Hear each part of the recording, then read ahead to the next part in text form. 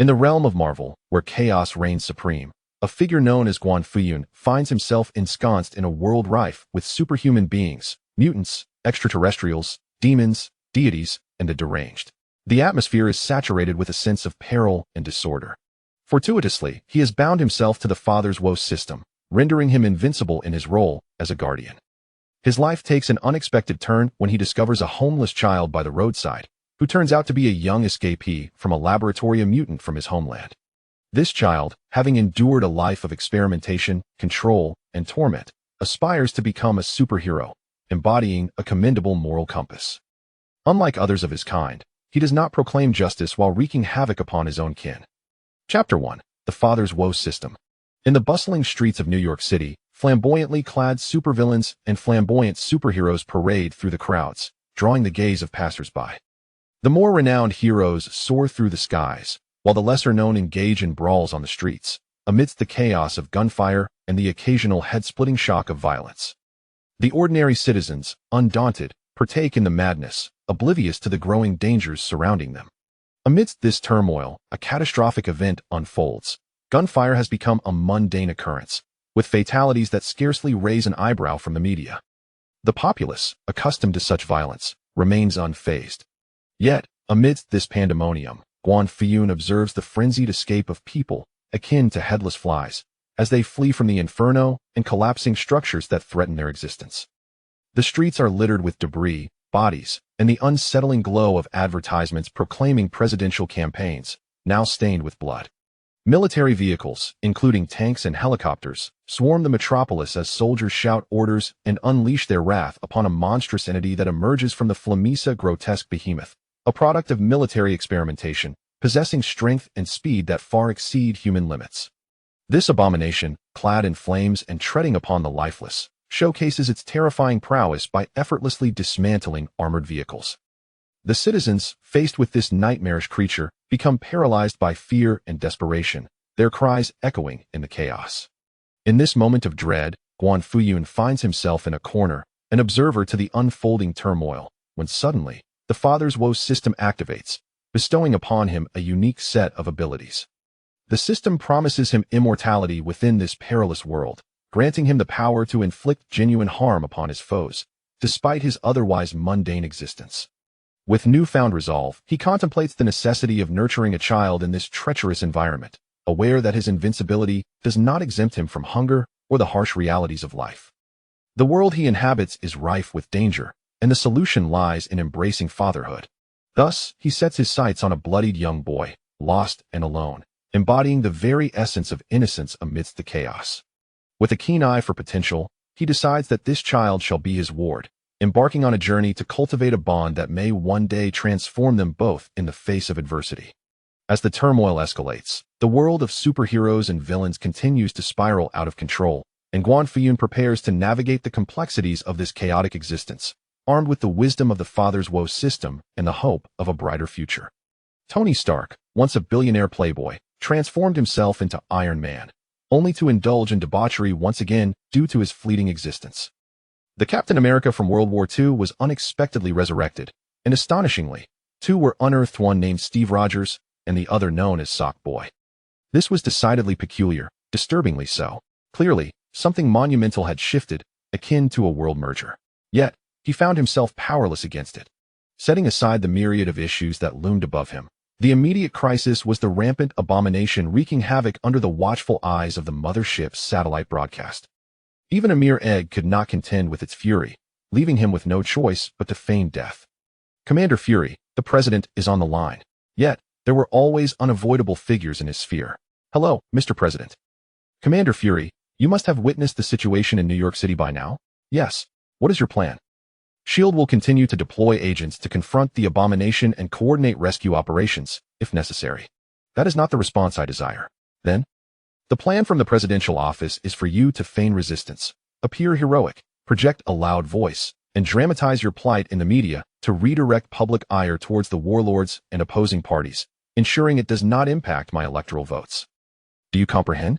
And the rescue? Rescue is an endeavor for superheroes, and aren't there already enough superheroes in America? This is not a matter for the presidential office, we bear no obligation. As if fearing Fury would not grasp the gravity of his words, the president added, "Perhaps this is simply life. Everyone must face death."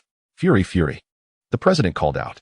Yet, Fury remained silent, not from a lack of desire to engage, but because the scene unfolding on the live broadcast was utterly astounding. It was not just Fury who witnessed it, the entire world was transfixed as news reporters captured the harrowing moment from helicopters. The rampaging abomination, in a fit of fury, tore a building asunder, wielding it like a club, leaving the streets riddled with devastation and the populace fragmented. Screams and wails echoed, painting a portrait of hell as it drew closer to a paralyzed young boy, seemingly frozen in terror, as if he were on the brink of being crushed. At that moment, a figure clad in a black trench coat rushed forward, shrouded in darkness. The night was already dim, and amidst the gray mist and blood, the man's features were somewhat obscured, yet it was evident he was an ordinary person, laboring heavily as he gasped for breath. "I made it." The man reached the boy, embraced him, and turned his back to the crowd, shielding him from the bloodshed and screams with his frail body. The abomination charged, roaring, its garments shredding as thick blood splattered upon him, an experience that left the man uncomfortable. Yet, in the eyes of the onlookers, the one who shattered the streets and crumbled buildings was that monstrous entity, its grotesque form standing atop a carpet of crimson. In that moment, it all came to a halt. The vivid red shattered like fragments of light, cascading down. The colossal abomination toppled over. The man trembled slightly, swaying as if about to collapse, yet he remained steadfast, his spine only bending to embrace. A beam of streetlight illuminated his joyful face, revealing the boy's astonishment. Even within the confines of the most sterile laboratory or the wildest dreams, the boy had never imagined someone would approach him with a smile, disregarding their own safety to offer a hug. This gesture filled his darkened, twisted psyche with an overwhelming sense of shock and fulfillment. "Hello, boy," the man said. "Where are your parents?" "I have no parents." "Where do you come from?" "I don't know. I was in a laboratory just a moment ago, and suddenly I was here, as if in a dream." "Where do you wish to go?" "I don't know. I have nowhere to go. Would you like to be my son?" "Dad." Such familiarity startled the man momentarily. This little rascal was indeed easy to please. He smiled. You can call me Godfather or Foster Father." "Dad." "All right, as long as it makes you happy. What is your name?" "Dad, are you asking for my human name or my product name?" "What do you mean?" "My human name is John, given to me by the scientists who experimented on me and cast me into a high-temperature furnace. My product name is Patriot, assigned by the company for future profit." Chapter 2. From now on, you shall be called Azu. Who understands family? In the Marvel Universe, I just found a patriot who wishes to accompany me. The corners of the man's mouth twitched. No wonder he was so familiar. A little warmth ignites brilliance, and a touch of emotional value evokes the call of dad. Indeed, he was desperate for affection. The weight of that single dad was profound. The boy was sincere. In response, the man could only muse that this world was even more abstract than he had imagined. The character of the Cloaked One had somehow merged with reality. As the epitome of the Cloaked series, the Patriot stood as a low-spec Superman devoid of a biological force field. He possessed numerous superhuman abilities: super senses, super strength, super speed, X-ray vision, heat vision, and lie detection, along with the most crucial of all, a superhuman physique. Presently, he appeared to be 8 years old, yet his psychological age was likely only 3 or even 2. However, a gentle embrace could crush a woman's spine. His flight speed surpassed the sound barrier, and with enough force, he could hurl a baseball from New York to Boston. Even nuclear weapons, among all known human armaments, could not harm him. An overwhelming force indeed. This young lad, despite his superhuman capabilities, lacked the mindset of a superhero. Raised in a laboratory, he had been implanted with the personality of a giant infant. He was a mere product. If he were not clinging to Azu and the abomination provoked him, the outcome of a confrontation could not be easily predicted. Yet, it was certain that Azu would claim as many lives as the abomination. Why must he settle for Azu when others could find their Clark Kent? No. To be a superhero's father, one must embody noble virtues and self-sacrifice, even when faced with danger, never exposing one's son. If he were to commit any wrongdoing, he would ultimately be undone by the superhero and his companions. As Azu's father, encountering even minor dangers could lead to the obliteration of the presidential office, followed by an inquiry whether one desired hand-ground coffee. How splendid! How reminiscent of a true human being. This was the kind of exceptional son he longed for. In this abstract world, he had also adapted to local customs and saw no issue with taking lives, especially those supervillains who perpetually escape justice, causing chaos repeatedly. It was downright absurd. The problem lay in Azu's casual and crude approach to violence, yet that could be rectified with proper education. With patience, he could teach him that it was not merely about killing one, must also incinerate and eliminate all traces. Now, Azu possesses remarkable strength and speed. He would undoubtedly excel at farming. His daily chores of cleaning and tidying can be accomplished by him alone, equating to the efforts of 100 individuals, thus providing immense peace of mind. Call me John or call me countryman, he mused. These are merely fragments of your past life. I can see your head bowed, your reluctance to speak. It seems this chapter of your history is far from glorious. Therefore, if you wish to avoid drowning in the past, consider yourself reborn in this moment. From now on, I shall call you Azu. Guan Fuyun's lips curled into a smile, amused by his own jest. If a nickname is necessary, let it be fellow villager, as it sounds more endearing. Upon hearing this, Azu abruptly raised his head, his small face serious and earnest, a mixture of shock and joy, reminiscent of a primitive being encountering fire for the first time. In that moment, the streets remained chaotic, flames continued to blaze, and the air was thick with smoke, as anguished cries filled the atmosphere. His extraordinary hearing was heightened to its maximum capacity. Yet, the world around him was not cacophonous. He could only discern Guan Fuyun's voice, imbued with genuine happiness and sincerity. This brought Azu an unparalleled sense of comfort. This was the emotion known as having a father, which blossomed within him, transforming into fleeting moments of bliss. Azu, fellow villager. This was the name bestowed upon him by his father. Ding. Congratulations to the host for adopting the first child, Azu. Reward, a farm. Located in the suburbs of New York City, spanning 200 acres, with all necessary documentation complete, ready for collection at any time. Excellent. This reward is indeed much needed. Let us go and see our home. Meanwhile, the Hulk arrived late, engaging in a brawl with Abomination. The excitement resumed. The nation of America, a realm of spies and agents, continued to swell in numbers. Guan Fuyun held Azu's hand, following the system's guidance as they departed. At the moment their hands clasped, Azu's body quivered. His eyes sparkled with an intensity that nearly emitted beams of light. Yet he restrained himself. The long-awaited father had arrived, filling him with exuberance, yet also a sense of trepidation. His extraordinary intellect often led him to overthink, while his youthful emotional maturity resulted in frequent missteps. He worried that he might not meet his father's expectations. Azu, brimming with eagerness, inquired, "There are many injured people here. Should we save them?" When rescuing others, it is imperative to have media and reporters present. He envisioned himself proclaiming, "And you, my friend, are the true hero." These were lessons he was meant to learn in his company. Now, it seemed he had an opportunity to shine and earn his father's praise. "No need," Guan Fuyun replied firmly. "I am very capable. Father, I possess superpowers. I can confront that ugly person. I will do anything for your hopes." Azu's urgency escalated, unleashing an impassioned outburst, his eyes glistening with fervor. In this world, possessing superpowers is a remarkable advantage. Guan Fuyun gently patted Azu's head, contemplating, "This means you are a genius. You may possess the potential to become a superhero.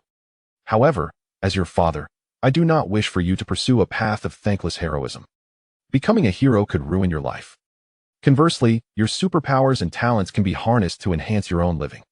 Your happiness and joy are paramount. I am indifferent to the lives of others. On the contrary, if you were to be harmed or entangled in trouble due to your heroics, I would be quite displeased." After all, others do not call him father. This was Guan Fuyun's internal sentiment, echoed in his spoken words. Ding. Azu's gratitude towards the host is soaring. 70, 80, 90. Reward, 10,000 points. Ding. System store activated. Seeds, breeding pigs, farming tools, weapons, super serums, infinity gauntlet. All items can be purchased here. Goodness. This is indeed remarkable. For everyday necessities, a small number of points can yield a multitude of products, making it extraordinarily convenient and economical. As for the infinity gauntlet, one requires 500,000 points. Beyond that, there exists a plethora of divine artifacts, infinite gems, and celestial bodies, and more. A dazzling array. However, these are akin to luxuries if one desires them. Purchasing is unnecessary. At that time, one could simply acquire them at no cost, ensuring authenticity. The primary consumption of points would stem from the 2,000 points needed for cultivation attribute draws. Gratitude at 90, additional reward, 1 cultivation attribute draw. Would you like to proceed? Yes, Guan Fuyun affirmed in his mind. Congratulations on obtaining the cultivation attribute Sunshine. Sunshine, strength can be enhanced through sun exposure, but it may lead to thirst, necessitating the consumption of dairy products to quench it. Chapter 3. Teaching Azu the principles of being. Guan Fuyun appeared bewildered, pondering the peculiar phrase, grievous words. Uncertain, he decided to let it go and bestow upon Azu the gift of enjoying milk. Nothing too monumental, yet quite delightful. Although Azu possessed some abilities, he was not truly formidable in the chaotic realm of Marvel. It was only after endowing him with the trait of radiance of the sun that Azu's potential for genuine evolution into a superhuman emerged. Regrettably, the night still lingered, obscuring any visible effects. Guan Fuyun chose to expend a few points to purchase a sleek black trench coat from the system store, one that was bulletproof, heat-resistant, and corrosion-proof. Upon receiving confirmation of the transaction, the coat seamlessly adorned his figure, akin to a magical transformation. Was this sorcery? Azu was taken aback by the spectacle. Is it possible for me to learn this? Azu inquired, eager to showcase his own prowess. Look at you, so impatient, Guan Fuyun remarked. Every individual possesses unique talents. Your path to progress is distinctly your own. Your potential knows no bounds, merely stifled by the mediocrity of others. I shall assist you in unlocking it, little dang. As he spoke, he affectionately ruffled Azu's golden fur, simultaneously imparting the radiance of the sun trait. In that instant, even amidst the darkness of night, illuminated by the moon's reflection, Azu felt a warm and comforting sensation envelop him, every cell rejoicing in jubilant celebration. The once uncontrollable power that surged within him now seemed to obey his command, revealing a newfound strength. Is my father. My potential is boundless. But he alone can help me realize it. Those at the company are all mere fools. Stupid people. My father is more powerful, more exceptional. Everything he says is right. Azu's crimson eyes gradually softened as he roared internally, incessantly calling out for his father. With a beaming smile, he inquired, Father, what does little deng mean? Ah, it's a term of endearment for children in my hometown, Guan Fuyun replied, maintaining his composure. Then may I call you old deng? Azu joyfully exclaimed. Guan Fuyun chuckled at the playful remark. In the city center, a fierce battle ensued. After a torrent of memories and a passionate counterattack, the Hulk triumphed over Abomination, bringing a semblance of resolution to the chaos between monsters. Yet, it was Guan Fuyun who lingered in the minds of the people. This ordinary man, with the frailty of humanity, had confronted monstrosities and stirred the hearts of many. Even the mighty Hulk felt the sting of defeat. Even depleted uranium could only tickle its hide. Such a creature, rendered motionless by the mere silhouette of a man, added an air of enigma to Guan Fuyun's persona. As time passed, the populace may not have fully acknowledged the existence of Abomination or the Hulk, but they had undeniably embraced the notion of the most handsome man. Although few have truly beheld the visage of Guan Fuyun, some have already begun to reminisce about him. Hulk, may I inquire? After a fierce struggle, it turns out that I am merely a supporting character in my own tale. In the countryside, the moon shone brightly amidst scattered stars. How vast! Azu exclaimed. An acre spans 4,047 square meters. Indeed, 200 acres is a considerable expanse, especially when compared to the cramped laboratory he once inhabited. This space could only be described as boundless. The thought of this being his and his father's home filled Azu with unprecedented joy and contentment. Guan Fuyun observed with meticulous attention. Yet, upon noticing the towering trees encircling the farm, the barbed wire fence, the grand villa at the center, and the accompanying water and electricity facilities, he could not suppress a smile. Excellent. In that moment, sleep eluded them, and they found themselves restless. Azu, here say ho. Go plow the land. The weeds beneath will enrich the soil. Azu, come generate some electricity. Azu, dig a bit deeper, yes indeed. Let's create a well and a fish pond. I will introduce the fish fry. Azu, here are the materials, construct a pigsty. Azu, weld the barbed wire with hot vision. Azu, plant these seedlings and let the cattle and sheep roam. Azu, come drink some milk. Do not be shy. Drink more? Yes, we have plenty. Azu merely needed to labor diligently, while Guan Fuyun busied himself with what to purchase and arrange, exhausting his verbal faculties. Yet, their efforts bore remarkable fruit. As dawn broke, the two sat on the ridge of the farm, gazing at the pond brimming with fish, the fields lush with vegetables, and the commotion of cattle, sheep, pigs, dogs, and chickens within the fences. The kitchen overflowed with jars and containers, the rice bin had grains, and the water tank was full. A profound sense of comfort enveloped them, a blissful realization that they could reside here peacefully and thrive. Gulping the milk conjured by Guan Fuyun, Azu reveled in the moment. In comparison to this exquisite instant, his little blanket seemed trivial and inconsequential. Reflecting on how all of this was the result of his own industriousness, a tremendous sense of accomplishment surged within him. He felt euphoric. Azu, Guan Fuyun yawned, remember this. In the future, should anyone trespass upon our land and damage our crops, they must be dealt with severely. Buried in the earth, the essence of being human lies in maintaining cleanliness. Do not soil yourself, nor leave traces or fingerprints behind. While hot vision is advantageous, erasing evidence is even better. Only in this manner can we preserve the beauty of this moment. Do you understand? Azu wore a serious expression, deep in thought, nodding slightly. He committed every word of Guan Fuyun to memory, mentally affirming, "Father is right." After speaking, Guan Fuyun, feeling genuinely hungry, entered the kitchen, slaughtered an old hen, shredded the chicken, and added some dried bamboo shoots, crafting a pot of fresh soup. He then prepared 2 bowls of rice noodles and presented them before Azu. "Thank you, Father," Azu exclaimed, taken aback by the gesture. As he slurped a mouthful, his eyes widened in astonishment. For a moment, he questioned his very existence. Was this truly food meant for humans? It was undoubtedly divine cuisine. After another taste, the exquisite flavor transported him, causing him to forget all about his little blanket. Slurp, slurp. He devoured the meal with the fervor of a wild boar, making boisterous sounds as he ate. Guan Fuyun chuckled, remarking, "This little rascal has never had any table manners." Ding! Child number 1. Azu, gratitude level increased. 9095, lack of etiquette also brings its own blessings. Guan Fuyun smiled. Chapter 4. The Snake Shield Bureau arrives a month swiftly past. Perhaps due to the merging of the black-robed Marvel universe, the timeline altered as well, surprisingly. Not many lives were lost in New York City during this month. There were no major events.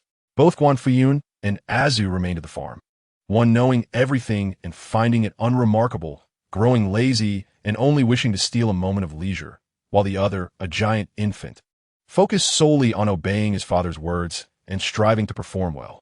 A single compliment would send him soaring with joy, truly lifted to the heavens. Now, Azu could soar beyond the blue planet, immersed in the vastness of space, eagerly absorbing the rising dawn. As a result, his physique developed at an extraordinary pace. Though only a month had passed, it felt as though years had gone by. He had already evolved into a youthful form, revealing a slightly immature yet unmistakably Anthony-like face. This transformation made him anxious. However, upon hearing Guan Fuyun's words, he felt reassured. "You look much more pleasing now, very handsome. Your talent has been realized, and I am proud of you, my son." Azu instantly brightened, grinning widely. He cherished playing games with Guan Fuyun, using his warm gaze to soothe his father, who had a slight fear of heights. He relished the daily routine of plowing the fields, planting vegetables, watering the crops, and caring for the cattle and sheep. He also delighted in listening to his father tell stories and impart wisdom about life. For instance, he believed that witnessing such scenes was worth every moment lived.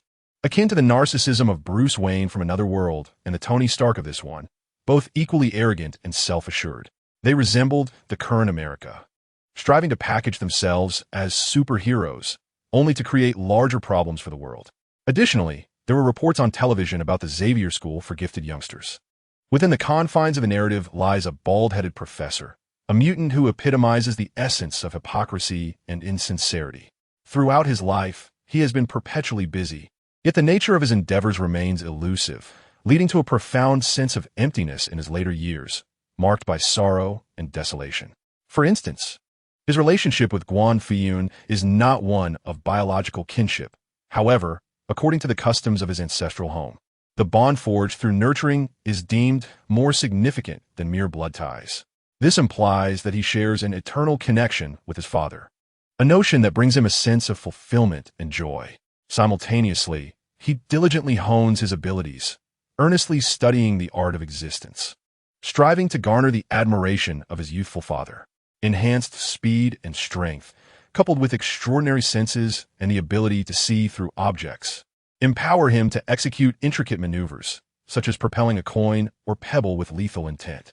The heat vision serves as a tool for obliterating evidence, while achieving optimal concealment of fingerprints and biological sense necessitates a specialized uniform. In the grand tapestry of life, cleanliness reigns supreme. As Azu engages in physical training, his mind is equally active, pondering his father's teachings, which resonate with profound wisdom. How could such a dashing figure possess such extraordinary intellect? It incites envy and admiration in equal measure. Ah, but he's indeed my father. With this revelation, Azu is momentarily elated, chuckling to himself with childlike glee. Suddenly, a tremor in his ear and a quiver of his nose interrupt his reverie, prompting him to halt his exercises. The rhythmic, elongated breaths in the room indicate that his father is still enjoying a midday respite. Azu concludes that while Guan Fuyun is undeniably invincible, impervious to harm, he remains an ordinary man in need of rest, especially after engaging in playful antics. Beyond his father, two unfamiliar figures approach the farm, their sense alien, their footsteps deliberately muted. Who could they be, and what is their purpose? A frown creases Azu's brow, stirring a sense of agitation within him. Should they trespass upon their vegetable patch, he would be compelled to bury them swiftly, ensuring his father's slumber remains undisturbed. Such thoughts plague him, for his father's suffering equates to his own unhappiness. Thus, he holds his breath, rendering himself nearly invisible as he silently observes the ajar door from a distance. Hello, is anyone there? Two men clad in black suits enter, scanning their surroundings, and upon discovering the absence of any presence, they appear somewhat bewildered. What ist this is? A vast farm teeming with livestock, left so unguarded? Is there truly no one overseeing it? Surely, there should be at least someone wielding a firearm on patrol, lest they fall victim to an opportunistic theft. Has the ethos of this land become so lax? The man on the left inquires, impossible. Absolutely impossible. Surely, there is a scheme afoot. Perhaps there are hidden dangers ahead. The man in the black suit on the right asserted with unwavering certainty. He had already felt a chill creeping down his spine, drenched in sweat. Thus, neither of them dared to advance, frozen in place as if turned to stone, until Guan Fuyun awoke from his slumber. Father, there are visitors outside, Azu announced, serving tea. Who is it? Guan Fuyun yawned. It is an agent from the United States, identified by credentials from an organization that seems to be called S.H.I.E.L.D. The names are Phil Coulson and Grant Ward, Azu revealed. Having already assessed the situation, Guan Fuyun waved his hand, beckoning them to enter. He was not taken aback by the arrival of S.H.I.E.L.D. These so-called agents of covert operations relished unearthing, controlling, and exposing the secrets of others, yet he felt no fear. Firstly, in terms of combat prowess, he was truly immortal. Not even the entire might of the U.S. military, nor its weapons, nor any superheroes could breach his defenses or confine him. Though it might require some time and effort, he was certain that he could eliminate anyone he desired. Secondly, as a traveler from another realm, his only concern and attachment resided in the radiant presence of Azu, who, aside from lacking a biological field, was virtually a superhuman. Azu was exceptionally adept at navigating human interactions. Not to mention, most supervillains who sought to exploit Azu to threaten him would find themselves crushed by Azu before they could even attempt it. Thus, he felt liberated to act as he pleased. Greetings, Mr. Guan. A middle-aged man with a receding hairline and a benevolent countenance was ushered into the living room by Azu. He smiled and introduced himself. I am Coulson. He gestured toward the stoic figure behind him, stating, This is Ward. We are agents of S.H.I.E.L.D. Upon hearing this, Guan Fuyun regarded them with pity. It was inevitable. Here stood a well-known, good-natured figure among the humorous agents, a fervent admirer of Captain America, a veritable battle bull among the herd. He was tasked with managing the chaos on the set of Iron Man, retrieving Thor's hammer in New Mexico, and overseeing matters concerning the Cosmic Cube. Moreover, When the superheroes quarreled and fought amongst themselves, he was destined to perish once, merely to serve as a placeholder for the Avengers to unite. Even in death, his tribulations would not cease. He would be revived by an extraterrestrial enthusiast, a nefarious entity, only to be thrust back into the fray. As for the other individual, Ward, he was of considerable significance, loyal only to the Hydra agents and his adoptive father, Garrett. This meant that he could serve as a double agent for both Hydra and SHIELD. At this moment, observing the presentation of their credentials, Guan Fuyun suddenly inquired, "What is this SHIELD? I'm unable to comprehend. Please spell out the full English name of your department, including each individual letter." "Coulson, Ward?" "No, my friend. They have roamed the streets for many years, predominantly encountering simpler matters and communicating in a straightforward manner. This is the first instance of someone being curious about the complete spelling. What is even more concerning is that they themselves are beginning to forget the full spelling. For instance, Ward stood there in a daze. He might as well have been shouting Hail Hydra. It was, however, the ever-certain Coulson who broke the silence, declaring, "The Department of Homeland Strategic Defense, Attack, and Logistic Support, abbreviated as SHIELD. Such diligence? No wonder you are commendable." Guan Yun was amused, turning to Azu and saying, "Get him some sunflower seeds." Chapter 5. Azu, displaying dominance, seeking trouble. Upon hearing this, Azu grinned widely, emitting a sound reminiscent of a pig's squeal. He understood the sunflower seed joke, which essentially labeled him a fool. Yet, the two seemingly well-trained agents appeared utterly bewildered, still offering polite gratitude. This was a private joke shared between him and his father. With this thought, Azu's laughter grew even more joyful. The leader, grinning broadly like a child who had just received a cherished toy, appeared inexplicably odd. This exaggerated, somewhat foolish demeanor evoked a flicker of admiration in the eyes of the two agents observing Guan Yun. After all, according to the records, he was a Chinese individual striving in New York, and he had even adopted a person with no blood relation who was mentally challenged. That was quite remarkable. Watching Coulson munch on sunflower seeds, Guan Yun couldn't help himself and pointed at his head. "The work at SHIELD must be quite stressful, right? With such sparse hair, one might mistake you for a 20-year-old programmer." "You are truly humorous," Coulson replied with an awkward yet polite smile, internally questioning. What does he mean by a 20-year-old programmer? Could a 20-year-old programmer possess hair as vibrant as mine? He silently critiqued. "Ah, how hilarious." Meanwhile, Azu, capable of detecting lies through heightened sensory perception and assessing psychological states, was laughing heartily, rolling on the ground. "Coulson, Ward, what is he laughing at?" "He finds your antics amusing," Guan Yun remarked. "My dear son behaves like this. If you do not appreciate it, you may leave." Such words were significant. Upon hearing them, Azu wore a proud expression, buoyant and blissful. "Ward, Coulson, actually, Mr. Guan Yun, we still have official matters to attend to." "Proceed." Guan Yun. A month prior, in Brooklyn, New York City, a wave of hatred unleashed a bloodbath. Someone stood in its way. A journalist captured a photograph destined to resonate worldwide. "Is that photo of you?" Coulson inquired, or rather, sought clarification.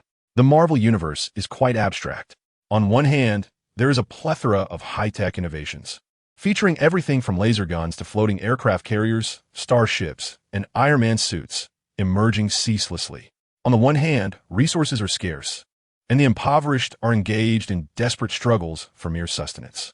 On the other hand, satellite technology and eavesdropping techniques have advanced significantly. Furthermore, the systems of household registration and documentation are virtually non-existent. One can merely change cities and procure a fake identity, becoming a new entity altogether. Under such circumstances, it is rather unfortunate that the Serpent Shield has sought me out. It seems I am indeed marked by misfortune. "Is it you?" asked Coulson, his brow furrowing in an attempt to confirm. "You saved a young boy back then?" "Indeed," Guan Yun pointed towards Azu. "Is it him?" Coulson felt as though he was being toyed with, shaking his head while gesturing at the photograph. "He doesn't resemble him at all. Azu was quite slender at that age.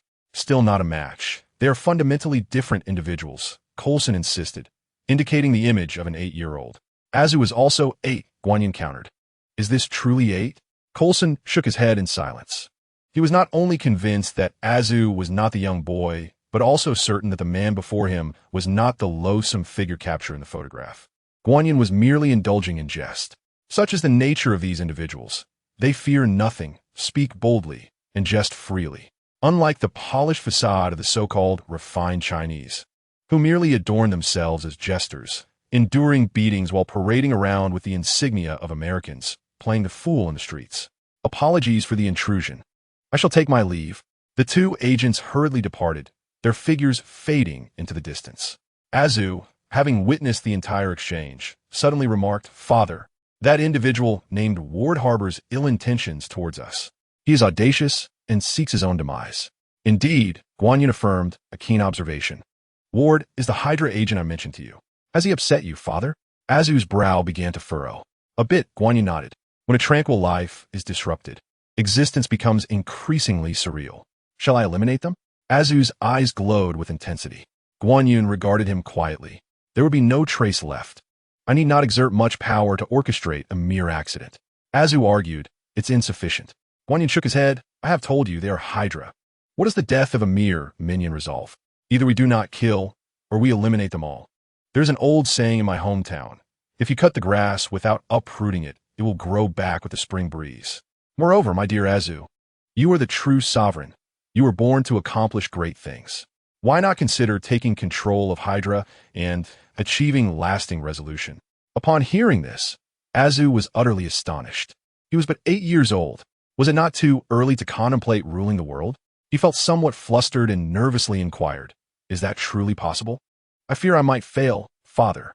"Regardless," Guan Yin replied, "if you succeed, you shall be my beloved son. If you fail, you shall still be my beloved son. What holds significance is not the opinions of others or external matters, but rather your own feelings, Azu. Moreover, if you genuinely aspire to achieve success, I shall assist you." Xiao Deng. Upon hearing this, Azu felt a warmth envelop him, as if life were returning to his once lifeless form. He nodded earnestly, acknowledging, "Understood, Lao Deng." With that, he prepared to take flight, ready to embark on grand endeavors. "Wait," called out Guan Fuyun, "I have prepared some gifts for you." In the realm of Marvel, how could one exude confidence without the proper attire? He waved his hand, presenting a high-performance uniform, redeemable for a mere 100 points, capable of withstanding most battles and impacts. It resembled the original battle attire worn by Azu in the black cloak, albeit adorned in black. Additionally, there were the Superman's black-framed glasses. Once donned, others are unlikely to recognize your face. Perfect for making a grand entrance and displaying one's prowess. This accessory was also available for 100 points. Since adopting Azu, he had been rewarded 100 points daily, effortlessly accumulating wealth without lacking for anything. After a month of companionship, he comprehended the essence of the system's training for adulthood. For instance, Tony Stark, the billionaire playboy and owner of Stark Industries, was not considered a man until he became Iron Man, thus acquiring the capability to survive in the Marvel Universe. In a similar vein, Guan Fuyun needed to establish a career and life plan for Azu, fully embracing the role of a father. "Now, may you find joy in your conquests," Guan Fuyun said with an expectant smile, handing Azu a large barrel of milk. "Remember to be a good person." Chapter 6. Azu's life ambitions. Rest assured, dear father. In your name, I shall strive to be a good person. With his heart set on the coveted uniform, the disguised glasses, and the nourishing milk, Azu felt an exuberance that prompted him to perform splits in midair. Clutching the barrel, he ascended with a peculiar, twisted posture, soaring into the skies. Indeed, his father was correct. He need not concern himself with the insignificant, but rather focus on confronting the floating mothership directly. Empowered by the fortifying milk, Azu's stamina was boundless, and his thermal vision was exceptionally acute. He flew at an increasing velocity, becoming but a blurred specter even under the scrutiny of S.H.I.E.L.D.'s watchful eyes. With a sudden thud, he landed aboard the floating mothership. Azu activated his super senses, perceiving the surrounding space, personnel, and facilities in vivid three-dimensional clarity. He effortlessly calculated the optimal route for infiltration. Yes, infiltration. Despite the steel and weaponry that comprised the mothership, to Azu, they appeared as mere plastic toys. With a slight exertion, a mere glare would suffice to bring them crashing down. Yet, that would serve no purpose. First and foremost, he was here to conquer. Secondly, in the words of my father, the mantis stalks the cicada while the yellow bird lies in wait. With his current prowess, he could easily embody the mantis. If he proves sufficiently exceptional, he could even outmaneuver the yellowbird. However, should he act recklessly and arrogantly, he risks becoming the cicada. This world is vast and perilous. Azu may not grasp the full meaning of this phrase, yet he would never dare to question his father's wisdom. Whatever his father says is undoubtedly correct. All he needs to do is obey. Within the corridors of the S.H.I.E.L.D. helicarrier, an agent caught sight of an eccentric figure, sipping milk, silently gliding forward as if levitating just above the ground. He barely had time to react before, boom, a scarlet beam of heat vision pierced through him like a laser. Initially, the beam was no larger than a pupil, but after a short distance, it expanded to a girth of half a meter. The intense heat vaporized the agent instantly, rendering him as if he had evaporated into thin air. To excel as a person, one must master the right timing. Azu nodded in agreement. His father claimed that his heat vision was a tool for effortlessly dispatching foes, and indeed it was. After absorbing sunlight and enhancing his abilities, he found joy in his newfound prowess. As he advanced, he was utterly invincible. Who could stand against the formidable might of an adept like him? His movements were exceptionally swift and efficient, so much so that the oblivious egg, hiding somewhere, remained unaware that someone had vanished aboard the carrier. Of course, even if he were aware, it would matter little. Much like the warlords of America, the egg may lack many qualities, but it certainly knows how to secure funding. With components costing 90,000 per bag and 170,000 for 3 small carts, the financial infusion was enough to make the American aircraft carriers creak under pressure. How could S.H.I.E.L.D. be any different? Many of the systems aboard the helicarrier were already on strike. Now let us discuss the soldiers. Presently, America has embraced diversity. The legality of such diversity allows soldiers to undergo gender transitions and wear makeup, while legality also enables them to indulge in recreational substances. Sometimes when a soldier goes missing, it's likely they're simply taking a break. What is the fuss about? This phenomenon also elucidates why S.H.I.E.L.D. has been so thoroughly infiltrated by Hydra, rendering it nearly inept and often leading to absurd decisions. The elements missing from comics and films can easily be elucidated by reality.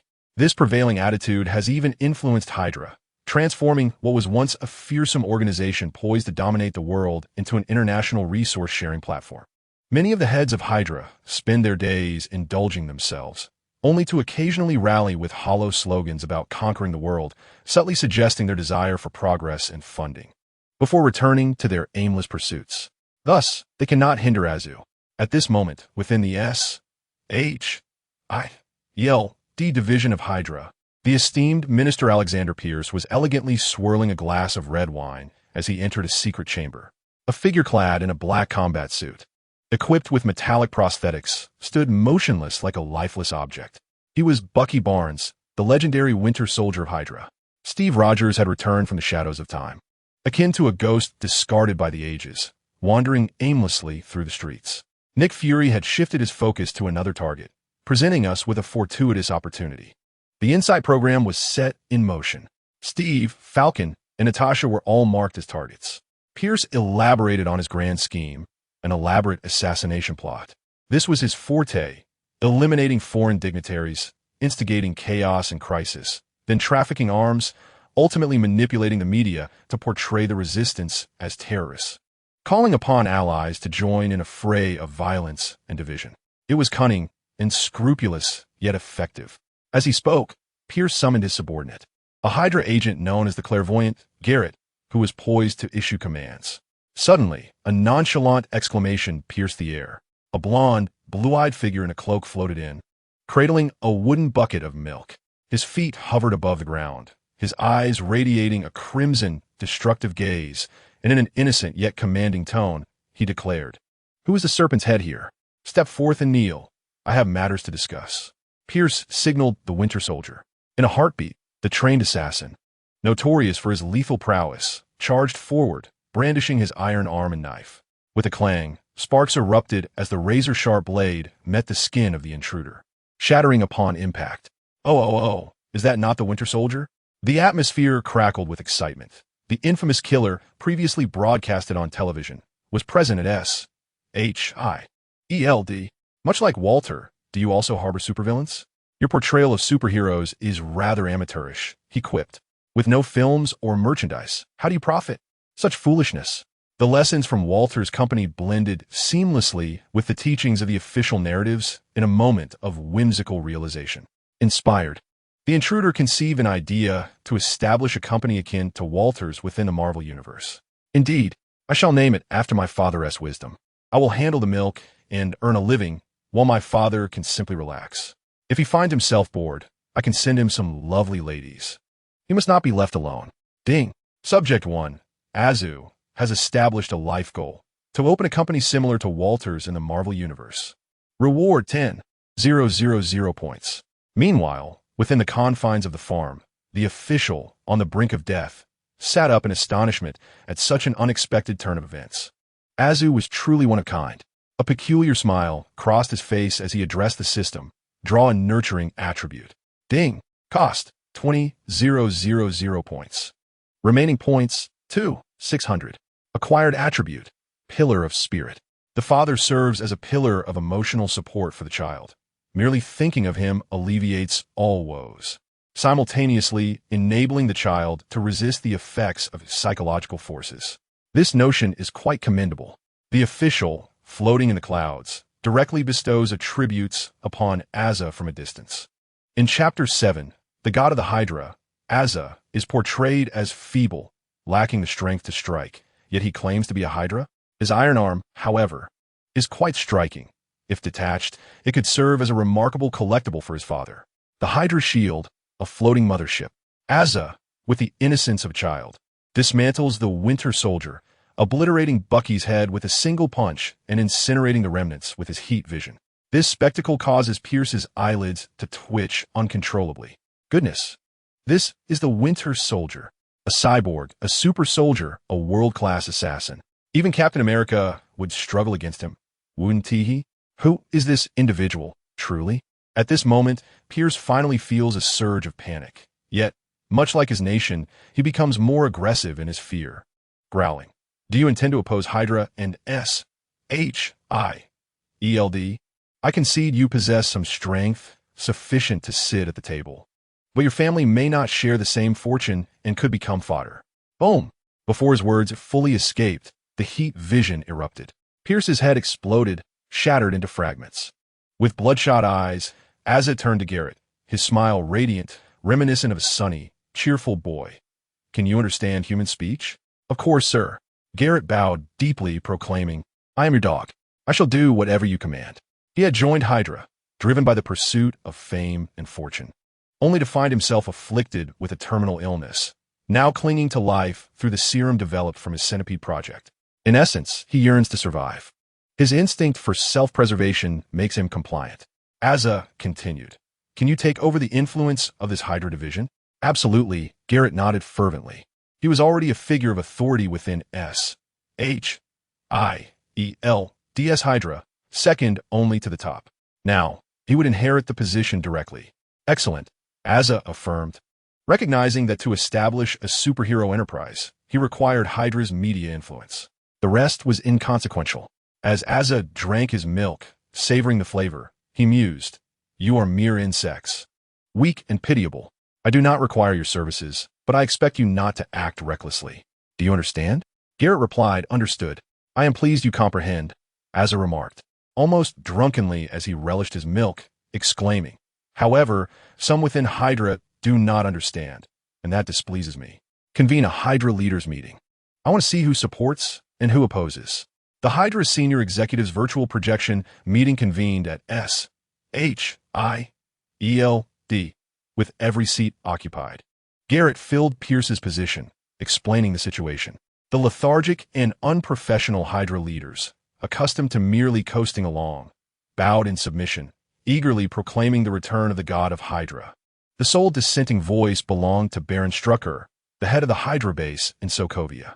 Unlike the majority of the disheartened, despite being knocked unconscious by Steve with a single kick in Avengers, Age of Ultron was remarkably agile. With a cold smirk, he declared, A pack of insects. You have long forgotten Hydra's true objective. How can we conquer the world when you are so complacent? With that, he hung up. Garrett, the local representative, broke into a cold sweat, his lips trembling. Unlike S.H.I.E.L.D., the Hydra base in Sokovia was remarkably pure, boasting a formidable and disciplined force that adhered to orders rather than proclamations. Now, Garrett found himself unable to infiltrate and execute a decisive strike. Surely, they wouldn't hold him accountable? I'll only feel pity for you, Azor nonchalantly remarked, instructing to arrange some personnel. Are we to summon troops and declare war on the Sokovia base? Garrett inquired, his voice trembling like a eunuch's. No, their primary role is to sow confusion, cleanse the scene, and capture footage. Remember to make it look impressive. I want to show my father my formidable presence. He'll be proud of me. Hours later, at the Sokovia base, all factions had been duly prepared, particularly the journalists and media, who had become mute and deaf, leading a small team of photographers and agents. Garrett approached Azor to report. All is in readiness. Please double-check. Azor stood in the sunlight, sipping milk, radiating an aura as if he were a powerful energy cannon charging up. One must be clean in character and cautious in action, a lesson instilled by his father, which he held dear. After a thorough check, Garrett returned, assured of their flawless execution. As he pondered the point of infiltration and how to execute the strike, he witnessed Azor set down his milk, his eyes ablaze with fervor. Boom!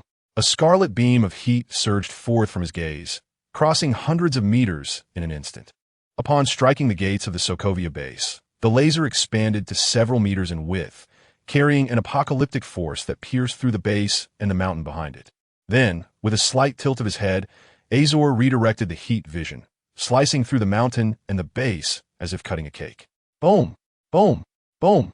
The sounds of explosions erupted as the munitions depot ignited, leading to a chain reaction that escalated the devastation. Enemy attack. Damn it, is S.H.I.E.L.D. coming for us? No, there is but one target. It was only then that the outer agents began to comprehend the situation.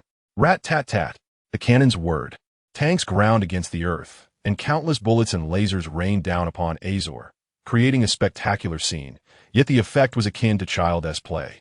The yellow bullets shattered like iron shards, and the lasers disintegrated like flying petals. Azor's attire remained unruffled. With a swift motion, he merely flew and landed, generating such wind pressure that it could obliterate a human body. Like a wraith, he materialized behind the two mutants. Azu extended his hands, clenched his fists, and struck the ground. Boom! The ferocious force pierced through the air with a resounding crack, first impacting the heads of the two mutants before radiating outward. Bang! The heads of the mutant agents were driven into their chests, followed by the explosive rupture of their torsos, with spines and entrails ejected forcefully. Where is Baron Strucker? Azu approached a terrified agent, and after receiving directions, executed a swift double-handed strike, reducing a man to mere fragments. Where is Baron Strucker? Boom! Bang! While inquiring for directions amidst his slaughter, Azu joyfully bounded toward Baron Strucker. At this moment, the once imperious and defiant man was waving a white flag. Today, the supreme deity of Hydra descended upon his eternally loyal Sokovia. Baron Strucker sans presse. With a dismissive glance at Strucker's verbose lamentations. Fearing it would delay his video tribute to his father, Azu swiftly ended his life. Having been out for a mere half-day, he yearned for his father. Moreover, deep within the base, there existed a crimson entity that eluded even his keen perception. Rather than acting impulsively, he called for his father, eager to showcase his accomplishments and receive commendations from his subordinates. By maintaining discretion and prudence, he would reap rewards on two fronts. What a splendid prospect! Chapter 8.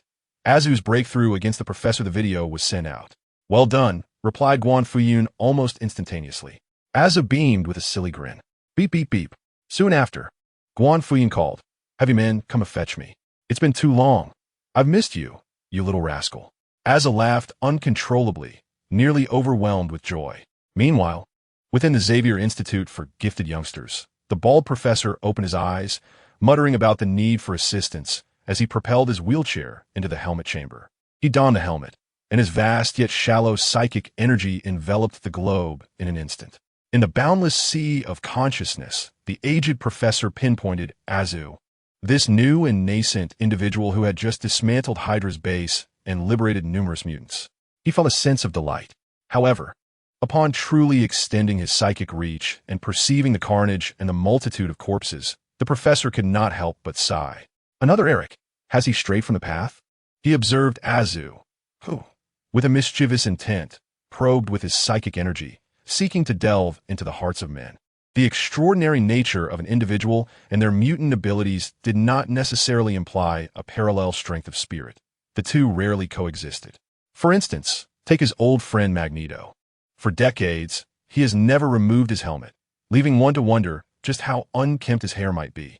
The professor mused over this, a flicker of amusement gracing his heart as he anticipated the satisfaction of his curiosity, blissfully unaware of the impending interruption.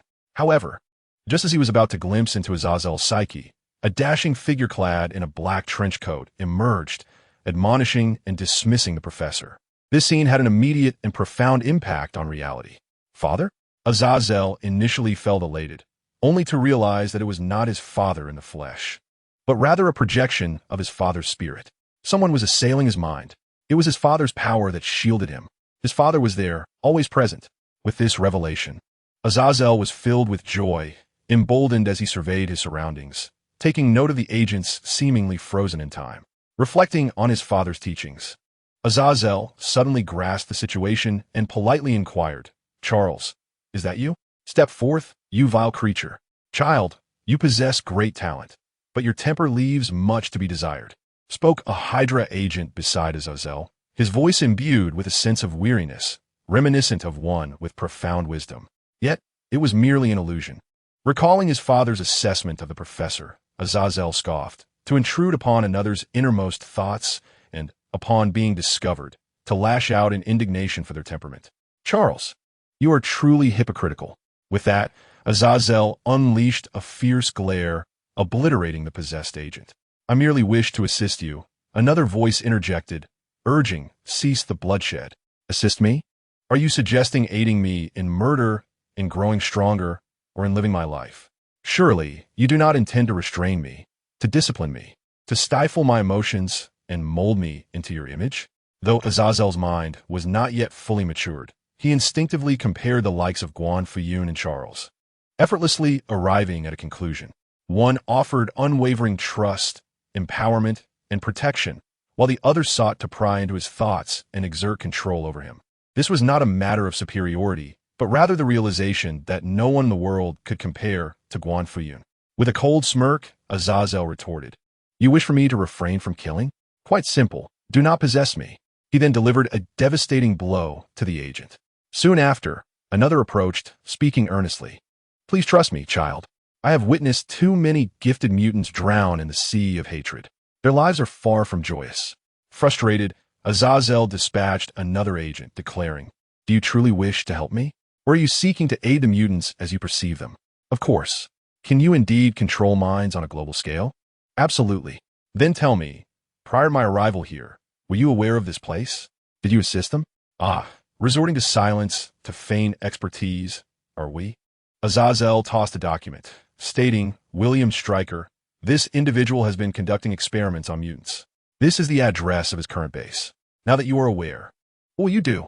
As the words fell, another agent of Hydra emerged, possessed, and sighed, "I have a pact with America.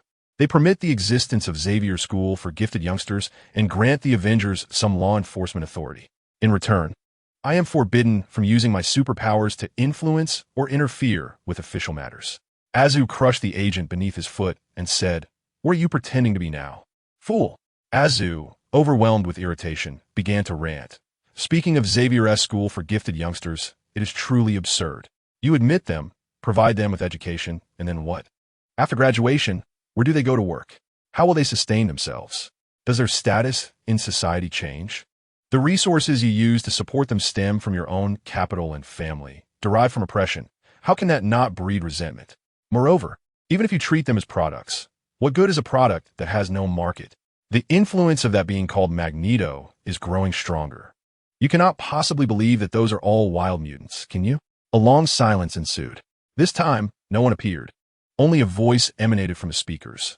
"Yet even so, I am a hero. Child, You too could become a hero. Azu tore through the wall and entered the control room, his scorching gaze claiming another life, and then declared, "My father said, one must first be a person before whimsically becoming a hero. You may shine like a radiant superhero, but more often than not, you resemble a mere product, a comical, awkward product. You are not human, Charles." This time, Azu held nothing back. He unleashed his fiery gaze upon everyone, killing indiscriminately. "But I am a person, a vibrant and consistent individual. I do not need to be a superhero. I only need to be a super son. Therefore, you may continue your playful superhero antics. When you shine, I will applaud you, much like witnessing a circus performance. If you become my enemy, I will strive to eliminate you, starting with a dog or a bug, until I bring down Xavier's school for gifted youngsters, making you howl like a wild dog with its tail stepped on. I am my father's son. I will do as I please." This time, there was no response, for there was none to give. At Xavier's school for gifted youngsters, Professor Charles coughed up blood and collapsed, unable to rise. As a professor, Charles's resolve was firm, yet he was not impervious to breaking. For instance, when Deadpool informed him that the entire Marvel universe was merely a comic, it nearly killed him. The same principle applies now.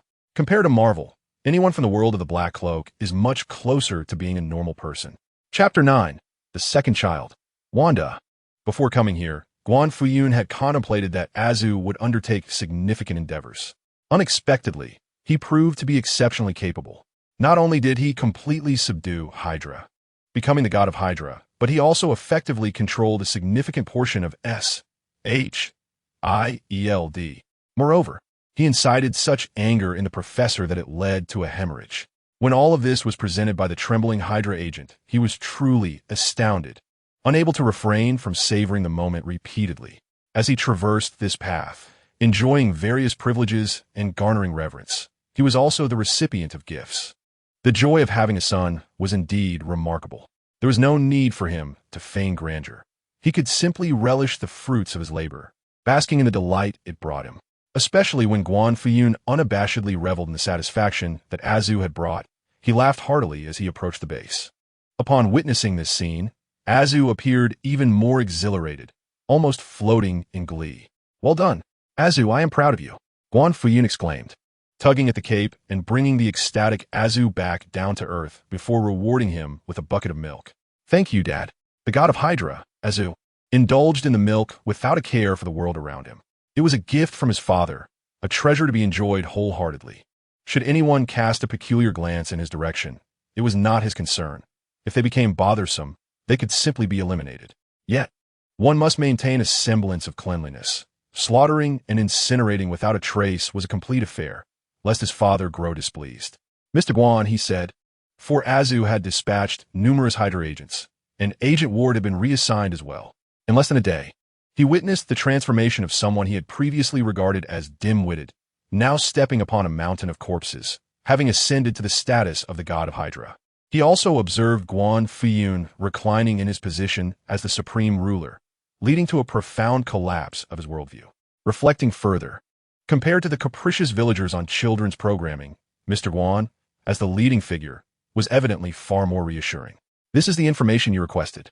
Ward almost resembled a sycophant, nodding and bowing excessively.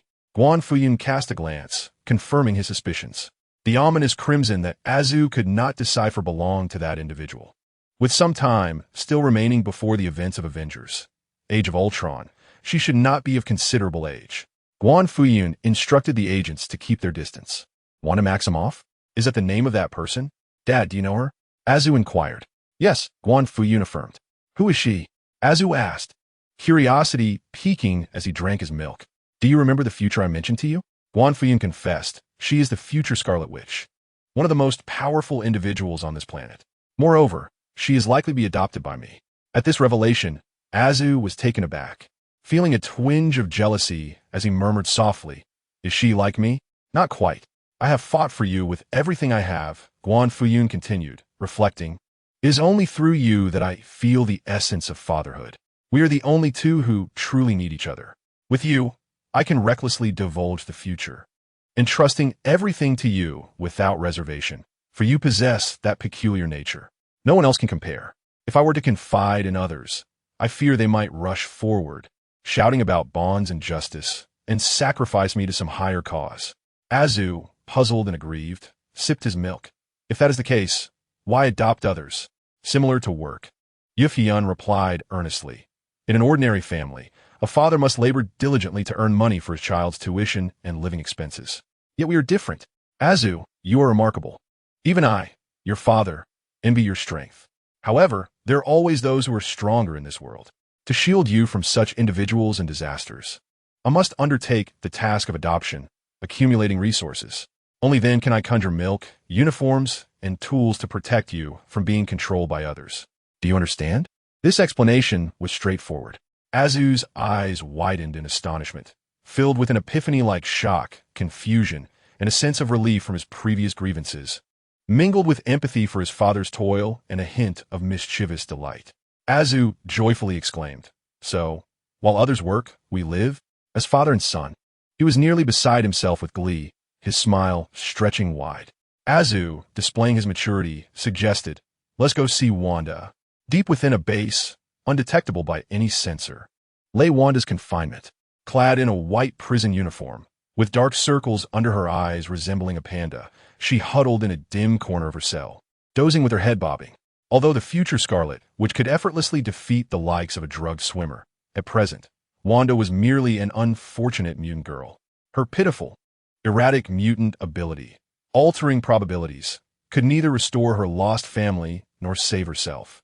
Each day was spent in a dark cage, enduring intense and monotonous training, reprimanded by researchers. This life resembled a nightmare, devoid of light. Yet today, the circumstances appear to shift. First came the cacophony of explosive detonations, followed by screams, and after a brief silence, footsteps approached. None of this roused the dazed girl from her stupor until a loud bang reverberated. The prison door was forcefully kicked open, crashing to the ground and stirring up lively particles of dust. The fluorescent light from the corridor poured in, blinding her momentarily. Through her blurred vision, she discerned the silhouette of a human figure standing at the threshold, tall and enigmatic, swallowed by the white light, leaving her with only an abstract outline. Fortunately, the silhouette grew increasingly distinct, revealing a dashing young man clad in a black trench coat, with raven hair and dark eyes. The man crouched down, gently caressing her head, and softly spoke, "Hello, Wanda. How are you? Where's your family? They perished in an accident. And your brother? He was adopted by a kind-hearted person. So, you're all alone now, Wanda? Yes. Would you like to come with me?" Guan Fuyun extended his hand toward the peculiar girl, saying, "My name is Guan Fuyun, but you may also call me Godfather. I can bear it." The girl stared blankly for a moment, but by some strange twist of fate, she placed her hand in his. "Ding. Congratulations, host. You have adopted child number 2. Wanda. Reward. Farm area expanded by 50 acres. Villa expansion, additional rooms added. Wanda's room enhanced with zinc-rich decor." Chapter 10. Azu. I want foreigners to die outside the prison. Azu the little rascal perked up his ears, eavesdropping intently. Naturally, he activated his powers of perception. However, in his eyes, Wanda was not a cute little girl with red hair, but rather a swirling mass of crimson, an unknown gas. She is to call him Godfather. Only I can call him Dad. I have triumphed. He seemed to confirm something and sighed in relief. Her ability is to alter probabilities, and she cannot control it perfectly? How weak. Azu's lips curled into a smile. Dad only told her about Hydra. He said nothing about Marvel, the What Company, or the future. Indeed, I am the only special one. He chuckled aloud. Without comparison, there's no joy. He felt immense happiness, basking in contentment. When the disheveled, dark-circled Wanda emerged with Guan Fuyun, she spotted a handsome blond man outside, grinning widely. "Who is this?" she asked. "This is my esteemed elder brother, Azu," Guan Fuyun replied. "Brother." Wanda's voice was faint and soft. This delighted Azu immensely. Now, he had a nurturing father, an adorable younger sister, and a burgeoning career. He was at the pinnacle of his life. Who invented Guan Fuyun? What a brilliant creation. Tell me, who do you despise the most in this space? I can deal with them. I'll take care of it all. Azu pounded his chest, eager to please. Wanda paused for a moment. But the future Scarlet Witch was inherently passionate, and at just over a decade old, she was not fixated on notions of kindness or justice. She began to issue commands. Whoever she pointed to, Azu's intense gaze would follow suit, ready to act. Thank you, brother, Wanda said adorably. She remained silent until she spoke, revealing such cuteness and an abundance of emotional value that Azu nearly lost his composure. He relished this feeling of being indispensable. After a vigorous cleansing, he instructed Garrett to consolidate Hydra, primarily to refine its influence within the media sphere. Azu, accompanied by Guan Fuyun, who held Little Wanda, soared back to New York, re-entering the city once more. Unlike Azu, who felt secure with those close to him, Wanda, at her tender age, ought to be nurtured and cultivated through education. However, the American educational system is fraught with complexities. First and foremost is the admission process, which heavily emphasizes filial piety and a system of recommendation letters. Without connections, one may find themselves at a disadvantage, as if their phone has run out of battery or the slots are filled. Are you familiar with the nuances of American social dynamics? The police department even offers direct sales of violation waivers, allowing officials to accept bribes openly. Even Hawking must comply, and even the 1,500-year-old Thor must pour drinks for Steve. Truly astonishing. Next is the quality of teachers and the school atmosphere. The backgrounds and experiences of educators must be scrutinized. Any association with the Democratic Party results in immediate disqualification. For instance, Musk's eldest son underwent a transformation due to the influence of a teacher, resulting in surgery, drug use, and a change of gender. According to American law, such multifaceted transformations and gender transitions can be undertaken without parental consent. Conversely, if a guardian opposes or obstructs this, the authorities may revoke their guardianship. The focus here is on abstraction. As for the indicators of school atmosphere, there is but one: the frequency of shootings. The fewer the shootings, the better the atmosphere. Quite straightforward, wouldn't you agree? Concerns about expensive textbooks, exorbitant tuition, and bulletproof backpacks pale in comparison. Guan Fuyun struggled even with these minor matters. At that moment, he resembled a beleaguered rural father, transformed into a Na'vi bumpkin in the city, encountering obstacles at every turn, utterly bewildered. Father, fret not. I shall summon Hydra at once. Do not worry, I will arrange for the finest school, custom teachers, the best textbooks, a dedicated vehicle for transport, with bodyguards in tow. Father, wait here. I shall deal with the person who insulted you. I want the foreigner dead. Thus, Azu began to showcase his prowess once more. Guan Fuyun, reveling in his son's antics, wore a look of satisfaction, while Wanda gazed at him with admiration. The expressions, emotions, and glances exchanged between the two were, for Azu, a sumptuous feast of delight. He busied himself, filled with a profound sense of fulfillment and happiness. Meanwhile, Guan Fuyun was thoroughly enjoying himself, leading Wanda to purchase backpacks and stationery. At that moment, a jester wheeled a small cart down the street, piled high with shiny dolls that appeared irresistibly charming. Guan Fuyun gazed at Wanda, while the clown toy car approached from the left. Yet, Wanda stubbornly fixed her gaze to the right, where there was merely a firearms shop.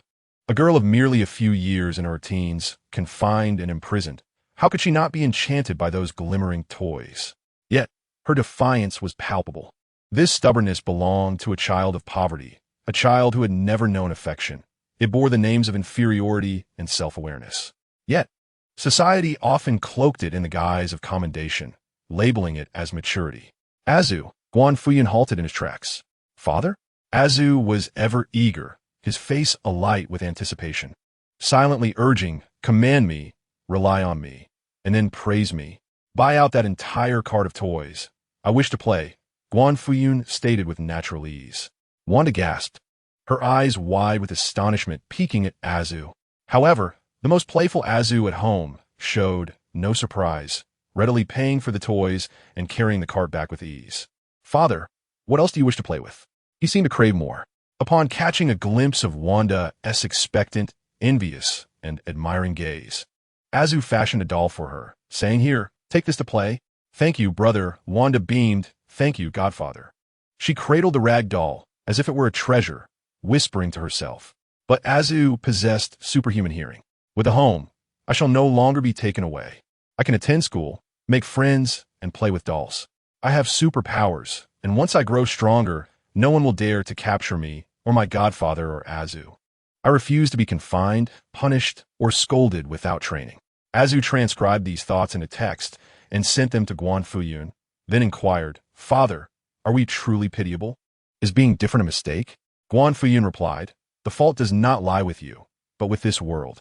This world itself is a chaotic, irredeemable grand entertainment arena. Do not harbor expectations of it. Simply please yourself. Should anyone deem you pitiable or mock, exploit, deceive, or harm you because of it, let them be. Do not take it to heart. Upon receiving this response, Azu was initially taken aback, then burst into joyous laughter. Guan Fuyun smiled. Wanda, unaware of their amusement, joined in the laughter, finding the moment beautiful. Ding. Child number 2. Wanda, gratitude level increased. 6080. Chapter 11. The mushroom poisoning incident. While superheroes busied themselves with battling monsters and posturing, Guan Fuyun attended to the mundane concerns of life, cooking, cleaning, and household necessities. After arranging school and purchasing an abundance of toys and stationery with his playful spirit, he led Azu and Wanda back to the farm and plunged into the kitchen, igniting a fire to prepare a meal, with smoke curling gracefully into the air. Crackling sounds filled the atmosphere. In the kitchen, Wanda, a petite figure, sat immersed in her thoughts, embodying the essence of a girl gathering firewood. One hand propped under her chin, she appeared lost in contemplation, astonished by the mundane existence she now led. At times, she truly questioned whether she was ensnared in a dream. Yet the books, backpack, stationery, registered documents, toys, and the bustling activity of Guan Fuyun before her, along with the enticing aroma of delectable dishes wafting through the air, anchored her firmly to reality, preventing her contentment and happiness from shattering like fragile glass. Gazing at the bubbling chicken and mushroom soup and the steaming rice, glistening cured meat, sweet and sour ribs, fried potatoes, dipping sauce, and a plate of greens already on the table, Guan Fuyun smiled. Everything he consumed had to be cultivated, grown, or purchased from the system store, ensuring he remained untainted by the grotesqueries of America. Super serums, for instance, were easily obtainable, as Azu had generously offered. However, Guan Fuyun declined. It was true that comics and films had repeatedly depicted these substances as harmless and beneficial, but living in America had exposed him to the grim realities of biochemical experiments. Nuclear contamination, blood pollution, lead pipe taint, and pharmaceutical corruption. He had no desire to subject himself to a needle, his genes revolting against the idea. Father, look at this glowing cube. Azu's filial piety extended beyond mere super serums. He had also procured the cosmic cube. After integrating the powers of Hydra and discovering this treasure, Azu wasted no time in presenting it to Guan Fuyun. Indeed, this was something Guan Fuyun truly needed. After all, though invincible, he was merely a father who could not fly.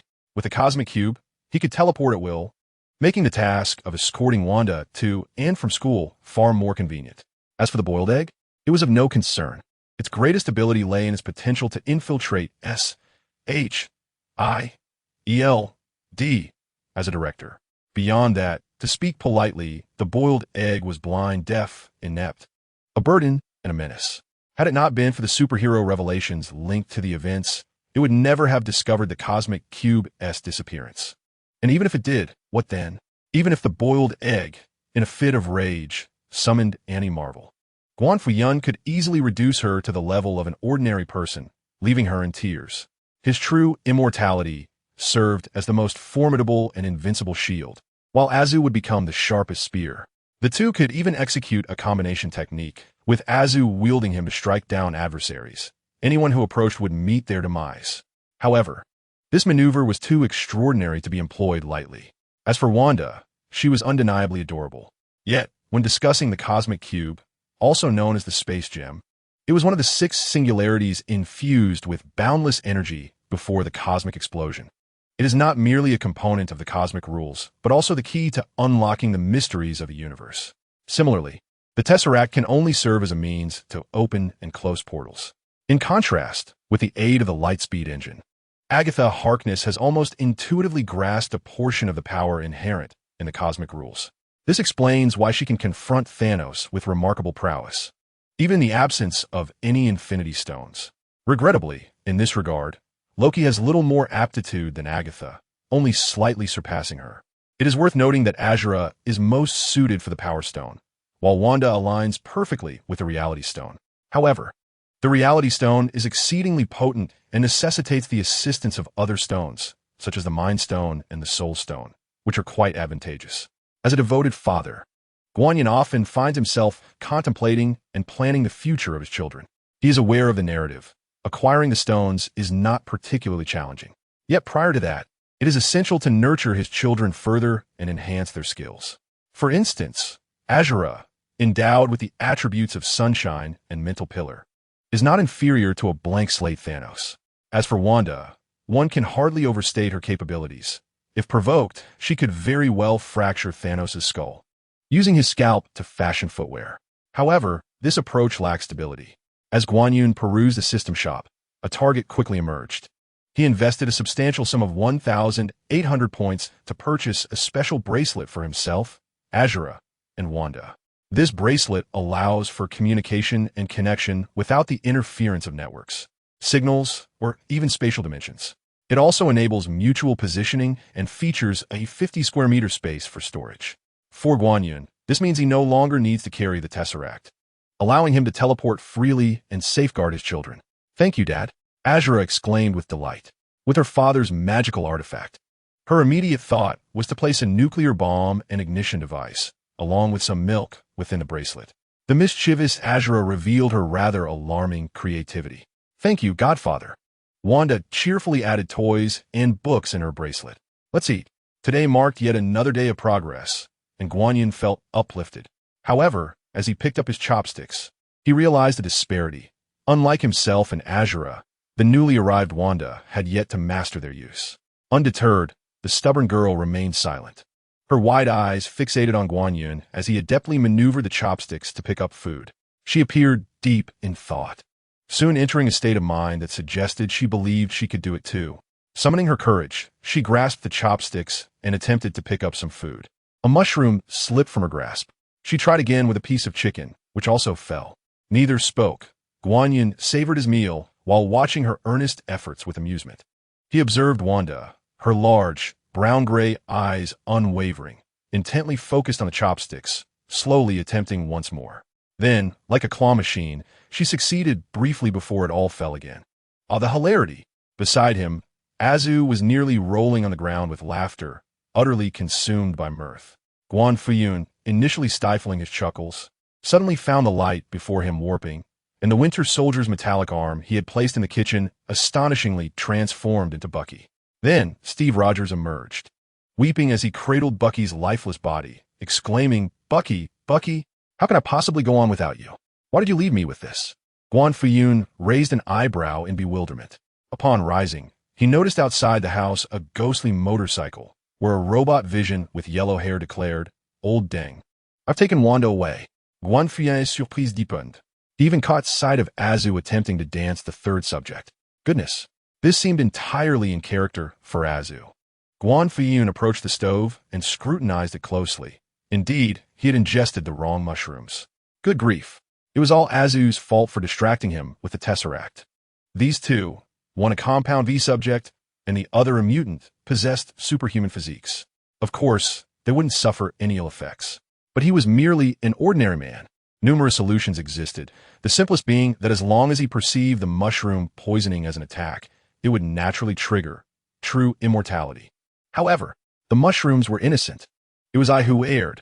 I simply hadn't cooked them thoroughly, Guan Fuyun resolutely declared, his resolute expression lending an air of ancient authority to his figure standing before the stove. Wanda whispered, "What is the Godfather saying?"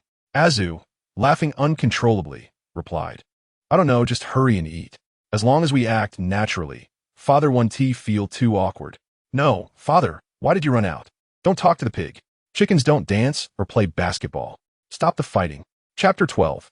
Azu's Adamantium Blade. One inevitably faces social death, be it today or tomorrow. After the mushroom poisoning, Guan Fuyun felt utterly disoriented. He called to the pig, addressing it as Beiji, referred to the chicken as Brother Cohen, and upon encountering a passing cat, remarked, "Oh, isn't that the Qing lion spirit? Have you returned from Paris?" This outrageous scene delighted Azu. Despite the risk of a hefty reprimand, insisted on filming the moment. At that instant, Wanda seemed to be the only adult in the household. continuing her own pursuits while practicing to eat with chopsticks. The following day, Guan Fuyun awoke, feeling as though he had just emerged from a vivid dream. Still grappling with embarrassment, recollecting the phantasm of vision, he immediately rushed to Azu's room, demanding a black card to give to Wanda, saying, "Spend freely. Buy whatever dolls you desire. Girls should be cute. Please, don't develop an affinity for robots." He repeated this admonition, ensuring Wanda would remember. He had just escorted the young witch to a prestigious private university, where the populace was entirely composed of ordinary individuals. Absent were Peter Parker, the Green Goblin, and all manner of chaos. The purity was strikingly high. Subsequently, Guan Fuyun attempted to pilfer Azu's video recorder memory card, only to be discovered by Azu. A scuffle ensued between the two, and amidst their tussle, laughter unexpectedly erupted. "Dad, stop fooling around," Azu exclaimed with a serious demeanor. "I've been contemplating life lately, and have reached a conclusion." "Pray tell," Guan Fuyun replied with a roll of his eyes. "Whenever I ponder, God himself chuckles." Azu remarked with a solemn countenance. "I've realized that the mission of American soldiers is to seize oil, bomb the weak, embezzle military funds, and feign superiority. Doctors conduct experiments on patients. One president practices walking upright, while another dodges bullets. Every profession possesses its own rationale and value. Yet superheroes do not." He continued, "All the superheroes in New York City are amateurs, driven by passion, vengeance, or mere coincidence. No one instructs them on what to do or how to execute their duties. They receive no compensation. It is utterly astonishing that a superhero can be as impoverished and destitute as a homeless person subjected to slander and disdain. This is simply unfathomable. A true hero, a Punisher, is, paradoxically, beset by limitations and hardships. This contravenes common sense." Guan Fuyun fell silent, taken aback by Azu's unexpected intellect and profound wisdom. "So, you wish to endow superheroes with value?" he inquired. "Not at all, Dad," Azu replied, shaking his head like a mischievous child, unfazed. "Superheroes remain true to themselves. Their value is self-determined. I merely wish to create a platform akin to the Walt Company. My intent is not to save the world or champion love and justice, but rather to prove myself before you and alleviate your boredom. After all, someone as omniscient as you would surely find unexpected events entertaining, wouldn't you? You are a lover of amusement, are you not?" Guan Fuyun smiled. Azu continued, "As a platform, my company should not embody notions of good and evil. Whether they be superheroes or supervillains, I welcome collaboration. If cooperation is unattainable, I remain indifferent. Should they become adversaries, they shall be eliminated. I shall act as I please. Regardless, even if the company were to face bankruptcy or failure, you would always be there, right?" Guan Fuyun affirmed, "Absolutely."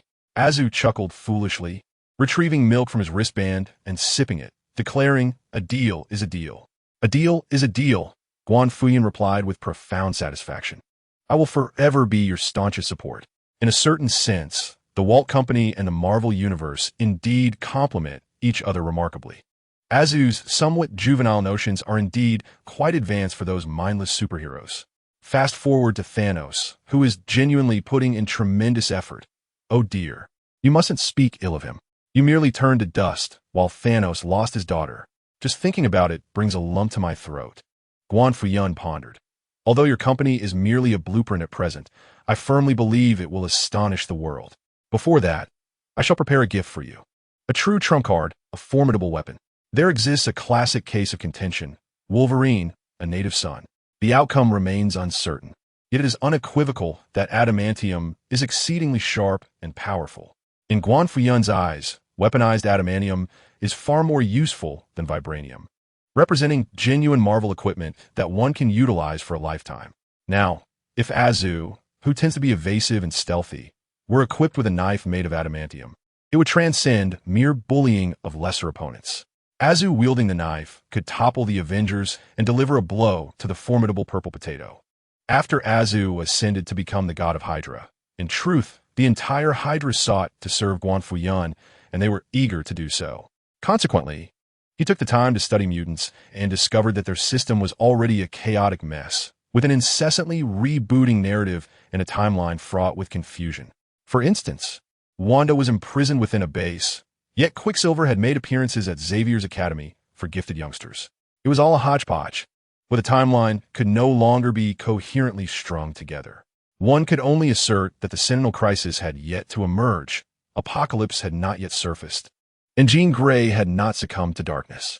Similarly, Wolverine was still residing in the deep forests of Canada, having not ventured to the land of the rising sun. This presented Azu with an opportunity, did it not? Decades of accumulation, the adamantium of the Shitsishan industry, particularly that heated alloys slicing technique, had already been earmarked for Guan Fuyun's beloved son. A formidable weapon?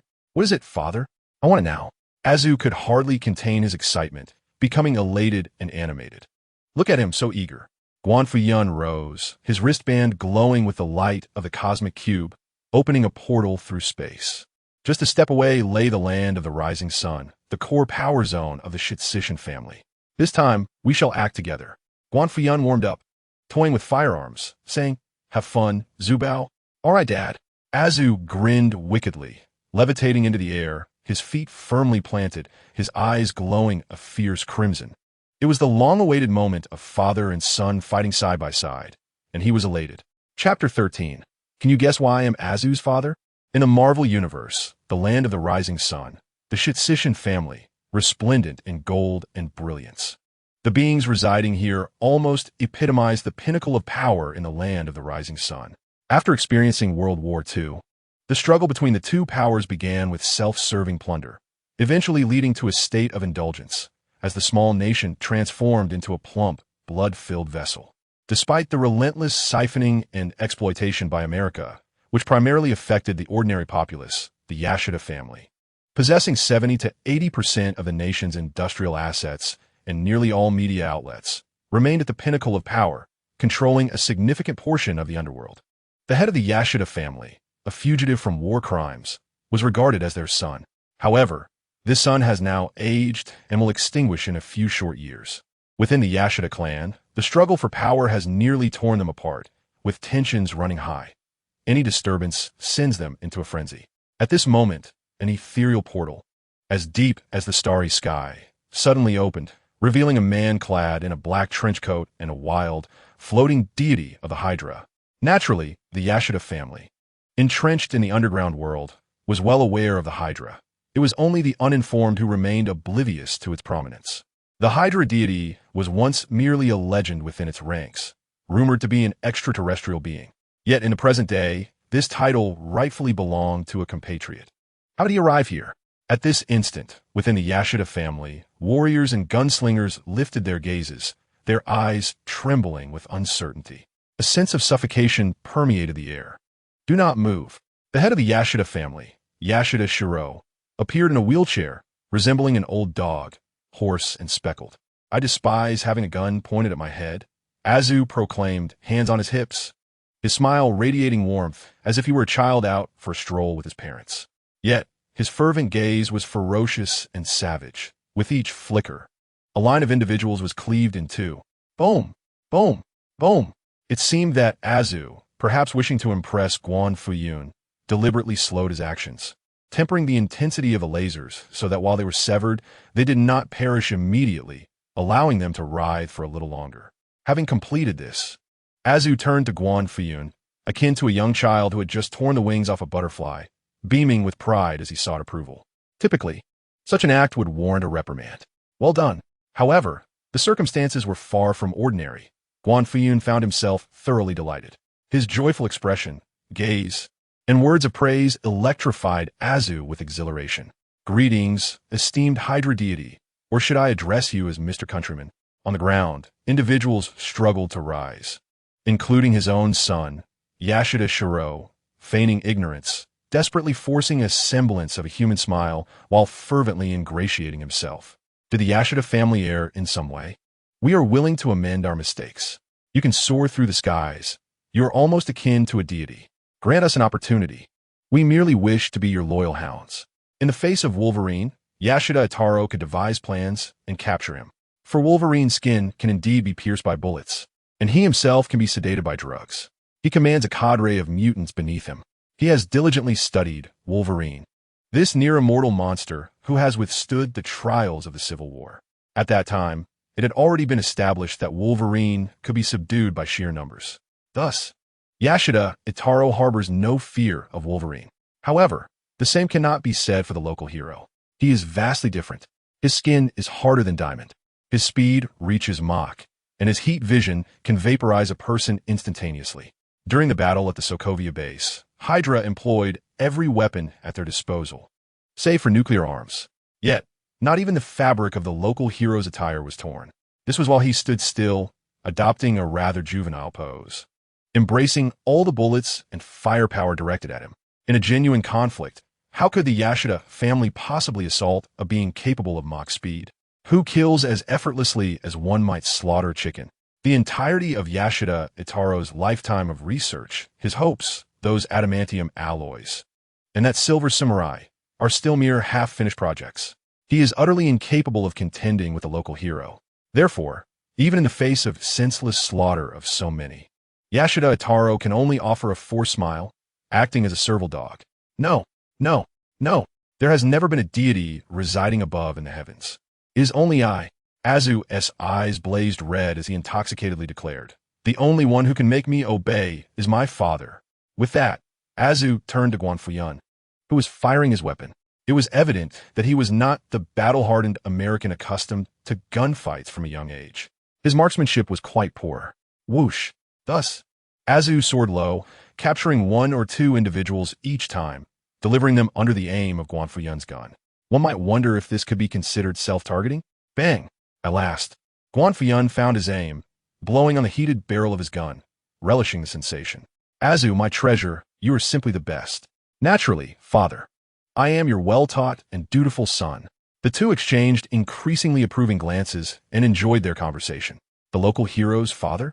It was only at this moment that Yashida Itaro truly noticed Guan Fuyun, who appeared so ordinary.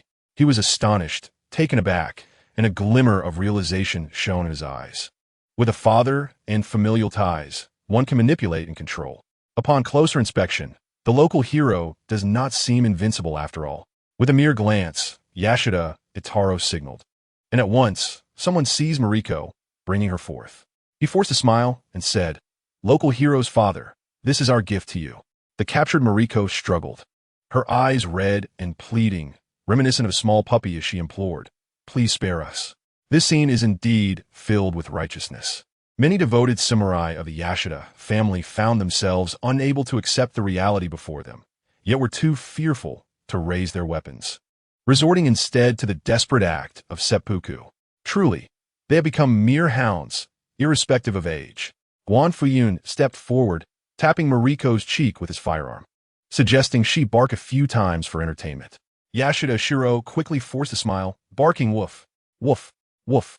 Mariko responded with a single bark, after which she sprang into action. Her movements graceful and reminiscent of a ninja warrior. She swiftly ensnared Guan Fuyun, aiming a shuriken at his throat, and commanded Azu, "Step back." Azu, engrossed in his milk, paid her no mind. At that very moment, Guan Fuyun chuckled lightly, his expression calm. Once restrained, the ability True Immortality activated, causing his form to gradually fade. Each cell resembling fine sand dispersing in the wind, separating and reassembling. Thus, like a wraith, he manipulated the very fabric of reality, evading capture. No one could impede him. The striking figure clad in a dark trench coat and adorned with wristbands materialized on the other side. In an instant, silence enveloped the scene, leaving everyone in a state of shock, their expressions a mosaic of realization, despair, and astonishment. Chapter 14. Red beam paste, bang. He was shot dead on the spot. True immortality is quite remarkable. The beauty lies in his ability to relish the enhancements provided by various firearms and modern weaponry at will. Even a Gatling gun or a tank cannon could be wielded with ease, delivering an exhilarating output. Rat-a-tat-tat. One fired, another with bloodshot eyes. Wherever he passed, destruction followed. It was powerful and merciless, devoid of any rationale. He was no superhero. Why should he embody a saintly persona? Especially in the realm of American comics, where if superheroes were truly formidable beings, their first target would be the editorial office, rather than allowing the soil of evil to thrive. Take Thaddeus Ross, the head of the Hulk capturing squad. Originally, the Hulk and Abomination were his creations, despised by all. Yet after causing such chaos, allowing Abomination to wreak havoc in downtown New York, he was forced to rely on the Hulk to rectify his blunders, even allowing the Hulk to escape. This left an indelible mark in everyone's memory. Such a character deserves execution for 3 days and nights. Yet, he faced no repercussions and instead soared to success. Against this backdrop, any superhero proclaiming justice and collaboration with S.H.I.E.L.D., signing various agreements, and transforming into an Avenger evokes a sense of absurdity. As if packaged by a subsidiary of the Watt Company. Let us fight back. Together. Even the compatriots and his father have their limits. Before they can eliminate us all, their strength will inevitably wane. Shitsishin Sherlong's voice grew increasingly louder as he retreated further into his wheelchair, fleeing towards his clandestine factory. Guan Fuyun and Azu persistently pursued him at a leisurely pace. All around, a myriad of diminutive figures desperately shouted, rallying their spirits, trembling as they brandished firearms, wielding shurikens, and even employing crossbows. An eclectic display of weaponry emerged, a veritable hodgepodge. A cacophony of gunfire erupted, reverberating through the air. Indeed, these were meant to combat Guan Fuyun. Observation suggested he lacked the ironclad physique of Azu. Thus, was he conquerable? Boom, boom, boom. A torrent of metal roared as heavy rounds struck Guan Fuyun, capable of leveling mountains with their firepower. Yet he was not a mountain. He was immortal. He was no longer the novice he once was. With the activation of true immortality, Guan Fuyun stood as the sole, eternal presence among them. Bullets striking Azu were akin to eggs colliding with stones. One would invariably shatter. Conversely, bullets meeting Guan Fuyun seemed to play out as a game. All projectiles and explosives, upon nearing him, were preordained to terminate. Clink, clink, clank. The intact rounds and shells fell to the ground, just as the diminutive figures pondered whether they had expired. To their astonishment, Guan Fuyun picked up a shell and tossed it back. Boom, boom, boom. Explosions erupted all around. A thick, blood-stained haze enveloped the scene as Guan Fuyun emerged. Leisurely switching weapons, untouched and immaculate. How infuriating. Do not underestimate the bond between me and the Silver Warrior. 8 duck meats. In the distance, a medical miracle unfolded as Shitsishin Sherlang rose from his wheelchair. He climbed into the half-finished Silver Warrior crafted from Edmund alloy, his expression frenzied as the mech powered up. The silver long sword was drawn, poised to slay the gods. It was swiftly grasped by Guan Fuyun, as one would catch a fledgling chick. The notions of sharpness and the unchanging nature of the true immortal were rendered absurd. He pushed the Silver Warrior, guiding Shitsishin Sherlang into the factory. Amidst countless interlocking gears and molten iron, there he immersed himself, using his hands as hammers, striking and pounding. Initially, only a few palm prints marked the surface. But soon, the Silver Warrior was flattened. Chapter 15. Azu's Martial Arts. No one can stand his way 9 hours later. Panting heavily and drenched in sweat, Guan Fuyun emerged, wielding 2 blades. One blade was as long as Thanos stood tall, as wide as his shoulders, and as thick as his chin.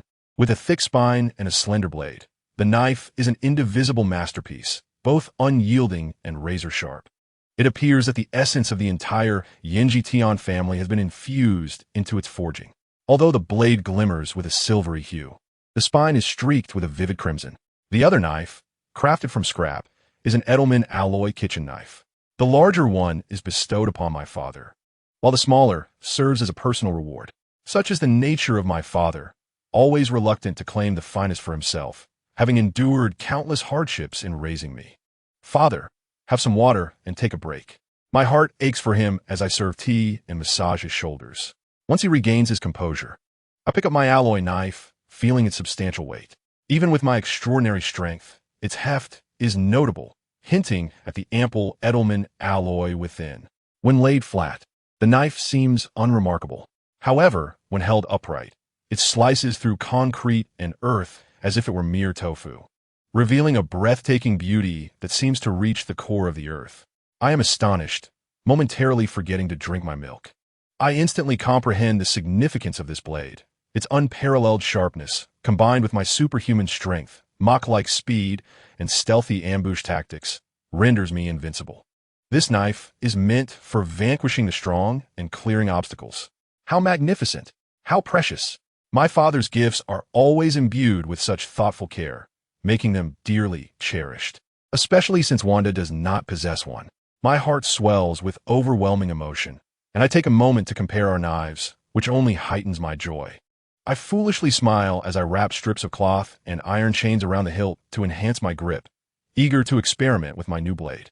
I attempt to warm the knife with my heat vision. Go ahead, Guan Fuyun advises. Without hesitation, I comply, as the heat from my vision envelopes the blade. The crimson on the spine spreads, turning the entire blade a searing red. Typically, metals soften when heated, but Edelman alloy behaves contrary to expectation. The hotter it becomes, the swifter it slices. Even the claws of a wolf could be severed. Wow, this is incredible, Father. May I take the knife out for a bit? I eagerly request, as every child delights in seeking permission, wishing to appear obedient. As long as you are happy, Guan Fuyun consents, feeling reassured. Unlike the superheroes of the Marvel Universe, my limitations are remarkably high and stable. For instance, Wolverine might be pierced by arrows or subdued by anesthetics, but I, on the other hand, would emerge unscathed.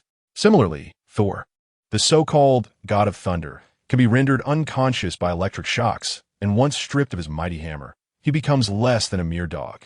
Even Quicksilver can be felled by bullets, which is truly bizarre. Yet, I am free from such worries, especially since there are no distractions here. All I need to do is use my heat vision to discern whether my opponents are mere pawns, and it would be an instant kill. It is not merely a matter of suddenly extracting an alloy knife from the wristband and severing their heads. That would be too simplistic. This approach could eliminate 99% of the characters on this planet. Among the remaining 1%, Wanda is already an ally. Although the Ancient One possesses remarkable power, she primarily concerns herself with her own domain, having long since become a mere shadow of her former self. Additionally, there are those who are sealed away, existing in various states of disrepair, as well as some protagonists yet to mature. None of them are destined to encounter the small nation of daily life. With a swift motion, clad in battle attire, and wielding a blade, Asa gallops exuberantly through Tokyo. He employs his thermal vision to superheat the knife, and then strikes forcefully. The searing edge slicing through the air, layer upon layer, forming something akin to sword energy. The sound of slashing fills the air as the buildings collapse.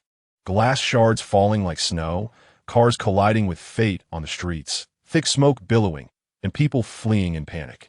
In that moment, the steel jungle of the city truly transforms into a perilous wilderness. What has transpired? What kind of special effects farce is this? Where is Ultraman? Someone save us. Chaos reigns, and despair echoes throughout. Furthermore, as the infrastructure is shattered in a playful manner from an aerial perspective, the entirety of Tokyo appears to succumb to darkness and turmoil, reminiscent of cancer cells spreading uncontrollably. Elevators become stuck, networks collapse, and equipment grinds to a halt. What is even more terrifying is that these inexplicable flashes of light from the blades continue to manifest, resembling an invisible hurricane, an intangible earthquake, or a dimensional volcanic eruption. Wherever they pass, buildings are obliterated, honking cars are torn apart, streetlights fall with smooth precision, and people vanish without a trace. A catastrophe, an apocalyptic disaster has descended, all because of Asa's whimsical antics. The city teeters on the brink of destruction. However, this is not surprising in the Marvel Universe.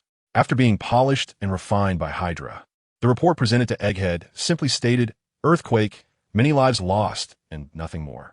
Egghead paid it little mind. With the proliferation of superhumans, cities face devastation daily, and everyone is ensnared in turmoil. No one is exempt. He was even somewhat pleased, noting that today SHIELD's efficiency seemed markedly improved. By Jove, I truly possess the knack for management, he mused with a satisfied smile. Lowering his gaze, he examined 2 additional reports. One pertained to the official Yun, authored by Coulson, which confirmed that they were not seeking the individual in question.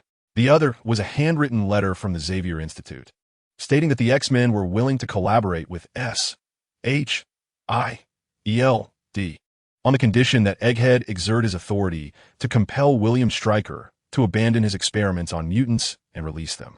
Very well, very well. The second report brought a broad smile to Egghead's face. He had long desired additional manpower, and he had coveted the X-Men for quite some time. Consequently, Applying pressure to a warlord was hardly an issue. After all, William Stryker's endeavors are mere child's play, while the Sentinel program represents the crux of profound research in America. Should the war machine choose to relinquish its autonomy and accept integration, the temporary suspension of the Sentinel program would pose no significant issue. This is indeed a piece of fortuitous news. Commander Fury has informed us that Tony has successfully analyzed the isotopes of the Tesseract, thereby resolving his own lifespan dilemma. He has expressed interest in the Avengers Initiative. Additionally, Black Widow Natasha has reached out with yet another piece of promising news. This one even more substantial. The brilliance and creativity of Tony have garnered the acknowledgement of the organization. The arrival of Iron Man will undoubtedly propel SHIELD to greater heights. However, once the good news has been addressed, we must turn our attention to other matters, particularly concerning Captain America. It is unfathomable to think that there could be two Captains America. One, Steve Rogers, has already been encountered and successfully reassured, marking a recruitment success.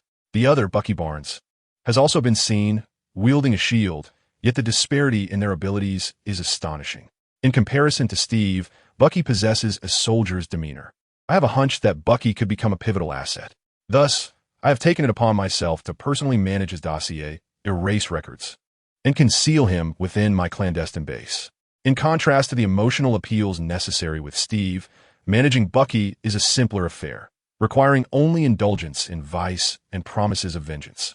The decision to keep this under wraps stems from a fear of conflict between the two captains. For the time being, the presence of Iron Man and Steve suffices, as they will form the foundation of the new Hulk capture team. Chapter 16. The new Hulk capture team comprises Iron Man, Steve, Natasha, along with the Professor, Hawkeye, and Storm. One might ponder whether Natasha's presence might render the team somewhat lacking. Indeed, the world is rife with extraordinary phenomena, and incidents occur daily. Yet the issue lies within the prioritization of these incidents. For instance, Colonel William Stryker, with his limited rank, found his resources severed at a word from me, halting his experiments and facilitating the release of mutants, thus earning the Professor's endorsement. Conversely, Thaddeus Ross, a general of no ordinary caliber, might have aspired to the presidency of America had it not been for the tumultuous encounter between Hulk and himself in New York. Despite the adverse events that have marred his reputation, Ross remains poised for the position of Secretary of State. This stands as the fourth rank of supreme authority in America, a threshold that Ross and his associated interests are willing to tolerate. Any further decline in stature could lead to catastrophic repercussions. In a bid to restore its reputation and strive for progress, the Ross Group, comprising officials, businessmen, and military personnel, exerted immense pressure on the egghead, issuing him dire commands. This was also the impetus behind his relentless search for that man, who could withstand the abhorrence and naturally counter the Hulk. With his assistance, the capture would be nearly assured. Currently, however, it could only be deemed a 7/10 certainty, or perhaps even a 6/10 one. Therefore, Egghead resolved to inquire individually, assessing the reliability of each contact. He first reached out to Steve, and upon connecting via video call, he found Steve in the cemetery, reminiscing about Bucky, lost in a drunken stupor. "Captain," Egghead began, "Fury, do you have any suggestions regarding the operation to capture the Hulk?" "My suggestion is to take action," Steve replied. "What about the specifics?"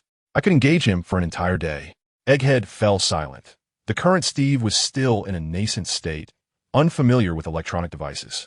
In his understanding, the gamma radiation that transformed the Hulk was akin to the effects of the super soldier serum he had received. "Fury? Never mind, Captain. Go ahead and warn Bucky." Egghead then attempted to contact Natasha, but was unsuccessful. Frustration mounted as he felt the weight of his mask, and his single eye nearly bulged with irritation. He reached out to the Professor, Cyclops, and Storm, but again found himself unable to connect. The Professor was recovering from a bout of distress, lying peacefully, while Cyclops was preoccupied with his romantic entanglement with Phoenix. Storm's location was plagued by thunder or rain, resulting in poor signal reception. Not this again, Egghead pressed his hand to his chest, realizing that each of these individuals possessed remarkable talents and skills. Hope was waning, and he reluctantly dialed Tony Stark. The video call connected. "Are you inquiring about my plan to capture the Hulk?" Tony asked with an air of nonchalance, as if he had anticipated this moment. "I've already developed anti-Hulk armor." Egghead gasped, nearly shouting in surprise, "You're the one. Tony, you truly are the best." Stark Tower, at its pinnacle. Is just the anti-Hulk armor sufficient? Tony pondered. Recently, he had been plagued by an increasing sense of insecurity. What was going on? He accessed a video from a month prior, replaying it frame by frame. He gazed intently at the man in the footage, alongside the young boy he was protecting. It must be said, the image was striking.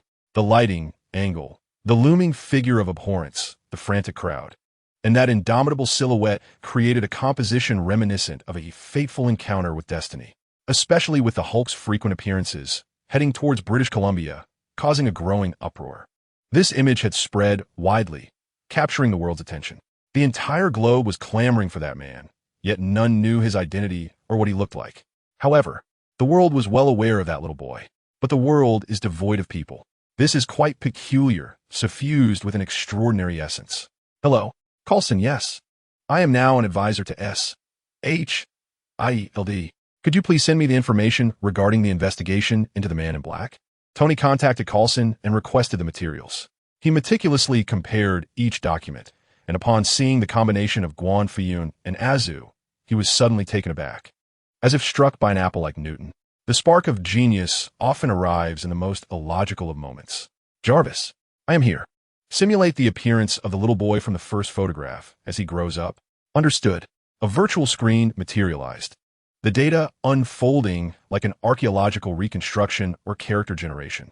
A blonde-haired, blue-eyed boy, his face smeared with blood. Ultimately, he transformed into the sunny and cheerful Azu. He had always been by Guan Fuyun's side. Tony's eyes widened in astonishment, disbelief etched across his face. It was a familiar expression, reminiscent of when he derived a different solution than the professor, donned the iron suit for the first time, or deciphered the isotopes of the cosmic cube. Yet those moments are often marked by recklessness, arrogance, and pride. This time was different. This time it was sheer shock. Unlike the Hulk, the Abomination, and other foes of Iron Man, who, despite their might, still adhered to fundamental physics. They could either develop more formidable armor to counteract, or, if all else failed, Tony could administer a serum to himself, treating gamma radiation with a dose of its own poison. Hence, he was assuredly invincible. Thus, he felt unassailable. But this individual, Guan Fuyun, defied the very laws of physics. As Iron Man, Tony was capable of understanding and analyzing more than most. Yet paradoxically, this very insight rendered him even more astounded. Guan Fuyun's existence penetrated all his logical constructs and knowledge, leaving him utterly bewildered. Chapter 17. General Ross's self-destructive ambitions this time. Victory was assured. Meanwhile, within a base in the United States, General Ross, head of the new Hulk capture team, felt confident. With the support of S.H.I.E.L.D. agents, a mere Hulk was no challenge. Easy pickings indeed. Moreover, this operation included Steve Rogers, the renowned Captain America. His mere presence and association guaranteed notoriety and votes. A breeze to secure. The young warriors would be utterly captivated by him. With his involvement, even if plans faltered or failed, the voters would only feel sympathy for their brother, further solidifying their support. Not to mention, the plan was foolproof. Ross immediately commenced preparations for the post-capture phase, including rallying support and eliminating rivals. He needn't worry about the rally. Showcasing Captain America's shield would send the media into a frenzy. Eliminating competitors primarily entailed physical removal, ensuring they would self-destruct, including his adversaries within the official and military ranks. It also includes that Man in Black. There is no alternative. His notoriety has surged to extraordinary heights. Should he fall into the hands of political adversaries, a mere whisper could transform him into a national icon. In a land of opportunity, popularity equates to power, and fame translates to currency, serving as a lifeline. Allowing others to seize the spotlight is an affront that Ross cannot abide. Therefore, if he cannot possess it, he must obliterate it. In the absence of certainty regarding the identity of that man, he resolved to place all potential targets on his assassination list. These targets are encapsulated within the S.H.I.E.L.D. dossier, of which he now possesses a copy. Much like his immediate reaction to the emergence of the Hulk was to eliminate, so too is his current mindset. This is termed path dependence. Such a course of action lacks sophistication. Indeed, Ross himself is aware of its folly. Yet, in his arrogance, he remains indifferent. He is among the elite of America, and whenever he encounters a challenge, he can effortlessly draw upon the resources of the nation, even the world, to bear the cost. He can indulge in mistakes, secure in the knowledge that the repercussions of his errors will never reach his own lips. In this scenario, all he needs to do is follow his whims and revel in pleasure. Of course, following the recent incident of aversion, Ross has displayed a rare moment of shrewdness, refraining from deploying his own soldiers and agents for assassination. Instead, he opted to outsource the task. After all, New York is hardly lacking in mercenaries. He merely needs to liaise with the likes of the Hand or the Kingpin. Is that not a trivial endeavor? Otherwise, how could they possibly endure? Soon enough, the already tumultuous streets of New York, rife with gunfights and casualties, grew even bloodier. Some figures clad in black met their untimely demise on the pavement, while young souls ventured to the underworld to encounter the priest. However, due to the sheer volume of daily fatalities, their deaths failed to create any ripples. None of this is known to the officials, nor to Azor, nor to Hydra. For America resembles a deranged individual, primarily characterized by schizophrenia. It is fundamentally a loose collection of sand. While Hydra may introduce some moisture into the mix, to assert genuine control is utterly impossible. Even the president lacks such authority. Naturally, given the temperaments of officials in Azor, they would remain unconcerned if they were to discover the truth. They would simply proceed with their killings, unperturbed. Yet, some individuals would take great interest. Take Peter Parker, for instance. He is a reporter for the Daily Bugle and the City's Swinging Spider-Man. As a journalist, he is on the verge of being dismissed by his employer, and as Spider-Man, he is adored by his girlfriend Mary Jane, who kisses him upside down. After Spider-Man's tumultuous encounter with Peter Parker, he witnessed Mary Jane entwined with his best friend, Harry Osborn. One can only describe the pain, excruciatingly profound. Presently, Peter Parker seeks solace in his work, striving to numb himself with his paycheck. His heightened sensitivity, particularly stemming from his confrontations with Kingpin, has led him to uncover a clandestine operation. A massacre targeting the man in black and a young boy unfolds, with assassins hailing from various factions, including ninjas and those endowed with supernatural abilities. Their true objective likely centers on that man, the one who stands against their loathing.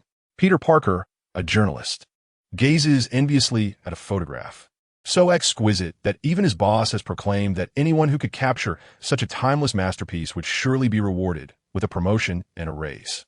Absorbed by this thought, Peter takes a hearty bite of his flatbread and embarks on a pursuit. Upon arriving at the farm, he finds it deserted. The assassins, devoid of empathy, naturally redirect their focus towards Wanda. Alarmed, Peter's heart sinks at the ominous turn of events. Without hesitation, he tears off his suit, revealing his spider costume. In an instant, he leaps into action, using his webbing to subdue the assassins, but it is too late. The order to eliminate the young girl has already been dispatched. Realizing the gravity of the situation, Peter instinctively swings through the city, seeking the assassins in an effort to do good and be a good neighbor. With a swift motion, Spider-Man glides past Stark Tower. Inside, Tony Stark is in a frenzy, his mind swirling with abstract thoughts as he grapples with the complexities of the world. Noticing Spider-Man's passage, Tony rushes out, offering him a hand. Is that divine gold? Spider-Man retorts, mocking the industrial magnates who, like Tony and Norman, seem to revel in their armored insanity. There is also Dr. Otto, not an industrial giant, but a scientific prodigy who scuttles about with his mechanical tentacles. Among them, Norman stands out as one who has undergone mutation through substance abuse. It remains a mystery how the other two manage to master iron with mere mortal bodies. Would they truly not shatter upon falling, reduced to mere meat paste? Spider-Man's banter flows freely. Once the chaos subsides, he feels a twinge of guilt and reassures himself. Farewell. Dr. Otto, please do not rise from the dead again. I shall honor your memory. Meanwhile, in a different realm, the idyllic life of the small nation has been ravaged by Aza. Guan Fuyun awakens refreshed, discovering new rewards on his system panel. Unlike Aza, whose gratitude skyrockets to 80 or 90 points with the slightest acknowledgement, Wanda is more reserved in her warmth. She embodies a type that surges with depth. While her interactions with Guan Fuyun may feel subdued in the moment, the instant they part, she finds herself yearning for his presence. Their mundane, yet heartwarming days at school only deepen her gratitude towards him. Second child, Wanda, gratitude level, 80818690 ding. Gratitude level 90. Additional reward. 1 extraction for the growth trait. Would you like to use it? Yes, Guan Fuyun muses. Ding. Congratulations on acquiring the cultivated entry. Father-Worrier. Father-Worrier. A daughter is the little cotton-padded jacket of the godfather, while the godfather is the leather coat of the daughter. Your image is deeply rooted in Wanda's heart, like that of a giant, shielding her from the storms and erasing all negativity and impurities from her being. Chapter 18. Wanda's transformation hiss. Guan Fuyun inhaled sharply, a gesture that spoke volumes of his prowess. This entry was evidently tailored for Wanda, perfection incarnate. After all, Wanda, or the Scarlet Witch, embodies the greatest uncertainty in her chaotic magic. This power originates from Shumagorath, a genuinely formidable entity, an ancient god of darkness, malevolent to the extreme and immensely powerful. To put it succinctly, while Dormammu claims dominion over dimensions, should he encounter Shumagorath, he would instantly transform from the revered Dark Lord into a mere humble specter from the world of Journey to the West.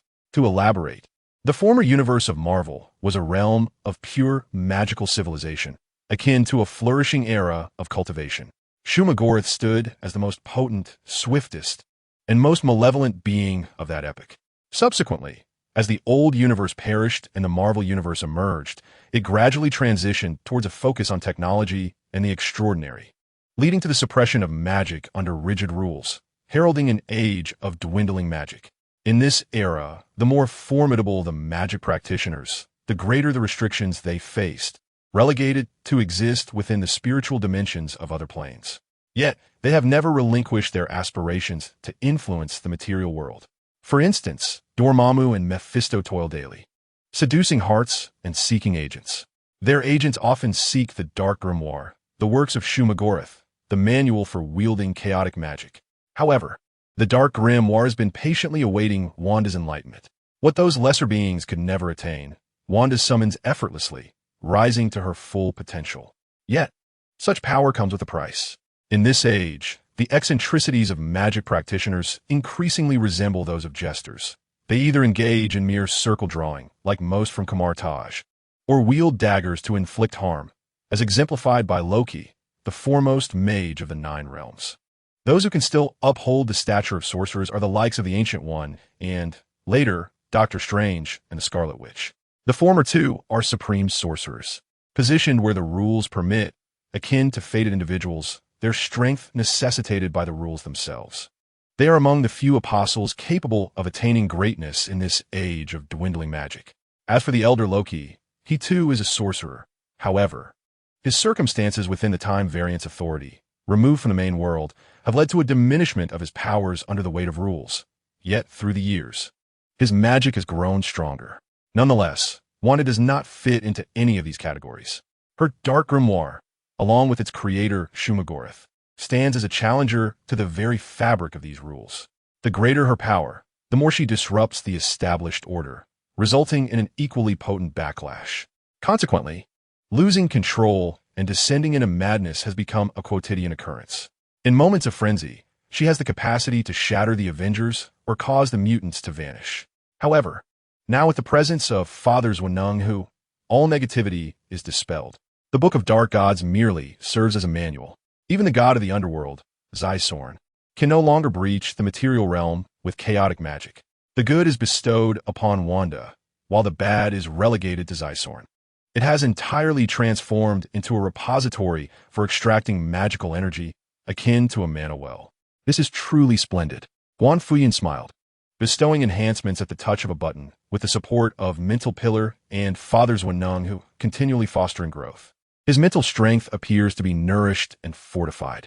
Although it cannot yet be wielded for offense or defense, he is now capable of telepathic communication with the children. This is indeed a delightful surprise. Azu, are you still tormenting the weak? Closing his eyes, Guan Fuyun witnessed Azu continuing his relentless onslaught, targeting anything related to the Yashida family, even a mere dog, which he would find and eliminate with his heightened senses. A gruesome scene it was, yet Azu regarded it merely as a playful game of hide and seek. Dad? Hearing an inexplicable call, Azu scratched his head in confusion. This is my new ability. A result of working to support Wanda, Guan Fuyun explained. Don't get too carried away with your games. Hurry up and finish. Wanda will soon be done with school. And I need to return to prepare dinner. Dad, what will we eat? Azu inquired. What do you want? How about mapo tofu? All right, Guan Fuyun readily agreed, only to realize that this little rascal had a devious mind. Wanda had only just arrived, and although she had diligently learned to use chopsticks, mastering the art of picking up tofu might prove challenging. One can easily imagine the playful negotiations that would ensue at the dinner table. A smile crept onto Guan Fuyun's lips as he found himself eagerly anticipating this scene. Raising a child is indeed a source of amusement. In a prestigious private school located in the affluent district of New York City, a girl with auburn hair, clad in a beautiful uniform, rested her chin in her hands, gazing vacantly out the window. At the podium, the teacher was emphasizing key points of knowledge. Surrounding her, classmates listened intently, each more focused than the last, diligently taking notes. They were all children of the elite, raised with the understanding that knowledge holds value, unlike those who were subjected to a carefree education, destined for a future of zero-cost living. Hence, their motivation to learn was exceptionally high. Like Elon Musk's ambitious son, some genuinely believed in the foolish rhetoric of diversity and freedom, even going so far as to undergo surgery on themselves. Such individuals are few, and one could even describe them as the victims of struggle. This was true for every individual in this school. It is widely acknowledged that a scientific principle, if articulated, could create a sensation in America and perhaps even earn the Nobel Prize in biology. A man is a man, and a woman is a woman. This normal atmosphere enveloped Wanda, eliciting a sense of comfort and relaxation, much like the teachings of Guan Fuyun. Here, she felt no need for rigorous study or research. Her only requirement was to immerse herself in the experience, to feel and absorb its vibrant essence. She embraced this notion wholeheartedly and excelled in it. In just one day, Wanda blossomed with vitality, teeming with life and exuberance. Her mind even wandered into fanciful realms. The sentiments of youth are always poetic. On this particular day, she received a confession of love, which she graciously declined. Yet, in her picturesque daydreams, the image of that man lingered. He had burst through the door, ushering in a generous, radiant light that illuminated her solitude. Now, that man was her godfather. She cherished her current life. Godfather, Wanda murmured, at that moment envisioning a towering giant within her mind. A figure wholly resembling Guan Fuyun, standing like a deity, shielding her from the storms of life and imparting wisdom through his actions. The ease and joy of it all felt as if she had suddenly attained enlightenment. Wanda sensed a surge of scarlet energy, pristine and untainted, continuously flowing forth. It resembled telekinesis, akin to an extraordinary, impossible flame of life, burning fervently. It was the dice cast by a sorcerer, a balancing wheel oscillating between life and death. Her mutant ability, probability manipulation, served as the organ that rolled the dice, transforming decay into wonder through a lever of magic. Unlike the frenzied awakenings depicted in comics and films, Wanda merely experienced a fleeting brightness in her eyes, her hair deepening to a rich crimson, as she effortlessly mastered the pure essence of chaotic magic. With a thought, the ancient tree on the playground, rumored to be older than America itself, suddenly exploded into fragments. Wow, what is this? The classroom instantly transformed into a bustling market, exclamations ringing out in waves. Surely, my godfather will be pleased with my progress, Wanda mused. With her heart anchored, she was oblivious to the surrounding clamor. This ability could be utilized for digging and farming. Its efficiency should rival that of Azu. She delightedly contemplated. Chapter 19. The Clever Wanda Dinkling. In the afternoon, during the lengthy recess, Wanda continued to sit alone by the window, languid and graceful, sipping her bubble tea exchanged through Guan Fuyun's gift. Sigh. She found herself missing her godfather a bit. However, unlike the clingy dependence characteristic of a mischievous child like Azu, Wanda felt a tinge of naughtiness within herself. Her thoughts were not entirely pure, as she even contemplated names for future children. The mere thought of it is enough to flush one's cheeks. Once again, it presents a breathtaking scene. Whoosh! Yet, in the next moment, this picturesque tableau is shattered as a Spider-Man swings in a view outside the classroom window, 5 stories high. Knock, knock, knock. Spider-Man taps on the glass, exclaiming, "Hello there, miss." You may find it hard to believe, but a ninja assassin has set their sights on you. Both a ninja and an assassin. What an international farce this is. Yet the truth remains, and before I could finish my warning, swish, swish, swish, a flurry of shurikens comes spinning through the air. Realizing the peril, Spider-Man swiftly turns, shooting webs to confront the threat. He had no prior acquaintance with Wanda. His presence was solely a pursuit of the assassin. And now that he had arrived, the assassin was not far behind. Run. Call the police. Spider-Man urged before engaging with the stealthy ninjas that seemed to appear from thin air. Each masked figure stood silently together, swords sheathed at their backs. Resembling the mass-produced minions one might encounter in a video game. Their strength and speed, while still within human limits, were honed through rigorous training. First, they sealed off the space with shurikens, followed by a rapid draw of their blades, executing a flurry of slashes that shimmered like woven light, forming an impenetrable web. Wow, what a show. Spider-Man marveled, momentarily awestruck. Although he lacked mastery in swordsmanship or martial arts, he possessed an astute intellect and reflexes that surpassed even superhuman capabilities. His agility allowed him to leap, flip, and scale surfaces like a spider.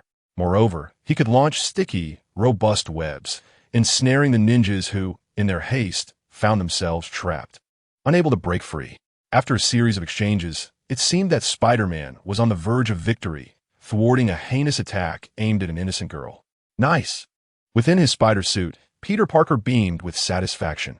With great power comes great responsibility. Ever since Uncle Ben's passing, this principle had become his guiding mantra. Each successful act of heroism mended a little piece of the scars and regrets he carried within. However, this smile lasted but 3 seconds. Whoosh!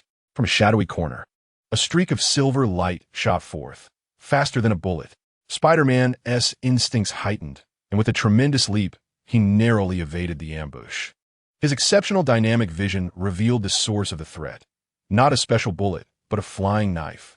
The blade, trailing a long, slender chain, whisked past Spider-Man's nose, embedding itself several feet deep into the ground with a resounding clang.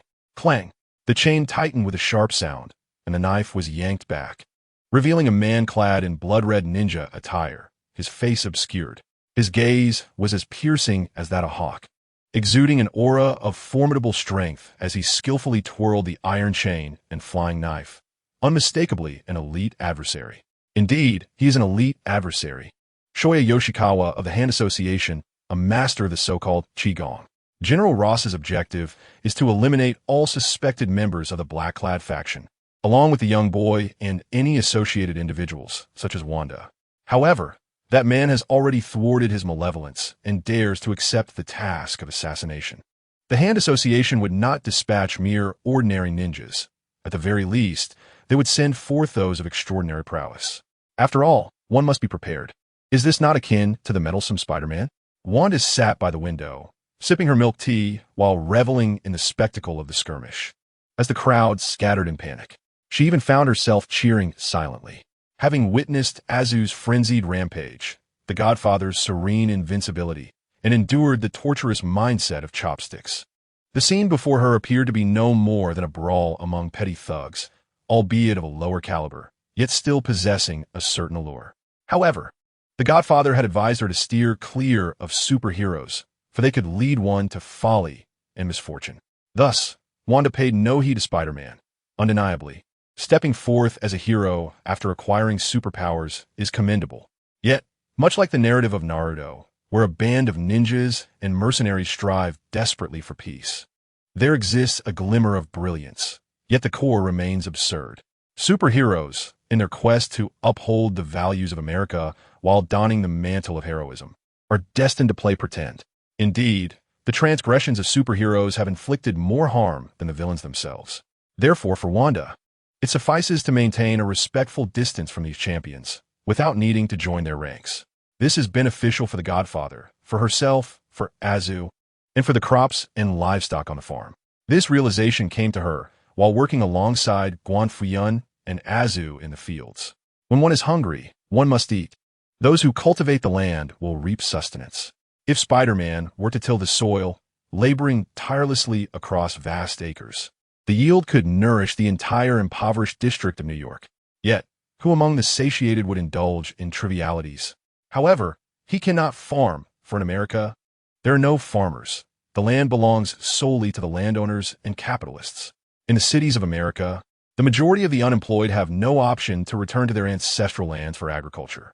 They can only descend into homelessness or join gangs, becoming criminals. Their existence marred by desperation. This encapsulates the crux of the issue. It cannot be resolved merely by Iron Man or Spider-Man soaring through the skies, or Steve strutting about in his stars and stripes. With this understanding, Wanda no longer requires constant guidance, spoilers, or teachings from Guan Fuyun, as Asa did. She knows precisely what to do. For instance, at this moment, she need only observe the performance, indulge in the excitement, find joy for herself, and later recount the tale to the Godfather. Similarly raised on the farm and remaining by Guan Fuyun's side, Azu learned the principles of humanity from Guan Fuyun. Wanda, on the other hand, mastered the art of amusement. She maintained an unruffled demeanor, exuding elegance and composure, while her mind was in a frenzy of commentary. Chapter 20. When displeased, summon the Scarlet Witch now, we find ourselves in the midst of the elite Spider-Man ninja spectacle. I am Wanda, your farm commentator. Dreams intertwine with the Godfather. Before us stands the red-clad elite ninja, locked in a fierce gaze with Spider-Man, his expression defiant. Has he taken a posturing? Indeed. He begins to boast, declaring himself to be Yoshioka Nobuhito from the Hand Association. Who is he, one might wonder? He asserts he harbors no intention of battling Spider-Man, but merely wishes to eliminate me. Seriously, who are you? Spider-Man, however, rebuffs him.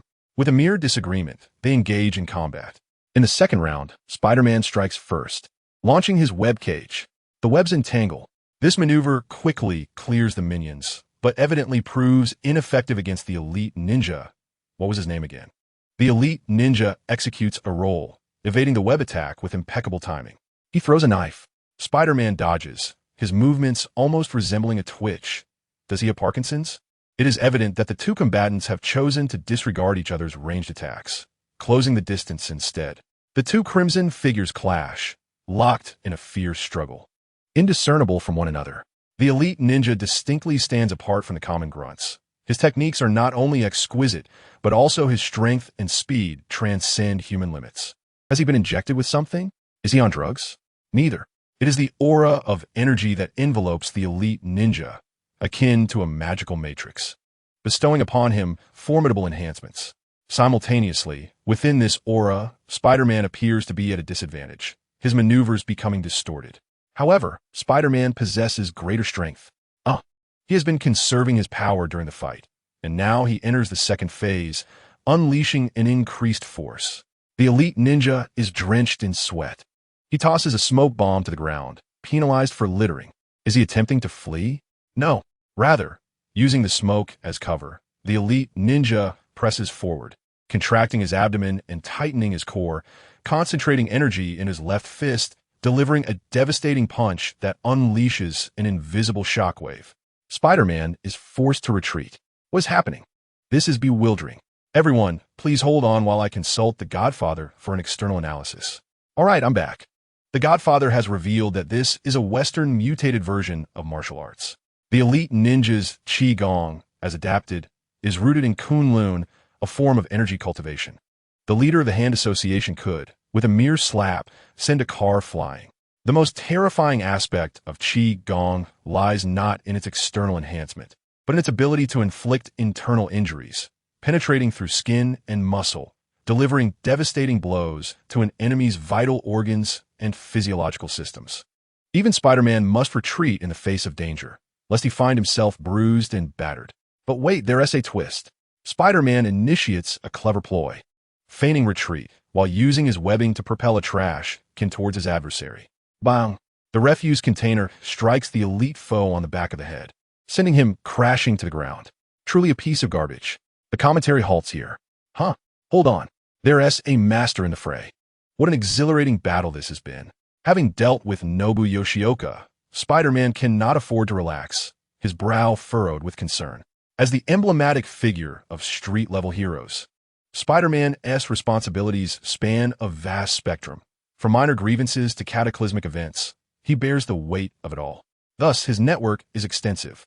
For instance, he is acquainted with Daredevil and is aware of the Hand. In the current New York underworld, Kingpin stirs the pot, seeking to unify all factions. Aided by the Hand from the shadows, this clandestine organization has loomed over New York for over 4 centuries, a formidable leviathan. Peter Parker cannot afford to become a mere shadow of himself. In the past, he would have been filled with confidence and fearlessness. Yet now, at the precipice of Spider-Man 3, he struggles to pay his rent, beset by the challenges of a dual identity, and has yet to don the symbiotic suit. He feels more downtrodden than ever, to the point of self-doubt. Even if calamity were to strike, it would hardly surprise him. Within the confines of his spider suit, Peter Parker laments his plight. No sooner had he voiced his thoughts than boom, a wave of transparent, potent energy, akin to that of Nobu Yoshioka, but far more formidable, surged forth like an invisible hammer. Wham!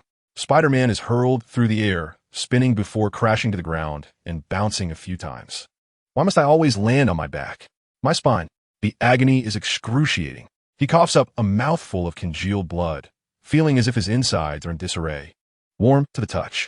The disarray stems from his organs being jostled, while the warmth indicates his remarkable healing abilities are kicking in, striving to salvage him.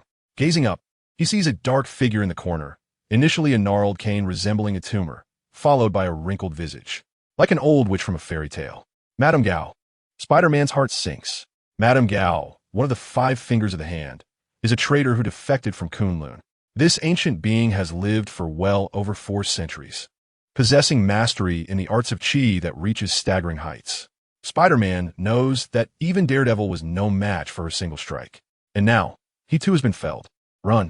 Spider-Man shouts desperately, glancing back to see Wanda sitting by the window, nonchalantly munching on snacks as if utterly unconcerned. No, my dear, who among your family understands? Even Spider-Man is rendered speechless. He longs to speak, yet in the next moment, he is rendered unconscious by Madame Gao. This is akin to how Spider-Man incapacitated Nobuhiko Yoshioka. It appears that this group is oblivious to the concept of delivering a finishing blow. Wanda scoffs at this. Then, she observes the seemingly frail and decrepit Madame Gao. With a sudden burst of vitality, leaps forth. She shatters the window, scattering shards of glass, and strides toward Wanda, uttering pretentious remarks. Such a clever little mouse you are. There's no one at the farm. Tell me, where have the man in black and the young blonde gone? Speak up, and I shall grant you a swift end. At this, Wanda furrows her brow. What business do you have at my farm? Did I not make it clear? The farm is deserted. Madame Gao casually responds, finding herself amusing. Perhaps I trampled a few acres of seedlings, or maybe I slaughtered a few cattle. Who knows? This statement causes Wanda's demeanor to shift to one of seriousness, her youthful face hardening. Anyone else would suffice.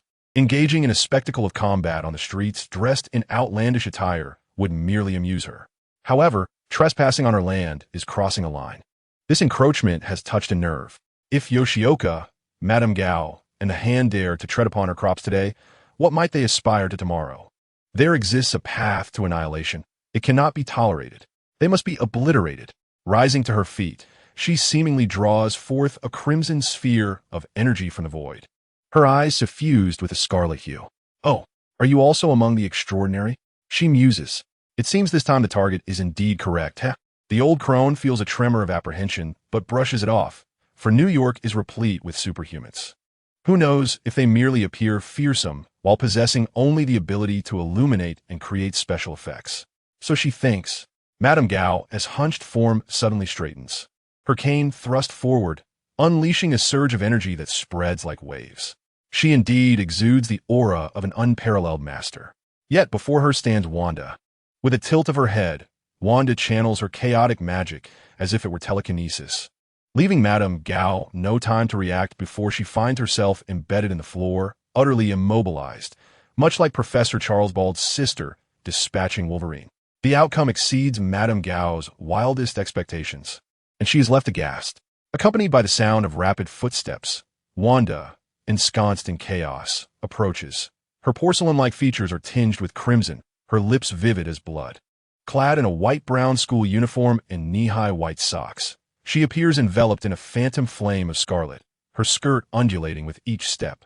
She resembles a college student poised to save the world after class, yet simultaneously embodies a dark sorceress lurking within the classroom as she gracefully descends the crimson steps. Madame Gao was flustered.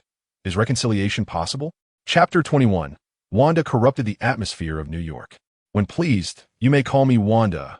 When displeased, what shall it be? Before the Scarlet Witch, Madame Gao and the Hand were merely insignificant, the scum of the earth. She paid no heed to Madame Gao's jester-like remarks. Instead, she invaded Madame Gao's mind with telekinesis, extracting memories to uncover the secrets of the Hand. Telekinesis and mental prowess, while distinct, often yield similar effects when wielded by those of extraordinary talent, such as Charles's bald sister. However, Wanda's abilities transcended mere mental power and telekinesis.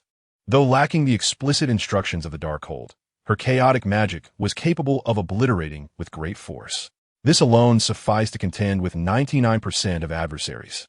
At this moment, due to her brutal extraction of information, Madame Gao was utterly shattered, her withered flesh reduced to ashes, disintegrated into nothingness. In the Marvel Universe, sometimes the act of dying is quite arduous. Whether villain or hero, they invariably find ways to triumph in resurrection. Even a lowly Hand boasts claims of immortality, possessing means of prolonging life and revival. Yet, the prerequisite for such revival is retaining some fragment of existence. By annihilating every cell and the very essence of Madame Gao with her chaotic magic, what basis did she have to continue living? Thus, for the first time since the Hand's inception, a member had truly perished. Madame Gao had met her end. Wanda, not forgetting to dispatch the elite minions on the ground, reduced them to dust as well. She then made her way to the ninja stronghold, recalling the words of the Godfather. When you kill, ensure it is thorough. One must be decisive. Precision in identifying the villain's vulnerabilities and challenges, innovatively driving the slaughter, is paramount to eradicate the roots of the problem, preventing the emergence of new threats and iterations that disrupt daily life. Must be swift. I cannot delay the school dismissal, Wanda murmured to herself. Meanwhile, Spider-Man lay unconscious in a certain financial skyscraper in New York City. While the facade appeared resplendent, the foundation had been entirely hollowed out, serving as the headquarters of the Hand. Ever since they defected from Kunlun and established themselves on the American continent, they had thrived for centuries, remaining mere scum while exerting their influence. Occasionally, they would encounter formidable opponents, such as Daredevil, who might eliminate a few of their key figures. Nevertheless, it was inconsequential, for they could always return in resurrection. But today was different. Madame Gao was irrevocably gone, entirely extinguished, a fate from which even their secret weapon, the Dragon Bone, could not revive her. The death of an immortal. This sent the remaining 4 members of the Hand into a state of utter disarray. After all, these 5 beasts had originally betrayed Kunlun in their pursuit of immortality and pleasure, stealing a dragon's bone. Now that Lady Gao is utterly deceased, who will be next? Not only Lady Gao, but also Xian and those soldiers have perished, reduced to ashes. The adversary has struck with ruthless ferocity. One of the 5 fingers, Alexandra, spoke gravely.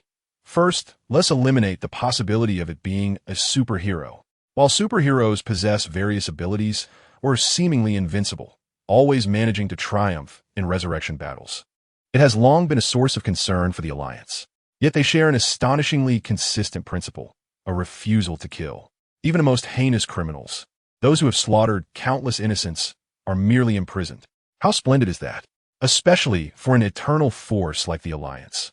Even a minor setback could result in a century of incarceration, potentially leading to the legalization of their crimes.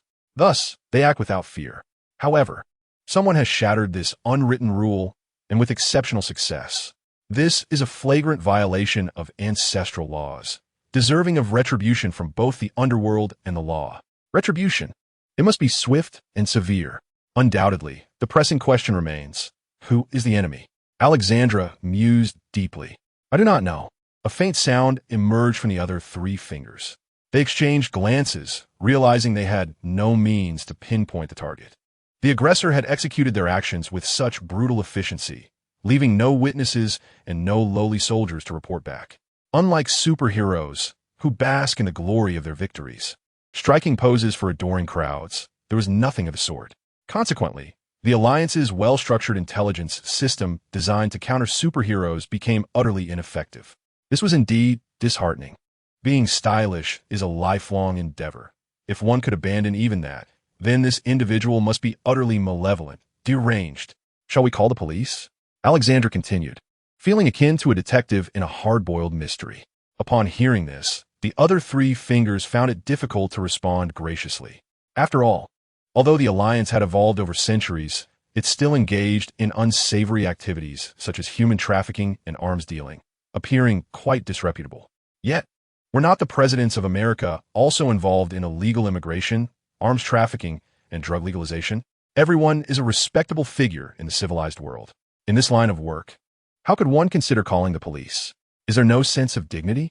Just as the atmosphere reached its most awkward point, an unexpected interruption occurred. Someone was knocking at the door. Alexander called out, "Come in." Then, the door swung open.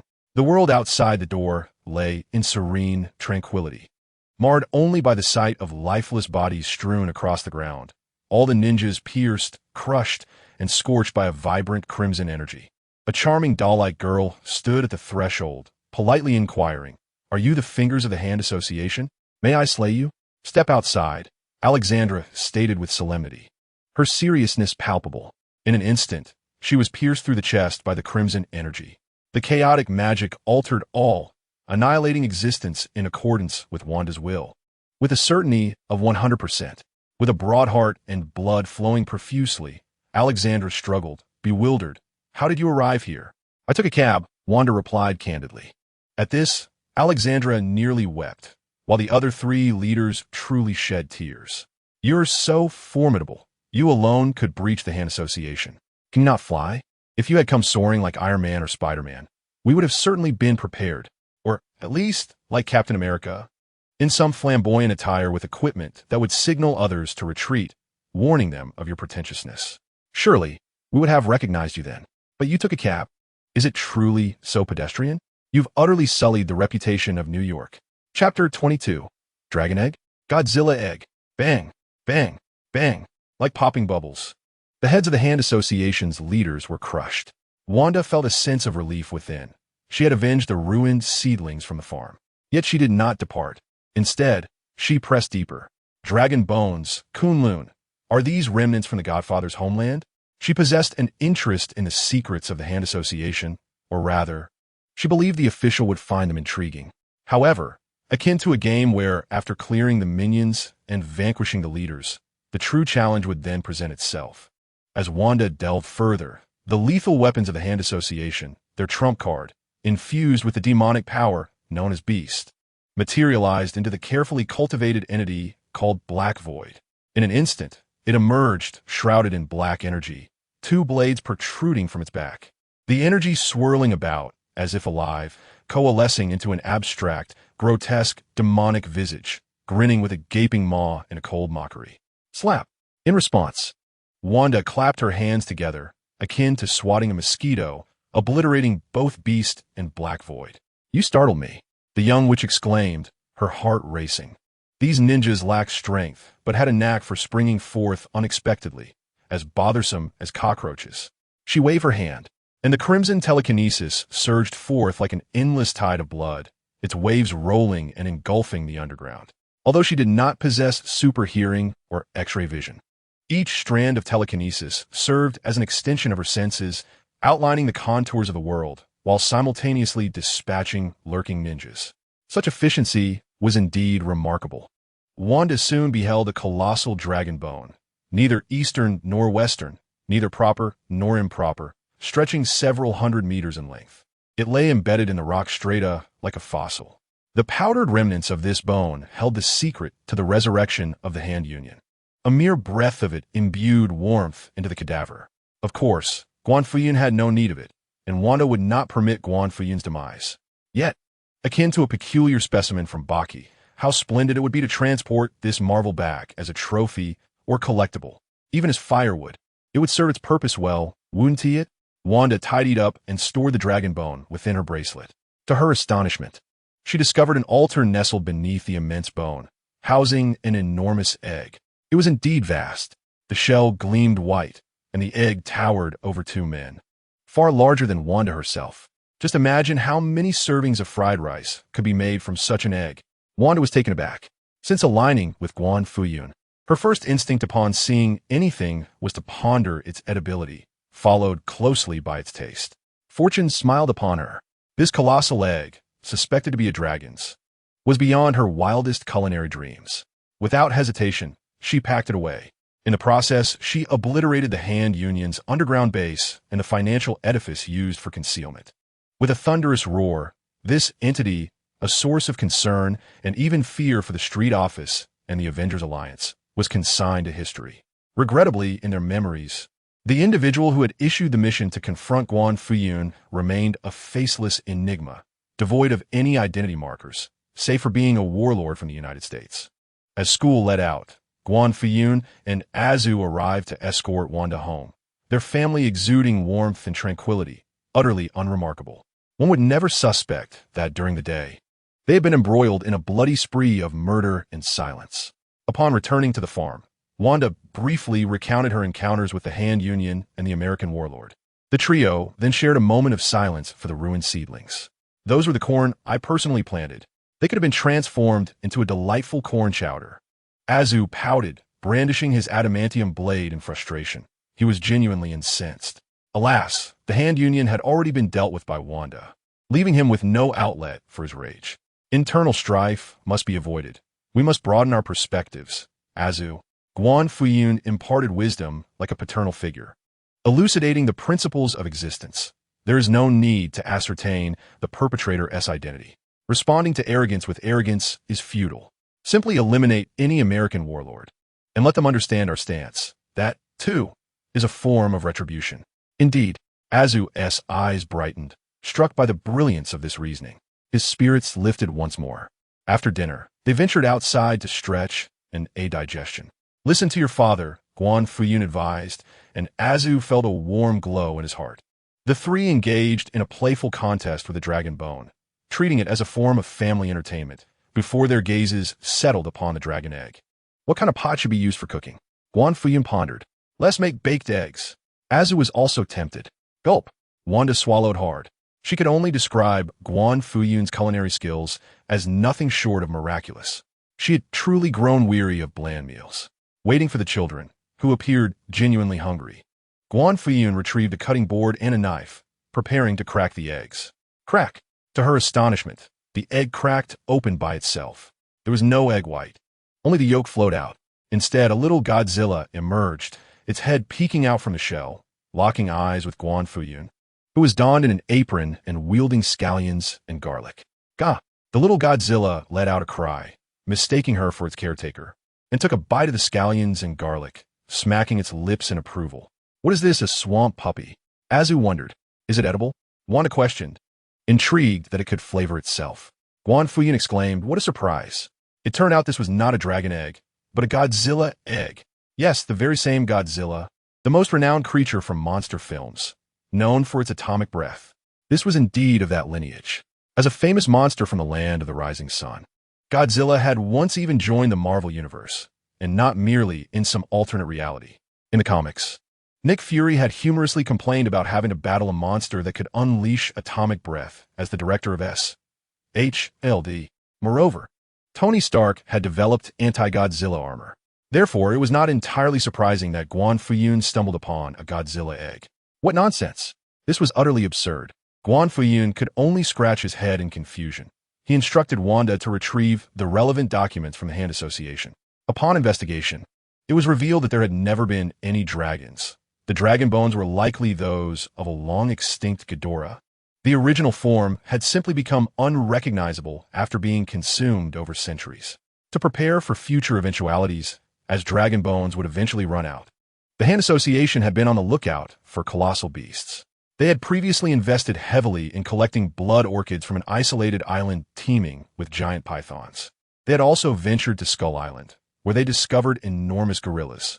The Godzilla egg was inadvertently unearthed during these endeavors. After expert evaluation by the Hand Association, they concluded that this was indeed a dragon egg, forming a rather perplexing logical loop. Guan Fuyun found himself at a loss, especially as, after exchanging glances, It appeared that Godzilla had taken him for its father. Chapter 23. Child number 3. Godzilla in the lore.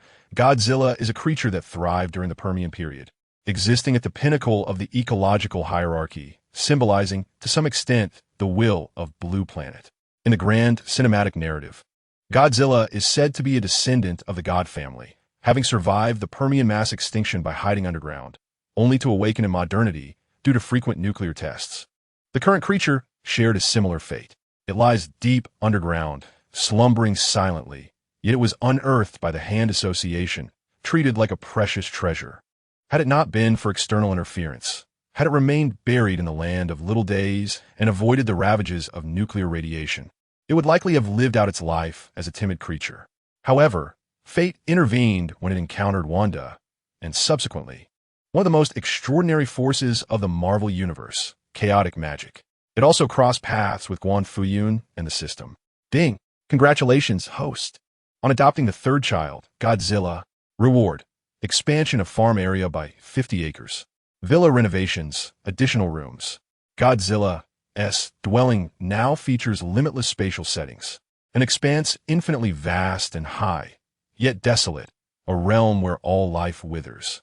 Aside from mere 6, Guan Fuyun found himself at a loss for words. Could this be what it meant to radiate paternal vibes? Suddenly, from an egg standing 2 meters tall, emerged Godzilla, towering at 1 meter 80.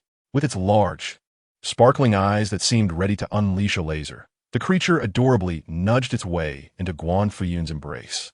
Each push was met with gentle rejection, only to be followed by another nuzzle. When Guan Fuyun reached out to scratch its head, Godzilla responded like a jubilant puppy, wagging its tail with delight. Strictly speaking, this creature, born with an organ akin to an atomic reactor, essentially a walking nuclear bomb, was indeed like a little puppy in this household. How adorable! Father, please don't eat it. Can I keep it? Azu chimed in, joining in on the affectionate touches. This peculiar, magnificent beast struck a chord in the heart of a young boy like him. Upon closer inspection, he was astonished to find that this swampy pup possessed a perfect balance of softness and firmness. Its belly was as plush as a pillow to Azu, while its back featured protrusions reminiscent of mountain peaks, just the right amount of hardness, like a spiky ball designed for scratching. The thought of rolling around with it was exhilarating. Azu felt a surge of yearning. What a splendid toy it would be. It could even bite if released. How impressive. But what shall we eat? Wanda, ever mindful, inquired. Guan Fuyun remarked, it's clear she is truly hungry. Let us have father slaughter some pigs and cows. No mapo tofu today. We shall feast on beef and sour bamboo shoot hot pot. Azu, in a fit of endearment, cried out, Father, Father, what? Ma, Paul, tofu. Wanda glanced at Azu, and much like siblings, they exchanged exasperated glares, almost on the verge of retching. You did that on purpose, didn't you? Dog Azu. Should you be calling me brother? You're only 800 million years old. You tricked me, but I was here first. Ha ha ha. Are you upset? I don't wish to converse with a dog. Woof woof. Scram scram. Let you keep it. But what shall we call this creature? The two exchanged disdainful looks, rolling their eyes and engaging in playful banter. In the midst of a heated discussion, the official, Guan Fuyun, interjected with a serious yet nonsensical remark. Let us call it Godzilla. With such a physique, it will surely excel at plowing in the future. A splendid name, Azu. A splendid name, Wanda. Azu, incensed, retorted, Why are you mimicking my speech? You childish fool. Wanda, undeterred, responded playfully, hee hee. The two engaged in a spirited argument, which escalated to the point that they ventured outdoors to cultivate the land. Wanda, enveloped in chaotic magical energy, waved her small hand, and the earth was plowed in swathes, with the seeds burying themselves effortlessly. Godzilla, let us proceed. Azu, equally determined, harnessed a plow onto Godzilla, making it more efficient than any agricultural machine. The newly expanded farmland was soon fully utilized, teeming with vibrant life. How delightful it was! Guan Fuyun observed for a while before tearing off a stack of dragon bones to prepare for a charcoal hot pot. Godzilla thrived under Azu's care. After all, one reveled in indulgence, while the other radiated warmth, creating a formidable duo ready to soar into space, eagerly absorbing the dawn's first light. What a splendid notion! Although the radiation was advantageous, Guan Fuyun felt a twinge of discomfort.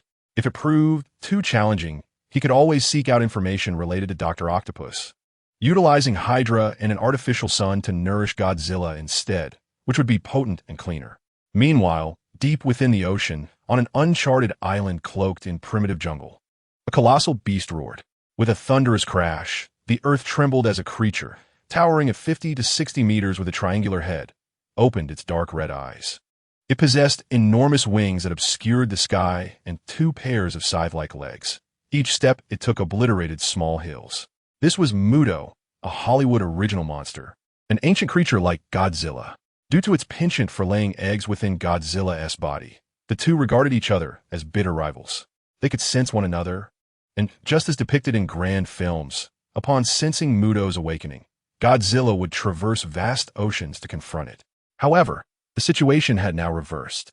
Godzilla remained a juvenile, blissfully unaware and consumed by affection, while Muto had matured, exuding excitement and a desire to vanquish its nemesis. Yet it found itself trapped. This accursed island seemed to possess a barrier separating it from the outside world, confining all titanic beings. Occasionally, some could enter, but none could escape. Muto and its mate were perplexed by this phenomenon. Yet, it could sense Godzilla and felt the barrier weakening. With relentless determination, it slammed against the confines. Yearning for the day, it could shatter its shackles and soar freely. Strike, push harder, do not relent. At that moment, beneath the island, within a shadowy abyss undetectable by any sensor, strange sounds echoed. The master of sound is an aged man, clad in tattered ancient armor, appearing like a filthy beggar draped in rags. Though he sits at the ocean's depths, his skin is cracked and withered, resembling a long, emaciated stick insect, as if he might shatter at any moment. However, such a fate is implausible, for he is Kull, a figure long forgotten, yet destined to be the celestial father of the Asgardian God King. He possesses an extensive lifespan, and his divine name is the fearsome serpent, Jormungandr. For he was vanquished by Odin. He has been sealed in this place for an eternity. How long has it truly been? The serpent is uncertain, yet he knows that his most formidable 8 subordinates have been defeated, and the divine hammer has been scattered and sealed in various locations. He is acutely aware that there are no longer any of his devotees in this world, unless he can escape and once again instill terror. Initially, this seemed an impossible endeavor. However, the sudden madness of Muto, coupled with the weakening of the sealing power, has granted him a glimmer of hope. The serpent comprehends that Odin, seated upon the throne, has finally aged. This is the fate of the God King.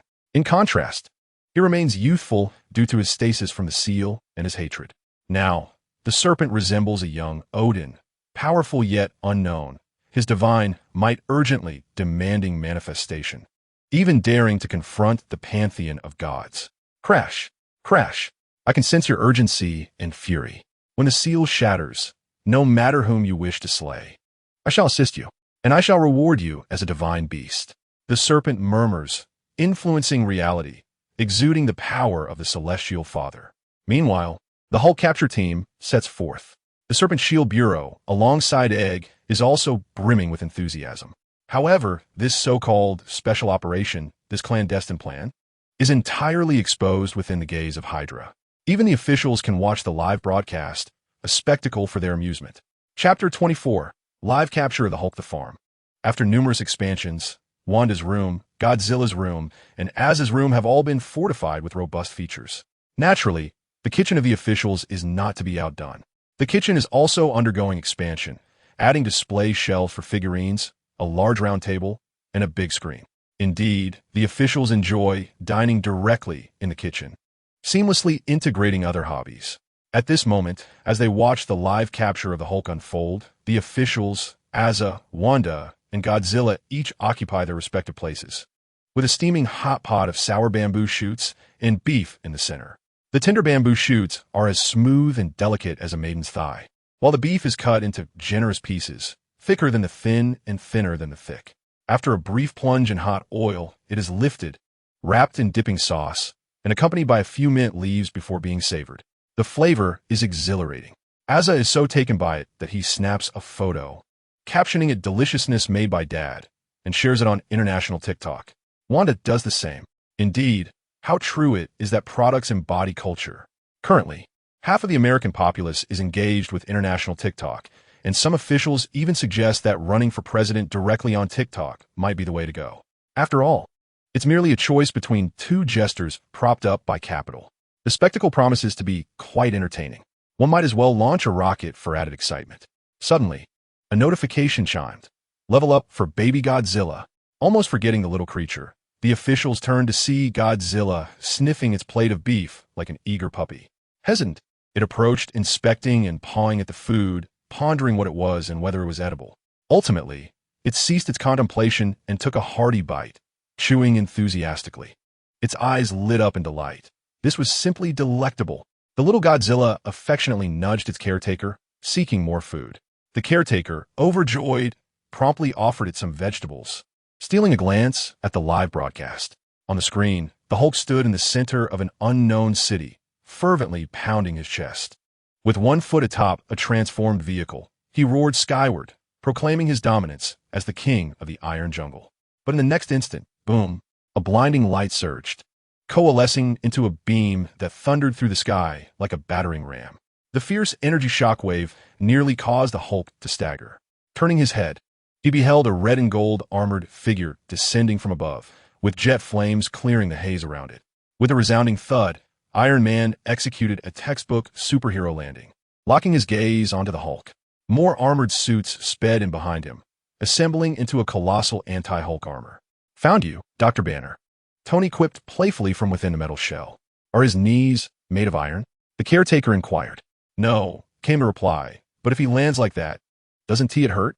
If the show-off succeeds, it doesn't. Superheroes are truly bizarre. Indeed, the caretaker responded. But if I were to strike his armor or shake it vigorously, would the person inside have their brains scrambled? Absolutely, the official replied. But let us avoid such outrageous discussions during meals. Unlike the Marvel Universe, where popularity reigns supreme, the figures cloaked in black still adhere to the laws of physics, albeit with somewhat less flair. Thus, the black-clad individuals are ill-suited for dining entertainment. Oh, the caretaker said, retracting his head. The audience continued to watch the broadcast. Hulk smash! Just as he was in the midst of showcasing his prowess, Iron Man struck him, stealing the limelight. The Hulk, unable to tolerate such an affront, bellowed in fury. After all, was he not a celebrated character himself? With thunderous footsteps reminiscent of an elephant beating a drum, he charged forward, his formidable presence threatening to rend Iron Man asunder. Indeed, it seemed that such an outcome was not far from reality. When Iron Man dons his Mark Series armor, his prestige is assured, and he exudes an air of superiority. However, the moment he encounters anti-armor technology, he is immediately at risk of being overwhelmed. Take the present situation as an example. Iron Man's repulsor blasts, in the face of the Hulk's formidable physique, are rendered nearly ineffective, serving only to momentarily catch his attention. Soon, it transforms into a mere display of energy. The Hulk, roaring with fury, advances, shattering automobiles and demolishing buildings as if he were a primal force of nature, sending debris and dust soaring into the atmosphere. His green fists, larger than sandbags, pierce through the air, creating vortices that draw in the rubble and stones, which are then pulverized into clouds of dust. Opposite him, the reactor core propels Iron Man forward as his anti-Hulk armor retaliates with a punch. The impact reverberates like thunder across the landscape, sending shockwaves outward, scattering the dust that had filled the streets in an instant. Both combatants maintain their poised stances, locked in a moment of unspoken understanding. They have held their ground. A surge of joy fills Tony's heart. Indeed, his research has borne fruit. Yet, he soon witnesses the Hulk launching a second arm, a second punch. Boom! The iron joints of the anti-Hulk armor shatter under the force, sending metal fragments flying, striking several bystanders. Sparks erupt as electrical currents spill forth, and J.A.R.V.I.S. issues a red alert. With a crash, Tony is sent hurtling away, his armor disintegrating as he lands, half kneeling upon the ground in a state of battle-ravaged elegance. His mind races with thoughts of how to possibly contend with such a monstrous foe, the Invincible Hulk. Just then, amid the rising panic, a figure clad in the stars and stripes brandishing a shield emerges. The crowd erupts in cheers. However, the Hulk, scratching his head, snatches the shield and hurls it like a dart, cleaving through a throng of people. Steve stands frozen, astonished. Wait, is there really a move for stealing shields? He is momentarily dumbfounded. Has he always been this self-assured? Azu is taken aback. To him, Steve appears to be just an average fighter. Someone like him, even on a film set at Water Company, could easily meet his end. What give him the right to flaunt his prowess? Yet, what can be done? After all, he is the leader of the Avengers. Tony, too, finds himself at a loss for words. If someone were to don a banner of Eastern power, possessing merely a fraction of the strength of a normal human, yet somehow able to command respect and engage in combat, with deities and demigods answering to his every whim, only to have the 1,500-year-old god of thunder serve him drinks, wouldn't that invite ridicule? Perhaps his presence has indeed made a difference. As the Hulk prepares to deliver a devastating blow to Steve, reducing him to a mere fool, Storm and Cyclops arrive just in time, repelling the Green Giant. Take it easy, kid. Your nature is not inherently malevolent. Rather, since the moment of your birth, the world has subjected you to relentless violence. The world kisses you with pain, and you should respond with song. The professor is present, yet the spirit has cast its influence, offering continuous solace. Simultaneously, the Black Widow, who was initially an onlooker, approaches to hold your hand and provide comforting words. Under this dual assault on both body and spirit, Hulk gradually calms his fury. Mother of Kerr, he exclaims in disbelief, realizing that, in the end, the Black Widow proves to be more effective than he anticipated. This abstract maneuver leaves him visibly perturbed. The official, observing with great interest, finds it amusing. Truth be told, the actor portraying the Green Giant had publicly expressed his support for a ceasefire between Israel and Palestine prior to his journey here, which has significantly enhanced the official's fondness for the character of Bruce Banner. Were it not for the inappropriateness of the situation, he might have considered adopting a pet. A similar sentiment applies to the goddess of death, Hela. Her ability to lift and crush Thor's hammer earns the official's approval. Indeed, she would make a formidable ruler of the gods. Quite captivating. Nearby, Azza remarks that he has had his fill and intends to venture out for some exercise, perhaps to toy with a certain American warlord. Chapter 25. Azza dreams of the world in black robes. New York, nightfall. Whoosh! In the sky, Azza, clad in a black superhero costume, gazes down upon the city, with aircraft soaring past him, his eyes gradually turning crimson. With hands on his hips, he contemplates whom to trouble. Whom shall he target? Horn Daily. Good news, Ross has successfully captured Hulk. What a triumph! Steve Rogers makes a comeback. What unresolved mysteries lie between him and Ross? Shocking. Ross is truly remarkable. I'm in tears.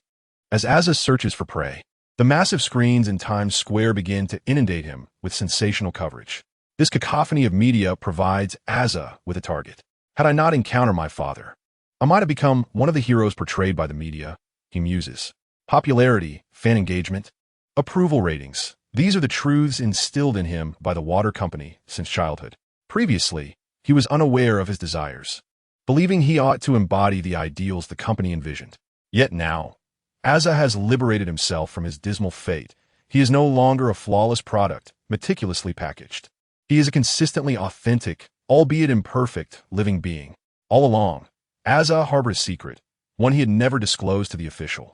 This secret is that each night, as he drifts into slumber, he dreams of returning to that laboratory.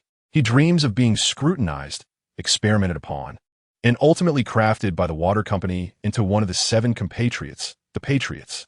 On the surface, the Patriots appear to bask in glory. In reality, he is devoid of kinship, lacking familial bonds.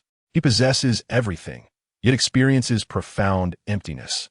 The scientists and caretakers who raised him harbor fear, while the fellow members of the 7 compatriots both fear and despise him, each betraying and deceiving him in turn. The mother of his son despises him. His son rebels against him. Even his biological father, that soldier boy, seeks to come and slay him with brutal force. From beginning to end, the figure of the homeland is merely a weak, colossal infant. Azu dreams of the homeland, envisioning it speaking to its reflection in the mirror, a mere fragment of itself. Their gazes lock, as if they can perceive each other's lives. In that moment, Azu glimpses envy in the eyes of the homeland, a fervent envy that drives it to madness, weeping and thrashing on the ground in despair. This spectacle amuses Azu, for he has not grown up in a laboratory. He has blossomed under the sun, beside Guan Fuyun. He possesses a father, a farm, and the fruits of labor nurtured with sweat. He has his beloved Wanda and his cherished pet, Godzilla. Across the cosmos, wherever the sun's rays reach, he feels the teachings of Guan Fuyun. With closed eyes, Azu envisions a pillar of strength. With his father present, even the greatest master of mental prowess cannot subdue him. He is free. He possesses everything. Fame, power, and wealth are trivial matters. Whether it be the Hydra or the company he dreams of establishing, it holds no significance. What truly matters is that he has finally comprehended and embraced love. Even if Guan Fuyun were an ordinary person, Azu would maintain his composure, never succumbing to chaos again, nor losing what he holds dear. Even if Guan Fuyun were a sanitation worker, Azu would joyfully climb aboard the garbage truck, for he remains his father's treasure. On that day, Guan Fuyun ran desperately, standing before the multitude, shielding against hatred, embracing the image that would become Azu's eternal light. That photograph is the one Azu cherishes most, his proudest moment frozen in time. Yet now, the fervor and attention surrounding that image have been usurped by Ross. For this reason, Azu resolves to confront him. At this moment, guided by dreams, Azu's true target is none other than the soldier boy and another version of himself. In the city of Nyoyao, within a grand edifice, excitement erupts. It's soaring.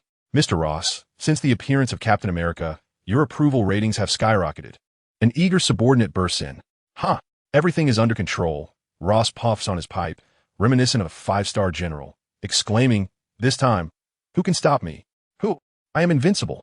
Boom! Before he can finish, Azu descends from the heavens, crashing through layer upon layer of buildings. Like a deity of wrath, he arrives. In an instant, Ross's fervent acceptance speech halts abruptly. He is left in a state of shock. At that moment, Ross's heart nearly ceases to beat. He has committed countless unspeakable acts in his life, his hands stained with blood. However, the pressure and suffocating sensation at this moment are starkly different from having a gun pointed at one's head or a knife pressed against one's throat. This feeling is akin to that of a mayfly in the presence of an elephant. The weaker party has no choice but to be crushed, with not even a dialogue deemed worthy. Azu's eyes reddened with emotion. Wait, do you seek money? Do you crave power? I can offer it. I can make you my subordinate. No, you could even be my superior. Ross's frantic discourse was met with a piercing gaze that severed an arm. He trembled in despair. This was not how it should be. The plan had been undeniably successful, and he had regained support, popularity, and votes. Yet, what was this sense of helplessness? My brother, where did you come from? Can you say something? Do not be so arrogant. Wait, arrogant? Arrogant. Suddenly, Ross's body trembled, frozen in shock. In that moment, he recalled himself and those he had eliminated. Back then, he had exhibited the same arrogance, looking down upon everything. And now, at this very moment, did his helplessness, despair, weakness, and humility not reflect the feelings of those he had wronged? It dawned upon him that he, Ross, was merely a trivial, inconsequential character, easily disposed of by others at will. How ironic. Ross closed his eyes in despair, his entire being reduced to ashes by the fervent gaze, leaving nothing behind. Whoosh! With Ross eliminated, Azu soared, humming a cheerful tune in splendid spirits. At that moment, Liu Dan, who had successfully captured the Hulk and was returning home, learned that the individual responsible for receiving the Hulk had perished. Ross was gone, and the Project's final payment could not be fulfilled. Liu Dan. Chapter 26. Ancient One comes to interview for tutoring. Damn it, Liu Dan remarked with elegance and composure. He had racked his brain and meticulously planned, anticipating the possibility of failure and how to endure Ross's torture. Yet, he never imagined that Hulk would return and Ross would be gone. This was akin to a wedding being called off, akin to losing Jill. Were you jesting, brother? Furthermore, until now, they were still unaware of who was responsible. Do modern villains no longer enjoy the theatrics? Perhaps Hulk should first attend Xavier's school for gifted youngsters. I could also serve as a mentor. Upon learning of the situation, the professor remarked, he was Charles, a mutant. Yet, in this world, what constitutes the extraordinary extends beyond mutants. Figures like Spider-Man and Iron Man would never encounter the predicaments faced by mutants. Charles felt it prudent to cultivate a broader circle of friends.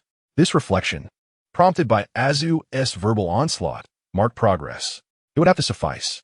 Liu Dan replied, pleased to shed his burdens. Meanwhile, on the farm, In the kitchen, Wanda was utilizing chaotic magic to scrub pots and wash dishes, while Godzilla was nestled against Guan Fuyun, who was dozing on a chair. The scene was warm and reminiscent of a pastoral life. The only disturbance to this tranquility was the ever-expanding, swirling sparks and the sudden emergence of boiled eggs. The Ancient One had arrived. Startled, little Godzilla stood upright, his throat faintly glowing, as if preparing to unleash a powerful blast. Wanda paused for a moment, then glanced at Guan Fuyun. The Ancient One, Charles's sister, Nick Fury. Guan Fuyun opened his eyes, murmuring something. He then imagined a peculiar conference featuring 3 boiled eggs and a braised egg with radish, which inexplicably made him chuckle. The Ancient One observed calmly.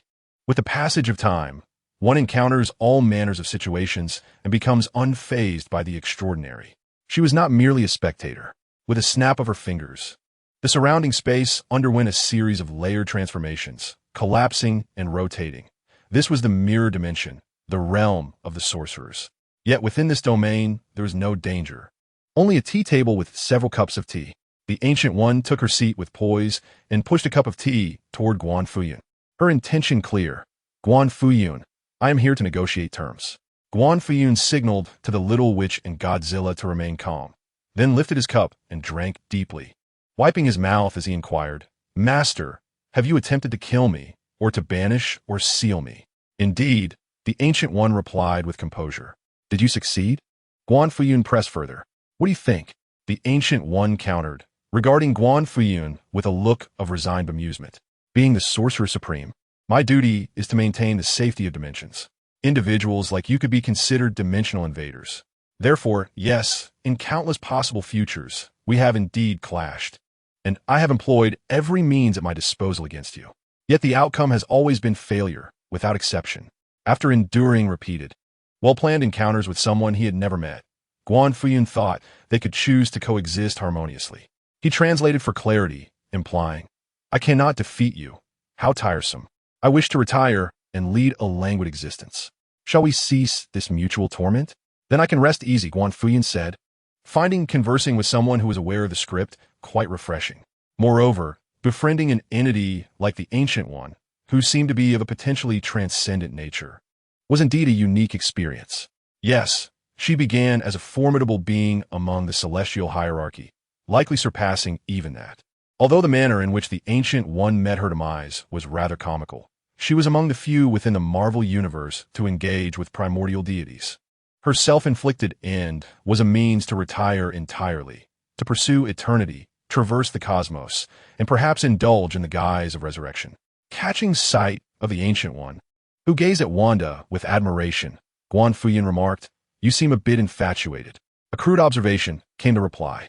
Ancient One sipped her tea leisurely and remarked, however, This child is indeed a treasure. You wish to take her as your disciple? Guan Fuyun had begun to grasp the essence of the situation. A naturally malevolent Uchiha? No. A girl burdened with innate dark powers, steeped in deep grievances, seeking to learn from a peerless master. Ultimately wielding both the dark grimoire and the tome of the shanty, harmonizing good and evil, becoming invincible. How melodious that sounds.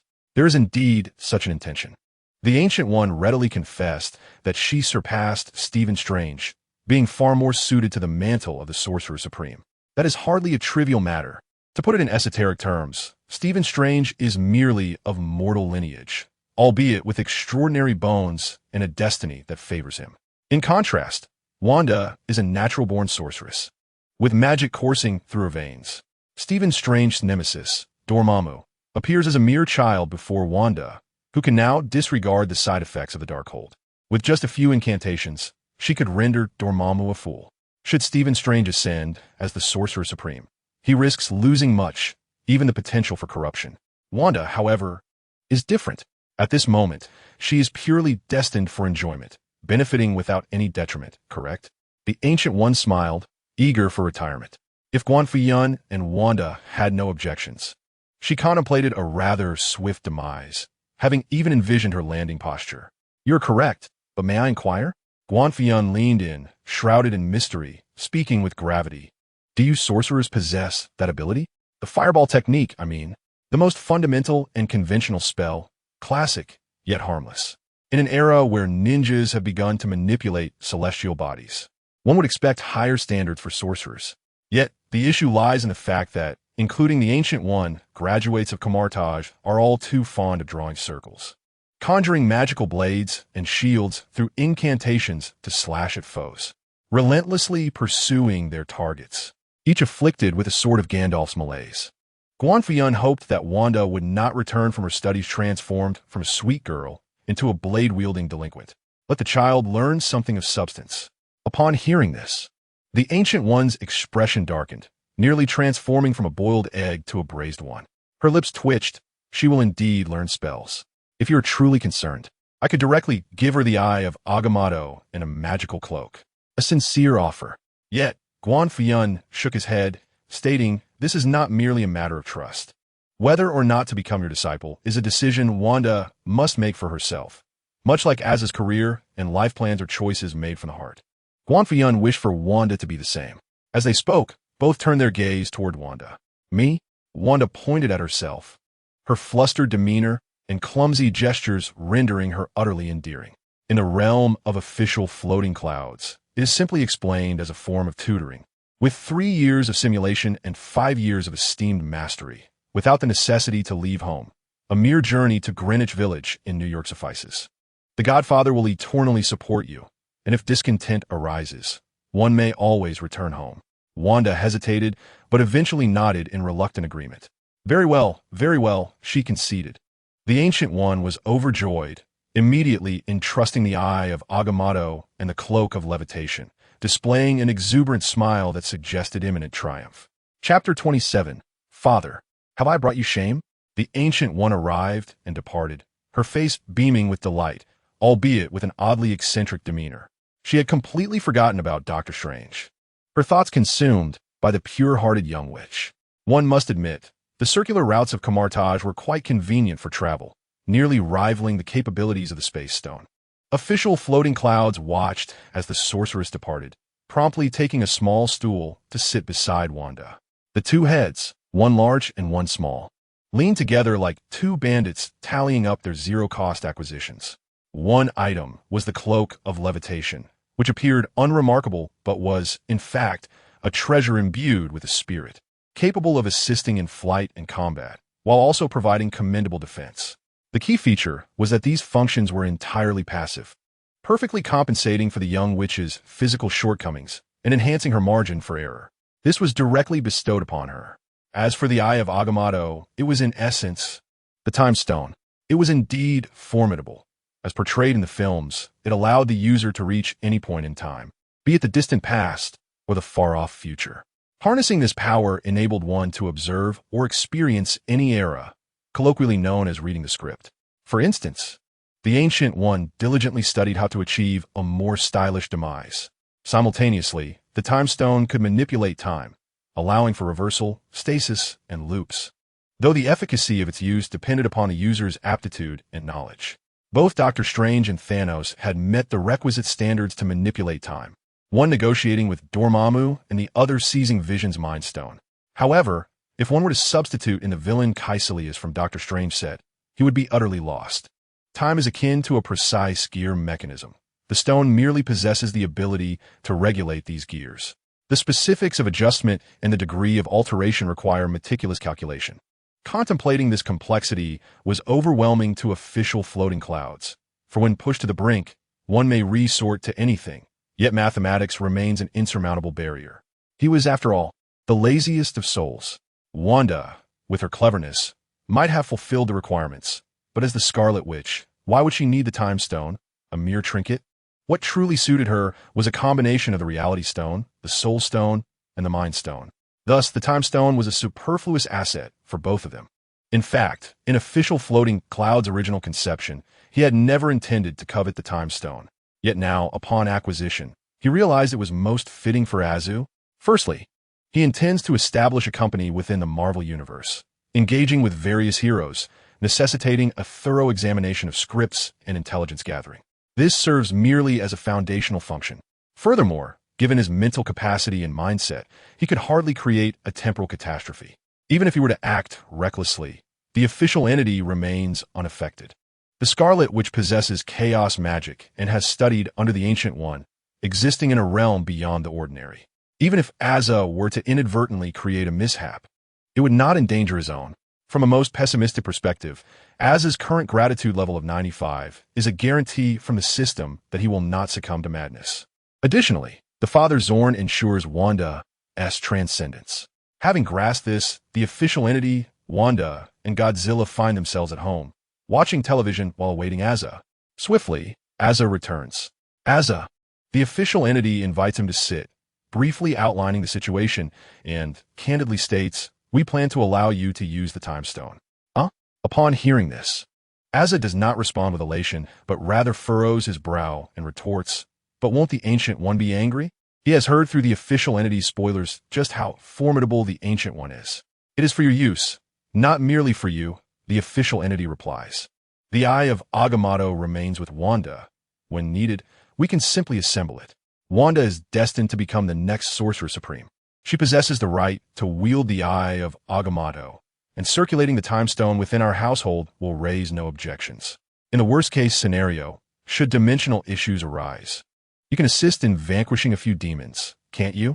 This reasoning brings a slight smile to Asa's lips. Yet he is soon reminded of the custom-made adamantium knife his father crafted for him, as well as the fact that his father intends to extract the gem from Wanda's Eye of Agamotto for him. A sudden discomfort washes over him, leaving him feeling constricted. "Father, am I weak, a burden to you, causing you shame?" he asks meekly. The official entity turns to regard his awkwardly fidgeting son, bewildered by his words. Asa, resembling a defeated rooster, lowers his head, lamenting, "I cannot wield magic. My intellect is limited, my knowledge is non-existent, and at times I feel quite foolish. If only I were like Wanda, then my father would not have to worry so much. Asa, you must understand, to others, you are almost a deity. You are the god of Hydra, commanding the largest underground force in the world," the official entity reassures him. "You can also absorb sunlight to grow stronger, albeit gradually, yet with boundless potential. Your physical prowess is unparalleled within our family. You are also the first to establish a company. You possess your own strengths and advantages, and exposing your weaknesses before family is not a sign of frailty. After our discussions, we have decided to grant you the time stone, not out of pity, but as a mutual aid, even if you can only use it to provide spoilers, or even if those spoilers are limited, such as its purpose. If you could uncover more clues to the gems, such as the reality gem, the soul gem, and the mind gem, wouldn't that ultimately assist Wanda? At that point, it will be feasible to replace the core of the Eye of Agamotto. We must broaden our horizons. Asa, there can be no internal strife within the family. As your father, it is only natural for me to be concerned about you. Do you understand?" Upon hearing this, Asa remained silent, merely gazing vacantly at Guan Fuyun. Guan Fuyun continued, "Do you comprehend?" Asa, with a shy smile, sipped his milk and softly replied, "I understand." Louder, "Have you not eaten?" "I understand, father." "Good. You are quite spirited. Should the time gem be directly placed in the bracelet or fashioned into another piece of jewelry?" "Father, please make it into a necklace for me. It needs to look stylish." "All right, go play now, and take Godzilla with you. Don't let it scratch me." "Yes." Ding. Child number 1. Asa, gratitude level increased. 9,599. After spending some points, a necklace adorned with the time gem was tightly affixed around Asa's neck, impossible to remove. It truly looked impressive. Paired with Superman's black-rimmed glasses and dressed in a suit, Asa transformed into the very essence of a suave rogue. He exuded charm.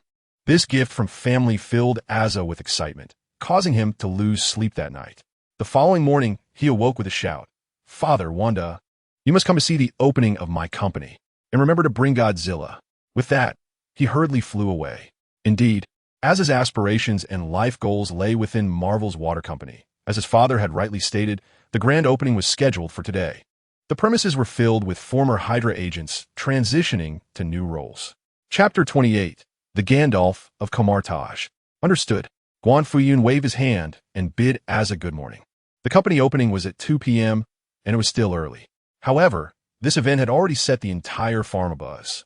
For breakfast, Guan Fuyun slaughtered a chicken to make chicken soup rice noodles in celebration. Who could comprehend a father's optimistic anticipation for his eldest son's future? The excitement for Az's grand venture kept him restless. He decided to accompany Wanda to Kamartaj to calm down. As for the farm, Godzilla would be on watch. This little creature was remarkably perceptive and understood the stakes. Though still a juvenile, its combat prowess was sufficient to handle ordinary superheroes and villains alike. One bite would suffice, and it would digest the rest. Beep beep. The two took a cab to Greenwich Village in New York, home to Kamartaj's New York office. Throughout the journey, the young witch clung to Guan Fuyun like a child reluctant to attend kindergarten, either holding his arm or seeking his embrace, even wanting kisses and to be lifted high. Considering the more liberal atmosphere of America, Guan Fuyun paused for a moment before indulging her whims, as he had with the characters he adopted. Wanda is the character who has undergone the most profound transformation, or perhaps, who diverges the most from her original impression. For instance, Azusa remains the same giant infant, both physically and psychologically. Godzilla continues to be a voracious consumer. However, Wanda is different. In the source material, when Wanda first appears in the film, she is already imprisoned and has been trained to adulthood, beginning her journey as an emotionless assassin, losing family members in every subsequent film. Yet now, she embodies hope and vitality, a spirited young woman unburdened by hatred, devoid of familial loss, and free from the anguish of her uniqueness. There is no longer the fear of losing control. Thus, she has been reborn. In Greenwich Village, traversing through a structure reminiscent of an ancient clock tower, Guan Fuyun and Wanda arrive at Kamartaj, where they behold the sprawling palatial complex with ancient halls floating in the air, interconnected by mirrored spaces. It is quite a sight. These edifices, having been assimilated by generations of sorcerers, possess certain extraordinary functions akin to magical artifacts or protective formations. Yet, they seem rather ineffective. In Wanda's quest for her family, the Scarlet Witch effortlessly dismantled a complex formation with a mere enchanting barrage of magic, its fragility surprising. Upon witnessing a group of mages vigorously practicing their swordsmanship in the plaza of Kamartaj, Guan Fuyun understands that there is a reason behind it all. As a sorcerer, one often yearns to enhance attributes such as life, stamina, skill points in one-handed or two-handed swords, blocking, critical hits, charges, whirlwind dances, and beheadings, followed by conjuring mirrored spaces, only to vanish in circles. How could one not be beguiled? How could one not be confused? Disregarding these distractions, Guan Fuyun shakes his head and solemnly advises, if you cannot learn the fireball spell, you might as well go home. Kamartaj is not a place for the faint-hearted. Wanda appears contemplative in response. At this moment, Master Mordo emerges, announcing that the Ancient One has departed, leaving Guan Fuyun and Wanda to explore on their own. Guan Fuyun realizes that the boiled egg has likely drifted into the cosmos once again. After a brief tour, they are greeted by a robust fellow with thick brows and bright eyes, who exclaims, "Hello, are you new apprentices? Feel free to ask me anything. My name is Caecilius." Hearing this, Guan Fuyun seems to ignore him, guiding Wanda past, only to suddenly recall, isn't that the one? The thief who pilfered the magical tomes of Kamartaj, betrayed the Ancient One, and allied himself with Dormammu? Hey there, my friend. You seem to have shed that toxic dark circle and the unconventional appearance. You've truly transformed into a more refined version. Guan Fuyun turns around, intrigued as he scrutinizes Caecilius. Hello, Caecilius responds, perplexed. Oh, it's nothing. I'm merely observing. You appear to be quite adept at social interactions, Guan Fuyun remarks. He seemed to have discerned the essence of the situation. If Ancient One were the venerable Master Turtle, then Caecilius would undoubtedly be the formidable dragon, while Doctor Strange resembled the whimsical Bao. The sense of DJVU was striking. In the absence of the Ancient One, Caecilius, with an air of enthusiasm tinged with a hint of pride, proposed that if one harbored an interest in the arcane arts, they might as well learn some fundamental incantations from him. That sounds splendid. Guan Fuyun expressed his curiosity, eager to discover whether he possessed the mettle to be a sorcerer. Caecilius then animatedly elaborated. For a magician, the world is a tapestry woven from the fabric of rules, and spells serve as the source code for modifying those rules. Of course, to execute such a modification, one requires magical energy as a conduit. This energy emanates from the spiritual dimension, more precisely, from various deities, such as Vishanti. Therefore, prior to invoking the modification incantation, we must incorporate a series of spells that facilitate communication with these divine entities and harness their power. As he spoke, Caecilius demonstrated fervently, chanting incantations while his fingertips sparkled with magical light, reminiscent of a flower dancer. The vibrant lines intertwined and coalesced, ultimately forming a radiant circular magic circle, inscribed with intricate and enigmatic patterns. Guan Fuyun attempted to replicate the feat, but predictably faltered. The reasoning was straightforward. The gods would heed the pleas of mortals and grant them magical energy. Yet Guan Fuyun, being truly immortal, surpassed the divine. Who would heed his call? At that moment, Master Mordo arrived, seemingly intent on admonishing Caecilius. "What are you doing?" he demanded indignantly. "I was merely instructing these two apprentices." Caecilius defended himself, albeit with a hint of trepidation. "But you have not obtained the Ancient One's consent. Teaching magic without approval is a violation." Mordo retorted angrily. "It is merely the simplest foundational spell. Even someone as talented as I had to study for a considerable time. What are these novices? They may not even grasp it. Why the rush?" Caecilius dismissed the concern nonchalantly. "I am the instructor." Mordo raised his voice, rigid and pedantic. "You will come to regret this." Caecilius shot back defiantly. A palpable tension arose, reminiscent of a simmering rivalry. Meanwhile, Guan Fuyun and Wanda, the two parties in question, stood neglected and overlooked. Then, in the next instant, a resounding hum reverberated through the air as Wanda clapped her tiny hands, summoning a colossal, crimson magic circle that erupted into existence. It was unmistakably the simplest foundational spell, the kind that could serve as a magical shield. However, Wanda's rendition was immense, a single spell that completely enveloped the ground of Camartage and continued to expand. This was only to be expected. After all, while others drew upon external magical energy, Wanda was infused with magic herself, and she could even enlist the aid of Thon to provide her with additional power. Guan Fuyun had anticipated such a spectacle, yet witnessing it firsthand left him utterly awestruck. "What a magnificent display, Wanda!" he exclaimed. "This is the true essence of a mage." Chapter 29. The Innate Supreme Mage's Sacred Body. Wanda appeared utterly astonished. It was only at this moment, gazing at the magical array she had crafted with her own hands, that she truly comprehended the distinction between telekinesis and magical energy. It was akin to comparing a mere stick to modern firearms. More precise, more concentrated, more powerful, and undeniably more exquisite. At this moment, Wanda, donned in her school uniform, stood within the magical array, her chestnut hair flowing gracefully, embodying the very image of a true magical girl. "Remarkable." Guan Fuyun pinched the little witch's cheek, then turned to look again. The mages Modu and Caecilius had long since fallen silent, their faces a tableau of shock and astonishment. In a fleeting moment, Guan Fuyun seemed to hear a crack, a sound reminiscent of shattered worldviews. He reflected on the hardships he endured while studying magic, only to glance at Wanda. And both felt a sense of futility, as though their efforts had been reduced to insignificance. Modu, who maintained a facade of seriousness, was overwhelmed with envy and jealousy. As for Caecilius, his eyes were nearly aflame with resentment. Regret consumed him, a painful realization akin to lifting a stone only to strike his own foot. Their reactions nearly caused Guan Fuyun to choke back laughter. Indeed, the little sorceress had proven to be quite adept at nurturing her talents. While Camartage resembled a miniature Arkham Asylum, nevertheless, he refrained from intervening. For one, the Ancient One had yet to meet her demise, and neither Modu nor Caecilius had succumbed to madness. Moreover, his father's Ningu had purged Wanda of impurities and negativity, yet simultaneously stripped her of the Darkhold. That petty Shisuan was undoubtedly hoarding the Darkhold, perhaps drawing circles and casting curses behind her back. Furthermore, the time before the arrival of S.H.I.E.L.D. agents was still ample, let alone Wanda's quest for her family. Any attempt to intercept would be futile. If only those two could muster some spirit.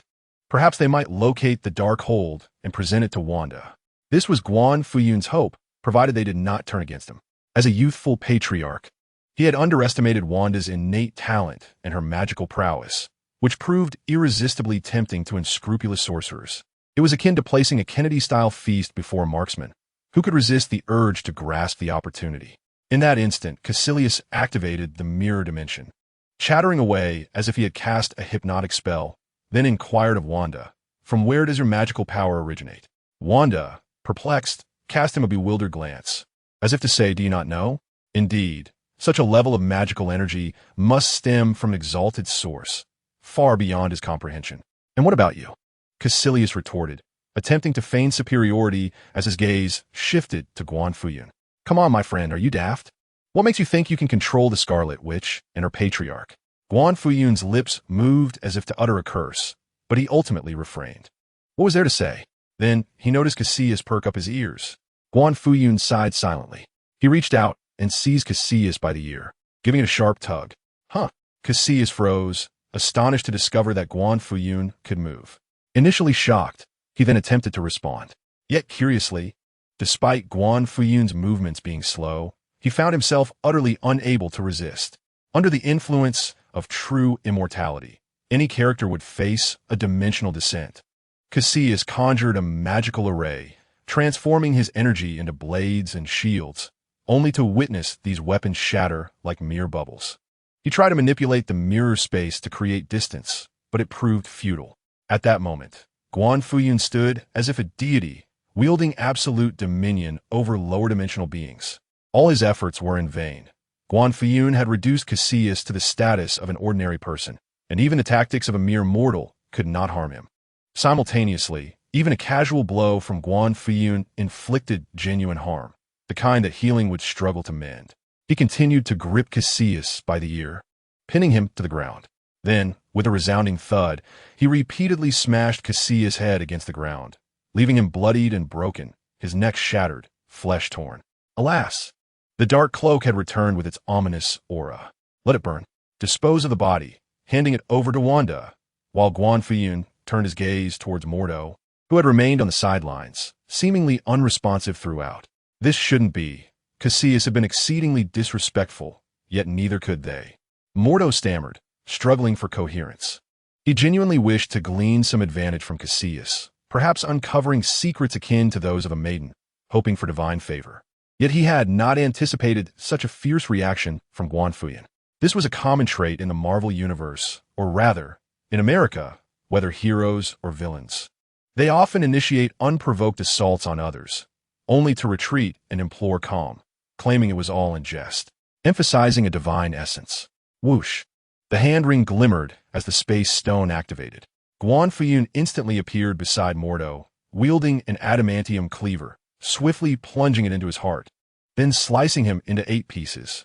Once Mordo was reduced to ashes, the mirror space began to dissipate.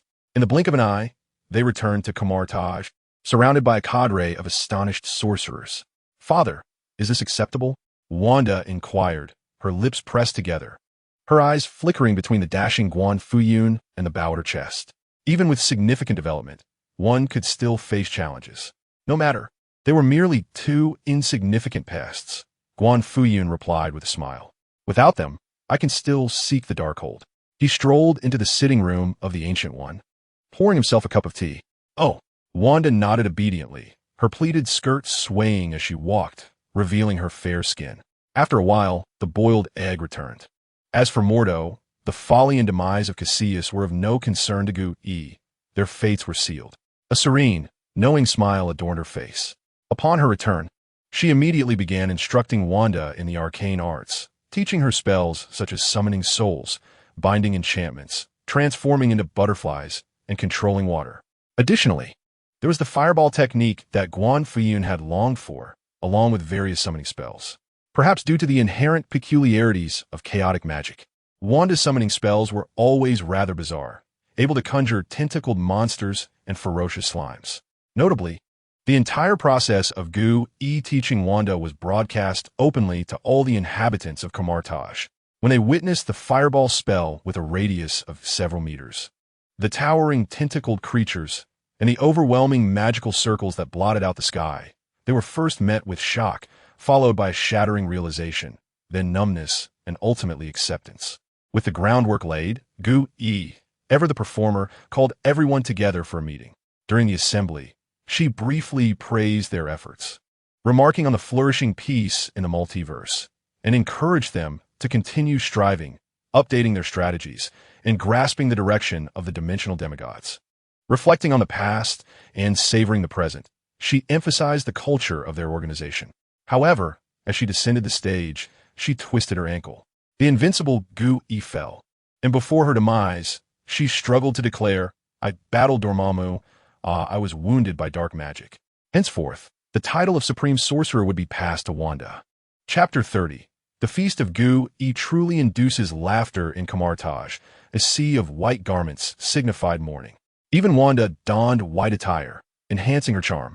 Amidst the cries of sorrow, Guan Fuyun silently partook in the feast, eating with fervor, his forehead, veins bulging, his expression twisted in agony. This was the only way he could bite down hard enough to suppress the urge to laugh out loud. Damn it, this boiled egg has taken the absurdity too far. Twisting an ankle to death. Was this a plan conceived by a human? Oh, the irony. Do not be too sorrowful. Someone comforted Guan Fuyun, wiping away tears. Guan Fuyun chuckled heartily. Ah. He contained himself as they honored Gu Yi's memory. The boiled egg was finally laid to rest, and Wanda officially ascended to the position of Supreme Sorcerer. She symbolically uttered a few words about enjoying hot pot and singing songs, only to be suddenly betrayed by Dormammu. Proclaiming that one must always fight, for the Supreme Sorcerer had arrived, heralding a new dawn. Then, she publicly opened the dimensional pocket to the dark dimension. Dormammu, who had been daydreaming of defeating Gu Yi, successfully invading the material realm and ascending to the pinnacle of dark divinity, cackled with glee. Suddenly, the dimensional pocket tore open. Emerging from the shadows was a striking witch draped in mourning attire, who immediately conjured a colossal fireball. With a resounding boom, the fireball soared through the air, akin to a meteor crashing down. Although this young witch lacked the divine tome of Veshin, the Book of Darkness, which would elevate her to the formidable level of Wanda Maximoff, she still surpassed the Avengers Wanda, who had torn apart Thanos. She represented the pinnacle of the later stages among the semi-deities, and considering the unique nature of chaotic magic, she essentially existed in a realm of her own, transcending beyond the ordinary. If it came to confronting Dormammu, she was more than capable. The impact of her spell was genuinely painful. It was not merely a matter of Dormammu letting out a cry of distress. As it prepared to retaliate, Guan Yun had already teleported to its rear, pressing down on it and rendering it breathless. This startled Dormammu, who often boasted about being one of the greatest mysterious entities across all dimensions of the multiverse. However, in reality, it was on par with Odin and Zeus, belonging to the pantheon of celestial deities. While undeniably powerful, each capable of ruling their own universe with immense pride, they were acutely aware of the depths of the Marvel Universe. True transcendent beings had been watching the cosmos, easily capable of vanquishing celestial deities. Just like the once vibrant Odin, who dared to challenge the pantheon of gods, only to be obliterated by a legion of cosmic giants and return to Asgard in tears. Moreover, there were 5 great deities, the tribunal of life, and countless others that transcended the divine. The enormity of it all was staggering, regardless of who stood behind the witch or what her intentions were. Dormammu sensed the necessity of compliance. After all, what would happen if it were to perish? Thus, Dormammu remained stationary, presenting its face to absorb the blows, allowing the young witch's spells to rain down upon it, roaring and bellowing, yet refusing to retaliate, as if subdued by the impact. This display was truly inspiring and invigorating. The inhabitants of Camartage erupted in cheers, and from that moment on, they recognized Wanda's supreme position as the Master Sorceress, preserving the prestige of their lineage. It also served as a justification for the boiled egg. The remaining matters could be entrusted to the acting Supreme Sorcerer, Old Wong.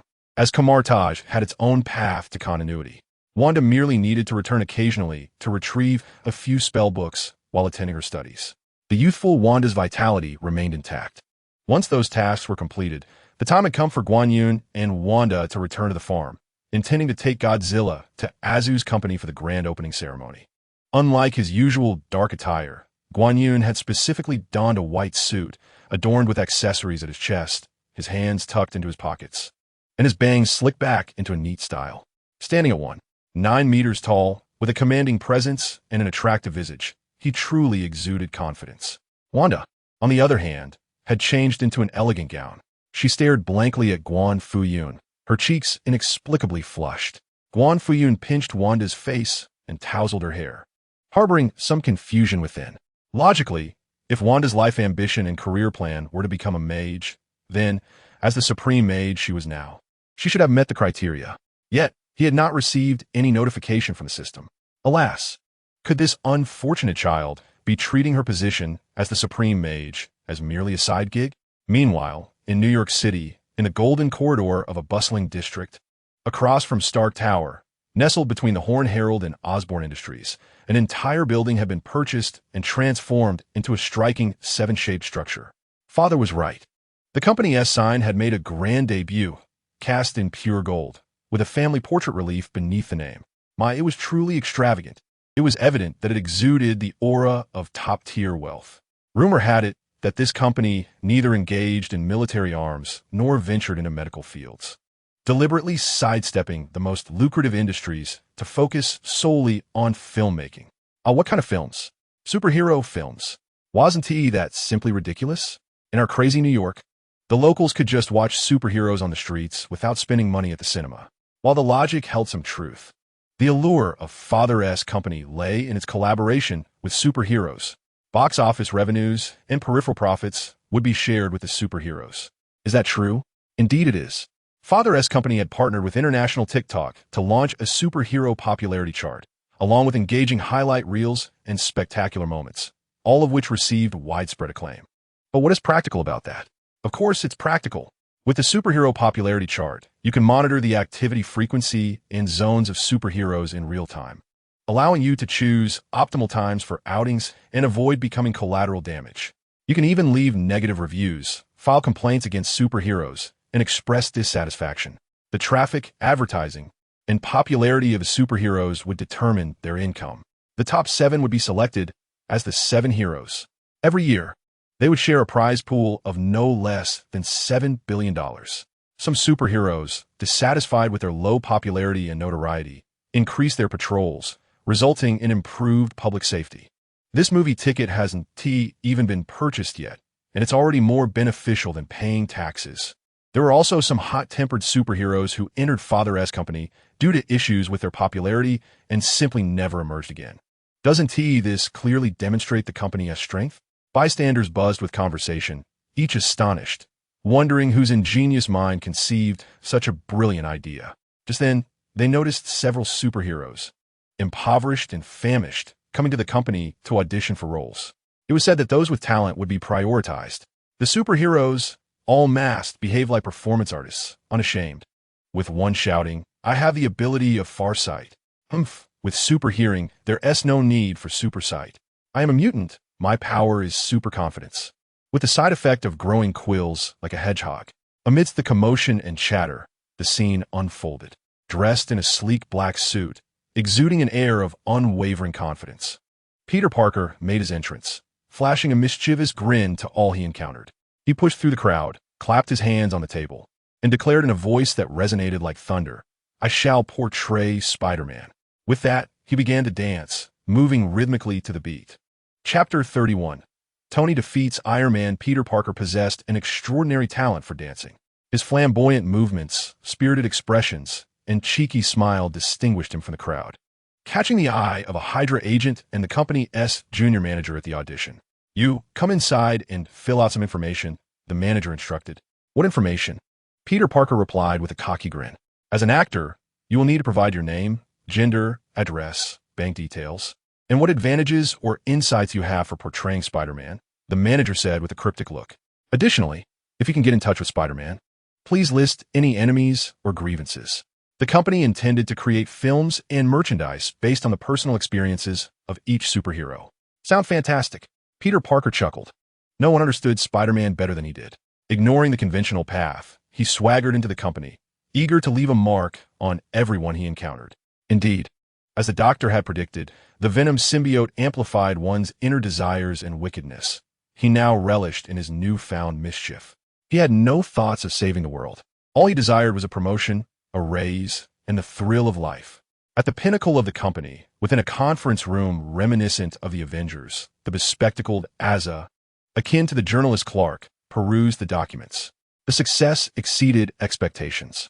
The announcement of the superhero role had generated considerable interest, with everyone eager to sign contracts with the company.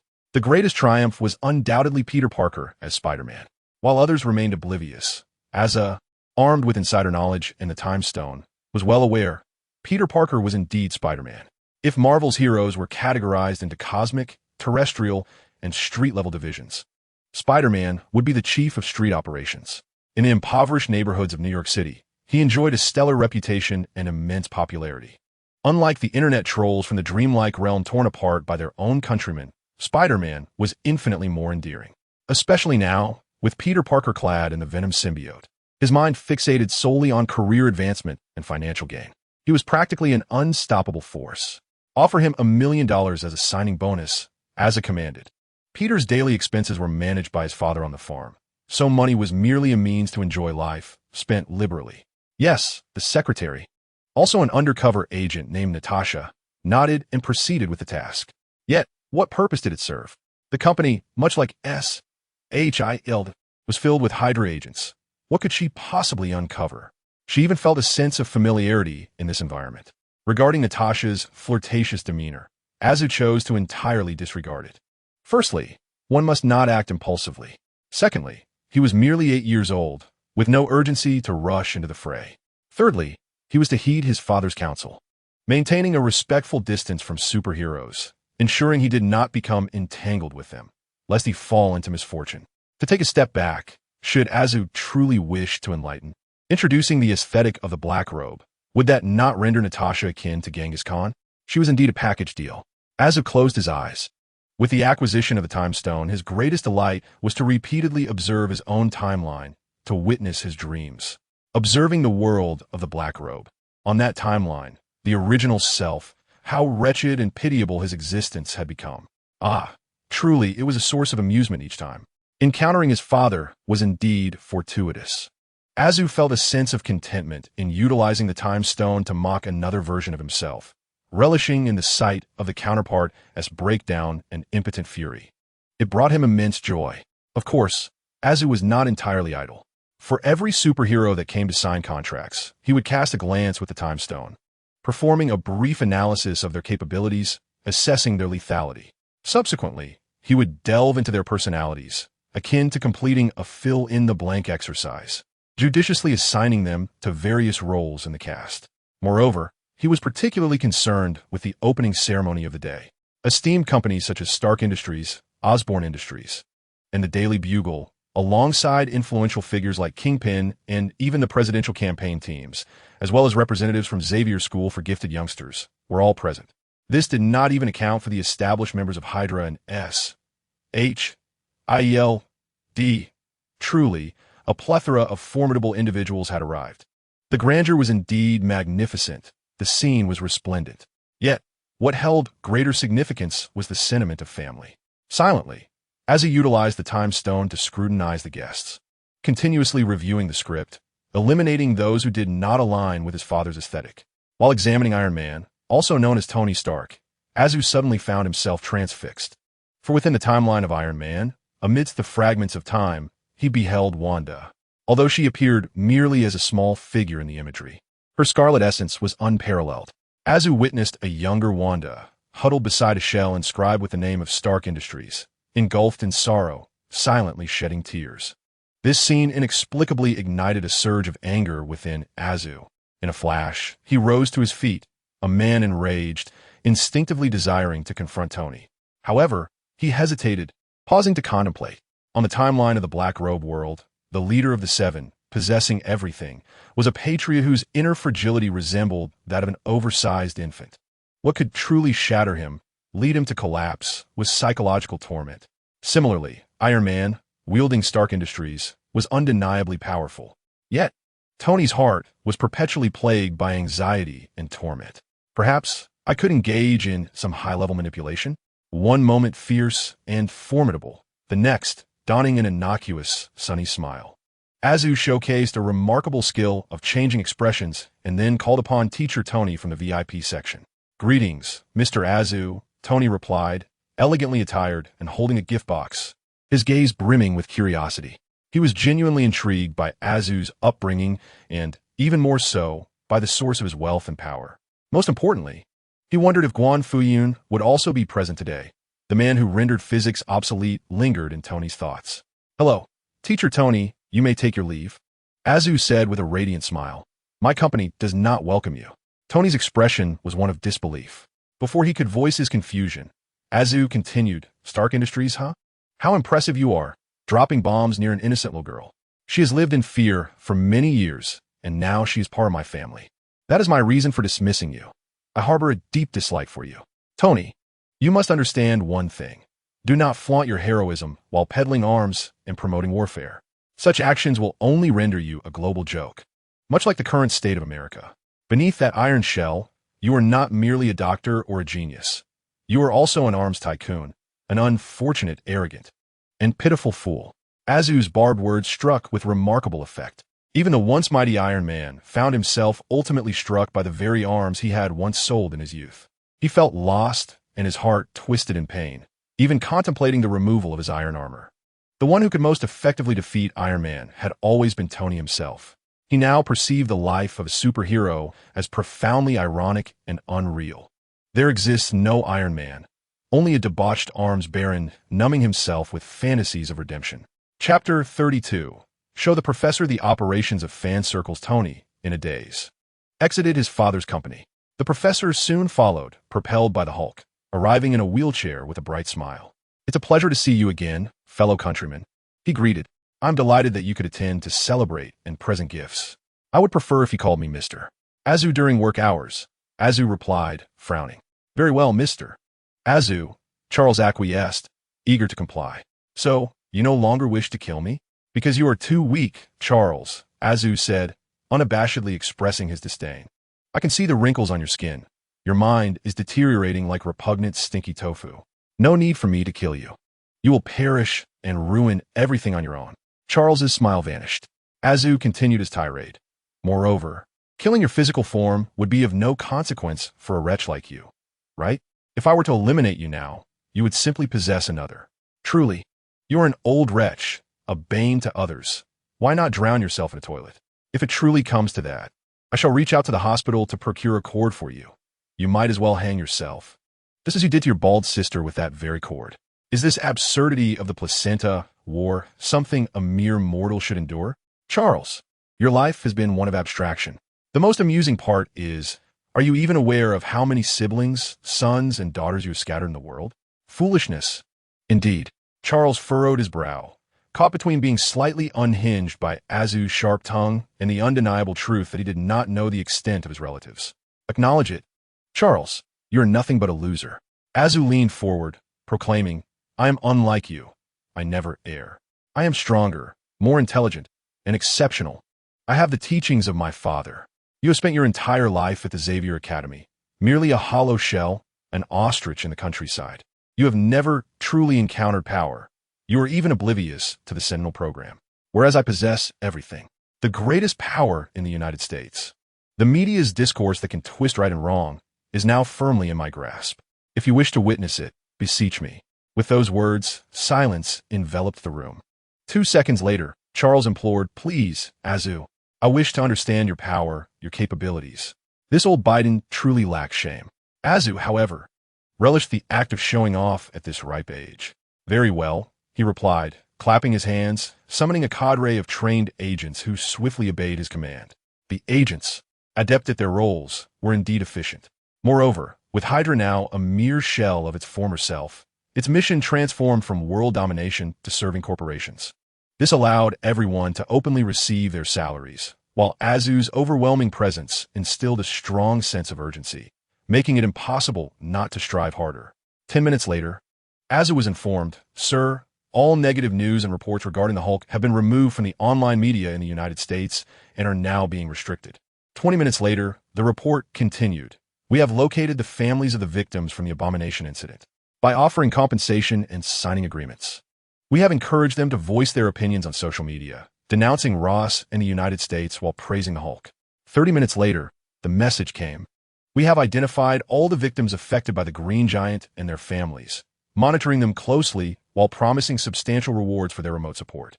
40 minutes later, the news concluded with, Sir, the Hulk's reputation has taken a turn for the better. A Hulk Protection Association has been established, and environmental organizations wish to adopt his image as their mascot. Even organizations advocating for gender diversity and pharmaceutical groups have found merit in the Hulk. White noise is a term in public relations, akin to sound pollution, activating the media machinery to disseminate a singular narrative repeatedly, creating a hypnotic effect. The outcome is not merely that 80 of a platform's users favor the Hulk, while 20 do not. Rather, on the 80 favorable platforms, all users are subjected solely to positive news, updates, and exhilarating superhero moments regarding the Hulk.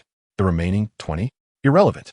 Once the information cocoon is formed, it inevitably spreads, transforming 20 into 2 until complete annihilation occurs. Just as the saying goes, 3 men can create a tiger. Over time, Hulk has become a universally recognized superhero. Indeed, he always was. Yet, from this moment forth, harboring disdain for Hulk will become an incorrect stance. Observe closely, learn diligently. Useless. Azu tossed the tablet to Charles. Charles's eyes widened. Before him, on the media and video platforms of America, Hulk had seemingly emerged as a victim, a tragic, rebellious avenger. I am Dr. Banner, a man of multiple degrees. Once, I was remarkably intelligent, engaged in respectable work, and accompanied by a girlfriend. However, I fell victim to the scheming of petty individuals, resulting in my physical mutation, rendering me grotesque and frenzied. In pursuit of me, and to obscure the military scandals, they created another monster, a monstrous abomination that spiraled out of control. It appeared, it wreaked havoc. At a crucial moment, I reconciled with the monster within. With a mere cough, Hulk smashed. We are superheroes. This time, we shall reclaim all that is rightfully ours. The origins and tales of Hulk, along with General Ross's vile actions, transformed into short videos, spreading like a virus. Who could watch this and remain unaffected? Charles was momentarily captivated. Only after a few moments did he remember to check the comment section, where he found, suddenly, it became clear to me, Hulk is the most pitiable. Oh, mother, hug me. None of you are allowed to bully Hulk. Netizens, please believe in the American military. They are undoubtedly more despicable and malevolent than depicted in the videos. Why are some in the comment section in a frenzy? Is it the war hawks, the little blue fans? Hulk protected New York. Our entire family are fans of Hulk. Who dares to express impotent rage? Isn't all of this orchestrated by the American military? And now they hide so comfortably? Who understands, dear friends? Hulk is undeniably cool. Everyone thinks he's incredibly awesome. It's simply marvelous. The best protector of the world, Hulk. The wise doctor, the crude savage. Oh, how we adore him. Hulk has truly put forth great effort. Charles, he was in awe. This was a power he, as a mutant, could never attain in his lifetime. Behind Charles, Hulk was also watching, grinning at the fans cheering for him. Charles, old boiled egg, stared blankly, astonished. This was the first time he witnessed Hulk's genuine smile. This monster, from the moment of its inception, was met with gunfire, curses, and even disdain from Dr. Banner himself. Thus, Hulk's violence is, in truth, understandable. He merely mimics his environment, communicating with the brutality of a savage world that has treated him savagely, attempting to find his place within it. But now things have changed. This savage world has shown Hulk tenderness and kindness, teaching him how to smile. This is something that Charles can never provide at Xavier School for gifted youngsters. While he can utilize his telepathic abilities to mentor for a lifetime and suppress the violence within, he cannot offer Hulk a societal identity, a job, numerous admirers, or intrinsic value. Yet, Azu effortlessly achieves this. In that moment, while deeply disheartened, Charles also feels an unexpected sense of relief. He eagerly inquires, Azu, has your esteemed company considered campus recruitment? Chapter 33. Azu, everyone, please rise, my father has arrived. Campus recruitment? Azu scoffed, his expression sour. New York is not lacking in superheroes. If you choose not to partake, others will gladly step in. He then shifted to a more playful demeanor, leaning back with an air of arrogance. However, should you beseech me, I might just acquiesce. Please, Azu, Charles implored without the slightest hesitation. You are nothing short of divine. You are light, electricity, the singular beacon of hope. You are the most astute and valiant leader I have ever encountered. All right, Azu, buoyed by Charles's flattery, happily sipped his milk while basking in the sun. I will allocate a few campus recruitment slots for you each year with preferential resources. The condition, Charles, is that you must utilize your abilities to enhance the viewing experience. Perhaps create a mental projection or something of the sort. Do you understand? Is that all? Charles eagerly agreed. Absolutely, Azu. Shall we draft the contract? Go seek the clerk for that. Very well. And what a Hulk? Are you blind, for heaven's sake? Hulk is currently at the top of the superhero popularity chart.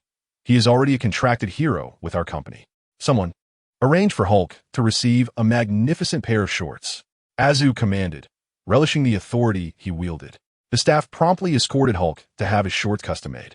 Charles, maneuvering his wheelchair outside, suddenly turned back to ask, Azu, might I have the honor of meeting your father? I have a hunch that he must be an extraordinary individual. Azu disdainfully replied, Do you require your intuition for that? My father is undoubtedly impressive. Charles pressed on, Whether you meet him or not is entirely at my father's discretion. If he is in good spirits, he may enjoy a cup of tea and engage in conversation with you. If not, you would be fortunate even to catch a glimpse of him from afar. Charles quickened the pace of his wheelchair. Though Azu was indeed unique, he possessed numerous flaws, particularly his excessive aggression. Furthermore, he exhibited an especially proud demeanor whenever the term father was mentioned. While he could not delve into memories, Charles's instincts warned him to avoid any disparagement of Azu's father. Otherwise, Azu might transform into a fearsome figure, unleashing chaos. Consequently, Charles's curiosity regarding the enigmatic father capable of educating and restraining Azu intensified. He had attempted to employ mental scanning on that man, but the result had been a complete absence of records. Such a notion of a truly non-existent individual was implausible. It can only be said that the opponent's mastery in the realm of the mind may indeed surpass his own, and by a considerable margin. This realization is utterly terrifying. As Charles reflects on it, he finds himself breaking into a cold sweat. Over the years, the only individual whose mental prowess eclipsed his own was Jean Grey, who harbors a tremendous reservoir of energy within her. He has spent years studying and observing her, even secretly exchanging insights with various organizations such as S, H, I, L, D, and the Sword Bureau. He has vaguely deduced that the potential residing within Jean Grey is not merely the superpowers of a mutant, but rather symbolizes life and emotion, the legendary embodiment of the primordial cosmic force of life and psychic energy known as the Phoenix Force. This power is undeniably fearsome. Even though Jean Grey has matured into a formidable warrior, she remains akin to a child in comparison to such power. The notion of a child wielding nuclear weapons, capable of annihilating the world at any moment, is more perilous than a rampaging beast. Yet, if the beast's progenitor possessed a similar capability, could Jean Grey maintain self-control? Or could her Phoenix Force be excised to ensure greater safety? Charles's thoughts whirled chaotically. He acknowledges his own foolishness as a Na'vi utopian. Yet he does not subscribe to Magneto's doctrine of mutant supremacy. However, the emergence of Azor and his company has illuminated a new path for him, and he is genuinely elated. The atmosphere is festive, adorned with colorful decorations. With the inauguration of his father's company, all media in New York are abuzz with reports and congratulations, their voices harmonizing like a well-rehearsed choir. In the sky, helicopters circle, showering the scene with money. Superheroes gather, causing traffic to come to a standstill. But who cares? Everyone is cheering, exuberantly shouting for Azor to sprinkle some cash their way. The spectacle is grand. Under normal circumstances, Azor's flamboyant personality would have compelled him to step forward and show off, but now he remains as composed as a seasoned veteran. Seated in the main position while his secretary Natasha informs him that it is nearly time and that the VIPs are becoming anxious, yet he remains unmoved. Be quiet. I'm waiting for my father, Azor declares into the microphone, exuding a certain bravado. Keep it up, and I'll turn you all into paste. Upon hearing this, the crowd exchanged glances, uncertain of what this formidable figure truly meant. Was it a display of intimidation? Among the throng, one individual pondered this. He was a robust figure, occupying the space of 4 or 5 people, with a frame that boasted exceptional physique and muscles, adorned in a specially tailored white suit. This was he, the underground emperor of New York. His infamous saying was that the underworld could now operate like a business, with executives and boards poised to reap rewards. Yet, despite his imposing stature and significant standing, he could only stand on the side of the welcoming red carpet. The The reason was simple. He was afraid. His lifelong aspiration was to ascend as the emperor of the New York underworld. For many years, he meticulously plotted and even allied with the Hand, relinquishing certain interests in the process. However, in a matter of moments, perhaps even less, the formidable Hand, which he regarded as a superpower, was utterly dismantled. Jinbing, having verified through various channels and gathered intelligence, received the unsettling response that it was indeed linked to this company. Further details were elusive, only suggesting that the implications were vast and intricate. This revelation left Jinbing in a state of trepidation, as he felt precariously perched on his throne as the underground emperor of New York. On this day, he sought to engage with the upper echelons of the company, hoping to glean their insights. "Brother, if you have no objections, I shall continue my reign as the underground emperor. If you do, please voice your concerns. I am open to change." Such was his intent. Yet, when Jinbing attempted to bribe or win over even a few employees, including the cleaning staff, he was met with steadfast refusals.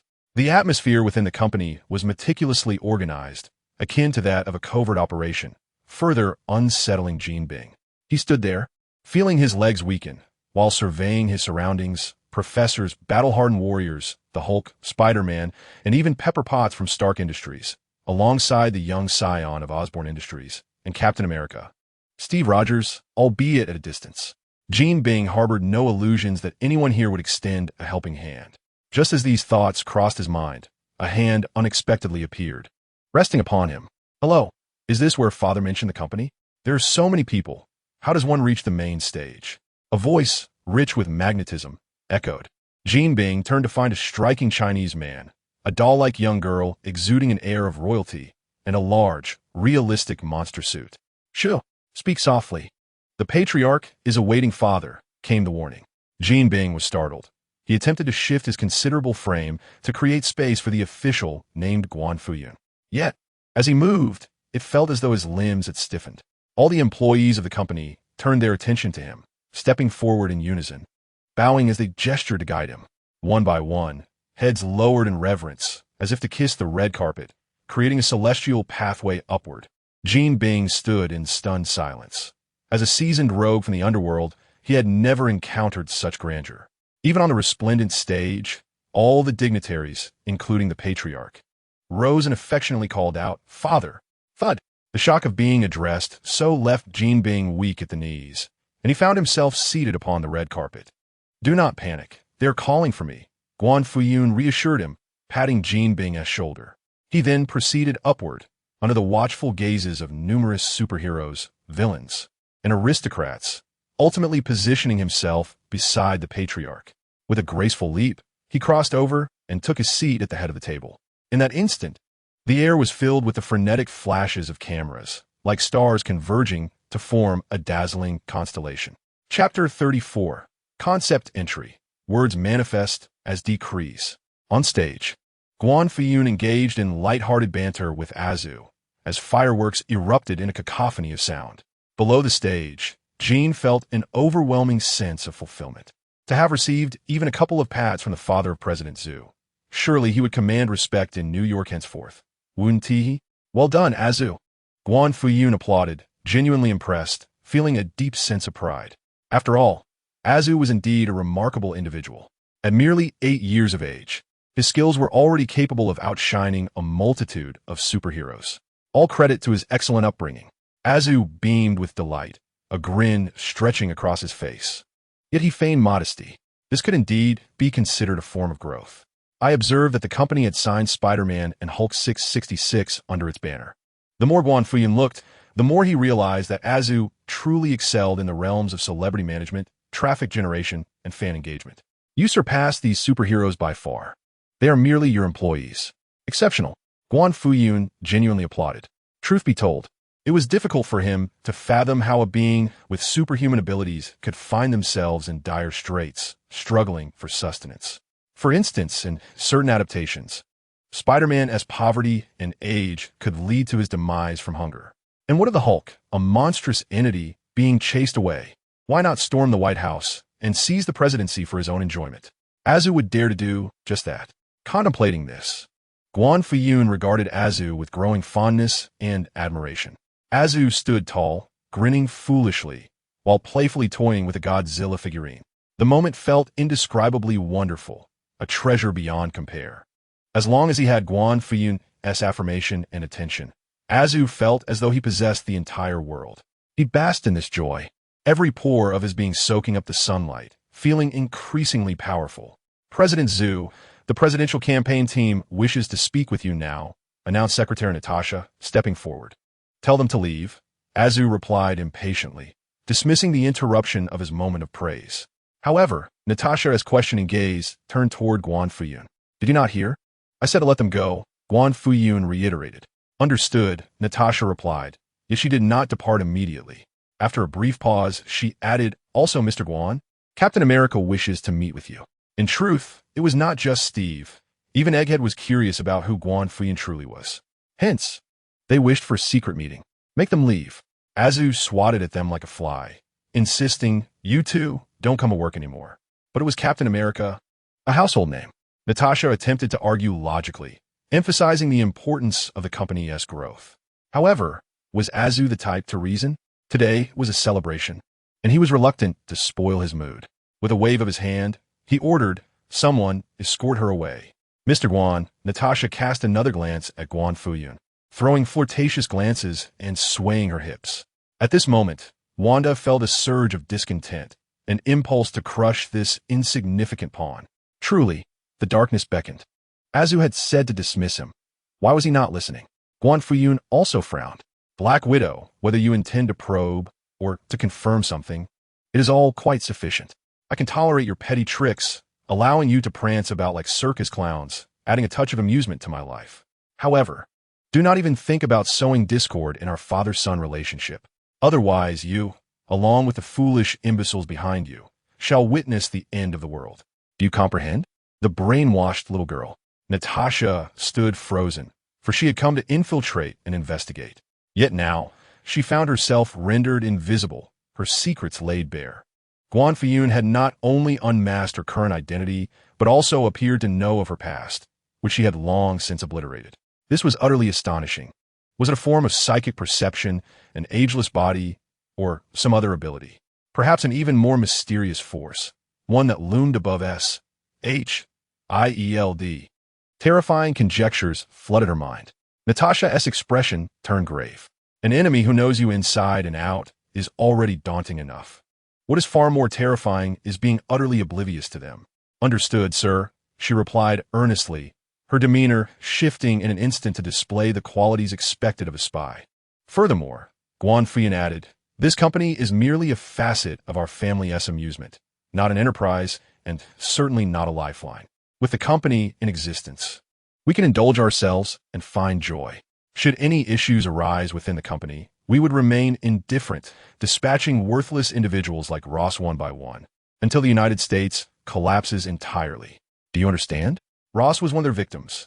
That mysterious and formidable figure, codenamed Local, was among them. Natasha's body trembled. Unable to resist, she turned to meet Guan Fuyun's gaze, and in that instant, she perceived it. She saw the indifference in his eyes. To him, the entire world seemed merely a virtual game. He was the player, the protagonist, seeking only his own amusement, indifferent to everything else. Even if the universe were to perish, it would merely be a grand display of fireworks. This sensation filled Natasha with dread. I am certain I understand, Mr. Guan. Rest assured, whether it be S-H-I-E-L-D or any other organization, they will exert every effort to protect your company. No distas feliquerenses chalerais, natasa es shurf. Depart now. Indeed, did she truly consider herself a superhero of the United States and take pride in it? Azu scratched his head and remarked, is that title, that recognition from those fools, truly so significant? He himself had no desire to be a hero. He merely wished to be himself. The paternal figure boasts a remarkable son. The father's words are always deemed correct. He does as he pleases. Such is the nature of nurturing. The official, indifferent, remarked that it is not she who perceives herself as a hero, but rather that America yearns for heroes. Figures akin to Tony Stark and Bruce Wayne represent affluent champions, while Captain America embodies the archetype of a true hero. It is imperative to erect these heroes as they compensate for the barrenness of reality and history. Otherwise, as one peruses the tales of America, one might envision Washington advancing on horseback, casting forth a length of hemp rope, which upon a mere flutter in the heavens, transforms into a golden beam directed at the old chieftain, who, upon exclaiming in distress, is captured and has his scalp removed to craft a pair of boots. How could such a fate be acceptable? Indeed, you speak the truth, Father. This proclamation elicited laughter from Asa, who remarked that foreigners are adept at creating spectacles. The official fell momentarily silent, pondering the prospect of raising a great sage like Asa. He shook his head. The official lifted a glass of champagne from the service tray, raising it in a toast. Congratulations, Asa. You have matured and are now sought after by many. Well done, Asa. The clinking of glasses resembled a vibrant bouquet, albeit akin to the blossoms of a farm, lacking in beauty and flavor. Yet under the official's touch, it transformed into a taste of paradise. Who speaks of CEOs or bosses, referring to Asa as a figure of esteem? He is merely the beloved son of the father, a farm boy destined to inherit the family estate and become a farmer. Cheers! Asa beamed, his golden locks swaying like fields of rapeseed. Child one Asa has established a life goal and secured a profession. He has matured, possessing the ability to navigate the Marvel universe. Reward: one exclusive concept, term extraction opportunity. Would you like to use it? Affirmative. The official mused inwardly. Congratulations, host. You have acquired the exclusive term. Words become law. Chapter 35. The response of S-H-I-O-A. From now on, what the host sees and comprehends, words shall manifest as law. What the heart desires will come to fruition. Incredible. Yet another concept of unparalleled power. There are two stipulated conditions. First, the ability to see or lock onto a target. Second, the certainty of the spoken words. This is splendid.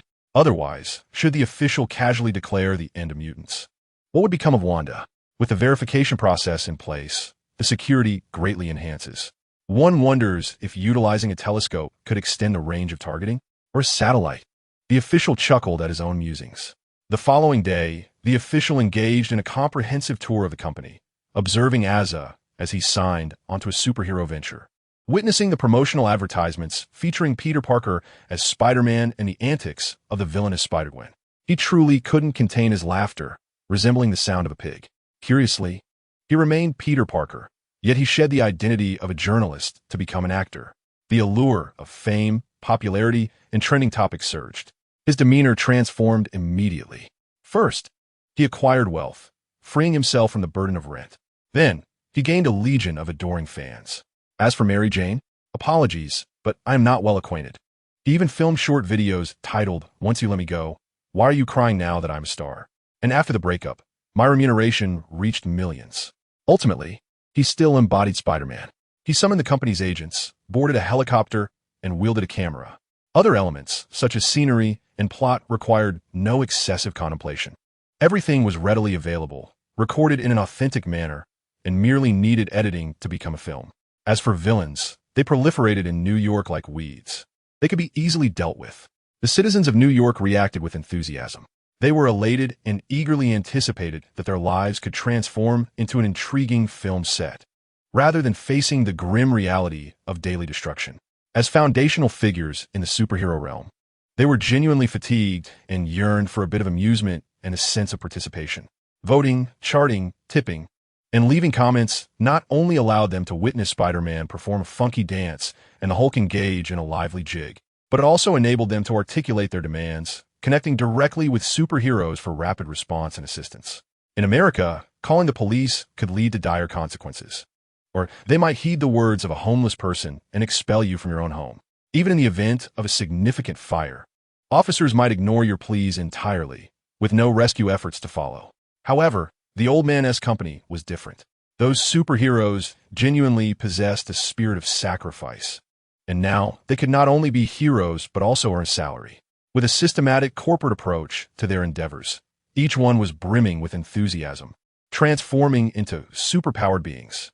Their efficiency was astonishing. Consequently, the Old Man's company became an overnight sensation, captivating all of New York and the entire nation. Typically, when a company reaches such heights, it must engage with the council and face inquiries, such as whether an official was a subversive agent sent by a rival faction. Yet, As soon as such documents were released, they were promptly intercepted. Thus, the SHIELD Council convened once more. "Commander Fury, why do you fear this company?" questioned a certain senator. "Aren't you afraid of the military-industrial complex or the pharmaceutical conglomerates? The wise ruler has already been assassinated twice this year," retorted the old man. "What does that have to do with the old man's company?" inquired the senator. "It is indeed relevant," the old man replied. "This company is now the epitome of correctness. They completely dominate the media, social networks, and public sentiment. Anyone among you wishing to run for president will ultimately have to heed their authority. Otherwise, you would have no opportunity to be among the chosen ones." The egghead remarked. "Moreover, the old man's company has indeed committed murder, having slain General Ross. Based on scant clues from the scene, eyewitness accounts, and fragmented recordings from the victim's cloud data, that so-called superhuman, the countryman, is despicable, lewd, and ferocious, undoubtedly a top-tier killer, utterly malevolent. His speed reaches at least the speed of sound, possessing a body of steel, along with a form of remote energy attack capable of obliterating evidence. Do you comprehend the magnitude of his strength? He can treat planes and buildings as mere toys. No bunker or safe house could withstand even a single impact from his flight. He has the capability to eliminate Ross, and he could just as easily do the same to any one of you. Morality and law, those laughable constructs, could not restrain even you, let alone the countryman.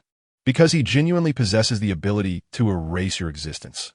I implore you all to be somewhat courteous and polite, refraining from using aggressive descriptors when discussing this company. As always, delude yourselves into believing it is charming and harmless, as if merely receiving a slap from a slipper."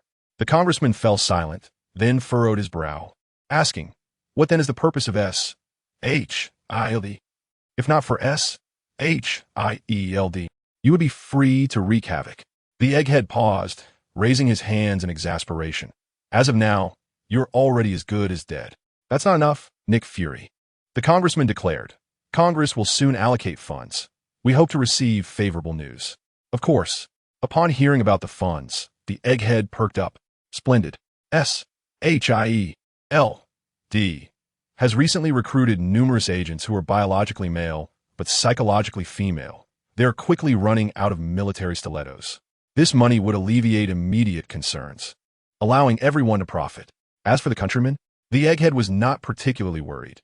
In his view, no one on this planet is more formidable than Aunt Marvel. If all else fails, there are the Skrulls. Moreover, the congressmen are not a benign bunch. They're likely to revive the Sentinel program, the Super Soldier Serum Initiative, and so forth. Things were heading toward a knife's edge. The sole question before the egghead was, who is the countryman? He fell into deep contemplation, motionless and utterly focused, soon succumbing to slumber. He even missed Coulson's report about a hammer falling from the sky. A hammer fell from the sky? Azu had seen the report from Hydra and chuckled, turning to the onlookers who had been entertained all day, even personally engaging with the Hulk in delightful revelry. "Father, that extraterrestrial who deserves a family curse has arrived." The official was momentarily taken aback. It was only when he saw a photograph depicting a crater resembling one caused by a meteorite impact, with a hammer lying in its center, that he realized they were referring to Thor, the god of thunder, albeit with some discrepancies. At this juncture, the 500-year-old Thor, destined to become one of the most tragic superheroes of the future, indeed warrants his arrival. Habitually, I scoured the news, discovering that the experts in New Mexico were in a state of panic over the unexpected descent of the hammer. It was a day of rain, hail, and even meteor showers. How could a hammer possibly fall from the sky? Moreover, this hammer was immovable even by cranes. Nearby, a self-proclaimed deity was interfering with the experts' research, adding an element of absurdity to the situation. How amusing, watching the live news broadcast. I couldn't help but chuckle and declare, the hammer has arrived. Chapter 36. Odin, the father who enjoys trapping his son in New Mexico at the hammer's impact site. Agent from S-H-I-E-L-D mingled with local experts and scholars, even personnel from the old man's company. They were utterly perplexed by this astronomical phenomenon. "Foolish mortals, I am Thor Odinson, son of Odin, the All-Father of Asgard. Release me." The bound Thor continued his melodramatic lamentations. "Father, is this the god of thunder? How amusing. He appears quite foolish. In a corporate building in New York, Azu, who was enjoying the spectacle alongside me while fiddling with the time stone, was nearly in stitches watching the Hydra broadcast. His eyes gleamed with mischief as he inquired, "Can I hit him?" "Certainly," I replied. "Can I kill him while I have the chance?" Azu asked, his tone laced with mischief. "Indeed," I affirmed. "But if I kill Thor, won't Odin be furious and come after me?" Azu pondered, a hint of anxiety in his voice. "Not to worry, I could dispatch Odin as well." I responded with ease. I knew Father was the strongest. Azu exclaimed joyously, his face radiating pride and delight, his expressions animated. I observed that this little rascal, while feigning disdain for Thor's theatrics, secretly envied him. Who wouldn't he desire to be a prince? With the certainty of knowing he surpassed Odin, Azu's spirits soared, and he barely cast a glance at Thor. However, he was right. Should Thor meet his demise, Odin would undoubtedly be consumed by rage.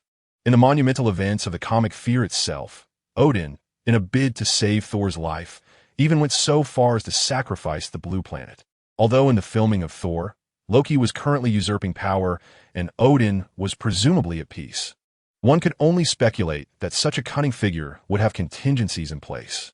Was he not concerned that Thor might be acquired for a pittance shot, or fall victim to organ trafficking, perishing from polluted water? Thus, throughout Thor, the character was essentially on a covert expedition to experience mortal life. At a critical moment, he would flex his might, charming the ladies effortlessly. What a delightful existence. It appears that Thor is in peril. However, should he truly meet his demise, Odin would weep, and the hammer would not only return to him, but also restore his vitality and strength. This infuriates Loki, causing him to emit a frustrated sound. It is evident that Odin has been discreetly orchestrating events all along, while Loki's usurpation was merely the folly of a child at play. Now, Guan Fuyun expresses his delight in this amusement and desires to partake himself. He declares, "Hammer, come forth," and thus, from a great distance, the meow meow hammer trembles slightly. With a crackling sound, thunder erupts, weaving an intricate web of electricity, akin to a fiery tail, propelling the hammer into the skies, soaring directly towards New York. Although the meow meow hammer is also known as the weapon of the masses, in the comics, Loki, the Horseface, Captain America, Black Widow, Jane Foster, Vision, and Storm from the X-Men have all wielded it. Even Superman and Batman, along with Wonder Woman, have been known to toy with the hammer during their visits. Yet, Guan Fuyun is distinct from them. Strictly speaking, his situation mirrors that of Hela, despite Odin's enchantments upon the hammer. He could easily disregard them and adopt a more forceful approach. With the concepts of true immortality and the spoken word becomes law at his disposal, he is practically invincible. This scene, from Thor's perspective, unfolds quite differently. Although his divine powers have been sealed by Odin, as an alien revered among gods, Thor hears Guan Fuyun's words. Akin to the murmurs of a king, Thor gazes at the meow meow hammer as one might look at an irate girlfriend who cannot be soothed. He is contemplating ways to placate it when suddenly someone calls out, "Hey, come over and entertain me. Be a little more playful." The meow meow hammer trembles, reluctant yet unable to refuse, and flies away, casting a sorrowful glance back. This is outrageous. Thor faints from the heartbreak. In New York, the hammer lands in Guan Fuyun's grasp. Boom!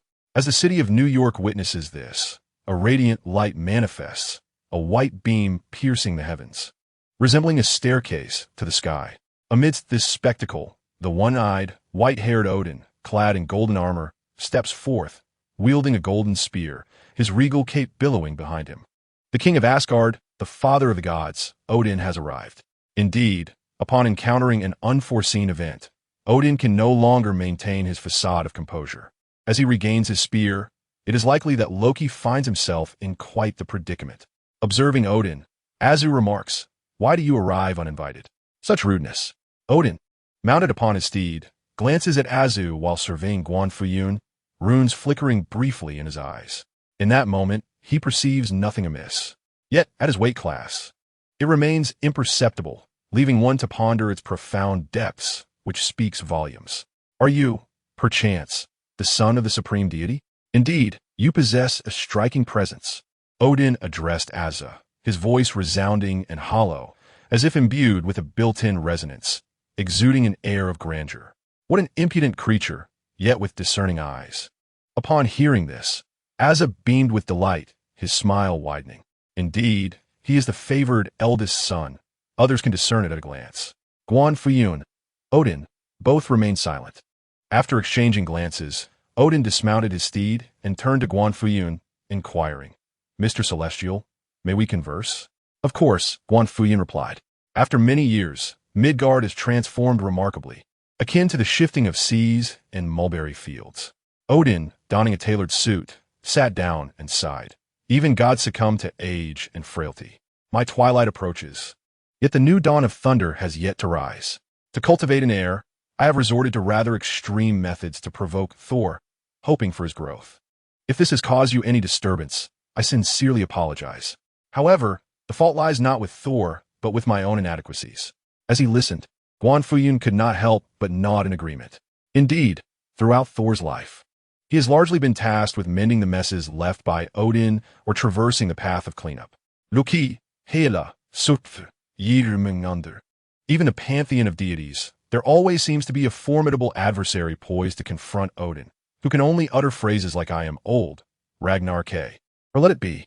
Often, it is Thor who must wield his hammer to confront these foes, sometimes facing peril that leaves him grievously wounded.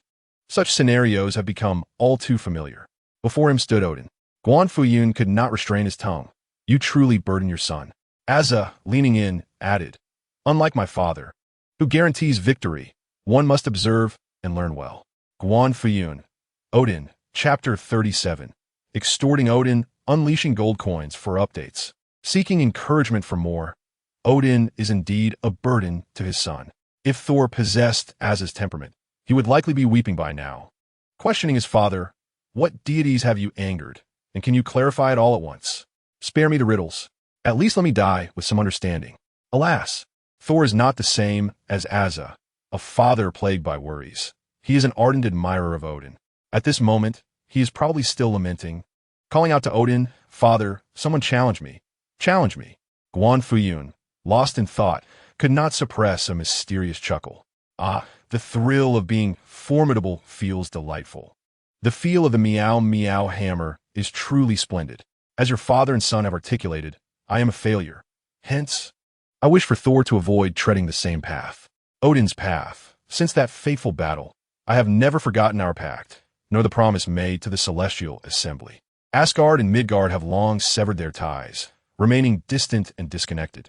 The gods have transformed into mere echoes of legend. We have refrained from intervening in any affairs of Midgard. Thor's presence here is merely a fleeting visit, devoid of ulterior motives. I trust that you, and the celestial assembly that stands behind you, can discern this truth. Guan Fuyun, wait a moment. It seems Odin has misconstrued something. That battle must refer to the momentous event in the comics when the gods departed from Blue Star. In simpler terms, Blue Star once encompassed 9 realms, inhabited by deities. Then the celestial assembly arrived, declaring this to be their experimental ground, asking the gods to vacate post-haste. The gods, incensed, retorted, "Brother, are you jesting? If you dare, let's engage in combat." And thus, a conflict ensued, resulting in a crushing defeat for the gods. The cosmic celestial assembly resembles a nation of light, albeit on a grander scale. Each member towers at 600 meters, wielding powers at least comparable to that of the Father of all. And they possess a myriad of prestigious roles akin to planetary observers. They often resort to summoning reinforcements when faced with adversity, and like Ultraman, they delight in unleashing cosmic rays upon their adversaries. In his youth, Odin, brimming with vigor and confidence, was among the most formidable of the celestial beings. Clad in his destroyer armor, he challenged a small detachment of the celestial assembly. Zeus and Shiva, upon witnessing this, would have exclaimed, "Brother, what a spectacle!" However, Odin was soon struck by a beam that sent him hurtling into the core of a star, nearly succumbing to the might of the celestial assembly's overwhelming force. This battle evidently left a profound mark upon him. Having assumed that many years had passed and the celestial beings had not graced the realm with their presence for some time, he thought it prudent to send Thor to this ancient wilderness to cultivate his strength and reflect on past hardships. Little did he anticipate encountering Guan Fuyun. To Odin's discerning gaze, Guan Fuyun, though possessing a corporeal form, was far from human. Odin strained his vision, perceiving only a wisp of Guan Fuyun's essence, suffused with concepts and rules, exuding an unfathomable power. This resonated deeply with him. The celestial assembly embodies the very essence of abstraction, concepts, and rules within the cosmos. No one knows what truly lies beneath their colossal armor. Could it be akin to Guan Fuyun? The more Odin pondered, the more convinced he became of his insights. He feared that his son Thor might inadvertently provoke the celestial assembly and suffer a fate of folly and despair. Thus, disregarding his slumber, Odin arose from his tomb and hastened to convey his sentiments. At this moment, Guan Fuyun, gradually piecing together the implications, wore an expression of dawning realization. It became clear that the celestial beings Odin referred to were not mere flattery. Rather, he believed that Guan Fuyun's very race was that of the celestial. Guan Fuyun hesitated, pondering the revelation. So, his father was indeed a celestial being. Azu's face was one of sheer delight. He felt his worth had increased yet again. If this were a contest of familial connections, who could possibly rival him? Tactical retreat. Guan Fuyun remarked, "Truthfully, you need not say a word. I comprehend entirely." Odin cast Guan Fuyun a meaningful glance and said, "The gods are embodiments of abstraction, each harboring a mysterious mission, born with an innate pride. You prefer to keep your identities concealed, and I shall likewise guard your secrets." Guan Fuyun replied, "Very well then. This simplifies matters considerably. Since he need not exert any effort, all he had to do was smile, and Odin would fill in the gaps." After uttering this, Odin gazed longingly at the hammer in Guan Fuyun's hand, silently pleading, "Oh, divine brother, I have spoken my heart's loyalty, as the sun and moon can attest. Might you return my son's hammer? He was born the god of hammers, and now he possesses none. Will he not find himself in a pitiable state?" For the royal lineage of Asgard, the Meow Meow hammer symbolized the crown prince. Odin himself had ascended through a similar path. Thus, he could empathize with Thor's sentiments. To be candid, he too felt somewhat outdone. A single person had outshone the father-son duo of the divine kings. Guan Fuyun was indeed formidable. Guan Fuyun feigned ignorance, continuing his playful engagement with the hammer. Azu frowned and bluntly stated, "Old Bidung, since you're here, why not shower us with some gold coins?" Upon hearing this, Odin was taken aback, puzzled. Was this a deity or a brigand? Had the divine assembly's integrity deteriorated to such an extent? Yet, it did not seem entirely unfavorable. With a slight twitch of his lips, he pondered for a moment before conjuring a substantial amount of metal from thin air. You alloy, resembling both stone and metal, capable of storing energy, particularly magical energy. This could be beneficial for Wanda. Guan Fuyun communicated with Azu through mental support. Is it truly this exceptional? Azu beamed, stepping forward to seize it, promptly stowing it away. Is there more? I've heard tales of your treasure vault, filled with countless artifacts. Odin extended his hand once more, producing a cluster of flames. This is the eternal flame. Guan Fuyun continued to converse mentally with Azu. This could be fed to Godzilla. It thrives on high caloric intake. Moreover, the eternal flame is inexhaustible, making future barbecues at the farm a breeze. Azu stored the eternal flame as well, insisting, "Let us have some more." Odin's expression darkened as he retrieved a cerulean box. This is the ice box, capable of freezing an entire planet in an instant. You may take it back. Place it in your cellar, and it will serve as a lifelong refrigerator or even an air conditioner. Guan Fuyun spoke aloud, "Excellent, excellent." Azu grinned broadly, feeling utterly fulfilled and indebted. He stowed away the icebox and then called for Wanda and Godzilla to prepare to divide the spoils, eager to share the joy. Odin, with a scowl, accepted the Meow Meow hammer, feeling considerably shortchanged. Perhaps it is a desperate outpouring of pent-up emotions, a desire to unleash one's frustrations.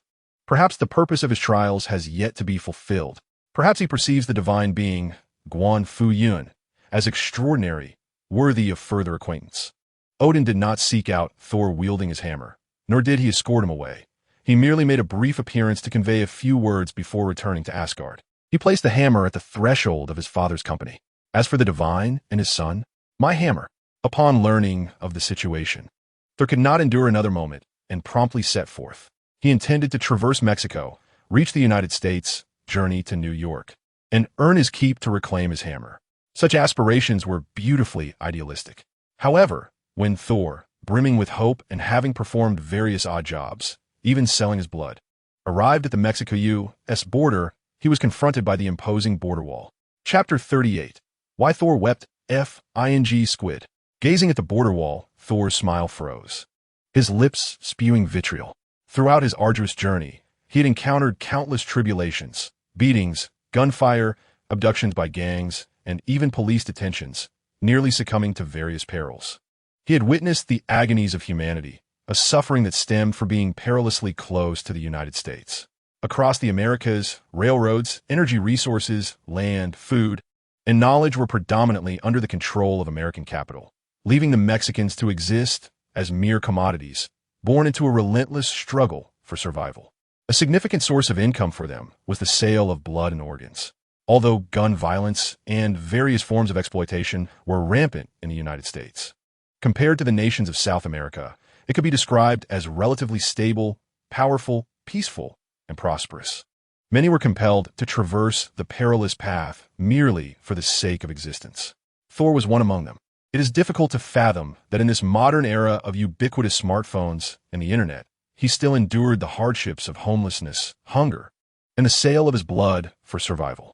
The phone he possessed was a gift from Odin, who had also imparted its usage to him. Simultaneously, Odin candidly confessed, "Listen, my young one, I will no longer feign. I am here to rigorously test you." He further remarked, "In New York, there exists a divine being. Gain his favor, and I shall permit your return to Asgard to inherit the throne." Upon hearing that his father still cared for him, Thor's spirit was invigorated. He had persevered thus far, all the while observing the glorified narratives of the United States, the so-called land of freedom, prosperity, and stock market triumphs, while simultaneously witnessing the systemic plunder and malevolence that plagued it. He beheld the stark reality of bone-white remains. Thor's heart was profoundly shaken. His arrogance, his pride, appeared humble and courteous in stark contrast to the United States. The normalization of plunder and the oppression of the weak were accepted as fundamental rules, while shamelessness was equated with freedom, allowing the most nefarious characters to ascend to positions of power. How could such a nation exist? In Odin's name, did my father wish for me to dismantle the very fabric of the United States? In this moment, Thor was not the mighty god of thunder, but rather a conservative mortal. He particularly could not tolerate the absurdity of a paper-crafted catapult. Only when the cheek kisses the earth does the divine begin to ponder. Thor spoke in a manner that reeked of youthful arrogance, repeatedly contemplating Odin's divine will. "Ah, how delightful are the donuts!" At that moment, a shrill laughter echoed. Thor, with a face full of disdain, looked up to see, at the forefront of the line, someone had crossed the border wall in barbed wire, cradling a donut, kneeling and laughing maniacally, an epitome of sycophancy, like a dog wagging its tail in a bid for its master's attention. Thor felt nothing but contempt. Throughout this journey, he had come to understand that not all who traverse the line are the same. Some are driven by sheer survival, while others are blissfully ignorant of their own folly. Take the donut, for instance. He abandoned all that he once possessed, traveled thousands of miles, merely to become a vagabond, scavenging for scraps? Did he perhaps possess a realm like Asgard to return to and inherit? Did he believe his life as a jester was dictated by his surroundings? What? Is Thor still the son of a god-king? Would he transform into a lesser version of himself merely by changing his locale, though they were both line crossers? Thor could not fathom the mindset of the donut. Looking further within the borders, he felt a surge of anger at the sight of male soldiers in high heels. By Odin above, what a disgrace! The All-Father Odin had truly gone to great lengths to torment him. This was all a trial. Thor numbed his nerves. Victory was within reach. The passage was open. Charge! He surged forward with the crowd towards the breach created by the donut. In that moment, the army of line crossers had tears in their eyes. Mad laughter, screams, charges, trampling, a cacophony of life unfolded before him. The mere thought of his hammer, Mjolnir, excited Thor. A smile crept upon his lips. Bang! Bang! Just then, gunfire erupted. Bullets whistled overhead, while the high-heeled soldiers opposite grinned mockingly. This was both a threat and a game. Accompanied by the gunfire, the barbed wire began to shimmer, electrified. Thus, screams became the sole sound for the high-heeled American soldiers. These crossers would come to usurp jobs and benefits. Though they were homeless, they could reside in five-star hotels, or even in schools, displacing students who had paid hefty tuition fees to attend online classes. Meanwhile, these soldiers faced an uncertain future once they retired, often without a home. Both sides were enemies. For the Mexicans, it was indeed the very existence of America that had driven them to this plight, their lives worthless as ants struggling to survive. Both sides were adversaries. At this moment, the gunfire sounded like a starting pistol, and with enemies facing each other, their animosity intensified, becoming ever more ferocious. People screamed as they surged forward, disregarding everything, and Thor was jostled about, disoriented. In a daze, he witnessed parents abandoning their infants, traversing the high walls like the undead. Successfully crossing the border did not guarantee immunity from deportation, for correctness was paramount. Infants sometimes served as licenses for habitation, talismans of protection. Thus, those seeking refuge often brought their babies along. In fact, along this perilous journey, there existed a trade in human infants.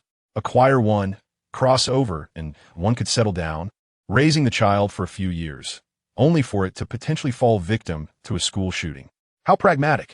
Consequently, in dire circumstances, it was deemed normal and rational for parents to relinquish their infants. This realization struck Thor like a thunderbolt. In Asgard, even on the most brutal battlegrounds, no one would wield a blade against a baby. In an instant, Thor was enraged. "You scoundrels!"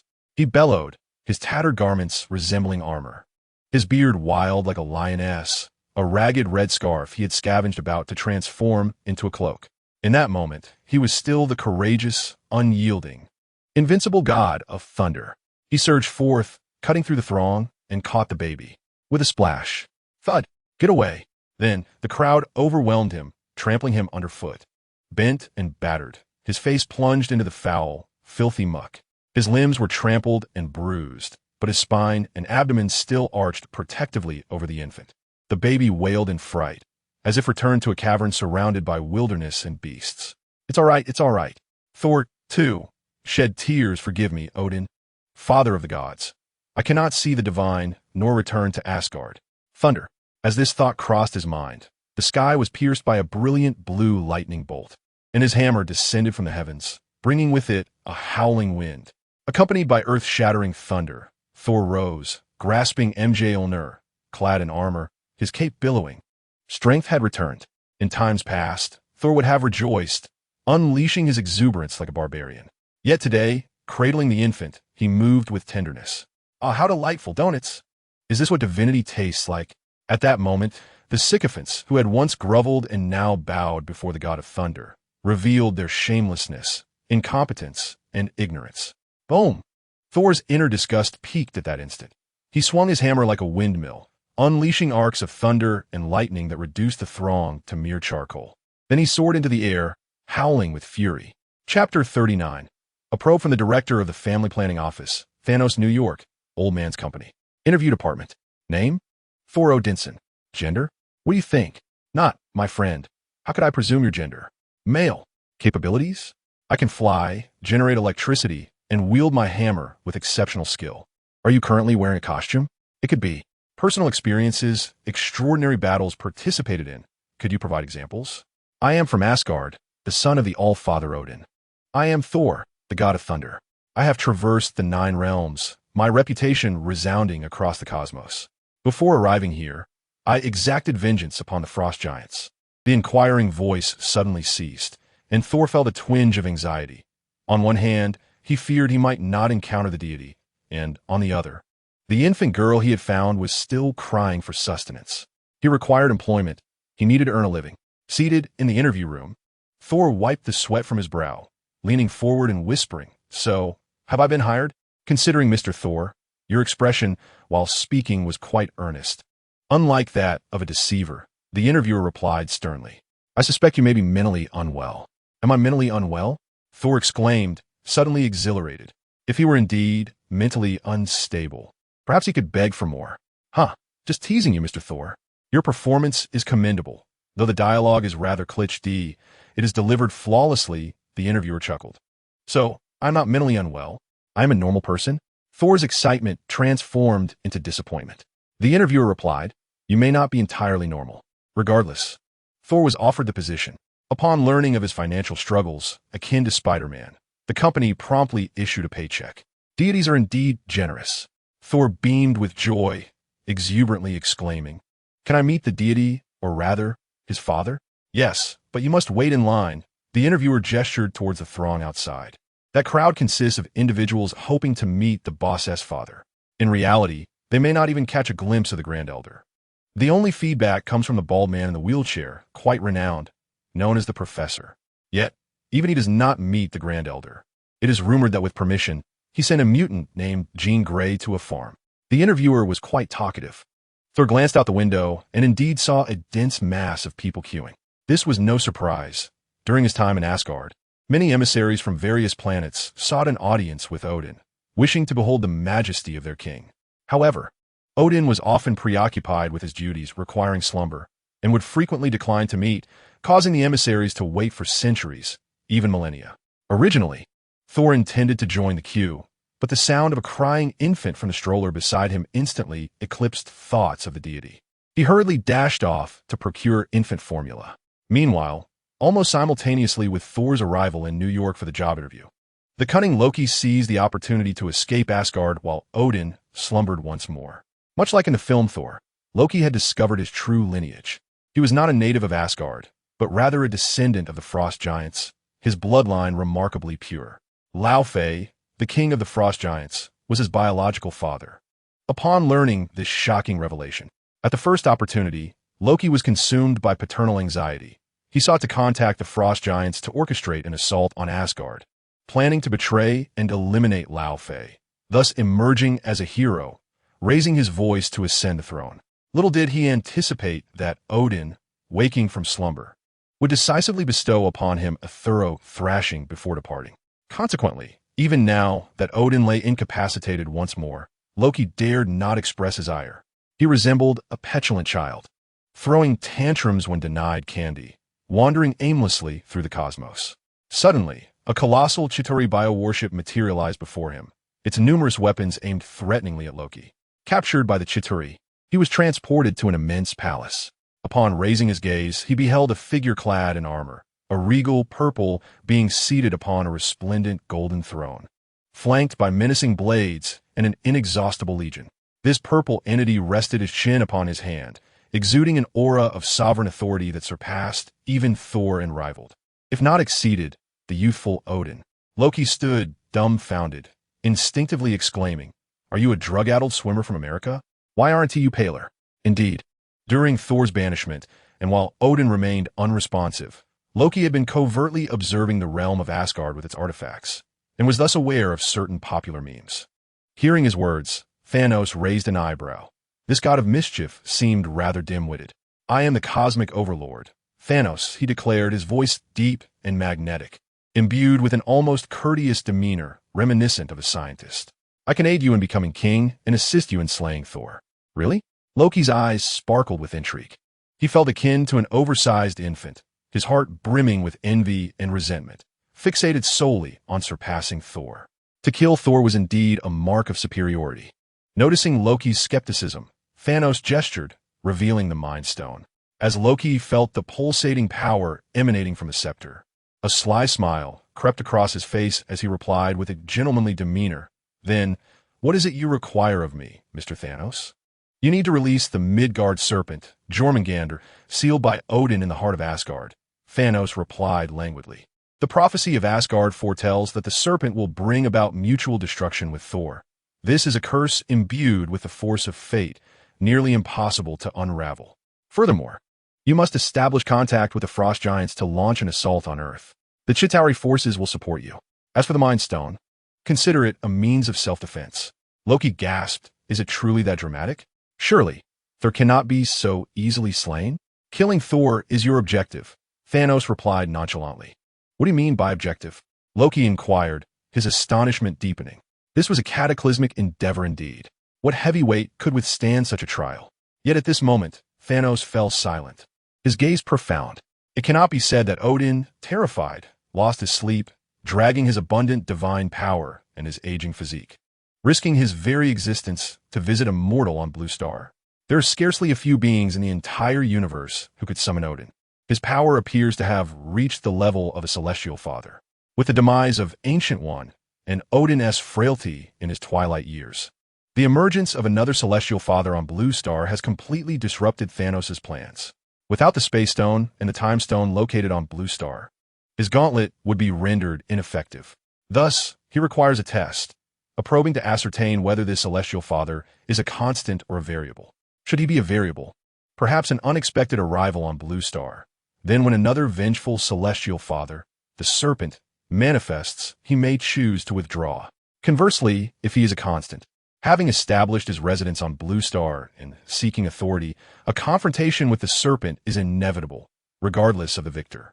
Thanos stands to benefit from the ensuing chaos, seizing the opportunity as it arises. Indeed, if this man's power exceeds expectations, defeating the Serpent, the Chitauri, and the Frost Giants, Thanos might abandon the Mind Stone, shelve his plans for the Infinity Gauntlet, and once again embark on the pursuit of power. Regardless, he is determined to orchestrate a form of cosmic population control. Meanwhile, on Blue Star, time swiftly passes and night falls. At the farm, the eternal flame transforms into a bonfire. Azu heads off to slaughter pigs for tonight's barbecue. Wanda is tasked with washing vegetables. Godzilla, Godzilla, stop absorbing. You will drain the Phoenix Force, exclaimed in alarm. Goodness, you aren't turning into a red lotus, are you? The atmosphere is lively. Guan Fuyun tinkers with URU metal, intending to craft a battle suit for Wanda, simultaneously utilizing the power of words manifesting reality. He extracts the Phoenix Force from Jean Grey, inadvertently pulling out her dark persona as well, to forge magical armor. As a result, upon catching sight of the Phoenix Force, Godzilla, akin to a connoisseur of delicacies, lunges forward to devour it. Chapter 40. The Phoenix Force and Godzilla. If chaotic magic symbolizes matter and reality, then the Phoenix Force embodies spirit and control. One leans towards creation, the other towards destruction, decomposition, control, and release. The Phoenix Force is devoid of moral dichotomy. Theoretically, Jean Grey is the quintessential host for the Phoenix, whether as the White Phoenix or the Dark Phoenix. She possesses a purity that surpasses that of others. Yet Godzilla's purity eclipses hers, especially as a pinnacle of the ecological chain on this planet. An embodiment of its will, Godzilla exhibits remarkable adaptability. As it consumes the Phoenix Force, by the time Guan Fuyun realizes what is happening, the creature's form has already begun to swell. 5 meters, 10 meters, 50 meters, accompanied by the accommodation of the Phoenix Force and the ingestion of the eternal flame. Godzilla grows increasingly massive, breaching the confines of the kitchen. Truly a glutton.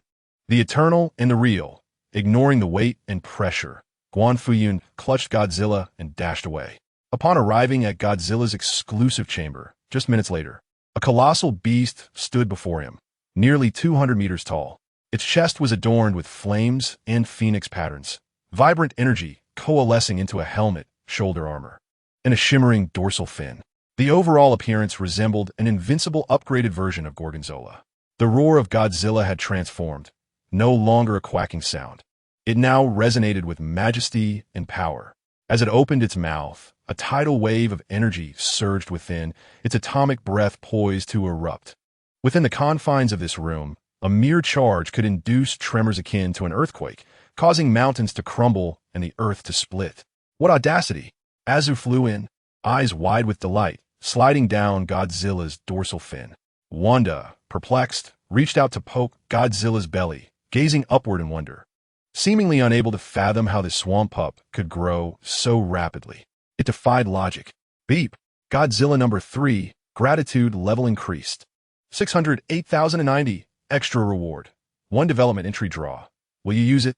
The system prompt appeared. It seemed that in Godzilla's eyes, being well-fed was the ultimate happiness. Guan Fuyun busily gathered the eternal flame, the icebox, and various ingredients and seasonings, preparing for a barbecue, for he was indeed quite hungry. Beep. Congratulations on acquiring the development entry. Size flexibility. Size flexibility allows for arbitrary changes in size. When in a reduced state, energy, strength, and speed are suppressed, akin to being sealed. Once the original size is restored, it equates to the unsealing, entering a brief period of explosive power. This implies that the current state of nearly 200-meter-tall Godzilla can shrink to become a smaller Tyrannosaurus. First, it shrinks and then resumes its combat form. Guan Fuyun, intrigued, bestowed the entry upon Godzilla. Then, to his astonishment, Godzilla indeed began to shrink, transforming into a height of 8 meters. Wow, this truly amazed Azu, his eyes sparkling with excitement. This was the most perfect companion imaginable. Can it shrink even further? Azu inquired. With a swish, Godzilla shrunk to a palm-sized creature, able to be held in Azu's hand, standing atop his head or shoulder. It could even nibble at Azu's ear, swaying playfully as if masquerading as an earring. While the miniaturized Godzilla's strength, speed, and even physical sturdiness would diminish, there was no need for concern. If it encountered an attack exceeding the limits of its current form, Godzilla would automatically enlarge. How incredibly cool. Dad, can I sleep with Godzilla in the future? Please, Dad, Azu implored, even mastering the art of using a pleading tone. Observing his Anthony-like face with its endearing pout, Guan Fuyun felt no sense of incongruity. In fact, he derived great pleasure from it. All right, let's eat first. Guan Fuyun replied. Woo, Godzilla, let's go. It was evident that Azu, akin to a small boy who had just received his cherished toy, could hardly contain his excitement. He ravenously devoured his meal, gulping it down in a frenzy, before bounding off with Godzilla. Remember to have someone come to take Phoenix away. No, she can only be called King-Alive from now on. We mustn't let anyone starve in the pigsty, Guan Fuyun instructed loudly. In the farm's quarters, each room was exclusive, making it quite inconvenient and unwelcoming for others. After bringing back King-Alive, the three, along with Godzilla, seamlessly led her to the pigsty, where they began to extract her soul and the power of the Phoenix under her bewildered gaze. King-Alive was likely still in a dazed state, rolling her eyes from the pain. Understood, Azu responded, though his tone was somewhat dismissive. Nevertheless, Guan Fuyun felt reassured. Azu had always delivered impeccable results. Father, the battle attire is ready. Could you bring it to my room? Wanda inquired, batting her eyelashes and speaking with a soft, almost coy tone. Sure, Guan Fuyun casually agreed. With the newfound ability of words manifest, his productivity soared. The battle attire for the Supreme Sorceress Wanda was nearing completion. The concept was a skirt-like armor made from URU metal, akin to that of a Valkyrie, effectively enhancing protection and amplifying magical energy. The most exquisite URU would be fashioned into gloves, enabling her to double her speed in casting circles. Furthermore, the essence of the Dark Phoenix persona, or rather her soul, would be meticulously woven into dark threads, reminiscent of the spectral cloak from the set of Doctor Strange 2, emphasizing a striking appearance and augmenting her offensive capabilities. Additional details and embellishments could be supplemented with items from a system store. Time swiftly passed. Knock, knock, knock. Wanda, open the door. It's your father, Guan Fuyun announced. Rapping on her door. The zinc door creaked open and then closed again as he stepped inside. The zinc curtains were thick, enveloping the room in shadows, where the ambience was somewhat dim.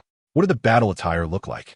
Wanda, resembling a duckling perched on the edge of her bed, had discarded her gown into a pile, simply donning a basic outfit and transforming her magical cloak into a scarf. She gazed at Guan Fuyun, her eyes sparkling with a crimson magical glow, tinged with an inexplicable excitement. Please urge for more updates. The more requests, the more I will deliver. Chapter 41. Thor and Azu. This is the battle attire. Guan Fuyun retrieved the Valkyrie armor skirt and the black silk from the Black Phoenix, adorning Wanda as if she were a doll. Why hasn't father risen yet? The following day, Azu scratched his head, utterly perplexed. He prepared a breakfast for himself, leaving some food in the pot, and adjusted the power of the Eternal Flame's thermal pit to a lower setting. Then, in high spirits, he set out to flaunt his companion, Godzilla. Now, as the president of his father's company, Azu found great pleasure in hailing a taxi. Upon his discreet arrival at the company entrance, he was greeted in unison by a line of employees exclaiming, "Good day, President Azu," startling the driver. The sensation was truly delightful. Indeed, father was right. What was it to don eccentric attire and play the superhero? The thrill of showing off, of being inconspicuous while exuding an aura of superiority, was far more exhilarating. Azu felt a surge of joy within. For instance, who could have imagined that he, with his disguise, glasses, and seemingly gentle demeanor, was actually a fierce compatriot? Who would have thought that Godzilla, perched on his shoulder like a cute pet, possessed the power to wreak havoc? Who could guess that the time gem hung around his neck and the Edmund alloy knife concealed within his bracelet were his secret weapons? Moreover, his battle attire had been enhanced by his father's enchantments, enabling him to change in an instant. With a flawless start, who could possibly stand in his way? All of this granted Azu a profound sense of security and satisfaction, igniting his anticipation for showcasing himself at work. It was all thanks to Guan Fuyun. How fortunate he was to have a father like him. Greetings, son of the god. At that moment, Thor, arriving with a child, instantly recognized Azu. A broad grin spread across his face as he displayed the regal etiquette of a king. Noble, supreme, powerful son of the god. May I introduce myself as the god of thunder? Azu was taken aback. Odin's son? Indeed, it is I. Thor was pleasantly surprised. He never expected that the son of the god would recognize him. Truly, the son of the god is learned and omniscient. Thor solemnly praised. It must be said. Azu relished such flattery, especially since Thor not only extolled him, but also elevated his father in praise, which brought Azu immense joy. Azu replied, Odin is indeed formidable, particularly in generating gold coins. What a supreme compliment, dear son of the god. I shall certainly convey your words to my father.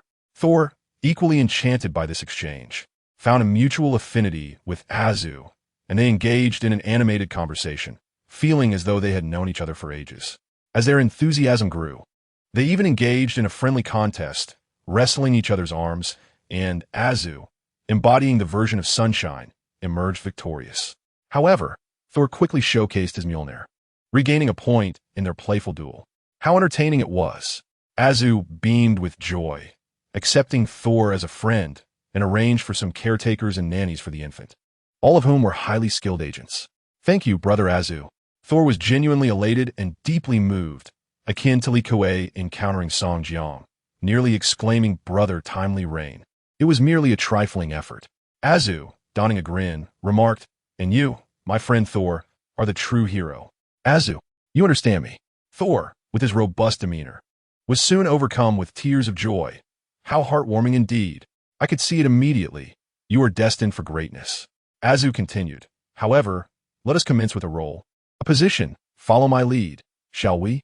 We shall brave fire and water together. Azu. Thor was swiftly won over, with the thunder god secured. Azu's countenance radiated with even greater cheer. Victory. Yet, I find myself in dire need of secretary, second in command. Azu's expression shifted, brows furrowing. A figure like Thor, strong and connected to the reality stones, was suitable for representation. However, one could not have him appear for everyone, lest he be deprived of time to toil on the farm and cultivate the land. He still needed to hear his father impart the virtues of life. Contemplating this, Azu closed his eyes, half concealing his senses, enhancing his superhuman hearing. It was as if an invisible wave radar enveloped New York in an instant. Family, contribute to the carnival, and Spider-Man shall deliver your orders. Hulk, we need those popularity votes. Tony, as the head of Stark Industries, could you not be so lackluster? Be spirited, do not falter. Various voices emerged, and Azu sifted through them in search of talent. Surprisingly, he discovered an exceptionally suitable candidate, one that left him astonished. He heard the voice of a certain troublesome pair from New York.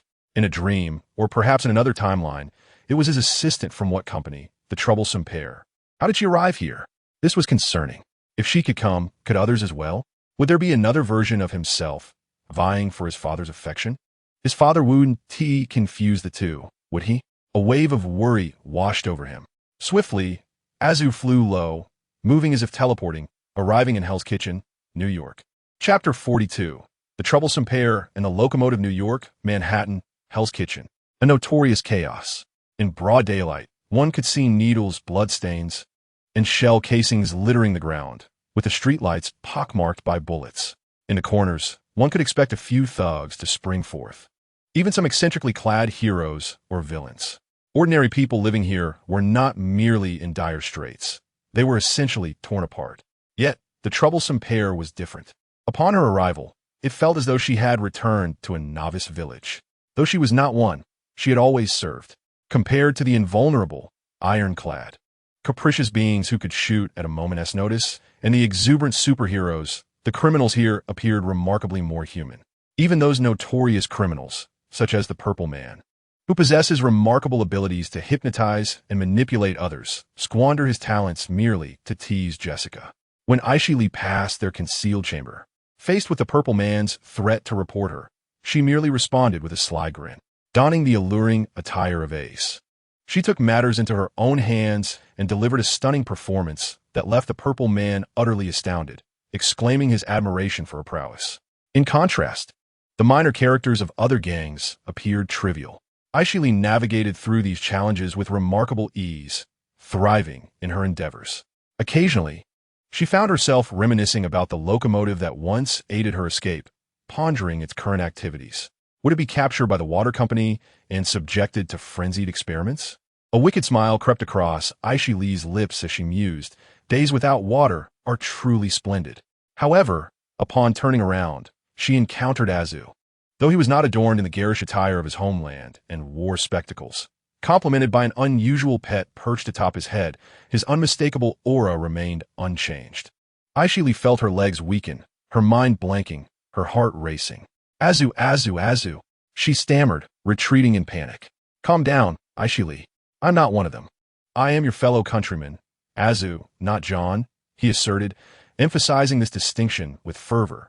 Do not come any closer, she cried out, nearly losing her wits. Azu frowned, insisting, look at me, Aishli Li, focus. Shut your mouth.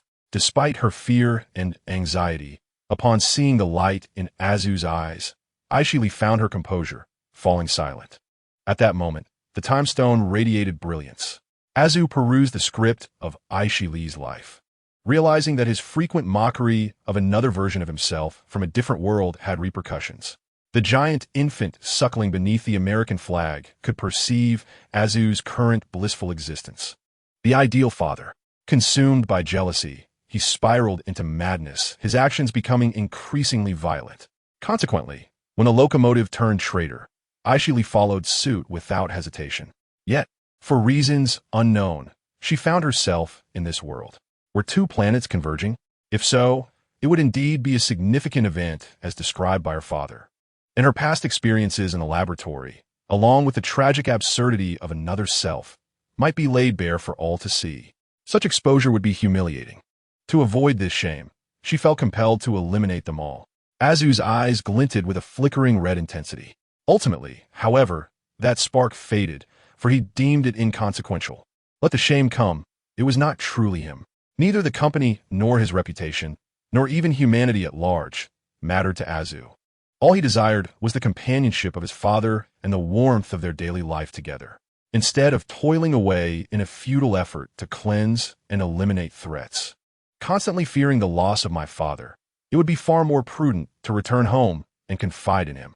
All he needs to do is clarify the situation, explain that the other version of himself is not truly him, and caution against being deceived. He simply needs to heed his father's words. Even if it necessitates a violent confrontation, a united effort from the family to thoroughly cleanse this planet would be far more effective. He yearns for familial bonds, for warmth devoid of secrets. Thus, he ought not to deceive his kin. As for the troublesome pair, she has demonstrated exceptional capability while working alongside another version of himself for an extended duration.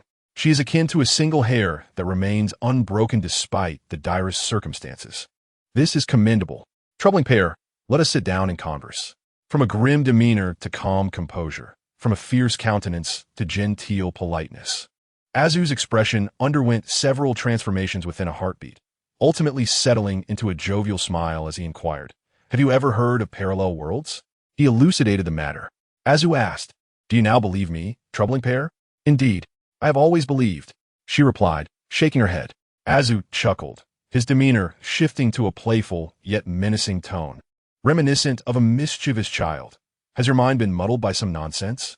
This is not a rhetorical question. Answer me, troubling pair." "No, Mr. Azu. My mind has not been muddled," she asserted with conviction. "Then return to your position, observe diligently, and learn well," Azu instructed. "Remember, this is not a film or entertainment company. It is a place where I amuse my father. You merely need to ensure that the operations appear orderly. Furthermore, if you encounter any acquaintances from that other world, such as the train head, be sure to inform me. Do you understand? Troubling pair finally nodded, affirming understood. However, despite her nod, she refrained from divulging information about the train head, exhibiting remarkable restraint. Azu smiled, unbothered by this, for she was merely a mortal, her significance in the timeline minuscule, unable to deceive the gem. He directly perceived the train head within the fabric of time, identifying the location where he and troubling pair had parted ways. Following this point in time, he expanded the gem's power, tracing the threads to quickly lock onto the target. With a swift motion, he soared low, vanishing and reappearing, gripping the terrified train head, Wang Defa. With a thud, he dropped the train head to the ground. After a moment's contemplation, Azu decided to take both individuals to the farm. At that time, the sun was high in the sky. At the farm, Guan Fuyun had already risen and was escorting the magical girl Wanda to school.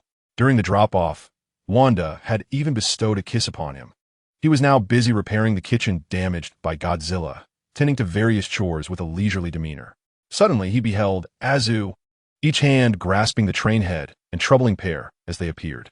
Guan Fuyun, what brings me here? Is this still the Marvel Universe? Father, you may find it hard to believe, but two worlds are merging. Azu said solemnly that there will be another version of me wanting to come over as a son. Guan Fuyun replied, I believe it. He continued, it doesn't matter.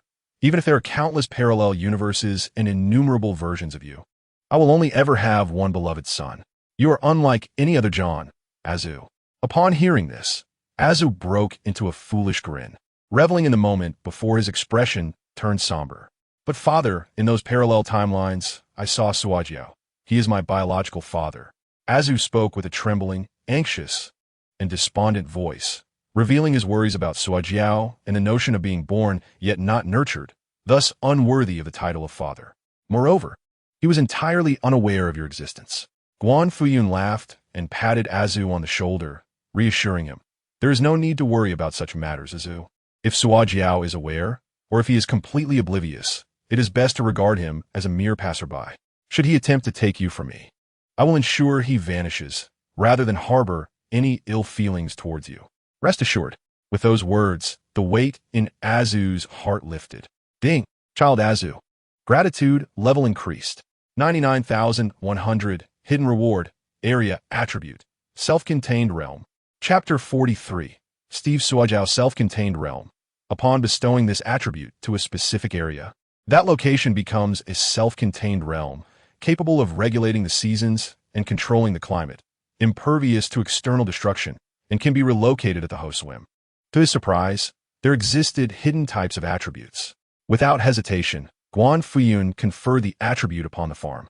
In an instant, the spring breeze blew, summer rains fell, autumn harvests thrived, and winter remained mild, the seasons transforming around him as if four ethereal spirits danced gracefully around a supreme deity. He planted a seed, and in a fleeting second, it took root, sprouted, blossomed, and bore fruit, transforming into a large, seedless watermelon. Come, eat. After chilling half the watermelon in the icebox, Guan Fuyun served a portion to Azu with a spoon, then cut 2 pieces for Aishi Li and Trainhead. At that moment, both had completely forgotten their fears. Profoundly awestruck by the miraculous display Guan Fuyun had manifested. This was undoubtedly beyond the capabilities of Compound 5. Could this truly be another world, another Azu? Shocked, dazed, and incredulous, Aishi Li's expression was exceedingly exaggerated and animated, as if witnessing a train being blown by the depths of the ocean. Trainhead wore a look of bewilderment, feeling as though he had undergone another heart transplant from the Blue Eagle, utterly absurd. It was only when Guan Fuyun urged them to eat that they snapped back to reality, stunned yet delighted as they took the watermelon, holding it in a daze. Fear not, Guan Fuyun said, my beloved son Azu is unlike the superpowered infants you may envision. He is superior, more powerful, and also far more emotionally stable. He truly could not be bothered to crush you all. Thus, Ailing, you may remain and assist the company by managing some trivial matters, if you please. Ailing nodded fervently. Of course, it would be my honor. With the presence of Azu, she felt a sense of ease, especially alongside the official Fugue. Fear was futile. It was better to take a leap of faith. Perhaps she could once again ascend to the pinnacle of her career. She did possess a modicum of ambition. Fuguwei then glanced towards the twin brother of the Falcon, the locomotive. The resemblance between the two was striking. However, in this fourth season, the redeemed locomotive became increasingly appealing. Far more handsome than the later Captain Falcon, and certainly more dignified than the now completely foolish Deep Sea. Fuguwei regarded him briefly, nodded, and said nothing. He was uncertain whether the current locomotive still needed to pursue stardom. Let him be, for there were plenty of superheroes in New York. If one was unwilling, countless others would gladly step up. Truly, the father was remarkable. Observing Fuguwei's effortless resolution of the two individuals, Azu felt blissful as he relished watermelon and milk. He proclaimed, "Listening to Father guarantees victory. In the vast universe, there is nothing Father cannot accomplish. He is always right." 10 fleeting days passed. Fuguwei's life returned to its routine. Mundane, yet fulfilling, tending to the fields, cooking, imparting life lessons to Azu, and ferrying Wanda to school. In between, due to a campus shooting, he attended a parent-teacher meeting. Each evening, Fuguwei, Wanda, and Azu would sit atop Godzilla, enjoying movies and television together, dictated entirely by Fuguwei's preferences. They often rewatched Let the Bullets Fly, Kung Fu, A Chinese Odyssey, and Crazy Racing, which profoundly influenced Azu and Wanda. Simultaneously, Ailing, after joining the company, was moved to tears by witnessing so many genuine superheroes who required no assistance from her. With just a slight effort, the company flourished, achieving greater renown. The locomotive, astonished by the plethora of villains in New York, genuinely began saving lives and extinguishing fires, reveling in his newfound purpose. Even with only a modest salary, he did not compete for advertisements or film roles. Azu spent his days boasting alongside Thor. Eventually, Tony made an appearance to apologize. "I apologize for my past arrogance and mistakes, bowing to all the victims." In front of the media and reporters, Tony proclaimed, "I admit I was once an ignorant, arrogant arms dealer. At least I used to be.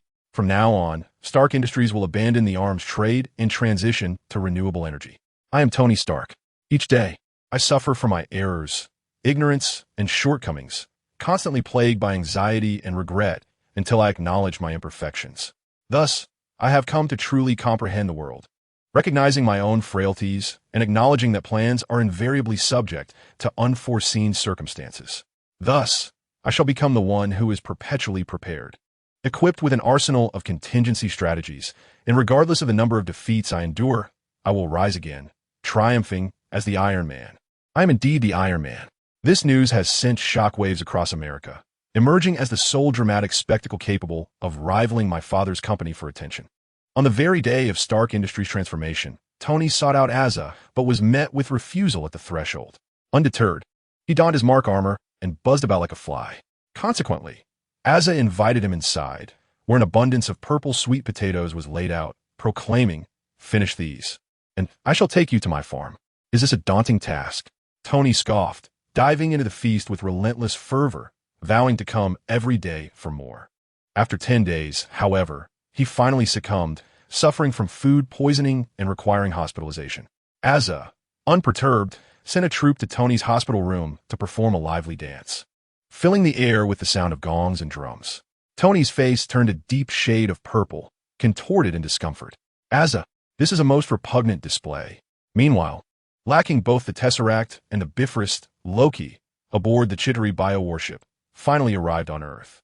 Naturally, he was detected by S.H.I.E.L.P., but with the power of the Mind Stone, he effortlessly masked his presence. He even uncovered the secret lair of Egi, arriving before him to unleash a Russian anthem. Boom, boom, boom. The cacophony of Egi's song reverberated, as the pinnacle of physical prowess and abilities from the fifth compound descended upon the Marvel Universe. Egi easily obliterated Egi's space, leaving a trail of devastation in his wake. Simultaneously, the frenzied Egi attracted the attention of another renowned figure, Steve Rogers. Upon hearing of the emergence of a supervillain, and with Egi preoccupied, Steve brandished his vibranium shield and approached. The encounter between two Captains America, each wielding a shield, was charged with tension. "You still carry a shield? Is it aimed at me?" After a brief exchange, Egi, though weakened, declared coldly, "No one can replace me. I could fight you for an eternity." Steve responded in kind, but was swiftly met with Eggy's devastating blow, his head exploding, brain matter splattering against a nearby tree. Indeed, while in films and comics, Steve often appears with his anti-scientific, anti-physical shield, capable of holding his own against formidable foes like Thanos and the celestial beings. The reality remains that Steve is merely an exceptional foot soldier. In the narrative woven by the Black Robe, he has no avenue for survival. In the 44th chapter, the grand stage of New York, chaos ensues as Loki, wielding the Mind Scepter, manipulates Hawkeye, Eric Selvig, and various henchmen, plunging S.H.I.E.L.D. into disarray. Now, possessing the formidable power of a certain entity, he boasts an extraordinary physical resilience capable of tossing cars several blocks away, demolishing walls with sheer strength, and pursuing even the swiftest of foes with remarkable speed. Furthermore, he wields a devastating cannon that can obliterate buildings. Most crucially, he is accompanied by an ominous presence that spares no mercy for adversaries. In essence, the capabilities of this entity are nothing short of impressive. His most vulnerable attribute lies in his shield, which, after seizing Steve's vibranium shield, has only grown in potency. It is as if a corporate entity had nurtured a champion only to be met with a fierce backlash. The commander, desperate to utilize this entity as a secret weapon, finds himself overwhelmed as chaos erupts at their base. Under the influence of the Mind Scepter, this entity perceives everyone as a relic of the past, declaring, "The Avengers have returned." Amidst a haze of smoke, he exudes confidence, effortlessly deflecting nearly every attack with his vibranium shield and dismantling opponents with ease. In an instant, his aura of intimidation surges to unprecedented heights. Who in this city can stand in my way? Who dares to oppose me? The commander, who had just summoned Steve Rogers, is left speechless, stammering, You mustn't do this." To which the entity boldly retorts, "Why not? I am the mightiest. I shall do as I please." Enraged, he seizes the commander and makes his way toward downtown New York. With a sly grin, Loki observes, this one is indeed powerful." As the Chitauri army prepares to descend, the commander pleads, S.H.I.E.L.D. Save me. Surprisingly, upon hearing that the most adept at evasion and the one who often feigns expertise has been captured, the world erupts in turmoil. The S.H.I.E.L.D. Council convenes, vowing to spare no effort in rescuing the commander. Indeed, while they frequently deride and mock him, the urgency of his plight ignites their concern. Without him, funding would dwindle and their advancement would stagnate. Even the Hydra faction, typically indifferent, finds themselves anxious and compelled to protect the commander.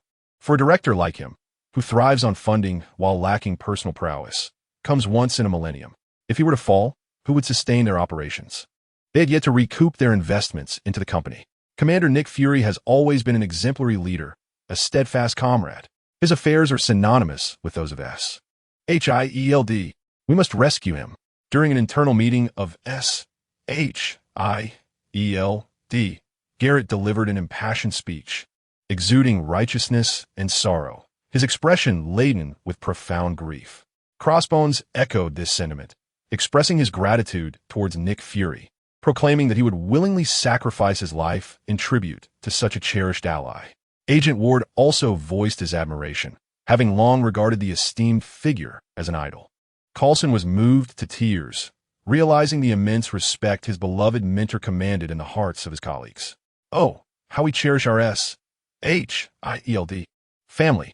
The Hydra operatives responded, "Very well, should our dear Fury perish, we shall appoint you as the director." Meanwhile, what is the situation in New York? The skies above are darkening ominously. In the cinematic realm, the Chitauri forces descended like a relentless tide, facilitated by the Tesseract. Now, however, that avenue has vanished, leaving us with no choice but to launch a full-scale assault. A multitude of troops and warships broke through the clouds, casting shadows that blotted out the sunlight, extinguishing the city's illumination. Although these Chitauri vessels are capable of interstellar travel and can be obliterated by nuclear weapons, they're still susceptible to being shot down by Hawkeye. The alien riders on their flying crafts descend into the city, flitting about like errant flies, easily dispatched by the agents of S.H.I.E.L.D. and Black Widow. Yet, the state of the United States is lamentable. Currently, the nation is expending all its resources and industrial capabilities, perhaps capable of overcoming the Houthis. But facing extraterrestrial foes is an entirely different matter. Disaster relief is a product of socialism. The government owes you nothing. One should not dwell on what the state can do for you, but rather strive to be part of the solution. Following this sentiment, the mayor of New York, after expressing such thoughts, departed with his troops to join the president for leisure and merriment. This reflects the reason why military presence in American superhero films is often minimal or portrayed as antagonistic. Imaginative possibilities abound, yet they must not veer into the realm of the absurd. In such dire circumstances, the citizens of New York feel an overwhelming sense of despair, resigned to their fate. Contemplating their imminent destruction, they gaze upon the skies, witnessing the endless assembly of alien forces, a sight that dwarfs the earth beneath. In this moment, Tony Stark fell silent. Though brimming with confidence, he understood that opposing an entire alien army was a fanciful notion. Furthermore, communication with S.H.I.E.L.D. was severed. Surely, one cannot expect them to arrive fully armed for a leisurely visit, can one? J.A.R.V.I.S. Prepare the armor, Tony commanded. Engage the armor. Understood, sir. Accompanied by electronic synthesized sounds, the components of Iron Man's sword from all directions, assembling into armor. A colossal stream of data swept before him, leaving Tony momentarily speechless. In this critical hour of peril, the citizens of New York rallied with fervor, fervently leaving messages, comments, and donations for the old man as company. Spider-Man, swiftly don your black suit and traverse the vast webs to douse me with your might. Hulk, smash! Unleash your fury upon the world, for we shall stand resolutely behind you. Do you have any idea how hard Thor strives? Do not call upon Tony, the dutiful son. Is being the green sun so glorious? Enough. I assert that Spider-Man is the most valiant among us. Why not strike the locomotive? Is the night merely a non-entity? That locomotive is formidable. It will crush you all. On the grand stage of New York, if you have a role, step forth. They even began to quarrel. Under normal circumstances, Tony would have been rendered speechless by the absurdity. Yet now, he felt a sense of astonishment, for he truly witnessed a coalition of superheroes, organized and unified under a single command, emerging from the old man as company. There were Thor, the Hulk, Spider-Man, and the Locomotive, as well as the Avengers and mutants, all serving as the primary combat units. Meanwhile, the company's staff, the Hydra agents, acted as auxiliary units, gathering intelligence and capturing footage. Charles, hurry. Quickly use your telepathy to control the civilians, steering them away from the city center. Act swiftly and make the poses striking. The street office of superheroes follows Spider-Man to clear the lines. Remember your lines. Thor, ascend and command them. Don't forget to run ads. Hulk, smash. Maintain communication. If anyone loses the connection, provide immediate support. Anyone who defies company orders will be frozen out, cut off from all advertisements, endorsements, and film collaborations. Where's the Crime Intelligence Department? Activate the satellite. The PR department prepares to clean up. If any dirt is thrown towards the heart of America, present the fluctuations in every star's popularity. We are on the verge of wealth. We are about to strike it rich. Ha ha ha. In the old man as company office, the previously troublesome pair was now exhilarated, feeling herself to be of significant weight. Were this a time passed with such authority, she could have easily brought John to his knees, turning him into a slave. Yet, it is not too late now. What are those extraterrestrials? She is indeed fighting against them. This battle must be fought magnificently.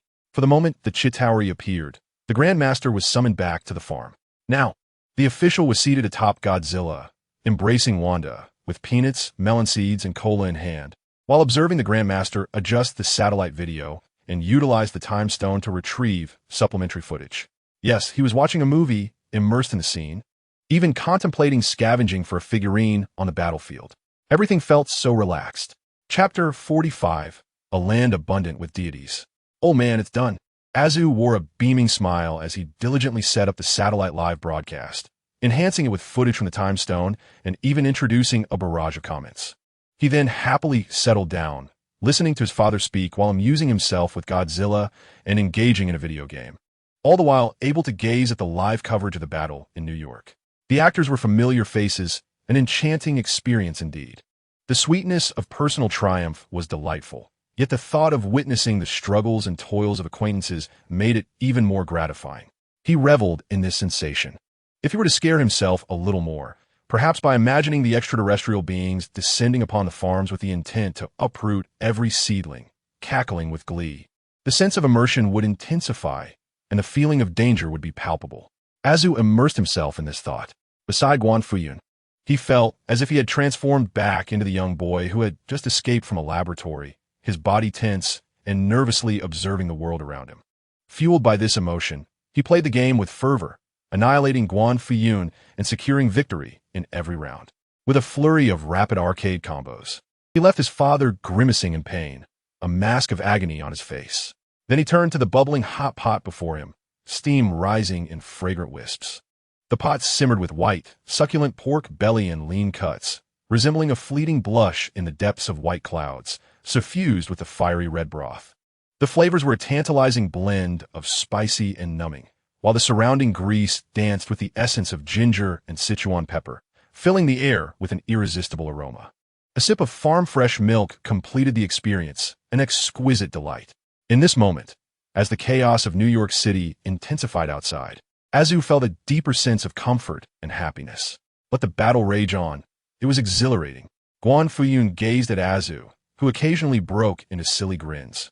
Unsure of what to say, Wanda, on the other hand, remained silent throughout. Upon returning home, she clung to Guan Fuyun like a koala, showering him with affection. Especially now, after her bath, her cheeks were flushed and her hair damp, exuding a charming neighborly aura. Quite endearing indeed. Guan Fuyun found himself unable to resist her rosy face while simultaneously enjoying the livestream. According to the intelligence Azu had brought regarding Hydra, the foot soldiers had made an appearance, even dispatching Steve Rogers and seizing his shield. But it was of little consequence. In the Marvel Universe, New York was teeming with superheroes. The absence of one super soldier was hardly significant. Meow, announced Loki as he declared, "I am a god," with a flourish. The Chitauri army emerged in full force. Presently, New York was in a state of anarchy. The evacuation of the populace was under the control of the professor, whose possessed individuals facilitated the dispersal, while those unable to escape rushed en masse to the underground parking and subway stations. This, too, could be considered a noble deed. It was worth noting that this chaotic scene contrasted starkly with the orderly portrayal in the films. The realm of capitalism does not operate under a mechanism where calamity equates to command. The military of the United States only mobilizes in full armor when suppression is necessary.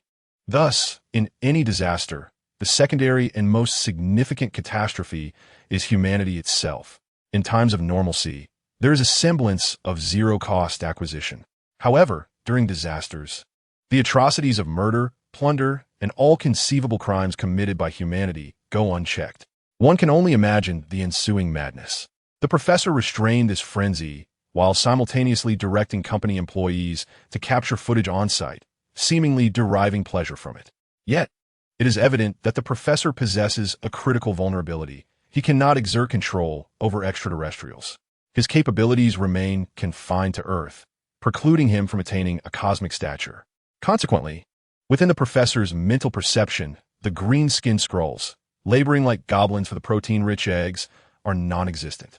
Upon witnessing the swarming Chitauri descend like locusts, the professor held his breath within the towering edifice of his company. Although he lacked familiarity with extraterrestrials, it was reasonable to deduce that these interstellar travelers, endowed with advanced technology, would be formidable in combat, capable of effortlessly annihilating human forces. Even before the battle commenced, a sense of dread enveloped him. Not only, but at that moment, all humankind residing on this planet felt a stirring, a primal instinct awakened. "Are you afraid, Charles?" Suddenly, a mocking voice echoed from behind the professor. "Indeed," he replied without turning, "I have finally found a means for mutants to assume societal roles. I cannot bear to lose this." To become a societal role? Magneto, with arms crossed, glided in on metallic disc, retorting, "Is this your ideal? How absurd.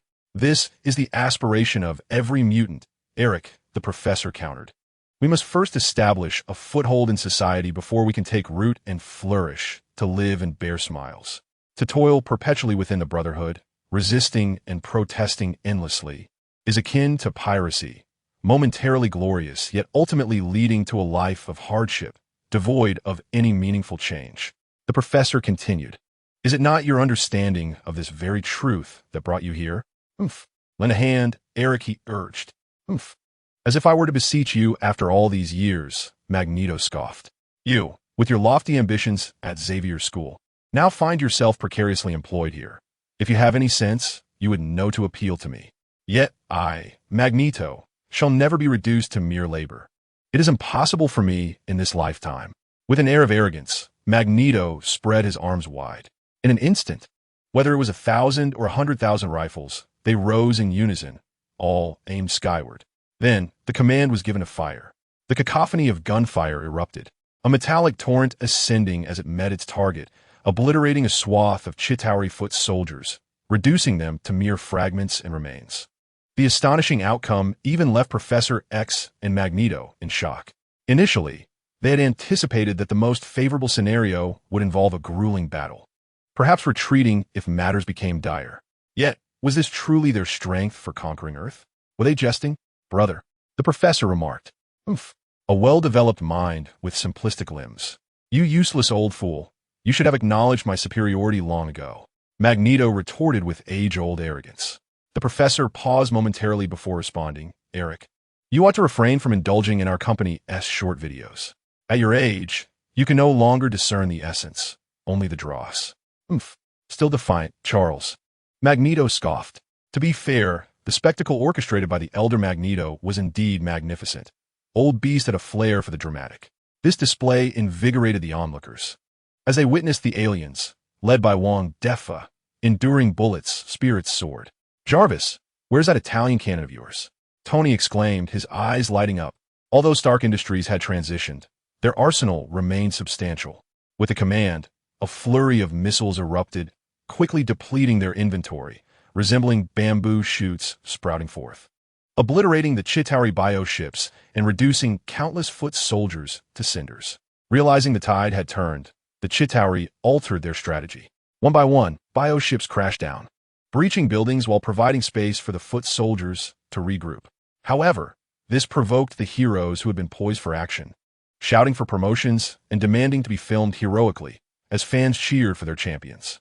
Leading the charge was a figure resembling a blue locomotive who soared through the sky. With a resounding whistle reminiscent of a train's horn, he tore through the air, his body slicing through the atmosphere, resonating across New York. Possessing the strength to pull a train, he exhibited rapid speed and reflexes, restored to peak form thanks to the heart of Blue Eagle. Moreover, having redeemed himself, he understood what truly constituted the superhero mentality, rendering him swifter and stronger. "Look, it's the locomotive. Wow, he's so fast, awesome. Can I get your autograph?" With the tides of battle turning, the professor gradually loosened his mental grip, allowing the fierce citizens to join the fray. Yet, the fervent cheers and the grasping hands of fans could no longer keep pace with the locomotive. He sprinted with all his might, elbowing and shattering Chitauri soldiers, even delivering a bulletproof vest to Quicksilver, who was on the brink of death from gunfire. Chapter 46. Dr. Doom joins the fray. "Thank you," Quicksilver said as he donned the vest, picking up a weapon from the ground and firing rapidly, striving to salvage his dignity. The locomotive beamed as he continued running, reveling in the moment. Some fans captured this scene, and the abstract video montage featuring the locomotive and Quicksilver began to captivate audiences. Hulk smash! Meanwhile, on another front, under the influence of the company atmosphere, Banner has come to recognize the commercial value and star appeal of the Hulk. A scientist, seemingly powerless, would be relentlessly pursued by the Americans. However, as a monster, life is rather delightful. Indeed, the fault does not lie with him, but with the Americans. Banner mused, at the slightest cough, Hulk. He then allowed Iron Man to hurl him into the midst of the Chitauri. A high-altitude drop. As Banner descends, Hulk emerges. That colossal green behemoth capable of effortlessly dispatching a horde of minions with a single punch, renowned for its exceptional agility and ferocious roars, effortlessly tearing apart biological warships. In a mere moment, it cleared an entire block of extraterrestrial foes, while the Chitauri, after a prolonged struggle, found their defenses utterly ineffective, ultimately succumbing. "No way. Are you Earthlings truly this formidable? Is there nothing normal about you?" The Chitauri, upon witnessing the green giant's ferocity, trembled in fear, inadvertently redirecting their fire towards Thor. Although he was still wielding his hammer, his destructive potential was no jest. Asgard's technology, thousands of years ahead of Earth's, was epitomized in Thor, who unleashed his might. Every gesture resonated with missile-like power, occasionally sparking fire and lightning, a dazzling spectacle dominating the skies, rendering him invincible. Splendid. Within the company, the ever-determined pair concentrated intensely. Directing the heroes, let's turn the tide. The heroes surged forward with unstoppable momentum. Pair, from the rear, orchestrated video edits, streaming, advertising, and dialogue compilations. She had endured until now, holding her breath until she encountered Azor and Mr. Guan, seeking a new master, determined to reclaim her position within the company. It was not merely a quest to prove her worth, but rather to retrieve her stolen dreams and passions from the grasp of the water company. Of course, there was also the matter of her hair. Meanwhile, aboard S.H.I.E.L.D.'s hovering aircraft carrier, the illustrious top agent Black Widow and the rogue Hawkeye arrived at the New York battlefield with an audacious flair. They began to engage in close combat with the minions. The exchange was fervent, a back and forth that appeared lively, yet the purpose of their arrival remained unclear. Naturally, New York was not solely the domain of superheroes. There were also villains capable of wielding firearms and engaging in combat. Take Kingpin, for instance. He had been lightly reprimanded by Guan Fuyun, a moment of supreme glory that subtly signified the will of a certain illustrious figure. One could even say it was destiny. The entirety of New York's underworld trembled and submitted. As the sovereign of the underground realm, a villain capable of contending against Spider-Man, Daredevil, and nearly all heroes, Kingpin could hardly tolerate the invasion of extraterrestrials at his doorstep. Damn it, he is not the king of the underworld to merely endure and swallow his pride. If he becomes the king of the underground, should he cower before extraterrestrials? That would render his advancement futile. The constitution of aliens is unique. One should not confront them head-on, but rather engage in a fierce battle. Kingpin, armed with a rocket launcher, unleashed chaos upon the streets. Behind him stood formidable foes like Bullseye and members of his syndicate, wielding immense firepower. Even street-level superheroes such as Daredevil, Stick, and Luke Cage joined the fray. Their mantra was clear: the underworld belongs to the underworld and aliens to their own realm. The lines of enmity were distinctly drawn. If one possessed a satellite perspective like Guan Fuyun, one would witness the grand stage of New York, a chaotic battlefield divided into several zones. The first zone is the headquarters of the Old Man, centered around the building of the Seven. The battlefield continuously expanded, sweeping across all directions, leaving no one standing. The second zone is Stark Tower, which, after a thorough clearance of its armament stockpile, not only bolstered Tony's bravado, but also established a safety perimeter. The third zone encompasses the airborne mothership and its surrounding area. In this moment, whether Hydra or S.H.I.E.L.D. agents, both factions shared a singular identity: humanity.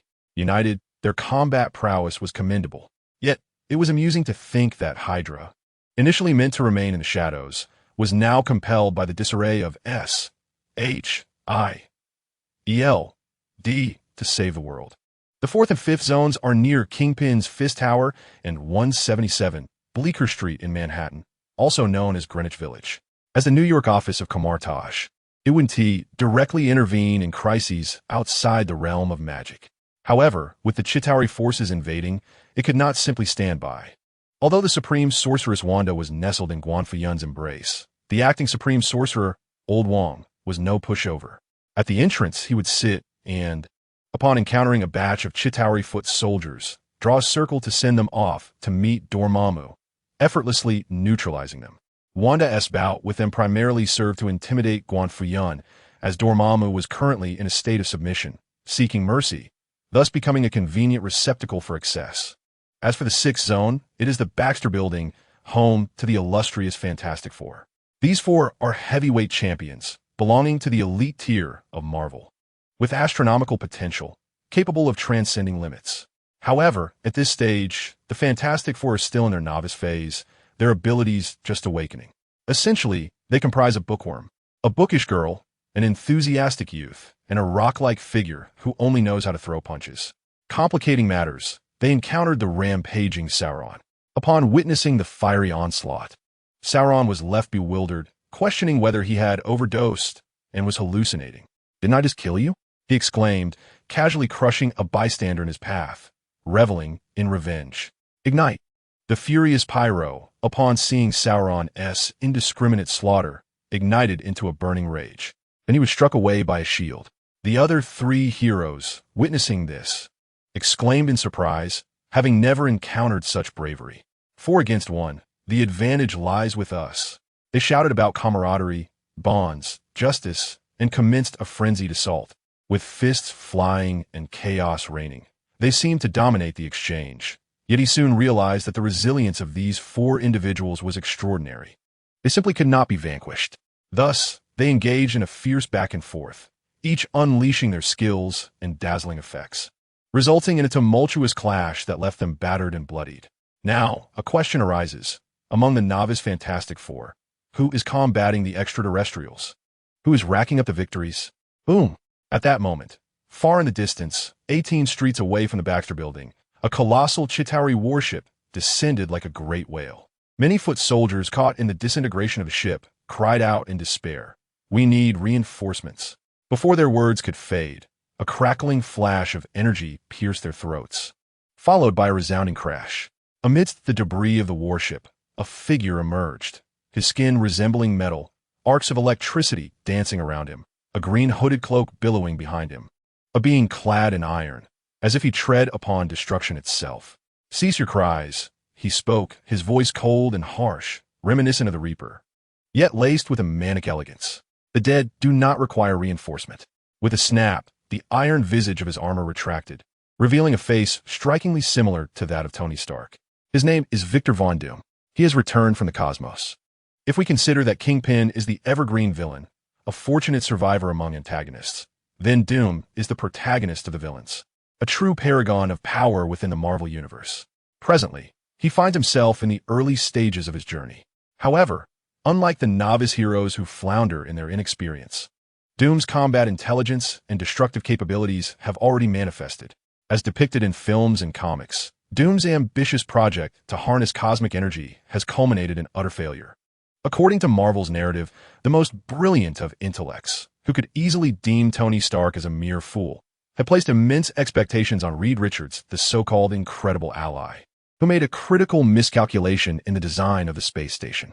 He underestimated the potency of cosmic energy, rendering the station as fragile as paper.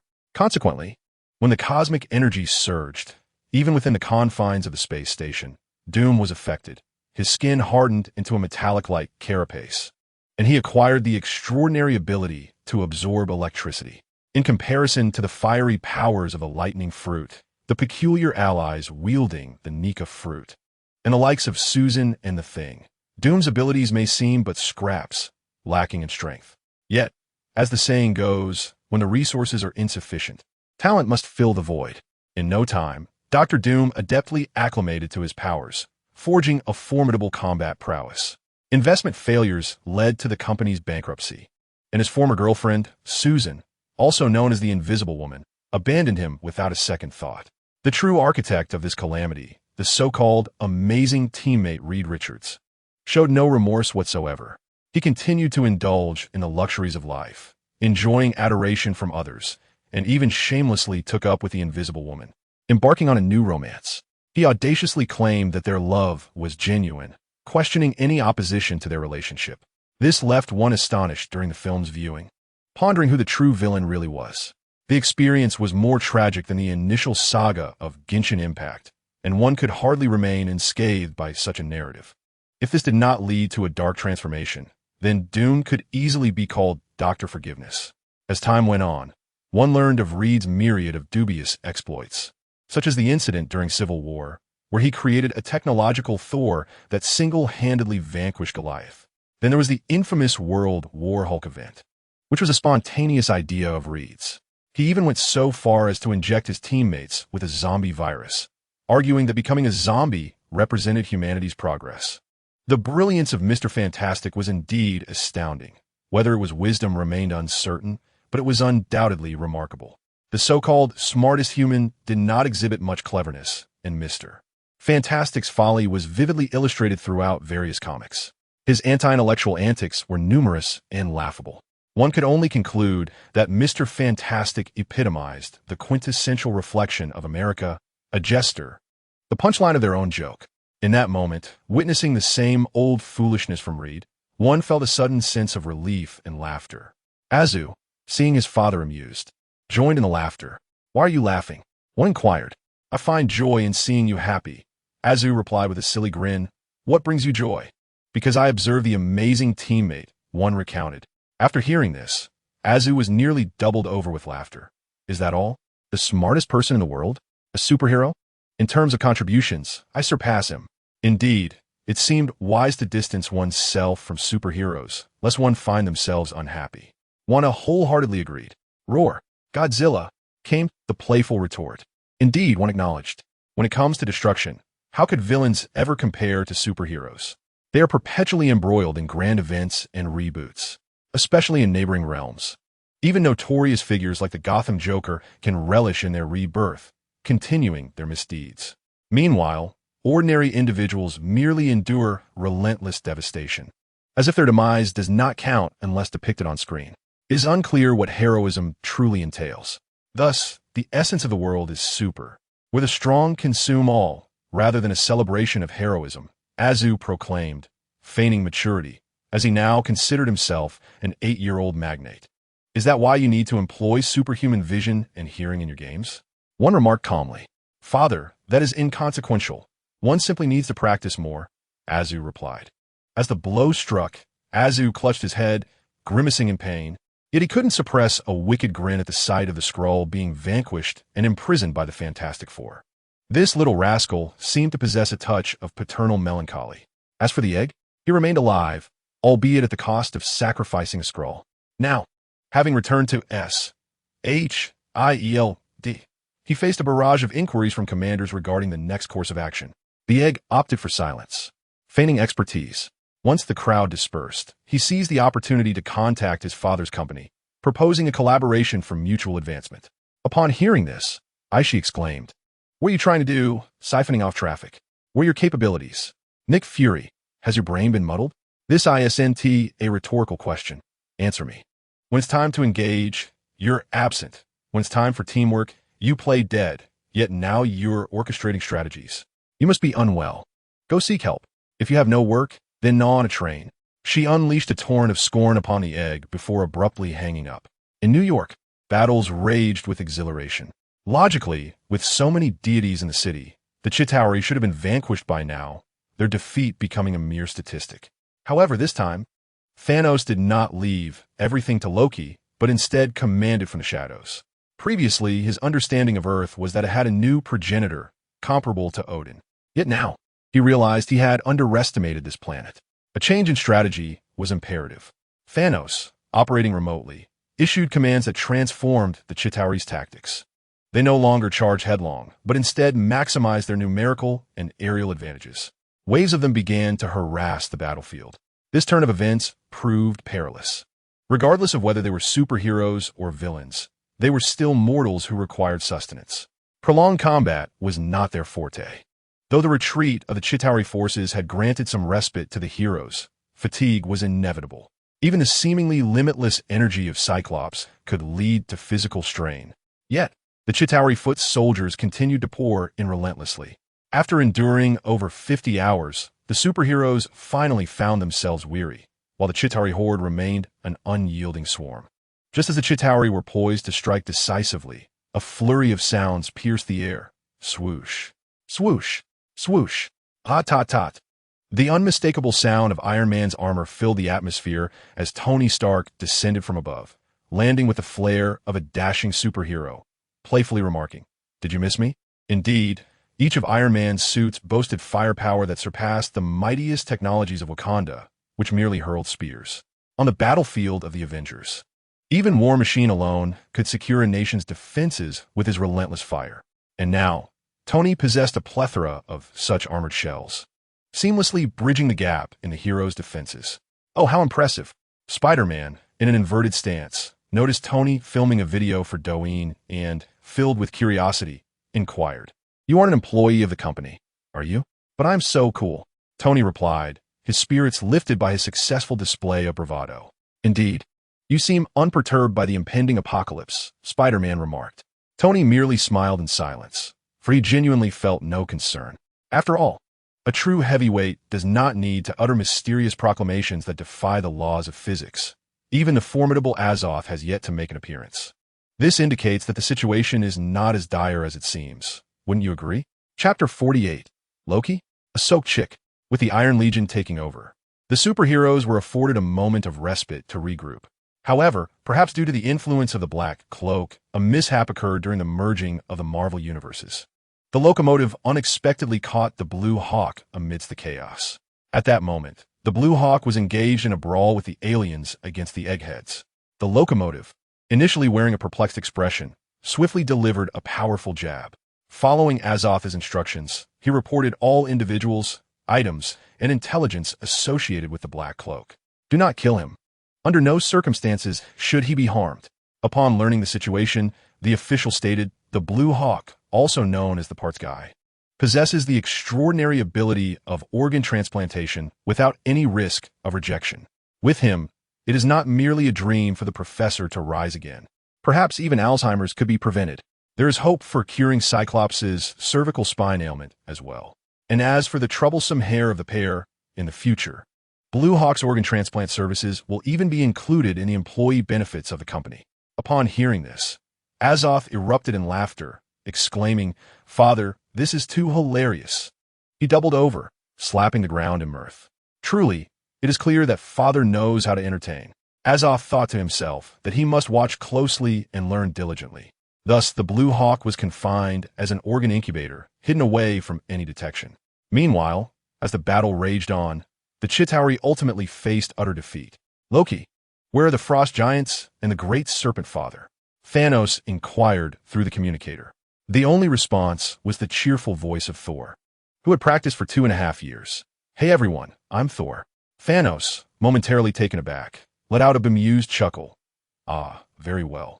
Truly, the god of mischief is adept at trickery, managing to fool even himself." At this moment, Loki must be quite pleased with himself, reveling in his own cleverness. Yet, Thanos remained composed, coldly amused, having already deemed Loki a mere pawn for testing purposes. Naturally, he would dispatch his true subordinates. How infuriating! How utterly vexing! Thor seemed to have grown even stronger, a vexing thought indeed. In a dim corner of New York City, Loki gritted his teeth, casting a dark glare at Thor. The Chitauri were ineffective, and he was well aware that the tide had turned against him. One can certainly lament their own failures. But the triumph of Thor is far more disconcerting, leaving Loki in profound anguish. As for Thanos' mission, he, Loki, who dwells between heaven and earth, could never endure a prolonged subservience. Even his biological father, the Frost Giant, was not beyond his reach. How much less so this mere adoptive father, Thanos? Deceiving the old farmer Thanos, Loki felt no guilt, but rather a sense of exhilaration. The Chitauri could unleash their forces, but it mattered little. His scepter of the mind was not without its advantages. Loki, employing his tricks and the scepter's powers, arrived at Stark Tower, observing Tony's descent. With a wicked smile, he revealed himself, directing his scepter towards Tony. It became evident to him that the Chitauri, the biological warships, and interstellar travel were all mere FA-aids. Only Tony was made of steel. Rather than rely on those extraterrestrial foot soldiers, it would be more prudent to seize the home front. By controlling Tony, he would effectively command an army of Iron Men. Perhaps he could even best Thor in the process. Ding! The idea was splendid. Yet when the scepter struck the arc reactor, it emitted a crisp sound. Then, nothing happened. The arc reactor, indirectly enhanced by the Space Stone, neutralized the effect of the Mind Stone scepter. What transpired? Tony, Loki, the two exchanged glances, each reflecting astonishment and confusion in the other's eyes. Tony was taken aback, pondering. Who are you, my friend? What game is this? Loki, equally bewildered, thought this cannot be. Why is the scepter ineffective? Determined, he resolved to try again. Ding! The sound remained clear. Tony, perplexed, questioned, "Are you here to amuse me, brother?" Loki, gritting his teeth in anger, retorted, "Do not underestimate me. I am Odin's son, the king of Asgard, the foremost sorcerer of the Nine Realms, and the patriarch of the Chitauri. He recited his titles, then summoned his divine power, intertwining magic with the scepter's radiance. In a moment of disorientation, he transformed into that which Tony feared most, Thanos, the embodiment of the purple potato. Ugh. Tony, now repulsed by the very sight of the purple hue, succumbed to the effects of his food poisoning, vomiting directly onto Loki. Meow. Loki bellowed in fury. Apologies, my friend, but you insist on mingling magic with equipment. And look where it has led you. Hand me some paper. Loki continued to shout, nearly bursting with indignation. Very well. The two found an odd harmony, both commencing a cleanup, restoring decorum. Once finished, Loki returned to his original ambition, declaring, I demand your worship, your submission, Tony. Shoo. Tony extended his finger to his lips in a shushing gesture, mimicking Azura. Look, you're getting anxious. After uttering this, he returned his attention to his phone, absorbed in the digital realm. The curious onlooker, Loki, could no longer contain himself and leaned in for a glimpse. To his astonishment, he discovered that Tony was indulging in celebrity fandom, watching videos of the Hulk. He had opened the Hulk's channel and left a paid comment in the section. Hulk. Just glance my way. Address, Star Tower. Sending love. Upon witnessing this, Loki felt utterly disregarded and exclaimed in frustration. I am currently in the midst of destroying New York, engaging in battle. Could you possibly take this seriously? Before he could finish his sentence, a deafening roar accompanied by a howling gale announced the Hulk's arrival. With a resounding thud, a massive green fist, akin to a wrecking ball, collided with Loki's face, distorting it into a wave-like pattern and causing blood to spatter. Boom, boom, boom. Just before Loki was sent flying, the Hulk seized his leg and unleashed a relentless barrage of strikes. Pathetic. Hulk grumbled after the onslaught. Meanwhile, Tony remained fixated on his phone, snapping a selfie with the Hulk, exclaiming, I am genuinely addressing you. Loki lay in the pit, resigned and speechless. At that moment, he could even see the comments flashing on Tony's screen. Thor, hey, isn't that Loki? My foolish little brother. Audience, he is the guide for the Chitauri army, bent on destroying New York, yet utterly inept, a source of comfort. Thor, apologies, everyone, I may have mistaken him. Who the hell is Loki? I hardly know him. So keep your distance. Loki closed his eyes, akin to a tragic figure, utterly disillusioned. His once anxious heart now lay lifeless, particularly in the presence of Thor. Chapter 49. Azura's Heartless Retribution. What a delightfully exhilarating live stream it was. After a prolonged wait, Dr. Destruction made his entrance, followed by the comical antics of Loki, which were even more amusing when accompanied by the audience's comments. Guan Fuyun felt a sense of satisfaction. With such entertainment, the Marvel Universe was indeed a pleasant realm. He tilted his head and dozed off upon Wanda's lap. Wanda, delighted, gently covered Guan Fuyun's belly with a small blanket. Azura, rising, murmured softly, such a handsome and mature man, yet he cannot control his schedule and stays up all night watching films. This is quite detrimental to his health. Wanda, take good care of him, don't let him catch a cold. As he spoke, he donned the time stone necklace, adjusted his black frame glasses, and slipped into his suit jacket, presenting himself like a diligent office worker. Azura, are you going out? Wanda inquired with curiosity. I'm going to retrieve the soul stone, Azura replied with a smile. Although the reality stone pairs best with chaos magic, the creation of anything truly requires the essence of the soul. Wanda gazed intently at the official floating clouds, her mind wandering as she remarked, There's no rush, is there? Of course not, Azu replied, nodding earnestly. Acquiring jewels is merely a secondary task. My primary intention is to flaunt my status, to cultivate my identity, and to eliminate the weeds that my father despises, thus rendering the world more to his liking. Wanda pondered for a moment, recalling how Azu seemed to harbor only disdain for the Fantastic Four. His expression won a revulsion that nearly made him retch while snacking. She queried, But, my lord, didn't the Godfather instruct us not to eliminate them? I'm my father's son, Wanda, Azu replied, shaking his head. When my father suffers, I find no happiness. The mere thought of those who disturb his appetite, still breathing, infuriates me. Have you ever seen a parent lose their temper with a child? My father is the cornerstone of our family, the embodiment of our spirit. With his omniscience, he hardly deigns to spare a glance at the pitiful Fantastic Four. However, I am but a child, merely 8 years old, at the age when one revels in thoughts of destruction. If I wish to eliminate them, I shall do so. I yearn for bloodshed. Yet, merely because the official floating clouds felt discomfort, a massacre was to be unleashed. Azu remained as headstrong as ever. But now he possessed a remarkable aptitude for social conduct. If a compatriot were to intervene without sufficient preparation, the world would soon discover that the Fantastic Four and their associates had become mere corpses, perhaps without a trace left behind. Wanda was well aware of Azu's capabilities and felt reassured. Fear not. There is no need to resort to the guise of a compatriot. I can vanquish them without leaving any potential threats or problems behind. Yet Azu's standards for himself were evidently higher as he sought self-improvement. After speaking, he cradled Mini Godzilla and stepped outside. In New York City, the battle raged on without cessation. Yet humanity's victory was assured. The current dilemma lay in how to maximize the fruits of this triumph. After all are driven by self-interest. For instance, in my father's company, the cacophony of warfare echoed outside. A troublesome pair hurriedly assembled a team of photographers to rendezvous with the Hulk. Greetings to our viewers. Welcome to the live broadcast from my father's company. We shall vanquish the tyranny of extraterrestrials. New York belongs to us. We are taking action to save this city. Presenting our immensely popular hero, the Hulk. He has triumphed over the notorious Loki, seizing crucial mysterious artifacts. Let us interview the Hulk. The winds howled and smoke filled the air as the troublesome pair stood before the camera, her face adorned with war paint, microphone in hand. Hulk, how do you feel? She shouted. Hulk smash! Hulk protect! Hulk triumphant! Fanbase growing. The Green Giant roared in response. Well said. Excellent. The Hulk, in his straightforward manner, conveyed his strength, fearlessness, bravery, and dedication, along with heartfelt wishes for his fans. May everyone thrive and live to be 90 years old in New York. The troublesome pair, eyes brimming with tears, declared, This is the hero of our company. This is the superstar, the Hulk.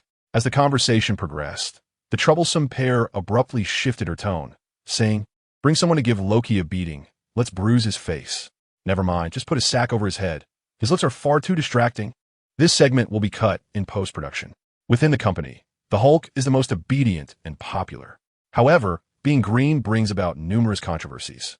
Some individuals criticize Hulk's appearance, prompting pair to consider additional factors. Although this is a live broadcast, there are delays in place, allowing ample time for post-editing. Loki, inexplicably beaten and with a sack over his head, wondered, May I inquire? Next, an interview with Spider-Man ensues. Pair asks, some claim that Mr. Spider-Man's performance in this battle was rather lackluster. What is your assessment?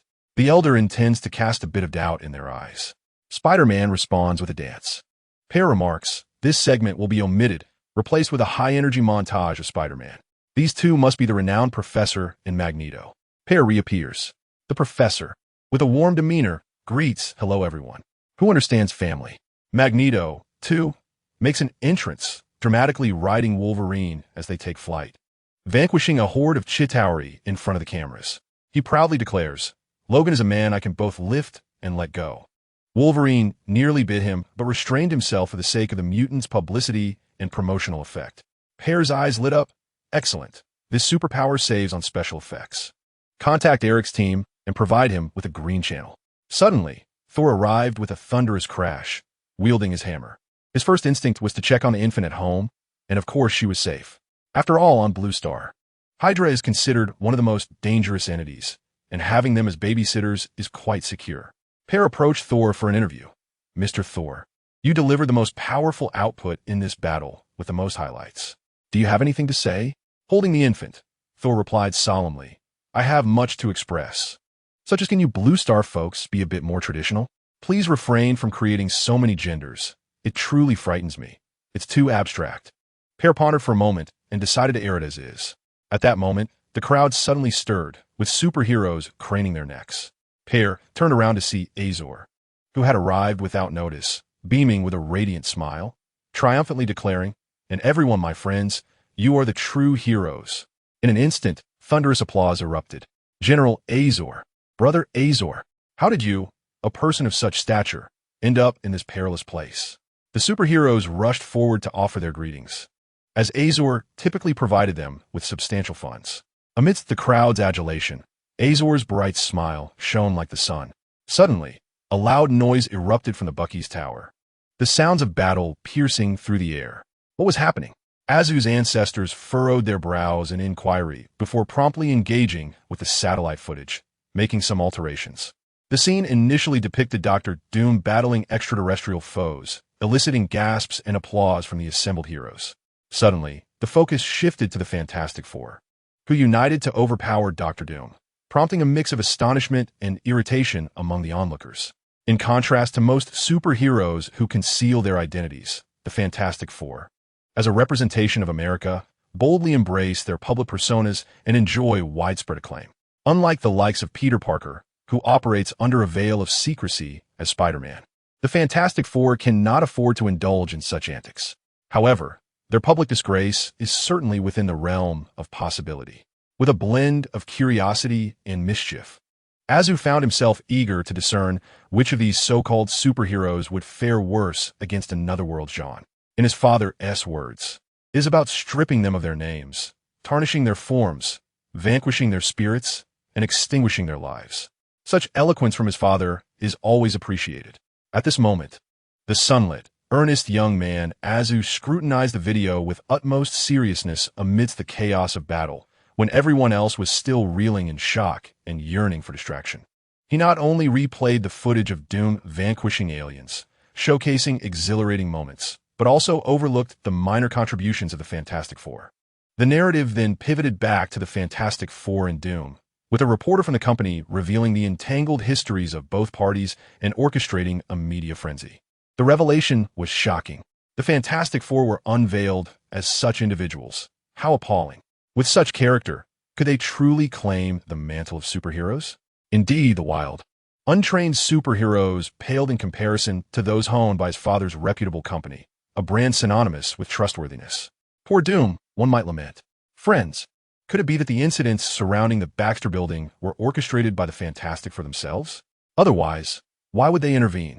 Alas, do you realize how hard Doom strives? The future is promising. Dr. Doom, a true gem.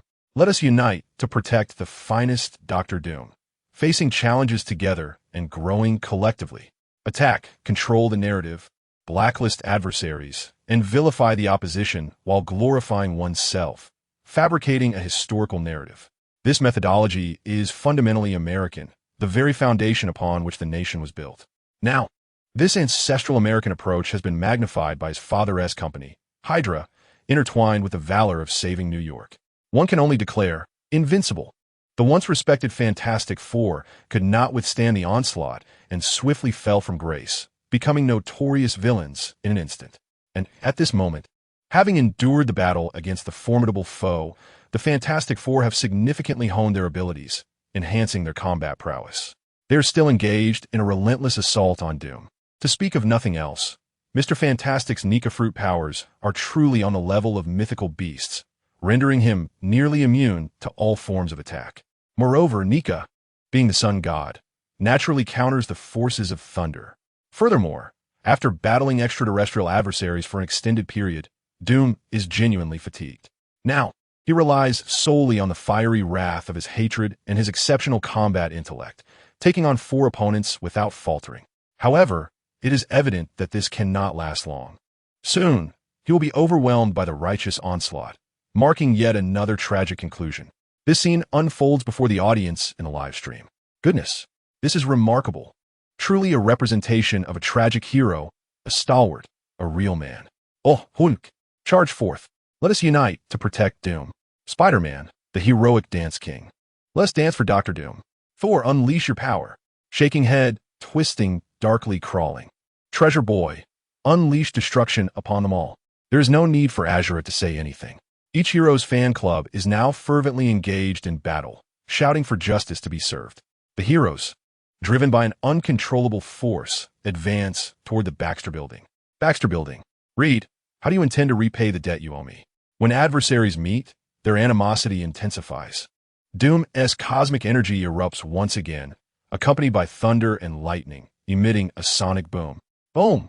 He sends the Invisible Woman flying, makes the thing spin in confusion, and then unleashes a furious assault on Mr. Fantastic. Reed, feeling a twinge of guilt, employs his clever mind and confidently advises, "Enough. Doom, Susan and I are innocent. We can sit down and discuss your company's bankruptcy issues and resolve them legally, shall we?" When you utter those words, can you detach yourself from Susan? Doom is infuriated. Is the rubber man truly impressive? So long and capable of inflating. Is that such a marvel? Legal recourse? How laughable. Were it not for his extraordinary luck, he would not only be dead, but would also be stranded in space like an astronaut. If that were the case, would Reed save him? Absolutely not. Reed has completely forgotten him, and has even taken everything that belonged to him. Brothers share a bond, yet you toy with your brother's mind. Doom, That's enough, Reed. This fellow has lost his mind. There is no need to reason with him. Ignite. The thing, now invigorated, soars into the sky, trailing a long tail of flames, crashing down like a blazing meteor. Just as he is about to collide with Doom, the mutants, who have just signed a contract with Old Man's company, make their entrance, Firestorm and Iceman. With a mere gesture from Firestorm, the flames of the thing are as if they encountered an otherworldly fire, promptly subdued and controlled. No, my friend, you plummeted from the heavens, crashing into the advertisement of the Old Man's company, causing chaos and despair. Before he could utter a single curse, the Iceman swiftly approached and encased him in a frigid prison. Johnny. Upon witnessing this, Susan immediately activated her invisible force field, attempting to rescue him. But at that moment, a powerful, exclusive melody resonated through the air. The locomotive sped forth, colliding with Susan and leaving her head spinning. Hulk smash! Shortly thereafter, the green giant descended from above, leaping with the force of a tempest, landing like a bomb. Boom! He toppled the stone man, fueled by the fury of the fans, transforming it into an unstoppable force. With a fierce roar, he seized the stone man by the head, forcing his face down and bearing down on his body, charging forward like a savage beast. Boom! Boom! Boom! The ferocious combat shook the very earth. Wherever the green giant tread, buildings crumbled, steel splintered, and roads lay desolate, ultimately carving a miniature desert within New York City. As far as the eye could see, the vast and profound chasms were starkly visible. At the end of the rift, amidst the desolation, the stone man lay shattered. Simultaneously, Doom unleashed a brutal assault on Mr. Fantastic, casting him aside, observing the once formidable adversaries now laid low. What is happening here? Doom mused. Has Reed garnered such animosity? No, that couldn't be right. The green giant, the locomotive, and the mutants, they appeared to be champions of a single organization, renowned for their righteousness. Were they here to exact judgment upon him? Doom's expression turned wary. Just then, a flustered assistant rushed in, clutching the live stream, bubbling with excitement. It's skyrocketing. Dr. Doom, your popularity has soared into the top 10. Doom? Confused. He craned his neck to see. The comments flooded in. Profound admiration for Dr. Doom. The world is vast, yet I desire to be by your side. Doom. Unique and exceptional. Doom, cool and stylish. Doom, the future awaits. May you flourish and excel. May you traverse countless adventures and return forever youthful. Upon reading these comments, Doom felt a sudden contraction in his mind. He was struck by the overwhelming vastness and unfamiliarity of this city. Is this still home? Chapter 51. Feeding Godzilla. Doom was engulfed in confusion, truly, profoundly bewildered. His mind was spinning. Meanwhile, Mr. Fantastic, lying on the ground, gazed at Doom, who had assaulted him, only to be surrounded by flowers and applause. He lay there, resembling a mere clown. This cannot be right. Mr. Fantastic summoned his extraordinary intellect, glancing at his phone, only to discover that the entire Old Man's company was maligning him. How could this be? They had exposed all his past actions. This was outrageous. This is mere slander, a fabrication of news. Indeed, in times of urgency, Mr. Marvel, with a spark of ingenuity, devised a brilliant plan. Without hesitation, he directly hired an army of online commentators to counteract the Old Man's company, incessantly elucidating and clarifying, imparting lessons on conduct to the netizens in a paternalistic manner, attempting to reverse the tide of public sentiment. The outcome, however, was disastrous. One must understand that in the Marvel Universe, Hydra epitomizes the pinnacle of the media industry. For years, they have focused solely on self-promotion and embellishment, coupled with the meddling of the troublesome pair and the fact that journalists, such as those from the United States, The prosecutors from the cold nation and the film instructors from the land of the rising sun all represent ideals of love and justice. The media has become a formidable force that instills fear in everyone. People are wary of offending these New Age arbiters of righteousness, often resorting to flattery or monetary incentives to elicit favorable coverage. Yet, Mr. Marvel, emboldened, dismissed them entirely, even retorting with sarcasm. Could the media industry withstand such a psychological blow? The repercussions were monumental. There is no need for the meddlesome pair to intervene. The media, through videos, newspapers, and talk shows, launched into a frenzy, relentlessly hammering Mr. Marvel with damning evidence. It was a relentless assault, as if to obliterate him in one fell swoop. Faced with this calamity, Mr. Marvel was thrown into disarray, visibly shaken, flustered, and drenched in sweat, a sight that left Azu utterly disheartened. Could it be that someone could be even more inept, foolish, and infantile than his other self? Truly astonishing. No wonder he was dubbed the marvelous yet incompetent teammate by the patriarch. Shaking his head, Azu remarked, "Doom, my friend, you are the true hero."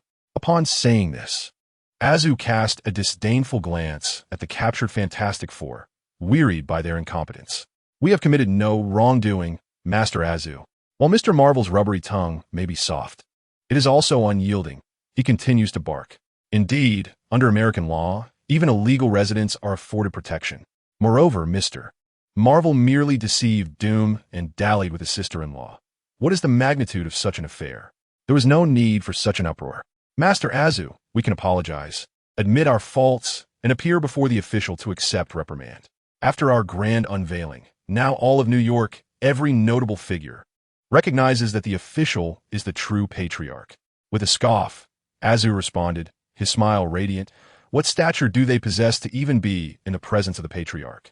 If he were to take these four nuisances to the farm, would that not provoke the patriarch's ire? Would it not be a grand display of filial disrespect? My decision aligns with the patriarch's will. Whatever I desire, the patriarch shall concur." Azu unabashedly boasted, "Those self-righteous fools, suddenly ensnared by their own folly, endangering lives, yet feigning innocence?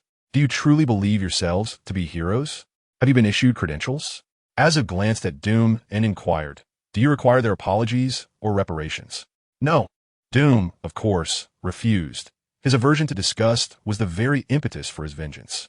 Indeed, Azu remarked, "Mere words are futile. Let others mourn in silence." As his voice trailed off, he nonchalantly raised his hand, casting Godzilla into the air. The creature swelled in size mid-flight, landing with a formidable height of over 10 meters. With a thunderous crash, the beast, imprinted eternally with the Red Lotus, crushed the stone entity beneath its foot, annihilating it with the force reminiscent of a phoenix's rebirth. The entire spectacle unfolded with suddenness, initiated without warning. Were it not for the experienced pair's adept handling, others might have been too stunned to react, potentially terrifying the innocent bystanders.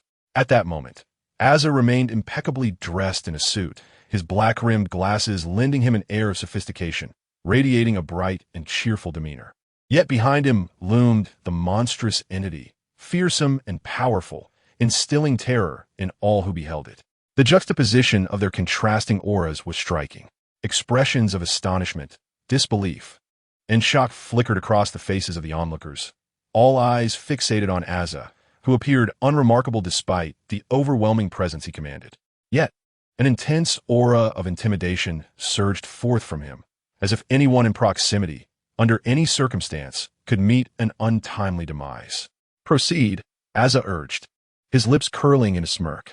Godzilla nodded in response, exuding confidence, as if to say, "Watch my prowess." With a single roar, the Invisible Woman and the Flash were effortlessly reduced to mere snacks, devoured and obliterated in an instant. Before the might of Godzilla, even a Mr. Fantastic was transformed into a mere strand of noodles, slurped up without hesitation. Exhilarating. This is the sensation I crave, and I desire more. The attention, reverence, fear, and fervor of those surrounding him were ingrained in Azu's heart as a controller of fate. Initially, this had been his reality. Throughout his childhood, during the trials of his skin's heat resistance in a blistering furnace, through gunfire, gas attacks, and nuclear radiation, and in moments of hunger, These experiences had become deeply entrenched within him. However, then came the emergence of the official clouds. He arrived with a resounding impact, like a radiant beam of sunlight. But it was only later that Asa understood that his father was the sun itself.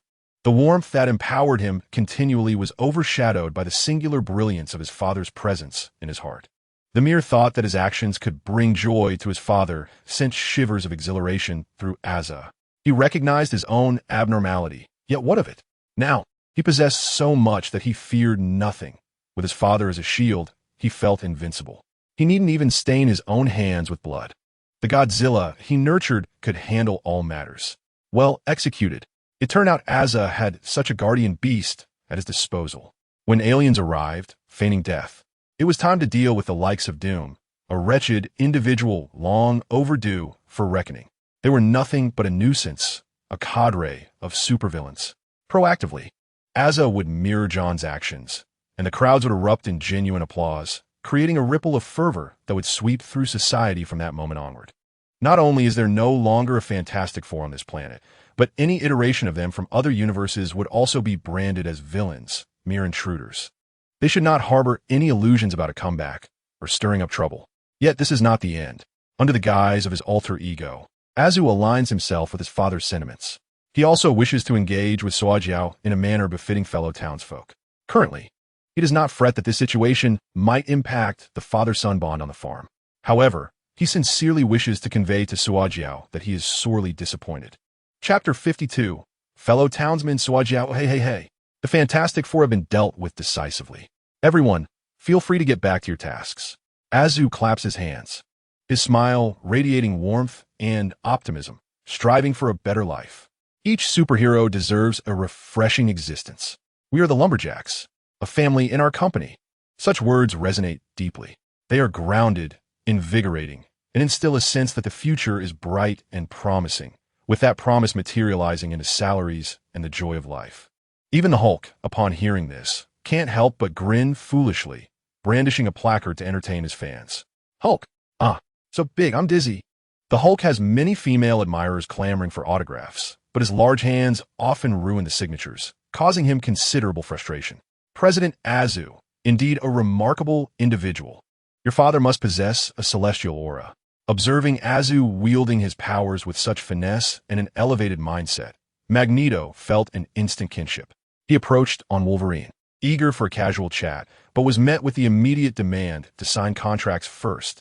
Superpowers that manifest externally, such as metal manipulation, fire breathing, and electricity generation, require prior coordination with the director and special effects teams for contractual bonuses. Mystique, head of the film set. Finance, disburse her payment. New recruits must undergo training before they can be deployed onto the streets. Doom, don't dawdle.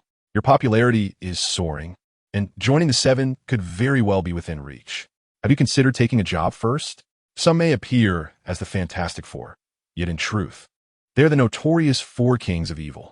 Dr. Doom, returning for vengeance, with fervor and exhilaration. How melodious that sounds, doesn't it? Though the individual may have perished, the body can still be wielded. Our company's new film, Dr. Doom, Return of the Avengers, would you be interested in playing the lead role? The ever-enthusiastic manager is fervently recruiting employees to expand the team. My goodness, such a supervisor, completely hands-off, granting autonomy, while subordinates are obedient, reasonable, and rational. It is a life she has utterly fallen in love with. At this moment, amidst the crowd, there is only the locomotive, quiet and unassuming, diligently engaged in menial tasks, assisting with the reconstruction of homes for disaster victims and bringing joy to the little ones. Dot. Suddenly, a phone call came in from the elder brother of the locomotive, who anxiously answered. Brother, I see you in the live stream. The locomotive is racing swiftly. Marvelous. You have truly become a hero now. Little brother, our entire family is proud of you. Why are you silent, brother? Tears silently streamed down. Haha. Run, locomotive, keep running. Brother, if I had a healthy, fully functional spine and legs, would you consider undergoing transplant surgery? I wish for you to stand and continue training me. He stepped into the Barks building. The radiant smile on Azu's face vanished in an instant, replaced by a stoic expression. Gritting his teeth, his eyes shimmering with a hint of red. Please check the door. Set down Godzilla. Alone. Azu arrived at the Fantastic Four's special prison, where the Footlicker was confined. Though termed a prison, it was merely an unprecedented invention by Mr. Fantastic, a superglass enclosure. The frenzied Footlicker, like a grasshopper, bounced inside, shouting and spewing expletives. Upon seeing Azu with red eyes, he exclaimed, "Who the hell are you?" The Footlicker cursed vehemently. A master of vitriol. In the autumn of 1980, Azu spoke in a refined, deliberate manner. "You have been summoned to Vogbaum's laboratory for an experiment. A nonsensical genetic experiment. You might recall the upscale room you used back then, in June, Daniel Dean. You injected genes into the Holy Grail. Later, Vogbaum produced a child. Born in the spring of 1981, a boy. Allow me to share an intriguing piece of information. I am that boy. But you are unworthy of fatherhood. Not because you are a Footlicker, but even if you were nothing, devoid of drugs or superpowers, you remain unworthy of being a father. Sigh, were it not for the cultural circles of our father, which traditionally discourage patricide, I would have undoubtedly killed you, using your head as a chamber pot for the refuse of the homeless. However, our father also said, sometimes living is the most agonizing ordeal. By sparing you, I can continue to torment you, allowing you to witness me possessing everything, leaving you to regret and lament for the rest of your days." The Footlicker appeared utterly bewildered. "Are you joking, man?" Azu sighed, suddenly taking a sip of milk. "I know everything about you, while you know nothing about me. This was once a good thing, truly. It was. But with the merging of our two worlds, I can no longer be certain whether you might suddenly awaken certain memories or encounter certain individuals, thus disturbing my father's tranquility and nauseating us. The mere possibility of this troubles me greatly, leaving me unable to hold my head high at home. Do you understand? Therefore, I have decided to lay everything bare. To be human, one must be ruthless. I will reveal everything to you, and then obliterate all that you hold dear. If Father were to gaze upon you in the future, it could only be in a moment of mirth, as you contend with a dog over a morsel of excrement." Thus spoke Azu, as the time gem adorning his neck blazed forth, illuminating the space with a celestial radiance, pouring forth a cascade of memories into Suajiao's mind. So, it is. How could it be so? Suajiao grasped the entirety of the situation. Sitting upon the ground, cradling Steve's shield, he erupted into hearty laughter. As his laughter crescendoed, any observer could detect the underlying mockery and disdain. "You are merely a feeble giant infant. You wish to obliterate me? Absurd. In the realm of the Black Cloak, Suajiao stands as the unequivocal apex. Even the citizens of my homeland are insignificant in his eyes. If another compatriot were to take his place, would the outcome differ? Ridiculous. Ridiculous." Amidst the laughter, Azu calmly tore away his suit, donning his battle garb, meticulously adjusting his black-framed glasses. After all, one ought to maintain a semblance of cleanliness. He then extended his hand. With a single grip, he effortlessly shattered the cage, imprisoning Suajiao, seizing him by the neck and silencing his laughter. In a motion akin to pulling radishes on a farm, Suajiao's head, along with his spine, emerged as if he were a lamb's spine. He was astounded, incredulous, his words escaping him in a breathless gasp. "How could you possibly possess such strength? This is beyond the capabilities of Compound 5. Laugh, continue to laugh." Azu's lips curled into a smirk. "If you do not laugh, I shall be compelled to do so." Buzz. The time gem upon his neck activated, reversing Suajiao's temporal flow. Crack. Simultaneously, Azu crushed the mind scepter, and the heart-shaped gem, akin to a yellow diamond, fell, grasped firmly in his hand. Buzz. Harnessing the powers of the mind gem, Azu replicated the essence of a near-death Suajiao's psyche and meticulously infused it into the mind of the reboot soldier. Indeed, this was the very purpose of his quest for the mind scepter. Although the mind gem was destined for Wanda, it was only natural for him to utilize it momentarily. Seek the continuation. Press the button, my good sirs. This round of gratitude extends until 2150, with later acknowledgments to follow. Special thanks to Lao San, the fan of tender meat, for his unwavering companionship. Wishing everyone health, happiness, and strength. Chapter 53, Soldier Boy. The heart's path shattered. The time gem resets the body, while the mind gem retains the anguish. It also preemptively reveals the circumstances to the other party. Azu is meticulous in his conduct. He must ensure that the shadows of his heart, the violence within, are fully expressed, allowing for clarity of thought and unimpeded passage. This cannot be real. This is not possible. At this moment, Sua Jiao remained in a state of shock, the extent of his astonishment leading to incredulous denial. He was akin to the soldier boy of the third season, believing himself invincible, a force to be reckoned with. Having traversed a path of vengeance with unbridled zeal until he stood before Azu. Then, he was met with a crushing blow. Who could endure such a fate? Especially being trampled by his own biological son. Though he claimed to relinquish the spotlight to his offspring, in truth, he possessed an ego that was grander than the universe itself. What he sought was not a great son, but rather an obedient dog that could bite. Squid. His words dripped with venom. With a swift motion, Azu extended his hand, delivering a strike akin to the weight of a celestial deity. In an instant, Sua Jiao was sent flying like a kicked dog, his face leading the way as he hurtled backward, crashing through layer upon layer of walls. Boom! Boom! Boom! The resounding echoes reverberated, causing the Barks building to sway. Sofas shattered, bathtubs exploded, wardrobes flew apart, and a myriad of objects, wires, remote controls, gravel, toys, hovered in the air. Yet this was not a sensation of weightlessness. It was merely an illusion created by Sua Jiao's rapid descent. In that moment, the world spun chaotically, merging the ceiling with the floor, embodying the culmination of this disorder and ruin. The villager floated low, his red eyes fixated in anticipation. Such incredible speed. Terror surged within Sua Jiao's pupils. With a sudden thrust, his chest was pierced by the villager, his heart crushed. Suffocation, excruciating pain, and fear flooded his senses. Each second a torment, with death not marking the end. Reset. Squid. Sua Jiao made the first move, wielding a vibranium shield with a mighty swing. The extraordinary force of the vibranium stirred the air into chaos, forming a whirlwind that tugged at everything around it. Swish! The tempest was cleaved apart. A massive Edmund alloy sword was drawn. In response to Sua Jiao's flamboyant display of military prowess, Azu's action was singular.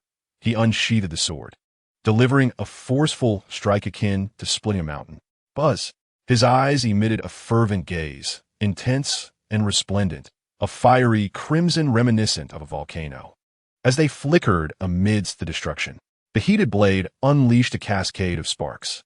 From a distance, it appeared as a line of red light, an iron painting that pierced through the entirety of the Barks building, soaring into the sky. Boom! Boom! Boom! The clash of blade against shield echoed, and after several exchanges, the vibranium shield bore a crack, shattered into pieces. Swish! Sua Jiao was bisected, howling on the ground. Reset! Boom! Azu unleashed his fiery gaze, incinerating Sua Jiao with sheer force. Reset! Squid! Sua Jiao turned and fled, snatching up the headphones from the ground to play his favorite Russian tunes. Buzz! Boom! The zero-frame chest cannon charged, releasing a beam of light that obliterated walls, furniture, and equipment from reality, a terrifying display of power. Yet it was all in vain. Flesh vaporized, his body reduced to wreckage, bones turning to ash. This was merely an illusion in Sua Jiao's mind. Russian, come help me. Sua Jiao even reminisced about the Russian experimental package to amplify his chest cannon's might. But it was futile. Tap, tap, tap. Azu, with an imposing presence, advanced step by step, his face alight with joy. A vibrant blue liquid began to exude from him, a compound that had enveloped him since infancy.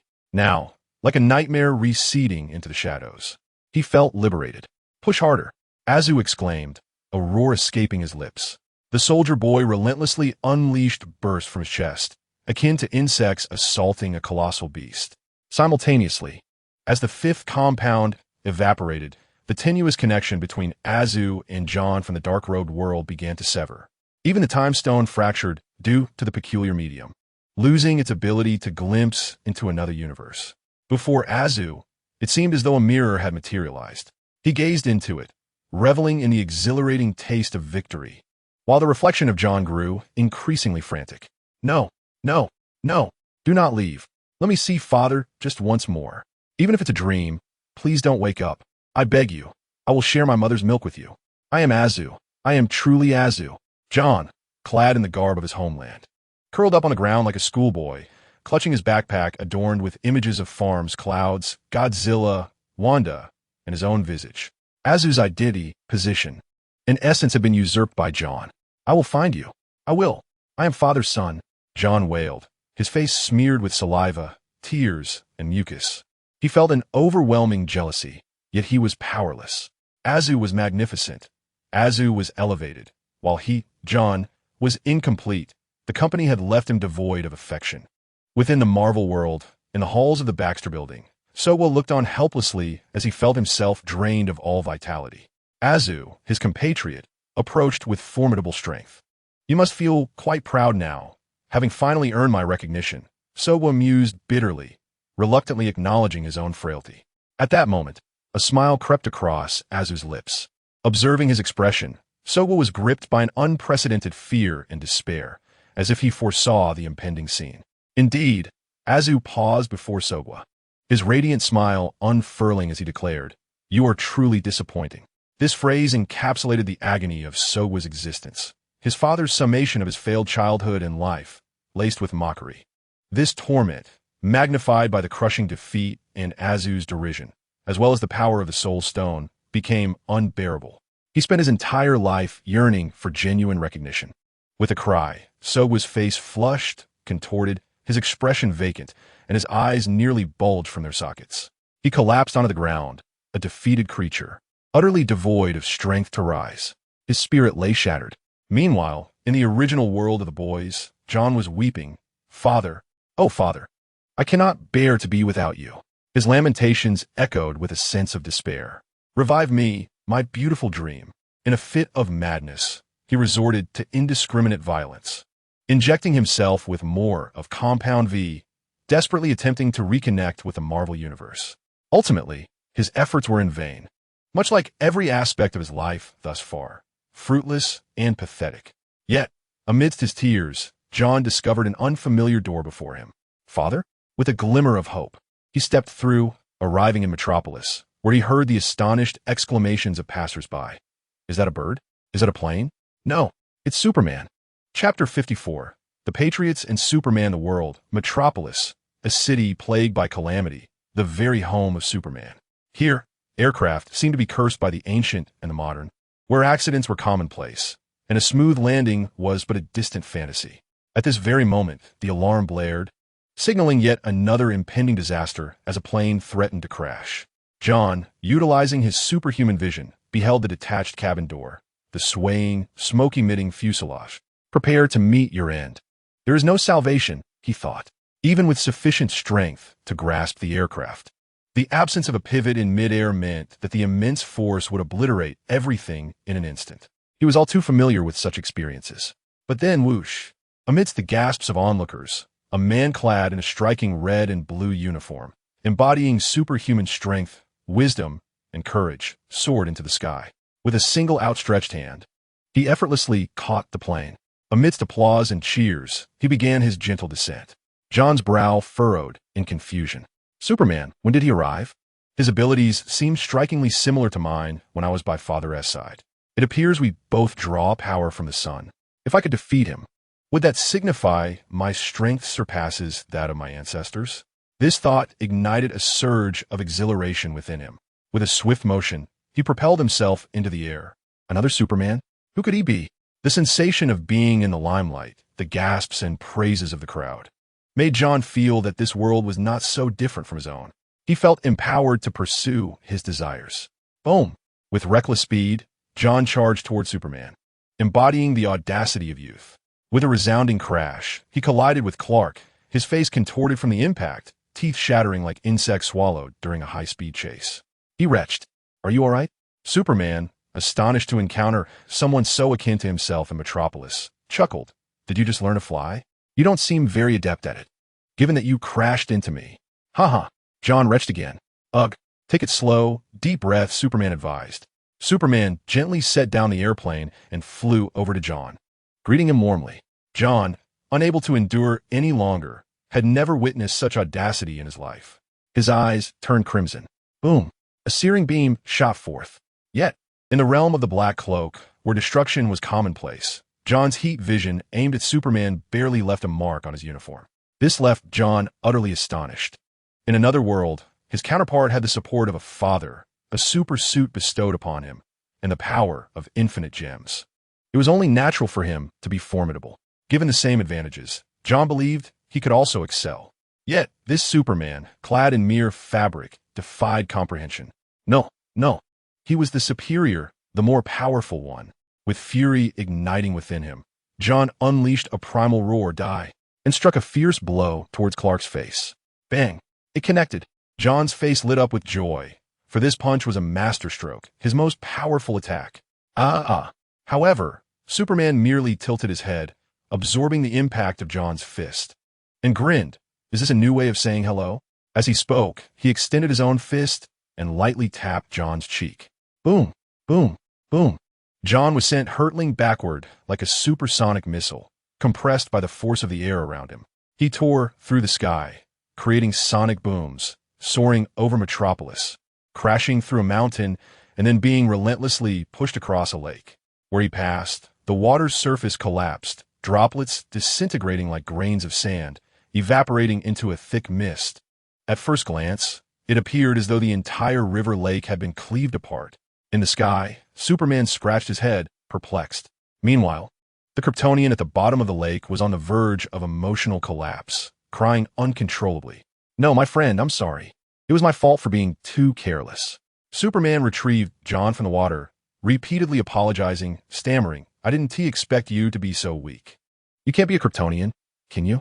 Upon hearing this, John cried even louder, a man in his 30s feeling utterly wronged. Days later, in Metropolis, surrounded by Kryptonians, Kryptonite, the Joker, Batman, Central City, the Flash, and the neighboring Green Arrow, John wept while reflecting on the information he had gathered. It required no effort. The overwhelming news and incidents were inescapable, revealing everything to him. They told him that here, he was merely a subordinate. Yet, they also conveyed that he could grow stronger. Though the world lacked the infinite gems, artifacts such as the Lantern Ring, the Lasso of Truth, the Spear of Destiny, and the anti-life equation were not without merit. Just wait until I grow stronger. I'll show you all.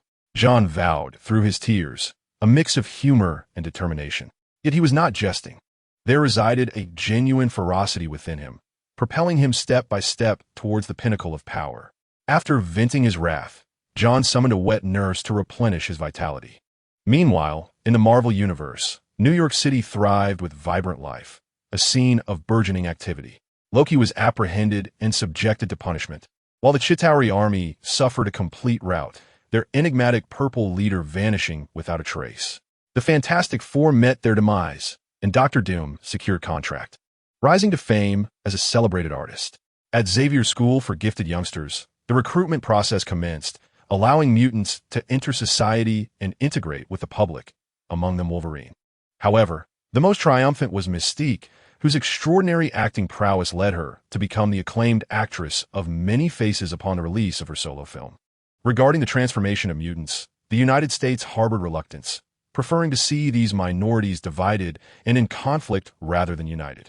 Throughout this, the New York officials and SHIELD were rendered impotent, unable to utter a word in protest. Good news arrived in abundance. Old Man Company's fortunes flourished, experiencing unprecedented success. After Asa shattered Soldier Boy's resolve, dispelling the toxicity of Compound V and severing ties with John, he ceased to concern himself with the company.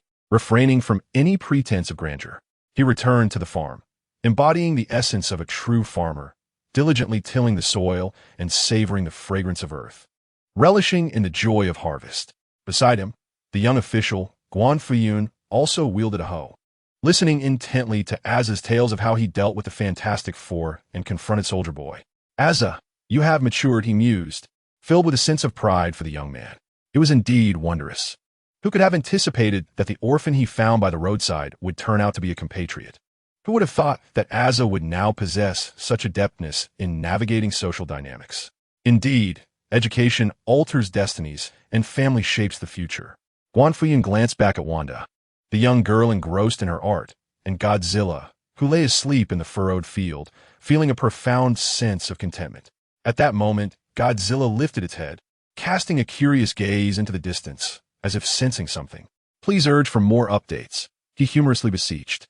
I express gratitude to every soul who fuels this endeavor with love. May the readers be blessed with health, happiness, and boundless joy. Chapter 55. In Our Company. Making movies inevitably involves casualties. Roar? Godzilla suddenly sprang to life, resembling a spirited hound, racing around the farm with its tongue lolling.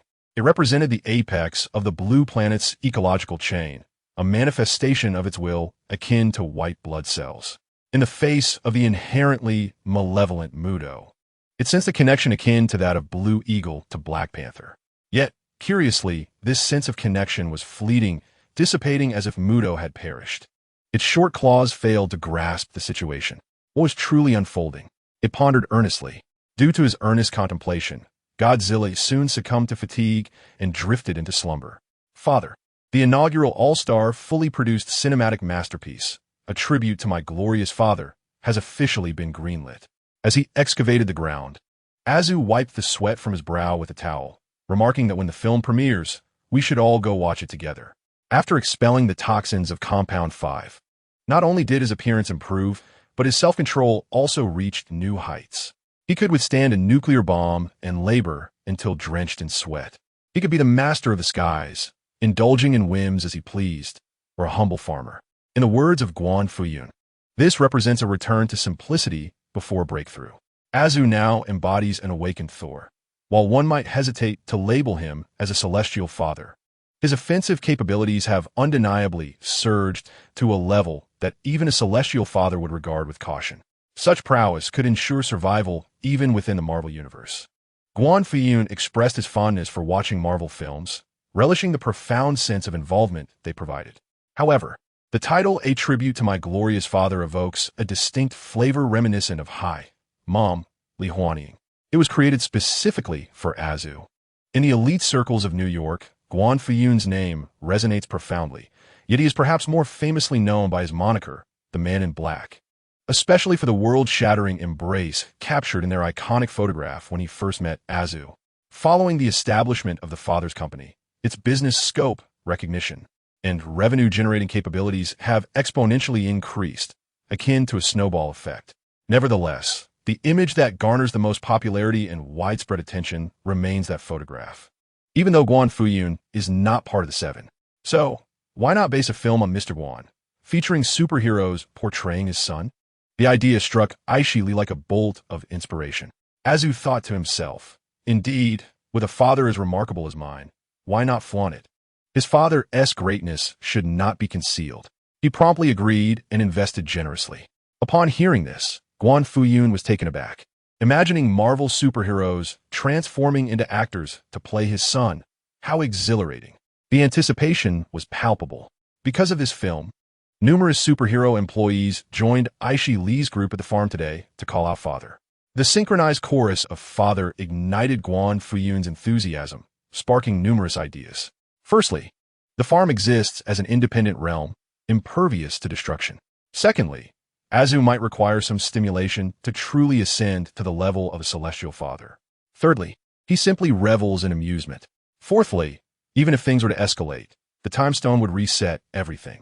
Thus, he allowed Azu to showcase his extraordinary abilities, battling against Cyclops beams and testing strength against the Hulk. The primary focus remained on the abundance of mutants present. Upon learning that the esteemed Grandmaster is also a superhuman, the mutants were not merely surprised. Instead, they felt a sense of elation, believing their chances had improved. They readily accepted his invitation for a spar, brimming with confidence. Particularly noteworthy was Cyclops, whose abilities were not merely limited to projecting heat vision from his eyes, but were instead an interface to an alternate dimension, one teeming with solar energy, photons, and cosmic rays, akin to a volatile explosive. His eyes served as portals for the release of this otherworldly energy. Theoretically, Cyclops' vision could unleash an infinite shockwave of energy, even sustaining the Phoenix in her voracious appetite. However, the true potency of his gaze remained somewhat abstract. In films, Cyclops could demolish a building yet fail to breach a bathroom door. And, while it might send a person flying, it was not necessarily lethal. In the comics, the general depiction suggests he could pierce through a mountain. Yet, The current Cyclops' heat vision rivaled that of Superman's. As the two locked eyes, a fiery intensity ignited. Boom! Cyclops was sent reeling. This spectacle astonished Professor X and Magneto. They recognized that Cyclops was exceptional, yet they had not anticipated such formidable prowess. Professor X, in particular, marveled at Cyclops' rapid development. Initially, they had taken their seats as spectators, but now they could no longer restrain themselves, calling out to join the fray. Little did they know that even the venerable Magneto, much like Charles, shamelessly shouted for action. Amidst this chaotic atmosphere, Wanda's protector, Guardian, found his feelings swirling in complexity. Was this a display of genius or merely chaotic mischief? Guardian was unsure. He could only tighten his embrace around Wanda and declare, "Let Cyclops give it his all. Let's witness his prowess. We have come this far. Let's ensure they do not leave empty-handed." As soon as these words were uttered, the recently emerged Wolverine, Storm, Jean Grey, Shadowcat, Iceman, and Magneto were momentarily taken aback. Before they could fully process the situation, the battle commenced. Just as Wolverine extended his claws, Storm summoned her Tempest, and Jean Grey began to exert her telekinetic force. Cyclops, moving at supersonic speeds, had already struck each of them with precision, leaving no trace behind. Speed equated to power, and power equated to speed. With the might of adamantium blades, even Wolverine found himself momentarily awestruck. As for the others, upholding the tradition of overwhelming firepower, Cyclops swiftly darted back and forth, delivering lethal strikes and bombarding them with heat vision. Amidst this ferocious assault, only the Hulk remained lucid, while the mutants were overwhelmed like ants, swiftly consumed by the barrage, vanishing into disarray. In the distance, Professor X, utilizing his telepathy to observe and control the unfolding chaos, was left in a state of bewilderment. How could this be? The X-Men, even within the Marvel Universe, were considered a formidable force. Moreover, the Xavier Institute for Gifted Youngsters now boasts the presence of the Hulk. Yet, it remains utterly vulnerable. Wherever the colossal blade sweeps, all things are severed, and even the Hulk must succumb to its force. Of course, this may also be attributed to its lack of conflict with Asa. The official floating cloud rises to applaud. This display of human finesse is truly delightful. They are simply too feeble. Asa, ever humble, finds it amusing. "What fun, my esteemed godfather! I too wish to partake." Wanda exclaims, primarily inspired by the sight of Tony's imposing stature after he devoured the purple yam. Buzz, the Time Stone and the Mind Stone activate. Another round begins. Whoosh! The mutants, rising abruptly from the contorted forms of the fallen, gasp for air as if emerging from drowning, their expressions a mixture of bewilderment and horror. It is terrifying. They have truly perished once. Equally extraordinary, the local hero stands as the paragon among superhumans.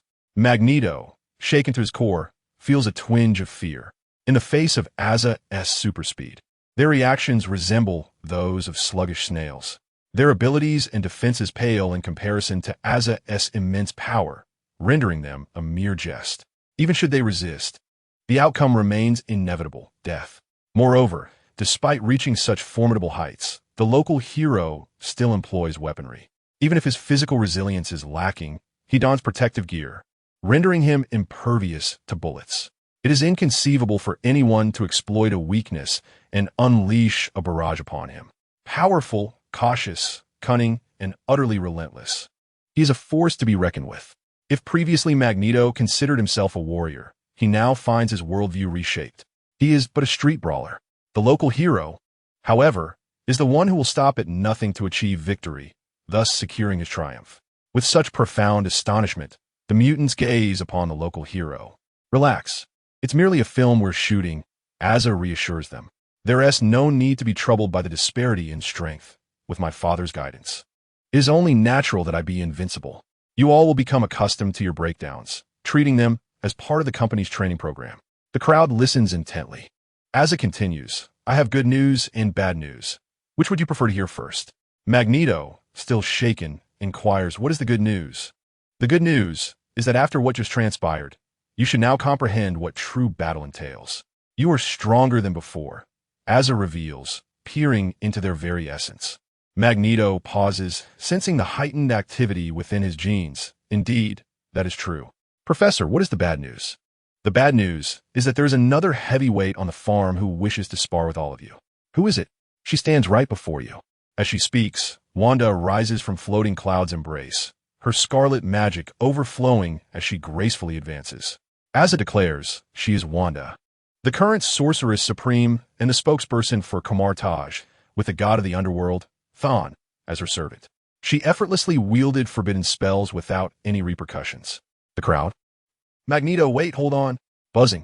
In the next moment, a surge of scarlet chaotic magic erupted, transforming into 100-meter law rings, intricately nested together, from which golden thunderbolts burst forth with crackling sounds. Magical lightning. This technique had been utilized by Doctor Strange against Thanos, albeit with merely a few chains of lightning. Yet Wanda unleashed a torrent of lightning, cascading like a deluge, bombarding relentlessly. Wait a minute. When faced with physical attacks, mutants could withstand a few hits, but the enigmatic magical techniques left them utterly confounded. The only professor capable of effective interference was swiftly torn apart in the mental realm by Wanda, who possessed the Mind Stone. Undoubtedly, it was yet another overwhelming victory. Even Tony Stark, who had just infiltrated the director's team, was reduced to ashes. Buzz. Once again, memories were rebooted. Roar. Godzilla unleashed a phoenix atomic breath, crushing everyone once more. Buzz. For the third time, death and resurrection occurred, with the official floating cloud eliminating mutants and the Hulk one by one. The sensation was quite satisfying. Buzz. For the fourth time, enough is enough. While others spend money to make films, our lives are at stake. Although the Time Stone is formidable, please refrain from meddling with time so casually. Conduct yourselves with dignity. Let us out. Initially, the crowd had devised countless ways to reach the farm, but now they were clamoring to leave. We cannot afford to provoke them. Mutants, stay alert. Do your best, and do not lose face. The bothersome pair firmly grasped them, saying, do not give up. Have you not realized? With each death, you grow stronger. The bothersome pair continued. If you wish to shoot grand scenes, gain fame, and shine brightly, you must put in the effort. Is there any film that does not involve casualties? It is perfectly normal to kick the bucket on set. Observing her resolute face, the mutants and the Hulk fell silent. What filming projects remain? Magneto inquired calmly. Next, it is the farm's one-on-one challenge. The bothersome pair stated, Godzilla's fellow townsfolk, Wanda, and Mr. Guan will also participate. As she spoke, the bothersome pair's voice dwindled. You merely need to cheer from the sidelines, doing your utmost to avoid being obliterated by the aftershocks. Mutants. Hulk. Oh, so this is how we're playing it? Ha ha ha ha, how amusing. Tony chuckled heartily, saying apologies. Excuse me. He turned to leave, but was promptly snatched back by Magneto. The bothersome pair, with earnest persuasion, said, Professor Stark, since you are here, why not die a few more times? Once filming concludes, the movie will be released, and everyone will find ease. Upon hearing this, tears streamed down Tony's face. A 3,000-word chapter, with another update forthcoming later, and a return to the regular 3 updates tomorrow, scheduled for 5 p.m. Yesterday, there was a request for an update of 3,000 words. If a request for 4,000 words comes in, an additional update shall be added, similarly for 5,000 words. We seek your encouragement, and may everyone enjoy good health and happiness. Chapter 56. The clingy Wanda, more delightful than figurines, are the real-life counterparts. For instance, imagine a company as the puppeteer, directing Magneto to serve as a traffic officer, orchestrating the flow of vehicles while filming countless videos of the bustling streets. Picture the professor as a film promoter, a maestro of the mind's projections. Envision the king of cards busting out street dance moves and the Hulk stepping into the limelight as an idol. Moreover, imparting wisdom to Peter Parker, that with lesser abilities comes lesser responsibility. Guan Fuyun finds inexplicable joy in these abstract endeavors, often laughing aloud unexpectedly, and Azu understands him. Azu established his company to indulge in the abstract. He even shattered Steve Rogers' vibranium shield, transforming it into a collectible to take home. Likewise, he stealthily acquired one of Tony's Mark series armors, embodying the spirit of doing whatever one desires. Today, he summoned a group to film a movie, inviting his father for entertainment, allowing Guan Fuyun to be affectionately dubbed as Marvel's paternal figure, which is quite impressive. However, life must go on. After indulging in the thrill of battling superheroes, Guan Fuyun took Wanda to school. when he received chat invitations from the likes of the professor and Tony. His response was simply, "My phone is low on battery. I must hang up." What a jest. To toy with superheroes for amusement is one thing, but to become a hero himself? That would be no different from committing mass murder. In a world like Marvel's, merely leading a semblance of a normal life is already a considerable challenge, so one should not harbor excessive expectations. This scenario is far more humane compared to others. Take Gotham City, for instance. Given Bruce Wayne's wealth and influence, developing the city, enhancing productivity, and alleviating poverty should be quite feasible. Yet, such occurrences are the least likely to unfold. Without the Joker, new harbingers of chaos would inevitably arise. In Gotham, once it strays from the multifaceted darkness of Barbados, it quickly spirals into calamity. Though Guan Fuyun may not be present, nor has he adopted the world as little cubs, he sees no need to complicate his own life further. He already bears sufficient burdens of paternal concern. For instance, as time passes, Azu becomes increasingly bright and cheerful. Yet Wanda seems to be experiencing a slight issue. Her clinginess intensifies. In the Marvel Universe, in New York City, after the battle with the Chitauri, Thor returned to Asgard with the war criminal Loki. Amidst the aftermath, various enterprises flourished, not solely confined to his father's company. While the Chitauri threat was still looming, numerous insurance firms, venture capitalists, and real estate moguls reached out to the victims. "Madam, surely you would not wish to find yourself wandering the streets, would you? The price of this land has dropped? Where exactly has it decreased? Disaster victims, do not speak recklessly with your eyes wide open. You should reflect on whether you have worked diligently, and if your wages have increased. In the name of freedom, land consolidation is taking place. Personal property? No. It can be infringed upon. For capitalists, this calamity is nothing short of a blessing. With minimal expenditure, they can seize vast amounts of real estate and resources, perpetuating their wealth. The authorities of the United States are also actively participating in this. They lack the courage to resist extraterrestrial threats, yet they possess an audacious appetite for profit under the guise of alien incursions. Among all the presidents of the United States, only the wise monarch has witnessed a decline in personal and family assets after leaving office. The others are all well-fed and prosperous. For these gluttons, the growth of their father companies, which are immensely powerful and even refuse to pay taxes, is glaringly evident. Yet, even if they seethe with resentment, they remain utterly powerless. At this juncture, an otherworldly visitor, protected by a cadre of agents, arrives at the White House. It is known as Ebony Maw. Having decimated the planet Titan and penetrated the Nova core, it seized the Power Stone. Subsequently, it ventured into the realm of the Dark Elves to acquire the Reality Stone, subsequently concealing all information about itself, vanishing without a trace. Today, with the stones in hand, Ebony Maw has come from the realm of the Serpent to fulfill the final task bestowed by Thanos, targeting the official known as Floating Cloud.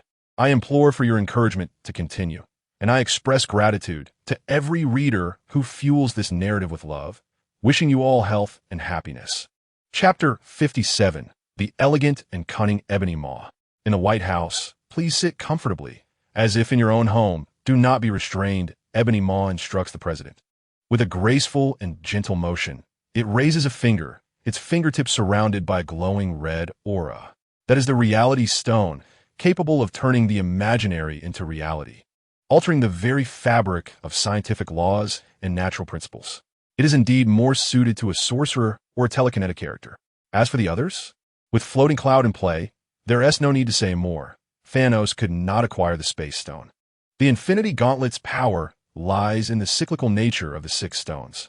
Each stone interacts with its corresponding counterpart, and the Power Stone serves as the energy source for the gauntlet. Therefore, the placement of the Infinity Stones must adhere strictly to the established sequence, just as Thanos executed in the film. Power, space, reality, soul, time, and mind must each occupy their rightful place. Missing even one disrupts the entire mechanism. Yet now, Floating Cloud possesses the Space Stone, while the villagers utilize the Time Stone, and Wanda has embedded the Mind Stone into the Eye of Agamotto. It has all become a chaotic mess. Even if Thanos were to gather the Power Stone, the Reality Stone, and the Soul Stone, he would still be unable to activate the Infinity Gauntlet. His plans for population control would be thwarted. Thus, the Reality and Power Stones would merely serve as tools. distributed among his subordinates. At that moment, as Ebony Maw made his move, the environment within the White House underwent a dramatic transformation. Layers of metal walls suddenly emerged, fortifying and sealing the conference room, exuding an air of mystery and strength. Do you truly possess a means to deal with the fellow countryman and that man? The president inquired, lowering his voice. It is common knowledge that the president of the United States is merely a contractual worker, and whether he can continue after his term is uncertain. However, earning money is always a priority. This small city of New York, with its hulk, its hatred, its fellow countrymen, mutants, and Chitauri soldiers, has witnessed countless battles, leaving Central Avenue in ruins. How splendid this is! Just think of the various ways to profit from it. Regardless of the circumstances, the goal is to secure funding, promote the project with grandiose claims, and leave the mess for the next administration. But all of this hinges on the absence of the old man's company snatching away profits. The sight of old man's company thriving would cause the president more distress than his own losses. Mind your words, Mr. President, Ebony Maw replied, his lips moving gently. While our ideologies may differ from that esteemed individual, we are not adversaries. Quite the opposite. We are here to assist him in becoming more formidable, surpassing certain boundaries. We shall also extend our aid to you. Speak plainly, the president demanded. Ebony Maw continued at a measured pace. I can assist you in perfecting the Sentinel program. I can replicate a Hulk for you. I can produce more super serums. Furthermore, I can inform you, based on observations, calculations, deductions, and validations during the New York Chitauri War, that there exist 3 hidden realms on this planet. One is located in the continent of the Emirate, one lies beneath the sea, and one is known as the Inhumans. For the World Police, they represent unstable factors. Additionally, there exists a substantial population of Skrulls. The president responded, in the Marvel Universe, many supervillains are directly or indirectly created by official entities, so the president's capacity for acceptance is not lacking. However, the sudden revelation of such explosive information was indeed quite overwhelming. So, it turns out that the United States is the true newcomer. The president inquired, what are your intentions?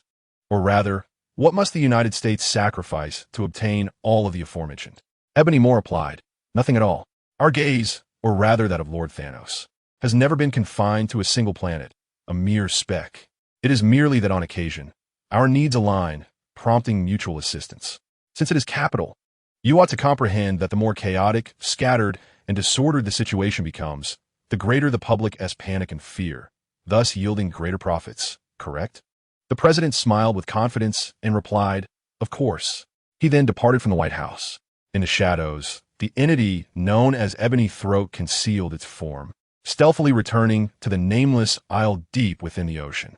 Beneath the waves, in the land sealed by the great serpent, runes inscribed by Odin danced like ethereal sprites, entwined by colossal sea serpents that guarded Kor.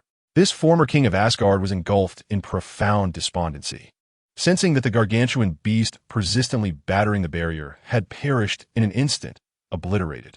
All traces of its essence were shrouded, extinguished, vanishing from material realm as though someone had deliberately thwarted its emergence. At the most crucial moment, it had been halted. The feeling of hope swiftly transformed into despair, shattering Kor's composure. He cursed vehemently. Just as he was venting his frustrations, his eyes suddenly sparkled with recognition. Someone had arrived. Who? Gyr.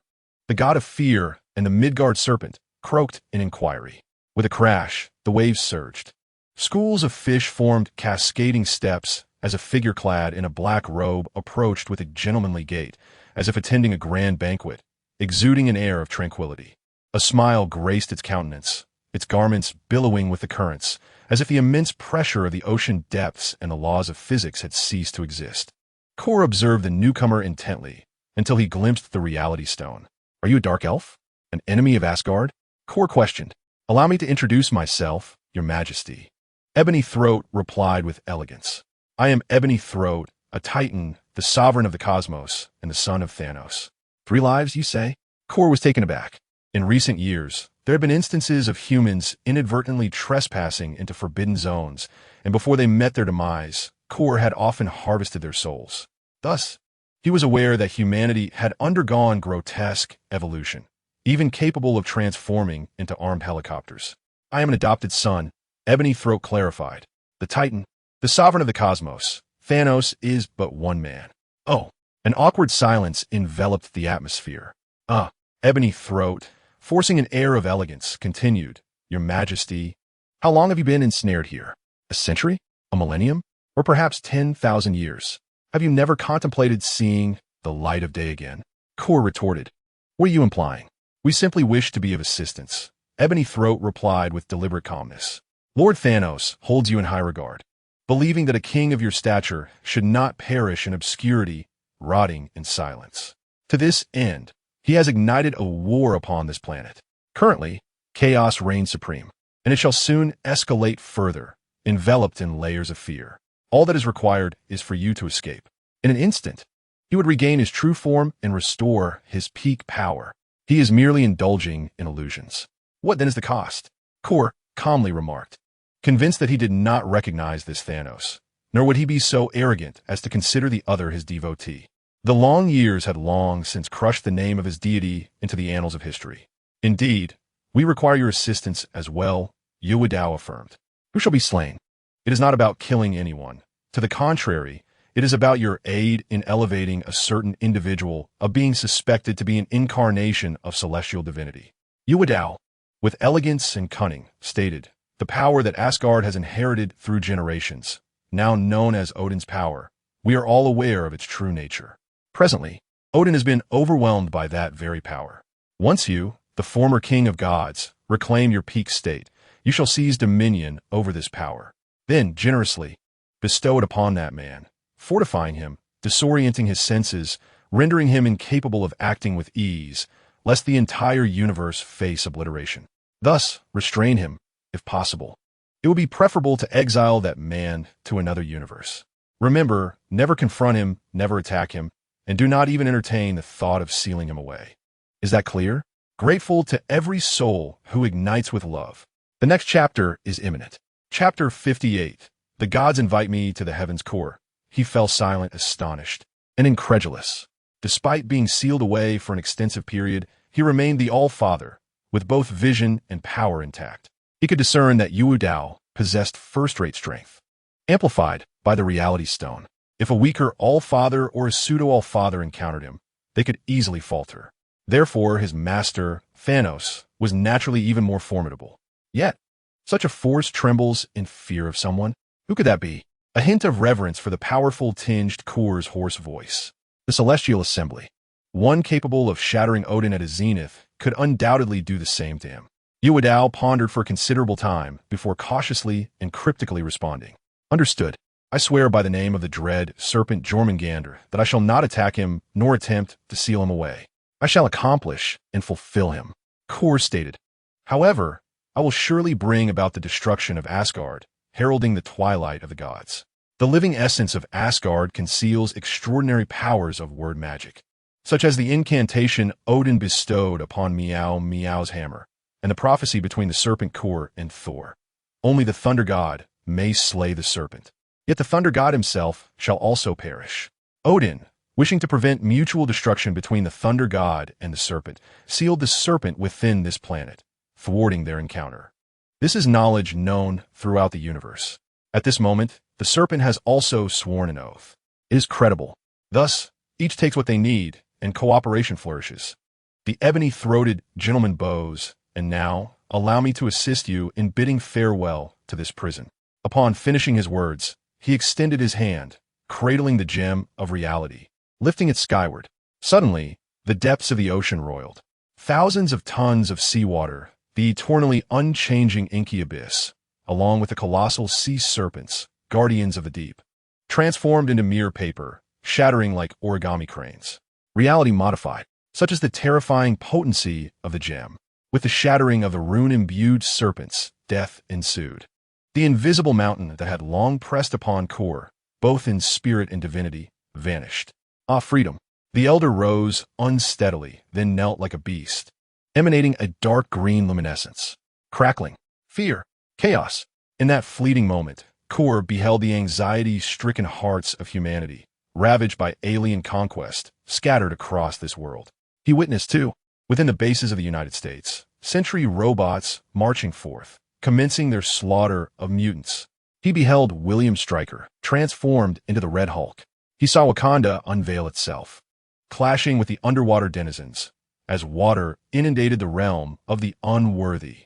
He witnessed the Inhumans rampaging, and the Skrulls causing turmoil within SHIELD and Hydra. His gaze transcended time, glimpsing the recent siege of New York by the Chitauri legions, the valorous Thor, and the mischievous Loki. He discerned ebony-throated figures lurking in the shadows, gathering intelligence, their laughter eerily elegant. He perceived the deeper, lurking presence of Thanos, quietly observing, calculating, and plotting. Puppets. Layer upon layer. Conspiracy breeds fear. Delicious. Savoring the nearly boundless terror, Kor's divine power surged, flesh shattered, sinew, bone, and skin distorting and expanding until he transformed into a dark green monstrosity. With a horn, a serpentine form sprouted bat-like wings from its back, and eagle claws emerged upon its chest. It was the great serpent of fear, Rumungandr. With a colossal body, it merely stood upright, piercing the ocean's surface, the waters splitting as torrents engulfed an entire city. Odin, the serpent howled, tearing through the fabric of space, traversing myriad galaxies, sinking its fangs into the world tree. The earthly Leviathan returns, the twilight of the gods. Fear. Asgard trembled. Too many were in disarray, too many lost in despair, their frantic cries echoing for help, only to find Odin still sleeping. Old Bident even turned over. The only one with the courage to resist was the god of thunder. He entrusted his mother with the care of the infant he had brought back. Then, clad in armor, with a crimson cape billowing, he surged against the current, unwavering. The serpent. Thor swung his hammer like a windmill, summoning fierce, radiant thunder, bellowing, "Come, face me, and confront our destiny." However, that relentless hammer, with an onslaught of dazzling sparks and thunderous strikes, fell upon the great serpent like bullets against Superman. It merely clanged a few times, flashed brilliantly for 3 seconds, and then vanished. The serpent's dark green scales appeared as if forged for vibranium. In the tales of primal terror, it could rend Steve's shield asunder. Yet now, it coiled around the world tree, its head towering amidst the clouds, its fiery gaze looking down with disdain, mocking Thor's impotence. A low hum resonated. A radiant golden light surged forth, vast quantities of Odin's power being siphoned by the serpent, then cast towards the blue planet. The coordinates of its descent were Guan Fuyun, within the heart of New York City. On his way back from an extravagant acquisition event, Guan Fuyun, after leisurely observing the proceedings, suddenly halted. He sensed something. Raising his head, he beheld the sky fracturing. Resplendent divine light pierced through the clouds, tearing apart the fabric of space, cascading down in a glorious descent, forming a divine staircase that led directly to him. Is this cosmic energy? Guan Fuyun recognized it. If the Infinity Stones were keys, then the vault they unlocked contained the essence of cosmic energy. In the comics, the aged Thanos, devoid of possessions, was invincible merely by absorbing and refining cosmic energy. The so-called Odin's power is, in essence, the cosmic energy belonging to Asgard, tamed and refined through generations. Compared to the elderly Thanos, who could only enhance combat capability, Odin's power is more intricate, yielding a greater array of skills. For instance, the Thunder God could manipulate the timeline, resurrect the dead. Yet this intricacy also implies complexity. The cosmic energy of Asgard, Odin's power, lay dormant beneath the world tree, suppressed and refined by Odin's very being. Within this energy dwells ancient runes, embodying the projections of primordial deities, each once a king among gods.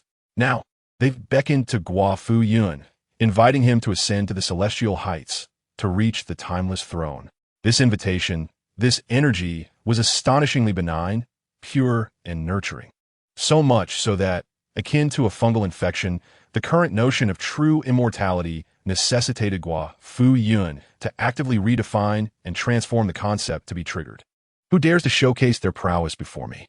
As this thought emerged, Guan Fuyun beheld the figure of Ebony Maw stepping forward. Congratulations, Mr. Guan. Today you ascend to divinity. It approached gracefully, then prostrated itself, humbly offering its form as the first step of the divine staircase. Is it Thanos who seeks to empower me, elevate me, driving me to abandon this world in pursuit of the space stone? Guan Fuyun gazed at Ebony Maw, his expression questioning. As you surmise, Ebony Maw responded, its posture even more humble. Lord Thanos has always held you in great esteem. It bore a mission, compelled to fulfill it, compelled to request your temporary departure. Once its grand endeavor is accomplished, the head shall be offered to quell the wrath of the divine. I beseech you, ascend the throne, become a deity, and soar. Before the words could settle, Wu Mu Ho was sent flying by a single kick from Guan Fuyun. He severed the clouds and turned his back to the heavens, retreating towards the mortal realm. Chapter 59. The utter fury of Azu in this marvelous world.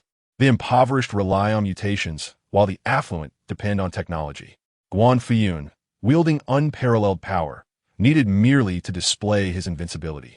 He rejected the notion of mutation, eschewing even the essence of the Asgardian king or the elaborate gifts bestowed by Thanos. At that very moment, the entirety of New York City bore witness to a celestial spectacle. They beheld a resplendent golden light piercing through the 9 realms, forming a path that led to the heavens. They saw Guan Fuyun, his back turned to the pantheon, taking deliberate strides toward the mortal realm. The gods' invitations and entreaties, infused with an unimaginable power, transformed into a magnificent golden palace. With a mere nod from Guan Fuyun, he would become the sovereign. Yet he refused. Such audacity. It was awe-inspiring.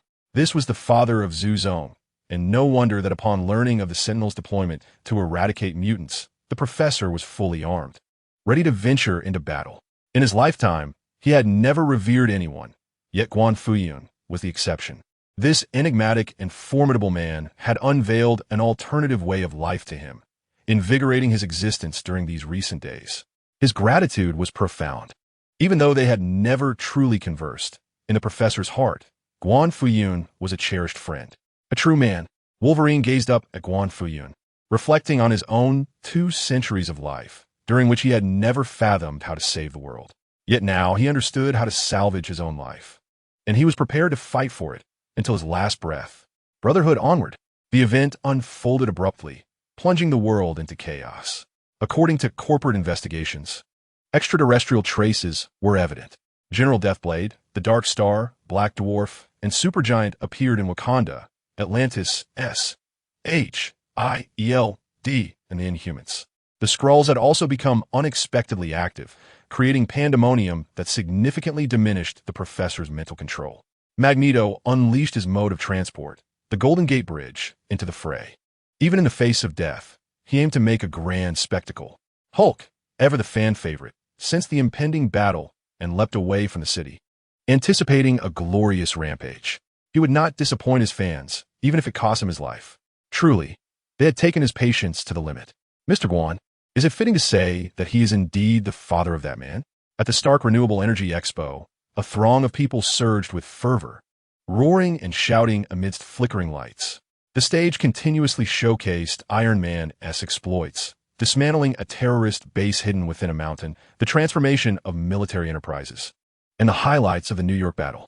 The sound effects and dynamic visual effects coalesced with virtual projections, bringing the narrative to life.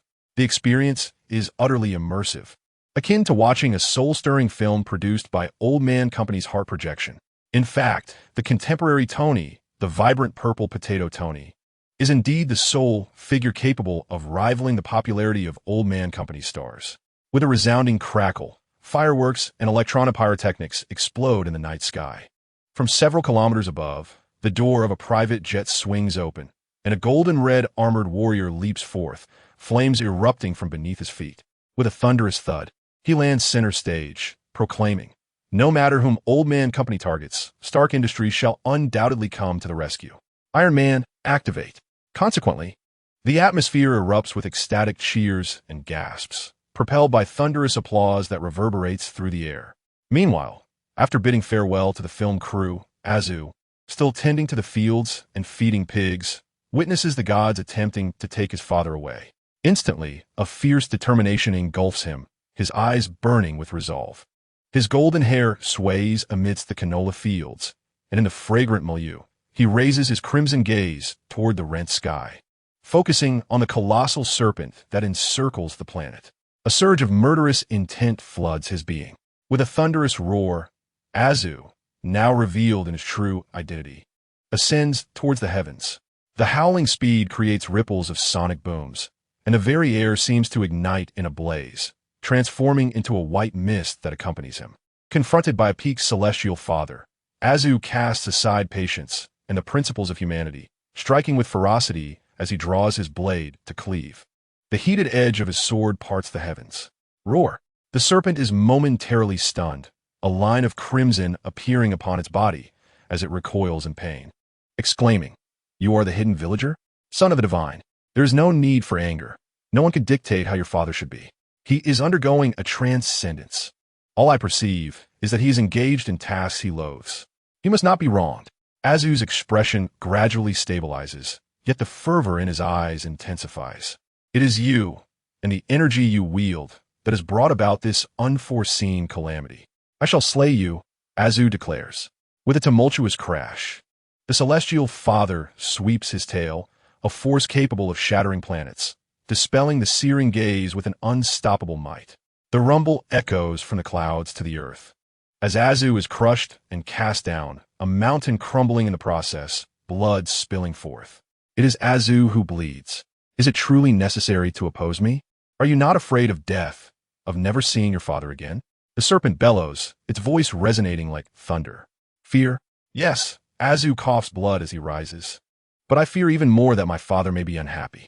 Once again, he soars into the sky, akin to a cannonball, piercing through the firmament. Concurrently, the serpent unfurls its gaping maw, radiating blinding light, as the celestial father's energy coalesces, resembling a star plummeting towards the earth. The impact point is none other than Azu. Not far away, a roar reverberates through the air. Godzilla roared to the heavens, poised to rush to the aid, when suddenly the very fabric of space was torn asunder.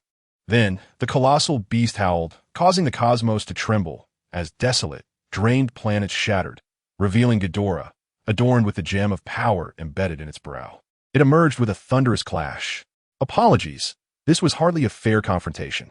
Previously sent sprawling by a single kick was the gemstone avatar of Ebony Maw, wielding the reality stone, standing protectively before Wanda. In an instant, Azu the serpent, Wanda's gem, Godzilla's gem, and the scheming Thanos lurked in the shadows.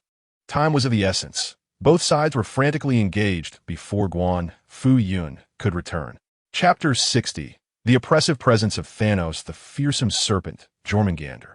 The mightiest creature of Norse mythology, a colossal serpent encircling the world. Legends speak of the serpent's power, surpassing that of gods and titans alike. Even the most formidable Thor pales in comparison. Indeed, this holds true. In reality, to claim that the serpent and Thor are destined adversaries is a stretch. The disparity in their strengths resembles that between Noah and Dark Fried Chicken. One is a deity from Ultraman, while the other is a biological weapon. It is solely due to narrative framing and prophecy that they are inextricably bound. In the grand events stemming from the essence of fear, Thor continuously powered up, donned divine armor, rallied the masses in a brawl, ultimately perishing alongside the serpent, a feat of monumental difficulty. Moreover, this serpent was in a state of imperfection, having been shattered by Mjolnir. Yet now, the serpent stands at the peak of its power. However, it is not Thor that faces it in battle, but Azu. Buzz. The time stone reverses its own state. Each restart leads to forgetfulness of time, of events. Yet every time Guan Fuyun bleeds, every incarnation of Azu draws his blade without hesitation. Different timelines, yet he makes the same choice. Just as when Guan Fuyun once embraced him. He acts without a moment's doubt. Boom, boom, boom. Time and again, he is struck down by the serpent's tail, pierced by its fangs, and shattered by its dread energy. Yet, Azu rises again, his actions consistent. Take flight, draw the blade, strike. With each slash, the serpent bleeds, crimson lines spreading across its form, resembling red threads entwined upon it. Were it not for its status as a god-king, like Hela, wielding boundless power in Asgard, it would indeed face grave peril. Very well. Child of the gods, come, let us battle. Today, I shall slay you, defeat that divine being, and prove to my foolish brother who the true God-King is. The serpent, stung by pain, grew frenzied. Having been sealed for eons, its return ignited a reckless rampage. The blood of the berserkers of Asgard burned hot. Its endless form coiled around Yggdrasil, its roars and howls resonating through the realms, as it lunged at Azu. Buzz. The essence of fear coalesces, transforming within the serpent's maw into dark, celestial bodies, stars. In comparison, Azu is as insignificant as mere grains of sand. Roar. Hiss. On the other side, a three-headed dragon with two tails and a pair of immense bat-like wings upon its back, lacking forelimbs but possessing powerful hind legs, the regal Ghidorah, clad in golden scales. Reign supreme. Empowered by the Infinity Stones, Ghidorah casts a shadow over the heavens, relentlessly unleashing gravitational beams from its maw, clashing with the fiery breath of the Phoenix Atom, persistently taunting the anxious Godzilla from its aerial vantage point. Stand aside. Within the mirrored space, countless skyscrapers bend as if made of soft cake, while debris and ruins disintegrate into ashes under the crimson chaos of arcane energies. The earth and sky fold inward, with neighborhoods twisting into spiraled staircases that ascend to the clouds. Amidst the clouds, a graceful figure descends. It is Wanda, the Scarlet Witch. Her porcelain-like complexion is delicate and exquisite, enveloped in crimson hues. Her lips blaze like fire, adorned in a robe of URU metal, complemented by black silk stockings emblazoned with the screams of the undead. She strides down the staircase presented by the world as if she were the sovereign of magic itself. The overwhelming pressure she exudes renders even the mighty Ebony Maw a mere shadow of his former self. Boom! With a single strike, Ebony Maw is shattered and sent flying. Had it not been for the amplification of the Reality Stone, he would have perished. Truly astonishing magic. Ebony Maw rises elegantly, relieved, for he too possesses power. As he speaks, his eyes darken ominously, emanating the aura of dark magic as his shadow morphs into the form of Dormammu. Upon witnessing this, Wanda feels a chill descend upon her heart. She is unaware of who plots against the farm, yet she undeniably senses a foreboding presence. Knowledge is power. At this moment, in Asgard, Thanos finally makes his appearance. He murmurs as he approaches the cosmic energy rejected by the officials. He is the last remnant of Titan, endowed with extraordinary strength, endurance, regenerative capabilities, and agility. His skin is nearly indestructible, especially when confronting cold, heat, electricity, radiation, toxins, decay, and disease. His mind is similarly near invulnerable, rendering him immune to most psychic assaults. He possesses an innate ability to absorb cosmic energy without succumbing to the burdens that plague the gods of Asgard. He has witnessed stars extinguish, collapse, and galaxies transform into barren wastelands, observed supernovae erupt, and the genesis of life unfold. He has heard countless legends, such as the enmity between the dark sorcerer Dormammu and Kamar Taj, or the colossal dragon that drifts through the cosmos, bent on the annihilation of civilizations, once having hunted Godzilla. He has been waiting, biding his time for an opportunity. If no opportunity arises, he shall create one. All that it possesses, those accumulations, that knowledge, erupted in a single breath, culminating in the present situation. Yet at this moment, an unsettling apprehension dwells within. It observes the official, Fuyun, descending step by step, turning away from the deities. Thanos feels a blend of awe and admiration, but predominantly trepidation. That man is formidable and terrifying, capable of reversing everything at any moment. It must tread carefully, as if walking on thin ice, to reach the other shore and seize what may be a once-in-a-lifetime opportunity. Buzz. It bathes in and absorbs the cosmic energy, and in an instant, its essence breaks through, achieving the status of the Father of Heaven. Whoosh! Such a powerful Thanos, yet also a master of ambush. It seizes the moment when Azza, once again struck down by the great serpent, is about to wield the time stone, appearing suddenly to strike with a heart-piercing blade. Splat! Thanos' colossal blade pierces through, chilling to the core. The flow of time is disrupted. Azza stumbles back, collapsing, blood gushing forth. Thanos prepares to deliver the finishing blow and seize the stone. Hulk smash! The ever-watchful green giant leaps into action, only to be met with Thanos' relentless barrage of military strikes. He is then pinned to the ground by Red Hulk and Black Dwarf. Tot.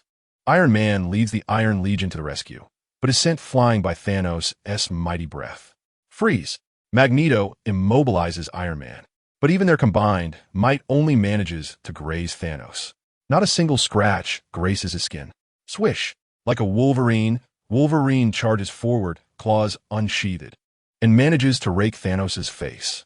After all this effort, is this merely for a drop of blood? Thanos shakes his head in bemusement. Boom! A straight punch lands, and the hit Wolverine's flesh splinters like foam, revealing a metallic skeleton and a pulsing heart. In this moment, the oppressive aura of Thanos reaches its zenith. Nearly invincible. Time ticks away, blood congeals, and Aza's body temperature continues to plummet. Is this the sensation of death? Once, in the laboratory of the water company, those individuals endeavored in vain to achieve the impossible. Now, it has come to fruition. Yet, within Aza's heart, there is an unexpected calm. He extends his hand, yearning to grasp something. Upon closing his eyes, memories of their first encounter flood his mind. His father, amidst the chaotic streets and the clamor of the crowd, rushed towards him and embraced him, revealing a smile he had never witnessed before. He could not articulate that expression, but he thought this must be love, the bond of father and son. His father, too, longs to see him. Losing him would surely bring sorrow. Therefore, he must rise again, Aza contemplates. Chapter 61. The Father of Heaven, Aza, the Invincible Native. The battlefield stretches from the skies, piercing through two worlds. It exists within the serpent, amongst the mountains, across the seas, and within the city. The planet is engulfed in chaos. Yet at this moment, all battlefields and all souls seem to have momentarily succumbed to blindness. Who extinguished the light? It is unclear who uttered this call, but soon everyone realized that indeed, someone had doused the flame. Buzzing sounds filled the air, as all sunlight transformed into countless rays and particles, surging towards the villager. The world was shrouded in darkness, save for his brilliance. These beams of light and warmth were resplendent, akin to the golden winds meeting the jade dew, fervently converging and then transcending. Boom, boom, boom. The battered form, its heart mending, pulsated as if the heavens were a hammer and the earth a drum, resonating with a thunderous sound that soared high. At this moment, the ancestor was undergoing metamorphosis, the breath of the Father of Heaven expanding with overwhelming pressure, dazzling and formidable, his gaze seemingly piercing through the void. The sun shone down, as if cloaking him in a golden aura. That monumental and astounding energy was so potent that it caused stars to veer off their courses and dim celestial bodies. And it continued to amplify. In the realm of the Thunder God, the colossal flame giant Surtur could obliterate Asgard with a single strike. What a true Father of Heaven! At this instant, the ancestor's resplendent, superhuman form shook the cosmos, trembling the 9 realms, causing the world tree to quiver. Eliminate him, Thanos declared, sensing a profound threat emanating from the villager. The power of the divine child's strength was terrifying, even before he ascended to the Father. He posed a threat to him. If he were to break through, the consequences would be unimaginable. Boom! Thanos shattered the earth beneath him and began to sprint, dragging a massive blade behind him, unleashing a furious energy that erupted like a volcano, tearing the very fabric of space apart in its wake. Titans are the most adept at absorbing and wielding cosmic energy, capable of unleashing unparalleled destruction. In the comics, even the elder Thor, now a king, was susceptible to being swiftly vanquished by the aged Thanos. Death. At this moment, Thanos concentrated all his cosmic energy, channeling it into his blade, intent on decapitating the ancestor. He aimed to eliminate him completely. Reality does not allow for invincibility. Even Thanos, lurking in shadows, had to cultivate his power discreetly to seize the opportunity to absorb Odin's strength. Boom! The massive blade sliced through the air, creating a tempest that disheveled the villager's cloak. The tip of the blade was mere inches away from severing his neck. Ding! But at that instant, a golden flash erupted from Odin's palace, transcending space to intercept Thanos' colossal blade. It was the Gungnir, the spear of eternity. Thor, bruised and battered by the serpent, rose from the ground, gasping in astonishment and grinning foolishly. Gungnir, the divine weapon of Asgard, was solely wielded by Odin. Legend has it that it was forged from a branch of the world tree, imbued with the essence of accuracy, possessing the power to rend asunder all that exists. And at this moment, the divine weapon, resembling a golden meteor, manifested before Azu, even embedding itself within his grasp. It guided his hand, repeatedly blocking Thanos' devastating strikes. This scene rendered all Asgardians utterly speechless. Loki, still confined within his prison and fearing for his life at the hands of Thanos, was particularly dumbfounded. When did the Eternal Spear become so proactive?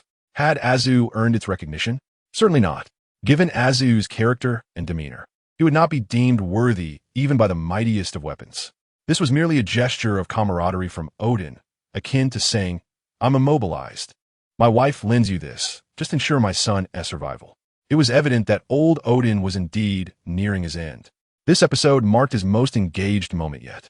Undoubtedly, this wave of assistance proved invaluable, transitioning from merely being propelled by the Eternal Spear to firmly grasping it.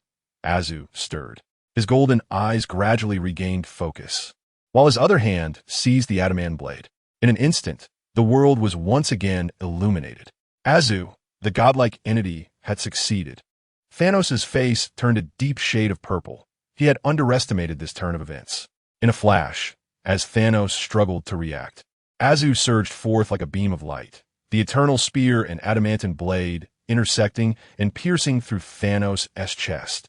He toppled over, crashing to the ground, rolling onward. Boom, boom, boom. He traversed mountains and oceans, even toppling Ghidorah in his wake.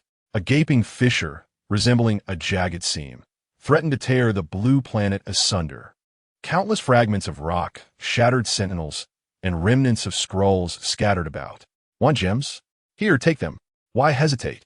Clearly visible, Azu held Thanos' head aloft, relentlessly pounding it. His eyes entirely transformed into a golden hue, resembling a deity, moving with divine grace. Lord Thanos, the dark dwarf, leaped behind Azu, but before it could act, was obliterated by a golden beam of heat, leaving no trace. Just then, Tony, who had fallen beside them, exchanged glances with Thanos, feeling nauseous. Who on earth invented purple potatoes? He lamented, albeit with a smirk creeping onto his lips. Observing Azu's state, he felt a sense of assurance, as if victory was within reach. And indeed it was so. Different celestial fathers exhibited varying strengths. For instance, the aged Thanos and the elder Thor, one wreaked havoc, while the other performed theatrics. Though both were godlike beings, Azu's physical strength and power might not surpass Thanos's.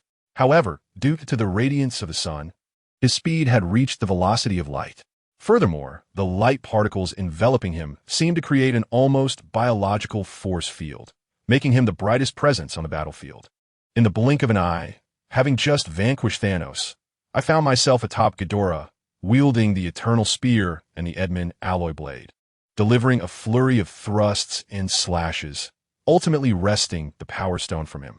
With the very Power Stone in my possession, I unleashed a punch that birthed a black hole, propelling myself into the mirror dimension, where I seized the Reality Stone from Ebony Maw as well. Upon completing these feats, Thanos, bloodied and battered, staggered to his feet. With a swift motion, I summoned the stones of time, power, and reality, invoking the might of the Father of Heaven, and unleashed a devastating strike. The resounding clash of the mighty blade echoed as it emerged from its sheath, cleaving through the air like a heated knife through stone, accompanied by a sudden flash of chilling light. The very fabric of heaven and earth seemed to rend asunder. Thanos, appearing akin to a weary farmer, stumbled back, grasping at his right arm, which had mysteriously vanished. In quick succession, his left arm, right leg, and left leg followed suit. Within less than a minute, the Father of Heaven had utterly dismantled Thanos. The once invincible countryman ascended step by step, severing the serpent's body and tearing through the cosmic energy. He then reached out, embracing the astonished Guan Fuyun, and with a blend of tenderness and pride, proclaimed, "Father, this time I have caught you." Chapter 62. Father arrives to be honest. When Guan Fuyun first stumbled upon Azu, he never envisioned such a day would come. The sensation was surprisingly delightful.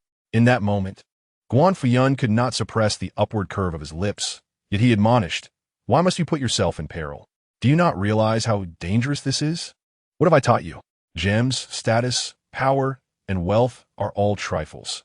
When faced with danger, retreat is the wisest course. As long as the green mountains remain, one need not fear the absence of firewood. Have you forgotten? Azu shook his head. I remember everything you have said, Father. Then why the recklessness? Because if it makes Father unhappy, then I do not mind enduring some hardship, Azu replied earnestly. To speak plainly, I indeed live by your words.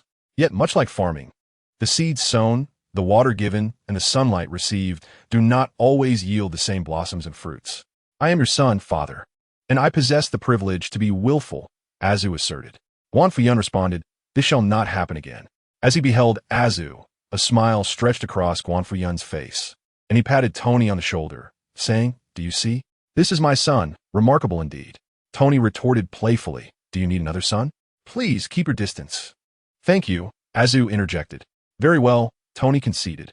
As father and son descended, Guan Fuyun took a deep breath and stepped forward, unpretentious. Yet the entire world was engulfed in curiosity and trepidation. Everyone understood the might of the countryman, yet none could fathom the true extent of his father's strength. In that instant, all the flames and chaos of Blue Star and Asgard came to a halt, as they anxiously awaited the judgment of that man. Guan Fuyun first approached Ghidorah. He commanded kneel. Thus, the colossal dragon, capable of annihilating planets and civilizations, found itself subdued by its own gravitational beams, prostrating on the ground, unable to rise again. Its mere fall instigated cataclysmic tremors and tidal waves. It remained formidable. However, in this moment, such might became its demise, prompting Guan Fuyun to take action. This marked its final moment of glory.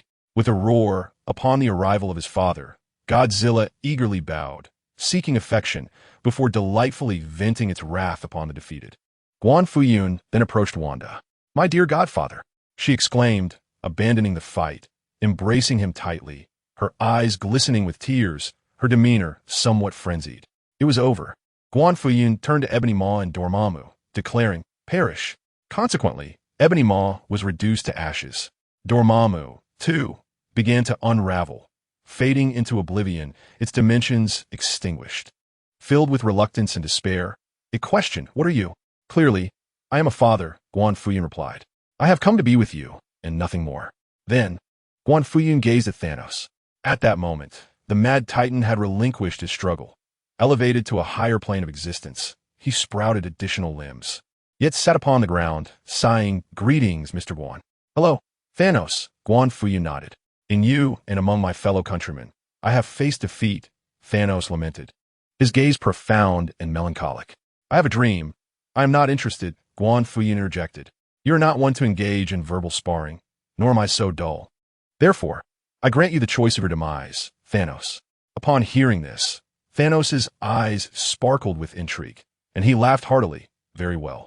You are the most absurd, unimaginable, and indescribable being I have ever encountered. Your strength has made me question my existence. To challenge you is indeed a delightful prospect. Today, though I may perish, I shall remain the sovereign of the universe. With that, he drew his blade, channeling all his energy, igniting his life force, and launched the most potent assault against Guan Fuyun. This strike, though subtle and restrained, held within it the destructive power sufficient to vanquish any celestial being or deity. The cosmic overlord was ruthless, yet Guan Fuyun surpassed him in audacity. Barehanded, he clenched his fist and struck forward, stating, harnessing power. In that instant, the entire universe, the myriad stars, seemed to become his source of strength. The radiant energy of Azura, Godzilla's phoenix might, and Wanda's chaotic magic surged forth. Three forms of ultimate power intertwined, ferociously tempestuous yet curiously gentle. In a daze, Thanos perceived the entirety of the universe crashing toward him, an unstoppable force. The clash of blade and fist ensued.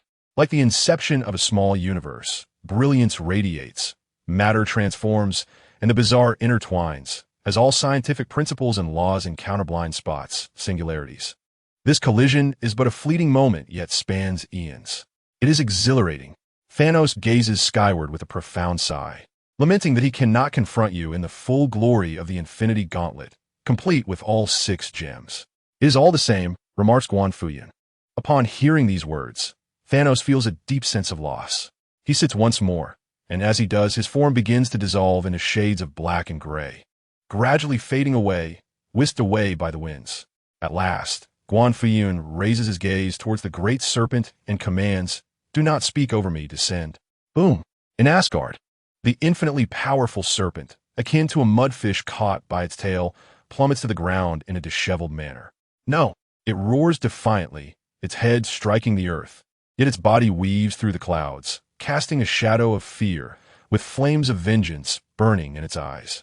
It coils around all of Asgard, descending upon the blue planet. The scene is terrifying. A tremendous sense of oppression engulfs every heart, including those within Asgard who have been wielded as weapons. This is the serpent's desperate strike for survival, as well as an apocalyptic blow. But what of it? Guan Fuyun commands, "Stop." Thus, light freezes, storms and thunder quiet. The stars remain unblinking, and the falling Asgard is suspended in time, capturing the faces of panic in a tableau of horror.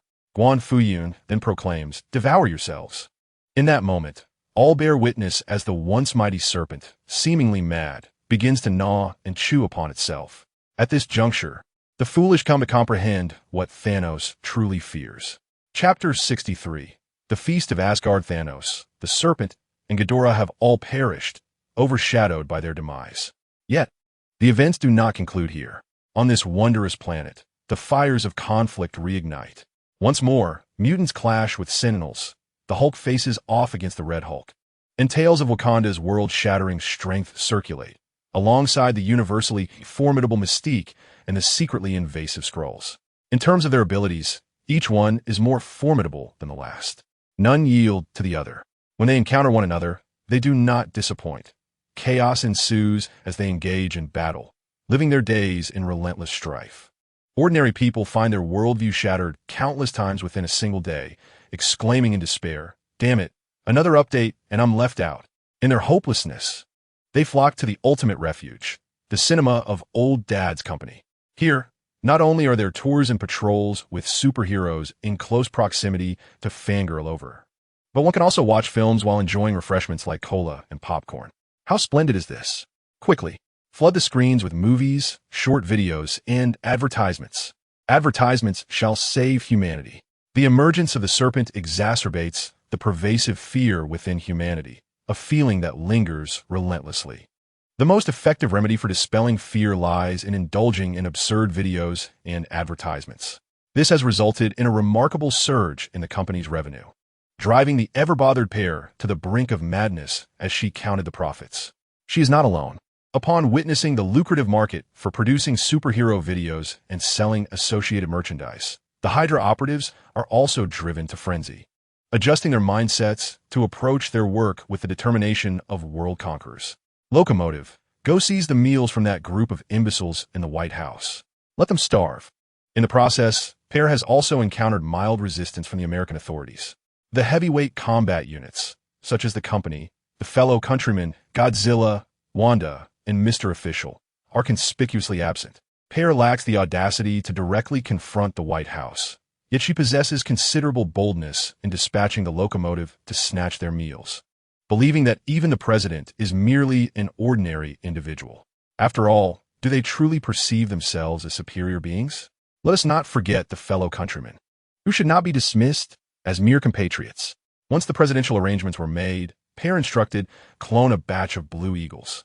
Given the frequency of battles on this planet, where annihilation can occur at the slightest disagreement, it is indeed prudent to maintain a strategic reserve of Blue Eagles. For instance, Wolverine, who was left as nothing but a skeleton after being struck by Thanos, still possesses the ability to heal, but organ transplants would undoubtedly expedite the process. In and around the White House, the locomotive moved with swiftness akin to the wind. Not being a mutant, he bore no genetic markers, and thus was impervious to Sentinels, allowing him to eliminate them with ease. He continued his audacious meal heist as food slated for import mysteriously vanished, leaving his stomach growling. The president, in a fit of rage, exclaimed, "Dispatch all Sentinels, Red Giant," and summoned the super soldiers and military forces, along with nuclear weapons. However, as soon as the orders were issued, they were met with refusal from Trask Industries, the manufacturers of the Sentinels, as well as from William Stryker. When did a mere president gain the authority to command military-industrial enterprises? Truly, the world has turned upside down. The president of Trask Industries called in bluntly questioning, "Do you think you're being imaginative?" A small president who cannot distinguish between the various ranks? The military, while not outright refusing, claimed they lacked adequate military stilettos, that their little carts were broken, and that nuclear bombs were misplaced, with personnel en route but potentially delayed. The president, in a fit of hunger-induced fury, found himself increasingly frustrated. Nonetheless, this commotion rendered the Sentinel robots hesitant to act, and the Red Hulk was reluctantly calmed, for their uproar would yield no results. Tor, Spider-Man, the warriors of Asgard, and the recently famous Dr. Doom, who has profited from social media and has developed his own magic, are all exceptionally powerful. They seem to be awaiting their moment to showcase their prowess and charm their fans, all under the promotional machinery of their father's company. In contemporary times, mutants have transcended their previous status as societal outcasts, while it is the United States that has assumed the role of the executioner intent on the annihilation of superhumans. A complete reversal has occurred. Magneto finds himself in fits of laughter, almost in tears. Regardless of the circumstances, the Serpent has met its demise. A being capable of obliterating Asgard has met a theatrical end, vanquished by the whims of the official cloud. What does this signify? Victory. Following triumph comes joy. The realm of Asgard, from the high priest to the common folk, is ablaze with jubilation. Ah, how striking the compatriots appear. The future is indeed promising. Oh, esteemed official, might you bestow upon me a morsel of maternal affection? He is male, yet I am female. Am I to believe it is Children's Day, only to discover it is Mother's Day? The Asgardians forge friendships with remarkable simplicity. Having fought together in battle, they become brothers. Their enthusiasm is entirely natural. However, their fervor is accompanied by an abundance of cheeky banter, likely influenced by Thor and the allure of short videos. The company's development has become increasingly audacious, mused the official cloud. Though this band of Asgardian warriors spent their time attending to the Serpent, massaging and pampering, there was still a palpable sense of participation. Brother, you are truly remarkable. You are indeed the embodiment of a warrior. Thor brought down his hammer, engaging in a round of mutual flattery before approaching the official cloud with a deep bow. Respectfully inviting, Father has awakened. May the divine gather for a feast. Odin has risen. This likely indicates a deterioration in his condition, rather than an improvement. He may soon depart. I recall Odin, the perpetual slumberer, who, while commanding the 9 realms with unyielding authority, would invariably succumb to sleep at critical moments. Much like Biden in his moments of confusion. Either he would sleep indefinitely or awaken only to meet his end. Such a fate is even more abstract than that of the fallen ancient warrior. Contemplating that old Biden had assisted Azor, there remains a flicker of camaraderie. The official cloud nodded. Let us proceed. The feasts of Asgard are rather rustic, characterized by hearty drinking from large vessels and the consumption of robust cuts of meat, imbued with the spirit of ancient chivalry. Upon embracing this setting, the official cloud surprisingly found the fare of these barbarians quite delectable. Enormous bones, seemingly grilled by some colossal beast and accompanied by Asgardian sauces, were rich in flavor, needing no additional salt. The official cloud, Azor Wanda, and Godzilla sat at a separate table, with Thor in attendance. The enchanting Loki was summoned, performing tricks and dances to enliven the gathering. This mischievous lad, originally imprisoned as a war criminal for instigating the conflict between New York and the Chitauri, managed to escape upon Thanos' arrival, showcasing his cunning and agility. Moreover, he had a knack for charming the gullible Thor, speaking well of himself. Most importantly, the official cloud held no grievances regarding the New York War and chose never to pursue it. Thus, Loki was granted a special pardon. Is this truly the Celestial Palace? Tony, Hulk, and several other heroes also joined in the revelry, indulging in the feast. In this narrative, teacher Tony arrives in Asgard, where he encounters the technologically advanced yet barbaric warriors wielding spears and engaging in combat, their eyes gleaming with excitement. It is unclear what stirs his emotions. The banquet reaches its zenith of merriment as Odin, impeccably dressed, makes a grand entrance, raising his goblet to toast, to the gods from Midgard, to victory. Cheers! The assembly of warriors responds with a resounding cheer, the atmosphere vibrant and jubilant. Ah, what joy! Asa and Thor share a hearty camaraderie, exchanging laughter and banter. Wanda transforms into an affectionate presence, clinging to Guan Fuyun with embraces and kisses, while Godzilla feasts on King Ghidorah's roasted meat. The scene is both beautiful and heartwarming. Chapter 64. Odin's dying request. Having indulged in ample food and drink, and after witnessing Loki's antics and displays of talent, the Asgardians find themselves in a state of inebriated disarray. Odin approaches Guan Fuyun, presenting a collection of serpent scales, skin, fangs, and gall, ingredients suitable for brewing potent spirits. He also offers Ghidorah's scales, body, and bones, which could nourish Godzilla, along with a root from the World Tree. This root could serve as a staff for Wanda, or be fashioned into a small whip. The unfortunate child, originally enjoying a carefree youth at school, is suddenly thrust into chaos, witnessing Guan Fuyun bleeding in the sky and then engaging in battle against Ebony Maw and Dormammu, leading to a revealing of her more obsessive tendencies. During a brief sojourn in Asgard, Wanda, enhanced by the Reality Stone, conjures several mirror dimensions, playfully insisting that Guan Fuyun join her in moonlit adventures. Indeed, as girls mature, they often lose their endearing charm, becoming less whimsical. Guan Fuyun reflects on the necessity of discipline. Meanwhile, Odin, longing to reclaim his wife, tenderly caresses the eternal spear and forthrightly declares, "I am dying. May you find solace." Guan Fuyun compassionately responds, inquiring whether the coffin should be a sliding or hinge type. In the Marvel Universe, power does not equate to immortality. Odin, the self-proclaimed god of the Asgardians, simply enjoys a longer lifespan. True immortality is likely reserved for cosmic elders and primordial deities. Others, regardless of their might, ultimately succumb to the passage of time. Even Odin, who once challenged the pantheon of gods, now finds himself diminished.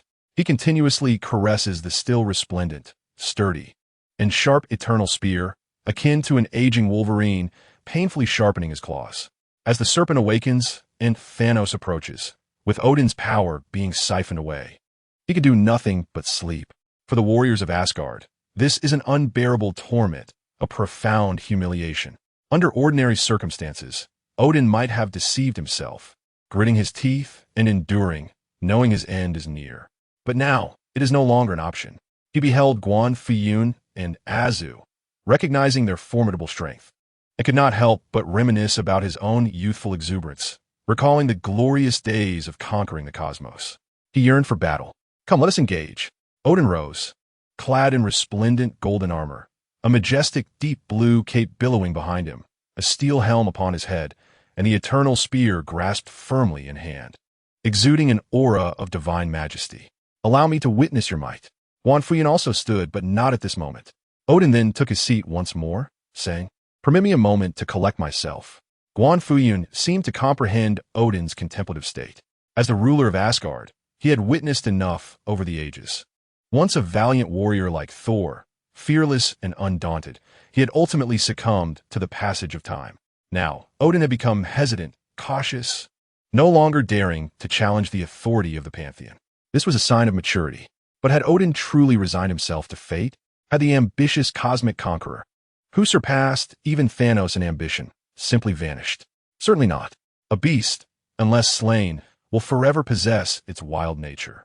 Odin cautiously imprisoned the beast within him, the desires that stirred until he lay bedridden, helplessly watching the serpent approach, witnessing Azu's display of prowess, and observing as Guan Fuyun mocked the gods, effortlessly extinguishing the Father of Heaven.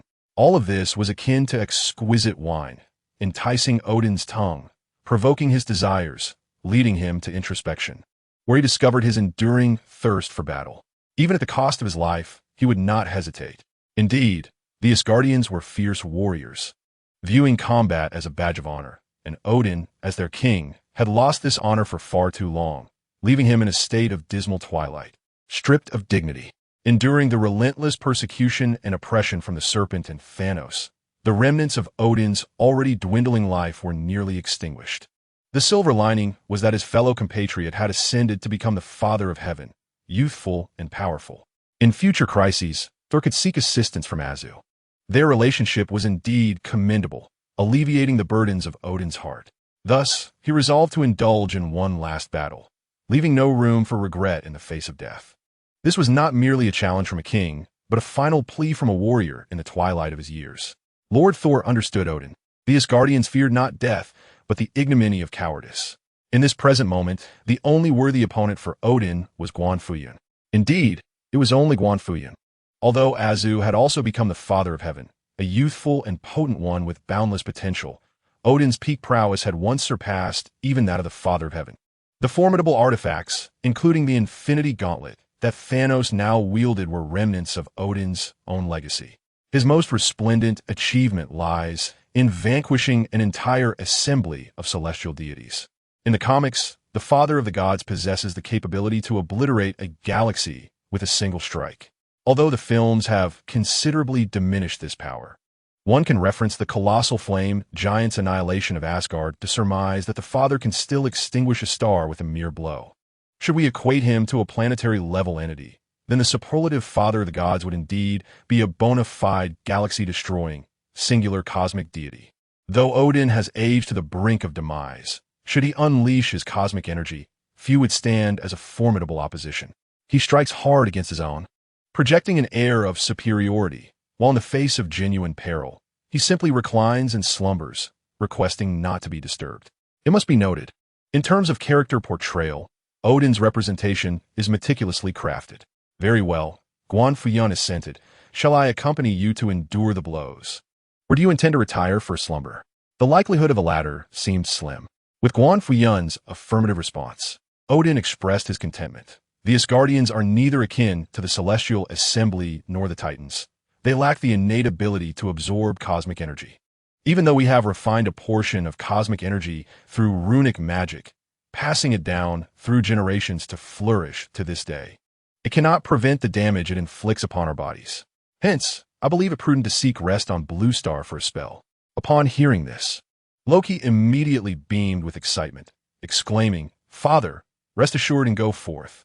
However, his utterance promptly captivated the attention of all present. "What do you gaze upon?" Loki inquired timidly. "He merely wishes to perform a trick, assuming the role of God King for a few days. What ill intentions could he possibly harbor?" The deities, discerning his motives, were indeed formidable. "Why do you stare at him?" Thor, with an innocent grin, chimed in, "Loki speaks the truth." His words similarly drew the gaze of the assembly, albeit with an expression of patronizing concern. Poor Thor, throughout his life, has been but a puppet in Loki's hands. Chapter 65. Sending Odin to retirement as the God King. Odin's power continually amplifies while residing in Asgard, overloading his vessel. Yet, now that the formidable Midgard serpent has met its end, his foolish son has become entangled with a Father of the Gods and a celestial deity. After a restorative slumber, Odin awoke feeling rejuvenated, and thus deemed it unnecessary to remain in Asgard. Much like the set of Thor, Ragnarok, he yearned to experience the tranquility of a retirement home. Naturally, Guan Fuyun harbored no objections. However, his consent did not imply he would abandon Odin to Blue Star as Loki did in Thor, Ragnarok, leaving him to fend for himself. He promptly contacted the Hydra, instructing them to procure a retirement home post-haste, complete with a troupe of entertainers, ensuring a vibrant and delightful atmosphere. The services provided must be the most fashionable and striking. Every document, signature, and procedure was to be meticulously completed within a single day. While these tasks may appear cumbersome and troublesome, they are, in truth, anything but simple. Especially in America, where a restroom costs $7 million and ultimately remains unfinished. Along with bike lanes that take 8 years to repair, such inefficiency and incompetence is intolerable. He believes it is imperative to raise his voice. Living in New York these days, he has come to a profound realization. The greatest abstraction of America is that the authorities do not take action. They neither repair roads nor address security issues or food scarcity, allowing everyone to squander resources together, although they appear to be concerned about the underprivileged. This FAAD merely serves to satiate their cheap and hypocritical compassion. When faced with issues, self-indulgence suffices. Merely expressing outrage, participating in protests, or appearing on talk shows is equated with having made a difference. Alternatively, if others take action, it reflects back on them as if they had done something significant. Without their protests, would matters be resolved? How grandiose they believe themselves to be. With such an official attitude, it is astonishing that Americans have not risen in revolt. It can only be said that the influence of happy education is profound, as proven Pressure is indeed effective, with a mere command from the authorities. All the bureaucratic serpents spring to life, suddenly working with vigor, as if facing an imminent island journey. After a meal, the officials led by Odin, Thor, Loki, and a multitude of Asgardians proceeded to the sanatorium. Though they had changed out of their armor and were not wielding weapons, this assembly commanded an undeniable presence. Especially Odin, the one-eyed leader in a white suit, flanked by Thor in black and Loki in sunglasses, followed by a cadre of robust warriors. Their demeanor unmistakably resembled that of formidable gang leaders. At the Center River Sanatorium, Odin, with a smile, began to chant, but suddenly retched and exclaimed in agony, "Who has defiled this place with such a foul stench? It is insufferable. Guards! Guards! Someone has plotted against the king of gods. Such treachery is punishable." Thor immediately summoned his mighty Mjolnir. Loki, perplexed by the situation, drew a small dagger, ready to defend. In an instant, a throng of Asgardian warriors, reminiscent of Spartans, formed a protective circle around Odin. They scanned their surroundings anxiously, only to witness a naked blue creature pass by, followed by 3 indistinguishable humans, unclear whether male or female, then a dancer embodying a mix of all ages. What manner of monstrosity is this? My eyes! Is this a divine trial? Why is it so cruel? The Asgardians were struck with shock, fury, and disbelief, then numbed. These antiquated relics of feudalism recited archaic lines in despair, only to behold the officials, already overwhelmed, rolling their eyes in exasperation. Help! Help! Others were faint, collapsing into Wanda's embrace, daring only to breathe lightly. How did they end up by the Center River? By the gods! Quickly, drag out the bureaucratic serpent. Execute them. Such a scourge cannot be allowed to linger. After uttering those words, Guan Fuyun finally lost consciousness, succumbing to his self-preservation instinct. Time passed, though its duration was uncertain. Upon awakening, he found Odin lying beside him. The two exchanged glances, each embodying the weight of a lifetime of heroism. Unable to articulate the desolation and weariness of the moment, a poignant reminder of their shared sorrows.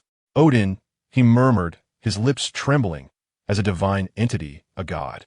Have you truly existed in this realm of demons all this time? Perhaps I should return to Asgard. Guan Fuyun felt on the verge of being emotionally exposed by Odin's words. Struggling to rise, he navigated through the complexities of bureaucracy and arranged for Odin to reside in a senior community at Tokyo University. An hour later, Guan Fuyun observed Odin in the park, engaging in chess, strolling with birds, colliding with trees, dancing in the square, and admiring the long-legged figures around him. A sense of joy enveloped him. He felt revitalized. This is indeed where humanity resides, Thor exclaimed. Had he not witnessed it firsthand, he would have found it unimaginable. Subways filled with people, streets devoid of needles. A world without the living dead, and restrooms resembling hotel facilities.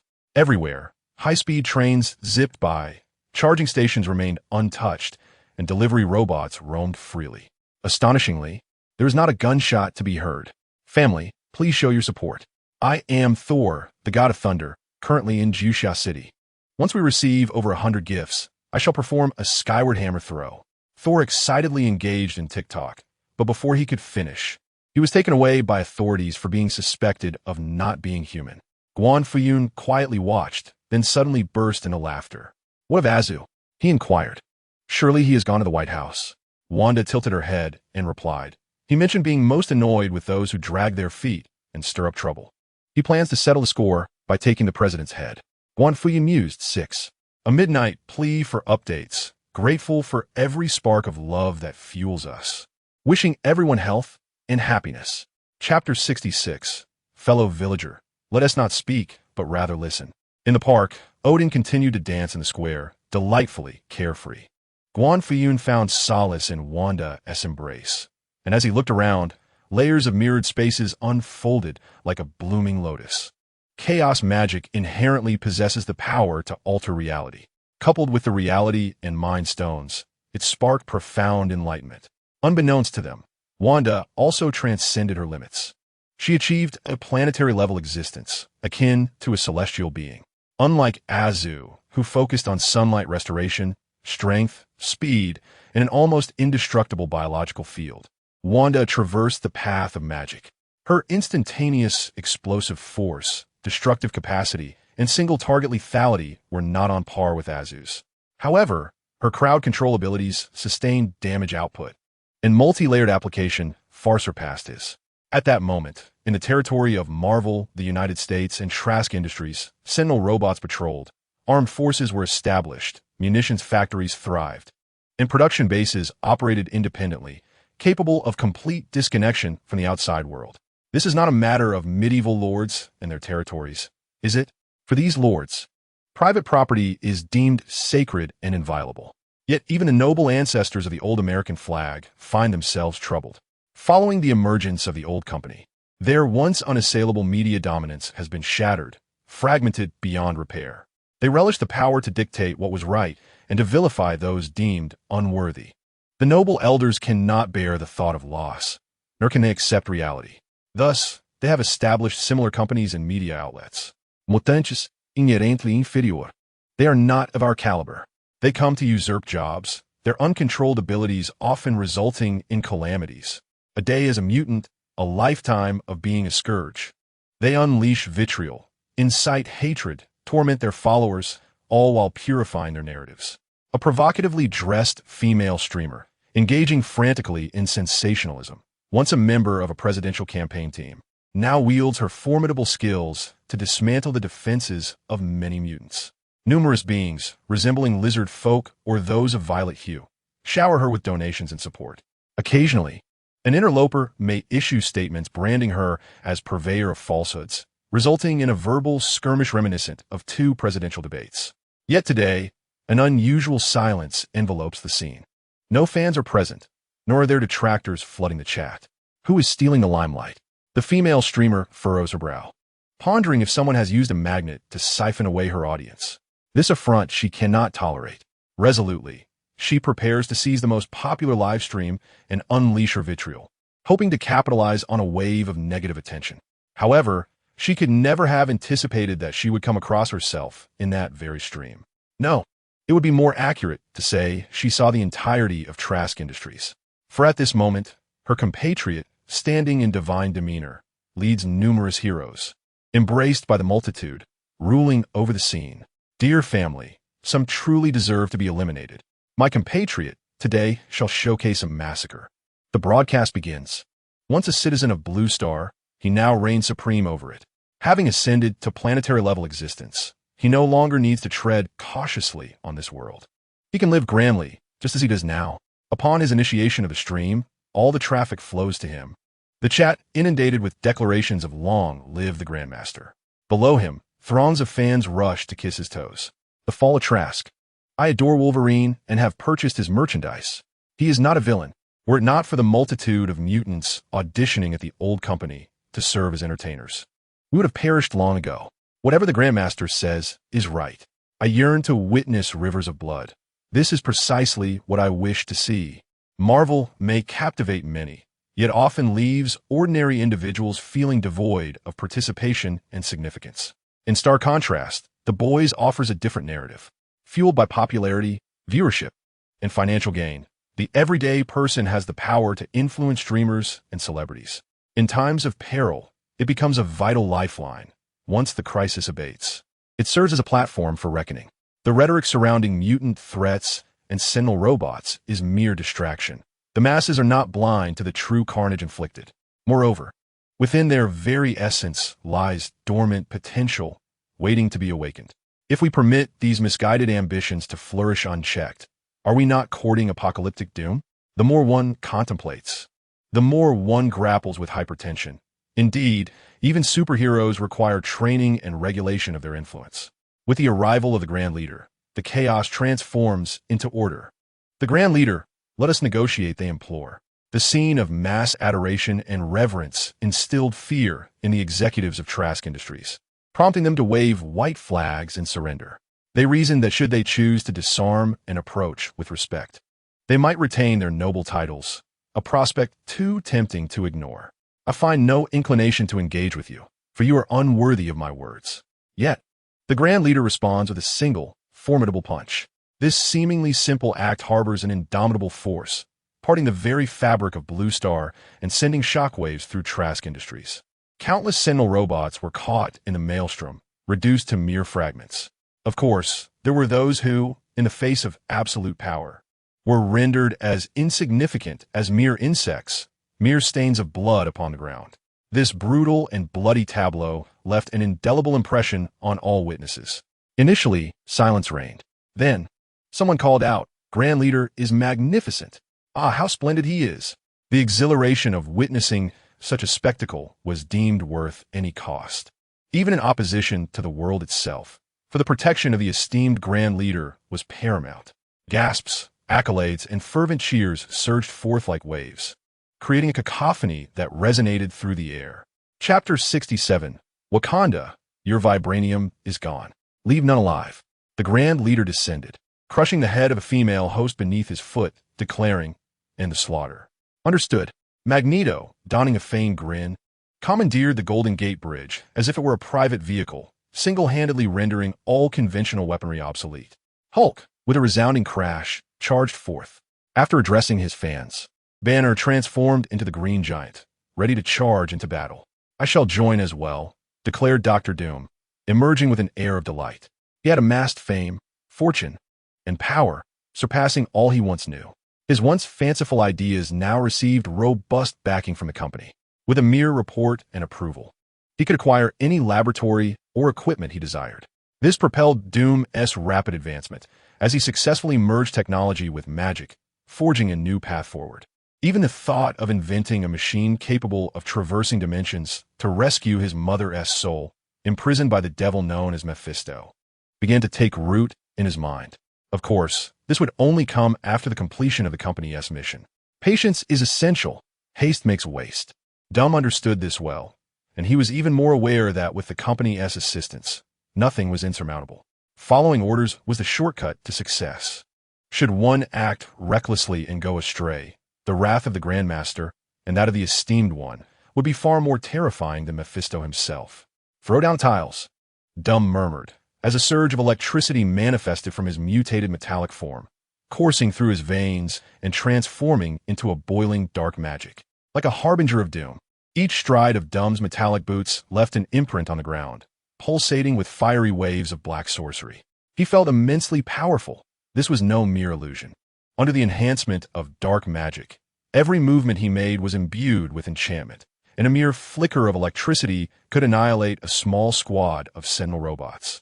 Even the formidable Red Hulk, lurking in the industrial district, could be withstood. In the brief exchange of blows, Azu unleashed a searing gaze that shattered the Red Hulk's skull, leading to a complete rout. Azu's onslaught left no survivors. Surrender was not an option. Only reincarnation awaited them. Ant nests would be scalded, worms split asunder, eggs scrambled, and even stray dogs would feel the sting of his wrath. Zooming through the air with the swiftness of light, Azu appeared simultaneously in various slaughterhouses, ensuring that none would escape his grasp. Cleanliness in conduct was paramount, and meticulousness in accounting was essential.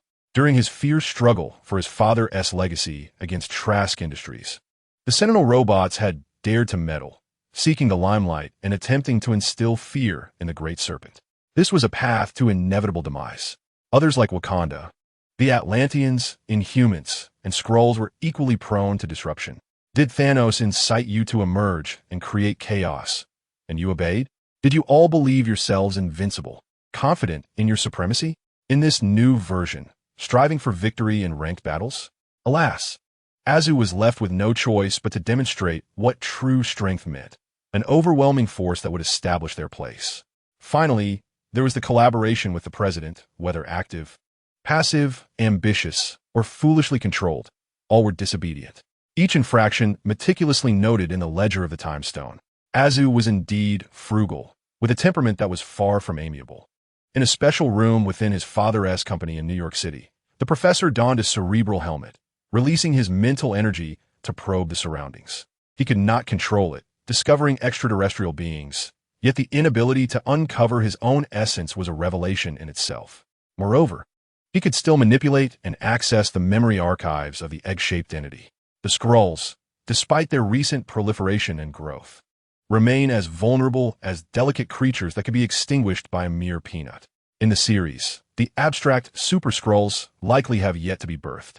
Even if they were, it would pose no significant threat. They may replicate beings like Hulk, Captain Marvel, or the formidable Thanos, yet to the legendary Azor, they are but mere younger siblings. Have you ever pondered whether the acquaintances surrounding you have already been replaced or even eliminated? Can you ascertain their humanity? Take a deep breath, remain calm. The Old Man Company is at your service. The criteria for identifying Skrulls are as follows. They are fervent devotees of the Skrull deity, believing that the blue planet is their promised land. Thus they invade in secrecy. They chant slogans professing love for humanity while replacing them. The deity they refer to is Clyborn. Simply curse the god Clyborn as a dog who relishes excrement. And the Skrulls will hastily produce artifacts from their promised land to engage in debate, attempting to initiate a contest of artifacts. Seize the opportunity to eliminate them, and remember to deliver a final blow. The company offers a bounty of $100,000 for each Skrull scalp. A friendly reminder, Skrulls possess transformative abilities, and their hide holds significant commercial value. The Old Man Company, unperturbed, has crafted numerous short videos, both live-action and animated, along with mini-games, and a deluge of advertisements and bounties. Coupled with the professor's brainwave detection, a multifaceted approach has triggered the passive scalp harvesters in the United States. Within a mere day, Skrulls were on the verge of being captured for zoos. Director Snake Shield, known as Egg, was also exposed for having a Skrull wife. Instantly labeled a traitor to the planet, and began his flight from justice. Wakanda, my friend, even if you have untold riches, why not utilize them? What is the point of wielding spears? At the very least, procure a vibranium annihilator. With weapons at your disposal, how can you assert dominance? Instead of engaging in brawls for the throne, why not hunt wild boars? You should no longer be called Black Panther. Perhaps wild boar would be more fitting. Dare you test my patience? Have you ever encountered a fist the size of sandbag? Azor tore through the energy field, striding boldly within, gesticulating wildly, and displaying madness. Then he seized the vibranium vein and departed. Black Panther, what? He lamented, chasing after him, exclaiming, Vibranium! Vibranium! Without you, who will still regard me as child? Black Panther's sister fainted in tears, exclaiming, I am not a true genius. I am merely an ornament of vibranium. Wakanda's general, donned in primitive attire and wielding a high-tech spear, wisely declared, Fear not. With our vibranium spears, we shall hunt wild boars and remain the unrivaled champions of the continent. Their strength is truly terrifying. Azor, having already flown far, was drawn back by their earnest and melodious cries, which brimmed with a stunning blend of profound folly and wisdom. He triumphantly carried the vibranium mine back, showcasing it to his friends, capturing moments in photographs, and sharing updates with Guan Fuyun. Guan Fuyun initially replied with a simple 6, followed by a suggestion to bring the vibranium mine home and place it in Godzilla's room. He later requested a prompt for the next chapter, wishing everyone health and happiness. Chapter 68. The Villager and the Dog. According to historical accounts, there once existed a wondrous realm on the continent of non-entity, known as Wakanda. This land was technologically advanced, surpassing its era, yet its inhabitants engaged only in brawls and spear-throwing, seemingly cursed by vibranium, leading to a peculiar affliction of the mind. Eventually, a villager descended from the heavens, seizing the vibranium mine. Wakanda imported a batch, mastering the art of hunting, leading to abundant harvests and prosperity, until they were subsequently taken to the International Court by the Animal Protection Association. Upon learning that Azu had captured the vibranium mine, Guan Fuyun couldn't help but laugh. Was this truly possible? After dealing with Wakanda, bringing the mine home for Godzilla's You seemed a brilliant idea. Azu ventured once more into the depths of the ocean, arriving at Atlantis. The name boasted arrogance and was steeped in legend. However, it was merely a gathering place for mutants, much like Asgard and Wakanda, a stronghold of savagery. The leader here, Namor, the Marvel version of Aquaman, displayed a fiery temper despite being a creature of the sea. He would frequently inundate cities, often causing collateral damage. This time, the Atlanteans had flooded a significant portion of the non-entity continent. Yet, due to Namor's superhuman abilities, strength, speed, endurance, flight, and communication with marine life, few could capture him. Upon hearing that extraterrestrials had arrived, he disregarded all else and engaged in battle with Wakanda, only to later seek a peace treaty, leaving many bewildered. Fans of his father's company were outraged. In response to their fervent demands and to satiate his own desire for revenge, Azu descended to the ocean depths and encountered Namor and the grotesque denizens of the deep. Namor still resembled a human, whereas the deep-sea creatures had grotesquely mutated, sporting gills and appearing utterly hideous. Azu, taken aback, exclaimed in disbelief, "Is this really you, my friend? I regret meeting you in such a manner. I seem to have developed a condition where the sight of the deep sea induces laughter." The strikingly crude art style of the dark robe captivated millions in the livestream. Upon encountering Azu, the villagers and the dim-witted deep-sea dwellers, who would only be acknowledged by the wise after a cranial examination, failed to grasp the situation. They mistook him for a compatriot. The thought of Azu being within Atlantis, alongside Namor, commanding formidable sea beasts and having witnessed the might of the legendary trident, inflated the deep-sea ego considerably. He felt invincible, wearing a face of arrogance and bravado, yet unable to conceal his inherent cowardice. With a self-satisfied demeanor, he proclaimed, "Upon meeting the Sea King, how could one not bow?" Azu's expression was one of astonishment. He was unfamiliar with this audacious individual. Even the alternate version of himself, gazing into the depths, appeared as foolish as a simpleton. The deep sea approached, hands on hips, adorned with an octopus. Azu took a step back, feeling somewhat nauseated. Seeing this, the deep sea grew more pompous. Wielding Neptune's trident as if he were a king himself, he swaggered with confidence. Suddenly, Azu's eyes gleamed. He unleashed his golden thermal vision, which transcended mere heat, demonstrating astonishing destructive power.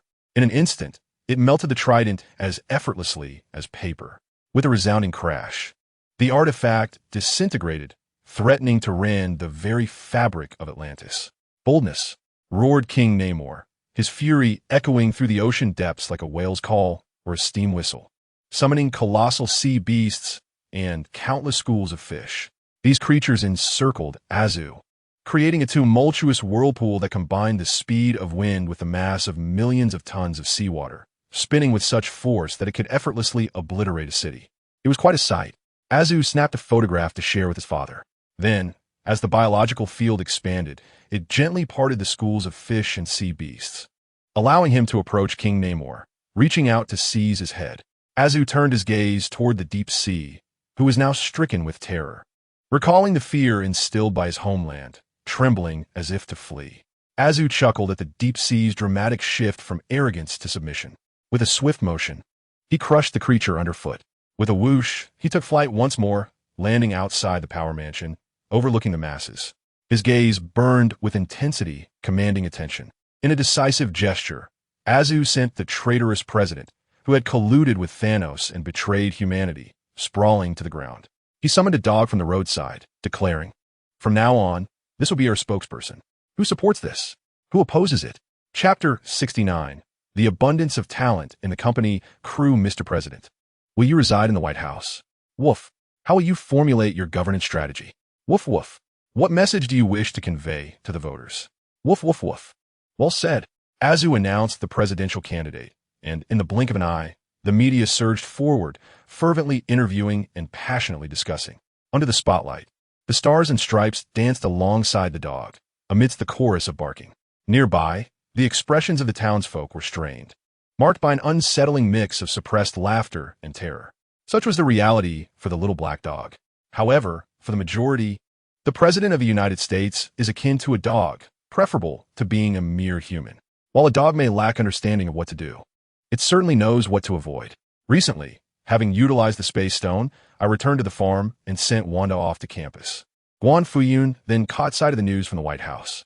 He reached out to his eldest son and inquired, "Azu, father?" Before the media cameras, Azu, who had been ruthlessly tormenting the Inhumans, suddenly wore a bright smile, radiating sunshine. "Well done," Guan Fuyun praised. "It's all thanks to your excellent guidance, father," Azu replied, somewhat bashfully. "This mundane world has become sufficiently intriguing because of you." Guan Fuyun expressed his admiration. "I shall take a stroll. I will see you at the company shortly." "All right, father." With a swish, he teleported from a farm to the heart of New York City. What a spectacle! In broad daylight, he witnessed twinkling lights, the sound of drums echoing, and a grand palace composed of champagne and cake. At the palace's center, Iron Man executed a classic superhero landing, creating a gust that sent skirts swirling in all directions, prompting many ladies to strike poses reminiscent of Marilyn Monroe. Amidst the applause and cheers, dozens of mechanical arms emerged from the palace, systematically removing Iron Man's armor to reveal the dapper Tony Stark. He confidently spread his arms and smiled at the crowd. Upon spotting Guan Fuyun, Tony paused momentarily, then gestured as Iron Man's armors descended with a whoosh. With a cacophony of clanking, they assembled and transformed into a staircase of steel. "Come on, let loose," Tony invited. "You seem quite at ease and carefree," Guan Fuyun remarked as he ascended the steps, instantly eliciting more exuberant screams, with some ladies fainting outright. Alas, I did manage to don the armor of a fellow compatriot, but it was swiftly torn apart. The compatriot regarded me with a gaze of incredulity and then told me to blow the train, Tony replied, his expression darkening. In the original Avengers storyline, had he borne such a countenance, even Thanos would have been terrified, compelled to surrender the Infinity Stones and clarify, "I, Thanos, merely seek a return to pastoral life, not to be a knight of the Black Mamba." Guan Fuyun, intrigued, asked, "Did you blow it?" "I did not." Tony wiped the cold sweat from his brow. The locomotive made its escape. "What a pity," Guan Fuyun sighed. After a brief silence, Tony continued, "The vast disparity in power has opened my eyes and granted me ease. Moreover, the standardization of all superheroes by my father's company brings me immense joy. Just as I once sold arms, the powers of superheroes, if lacking a supervisory platform, would inevitably lead to catastrophe. I once believed S.H.I.L.D. was that platform, but Nick Fury's collusion with the Skrulls, betraying this planet, is utterly disgraceful. It has become evident that only my father's company, only my compatriots, only Mr. Guan can be trusted. To suppress the madness that prevails on this planet is indeed a commendation that brings comfort. However, it will be more straightforward for you to simply praise my handsomeness." Guan Fuyun remarked, "Is there even a need for flattery?" Tony was taken aback. "Indeed there is." Guan Fuyun chuckled, his delight evident. He then inquired, "So, are you still researching anti-Homeland armor, or even armor against me?" "Of course," Tony affirmed confidently. "Better safe than sorry. After my recent trip to Asgard, I found new inspiration." As he spoke, Tony nervously took a step back and added, "If I were to don this new gear and challenge you, you wouldn't let me face humiliation and defeat, would you?" "Not at all," Guan Fuyun replied. A smile broke across Tony's face. "I would imprison you with the Space Stone until you consumed 100,000 tons of purple sweet potato," Guan Fuyun added, causing Tony's smile to freeze. This individual was notorious for disregarding advice and refusing to yield, unless faced with overwhelming odds. "All right, I concede your prowess," Tony said, a hint of frustration in his voice. "By the way, this marks our first official meeting, Mr. Guan." "Is it?" Guan Fuyun smiled. "I have, in fact, encountered you numerous times." Tony seemed to recall some embarrassing history, awkwardly stating, "I used to appear on television quite often. Let us not dwell on that." With that, he escorted Guan Fuyun to the entrance of his father's company. Upon entering, a barrage of advertisements, special effects, training grounds, and various filming crews greeted Guan Fuyun. The beauty of being a superhero is that one doesn't require a custom costume. They inherently possess one, especially those female heroes, each more captivating than the last. Guan Fuyun glanced at the sets of Spider-Man and Magneto before his attention was drawn to the mutants: Blink, Mystique, Northstar, and Emma Frost. Blink, whose real name is Clarice Ferguson, possesses the ability to warp space and create portals, allowing her to transport people and objects within designated areas, akin to a miniature space stone. In the realm of filmmaking, her primary role involves the transportation of props and scenes, and at her leisure, she delivers meals to the crew. Mystique, known as Ilyana Rasputin, is the sister of Colossus. Her inclusion in the company is likely due to her diverse attributes: blonde hair, black stockings, iron arms, and a lightsaber, quite visually appealing. Northstar, who presumably was rescued during the recent Purge operation, has since reunited with Magneto, who has numerous familial ties to Professor X.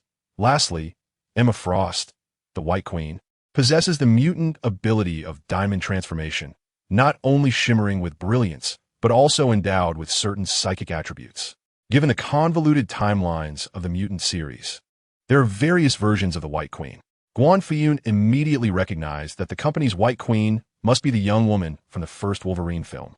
At last, there is Erica, who possesses no superpowers, yet excels in various martial arts and weaponry, her physical abilities reaching the pinnacle of human potential. As a superhero, her primary adversary is the Hand, which has already been swiftly dealt with by Wanda.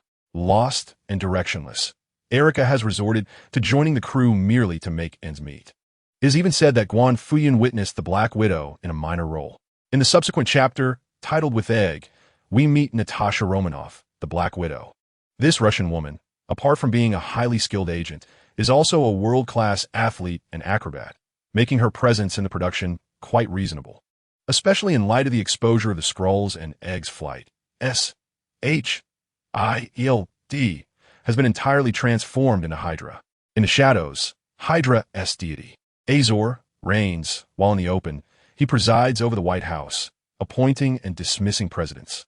In such an environment, the Black Widow finds herself unable to receive official support and must seek work to sustain her livelihood. Mr. Guan is here. At that moment, the exuberant pair rushed out, her face alight with excitement and a desire to impress, exclaiming, "The crew should take a break. Ladies, let us play music and dance." Guan Fuyun replied, "What is this? Pair, is this how you test a father? What father cannot withstand such trials? Mine cannot." At this juncture, the grotesque nature of capitalism becomes apparent. The once great superhero, after the company's pressures and the allure of salary, has become imbued with the essence of everyday life. Furthermore, Guan Fuyun's charm, strength, and renown only enhance his allure. "Mr. Guan, you seem to be in high spirits. Would you care for a drink?" They inquired in a down-to-earth manner. Glancing around, the group saw a performer clad in black stockings, wielding a glowing sword, showcasing her superhuman abilities through magic, song, and dance. Flash, with her instantaneous teleportation, sang and danced alongside Polaris, who amplified the band's atmosphere with her magnetic prowess, and Erica, who joined in the performance. Guan Fuyun looked on, amused. "Mr. Guan, could you possibly consider increasing my salary this month?"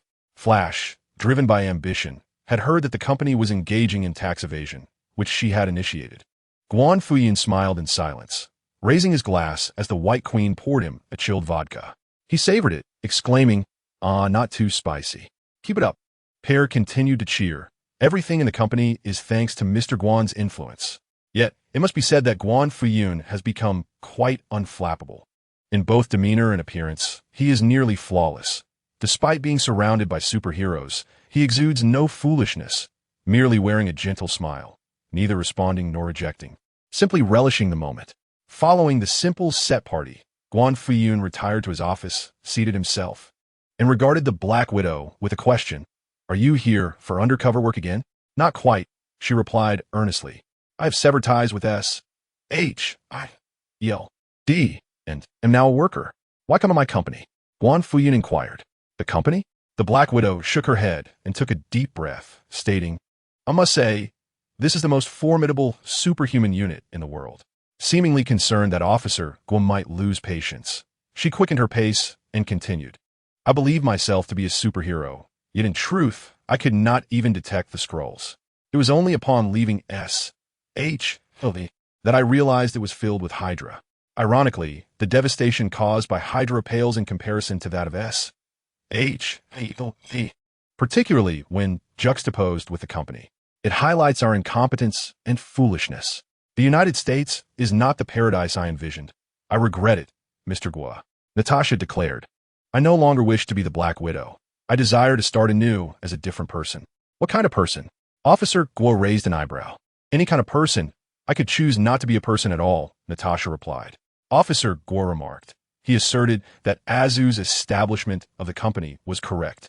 After all, if his son works hard, he can enjoy the fruits of that labor. Meanwhile, in New York, beside a sewer, a space had been excavated to create a safe house. Fortified with layers of rare metals and equipped with various ionizing facilities and isolation zones designed to prevent surveillance and mental perception. The former director of S.H.I.E.L.D., now a human traitor, Nick Fury, was escorting his goblin wife into their safe haven. At this juncture, even you have no solutions? His goblin wife, embodying the deepest sentiments of Blue Star, inquired. Fury remained silent, knowing that as long as he refrained from speaking, he could maintain the fa-ade of an expert. Otherwise, would he confess to his wife that for all these years, he had merely solicited funds, feigned ignorance, and left the dirty work to the Skrulls while they gathered intelligence? How embarrassing that would be. Now, confronted by his formidable Father-S company and nearly invincible compatriots, Fury truly felt powerless. According to DS data analysis, the combat prowess of the original Thanos was already on par with Captain Marvel, not to mention the adversary who had defeated the upgraded Thanos. And that man sigh, Fury lamented, caught in a painful and tumultuous predicament. Suddenly, a knock echoed on the door of the safe house. "Daddy's here, open the door." The voice of the leech, reminiscent of Rogue, threatened, "We all want to eliminate the same individual. You, Nick Fury, must either open the door and collaborate or I will promptly expose your location." Such words were utterly ruthless, more so than Fury himself. With a darkened expression, he opened the door, only to be sent flying by the force of the leech's strike. Yet, this leech was astute. When striking superhumans, it delivered a lethal blow, while a mere punch to an ordinary person would yield only a light shove, producing a flying effect. Allow me to introduce myself. I am Agent Billy Butcher from another world. This is my superpower. It originates from Compound V. The villain, his abilities stem from the same concoction.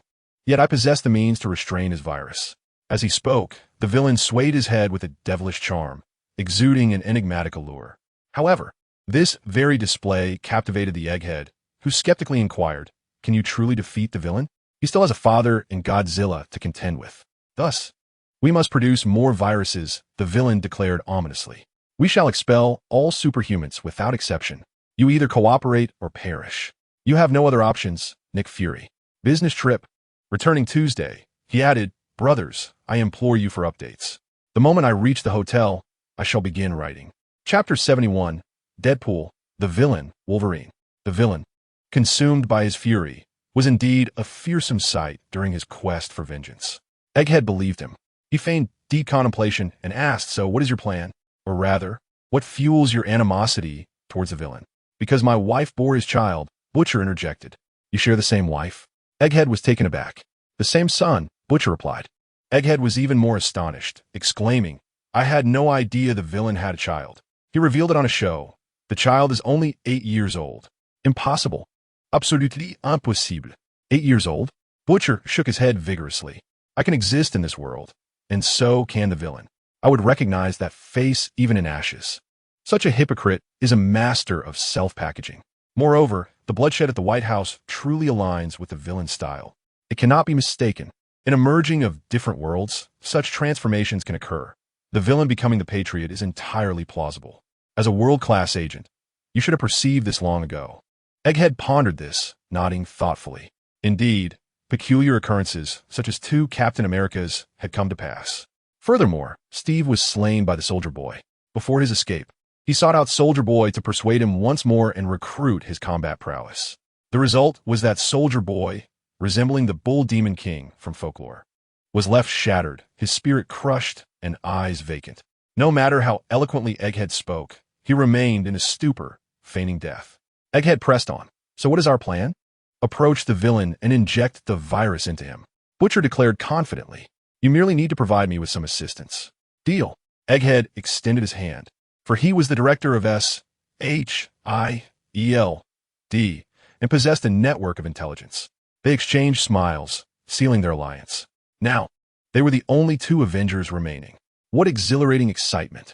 Butcher confidently stepped out. Boom! He was then abruptly crushed by the red tank. Half a minute earlier, the streets of New York erupted into yet another chaotic clash of extraordinary beings. The reason it is referred to as a fierce battle rather than merely a whimsical play of superheroes is that this scene unfolds on the set of Deadpool 2. The irreverent Wade Wilson is engaged in a tussle with the formidable Cable, while the rotund Russell unexpectedly unleashes the Red Hulk. Indeed, it is the Red Hulk. His true name is Thaddeus Thunderbolt Ross, and due to his frequent associations with the Thunderbolts, many mistakenly assume him to be a mutant. In truth, His might is derived from the malevolent deity Cyttorak. The magic of Cyttorak endows the Red Hulk with boundless strength, rendering his physique nearly indestructible. His collision force has obliterated numerous edifices and can withstand the might of Thor's hammer and Wolverine's adamantium claws. Among his abilities, there exists a description of immortality. The Red Hulk is immortal. His physical condition remains perpetually optimal, and he is immune to the ravages of aging. Upon his arrival, he effortlessly shatters the highway with a single punch. The heavy truck alongside the Red Hulk and Deadpool plummets, ultimately striking Billy Butcher. No, my friend, Butcher was not dead, but merely spitting blood and lamenting, trying to maintain his bravado. However, as he opened his mouth, the Red Hulk turned, and he, along with his burdens, was reduced to a mere heap. Damn, you actually took out Billy? Upon witnessing this, Deadpool's voice brimmed with incredulity and urgency. Do you know who he is? He is the Green Goblin of the Watto universe. Now, the Black Cloak is more popular than Marvel. Without him, how will the plot unfold? How will the crew survive? But then again, it seems another heavyweight compatriot has arrived, along with that man, plunging all of New York into chaos. Deadpool approached the fallen hero, speaking tenderly, his eyes glistening. Fear not. My friend, rest in peace. At that moment, a shadow loomed over him. Deadpool quickly declared, no more fighting. I truly should have donned my white suit today. In issues 183 of X-Men Mystique, 411 of Thor, and 12 of Unlimited X-Men, I have always been your ardent admirer, Red Hulk. I have long dreamt of seeing your visage reflected on your helmet as you charge towards me. Not in this manner. Please, don't rip me apart. I can't take it anymore. Shall we put this behind us and apply together at Old Man Logan-esque company? I genuinely wish to film Deadpool 3. I aspire to be Marvel-esque savior. Following an exhilarating exchange of blows, a cathartic release, they all ventured to the audition department of Old Man Logan's company. A throng of individuals sat on the corridor benches, enviously gazing at promotional posters of Spider-Man, Wolverine, Magneto, and others. Here, everyone could glimpse their idols, as if catching a glimpse of their own promising futures. At that moment, upon successfully dealing with a fellow townsman, Asa from the Inhumans, Deadpool soared back.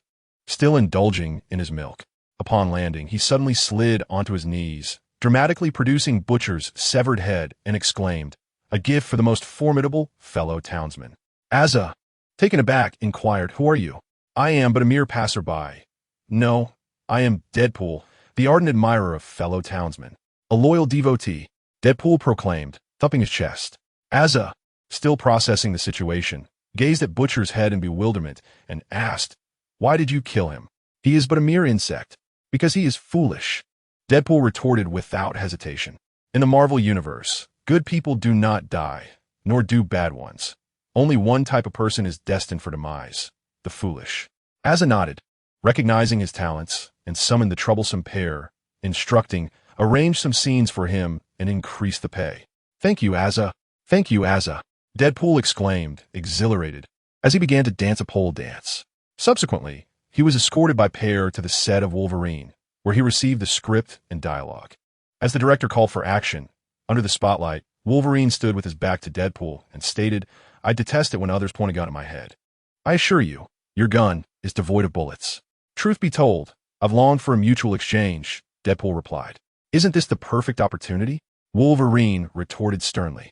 I shall claim your heart as my trophy, Deadpool declared, drawing his sword. With a huff, Wolverine unsheathed his claws, acknowledging the impressive enhancements he had received. The two proceeded to trade blows with fervor, engaging in a visceral battle that delighted the audience, as it did not entail concerns over the actor's safety. Meanwhile, the firm-minded Egg was confidently anticipating good news regarding Butcher. Stay steady, he can still retaliate. Chapter 72. The Amusement of Superheroes. The short film featuring the duel between Deadpool and Wolverine was released to widespread acclaim. My goodness. Do you realize how hard Wolverine works? After saving the world, he comes to shoot a film. My Deadpool is truly a cheeky character. The comments from various fan circles overflowed, praising his multifaceted charm and versatility. As Asa entered the office, he found the official floating cloud, grinning widely, joyfully liking posts from amusing netizens while savoring fruit provided by Mutant Blink. Simultaneously, Natasha was giving him a foot massage, indulging in leisure. Seeing his father so content, Asa was momentarily taken aback. yet his heart swelled with satisfaction. How wonderful, he thought. Father, I have arrived. Azu settled down, obediently sipping his milk while casually recounting how he had shattered the president's skull, vanquished the creatures from the depths, and subdued the mutant race. He also touched upon matters concerning Billy Butcher. With a hint of disdain and curiosity, Azu expressed his feelings about his counterpart in another world. He harbored a deep-seated aversion towards John, yet he found a peculiar joy in the contrast. Truly remarkable, my dear Azu. Listening intently, Guan Fuyun occasionally interjected with comments, jesting about the president's brain being akin to tofu, and both shared a hearty laugh. The atmosphere was infused with a sense of merriment. Oddly enough, Azu typically disliked such frivolous banter. Yet in the company of Guan Fuyun, the mundane became captivating, and time seemed to fly. During their conversation, the bothersome pair interrupted to report on some peculiar matters. For instance, Spider-Man had apprehended the lizard, but was at a loss as to how to proceed.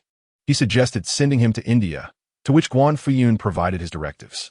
Regardless of the time or universe, the third brother remained the most despicable, and this year, they had made international headlines twice, once for caustic substances and once for finishing the Olympics without a single gold medal. Sending the lizard over could be seen as facilitating a marriage, a benevolent deed indeed. Ha ha ha! Azu erupted into laughter resembling that of a pig. There was also a case where fans demanded Deadpool make an appearance. Deadpool, however, declared that he would only unveil himself for $1 million tip, which, once received, brought him great delight as he removed his mask. The fans, in turn, expressed their disgust, leading to a mass unfollowing incident that became a trending disaster. They even suggested transplanting the face of Blue Eagle onto him. Guan Fuyun continued to issue instructions. Deadpool's predicament mirrored that of Butcher, as both were plagued by powers overtaken by cancer. His excessive regenerative abilities rendered him perpetually grotesque, yet it was not a significant issue. The Marvel Universe boasted an abundance of advanced technology, with cloning being the simplest solution, as the company had ample stock of Blue Eagles. Ha ha ha ha! Azu laughed so hard he nearly fell off his chair. His father was always so humorously divine. Then, the bothersome pair cleared his throat and scratched his head, stating that due to Spider-Man's immense popularity, a jealous supervillain had emerged, known as Mysterio. Somehow, he had discovered Spider-Man's identity and exposed Peter Parker, causing quite the uproar. Upon hearing this, Guan Fuyun frowned sharply, recalling the classic idiocy from Spider-Man, No Way Home. After the battles with the Avengers and the burdens of Tony Stark, Peter Parker returned, still rather dim-witted, his identity revealed.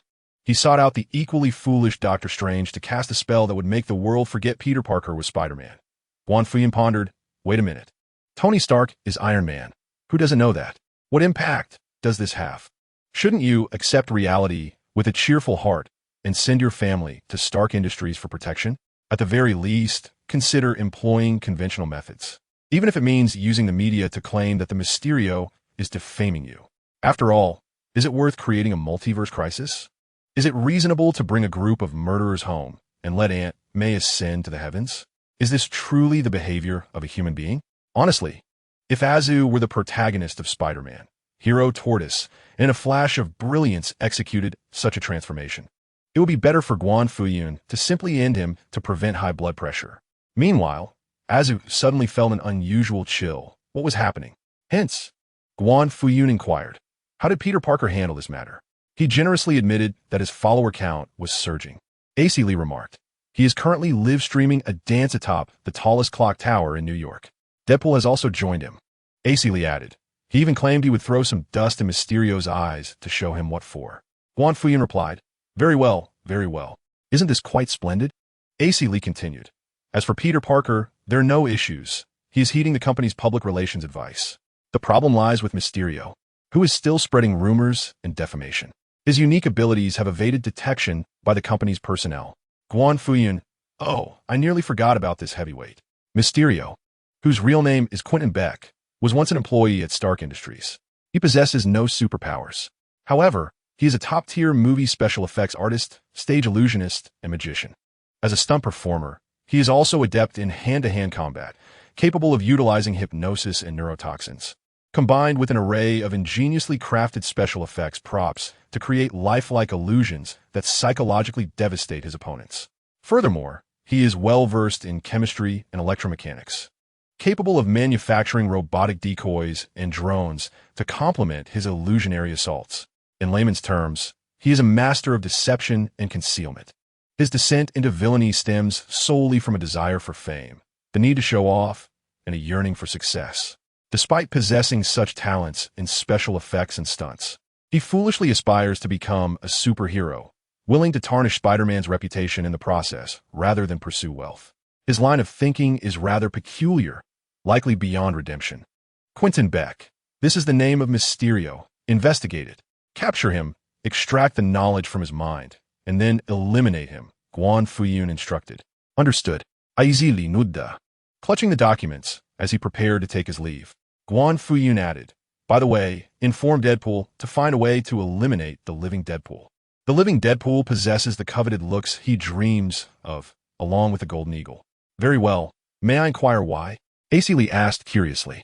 Because the living Deadpool believes that the film's following Avengers are quite excellent. He has devised a method for his demise, Guan Fuyun replied. Aizili. She does not comprehend, yet she feels an inexplicable admiration. Ha ha! Once again, Azu, who shares a sense of humor with Guan Fuyun, finds himself laughing uncontrollably on the darkened ground. These superheroes truly bring joy. How had he not noticed this before? Life as demands have taken their toll. While on a business trip, he feels depleted, yet he still longs for the continuation of Chapter 73, Azu's second-stage development plan. Upon receiving the task, Deadpool eagerly busies himself. To others, the concepts of living sacrifices, the time variance authority, and the chaotic wastelands are incomprehensible. They struggle to grasp the complexities. However, Deadpool is different. Having shattered the fourth wall, he can be seen as a soul traverser, constantly updating his memories in real time. Thus, he is capable of performing a myriad of ingenious maneuvers. The time variance authority? In the office, Azu sips on Wangzai milk while pondering. Indeed, Guan Fuyun elucidates. This universe is vast. Beyond this planet, numerous cosmic civilizations exist, such as the Xia Empire.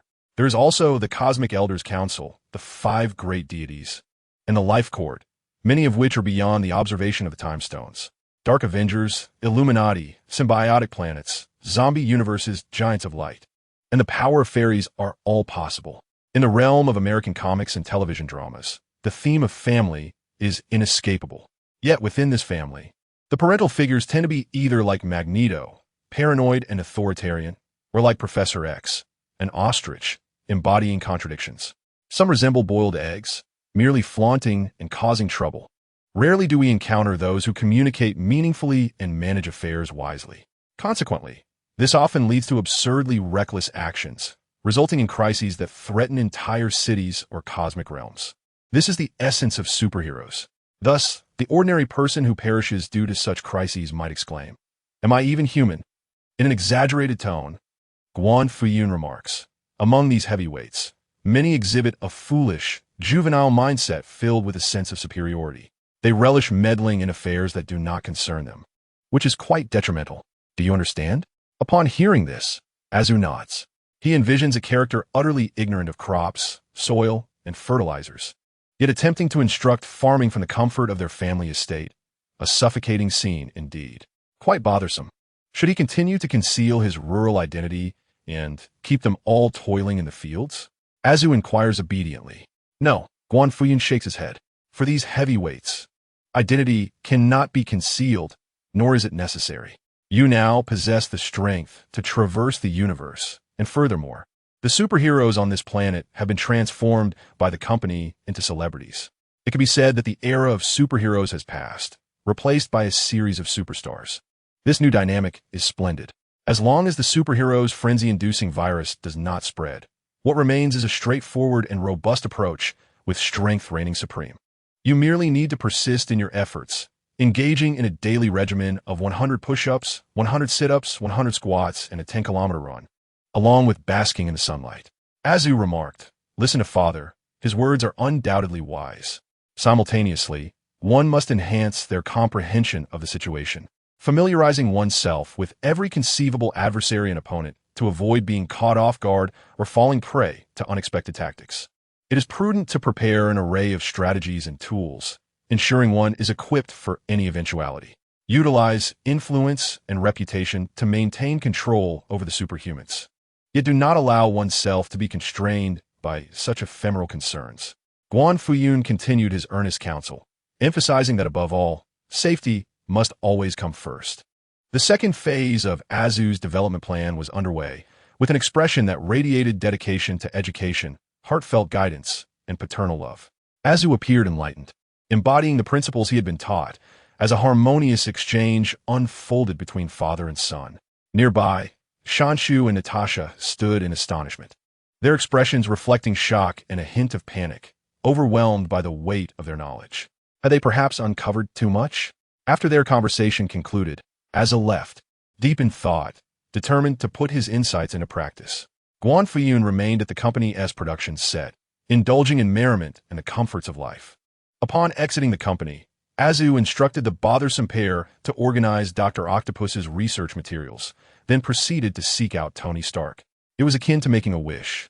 Tony transformed into a mechanical marvel, immediately setting to work on creating artificial suns along a production line.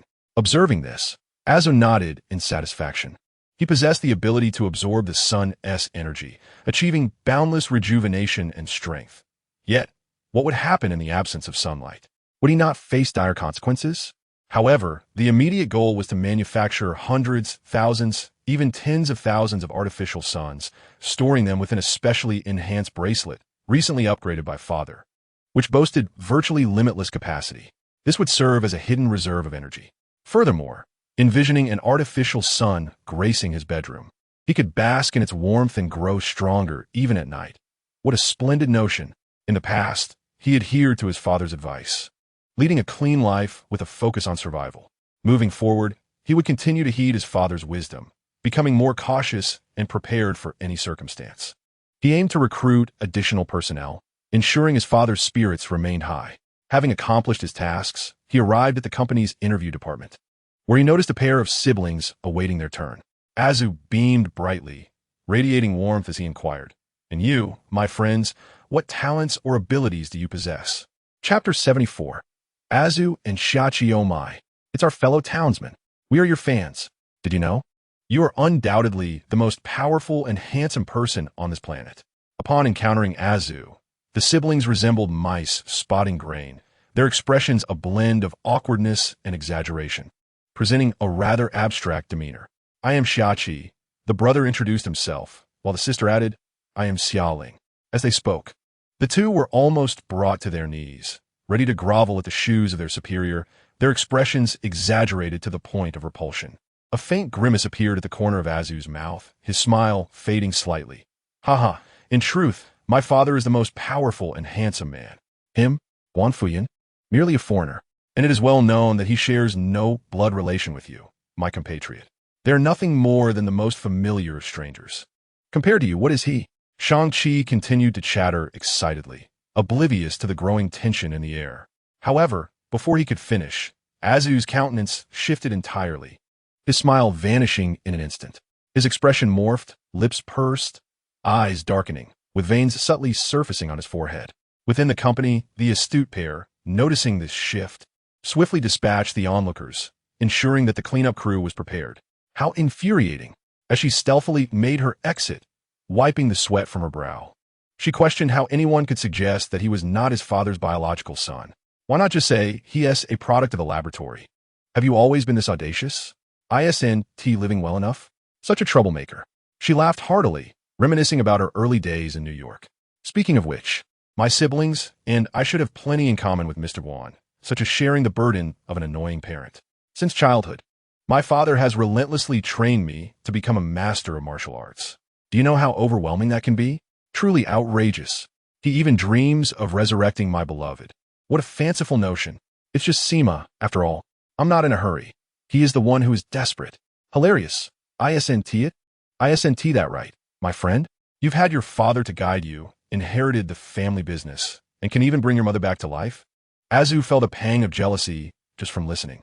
With an impatient expression, he interrupted roughly. "Open your eyes when you speak." "I've opened them as wide as I can," replied the audacious Xiachi. Azu, visibly enraged, inexplicably chuckled for a moment before activating the time stone to review Xiaqi's life history. What he discovered was astonishing. Good heavens, you're like a superhero. My friend, you truly are a defiance against fate. Your father has given you everything and is desperately trying to resurrect your mother. What a privilege. At the very least, don't be so ungrateful, will you? Having grown up in a laboratory, Azu had been implanted with a persona lacking in affection, a condition that had been healed by Guan Fuyun's presence. Yet now, he felt an unexpected surge of malevolence. I have a father, while you're not biologically related. I should kill my father to prove my worth. What does he mean? It's all a barrage of key phrases. Azu's eyes gradually sparkled with a golden intensity as he seized Xiaqi by the ear, lifting him off the ground, and gritted his teeth. So, what are you trying to convey? Do you despise your father? And mine as well? Do you loathe family? Is that it? Gasping for breath like an infant, he seemed somewhat flustered, yet managed to wear a sycophantic smile as he said, Indeed. Very well. The corners of Azu's mouth curled upwards. Then, I shall assist you in resolving the issue. Thank you, Mr. Azu. Thank you, the man replied with a grin. Subsequently, Azu delivered a punch that sent him soaring into the cosmos. Isn't that a problem resolved? Azu chuckled. Chapter 75. The villagers and the people of the homeland having dealt with the deflated family. Azu hummed a cheerful nursery rhyme as he sat down to peruse the application materials and resumes. A cursory glance revealed that virtually all the attractive female superheroes had been recruited. The ones missing, such as the female Quake, could easily be summoned from S.H.I.E.L.D. Similarly, Spider-Gwen was absent from this universe, yet there might be an opportunity to retrieve her later for a transformation to benefit the old man. In the future, whoever could amuse the old man would be rewarded with more screen time and higher pay, Azu commanded. Of course, the ever-bothersome Lee took notes, nodding in agreement. Although harboring a similar inner ferocity, quick to resort to violence, and exuding a fierce dominance, the villagers were evidently more reassuring compared to the people of the homeland. This was not solely due to the presence of bureaucratic favor, but also because Azu himself was indifferent to fame, popularity, or power. His only desire was to keep the bureaucratic favor entertained. Mr. Azu, Lee reported, we have just received a rather unusual resume. Should I present it to Mr. Guan for review? Do not disturb the old man, Azu replied. Let me see it first. Thus, Lee presented the resume of Ant-Man. Hiss. Azu inhaled sharply, contemplating the arrival of yet another formidable individual. With his current abilities, coupled with the old man's teachings and the foreknowledge of the Time Stone, he felt somewhat omniscient. Unless one were as foolish as the deflated man, there were few on this planet capable of making him frown. Yet, Ant-Man was undoubtedly one of them. Through his conversations with the old man, Azu grasped the absurdity and unreality of this world. For instance, Tony Stark, merely a mortal, could summon his armor every time he was cast from great heights, even when gravity's pull should have brought him to his demise. Similarly, Steve Rogers engaged in intellectual duels with gods above and exchanged blows with foot soldiers below. The world's reality encompassed many peculiarities. Yet Iron Man and Captain America could at least be rationalized. The one concept Azu found utterly unacceptable was the Pym particle. Pym had explicitly stated that the principle of the Pym particle involved altering density to change an object size without affecting its mass. In the vivid imagery of the Time Stone, Ant-Man, upon his initial transformation into a diminutive size, tumbles from the sewer onto the floor, shattering it, a detail that aligns with the established narrative. However, this raises an intriguing question. What enables Ant-Man to ride upon ants? After his transition into a giant form, should not his density resemble that of cotton, or even a balloon? How can he possess such extraordinary strength? When a building is reduced to the size of a suitcase and conveniently stowed within a van, how can it possibly avoid exceeding weight limits? The capabilities exhibited by Pym particles seem to grant the arbitrary alteration of an object's mass. If this were indeed the case, one could whimsically transform a slice of bread or a grain of rice into a planet-sized entity, leading one to ponder the limitless availability of resources. Why then does Thanos concern himself with population control? A simple broadcast across the universe proclaiming the virtues of procreation would suffice. Pym particles render the laws of physics obsolete, embodying a creation that defies conventional understanding. Such extraordinary technology should either be firmly controlled or utterly annihilated. I desire it all. Azu closed the resume and declared, Present the details of Ant-Man's entire lineage. I shall personally enact a reckoning. To eliminate Ant-Man, seize the data, and amass Pym particles. Such is the plan. Indeed, adhering to my father's prescribed methodology ensures one encounters no troubles. This individual I shall not become. No, I shall not. Meanwhile, in the world, John, a citizen of our homeland, found himself in a frenzied state of despair, wrapped in a small blanket, weeping as snowflakes danced and the northern winds howled. Ever since his arrival, he had faced nothing but failure. In his attempts against Superman, whether through challenge, ambush, or poison, even employing kryptonite, he ultimately faced defeat. There were moments when Superman, having been weakened by kryptonite and bleeding, seemed on the brink of demise, yet he would call upon his family, friends, bonds, and notions of justice, only to miraculously recover and subsequently pummel John into a state of disarray. Nevertheless, within the small town where Superman resided, kryptonite was abundantly available, in a multitude of colors. Among them was an orange kryptonite that, upon mere inhalation, could transform one into Superman, granting the powers of a Kryptonian. This substance proved far more effective than Compound 5. John collected a considerable amount, contemplating presenting it to his authoritative figure in hopes of gaining favor. Of course, this entire endeavor hinged upon vanquishing another version of himself. With this goal in mind, John persevered. He ventured into Mid-City, seeking to absorb dark matter for further mutations, only to be met with a thorough beating from the Flash. Despite both being speedsters, the Flash and John were not in the same weight class. Even if John were to enhance his abilities with kryptonite and temporarily triumph over the Flash, the consequences would involve traversing time and reversing the future. Observing the public suffer due to temporal disruptions, losing jobs, experiencing inexplicable transformations, or mourning the loss of their children, John found himself questioning, "What exactly have you saved, my friend?" To make matters worse, the Flash, who could outmatch him, was equally susceptible to being knocked unconscious by a blunt object, pursued by motorcycles, and subjected to various humiliations. Moreover, it appears that Mid-City is particularly renowned for its speedsters. The fastest man in this world perpetually encounters those swifter than himself, perpetually pursued and battered. This relentless chase has led John to question the very essence of his existence. In his despair, he took to the internet, sharing some darkly humorous quips, such as, "What enters as 6 and exits as 2, or expired parental exchange vouchers." He also mused on the first earnings from a pearl necklace. These were jokes recounted by his father figure to another version of himself, once existing in the dreamscape of John's mind, allowing him a fleeting taste of happiness. Though merely ephemeral, they ultimately bestowed upon him a glimmer of hope. His intention in sharing these jests online was simply to find amusement. Yet, he was once again subdued by the vengeful Batman, who pummeled him mercilessly into the ground. The afflictions of these superheroes are manifold. They harbor an inflated sense of virtue, adhering to a self-imposed code of non-lethality. Had it not been for this, John would have met his demise countless times over. After enduring a series of failures, he wept as he recalled the teachings imparted by his father figure within those dreamlike visions. John felt an awakening within himself. Dragging his weary frame, he ventured to the tranquil Gotham City, where crime rates were even lower than those of New York. There, he prostrated himself, murmuring, "Ruler of the dark multiverse, embodiment of despair, harbinger of distortion and impermanence, Barbados, please heed my prayer. You have been summoned by the Wayne family to forge a pact and fulfill your promise, only to be mocked and sealed by humanity. Do you not yearn for vengeance?" Buzz. Upon uttering these words, from the depths of Gotham's underbelly, a malevolent, shadowy energy seemed to coalesce, outlining numerous ominous runes. Begone. The cosmic cesspool, a gathering place for all darkness and negative emotions, responded to John with disdain. Barbados had long chosen his favored candidates for eternal divinity. "No, behold me. I could do anything." John's defenses crumbled once more. He pouted and wept in despair. "Begone." Consequently, Barbados' response grew more ferocious.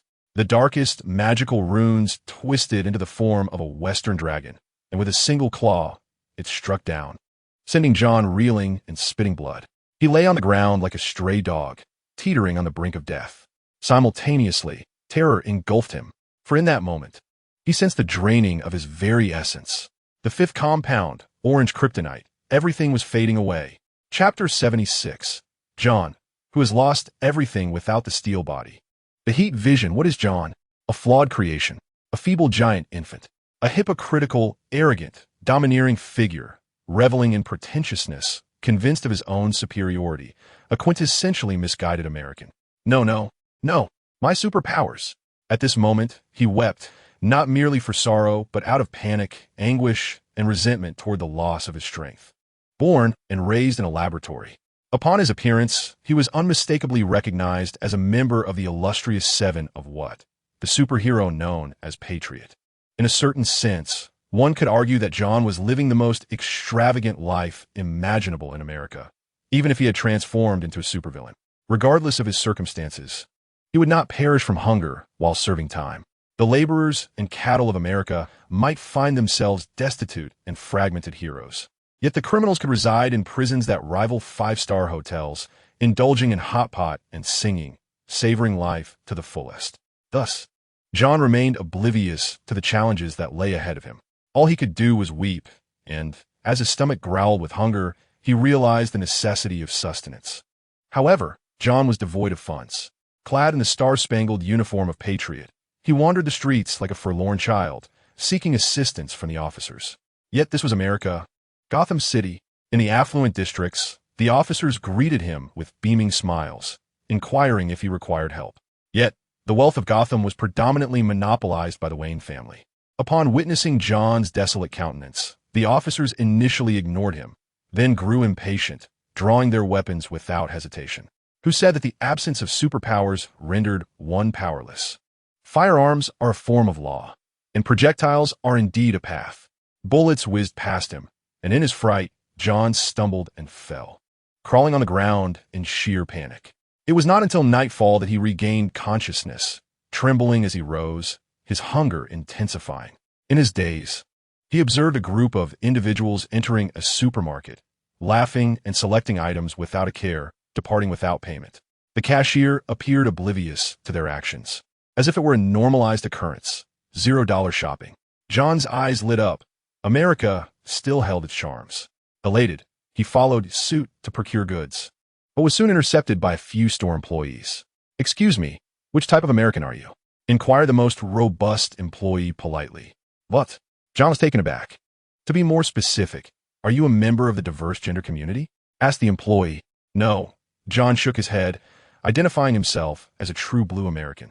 "Are you affiliated with any environmental or animal rights organizations?" The employee queried again. "No, yondi iterative."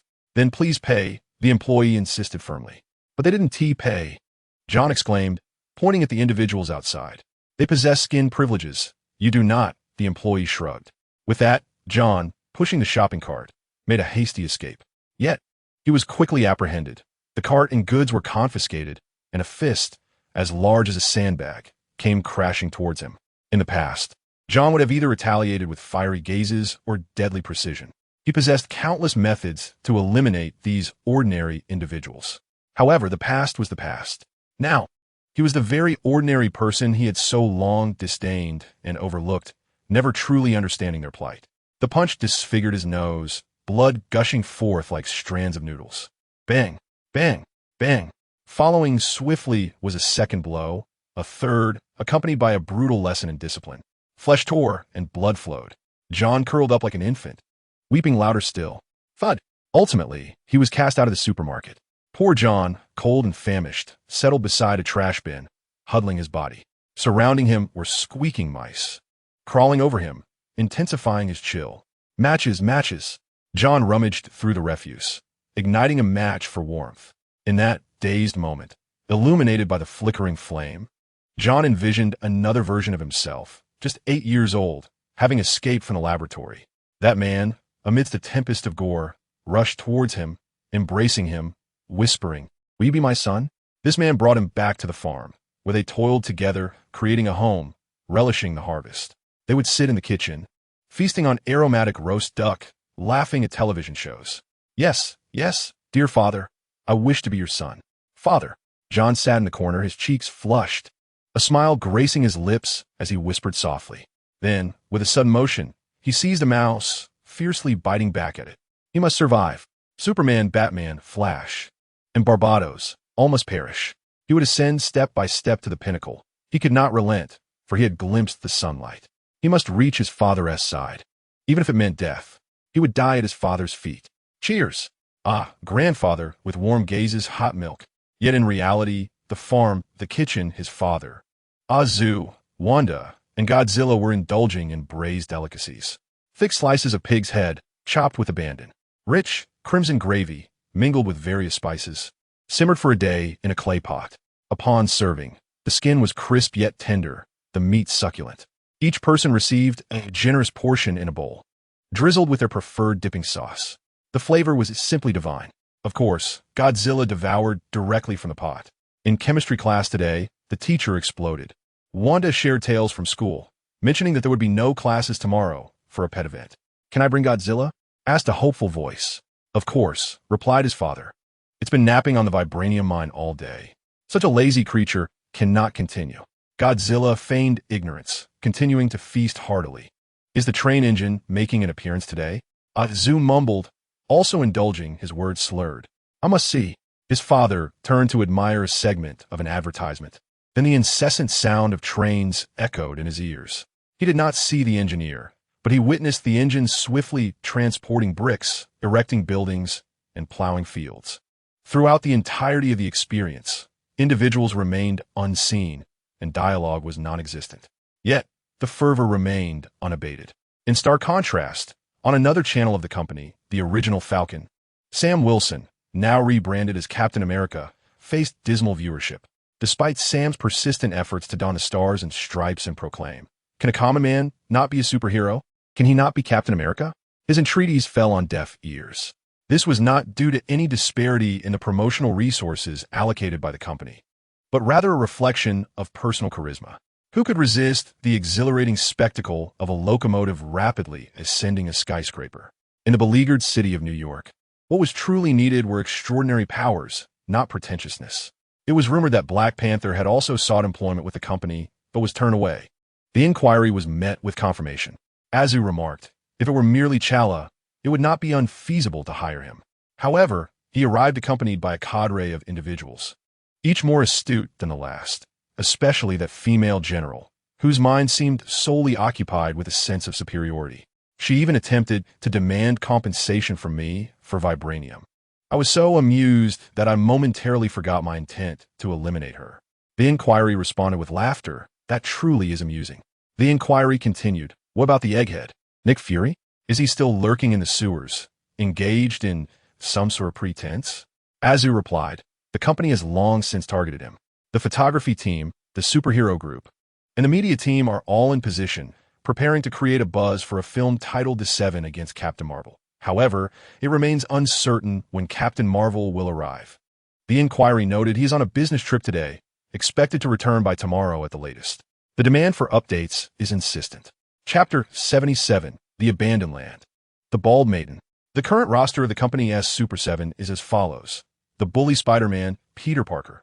The Rapid Elbow Striker, The Train, The Incredible Hulk. Bruce Banner. The Sorcerer Scientist, Dr. Doom. The Headmaster of Xavier's Academy, Professor X. The Master of Magnetism, Magneto.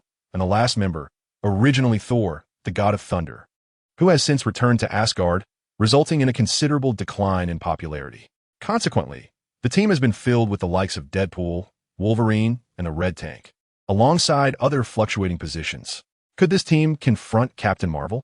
Indeed, Captain Marvel, as a cosmic street fighter, showcases formidable prowess, having made her debut by single-handedly challenging a warship and confronting Thanos without sustaining injury. In both comic lore, even Thor and Hulk have succumbed to her strength. However, unlike Azu, who possesses overwhelming numerical superiority, or Wanda, who excels in magical prowess and skill, these two, once ahead, establish a norm of dominance through sheer strength, rendering the weak incapable of inflicting damage through mere numbers. Nevertheless, Captain Marvel's foundational attributes are not particularly extraordinary. Her ability to achieve such remarkable feats and ascend to the status of the foremost under the Celestial Father is attributed to her power of energy absorption. The Lightspeed engine and the Space Gem, along with the whimsical abode of Mickey, have bestowed upon her abilities akin to those of a Titan. She possesses the remarkable capacity to absorb energy, even that of the cosmos, with an almost limitless potential. Crucially, unlike the purple sweet potato spirit, who can absorb cosmic energy but is incapable of harnessing kinetic energy without a tangible grasp and a moment of refinement to convert into combat prowess. Captain Marvel resembles a being of vibranium essence. She can absorb everything and rebound it effortlessly, engaging her powers directly in battle. After years of experience traversing the universe, her energy absorption abilities have become almost instinctual. She does not need to actively invoke them. Any form of attack directed at her is met with a reflexive energy absorption layer formed by her cells, enveloping her entirely. This phenomenon grants her a physical defense reminiscent of Superman. Thus, akin to Steve, Captain Marvel exhibits a tendency to grow stronger in the face of formidable foes while remaining evenly matched against weaker opponents. Regardless of her adversary, battles often devolve into a spectacle of mutual skill exchanges and flashy effects, yielding little more than smoke without harm. Moreover, the sorcery of the Scarlet, which can counter her luminosity, while Dr. Doom's dark magic poses its own threat. Indeed, this promises to be an entertaining spectacle. Prior to the unfolding of events, the struggles of the hard-boiled egg, attempting to maintain a facade of bravado, elicits both amusement and admiration. Such talent abounds. Guan Fuyun offered a commendatory remark before retreating with Wanda for some rest. Azu remained behind to wash the dishes and scrub the pots, later taking Godzilla out to bask under the artificial sun. As time passed, Guan Fuyun continued his simple routine of farming, visiting the studio, allowing mutants to call him daddy, and occasionally filming short movies.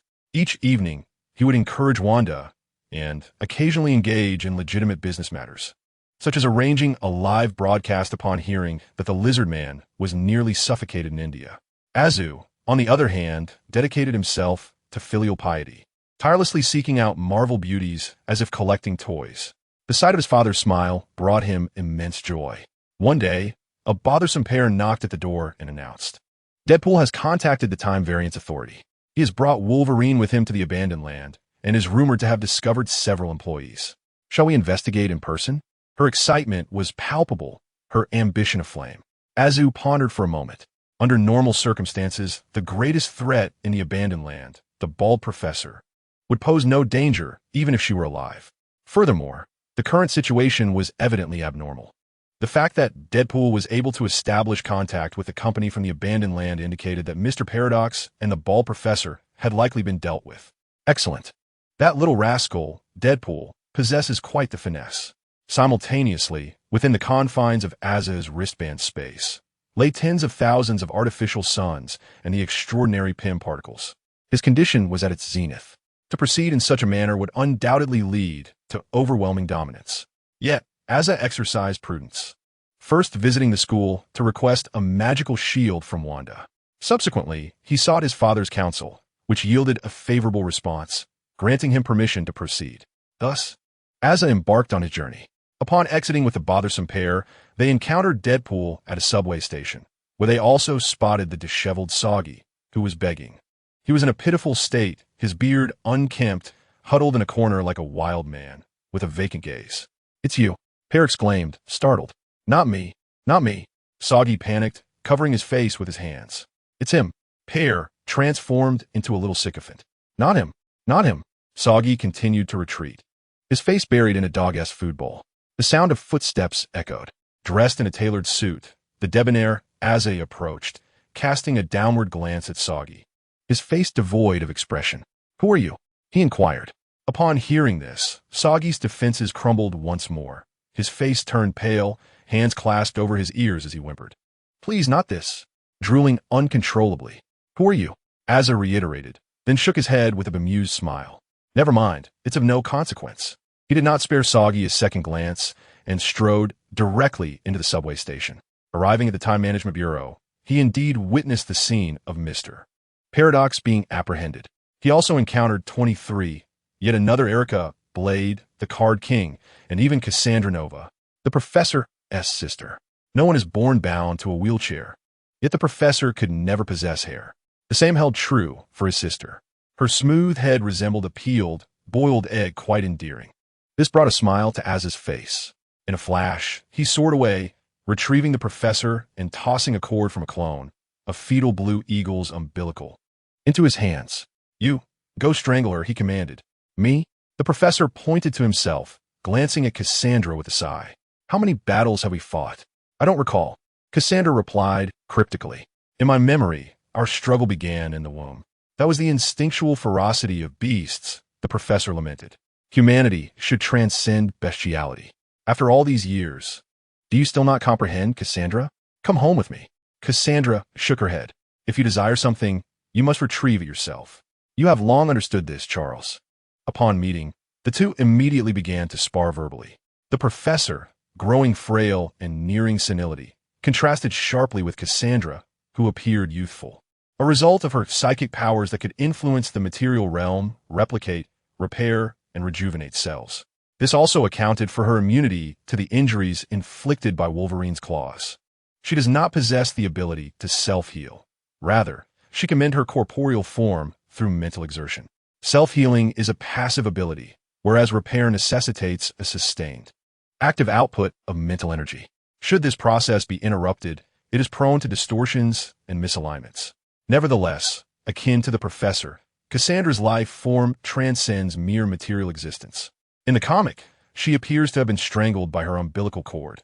In truth, she survived in a spiritual form, clinging to the walls of the sewer for decades, incessantly replicating cells to construct a physical body robust enough to allow her to walk upright. Ultimately, she was apprehended by the Temporal Anomaly Management Bureau. Her origins are so bizarrely intricate that they surpass even the abstraction of the Compound 5 infant. Let the battle commence. Azu cheered from the sidelines. Following his declaration, the two boiled eggs began to glare at one another. Professor, Cassandra, Chapter 78, The God of Stories, Loki. Combat within the realm of the mind is rather tedious. It is preferable to engage in a contest of umbilical strangulation. After a brief moment of observation, Azu found it monotonous, rolling his eyes before breaking into a radiant smile. Instinctively shifting his demeanor, he turned to Deadpool and Wolverine, exclaiming, "As for you, my friends, you are the true heroes." Not to mention the mundane task of saving the timeline. The real excitement lies in the arrival of yet another Erica. A dual insertion should delight dear old dad. The most marvelous benefit of a multiverse is precisely this. He uttered those words. Yes, those words. Deadpool, with his irreverent demeanor, suddenly addressed the camera, shattering the fourth wall. "Am I supposed to draw a cartoon with my face covered? I hope he doesn't come to extract my heart and leave me gutted." Wolverine regarded Deadpool with a gaze that suggested he found him lacking in intellect, stating, "Azu, someone from the Temporal Anomaly Management Bureau wishes to see you." "Very well," Azu replied as he settled into an office, reclining with his legs crossed. "Send them in." A moment later, a portly woman with an ample figure entered. The SHILD and the neighboring Eye of Providence, as well as the Temporal Anomaly Management Bureau, have a penchant for placing a jester in pivotal roles, solely to elicit laughter. There is also the Asgardian gatekeeper. What was their name again? Ive Forgotten. Azu scratched his head. In any case, how could there be a jester in Norse mythology? It is reminiscent of the current state of America, where the esteemed are often relegated to an inferior status.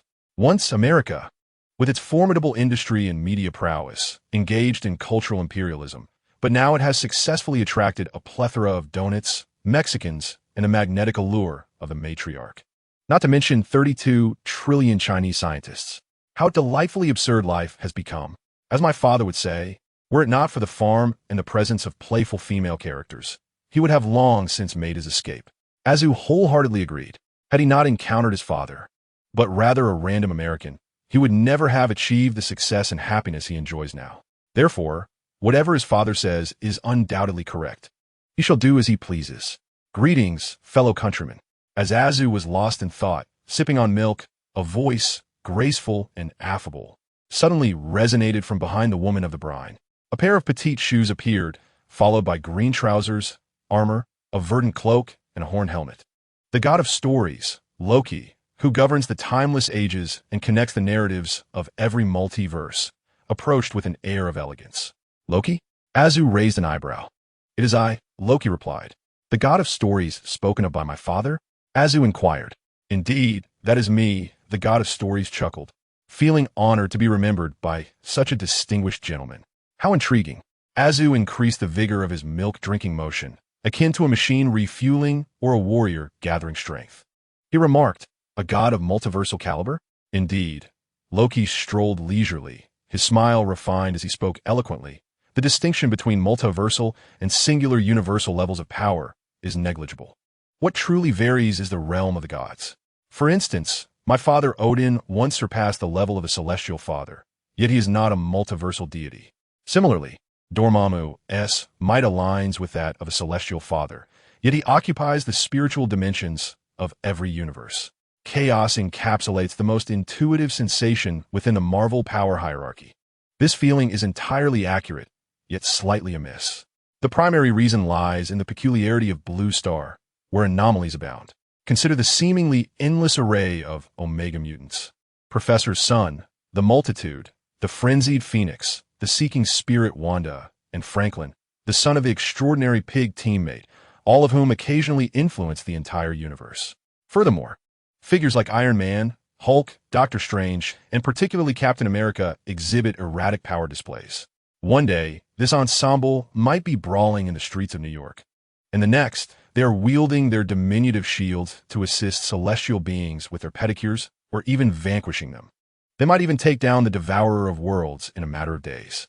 Such abstract manifestations naturally convey an impression of mutual incompetence among them, as if they are all equally matched. However, if we set aside this protagonist-laden planet and gaze across the universe, the power dynamics do possess some semblance of structure.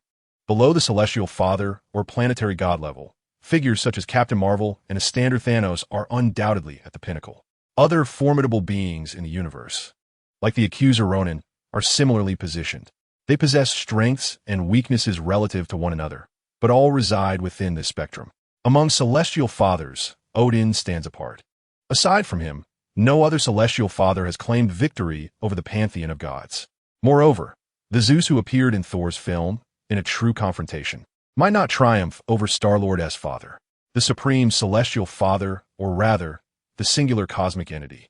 In truth, this encompasses an immense spectrum, ranging from the planet Devourer, one of the 5 primordial deities, to the celestial beings that can be subdued by Odin. The distinction lies within the fact that Odin is purely a being of formidable strength, lacking the transcendental stature of a cosmic deity. Thus, Odin is classified as a supreme celestial father, yet not defined as a singular cosmic entity. True singular cosmic deities, such as the celestial group, possess nearly limitless power, manifesting their might anywhere within the universe, akin to Odin in Asgard. Moreover, each cosmic deity wields at least one conceptual ability. For instance, the act of devouring stars. When these concepts are pushed to their utmost limits, they become virtually invincible. Therefore, the existence of multiversal deities does not necessarily imply superior combat prowess over singular cosmic beings. It merely indicates a broader applicability and enhanced survival capabilities. Loki's implication is clear. Brother, I am not inclined toward combat. Shall we refrain from fighting? The distinction may be minor, yet it is still present. Upon hearing this, Azar felt a surge of excitement. He considers himself among the elite of celestial fathers. Though he acknowledges he still has a distance to cover compared to the youthful Odin, nevertheless, he is confident in his ability to catch up. Thus, the god of stories, Loki, serves as an excellent trial subject. Very well, Loki conceded, raising his hands in resignation. If we must engage in battle, can we converse first? How did you know I wish to fight? Azar inquired, curious, as he had yet to voice his intentions. Your countenance is replete with tales. Loki replied with a slight smile, and, as the god of stories, I do not weave them, yet I am invariably aware of their existence. In human terms, one could say I'm a spoiler player. Azar, enlightened, pondered the reason behind the green hue of the time stone. He was about to inquire about his own future when Loki interjected, cryptically asking, "So, do you understand your narrative, your purpose, your mission, your conclusion? Or rather, dear compatriot Azar, all that is good and bad is a story, and what kind of chapter do you wish to weave?" Chapter 79, The Anchored One, The Prophecy of Annihilation. Loki, clad in his whimsical footwear, is no ordinary Loki. He is the Loki of merit, the one who has ascended to the divine status of the god of stories. He indeed possesses an air of mystique. Every utterance he makes is imbued with a sense of fate. Azar was momentarily taken aback by his inquiry, then naturally replied, "My story? It is undoubtedly the life of a son to his father. When my father is joyful, I find happiness. When he suffers, I feel discontent. If he revels in female superheroes, hurry and bring forth Lady Loki." Loki, as the god of stories, certainly values dignity and reputation. Hearing such audacious words, he did not become enraged. In former times, Loki would have lunged forward with a dagger. Loki maintained a smile and said, setting aside Mr. Guan, what is it that you truly live for? What do you fight for, my fellow villager? What about your father? Still talking about the marketplace? Azu retorted. Loki's lips twitched. Have you never hoped for a future solely of your own making? No. Aren't you even curious about your own future? Not the possibilities displayed by the time stone, but the true destiny ordained by the gods. Curious, Azu replied. Then why not just tell me directly? Loki mused indeed. Why engage in such cryptic games with an 8-year-old? He touched his face, shook his head, and sighed deeply, his gaze profound. Your future is rife with extremes. Either the most brilliant glory or utter annihilation. As the anchor of this universe, the futures you partake in are often unimaginably grim. Yet ultimately, to achieve a perfect conclusion, it all hinges on that man. Do you know why? Azu quipped, because father is the most handsome? Loki felt an inexplicable urge to stab Azu with a small knife. Nevertheless, he smiled and maintained his poise, saying, because of you, you anchor this universe. Thus, that man gradually becomes entwined in the events. Yet his stature and weight are so formidable that all conventional rules and predetermined fates in this realm become nullified. Thanos, Steve's sudden demise. Nick Fury becoming a target for all, the Avengers fading into mere phantoms. Spider-Man realizes that with diminished power comes diminished responsibility. Iron Man, Tony Stark, no longer feels anxious. No longer believes that possessing power entails an obligation. He now sees that strength does not mean he owes this world anything, whether to rise as a hero, lead a mundane life, or become a superstar. It is all a matter of choice and autonomy. Moreover, that fool Thor, the dimwit, the simplistic, the moron, the simpleton, will no longer lose everything. Even I, the god of stories, can step down from the throne of time for a fleeting moment of freedom. Your arrival has changed everything. And Mr. Guan's might has truly solidified all these transformations. Azu remarked nonchalantly, isn't that rather good? For this universe, indeed it is. Loki's expression turned grave. But you must know, I am a deity of the multiverse, the beauty and normalcy of this world. For others in different universes, such as the Thor who has lost everything yet retains his power, the lonely Wanda who has lost all, or the heartbroken Doctor Strange, are exceedingly tempting. Their might allows them to glimpse the multiverse, while their inner emptiness and anguish may turn them into adversaries. Loki's tone grew heavier. Your original world is merging with this planet, and this is merely the beginning. In your narrative, I perceive an unspeakable nemesis. It appears to be you, another version of yourself, twisted to the extreme, driven to madness, a self that has never known redemption. Do not underestimate him. He may bring about the ultimate destruction of all timelines. Azu, another self? Is that John from our homeland? Has he arrived in this world too? No, that should not be the case. If he had come, possessing the Time Stone, the Power Stone, along with the strength of the All-Father, he would undoubtedly have been detected. If he has not yet arrived, then it implies a different set of circumstances altogether. Truly, a calamity that endures for a millennium. Thank you for the warning. Azu grew serious, understanding the wisdom and heeding advice. My pleasure. Finally, having succeeded in his charade, Loki chuckled in relief. Loki remarked, as you can see, I am fond of this universe. I am a comrade. If possible, could you assist me in concealing my presence and escort me to Asgard? Then, we may engage in a friendly spar, whatever you wish. The female Loki is off the table. However, I can bring Gwen Spider to you. Azu, intrigued, inquired, can't you go by yourself? I cannot. Loki shook his head. The god of stories is destined to remain eternally upon the throne of time. It is only because you, the most extraordinary anchored one, have arrived that I am able to move. Upon hearing this, Azu became even more curious. Do you intend to return to confront Thor and seize the throne of the God King? Not at all. Loki's gaze was laden with depth. I simply long for home. Asgard.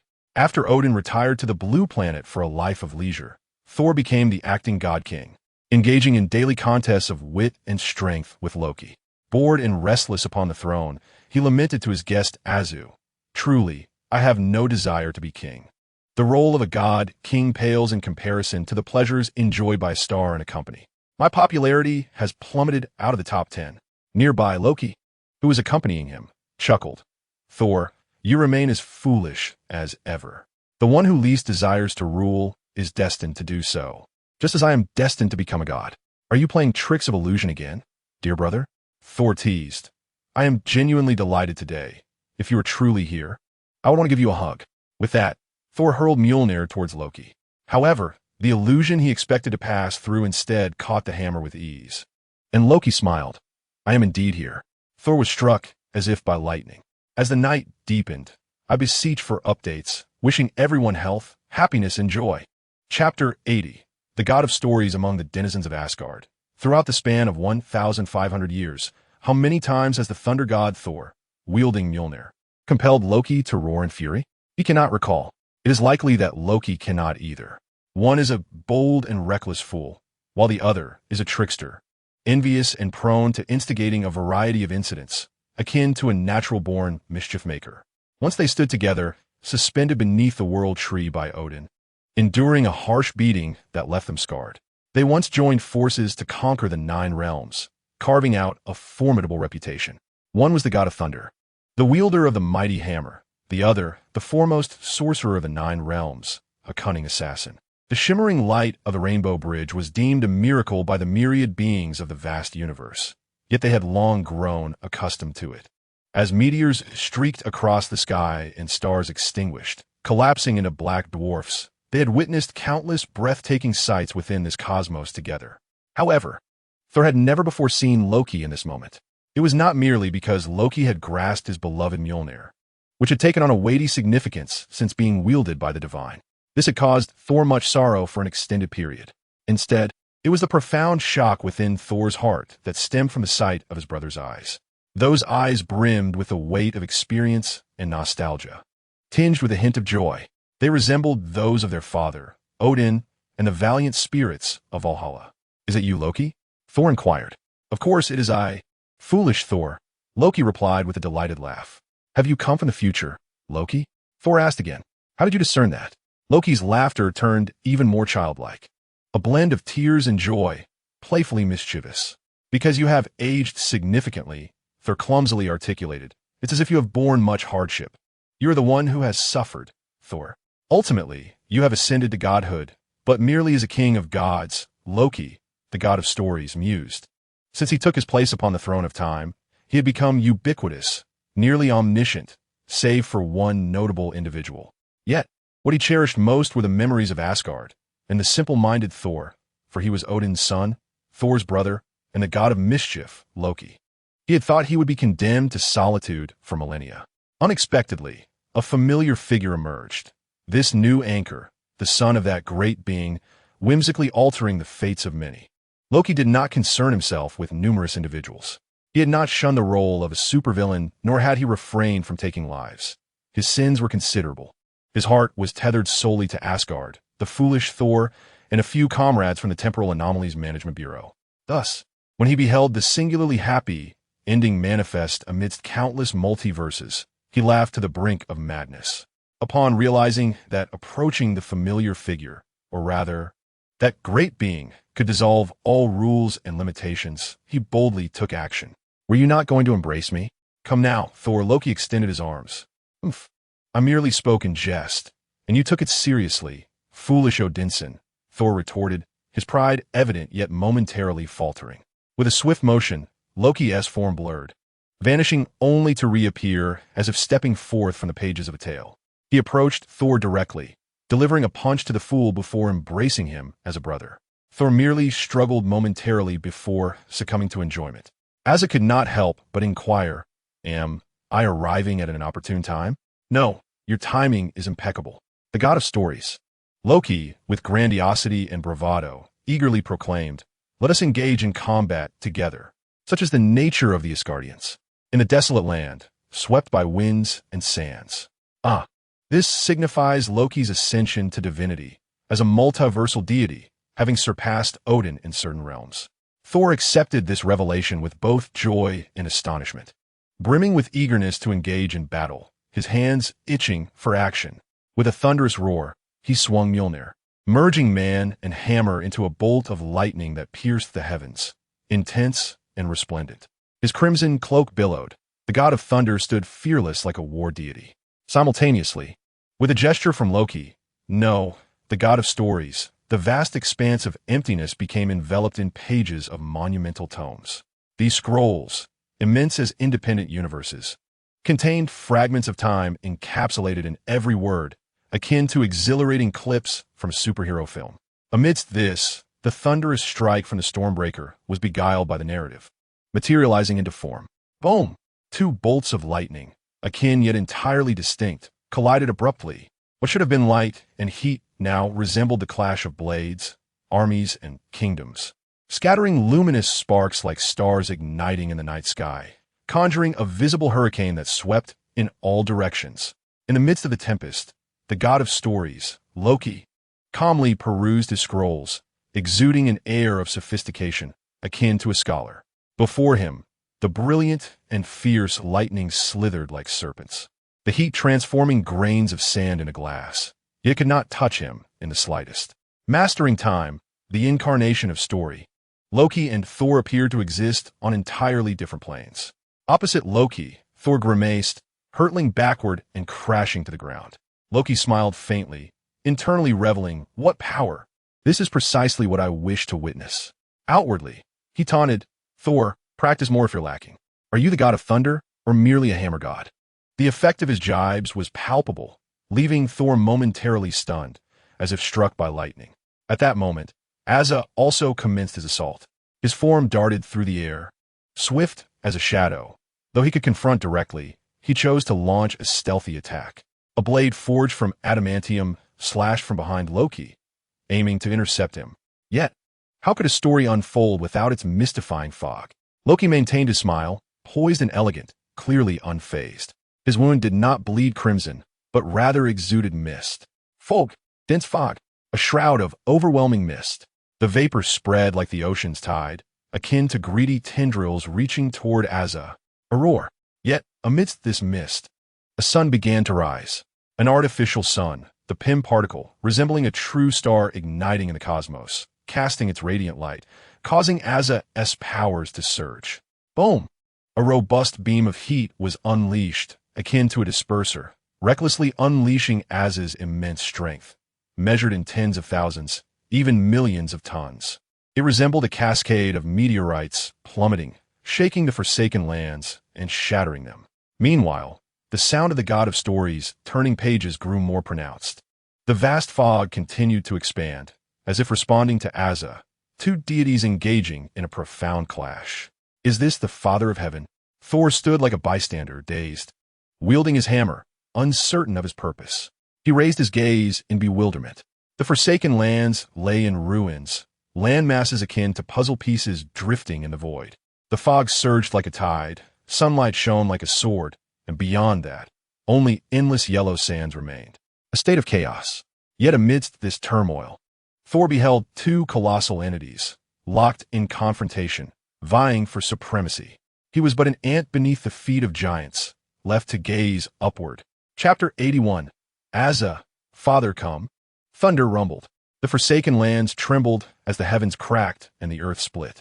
The fog and sunlight clashed, the mist occasionally fragmenting into wisps, while the sunlight was intermittently interrupted, scattering like particles.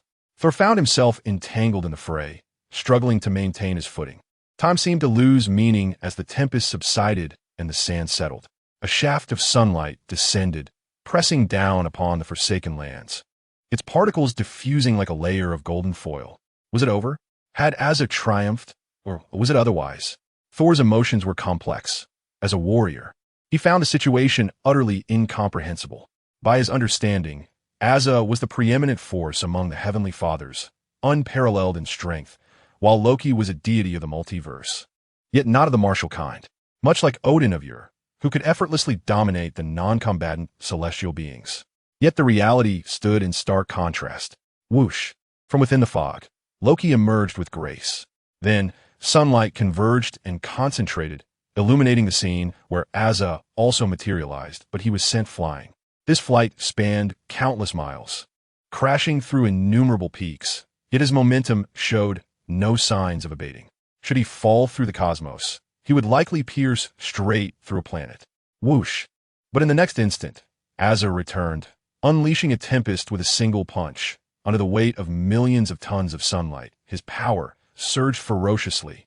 The biological force field spiraled in tandem, transforming into a piercing strike. How formidable! That lord's method of education is indeed terrifying. Loki's pupils constricted, extending his hand, fingers splayed. A faint green ripple emanated, deflecting Asa's powerful blow.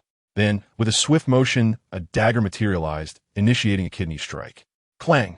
The dagger of the god of stories collided with the superhuman physique of Asa, akin to the sharp tip of a needle meeting the edge of a wheat awn, or a meteor striking the earth, erupting in a cascade of sparks. The clash of these two immense forces ruptured the very air, creating a visibly discernible vacuum. The vacuum expanded and shattered, as if the ground itself transformed into an ocean, with layers of soil being pushed outward like successive waves crashing upon the shore. Asa was taken aback. As the offspring of the frost giant, and having spent years in Asgard as a warrior, he recognized Loki's physical strength and capabilities. Yet, they paled in comparison to the Hulk, and even more so to Asa himself. It was akin to the Ancient One, the supreme sorcerer, being easily vanquished with a mere strike. In the Marvel Universe, breakthroughs and upgrades are not universally omnipotent. Becoming the god of stories did not significantly enhance Loki's physical prowess. However, he did not need to contest Asa in brute strength. With a mere alteration of the narrative, he could, like a thief, pilfer the powers of the Stormbreaker and the might of Asa, employing his cunning nature. Ora. At that moment, Asa felt as if he were facing another version of himself. He unleashed a flurry of punches, and two indistinct figures clashed from the heavens to the ground, engaging in rapid offensive and defensive maneuvers, back and forth. The dagger in Loki's hand was also an Asgardian artifact, a divine weapon, comparable to the Mjolnir. However, under the divine essence bestowed by the god of stories, it subtly radiated the majesty of a king's weapon. Each thrust of the dagger made Asa feel as if his biological field were a balloon on the verge of bursting. Why not evade? Loki chided. Because there was no fear. Asa drew forth the mighty blade forged from adamantium, its heated edge gleaming, and executed a powerful cleave. The massive blade was heavy, each strike precise and angular, resembling the chaotic fury of a summer storm. Loki, wielding dual daggers, countered the colossal blade with swift, nimble movements, as if caught in a tempest. Simultaneously, the scrolls of narrative, chapters, and the mists of stories perpetually emerged. Ultimately, the god of stories, Loki, was also a wild man of Asgard, his combat style deeply rooted in tradition. Much like Odin, who, despite possessing numerous elaborate techniques and spells, had a penchant for hand-to-hand combat. It was as if he were cursed by the blood of mortals to end conflicts with a sword, for day after day. He found no satisfaction without grappling, determined to settle disputes with fists and feet. Martial prowess was a requisite for every child of Asgard. As the foremost assassin of the Nine Realms, Loki was no novice in combat, his skills honed to perfection. During their fierce exchange, he executed a deft feint, causing Asa's great blade to swing wide. Then, with a swift thrust of both daggers, he struck. Though it did not genuinely breach Asa's defenses, it still elicited a sharp pain in his lower back. Simultaneously, Asa retaliated with a headbutt, delivering a heated gaze directly to Loki's face. Neither combatant was willing to concede defeat. In a moment of intense confrontation, one struck at the kidneys while the other unleashed a piercing gaze, fervently exerting their energy. "Doesn't it hurt?" Thor inquired. As his words echoed, Asa and Loki momentarily separated, standing with an air of defiance, their gazes filled with disdain. Then, with a sudden motion, Asa vigorously grasped his kidneys. "Meow!" Loki exclaimed, frantically rubbing his face. "It hurts! It hurts! It hurts!" Thor remarked, "Is this truly how you revel in your play, my friends? How infuriating! I too yearn to join, yet I am utterly inept." The anguish weighed heavily on Thor's heart, while his own lack of prowess was indeed shameful. Loki's triumph stung even more painfully. Just as this thought crossed his mind, a flicker of lightning danced in Thor's eyes. Stimulated, he awakened, yet remained just as inept. Unable to take the field, Mjolnir, oh how it lamented. Thor transformed his sorrow into a ravenous appetite, voraciously devouring snacks, fried chicken, and cola. Thus, he began to plump up delightfully. Having indulged in the prelude, Loki ascended with grace, his divine power surging, whirling like the wind, causing his cloak to billow. Beneath him, the pages of story unfurled, flipping backward like a cascade of mountains, each one pressing down on Asa, rendering him immobile. This sensation was rather peculiar. Bathed in sunlight, Asa's strength remained at its zenith, his limbs unbound, yet he was frozen in place, as if the words themselves had been etched into the narrative, marked with a pause. Enclosing him within a framework, as a deity of the multiverse, the god of stories, I had surpassed the frail old king, transcending the level of the celestial father. If I could withstand the impending strike, even if he were to triumph, Loki pointed forward, gently tapping, and the story commenced its tale and outpouring. The celestial palace, the world tree, the rainbow bridge, the towering throne of the god king. No, it should be said that Asgard rose from the ground, similar to the elder Loki. Yet distinct in essence, this vast Asgard, a resplendent divine realm, existed within the palm of the god of stories, Loki. It appeared infinite, yet also minuscule. A divine realm cradled in his hand. Overwhelming radiance descended. It was time to take this seriously. Asa was taken aback, realizing the terrifying power of a cosmic deity. He surmised that even if he could withstand this blow, it would be excruciatingly painful. Thus, he prepared himself, sipping from his milk, bearing the weight of a divine kingdom, and shouted, "Father, save me." On Blue Star, in a film studio, Guan Fuyun sensed the call and swiftly maneuvered past the mutant Blink, allowing Natasha to transform and assist him in donning his shoes. "I must go to Asa's side," he declared. Consequently, the entire world, the vast cosmos, made way for him. Upon arriving at the Forsaken Land, he beheld Loki striking Asa. Guan Fuyun furrowed his brow and unleashed a punch. Boom! The divine realm within his grasp shattered into fragments. "No, Mr. Guan, allow me to speak." Loki's latter words were abruptly silenced, morphing into a pained whimper akin to that of an injured dog. He tilted his head back, his nose crinkling, as a long trail of blood streamed through the air. His entire being was hurled away as if confronted by the Hulk. Thor exclaimed, "Nice. Coconut fiber. Ah, this is the spectacle I wish to witness." The overtime was real, comrades. We shall return to our writing, yearning for more updates. Chapter 82. Azu. Am I not also a genius? As Azu regained his senses, he beheld Guan Fuyun gripping Loki's neck with one hand, delivering a punch to his face. The god of stories tilted his head, utterly despondent, spitting foam. Azu chuckled unkindly. When Loki unleashed his ultimate move, his aura was astonishing, unparalleled, and tyrannical. Yet, he too was destined to be subdued by his father. How blissful it is to have such paternal ties. What a god of stories. In this world, one must have a background. One must possess power. Father, he is the god of stories. Loki, one of our own. Azu observed for a considerable time before articulating the entire sequence of events. As for Thor, he merely recorded the spectacle, his grin crooked with delight.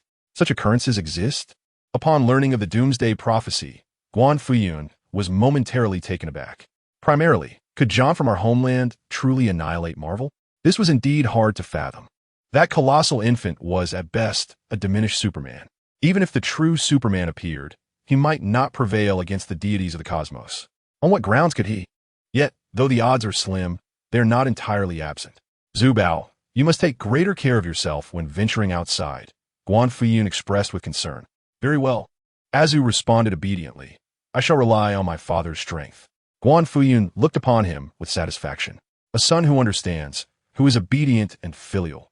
Truly a splendid child. Mr. Guan, the bruised and battered Loki then weakly remarked, Wolverine is the anchor of a certain universe. However, his power is mediocre, and he ultimately perishes. The circumstances of our compatriots were originally similar, yet your existence has altered everything. You're simply too powerful, like the core of a star, a magnet. Your mere presence, naturally draws the attention of the entire universe. Fusion is inevitable. All I can do is select a compelling beginning for the stories that are to come. We should initially allow a weaker world, one that is easier to control and more prone to yielding gold coins, to merge with this planet. Guan Fuyun inquired, "Is this referring to more Marvel universes?" "Not just that, far beyond."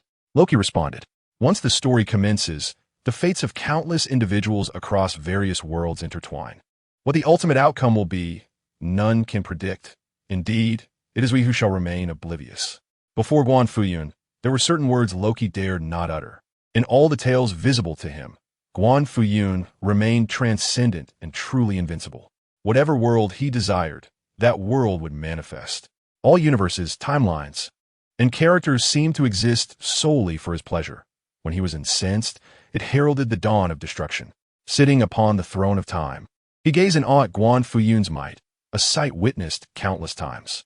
Loki even felt that, as the god of stories, he was merely a steward to Guan Fuyun. Thus, you can only regulate, rather than dictate the narrative?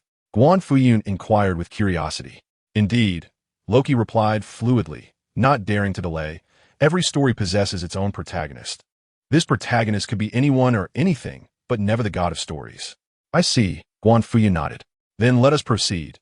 First, merge a world for our amusement. As you wish, Loki responded with utmost courtesy. Let the tale commence from Universe 65. With that, he opened the tome of the God of Stories. Its pages seemingly crafted from the essence of countless lives, interwoven through innumerable timelines. Oh, amidst the chaotic chapters, Guan Fuyun beheld the various Marvel universes, glimpsed worlds, and witnessed the likes of the disgraceful Supergirl from Krypton, as well as Catwoman. This was expected. What astonished him, however, was the appearance of Kaisa, he-she, and the realm of the supergods. He even encountered live-action renditions of Naruto, One Piece, and One Punch Man. Intriguing. Guan Fuyun's eyes glimmered. His father found something interesting. It truly was so.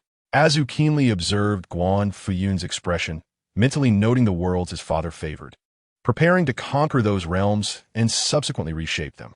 Transformation was imperative. As for the beautiful maidens, if they were to be presented to his father, what if a siren captured his father's affections? What if he became untamed? What if his father's intellect diminished due to romantic entanglements? These are pressing concerns. Yet, through the process of transformation, shedding the unrealistic veneer of superheroes, they would merely become products, like Natasha. In the multiverse, she served as the lubricant for the Avengers, a sacrificial offering for the Soul Stone, a renowned superhero. Yet on this planet, she was simply a shattered filter of her former self, a mere joke, a pet. His father would engage with ease and joy, free from emotional burdens, capable of switching to the next batch at any moment. His own esteemed position would remain intact. With this line of thought, Azu felt like a genius, an 8-year-old celestial father, poised to conquer the world, soon to dominate the multiverse, allowing his youthful father to indulge in the blissful life of living off his son's exploits. He was not just another child. Who else could compare? Azu basked in his inner delight, proudly grinning, his lips curling upward. Meanwhile, the amalgamation of New York with the 65th universe has commenced. It began with the emergence of a blade of grass, a solitary tree. Then came a street, a few individuals, and some structures, accompanied by the inevitable and natural memories that laid the groundwork. These recollections manifested as if they were always meant to be, while occasional gaps appeared dreamlike and ephemeral, easily forgotten in a fleeting thought. Only a few, namely the omniscient Guan Fuyun, Azu, and the deity of stories, Loki, along with the nonchalant Thor, Wanda, and Godzilla, were aware of it all. Once the fusion commenced, it became an unstoppable force.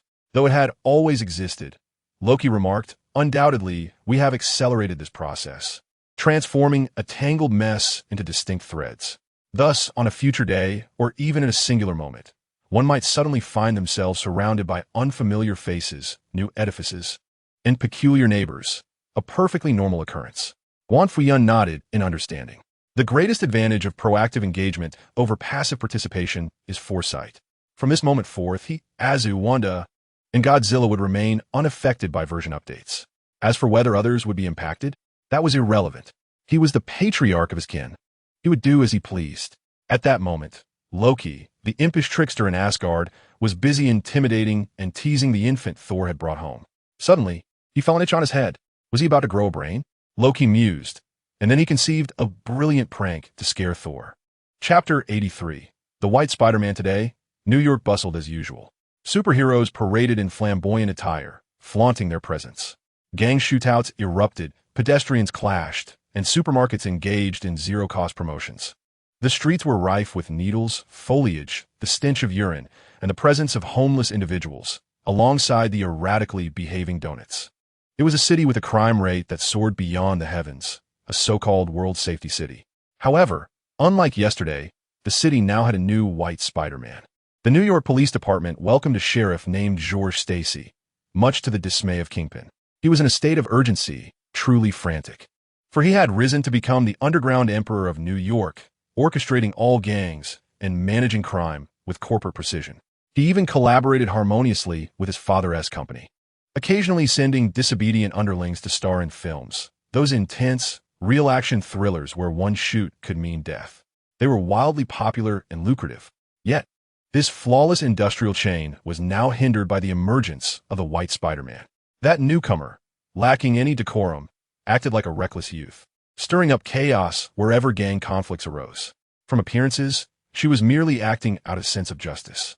It was akin to wielding a hammer and a bat indiscriminately, striking wherever the opportunity arose, swiftly binding gang members, and subsequently delivering them to the precinct. One might be led to believe she was an operative of the police department.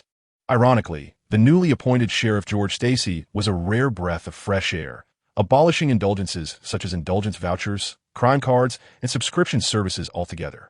Traditionally, according to the rules of New York's underworld, engaging in business required merely the payment of taxes or protection fees, and then one could operate freely.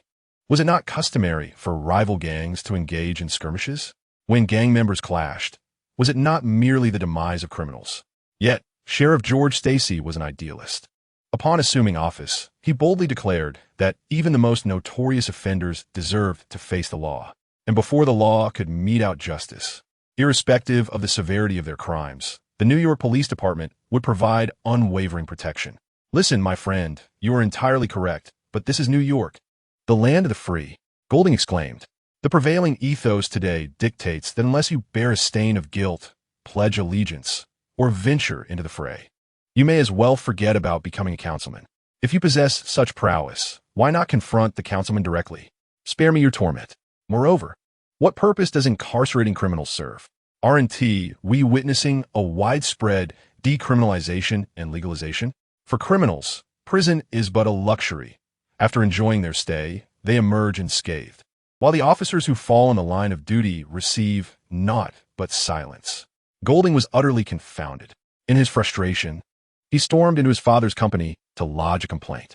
Listening intently to the report, the ever-cautious pair heard him out.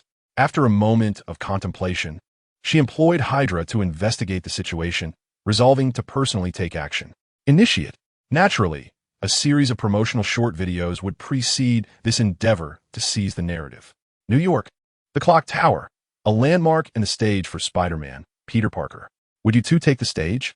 He would broadcast his dance live from the spot daily, responding to fan requests by combating crime or assisting in construction, delivering takeout. The Venom suit bestowed upon him boundless stamina and an enchanting grace. Each day was fulfilling for him. Perched atop the clock tower, Peter Parker gazed at the scenery. Below, by the roadside, stood Gwen Stacy, with her golden hair, emerald green eyes, and petite frame, watching him. Once an ordinary college student, her life transformed when a radioactive spider bit her during a camping trip, endowing her with a spider sense akin to Peter's, along with enhanced agility, strength, and speed. After the loss of her dearest friend, Peter Parker, she learned the invaluable lesson that with great power comes great responsibility, thus donning her battle attire to become New York's beloved neighbor, Spider-Woman.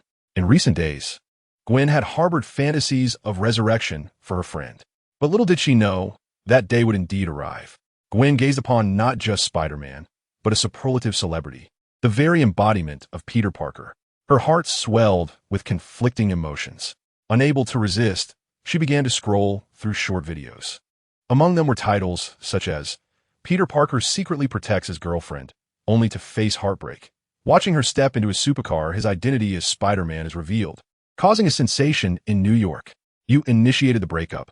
As a superstar, what do you regret? The monstrous Hulk in the city. A locomotive, absolutely formidable. We shall vanquish you all. Why has Thor vanished? His affairs.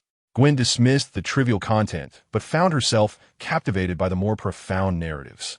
As she continued scrolling, she stumbled upon a short interview with Kingpin. What is this white Spider-Man nonsense? What has George Stacy done to combat crime? Can he even make a difference? The truth is evident. New York City has seen mayors, council members, and sheriffs come and go, yet the highest incarceration rate charges $249 a day. The affluent thrive, while the impoverished become modern-day slaves. Whom does the law of this land truly punish? Has there been any genuine reform in police departments? It's merely the same old story.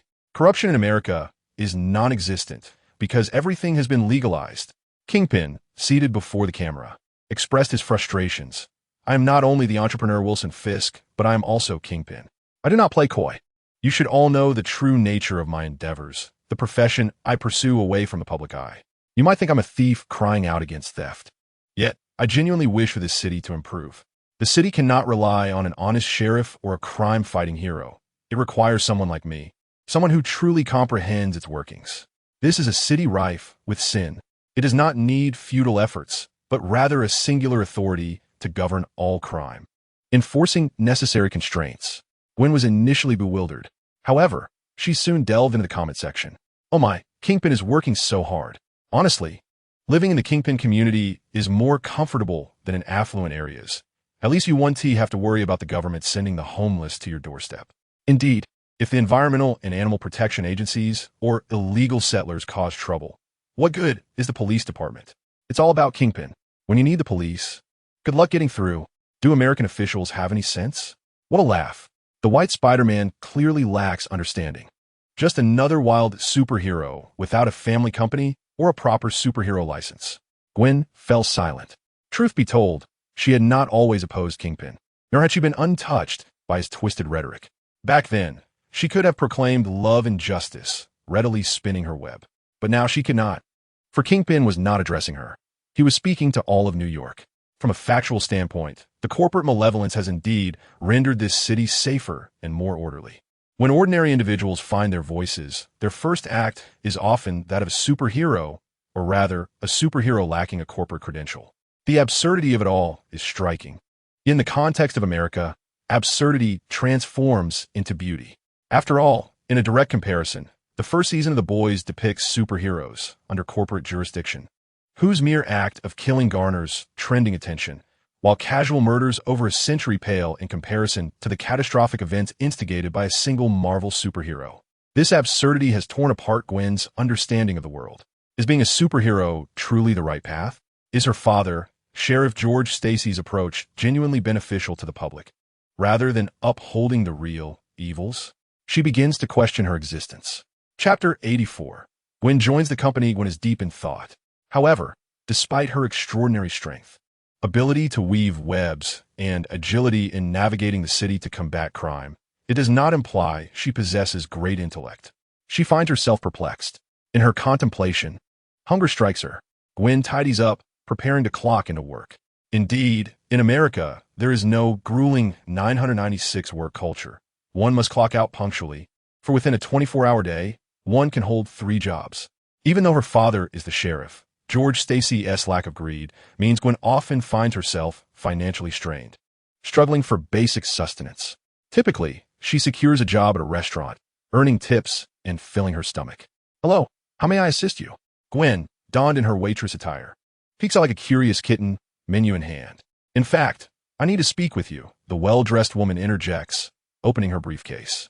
Gwen is taken aback, for this familiar face with its prominent nose is the same woman who interviewed Kim in the viral video. She's also the CEO of the corporation. Why would she seek her out? Has her identity been compromised? That shouldn't be the case. Gwen's mind races. Under normal circumstances, she would remain composed, as she always dons her uniform and mask when out in public with caution. Yet now, the company's propaganda has shaken her confidence. Once again, Gwen flashes her standard waitress smile, attempting to navigate the situation. May I take your order? I'll take you, the woman states bluntly. Gwen steps back, clutching the menu, and timidly responds, No, I did not intend to offend your gender. What I meant was, I prefer biologically male, psychologically male, and rather handsome individuals. The woman raises an eyebrow, amused by Gwen's unexpected remark. She rolled her eyes and said, Let's not beat around the bush. Let's get to the point, White Spider-Man. A chill ran down Gwen's spine, and she felt the weight of impending disaster. Despite her apprehension, she feigned ignorance and replied, What Spider-Man? Spider what? What Spider-Man? Enough with the charade, the intrusive pair interjected confidently. You're the little girl who swings around in a bodysuit during the day. Gwen's anger flared as she retorted, That a battle suit, not a bodysuit. And I'm not a little girl. No longer pretending, she sat down and inquired, How did you discover my identity? It was akin to a slave owner being able to identify their slaves at a glance. The intrusive pair replied nonchalantly, As a member of the superhero company. I possess my own unique skills. Before she could finish her sentence, Gwen was already scuttling around the dimly lit corners of the restaurant booth like a spider. This is bad, she thought, fearing that she might be exposed at any moment, leading to a life of turmoil where everyone would turn against her. What should I do? Gwen unconsciously spun a web. Hey, can you focus? But soon, the intrusive pair grasped Gwen's shoulders and shook her awake, stating, I know you possess extraordinary talents. Such abilities, merely used for swinging and thwarting minor thefts, are truly a waste. How about we discuss a position at the company? The salary is quite generous. Plus, you needn't worry about your identity being revealed. Really? Gwen seemed to come alive, her eyes sparkling. Of course, the intrusive pair, well practiced in her approach, asked, How did you become your other self, the White Spider-Man? I lost a very important friend. A boyfriend? No, a childhood friend. How long has it been since he passed? It's been a while. Is there a chance of him coming back to life? That shouldn't be a concern. That's good. After a brief understanding, the intrusive pair nodded in satisfaction. As she took notes, she asked if you joined the company, Do you plan to continue your superhero life fighting crime? Or will you shift towards production? Gwen was taken aback, her expression one of confusion as she pondered. What is the difference? Being a superhero involves making movies and being a star too. The intrusive pair explained. Shifting towards production means utilizing your superpowers and physical strength to expand the company's cultivation efforts. One is about extinguishing fires, while the other is about preventing them. After all, everyone knows that goods cannot grow on shelves. Once supplies run out, this city would immediately turn into a battleground. Gwen was somewhat stunned, remarking, Is it really possible to be a hero in this way? The theory is quite fascinating. I assent it. The intrusive pair smiled, saying such profound, practical, and effective methods are certainly beyond the reach of mere mortals like us. It originates from the world's most dashing man. Is it the company's president, a fellow townsman? No. The obstructive pair shook its head and, with a look of admiration, said, He is the father of fellow villagers, Mr. Guan. Although he holds no official title or position, he is indeed the one who wields ultimate authority. He manages a farm, and, should you perform well, he may send you for further education and advancement. Occasionally, he also visits the company to offer guidance to the staff. As the obstructive pair recounted this, a formidable figure, a wondrous seed, began to sprout in Gwen's heart. She naively signed the contract, her expression akin to that of someone experiencing the brilliance of the Waters Company for the very first time. Another one secured. The obstructive pair felt a rush of joy, a smile creeping across her lips. Chapter 85. Gwen aspires for advancement. Gwen, unable to contain her eagerness, returned to the company with the obstructive pair, naturally adorned in her spider attire. It was quite abstract.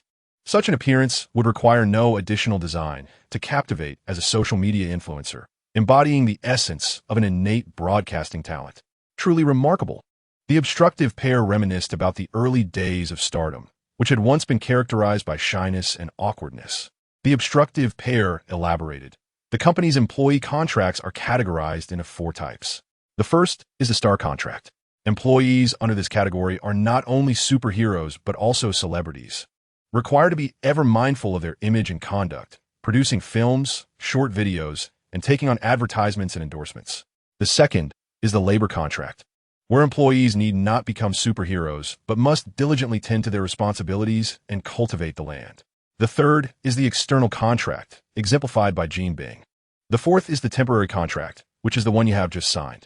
A temporary contract may be upgraded to another type upon meeting certain criteria, primarily depending on your talent and developmental direction. Every employee is expected to submit regular reports, and any major incidents occurring without prior approval will lead to the contract being voided and accountability pursued. The obstructive pair emphasized the last statement. Understood. Gwen replied with a nod, aware that characters from the Spider-Man series generally heed advice.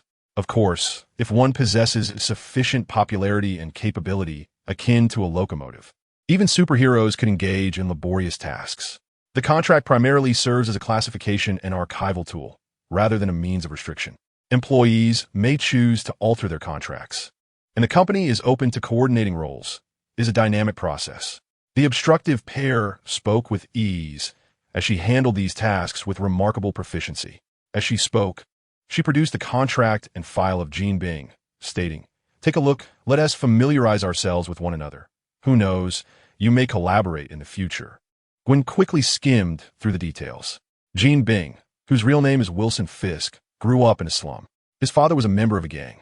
New York's politicians, in their attempts to appease various associations, devised clever means to profit, consistently sending refugees into the impoverished areas, resulting in a scarcity of jobs and an ever-rising crime rate. Jean Bing's father met his demise in a brawl, a tragedy that left an indelible mark upon the tender psyche of the young Jean Bing. This event sowed the seeds of vengeance within him, nurturing the notion of combating evil with evil and punishing sin with sin. However, it was only in his adulthood, after ascending to the role of a gang leader and establishing a loving family, that this seed truly flourished into a formidable tree. Despite his desire to extricate himself from the underworld, the fury arising from the gunshot that claimed his beloved son, Richard, propelled him into a path of destruction. Thus began Jean Bing's ruthless quest for dominance over the gang, leading him to success. The gang activities and conflicts in New York were meticulously contained within defined boundaries, with transgressors facing dire consequences. This approach proved effective. Gwen furrowed her brows and could not resist inquiring, "But is this truly necessary? It sounds rather juvenile." "Absolutely," replied AI, surely with a knowing smile. "Do you not consider gun violence, arms trafficking, the sale of addictive substances, corruption, political deceit, censorship, an incitement to war as criminal acts?" "Indeed," Gwen affirmed without hesitation. "Yet, the legislation in America has rendered these actions legal," AI surely continued with increasing composure, piercingly stating, "The only entity capable of halting this madness and defining true evil is none other than Jean Bing. Conversely, the police force is tasked with safeguarding legitimate establishments and facilitating their proliferation."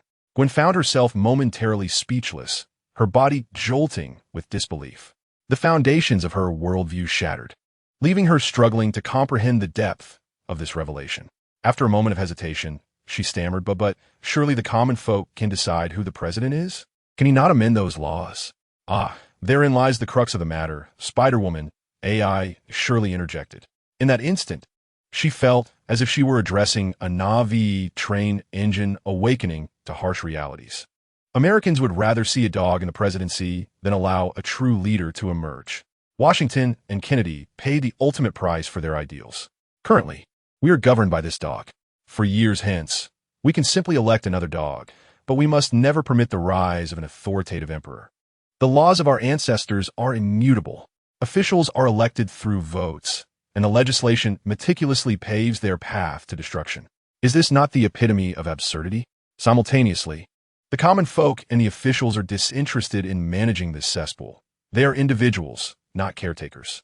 They exist merely out of interest. Therefore, one must learn from the predecessors in corporate realms, prioritizing stardom over heroism. Gwen appeared contemplative, her mindset subtly shifting. Her eyes reflected an innocent clarity as she replied, "All right, I choose the star contract." "See, you're eager," AI surely remarked.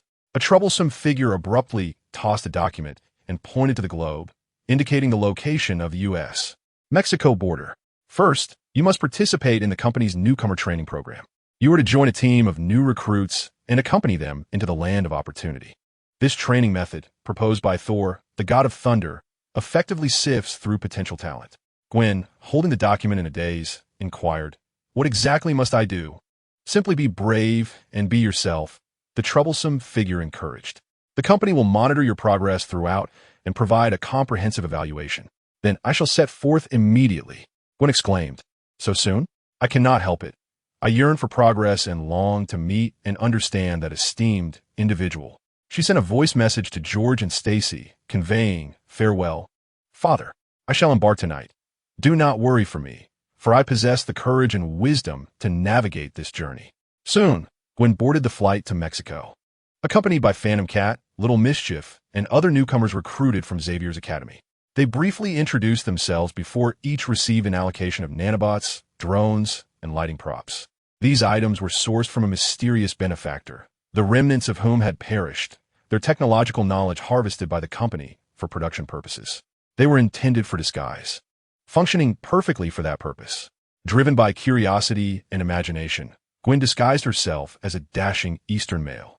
She then separated from the others, merging into the lengthy procession of recruits. No shoving, please. Are you trying to squeeze me out? The cacophony of various languages from the recruits was jarring. At first, Gwen's disguise was respectable, but after a few steps, she quickly succumbed to the rainforest's dampness, foul odor, and decay. She listened intently and observed, discovering that many of the recruits, especially those from the East, were carrying sums ranging from $70,000 to over $100,000. A thrill coursed through her. She felt she had stumbled upon a significant revelation. These individuals, so wealthy, would abandon their homelands and forsake their former lives to traverse vast distances to seek opportunities? This was profoundly unusual. Could they be spies? Surely they must be. The girl adopted a serious demeanor. That ailment has resurfaced. I must return to the hospital for another procedure. My friends, please grant me leave for today and tomorrow. Chapter 86. When the spider expands her business, she had discovered a clue. Gwen felt a surge of potential energy within her. Indeed, the company had a deeper purpose for sending her. To capture spies. What a monumental achievement that would be. Gaining merit, receiving a promotion, and meeting the esteemed gentleman for guidance. Would it not lead her to the pinnacle of her career in one fell swoop? The more she contemplated, the more convinced she became. She too had gone undercover, following the procession of recruits.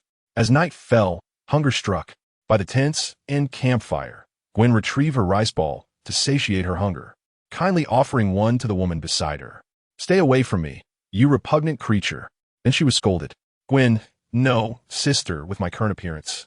I must at least be 1/10 as handsome as Mr. Guan, right?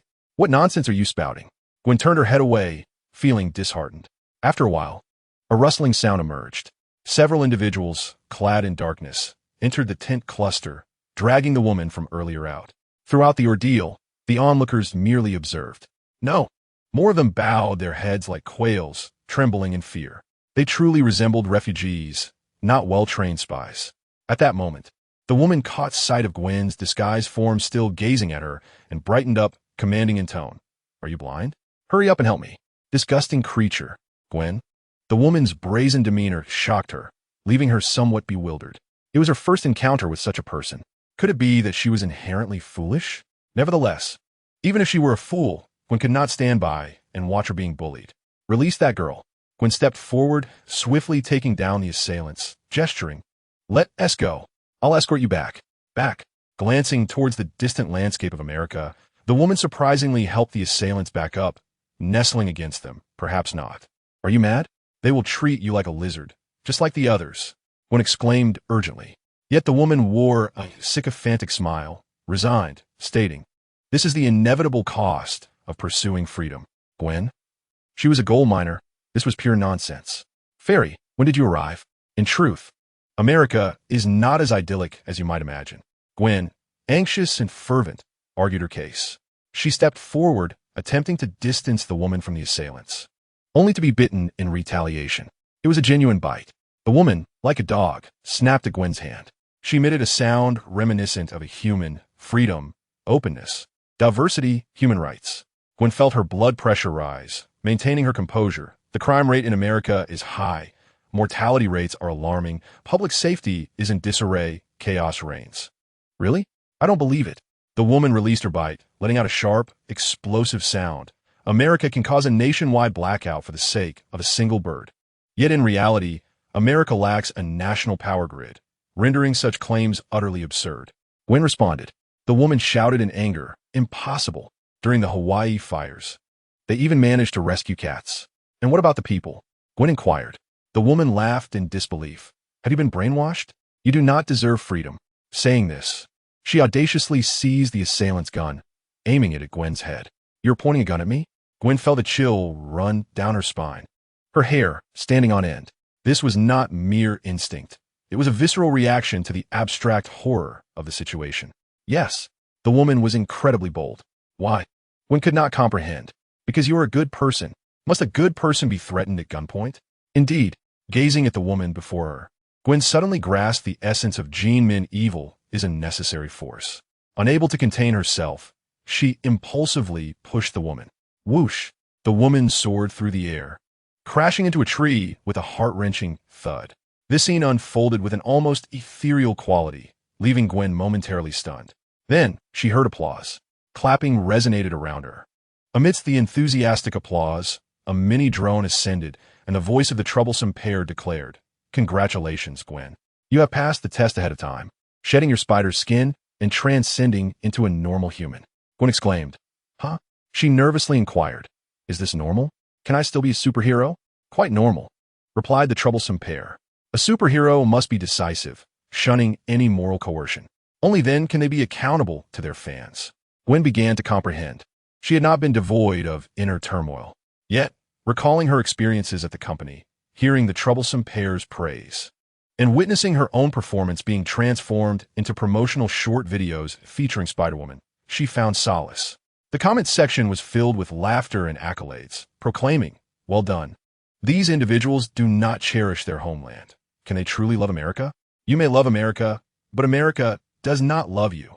This video brought joy to the American viewers, and to us as well.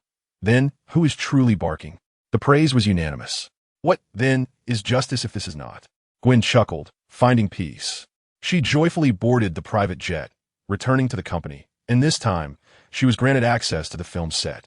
On the set, she witnessed Spider-Man dancing, Deadpool, each more flamboyant than the last, eliciting screams from the assembled fans. Among them, the resurrected Deadpool, having acquired a dog, a golden eagle, and even transplanted the face and muscles of a blue eagle, had become even more outrageous. Nearby, Wolverine and 23 were playfully showcasing their claws, rehearsing their lines, alongside Mystique, the shape-shifting actress. Even the Professor, adorned with a cord bow tie crafted from Azu's umbilical cord, and Cassandra, whose head bore the imprints of official cloud-like formations, added to the lively atmosphere. Everyone was exuberant and vibrant. Hello, everyone. Gwen donned her spider suit, politely greeting her colleagues on the set, which was about to commence filming. There, she spotted the Blade, clad in dark sunglasses and a long trench coat, seated on the ground honing his silver shurikens. Ready to roll, Blade directed the troublesome pair. Thus, Blade turned to face the camera, exuding an air of seasoned bravado. Daddy's back, vampires. What a compelling performance. Gwen was astonished. The authentic storyline, masterfully crafted, supported by a robust team. Was this what it meant to be a superhero? This was indeed the essence of a superhero. Superheroes who can earn a fortune without hindrance. That would be Mr. Guan. At this moment, Aisha Lee pointed out. Upon hearing this, Gwen's eyes sparkled with intrigue. She raised her gaze and, indeed, spotted Mr. Guan, who was as strikingly handsome as the readers described. Guan Fuyun also noticed Gwen. He waved, inviting her, come. Let me guide you and expand your business. Chapter 87. The Patriotic People and Luther. Father has some matters to attend to. Everyone, please withdraw. Upon seeing Guan Fuyun embrace Gwen, Azu coughed, acknowledging his son's maturity. Once outside, Aisha Lee shared the good news. President Azu, the company's revenue and reputation are soaring. It's thriving. Yes, it's going well, Azu replied nonchalantly while sipping his milk. The success rate of our traffic transformation experience is also increasing. Mr. Guan can effortlessly switch to the next batch anytime. Aisha Lee winked and added, I must say, this is all thanks to President Azu's arrangements. Good, very good, splendid. Azu beamed. And you, Aisha Lee, my friend, you are the true gem. After a moment of merriment, Azu continued, by the way, from now on, maintain high-intensity surveillance of this planet. If anyone from that world appears, particularly me, report it immediately. Understood? Aisha Lee stood at attention, affirming, understood, President Azu. There is no need for Azu to elaborate. If John, the patriotic person, appeared here, Aisha Lee would be the first to react. Meanwhile, time flowed, and several months passed. In the first month, John roamed the streets, scavenging for garbage and subsisting on rats. In the second month, while rummaging through trash, he repeatedly recalled his dreams, reflecting on the teachings of Guan, his other self. Regarding Marvel and Azu, Guan Fuyun imparted genuine knowledge without reservation. However, in comparison to Marvel, John only mentioned it in passing, intertwining snippets of his own experiences. John realized that this world was not simple. Taking Superman as an example, this superhero coexisted with both small-town and metropolis narratives, yet none were wholly complete. Instead, they were amalgamations of novice tales. The most evident indication was that Superman's father was still alive. In the third month, Superman's father met his demise. A storm surged, and a rescue mission turned perilous. In that critical moment, Superman's father extended his hand, displaying a gesture that conveyed, "You have 5 seconds to save me." Yet Superman stood there, seemingly frozen, watching his father perish. John could not comprehend this action, but it left him profoundly shaken. In the fourth month, John learned the art of stealth and cunning, skills that enabled him to escape Gotham City alive, ultimately surviving the fierce battle between Superman and General Zod. This confrontation was nothing short of astonishing, showcasing Kryptonians as formidable beings capable of cataclysmic destruction with mere gestures. In a chaotic clash, a single brawl can reverberate throughout the city, reducing countless individuals to mere pulp. Skyscrapers collapse, transforming the metropolis into ruins, as the true combat between superhuman physiques and extraordinary speeds unveils a staggering level of destruction. Batman arrives in haste, yet finds himself merely a bystander amidst this celestial confrontation. John realizes the chasm that separates him from Asa. No, armed with the bestowed talents and weaponry from his influential father, Asa may have grown even stronger during their time apart.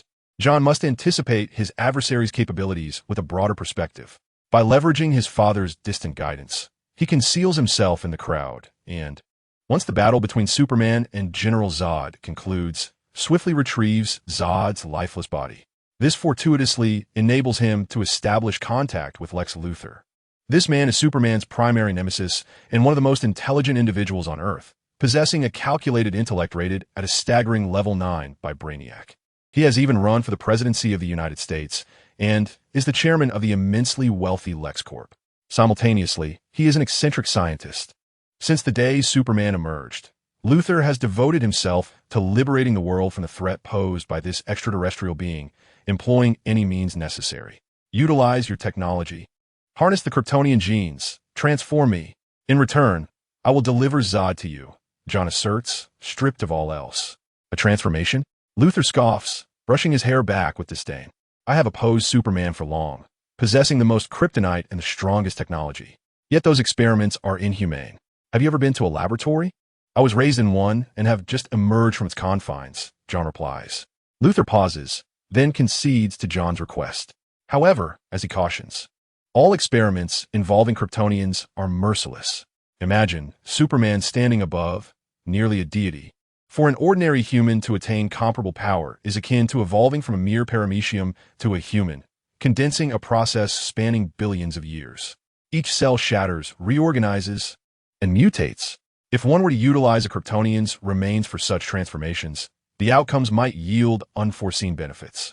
But as for a human, Luthor never envisioned success. Yet John is different. He truly is. He returns to the laboratory he despises most, not for the sake of destruction, but to endure further agony.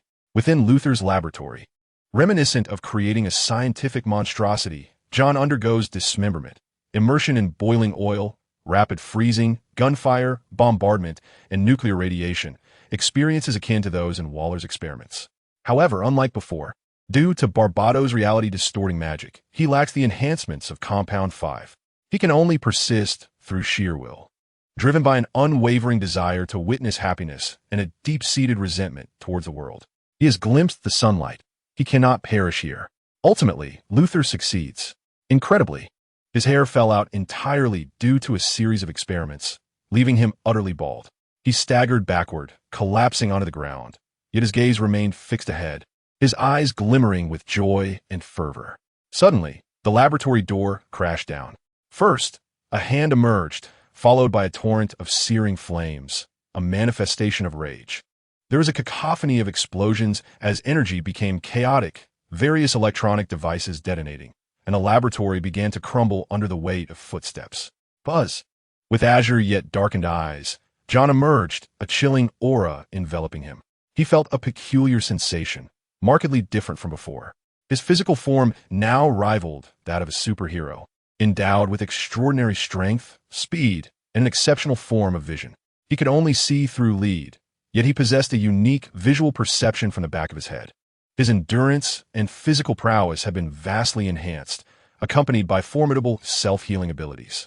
His gaze could freeze, and his breath ignited with flames, and he was unafraid of kryptonite, able to absorb its power to become stronger. All of this was immensely gratifying. However, a drawback emerged. He began to fear orange kryptonite.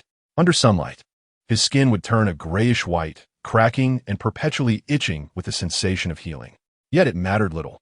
Superman could be subdued by kryptonite because of his inherent goodness. John, however, would never allow anyone to approach him. Who would dare employ orange kryptonite against him? Couldn't he simply unleash a freezing gaze from afar? Moreover, possessing such power did not necessitate a direct confrontation with Superman. There were others who could challenge and potentially eliminate Superman. He merely needed to remain in the shadows, growing stronger by accumulating the remnants of the fallen. For instance, before him, there was no need for John to incite or fan the flames. Luthor had already devised a plan and was thrilled. Superman was not merely a celebrity, but rather, he was more prominent than any star. It would be exceedingly amusing to see him fall from grace. If he could obtain Zod's corpse and apply his own experience to create a monster, killing Superman would certainly be within the realm of possibility. Under the lights, Luthor's head gleamed as he recounted his schemes, then turned to his creation, the tool known as John, and asked, "Why do I not see you bowing to your creator?" Without hesitation, John prostrated himself. Laughter erupted from Luthor, a cacophony of delight. With his head bowed, John's lips curled into a faint, sinister smile, a facade devoid of genuine mirth. He had grown. Chapter 88, Superman in Batman's World. On that very day, John disguised himself as Superman, wielding nearly identical powers, speed, and flight abilities, orchestrating a catastrophic event resulting in the deaths of thousands. This sent shockwaves throughout America. Simultaneously, Luthor, akin to the water company, shamelessly employed an army of online influencers to propagate his narrative, stirring the nation to demand an urgent congressional hearing. He was not solely focused on Superman. He also established contact with Gotham City's prison, bribing criminals to ensure that every villain branded with a bat symbol would meet their demise, one by one, directing the ensuing chaos elsewhere. These murders left lingering questions in the hearts of the people. Is Batman's judgment above the law? Is Batman a king? I have taken a life? In the farm, Superman appeared bewildered. His current sentiment mirrored that of a character from a dark comic, wrongfully accused. It felt profoundly unjust. Yet, unlike that character, Superman embodied fortitude and fearlessness, willingly accepting the summons to the hearing. However, before that, he needed to assume the identity of Clark, a journalist, to investigate the veracity of the claims surrounding Batman's supremacy over the law. Despite the current era's tarnished reputation of journalism, where reporters are often perceived as obstinate, sensationalist, and disruptive, there remains a necessity for individuals who, like doctors, delve into the root of societal ills and raise their voices in protest. Clark exemplified a competent journalist. With Superman's abilities, he swiftly discerned that a mysterious force was stirring the pot behind the news regarding Batman. The clues pointed toward LexCorp. In the Batcave, Batman repeatedly scrutinized the footage of the battle between Superman and Zod, furrowing his brow. The deeply ingrained sense of insecurity compelled him to take action, to devise a plan capable of defeating or even killing Superman. This would require kryptonite. Stepping out of the Batcave, Bruce Wayne intended to scout LexCorp, first seeking to acquire some kryptonite for experimentation. Furthermore, with the multitude of online trolls creating such a ruckus, while it might be feasible to target the Na'vi Superman, a Batman with financial resources could easily trace the clues. He He was certain that Luthor was up to something. On the eve of Superman's hearing, at a soiree hosted by LexCorp, Lex Luthor spoke confidently. Now that Metropolis is Superman and Gotham is Batman, we all have a promising future ahead, don't we? However, the irony lay in the fact that a being with powers beyond mortal comprehension, akin to a deity, positioned himself as a beacon of hope amidst disaster, or a ray of light in darkness. Even a god among men cannot dictate morality or the fate of life and death. How then could a mere Batman claim supremacy over the law? Such words were laced with ulterior motives. The reporters present, Clark and the affluent Bruce Wayne, felt somewhat marked, harboring a shared discontent towards Superman and Batman. Alfred, has the data been compromised? Bruce Wayne murmured to his butler, his voice low yet audible to Clark. Nearby, Wonder Woman Diana subtly turned her gaze. Among the crowd, 3 individuals with dual identities stood out conspicuously. Once Bruce Wayne completed the installation of the data extractor and returned, journalist Clark approached him, inquiring, "I hear you are a wealthy individual from Gotham. What is your perspective on Batman, who acts with justice yet operates beyond the law?"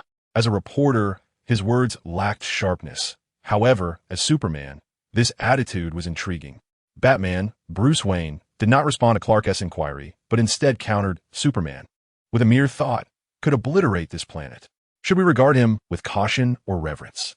Upon uttering these words, they exchanged a moment of silence. After the internal data of LexCorp was fully extracted, Bruce stated, "Apologies for the interruption. I shall take my leave." Clark intended to follow, driven by curiosity, but was diverted by breaking news of factory fire, rushing to save lives amidst the flames. In that moment, Superman cradled a worker as he descended, embraced like a deity by the masses. Within the confines of LexCorp's base, Bruce discovered that his equipment was missing. Outside stood a striking woman, and, sensing something amiss, he pursued her, only to be met with a lingering scent, her figure vanishing without a trace. Bruce felt a twinge of confusion. Soon after, unable to decode the extractor, Diana circled back. With a strained expression, Bruce decrypted the information and provided her with a copy. Through the data, he confirmed that Lex Luthor was trafficking substantial quantities of green kryptonite. He began to take action. Upon returning to his residence, Wonder Woman Diana clicked to review the files shared by Wayne.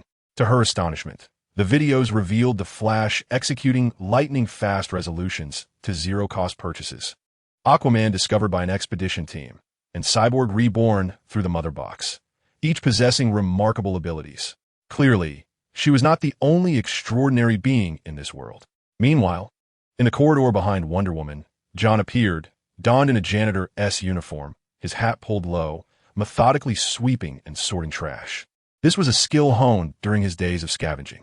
The mundane, garbage, rats, failures, unfulfilled desires had almost caused John to forget his roots as a citizen of the Waters Corporation. He remained understated, enduring, and twisted within, awaiting an opportunity. An opportunity to vanquish Batman, Superman, and Wonder Woman all at once. As for the Flash, navigating through time and space is indeed cumbersome, fraught with uncertainties.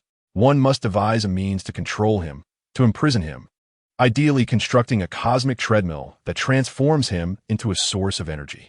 The energy generated by the Flash could potentially unlock the gates of the universe. Patience is paramount. He is not Azrael, a child without a father, and thus requires utmost caution, John mused. Chapter 89, Heroes, Villains, and the Joker. The more John reminisced about the dreams on the farm, listening to fleeting words, cherishing the paternal wisdom of his father, and embodying those lessons, the more he felt an undeniable truth. Be it Superman, Batman, or even his former self, a citizen of the Water Corporation, they were not poets. Rather, they were more glamorous, more popular products. The Water Corporation, the depths of the ocean, the locomotive, once engaged in brawls fueled by popularity and fanfare, mirrored the world at large. Popularity and support were often distilled into beliefs and wills, as each individual, in a frantic quest for validation, resorted to any means necessary. This world resembled a colossal water corporation, absurd and irredeemable, much like him, who had never truly departed from the laboratory. How enviable you are, Azrael. You possess a farm, a father, a career, and a pet, while my life is steeped in despair. In the shadows, behind Wonder Woman, behind Batman, in the distance for Superman, John felt like a lovesick fool trailing behind. He embodied the entirety of the Water Corporation, both the actor and the audience. He observed Bruce Wayne and Clark donning their elaborate costumes, encountering each other as Batman and Superman. Batman posed the question, do gods bleed? To be honest, even within the confines of the Water Corporation, this scene would be a cinematic classic, requiring numerous revisions of dialogue, screenwriters, filming, and editing. Yet here, this moment unfolded so perfectly, organically, with only John as the solitary spectator. How ironic. Even more ironic was the fact that he, a proud citizen, now had neither an audience nor a fan. It was in this very moment that John became increasingly convinced and resolute that the singular answer amidst the multiverse and countless timelines was none other than paternal wisdom. It was only when he encountered Azrael in his dreams, glimpsing a life of normalcy, happiness, and the freedom to pursue one's desires, that he truly comprehended the depths of his own poverty. His poverty was not merely a matter of scavenging or subsisting on rats. It was a profound lack of genuine care and companionship. He had never known love. Azrael, you left the laboratory at a tender age. While I am to be domesticated, indoctrinated, and molded into a product, you have a safe harbor, your familial bonds and sacrifices always met with reciprocity. You bask in the warmth of home, and I have nothing. Azrael, I yearn to be a hero, yet I find myself perpetually ensnared in failure. John, oh John, can one truly attain the life of another by merely imitating their happiness, as if one were a mere reflection of another's existence? Dear Azza, grant me this one wish. Gotham City in the dead of night. Both Batman and Superman have departed. John wanders aimlessly, lost amidst streets rife with malevolence and cacophonous laughter, revealing no prowess beyond that of Bizarro. Instead, he resembles a failed wretch, stumbling about, kicking empty bottles, limbs flailing as though he were a deranged dancer swaying upon the darkest of stages, a marionette of fate. His audience comprises the ubiquitous murderers, villains, and wicked souls of Gotham City. Bang, bang, bang. The gunfire reverberates incessantly. What a dreadful sight. Occasionally, a window creaks open, and someone, with a mocking grin, tosses out a corpse, exclaiming, "Call the precinct to clean this up." Screams, weeping, wailing, and prayers meld into a cacophony within Gotham's chaotic M-Lang. Yet, when this tumultuous disarray reaches a certain threshold, when the hysterical laughter erupts, the city abruptly falls silent, as if the true lord of the underworld has made an appearance, causing the minions to scatter, retreating to their abodes. Tap, tap, tap.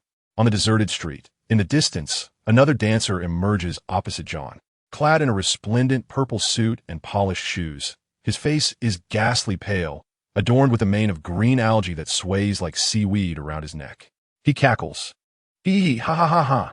Gazing at John, he perceives a novel and exquisite toy, a grin spreading across his face, as if his very visage might tear apart with delight. He neither approaches nor concerns himself with the future. He embodies chaos and madness, reveling in the beauty of a deranged psyche. There exist but three types of beings: heroes, villains, and jesters. He is the jester. Eek, eek. Shall you dance as well? Like a grotesque caricature, he bounds forth with a distorted, bizarre rhythm. He scrutinizes John, akin to a vengeful spirit examining humanity. Suddenly, like a magician, he produces a firearm from his sleeve, aiming it at John, and pulls the trigger. From the barrel emerges a small flag. Surprised? The jester twirls around John. John, rendered speechless, halts his steps, his gaze darkening. Am I to perish? The jester cackles maniacally, relishing in the agony and demise he inflicts, demonstrating the futility of existence. He spares not his own life, for as long as it is entertaining, as long as it is mad, as long as it brings joy, that is sufficient. Indeed, John nods, a glimmer igniting in his eyes. Why? Because you're the nemesis of Batman. To kill him, you must be eliminated as well. This ensures stability, lest you succumb to madness. Oh my, how delightful! Upon hearing these words, the clown appeared to have encountered the most amusing, ignorant, and fanciful joke in the world. Clutching his belly, he pointed at John with glee, his mouth stretched in a maniacal grin as he exclaimed, well played indeed. Please be gentle when you kill me." However, before his words could fully resonate, John's hand detached the clown's head with a swift motion. A splatter of blood adorned John's face as he proceeded, unfazed, to methodically crush the clown's body, erasing all traces of him. Yet, he feared it was not enough. He was gripped by an overwhelming dread of failure, terrified of never seeing his father figure again. Thus, he lowered himself, piece by piece, consuming the clown's flesh and blood, devouring every remnant of his existence. Upon completing this gruesome task, John let out a hollow, mirthless chuckle. Indeed, he was no deity. He remained a product of neglect, marked by insecurity and arrogance, sensitivity, suspicion, and obsession. His longing for love and kinship was fervent, yet some aspirations elude fulfillment through mere effort. He was not chosen by his father figure, and Ryan had repeatedly betrayed him. His own abilities led him only to repeated failures. All of this fueled his extremism, greed, madness, and distortion. Yet, even in his lowly state, akin to a maggot, he felt compelled to meet his father figure. That was his last shred of solace. How he wished Ryan could join him in this world, a natural-born compound 5 superhuman. If devoured, the enhancements gained would surely surpass those of an injection of compound 5. John wiped his mouth and declared his transformation into a cannibalistic progenitor. In his view, if only there were ample supplies of compound 5, or even a temporary abundance, he could surely muster a super army to contend with the approaching wasteland wolves, drawn by the tremors of the mother box following Superman's demise. As for Darkseid, that was a matter to be addressed once he acquired the anti-life equation. According to his father figure's words, Darkseid was the ruler of Apocalypse, the most terrifying planet in the cosmos, and one of the most formidable new gods in the multiverse, having obliterated the new Genesis. He was a constant adversary to Superman, presenting a challenging threat. Once Superman was vanquished, John was determined to find a way back to the Watchtower. The following day, Luthor arranged for a special wheelchair, igniting chaos among Wayne Enterprises employees and setting ablaze the site of the Superman hearing. The incident unfolded before all of humanity, a scene teetering on the brink of uncontrollable chaos. Batman seized the opportunity to acquire kryptonite, crafting new equipment and illuminating the bat signal to challenge Superman. The pinnacle of superpowers clashed with the zenith of monetary prowess, an explosive confrontation. It mirrored the cinematic set of Dawn of Justice, where these two heavyweight titans faced off, exchanging bravado. The mortal man, in his frail form, dared to strike the god of this realm. The absurdity of the situation was palpable. A moment that could have led to their mutual destruction was swiftly transformed into a handshake of camaraderie, as they both declared, "Let us not take this too seriously, my friend." And, at that very moment, Doomsday, one of the most formidable biological weapons in the universe, has made its entrance. Chapter 90, A Call for Superman's Demise. True to its name, Doomsday possesses the cataclysmic power to obliterate worlds, a leaping ability akin to flight, boundless stamina that knows no fatigue, and an extraordinary regenerative capability. It can even evolve and mutate during battle, adapting to any environment or foe, much like the mutant Darwin from Marvel Comics. It heralds the end of all existence. Its most infamous achievement is the slaying of Superman. When such a monstrous entity is modified and unleashed by Luthor, the very land of the city seems to tilt, as if the tabletop of reality itself has been disturbed. The inhabitants, already on edge due to the presence of Batman and Superman, bear witness to the sight of the once mighty Superman being battered like a mere child by Doomsday, who wields him with ease. In terms of their current battle intensity, it resembles a mere pillow fight. Yet, the urban battleground is on the brink of annihilation. The freshly constructed skyscrapers of Metropolis, their paint still gleaming, are once again ravaged as Superman, struggling to gain the upper hand, lifts Doomsday into the sky. A nuclear missile from the United States is launched, and Superman falters. Doomsday then undergoes yet another evolution. With a thunderous crash upon landing, Doomsday unleashes an energy surge akin to a volcanic eruption, shaking the very earth. Its colossal form moves with a force that can only be described as cataclysmic, leaving streets in ruins and conjuring winds that evoke the wrath of nature itself. Observing this devastation and Superman's choices, Batman's heart grows heavy with a tinge of despair. Crafted from the Kryptonian technology of Zod's remains, Doomsday must surely possess a weakness, one inherent to Kryptonians. After gathering and analyzing intelligence, Batman arrives at a conclusion. Bold and daring, he takes to the Batmobile, drawing Doomsday's attention towards the designated battleground with Superman. John, lurking in the shadows, is at a loss. Who understands this? He is utterly speechless.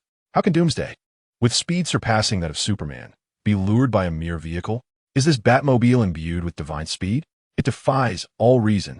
Indeed, the old adage holds true.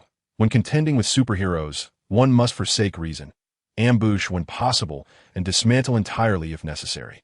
Caution is paramount to ensure victory. Batman's advantage lies in his inexhaustible array of gadgets and his psychological and strategic superiority. However, his weaknesses are glaringly apparent. While he excels in preparation for conflict, he falters in direct confrontation. It is predestined that he will triumph over Superman, as meticulously orchestrated. However, if he were to confront the present-day John, his only fate would be death. John harbors no fear of kryptonite and would not foolishly engage in close combat. He possesses the ability to soar through the skies, capable of hurling stones that could obliterate a mortal. Human strength is finite. As John lamented, the Batmobile was finally struck. The vehicle shattered, its doors flying away. Batman emerged amidst the chaos with a fierce roar. Across from him, Doomsday bellowed, shattering buildings. He stood amidst the ruins of the city, his eyes as dark as the abyss, his form seemingly shrouded in pure, unadulterated darkness, exuding an aura of terrifying annihilation. Boom! A colossal beam of heat surged forth. The terrifying temperature and shockwave causing thousands of tons of concrete to explode and evaporate, sending fragments of the city flying like fluid, transforming into great waves of earth, interspersed with entrails and viscera. Just as it appeared that Batman would be incinerated by the heat vision, clank, Wonder Woman, portrayed by Gal Gadot, arrived, brandishing her shield to deflect Doomsday's assault. Upon seeing Gal Gadot, John was momentarily transported to a vision of Queen Maeve, who had once gently tended to his ears. How uncanny that this moment mirrored that one. A truly excellent yet inferior imitation. This time, he would not allow himself to be distracted. John touched his ear, feeling a surge of confidence.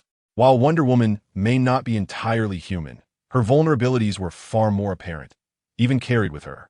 That was the lasso of truth. Once ensnared by its grasp, Wonder Woman would lose her divine powers. This concept was obscure, only mentioned in passing during a moment when Dad led Azure back to the farm while she thrived. Nonetheless, John believed it, feeling assured. His father would not deceive him. In the city, the battle escalated from a simmer to a boil. Even Wonder Woman and Batman, in the face of Doomsday, found themselves overwhelmed, retreating in disarray. Their conflict had laid waste to a significant portion of the city. At that moment, the distinction between Batman and Superman became apparent. One was a harbinger of destruction, while the other was a victim of it. Just as they seemed on the verge of losing control, whoosh, the god of humanity descended from the heavens. In space, after basking in the sunlight, Superman returned to full strength. He soared forth, muscles rippling, a fist of unparalleled might. Without hesitation, Doomsday, exhilarated, roared and swung his own fist, shattering the ground beneath him, as his fist ignited in the air, heralding destruction. With unwavering resolve, boom, their fists collided, akin to two meteors crashing together. The impact transcending mere strength, evolving into pure energy. Two forces converged into sound, light, heat, and flames, with tremors radiating from the point of impact, causing devastation across a vast expanse. Buildings collapsed like a house of cards, leaving only the distant remnants, marred with spiderweb cracks. A heavy, yellowish haze enveloped the sky, while the hurricane unleashed by the fist stirred the fog into a swirling vortex. Boom! The explosions were relentless as steel debris and even soaring automobiles violently pierced through the shroud of smoke. Amidst it all, Superman's figure emerged, pushing through the dust storm, retreating amidst the rubble. Had he been defeated? Batman's voice was hoarse. Not yet. Wonder Woman was about to speak when, through the haze, two golden points of light suddenly appeared, resembling enormous searchlights. Those were the eyes of Doomsday. Boom! From those eyes, a searing beam shot forth, piercing through the smoke and annihilating all debris and gravel in its path. This attack was swift and ferocious. Superman, unable to react in time, crossed his arms to shield himself while retreating, but still found himself thrown back. He stumbled to the side of Wonder Woman and Batman, gasping for breath. The three exchanged glances, and Batman said, "You need not sacrifice yourself. But here, only I am worthy of facing death." Superman took the green kryptonite spear, secretly safeguarded by John and delivered to the scene by Lois. He raised the spear. It was unbelievable, akin to Wolverine unsheathing his bone claws or a patient wielding a medicine bottle as a weapon. It was a miracle fueled by the burning of life. Chapter 91. Superman's Fall. The nation stands above all. Humanity's anthem is one of courage. The occurrence of any miracle is inextricably linked to the aid of bravery. Ultimate courage itself engenders an intense belief in victory. Superman possessed both courage and this unwavering faith. Batman regretted, yet he remained resolute, unshaken. With a swift motion, Superman ascended, wielding the kryptonite spear, his unparalleled spirit soaring before his form. He transformed, no longer merely a steel body, but like a flying arrow, cleaving through the air, plunging the spear deep into Doomsday's chest. Crack! The spear shattered, the essence of kryptonite dispersing. Doomsday, a creature re-engineered from Zod's corpse infused with Kryptonian technology, met its own end at this moment. Yet simultaneously, its claws pierced through Superman's chest. Thunderous roars echoed. Both combatants inflicted wounds upon one another, the brilliance of humanity clashing with the scourge of destruction, fading alongside the collapse of the city. Thus, the divine of mankind fell. On the blood-soaked battlefield, Batman cradled Superman's lifeless form, awestruck by his greatness. Yet at that moment, treachery also approached. Finally, the trap had been sprung. The red and blue battle robes swayed, the stars and stripes danced, and the citizens of the homeland wore smiles that masked their anguish. As exhaustion settled in and defenses were lowered, he arrived with lightning speed, seizing the lasso of truth, which he tightened around Wonder Woman's neck, spiraling it around her with relentless ferocity. Do not speak. Please do not turn the tide. His pleas resembled the babbling of an infant, attempting to practice the teachings of his father, drawing ever closer to triumph. Yet, the fragility of John's heart became increasingly apparent. He oscillated between laughter and tears, teetering on the edge of madness. While he begged, sobbing and wailing, he also unleashed a torrent of violence, strangling Wonder Woman, crashing her through the earth and ruins, only to ascend into the atmosphere and beyond, all the while unleashing freezing beams. Constrained by the lasso of truth, the loss of divine power rendered Wonder Woman less than extraordinary. Her gaze became vacant, her breath faltered. Was she dead? Was it true? Would she not rise again? Would she not become a specter? No. This was not enough to secure victory. To fail to fulfill one's purpose would displease his father, who detested trouble above all else. I will consume you. Yes, I will devour you. In the vacuum of silence, John resembled a silent film character portrayed by Chaplin, humorous yet disturbingly unhinged. He viciously severed Wonder Woman's neck, tearing out her heart and entrails, feasting with frenzied abandon. Then, a long-awaited, innocent, radiant smile broke forth. His father was right. To be human is to be satiated, to obliterate one's foes. No one must be afforded the chance to recover. Kill. On the battlefield, witnessing Wonder Woman's demise, Batman was taken aback. Was that the citizen of the homeland? He recognized John's iconic battle attire, draped in the stars and stripes, yet sensed something was amiss. This power, this speed, had he grown stronger? Was the strategy to counter the citizen of the homeland now ineffective? As Batman pondered swiftly, he contacted Alfred, summoning the Batmobile, preparing to make a hasty retreat. But just as he took flight, boom, two freezing beams descended from the sky, encasing Batman in ice. Yet that was not sufficient. John, ever cautious, maintained his distance, retrieved a firearm, and fired several clips from afar, confirming Batman was wounded and bleeding.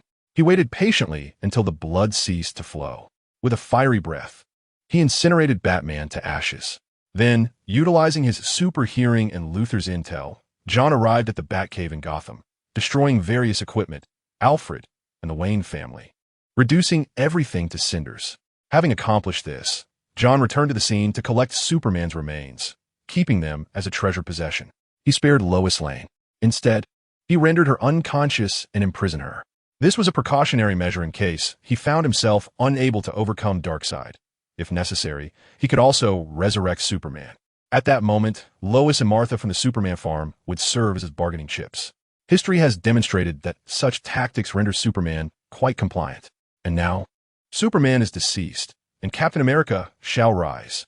The strategies of the What Company have not grown obsolete. John, clad in Captain America's attire, held the corpse of Doomsday as if it were a mere chick.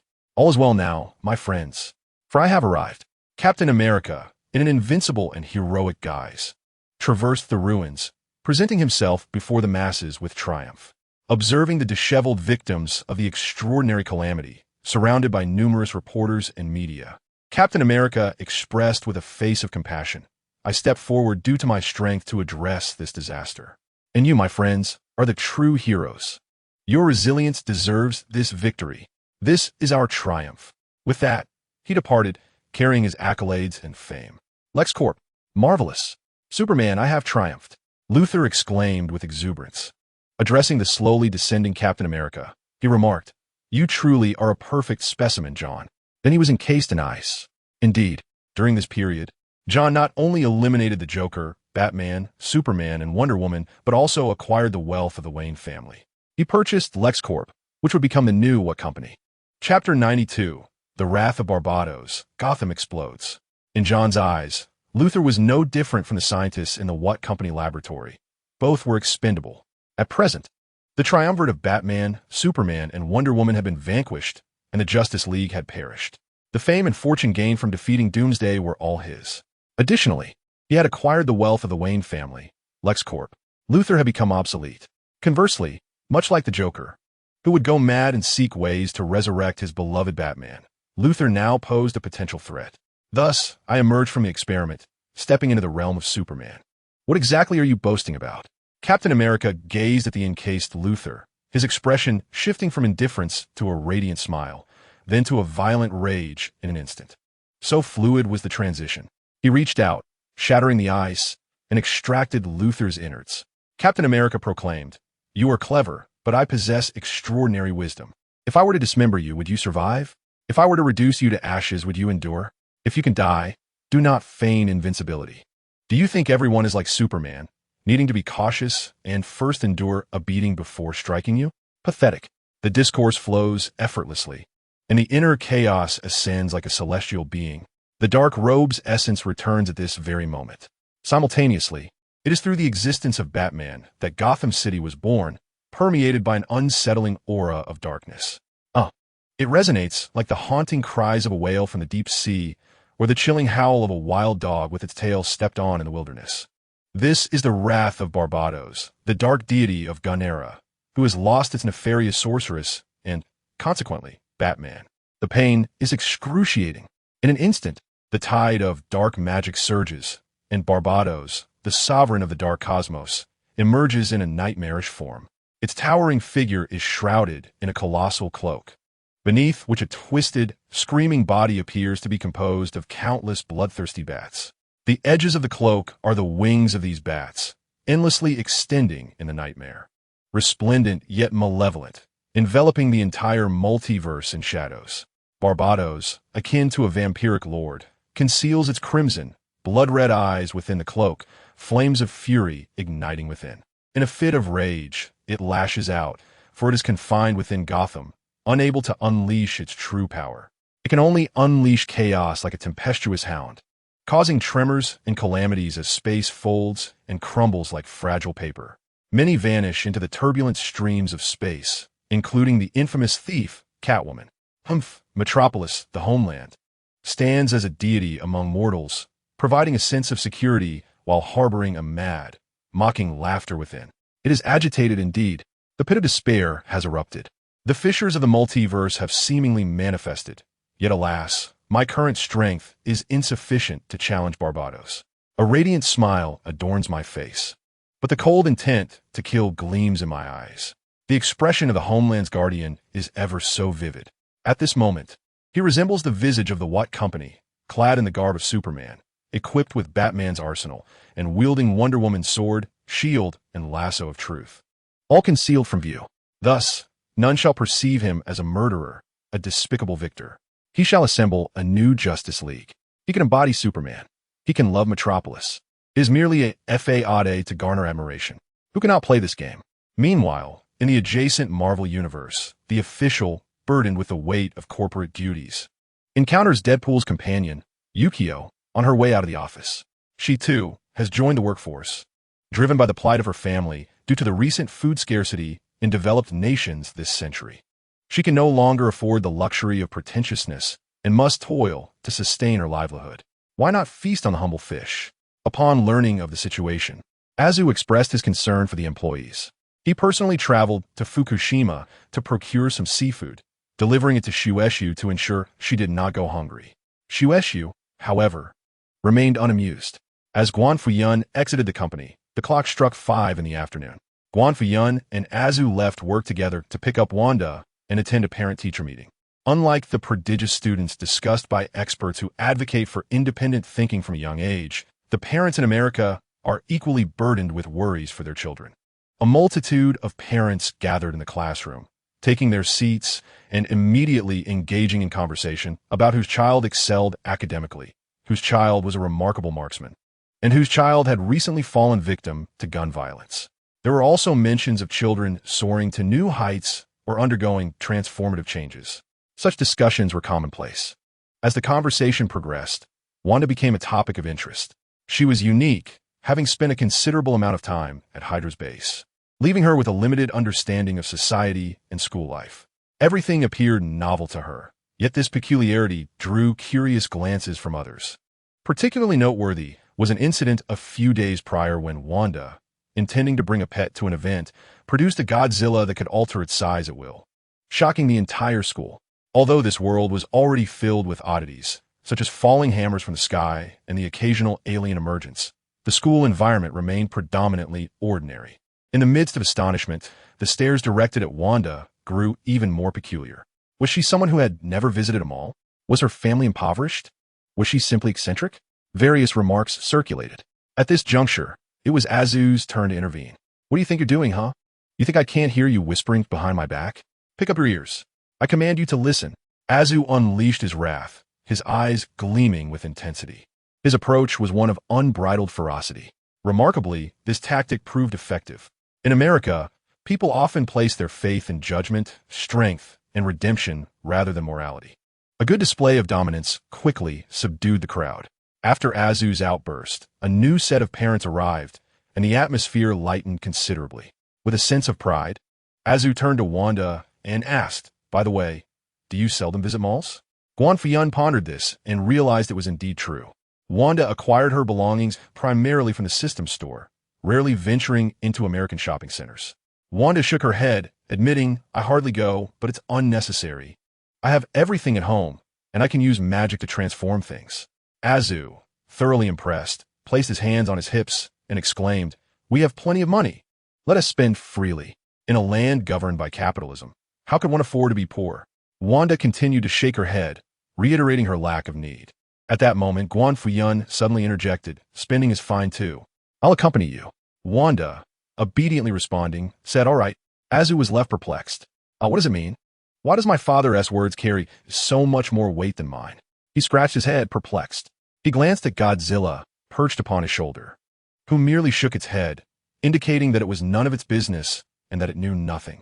Azu scratched his head again and decided to let it go. Following his father was sufficient. Remaining beside Guan Fuyun, he vacated his mind, focusing solely on obedience. Chapter 93. Blade and Vampire Guan Fuyun held the school uniform-clad Wanda with his right hand, while Azu followed on his left. Cradling Godzilla as though it were a mere bucket, the four of them strolled leisurely through the streets of New York. Their postures relaxed as the evening sun elongated their shadows. All around, construction was in full swing, whether in comic books or films. This beleaguered city of New York possesses a singular characteristic: rapid reconstruction. However, that is a scene confined to science fiction and fantasy. In reality, it is all about money. Everyone seeks to profit, yet few wish to labor. The citizens of America meticulously calculate every cent, even down to the taxes on tips. Once paid, these funds are promptly divided among officials and various environmental, animal protection, and insurance associations, who devise clever justifications to appropriate the funds. Procedurally, All of this appears legal and legitimate. But what are the results? There are none. Everyone merely jostles and critiques one another, going through the motions as if they are accomplishing something. The destruction wrought by the Chitauri not long ago still lingers. At this rate, the city might as well be returned to the Native Americans in its original form. The wealthy could no longer remain passive. For instance, the villain Vulture from Spider-Man stepped forward, offering to fund the city's repairs and roadworks. His demands were simple, some privileges in exchange for more indulgences, facilitating his criminal activities. Of course, the wealthiest and most enlightened among them was none other than Tony Stark. Recently, he appeared at the White House with substantial funds, manpower, and a comprehensive plan, taking on the responsibility of reconstruction. Leveraging his formidable abilities, wealth, and the influence of Iron Man, he galvanized more entrepreneurs, including Kingpin, to embark on civil engineering projects. The results were remarkable.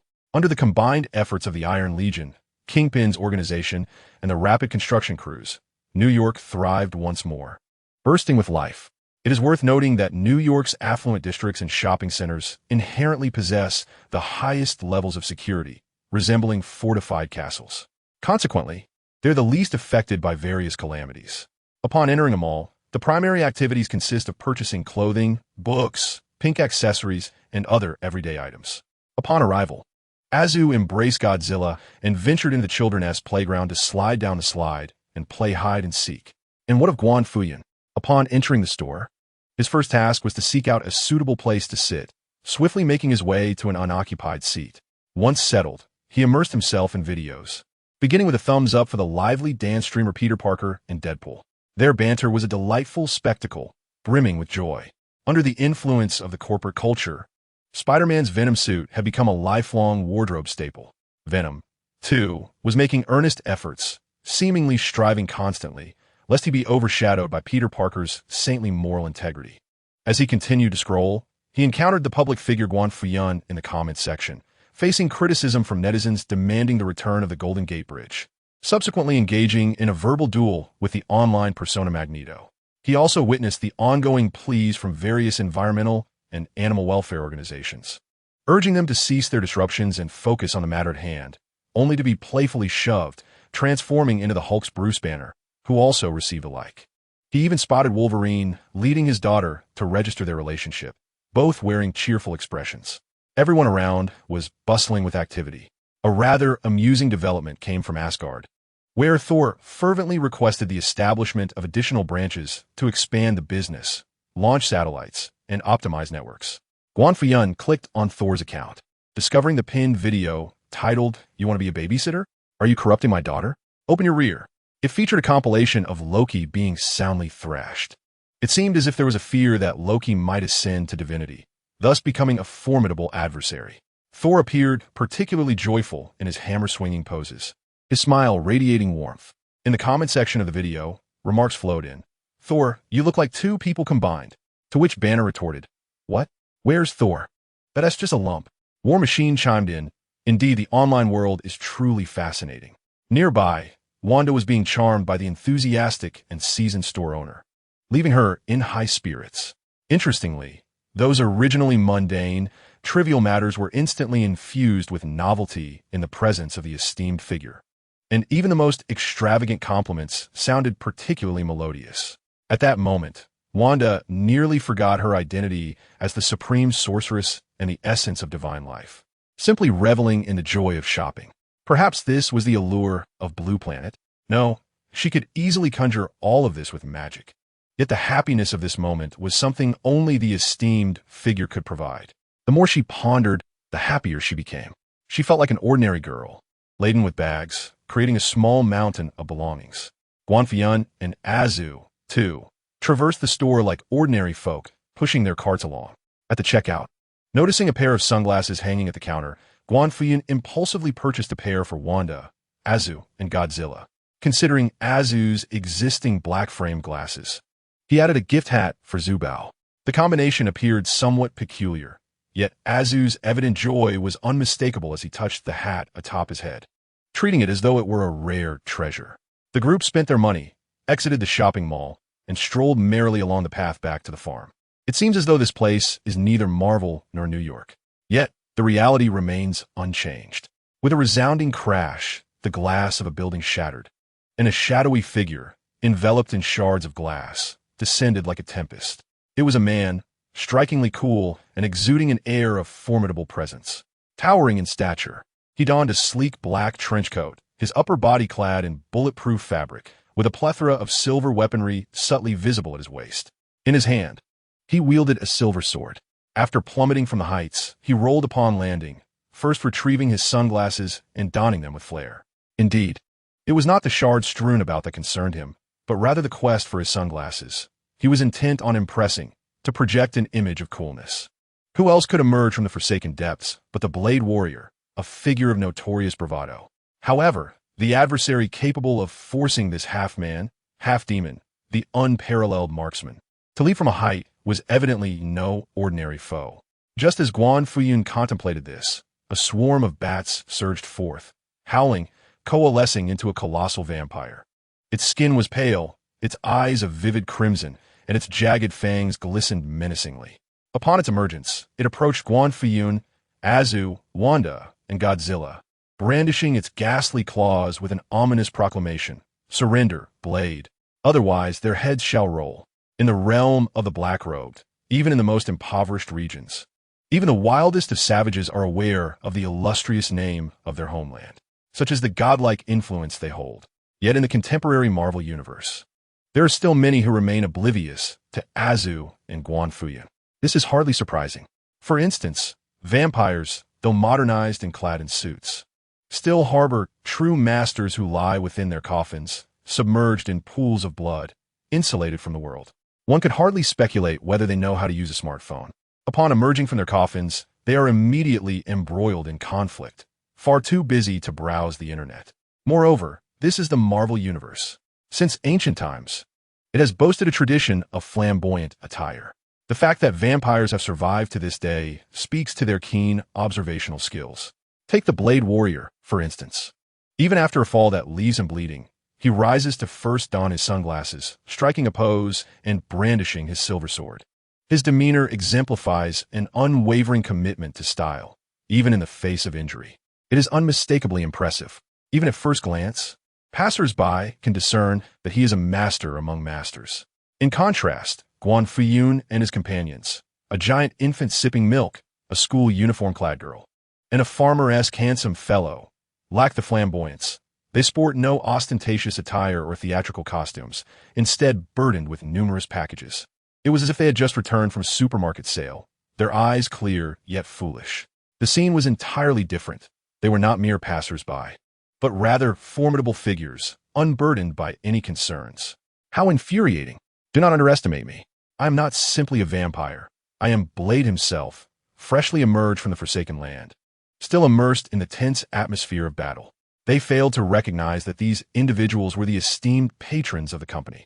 He feigned a few attacks, then swiftly drew his blade. The silver sword, like a crescent moon, sliced through the air, dangerously repelling the vampires. Subsequently, Blade stood before the crowd, his leather coat's collar erect, swaying in the wind, exuding a solitary and cold demeanor. He appeared as a composed expert, urging with a heavy, gravelly voice, "Hurry, I will hold him off." Guan Fuyun remarked. Wanda, Azu could not suppress his curiosity and inquired, "Dude, why are you wearing sunglasses at night? Are you blind?" "I am a daywalker, half human and half vampire," Blade replied coolly, not turning back. "I possess all the advantages of a vampire without their drawbacks. I have long since adapted to the shadows. As the saying goes, night vision, I'm not blind. Is there such a superpower?" Azu pondered aloud. Wearing sunglasses 24/7. What good is that ability other than to show off? It's exhausting just to dig. Is this really the time for such discussions? Blade was momentarily taken aback, almost turning around, but the vampires were advancing. He defended himself while urgently insisting, "Go. We must leave." "No, we should leave together." Azu persisted, his tone animated. Meanwhile, Guan Fuyun and Wanda appeared almost mute, their expressions calm, as if witnessing a vampire chase after a pretentious individual in the street was a perfectly normal occurrence. With such delays, swish, swish, swish, vampires emerged from all around, each clad in leather, adorned with necklaces, sporting a nonconformist appearance. They wielded firearms, swords, and metal baseball bats, cackling, "You shouldn't have returned, Daywalker." "But I have returned," Blade declared, now fully focused, one hand twirling his sword while the other drew a silver gun, performing a one-handed loading maneuver. He then confidently proclaimed, "Tonight, only the undead shall perish." At that moment, Wanda was momentarily taken aback. It was quite impolite to interrupt someone showing off, but she simply could not contain herself, exclaiming, "Sir, you are bleeding." Indeed, after falling, Blade was riddled with shards of glass, each wound bleeding profusely. "It's nothing. I want to perish," Blade laughed. "I mean, your blood is about to stain our purchases. Could you stand back a bit?" Wanda frowned. "Blade, what is wrong with you people?" He was truly on the brink of losing his composure. With a sudden turn, he finally discerned the faces of Guan Fuyun and Azu. "Mr. Guan, Ginaraitsu." Blade stood in utter astonishment. These two had rescued him from a forsaken place, compelling even Cassandra to obediently offer her bald head for caressing. Although he lacked the privilege to witness the clash between his compatriot and the deity of stories, he had heard enough to grasp the vast disparity in their powers, akin to comparing a ping-pong ball to the sun. Such a formidable being, yet so grounded in demeanor? There lay an opening.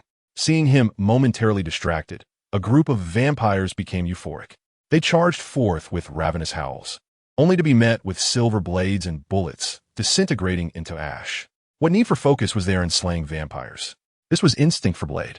With a gun in one hand and a sword in the other, he advanced with suppressive fire and retreated with blade against the swarm of bats, seasoned and ruthless. Living up to the name of Hunter, this scene provoked the bloodthirsty specter that had initially appeared. It trembled with rage, dark, ominous vapors emanating from its form, skin cracking like a cicada's chrysalis, transforming into a more vibrant blood-red cloak and a more pallid, terrifying body. The essence of the specter underwent a profound metamorphosis. Indeed, it was Dracula. In the Marvel Universe, Dracula possesses the abilities of mistransformation, shape-shifting, summoning storms, calling forth lightning, and transforming into bats, wolves, werewolves, and half-bat monstrosities. No mirror or camera could capture its image. Its favorite pastime was to flaunt its power through possession, whether of another's body or even that of another vampire. At this moment, Dracula revealed its true form. The lesser vampires, understanding the gravity of the situation, submissively allowed it to take center stage, bowing and transforming into a human staircase. "Did I not instruct you to accept your fate?" Dracula ascended the steps, elegantly and cruelly proclaiming, "You so relish in playing the hero, dragging others into your demise? Because of you, those three shall meet a gruesome end. Not even Jesus can save them. Mark my words. The man will be flayed for his skin, and that girl will have her neck broken, her life drained." It referred to Wanda. This was Dracula's second obsession. It took great pleasure in capturing young maidens for blood. In the comics, Dracula had ensnared the Valkyrie of Asgard, battling against the thunder god Thor, who came to her rescue, and had even captured Storm, only to be met by the righteous fury of the Punisher. It had even provoked the Silver Surfer. Any mortal would certainly attempt to capture Louise for a taste, only to be met with the wrath of Superman. Its survival until now, without being slain, attested to its strength. Although Blade was its nemesis, it remains true that the protagonist thrives on explosive power. In accordance with the rules set by the Black Cloak, a mortal-level Blade, even equipped with special weapons, would inevitably be annihilated. Dracula witnessed the valiant warrior, resolute as iron, surprisingly relinquishing his resistance. He parted to allow passage. A hearty laugh escaped Dracula's lips. As previously mentioned, he possessed considerable strength. Were he a celestial father, he might have sensed the anomaly. Alas, he was not. Thus, when Aza's form descended from the heavens, delivering a devastating blow to Dracula's visage, it unleashed a sharp, ressounding explosion. Chapter 95. The Perils of Departure, What Renders a Complete, Peak Celestial Father Worthy of the Title God, is their omnipotent prowess. While beings beneath the Celestial Fathers may possess powers that rival or even surpass theirs, such as the formidable Scarlet Witch or the Duelist, they lack the transcendental realm of the Celestial Fathers. For instance, Wanda can perceive the essence of reality and matter, altering all that she wishes. Similarly, Aza can discern the granularity of light particles, feeling their trajectories, cycles, and laws. From this ability, he can comprehend the rules governing all existence, unveiling the essence of the world. Thus, his speed can equate to teleportation, and his strength can manifest as storms, earthquakes, or falling meteors. He embodies all things. Logically, the immortal progenitor Dracula, having fed for countless years and possessed of numerous superhuman abilities, should, from the perspective of accumulation and energy, be able to touch the threshold of the celestial fathers. Yet, it remains merely a fleeting touch. Throughout the eons, he has been a failure, never truly breaking through to that echelon. He is unaware of the reasons behind this. However, now, Az's seemingly cataclysmic fist, with its surging power, exploded with energy, tearing apart every organ of Dracula. In its crude, unrelenting manner, the fist shattered his very soul. Only then did he comprehend the truth. He lacked an anchor. Celestial-level life, with its power to shatter stars, transcends the realm of ordinary beings. Such levels of prowess have surpassed the thresholds of both body and mind. Excessive strength distorts its wielder, transforming them into a servant. This is an immutable truth. Thus, within the Marvel Universe, every divine entity must possess its own anchor. It may be a passion, a duty, a task, or even an obsession or object. With an anchor, a god can avoid losing themselves amidst their burgeoning power. This is also the reason for the transcendent nature of the cosmic pantheon. They are inherently divine. Born with their own missions and responsibilities, serving the cosmos, their anchor's intrinsic, allowing them to grow ever stronger with mere diligence. The devourer of worlds, Galactus, one of the 5 primordial deities, faces no such dilemma. Unlike Odin, who, having feasted to satiety, must resort to the Odin sleep for rejuvenation, Galactus is perpetually insatiable. For instance, consider those cosmic elders, each more eccentric than the last. The Grand Master from Thor, Ragnarok, is utterly consumed by his gambling addiction, having narrowly escaped death on more than one occasion for the sake of a wager. Then there is the Collector from the Void, whose obsession with collecting borders on madness. To ascend to divinity, mere accumulation of energy is insufficient. One requires an anchor, a means to remain grounded and to remember one's identity, regardless of power. For Azu, this anchor is his father. First, he is the beloved son, and only thereafter does he become the esteemed ancestor, a fellow villager, or something else entirely. Witnessing the man who shattered him with a single blow, drinking milk and behaving like a child, he runs up to Guan Fuyun, seeking praise with an expression of pride. Dracula's composure shatters entirely. He dies with eyes wide open, akin to a stray dog, bereft of any worth or dignity. At that moment, Wanda waves her hand, and the crimson glow of her magic spreads, illuminating circles of magical arrays. The girl's fingers dance like a conductor's baton, light and graceful, akin to a ballet dancer, yet orchestrating a symphony of destruction. Wherever her magic flows, vampires burst forth like fireworks, their very essence transformed, bringing a touch of brilliance to the city. This spectacle utterly astounds the Winter Soldier, knocking his sunglasses off. It profoundly shocks Tony Stark, who has been closely observing Guan Fuyun. He realizes that he will never be able to construct an anti-Guan Fuyun suit in his lifetime. The reason? While Azu and Wanda wreak havoc, Guan Fuyun is blissfully recording the event on his phone. Realizing he has an audience, Guan Fuyun casually gestures, "Don't mind me, please continue." With such an attitude, even if Dracula were not to be defeated, he would surely die of frustration. That esteemed figure has emerged once more. His recent appearances have become more frequent. Is it because this world has grown more intriguing? The professor muses. I believe it is because my daughter Polaris is exceptionally beautiful. Magneto interjects. And you, Charles, not only are you bald, but you also lack a daughter. The professor retorts, "Let us discuss serious matters." Thus, Magneto replies earnestly, "Charles, your son is quite the neurotic." The professor laments, he is utterly exhausted. In the past, managing Xavier's school for gifted youngsters merely required him to entertain the children. Now, the academy has been entrusted to a corporation, and he has retired. What was supposed to be a leisurely job has unexpectedly turned into a burden, as Eric has come to him with complaints. Nowadays, mutants have been classified and positioned within society, and this old fellow has lost his livelihood. He spends his days arguing with internet users, with himself, and even with the Golden Gate Bridge. It is quite difficult. Pleasing that old man is no small feat. The professor, with a pained expression, suggests, perhaps you should return to the Brotherhood?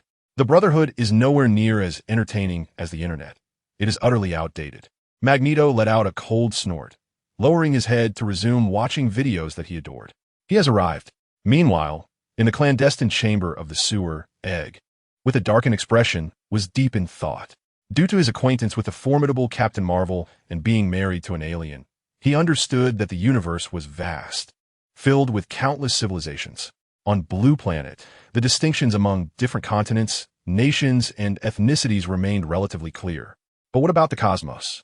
Thor had once claimed that Midgard was part of the Nine Realms. For the Shi'ar Empire, this planet and its solar system were merely a fragment of their dominion. It was akin to how farmland belonged to humanity, while the anthills within were the domain of ants. Yet ultimately, everything belonged to humankind.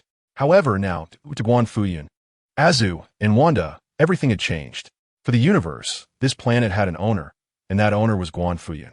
As for Egg, the former director of SHIELD, he was now a traitor to this planet. To reclaim his former glory, he needed Guan Fuyun's consent. He intended to make an appearance for a discussion. Naturally, it would not be him directly, out of feudal caution and the pretentiousness of the king of agents. Coupled with mistrust, Egg had his wife transform into his likeness, stepping out of their safe house to await Guan Fuyun and his entourage on their way home. Then, his wife, a Skrull, was promptly devoured by Godzilla, the representative of Blue Planet's will, in a swift and natural motion, akin to a human taking a breath. Chapter 96, Planetary Traitor, Arrogant and Foolish. Had it just consumed something? Godzilla, now nearly 300 meters tall, due to Guan Fuyun's nurturing, exhibited a frame so colossal that its size seemed to shift instantaneously, rendering it faster than one could react. Let me see, Dad. Godzilla's stomach contains the remnants of a Skrull, already in the process of digestion.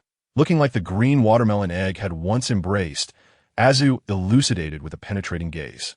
Oh, the shattered finances, the ruined reputation, the cornered SHIELD director trapped in his last safe house.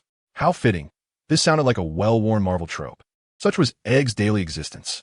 Yet, unlike before, when interactions with superheroes or negotiations with supervillains followed a certain protocol, he now faced a mere mortal. Witnessing his wife's demise had rendered him utterly ineffective. Egg, with a grim countenance, was rendered speechless. In truth, apart from his pretentious demeanor and a penchant for demanding funds, he possessed no real abilities. The title of King of Agents had merely been a product of Hydra's indulgence.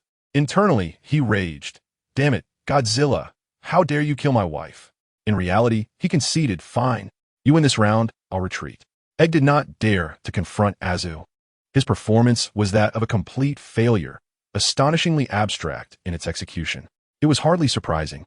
In the realm of power, a seemingly rational individual, having ascended to the esteemed position of director of SHIELD, engages in clandestine dealings with extraterrestrial beings. One must ponder the rationale behind such actions. Is it merely folly?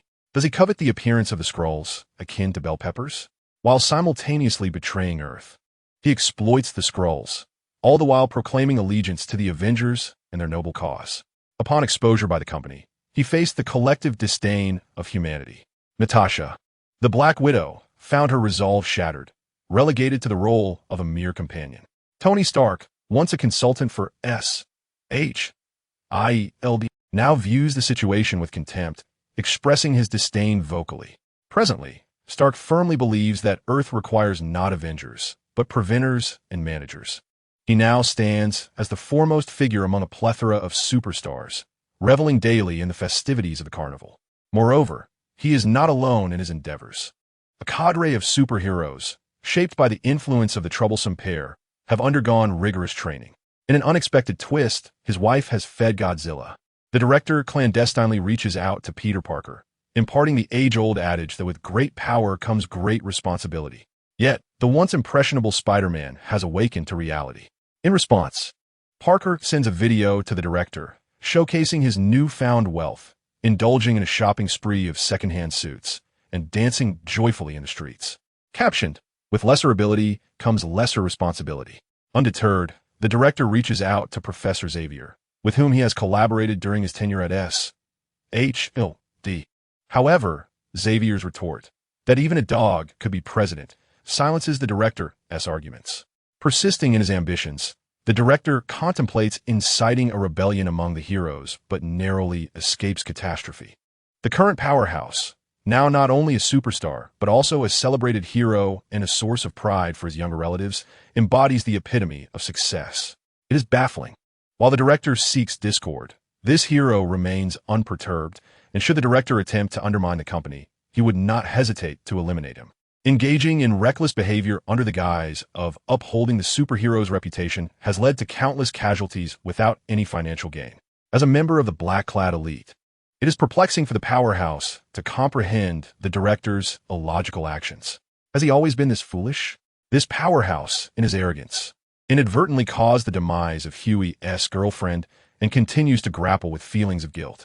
The director, as head of S.H.I.E.L.D., has condoned the proliferation of Skrulls, resulting in dire consequences, yet he still perceives himself as just. This is a complex moral quandary. Were the director a member of the company, perhaps he would be lauded by sycophants and misguided fans, exclaiming his tireless efforts and lamenting his losses, asserting that he has sacrificed his heroic honor. Alas, he is not. The troublesome pair understands profoundly that on the surface, this is a company of superheroes. In truth, it operates as a company of superstars. However, its true essence lies in pleasing the patriarch, thereby gratifying the esteemed official. To make Spider-Man dance, to provoke Deadpool, to allow Wolverine to engage in menial labor, indulge in casual smoking and drinking, and enjoy barbecues. To bring together Professor X and Magneto in a Twilight alliance. To see Hulk wear a foolish grin. All of this is designed to provide entertainment for the official during meals. To ensure that Polaris, Mystique, Erica, the White Queen, and Gwen advance and learn foreign languages is ultimately to enhance the official's well-being. Setting aside these matters, there is little left to discuss. To guarantee the production of such entities, one must first refrain from hiring imbeciles within the company. For instance, the character of Egghead exemplifies such folly. Currently, in the company conference room, the ever-perturbed pair has convened an urgent meeting, declaring this schemer is causing chaos. He even dares to send his wife to tarnish the official's reputation. This cannot be tolerated. The photography and production teams are preparing to ensnare their target. Someone, provide the train with a vibranium shield. America cannot be without its captain. If there must be a correct individual, why not the train? Equip Hulk with vibranium shorts. Bestow upon Spider-Man a vibranium 8-legged spear. Doom, prepare the magic and mechs. Have Magneto summon Iron Man's steed. Let the professor utilize telepathy to preemptively tarnish the image of Captain Marvel, merely by binding her to Egghead, thus ensuring her infamy. This is not mere disparagement from Pear. Initially, Egghead promised the Skrulls, boasting that if they became his subservients, he would grant them a planet to nest. Captain Marvel was fully aware of this agreement and also bore the responsibility of assisting the Skrulls in their search for a habitable planet. Ultimately, she entirely forgot this obligation. A foolish oversight indeed. Inform Thor to prepare for the power surge. If he performs admirably, the next step for the company will be to venture to Asgard, expanding the industrial chain across the cosmos. Pear had already devised a strategy. She meticulously organized the forces while simultaneously urging Hydra to close in on Egghead for capture. Furthermore, and most importantly, she notified the Patriarch that he could commence watching the live stream. Meanwhile, Egghead, on the verge of capture, feigned ignorance amidst various crises and disasters. Merely existing and causing trouble. For his own sake, he transitioned to becoming a summoner, activating a cosmic mechanism. Soon, he beheld a golden light piercing the heavens, an energy boiling like flames, illuminating the vast starry river. Captain Marvel arrived, steadfast as ever, ready to fight. Her strength instilled confidence in Egghead, the belief that he could escape this planet. Such is the situation. The current president of America is akin to a dog, and I am no longer the director of S.H.I.L.D. Times have changed.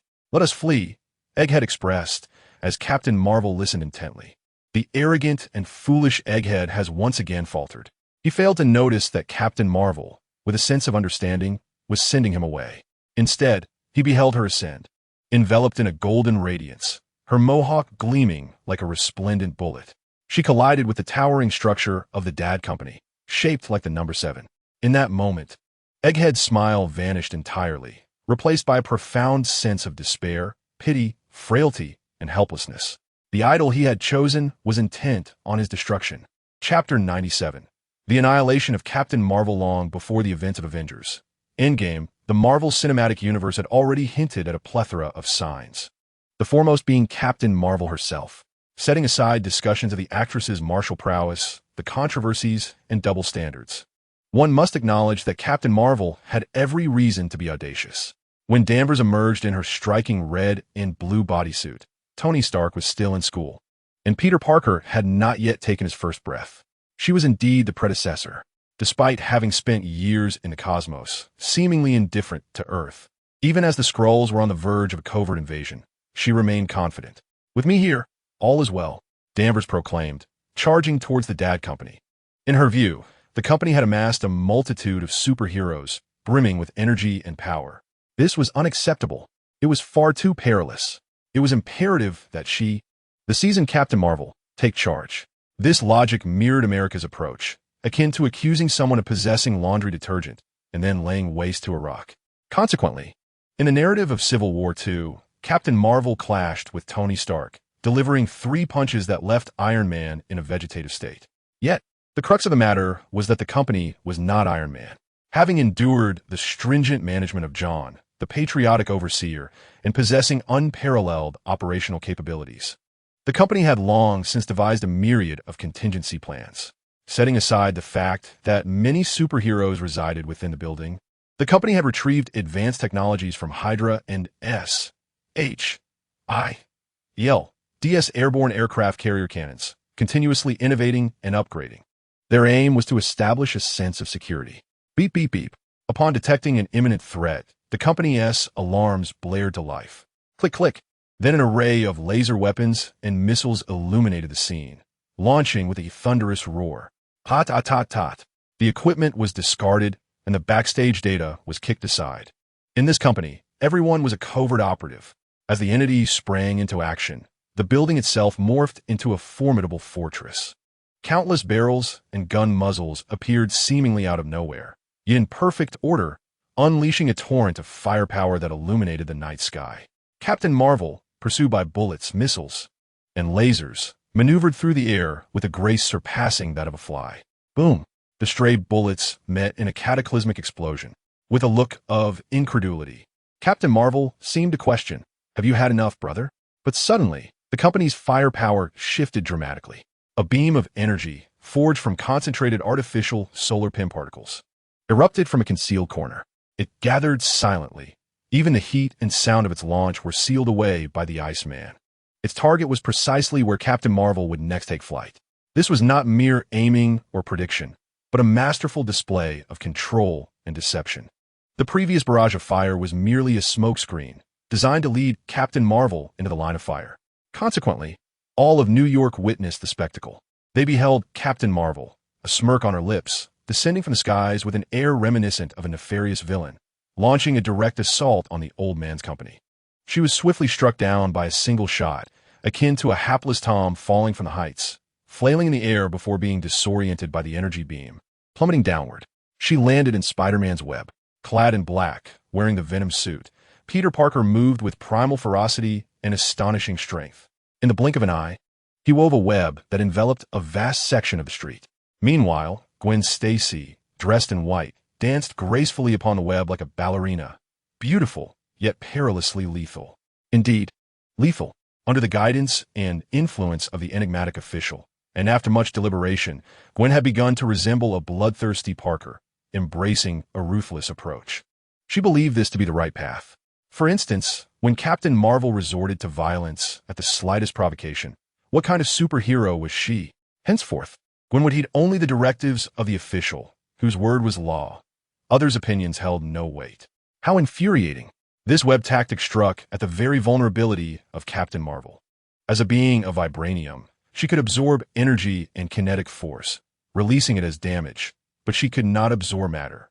Did one not see even the most esteemed sorcerer, Dr. Strange, who held his own against Thanos, ensnared by webs? Captain Marvel was no different.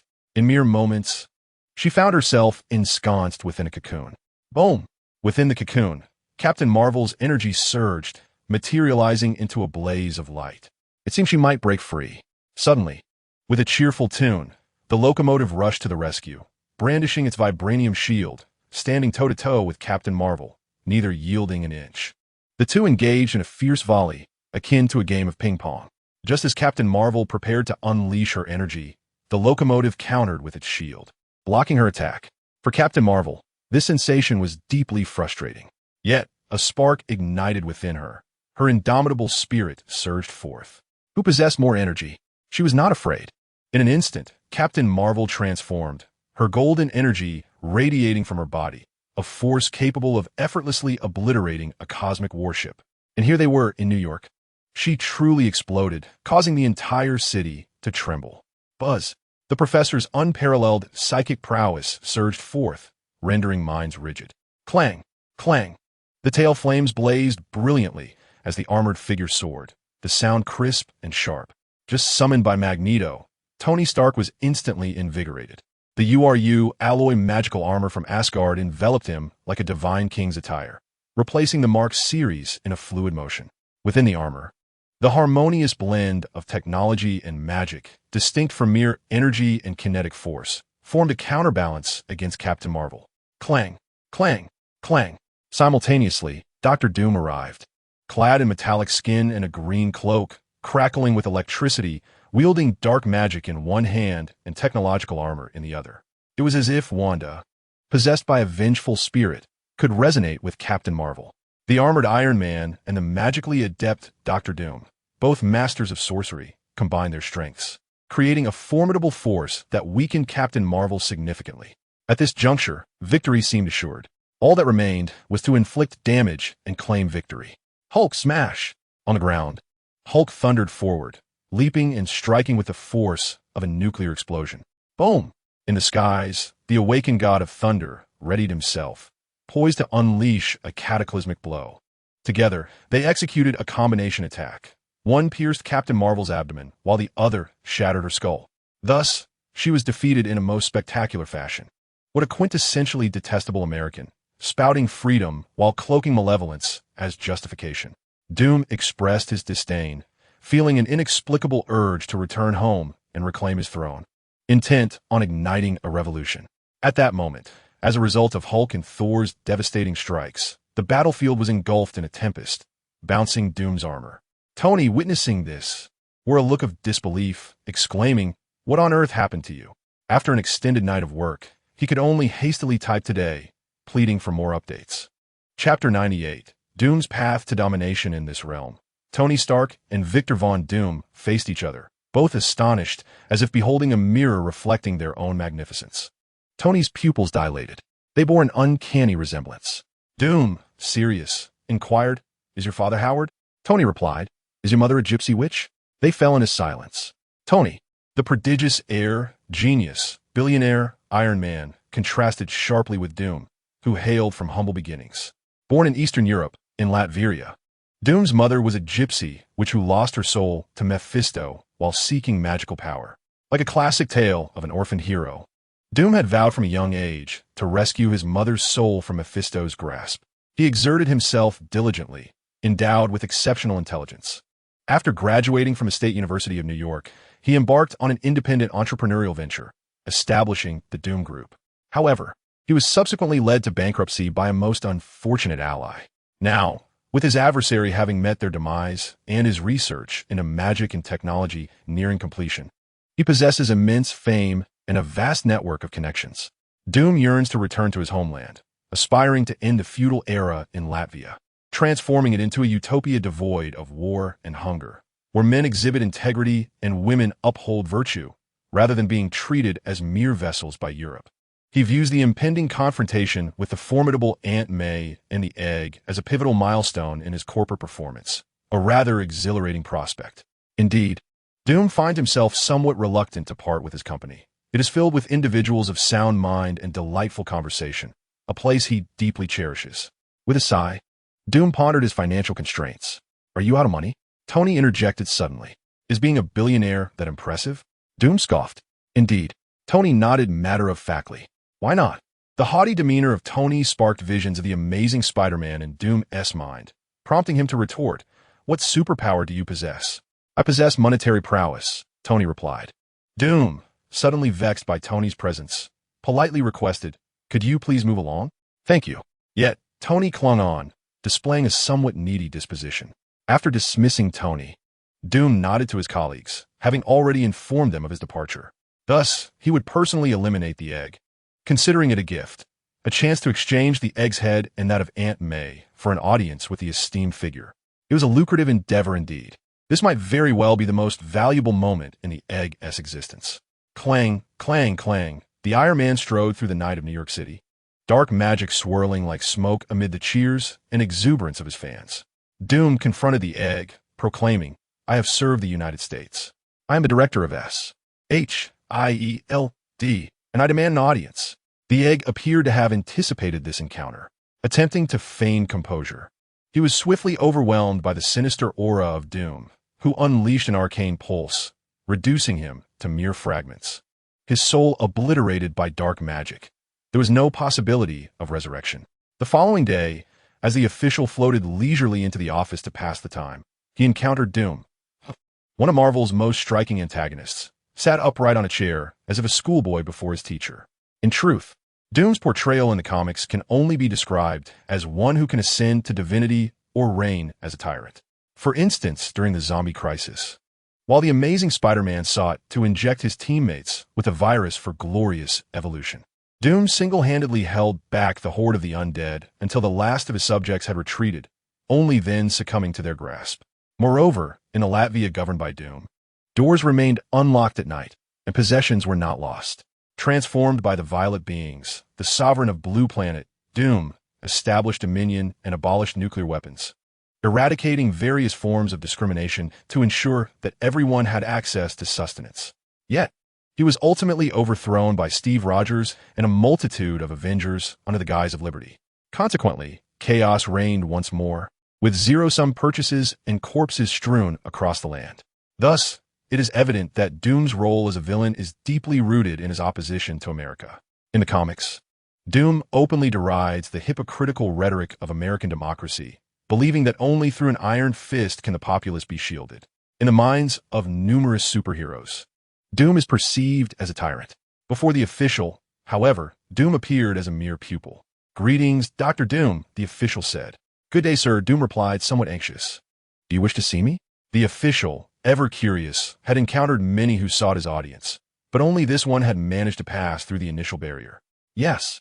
Taking a deep breath, as if in the presence of divinity, Doom solemnly declared, "I wish to articulate my vision. Is it regarding Latveria or Mephisto?" The official responded nonchalantly, "You know, I am indifferent to such matters."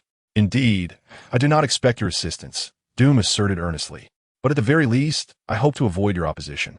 "Interesting," the official remarked. "Please continue." "Having grown weary of the pursuit, I have learned to strike true with a single aim. Since a headwind has arisen, I have developed the ability to withstand the gales from all directions and navigate through them. During my time at the company, I have come to understand a fundamental truth. In this extraordinary and fantastical world, the emphasis on heroes is absurd. With greater power comes greater responsibility. As a king, my impact surpasses that of my former life as a superhero. I hold disdain for Mr. Fantastic. Even Susan can claim the title of superhero due to their mediocrity. They never lower their pride to genuinely address issues, instead offering condescension from their lofty positions. I seek to resolve problems, even if my methods may be harsh. Only by pruning the weeds can the orchid flourish. Compared to humanity's sins, the transgressions I intend to commit are negligible. I aspire to create a world devoid of war, famine, and disease, where humanity stands united as never before, education reaches the slums, and laws are just and stringent, ensuring that no one dares to oppress the virtuous or commit acts of violence, not even stealing a loaf of bread from another's table. As the saying goes, one must carry a bag of rice up several flights of stairs. Doom is prepared to embark on his arduous journey. "Then I wish you well," the official acknowledged. Before adding, however, the updates to this planet will become increasingly frequent and chaotic. If you wish to achieve your goals, consider altering your approach. Utilize technology and magic to construct your own realm, a space that can encompass the fragments of this planet and its populace. Why not simply name it the Battle Realm? From henceforth, you shall be known as the Battle Emperor. Dumb murmured, Battle Realm, Battle Emperor? A spark of inspiration ignited within him. Indeed, this was a brilliant stratagem. Establishing dominion over Ladovinia, he could attract like-minded talents and cultivate his own kingdom, perhaps even extending his dominion to the cosmos. This approach would neither encroach upon others' existence nor deny the world an alternative possibility. He could even consider establishing a branch for his company. How splendid would that be? Dumb sincerely proclaimed, "You are the most brilliant human I have ever encountered." Official Floating Cloud replied, "Well, if you say so, then it is so." Chapter 99, Venom Eddy. Adorably timid having received guidance, Dumb departed with a contented smile. He was now on his way to become the king of Ladovinia. Observing his elation, those around him were both curious about his specific gains and eager to achieve merit in an audience. After all, it was well known that Official Floating Cloud had nurtured Azu, Wanda, and Godzilla, three formidable beings. Any one of them could bring about the world's destruction. It was utterly absurd. If only they could also attain enlightenment. Wouldn't that be akin to soaring to new heights? This, of course, was something Official Floating Cloud remained oblivious to. Otherwise, he would have retorted, "Don't be foolish. All present here are mere spectators." In truth, when considering the entirety of the universe, the technological prowess of Blue Planet has often been derided as subpar. Yet, when it comes to individual technology, be it black technology, Iron Man, or Pym particles, Dr. Doom stands unparalleled. Moreover, within the Marvel Universe, the individual combat strength of its denizens is indeed formidable. Take, for instance, Gamora, the adopted daughter of Thanos, whose mediocre skills have earned her the title of the universe's deadliest assassin. The Hulk, upon leaving Blue Planet and entering the arena of the Grandmaster, is unmatched in combat prowess. It is essential to recognize that the arena is populated by fierce warriors gathered from across the cosmos by the Grandmaster himself. Thus, to claim Blue Planet is to claim dominion over the world. In New York City, even a moderately powerful mutant or superhuman could rise to prominence in the cosmos. The primary reason for this phenomenon is, of course, popularity. To speak more realistically, the various civilizations within the universe tend to prioritize collective combat power over individual strength. For instance, the Kree Empire is a significant cosmic civilization capable of creating super soldiers like Ronan the Accuser through advanced technology. Yet, what does that truly amount to? Can it compare to starships or annihilation cannons? Can it rival the countless starships and annihilation cannons? As long as the firepower is sufficiently overwhelming. What difference does it make between a body of 1 and a body of 90? Otherwise, why would Ronan even pilot a starship? Naturally, should he encounter an adversary with a power level exceeding 100, he would be utterly outmatched. A classic example is the Skrulls. These bald goblins certainly have a home planet of their own. In the secretive narrative of their invasion, it is merely stated that they lost their home world and were pursued by the Kree. However, the full story reveals that they encountered the Devourer of Worlds. After illuminating the starship and the annihilation cannon, the home planet was devoured in a dazzling display, marking the genesis of this band of goblins as cosmic wanderers. However, the current superheroes remain blissfully unaware of their own extraordinary prowess. Thus, when the troublesome pair sought to expand its cosmic ventures, it felt compelled to first test the waters with a certain formidable matriarch. Speaking of which, is there beauty amidst the cosmos? At that moment, Guan Fuyun found himself scratching his head. He was tethered to Natasha by a dog leash, playfully toying with a secretive figure. And he could not deny that the sensation of a life-size figurine was indeed more delightful. No, it should be said that the mean pollution of the dark robe style was more potent. One day, he envisioned hosting a grand party, single-handedly rivaling the assembly of the dark-robed. Meanwhile, within the company's interview department, the impeccably dressed and dutifully filial Azu basked in the sun with a glass of milk. For him, in this current corporate environment, the significance of work or profit had diminished entirely. Yet, as his father had often imparted, to cultivate an acre of land, one must first endure the process before reaping the harvest. The amount of money earned was inconsequential. The journey of earning could be seen as a form of cultivation and enjoyment. Embracing this mindset, Azu awaited the arrival of the day as first candidate. Eddie Brock? He set aside the arsum, scrutinizing the timid figure before him, standing at 6 feet tall with a robust physique. The individual exuded an aura of cowardice and an unmistakable loser vibe. It was difficult to fathom that such a person could be a lethal guardian. What bizarre sense of a washed-up elder was this? Was it due to his prolonged engagement with the Time Stone? Ever since the convergence of the multiverse began, Azu's Time Stone necklace had been further empowered by the god of stories, Loki. Eddie Brock, evidently from another universe, had arrived, and now Azu could utilize the Time Stone to glimpse into his life. Rubbing his forehead, Azu said, "Let it emerge." What? Eddie, not feigning ignorance, genuinely did not understand the symbiote known as Venom. All he knew was that he was ill and had a penchant for consuming humans. Consequently, he had lost his job, and his girlfriend had left him, suffering a fate reminiscent of the former Peter Parker. It was precisely the tales of Peter Parker that had compelled Eddie to try his luck at the company. "Let that symbiote within you come forth," Azu said, his eyes gleaming with warmth and intensity. "Behave, and you shall not be harmed." At these words, Eddie felt a twinge of panic. But it was Venom who was truly alarmed. Unlike the symbiotic suit that had once bonded with Peter Parker, this Venom bore a consciousness of its own. In its perception, the figure before Azu was not merely a man, but rather a walking star. The terrifying level of energy even evoked memories within Venom of the god of symbiotes. It evoked memories of the agonizing experience of being cast into a furnace and hammered, a suffering that instilled in the symbiote a profound fear of sound and flames. Suddenly, a viscous, inky venom extended its sinister tendrils toward Eddie, exuding an air of obsequiousness. "Greetings, esteemed Zuzu," it proclaimed. With a swift motion, Azu delivered a resounding slap, exclaiming, "Why are you so sluggish? Are you deaf?" "Deaf? No, I'm not deaf. I am simply born with a sluggish reaction," the Venom replied, nodding submissively at Eddie's waist. "Wait, who are you?" Eddie questioned, bewildered by the sudden emergence of this entity within him.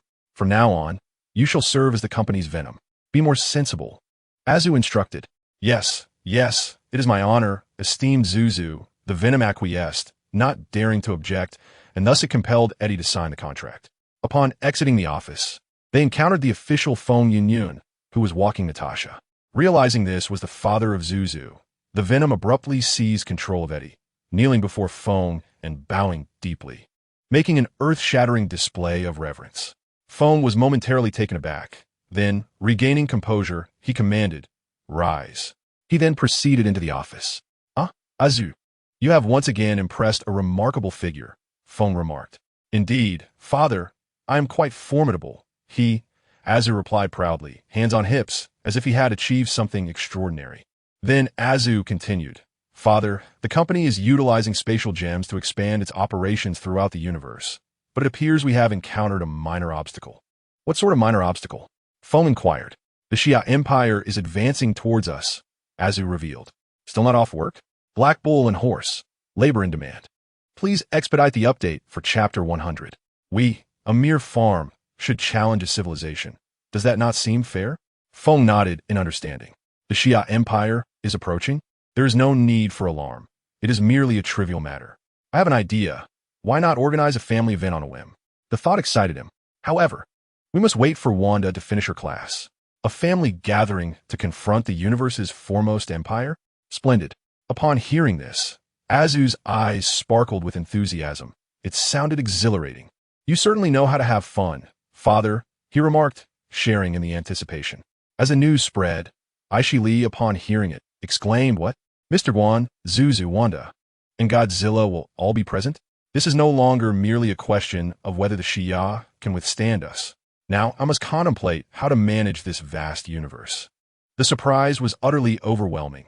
She found herself laughing uncontrollably, her worries dissipating. Nevertheless, for all life in the universe, the wrath of the Xia Empire remained terrifying, akin to a deluge or a ferocious beast, for the Xia Empire was indeed formidable. Also known as the Empire of Shure, it is a vast amalgamation of countless extraterrestrial races, cultures, and worlds. Alongside the Skrull Empire and the Kree Empire, it is one of the 3 predominant alien empires. However, that was in the past. With the Skrull Empire's homeworld consumed and digested by a star, and the mutual attrition between the Skrull and Kree empires leading to their decline. The Shur-A Empire now stands as the preeminent civilization in the cosmos. The youngest, the most technologically advanced, and possessing the most formidable military might. It commands a universe with unwavering authority. Does this sound familiar? Indeed, this is akin to an exaggerated version of America. In the cosmos, the Shur-A Empire acts as the cosmic police, much like the United States. For instance, in the comics, Empress Lilandra of the Shur-A Empire, at the cost of breaking the peace with both the Kree and Skrulls, intervenes to help them end their protracted and devastating conflict, only to later leave both sides incapacitated, reaping the rewards for herself. Furthermore, in response to the Dark Phoenix, the Shur-A Empire unilaterally drags the entire universe into a quagmire of war, then abandons the situation. Much like the officials of the United States, who love to boast and make their presence known, Empress Lilandra of the Shur-A wishes for a fleet, even contemplating the consumption of a star. Yet, this is not the most abstract aspect. The most abstract is the Shur-A Empire's intolerance for any form of art or abstraction. They perceive artistic creation as a signal of mental instability and deviance, as they have lost the ability to dream. In Shur-A, those capable of dreaming exert every effort to suppress their impulses, with capital punishment being a common remedy for such afflictions. And what is the role of corporations? Superheroes sing and dance, profiting from the world of abstraction. One can easily imagine that when these two sides meet, it is bound to ignite a fervent clash, each believing the other to be the equivalent of sweet and salty tofu pudding. Similarly, in the corporate hall of the Seven, Spider-Man 2, Captain of the Train, Hulk, the Professor, Magneto, and the portly Thor each occupy their respective positions, akin to gang leaders, with a cadre of formidable beings standing behind them. Notables such as Wolverine, Cassandra, who has undergone reformation, Eddie Brock, the Red Tank, and the ever-lively Loki all contribute to a veritable assembly of talent. It is time to set aside endorsements, films, and wealth to discuss this planet. Captain of the Train declares, "The Skrulls are invading us, and the Shur-A Empire is joining the fray. Then let us engage in battle." Although the two sides merely exchanged a few blows within the passage opened by the space gem, and despite the presence of Mr. Official ensuring a guaranteed victory in the rankings, it does not imply that the superheroes are without tasks. The technology possessed by the Shur-A Empire includes, but is not limited to, faster-than-light starships, energy weapons for both ships and individual soldiers, force fields, faster-than-light communication technology, and teleportation technology. In just a brief moment, this unfolds. The space fleet is still en route, yet super soldiers have already been deployed, adhering to the principle of attacking the source of conflict first. These formidable warriors made a beeline for the American fleet, resulting in a catastrophic explosion of naval vessels. The soldiers, donned in striking red high heels, moved with a theatrical flair, resembling a frenzied dance, a truly spectacular sight. As these super soldiers continued their relentless pursuit ashore, they resembled Kryptonian General Zod, clad in futuristic armor that instilled dread in onlookers, before commencing a brutal assault on buildings. With a thunderous crash, structures collapsed, streets buckled, and terrified crowds scattered in chaos. The local heroes attempting to intervene, such as the basketball hero, skateboard hero, and yo-yo hero, were swiftly dispatched. The local police made an appearance, albeit only symbolically, akin to throwing shurikens from hundreds of miles away. They fired a few shots as a mere gesture, while the super soldiers retaliated by demolishing police cars. Both sides seemingly content with their respective performances. Officers fled without a backward glance, while the super soldiers wreaked havoc with reckless abandon. Suddenly, the sky echoed with the roar of armored suits as Tony Stark and his ally, War Machine, arrived on the scene. The street that had just been repaired was once again in ruins. "Tony," War Machine jested.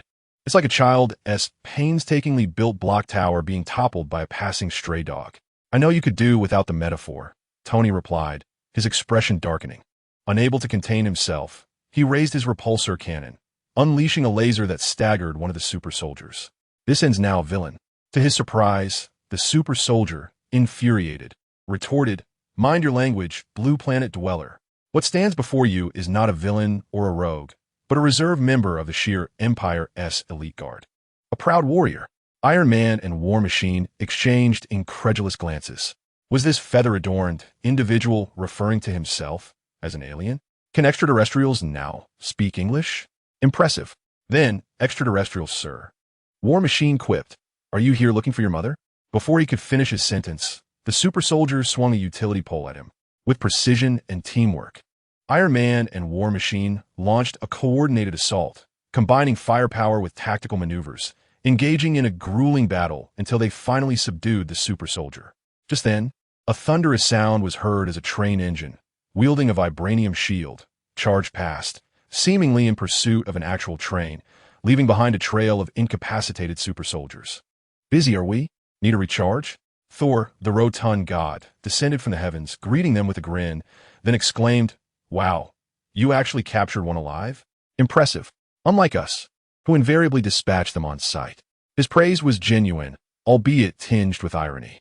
Tony, War Machine, the two were at a loss for words, wanting to jest about Thor, but struggling to conjure the right quips. Fortunately, at that moment, the super soldier abruptly lifted his head and declared with indignation, "Do not become complacent. The Lord of the Sword will annihilate you. He surely will." Upon hearing this, War Machine displayed a look of incredulity, as if saying, "You have genuinely astonished me," and calmly inquired, "Who is the Lord of the Sword?" He is not just anyone. The Lord of the Sword is the mightiest warrior in the universe. Even in the face of defeat and capture, the super soldier proudly puffed out his chest at the mere mention of the Lord of the Sword. "Why would he seek to destroy us?" Tony asked, perplexed. In response, the super soldier laughed as if he had heard the universe's most amusing joke and mocked. "Farmers primarily slaughter turkeys. Do they need to consult the turkeys for their opinions? Should they care about the turkeys' feelings? They merely act on their desires. This planet is inherently part of the Shi'ar Empire's territory. You are the intruders." This assertion did not sit well with Tony. "We have never consented to be vassals of the so-called Shi'ar Empire. Your opinions hold no significance, Blue Planet dweller." The super soldier retorted, growing more arrogant by the moment. "The entire universe acknowledges that Blue Planet belongs to the Shi'ar. Asgard does not agree." Thor interjected, "Oh, so you hail from Asgard? Irrelevant. No one cares about your opinion." The super soldier continued to deride. "Blue Planet is disregarded for its insignificance, like a swarm of insects. While Asgard is overlooked due to Odin's notorious reputation, the entire universe refuses to show him any respect." Thor, this is dire. Despite his defenses, he had ultimately fallen victim to his father's machinations. Chapter 101. In the absence of father, you shall await patiently unbeknownst to him. Witnessing Thor's failed bravado, Tony, who had similarly faltered, felt an unexpected sense of comfort. Indeed, it is not one's own shortcomings that instill fear, but rather the brilliance of one's companions. Within the steel armor, Tony chuckled. As for worry and anxiety, not a trace. If the sky were to fall, a tall figure would bear it. If all else failed, he could simply join his father's company, stepping into the role of Iron Man or even Dr. Doom. What is there to fear? The cosmos, the vast expanse of space. Somewhere light years away from Blue Planet. Buzz, buzz, buzz. A colossal interstellar warship repeatedly activated wormhole jumps, traversing light years in an instant. A man donned in a pair of bright red underpants worn outside, sporting a mohawk hairstyle, with a flowing red cape trailing behind him, stood in the command room, gazing through a glass of unknown origin at the resplendent galaxy. The universe, grand and magnificent, was truly a sight to behold. At that moment, a crew member approached the man and said, "Captain, the advance team has gone completely silent." Oh, at this, the man's combative spirit seemed to stir, and he exclaimed in surprise, "Blue Planet possesses such capabilities?" In stark contrast to the vast universe and the Shia Empire, the Blue Planet can be described as remote, rugged, and primitive. The inhabitants of the Blue Planet are akin to savages. Yet now, the fully armed vanguard of Shia has been devoured by these wild beings?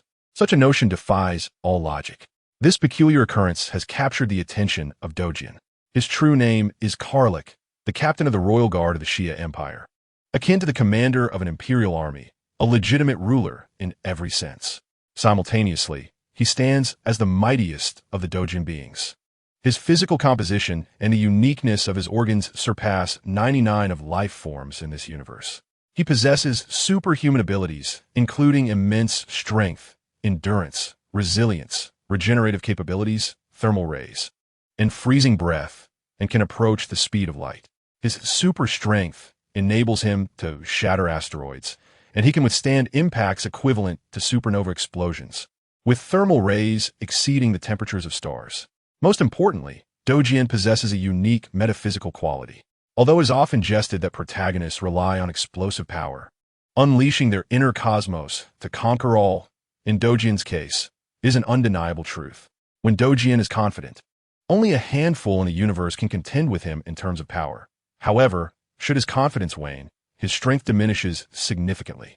At this moment, he is brimming with confidence, even harboring the anticipation that the adversaries of the blue planet may surpass his expectations. "Where's the Empress?" Dojian inquired, reporting to the captain. "Empress Lyrandula should have already arrived at the blue planet," a team member responded.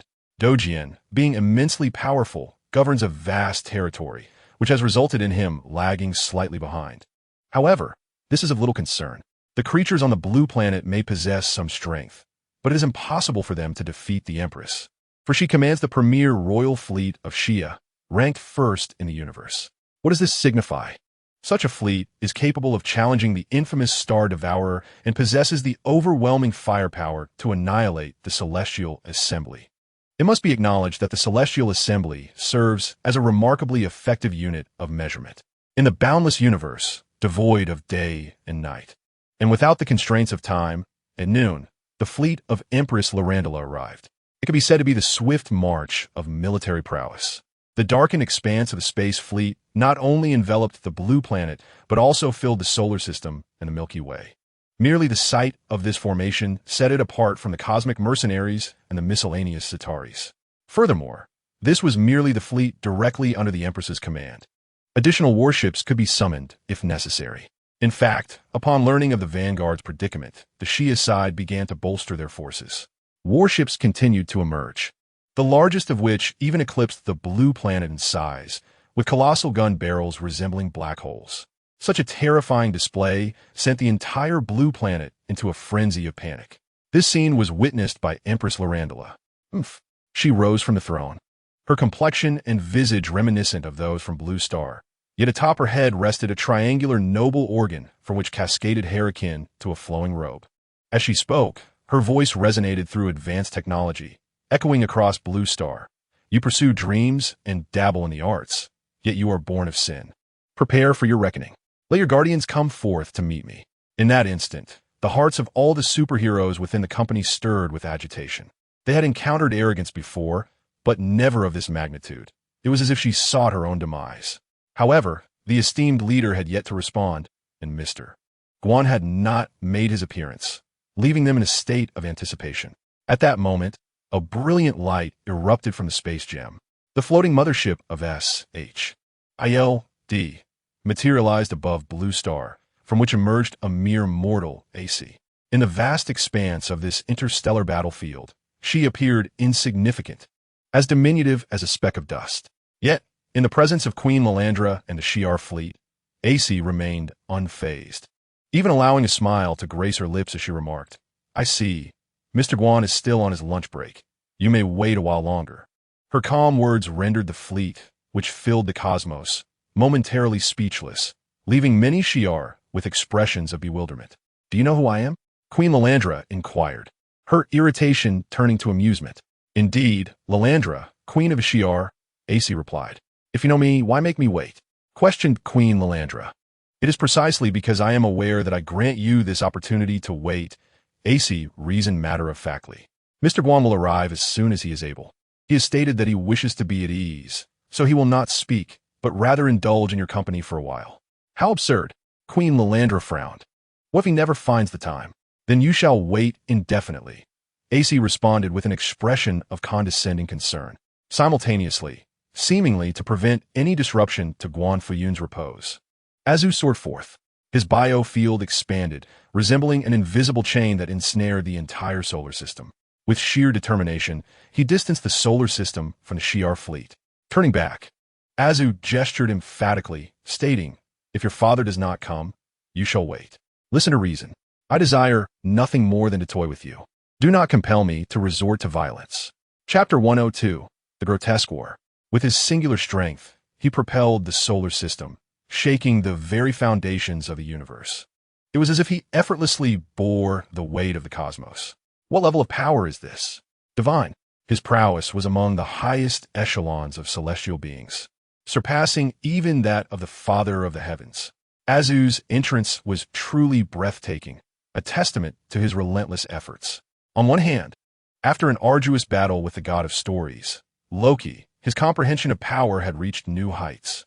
Coupled with the time gem, power gem, and space gem, and occasionally borrowing the reality gem from Wanda, as well as the mind gem, he had opened pathways to perceive and harness the energies of the universe. Without delay, the sun shines brightly, marking a new era of ascension. On the other hand, we now find ourselves in a vast expanse of space. Beside the sun, much like Asgard and Odin, this sun, a celestial body that has been gazed upon countless times from the fields. For Asa, it holds a unique significance. One need not stand upon the sun. Merely being in space, Asa could distinctly feel an unprecedented state of perfection. In such a scenario, to call him a supernal patriarch within this realm is no exaggeration. As for the biophysical field propelling the solar system, that is entirely plausible. Father claimed he could achieve it, and indeed, he did. Whoosh! With that, Asa soared back, yet the reverberations of his actions were just beginning. Fear not, we possess our swords, Queen Lilandra proclaimed with fervor, her stance reminiscent of a leader ready to declare the resurgence of the Shur Empire. She articulated an intolerance for injustice, declaring that they would stand and fight. Your Majesty, do not. Immediately, her loyal confidants surrounded her, imploring her to take care and not to engage with the unruly, urging her instead to forgive them at a glance. After a tug of war of sentiments, the queen regained her composure. She then feigned a reluctant concession, smirking as she raised her chin, declaring, "Let the expedition be spared, yet the duel shall not be avoided. Warriors of Shur, let these rural dwellers from Blue Planet witness the true essence of martial prowess. As the saying goes, fear not, for if there are no duels, our starships shall not unleash their firepower. Yet, minor skirmishes are inevitable. Do they dare to summon their captains for a one-on-one challenge? Remarkably, such words directly led the superheroes to discover the rhythm of counteraction. We're superheroes most adept at, not merely superpowers, advanced technology, or whimsical innovations, but rather in combat. Upon hearing Shur's proposal, the troublesome pair promptly acquiesced.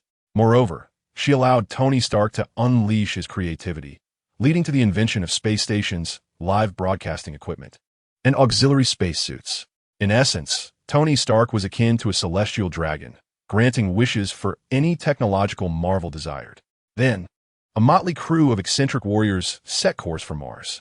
The Shur soldiers surged forward, brashly charging, only to meet a dismal fate, stripped of their armor and left in disarray. In terms of interstellar warships and planetary-grade weaponry, Blue Planet may falter. But when it comes to hand-to-hand combat, what a jest.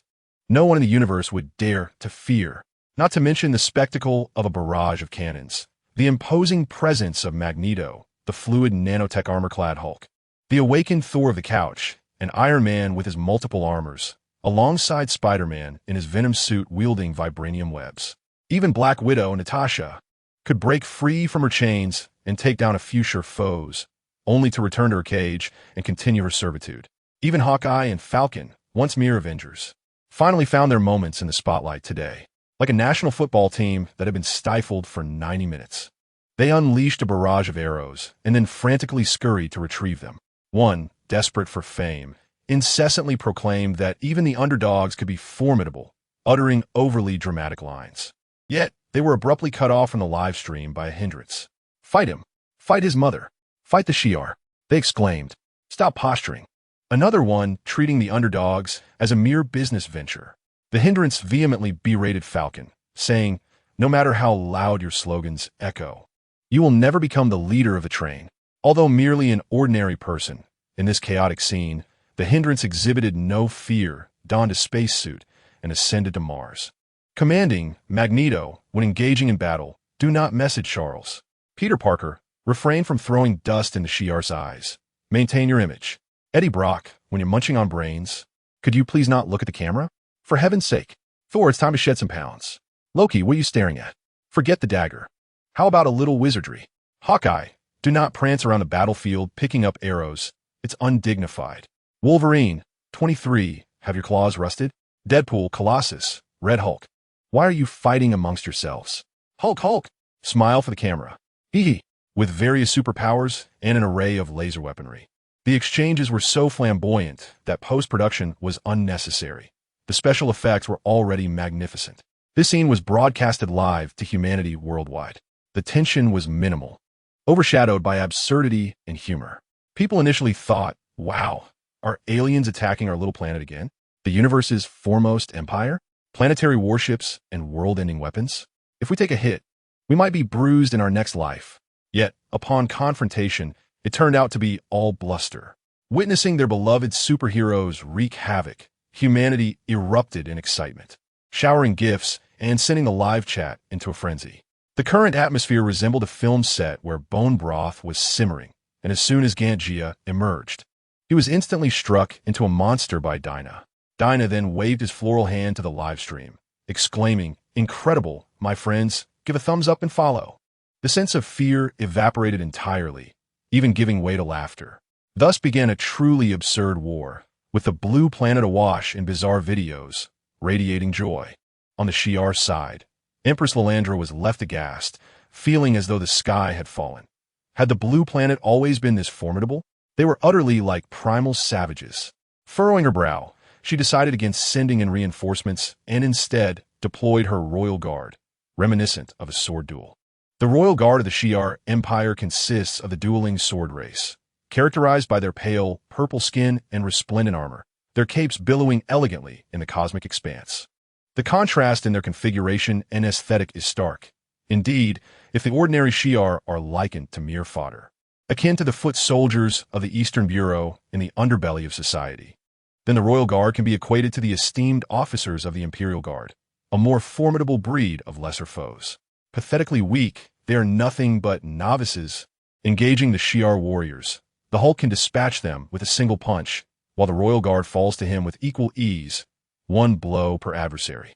Moreover, superheroes do not engage in duels with mere novices. The ethos of martial virtue is paramount among the youth. Each time the Hulk topples one of them, the others cheer and rush in unison. Iron Man unleashes a barrage of bullets, missiles, and laser blasts, while Spider-Man ensnares them in webs. Thor strikes with his thunderous hammer. Wolverine slashes with his claws, and the Train-S shield strikes from the periphery, with Hawkeye discreetly contributing a few arrows for good measure. They all revel in a chaotic, bloodied existence. As the situation unfolds, the so-called weaklings, the novices of the Shi'ar, begin to experience a psychological unraveling. Each one displays a countenance of disbelief, struggling to accept the reality before them, though they soon resign themselves to it. With the superheroes growing ever more emboldened, the Shi'ar's lines falter, their performance deteriorating. Queen Lilandra, reminiscent of General MacArthur, adopts a nonchalant demeanor.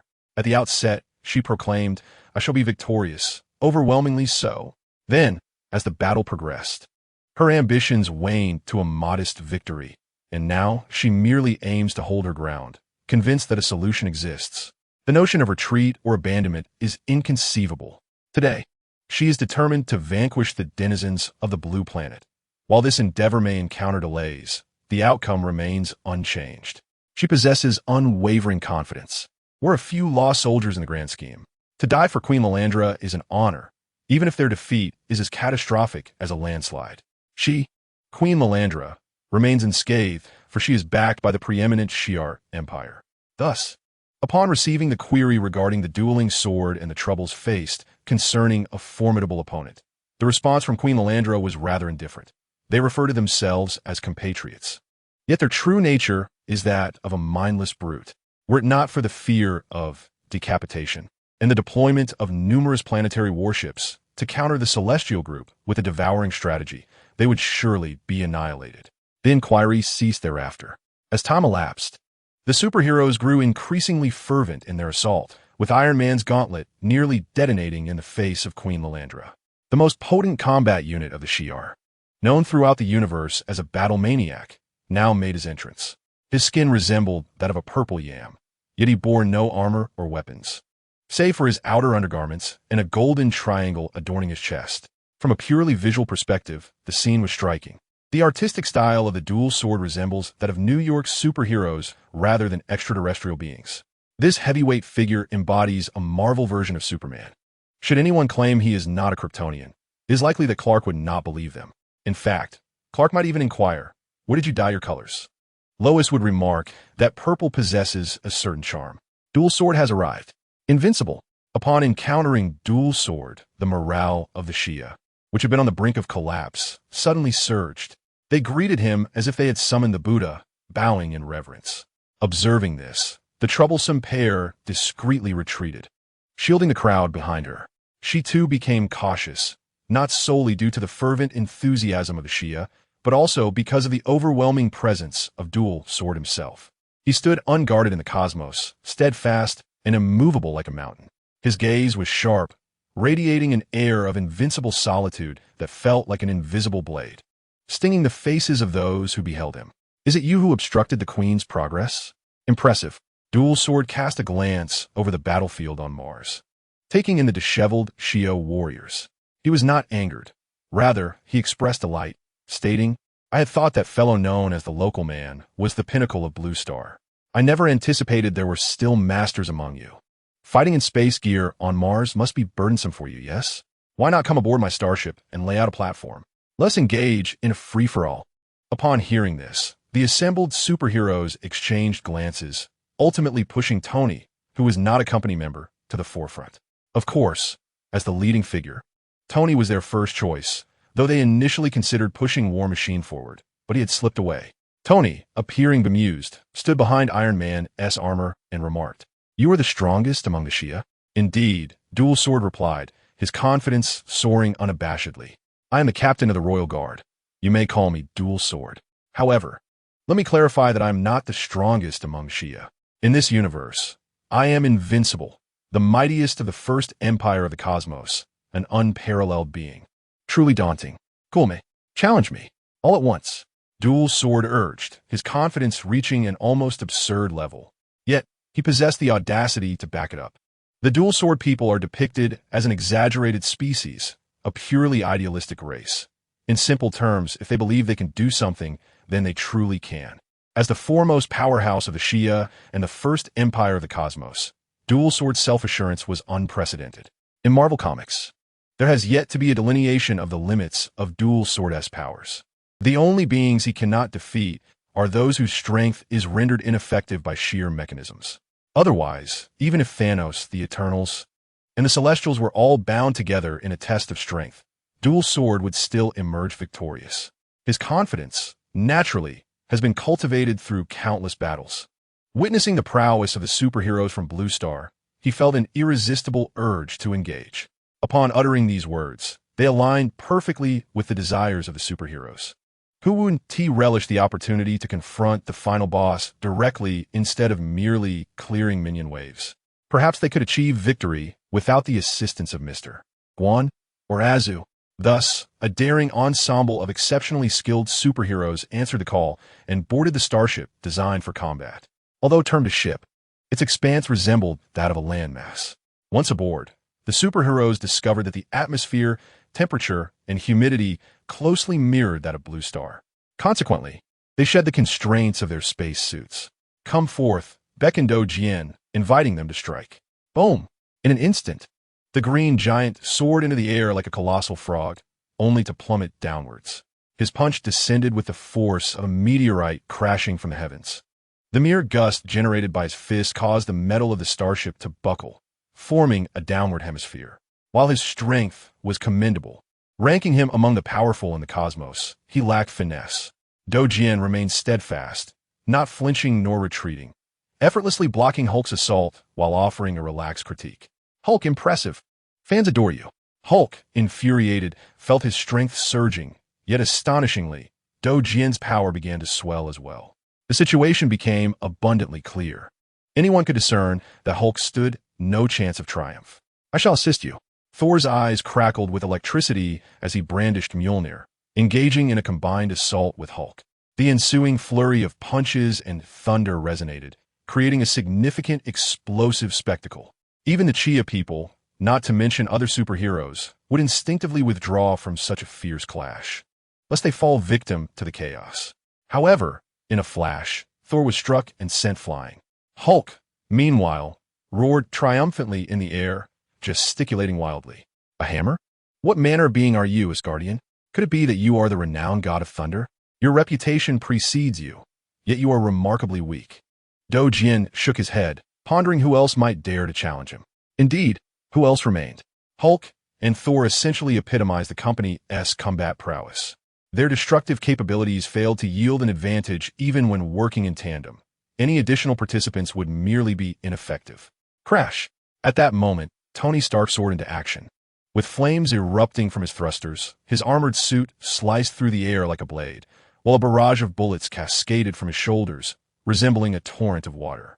The brilliance of gunpowder and bullets momentarily obscured Do Jian's vision, cloaking him in tactical disarray. Simultaneously, Iron Man deftly maneuvered to appear before Do Jian, his arms converging as his suit morphed fluidly into a pulsating energy particle cannon, striking Do Jian squarely in the abdomen. As the monstrous entities in New York proliferated, Tony's craftsmanship struggled to keep pace. He would soon upgrade his armor. The innovative fluidic transformation armor and high-density energy particle cannon drew inspiration from Azu's heat vision. The might of the weapon is indeed formidable, equivalent to 20 times that of a hand cannon, particularly proficient in penetration. However, the most perplexing aspect of weaponry lies in the fact that, regardless of advancements or upgrades, once deployed, it invariably appears outdated. For instance, at this moment, as Tony Stark witnesses Do Jian effortlessly deflecting the pulse cannon with his violet armor while steadily advancing and pushing him back, he finds himself in a state of utter disbelief. The scenario is akin to one individual wielding a blue flame Gatling gun while another, unarmed, deflects bullets with his bare hands. Is this reasonable? Tony's mind is rife with incredulity. It is in this moment of distraction that he pays the price. Amidst the energy fluctuations of the pulse and the flames, Do Jian extends a hand and delivers a sharp blow to his head. Whoosh! Iron Man is sent flying. And in mid-air, his armor begins to disintegrate, with circuits, energy pathways, and intelligence systems all shattered. Thud! Tony lands on a web, barely salvaging his life. Simultaneously, Do Jian takes a deep breath before expelling a powerful gust, creating a whirlwind. The superheroes stagger in disarray. Captain America, who had finally managed to break free, is swept away before he can even strike with his shield. Quite impressive, Do Jian commends. It appears he is single-handedly dispatching a multitude with ease. Yet in reality, to find someone capable of exchanging blows with him in the cosmos is already a remarkable feat. He is internally astonished, even shaken, unable to comprehend how such a small blue planet could harbor so much advanced combat prowess, rivaling that of the Cosmic Empire's super bioweapons, such as the Accuser Ronin. In the comics, the Kree are equally astonished, even capturing several superheroes for dissection and study. At this moment, Do Jian is equally curious. However, before he can take further action, the entire expanse of the starship, nay, the entirety of this universe, becomes suffused with a scarlet hue. The essence of magic, the most potent magical energy, saturates the surroundings. Within this, a golden circle opens. Guan Fuyun, clad in a black trench coat and stepping forth in custom-made polished shoes, emerges, allowing the wind stirred by Godzilla's breath to billow his coat, reminiscent of Batman's cape. On his right stands Wanda, on his left, Azazel, with the colossal Godzilla looming behind. In front, the enigmatic figure of the Black Knight, the White Queen, the mutant Blink, Spider-Gwen, and Natasha form two rows. Even Guan himself cannot help but feel an overwhelming sense of charisma. The workday is not yet over. He seeks encouragement for updates and expresses gratitude for every gift. Wishing everyone joy and health. Chapter 104. The beginning of taking the Empress as a pet. Thanks for the invitation. Currently in New York, just out of the farm. I have a pet named Natasha. Observing the astonished gazes of the world, Guan Fuyun feels elated. No wonder superheroes relish in their flamboyance. The triumph of such ostentation indeed brings immense joy. A fleeting glance at the Shi'ar warship, the battleground of heroes, and a second at the whimsical barrage of comments in a live stream, only serves to enhance the merriment. Truly, This world cannot exist without its absurdities. The realm of the ludicrous endures. Must every entrance be so sensational, so utterly breathtaking? Upon the arrival of the entire farming crew, the superheroes erupted in cheers, their tension dissipating. Tony quipped with a smirk, yet his countenance radiated with delight. As he gazed at the Shi'ar warship, his eyes sparkled with joy and pride. Is that all you can do? How amusing. Brother. No, I mean comrade. Witnessing this scene, Queen Melandra was momentarily at a loss. Setting aside the absurdities, the prowess of Azazel had already been established, undeniably godlike. Meanwhile, Wanda's formidable strength was now unmistakably evident, with her colossal magical array nearly capable of overshadowing a planet. In her scarlet energies evoking memories of imperial legends and a forbidden form of magic known as chaos. In Godzilla, the native creature of this blue planet was unfamiliar to Queen Melandra, yet the phoenix-like power emanating from Godzilla was also a well-known ancient taboo. Although cosmic-level civilizations primarily engage in war through starships and heavy weaponry, such as the likes of the Sword of War and Ronin, their existence is exceedingly rare, designed specifically to counter decapitation tactics. However, the sheer number of individuals possessing such superlative combat capabilities on this blue planet is rather alarming. A sense of unease filled her heart. You are undeniably formidable, exceptionally so, and this truly delights me. I yearn to engage in battle with you. Concurrently, the Sword of War was ablaze with enthusiasm, eagerly cracking his knuckles. TSK, TSK, TSK. Yet, I have no desire to engage in battle without cause. The absurdities of this situation are burdensome to me. You are the harbingers of trouble. Nevertheless, thus far, the so-called First Cosmic Empire, Shi'ar, seems entirely oblivious to this fact. As you have stated, this is a lopsided, unilateral declaration of war. Silly fools. I am not an Avenger, nor am I a member of S.H.I.L.D. When aliens are already at our doorstep, intent on purging this blue planet, I cannot afford to empathize with them. Simultaneously, due to corporate promotion and indoctrination, the superheroes adapting to the style of the black robes have become the mainstream. We are all adults here, stepping into the realm of heroism to make a living, slaying monsters, only to return home to our wives and children at night. There is simply no time for internal strife, followed by mutual beatings to awaken the power of friendship. How utterly ridiculous, culminating in a heartfelt discourse before the Avengers gather to make dumplings. Characters such as the people-pleaser, the father figure, the multifaceted abstract gender, the skin, and the gun violence are mere constructs on the screen. Hence, upon hearing the words of Guan Fuyun, the superheroes felt an undeniable resonance. So, I ask you, what would persuade you to take action? The sword fighter was unwilling to yield. Quite simply, Guan Fuyun cast a glance at Queen Melandra and commanded come.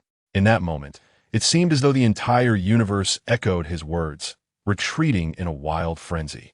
Countless minions, colossal warships, planet-scale heavy weaponry, along with their reconnaissance and communication networks, all spiraled into chaos.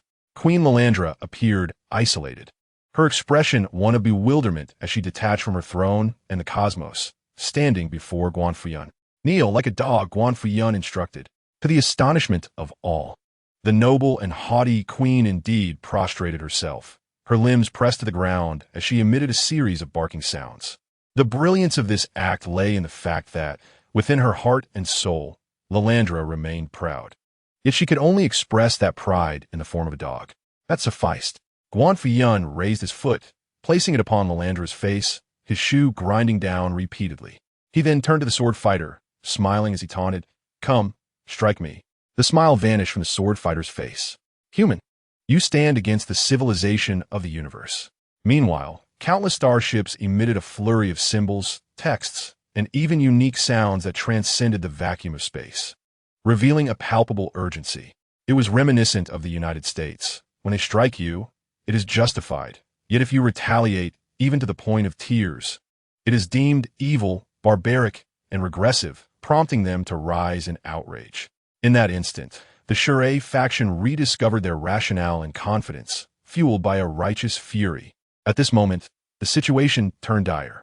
Otherwise, they might have raised their thumbs in approval, exclaiming that they were more like the United States. Whoosh! In the next moment, The sword fighter moved, vanishing from his battleship like a flash of red and blue light, arriving in an instant. In a fraction of a second, his fist approached Guan Fuyun's nose, followed closely by a space rift reminiscent of shattering glass, forming a peculiar spatial vortex. Swift. Indeed, it was astonishingly swift. In a pure contest of strength and the super speed it engendered, the sword fighter had undoubtedly reached the level of a celestial being, perhaps even surpassing the divine. Even the pinnacle of celestial beings often required their home turf to triumph over the sword fighter. To declare him the strongest in the universe would be an understatement. Yet it held a grain of truth. Guan Fuyun was utterly unprepared for this onslaught. Wouldn't a single punch render him powerless? Yet, that was an impossibility. The sword fighter was fast, but Azu was swifter still. He did not attempt to block the iron fist of Dou Jian. Instead, he executed a precise left kick beside Guan Fuyun. Crack! This single strike sent tremors throughout the entire solar system, causing the fabric of space to fracture like a receding tide, propelling Dou Jian backward at a velocity surpassing that of his approach. Witnessing Dou Jian survive the blow, Azu furrowed his brow, his lips curling into a disdainful line, akin to the fury one might feel upon witnessing Superman confront a Kryptonian adversary. If Dou Jian approached the speed of light, then Azu transformed into pure light itself. The residual force of his violent kick still resonated as Azu reappeared, unleashing an ascending dragon fist that detonated with the potency of a nuclear explosion, obliterating a nearby starship into cosmic dust. This singular punch forcibly halted Dou Jian's retreat, redirecting his trajectory skyward. Simultaneously, his body contorted under the strain of inertia, striking an abstract pose of elegance. Crack, crack, crack. In rapid succession, Azu unleashed a flurry of punches, second, third, and countless more, each one shattering the very fabric of space. It felt less like a brawl and more like an experiment testing the universe's capacity for self-repair. Throughout this ordeal, Dou Jian did not refrain from resistance, but his efforts proved futile. He was swift, yet Azu was swifter. His strength was formidable, but Azu's was even greater. While Dou Jian wielded heat vision, Azu's was more potent. When Dou Jian exhaled freezing breath, Azu merely spat back at him. In every aspect, Azu excelled, albeit by the narrowest of margins. The conclusion was a display reminiscent of Superman battling Zod, with Zod vanquishing Supergirl, an all-encompassing domination, an invincible countermeasure. Chapter 105, Azu vs. Dou Jian. If Dou Jian were a mere imitation of Superman, then Azu, nurtured by Guan Fuyun, transcended even the greatest of heroes. He was a joyful Superman, and even when discontent, still a Superman, an extraordinary being. His destructive power and combat prowess could only be fully realized within the cosmos. Effortlessly wielding planetary-class warships as weapons against Dou Jian, wreaking havoc amidst fleets of starships, leaving no one to stand in his way. For instance, he could send Dou Jian crashing into Mars with a single punch, penetrating through its very core. Furthermore, he could tear apart the void of the universe itself. To onlookers, such scenes were already awe-inspiring, thrilling to the core. Yet in truth, a single unrestrained punch from Azu could easily obliterate a planet, shattering Mars or the Moon with ease. The only reason the Moon and Mars still existed was due to Guan Fuyun's adherence to the principle of words manifesting reality, let alone these lesser celestial bodies. Even Blue Star appeared pathetically fragile in the face of such combat, in a world where beings like the salty egg superhero and the rubber man existed. How formidable must the survival instinct of Blue Star be? After all, even a mere rubber man, with its monstrous design, could possess the might to shatter a planet. Yet, even a trillion-degree fireball could be obstructed by glass. It can only be said that, in terms of technology, Iron Man still lags behind Captain America, with immense potential for advancement. In this scene, Guan Fuyun appeared utterly relaxed, while the warriors of the Shay Empire faced overwhelming anxiety. The formidable power of Azu had once again been demonstrated, striking fear into the hearts of those who dared to confront him. Wanda and Godzilla, exuding an aura of strength, did not seem like mere bystanders. Yet, compared to the nonchalant Guan Fuyun, who effortlessly restored a shattered planet and thwarted cosmic calamities, everyone else seemed diminished in stature. Would victory be theirs? A profound uncertainty loomed in the minds of all Xie warriors. The question of what would happen in the event of defeat was one that this universe's foremost empire had never contemplated, having always triumphed without fail.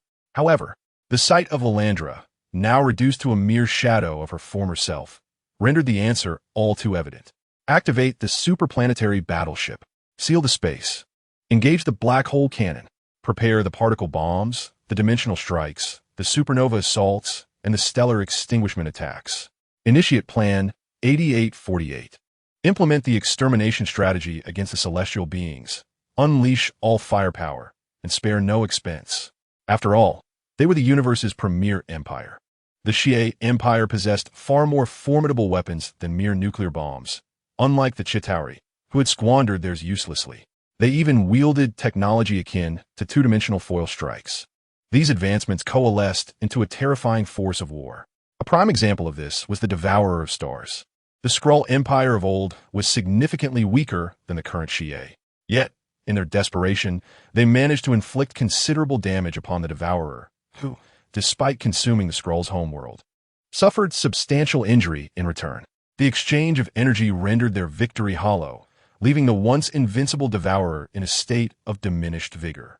From a results-oriented perspective, the Devourer emerged victorious, while the Skrulls faced utter annihilation. However, this battle underscored a crucial truth. Cosmic civilizations possess combat prowess capable of contending with even godlike entities. Even the Father of the Heavens and the Superfather, should they underestimate the potency of technology, would ultimately pay the price. Thus, with Guan Fuyun standing before Wanda and Godzilla, the vast armada overshadowing the cosmos made the trio appear almost insignificant. Yet at that moment, it was not they who felt the tension. They were merely there to witness the spectacle. The father is the most handsome, the strongest.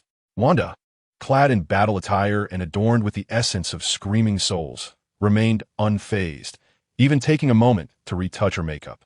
Meanwhile, on the other side, could it not be said that the heavens do not sever all paths for humanity? The Xie may have lost their confidence, but Do Jian's resolve only grew stronger. What of hitting a wall? What of being at a disadvantage? If he could not surpass Azu, then he would simply become stronger. With this thought igniting his spirit, Do Jian unleashed a surge of energy within him, only to continue enduring the onslaught. In a fleeting haze, the memories of swordsmanship emerged, as if summoned from the depths of his mind, transporting him back to his childhood. On the planet of swordsmanship, the law of the jungle prevailed, where the strong reigned supreme. Here, there was no ostentatious technology, only an unwavering confidence and the pinnacle of prowess. Each inhabitant of swordsmanship possessed a physique akin to that of superheroes, endowed with extraordinary strength and speed. Yet, only the mightiest among them could lay claim to the title of swordmaster. I shall become a man of the sword. Thus spoke the young aspirant. However, it was predictable that he would be met with derision, scorn, and the brutality of fists and feet. Those around him were far too feeble. Even in his youth, he could easily vanquish them. At that moment, his father, stooped and weary, eyes brimming with the wisdom of experience, imparted his sage advice. When others mock your dreams, do not rush to anger or resort to violence. A true man should endure the blows, standing tall despite the bloodshed, rising time and again. Until they tire, you must remain standing. It is you who will emerge as the most confident, the strongest, and the most radiant. Father, did you foresee this day?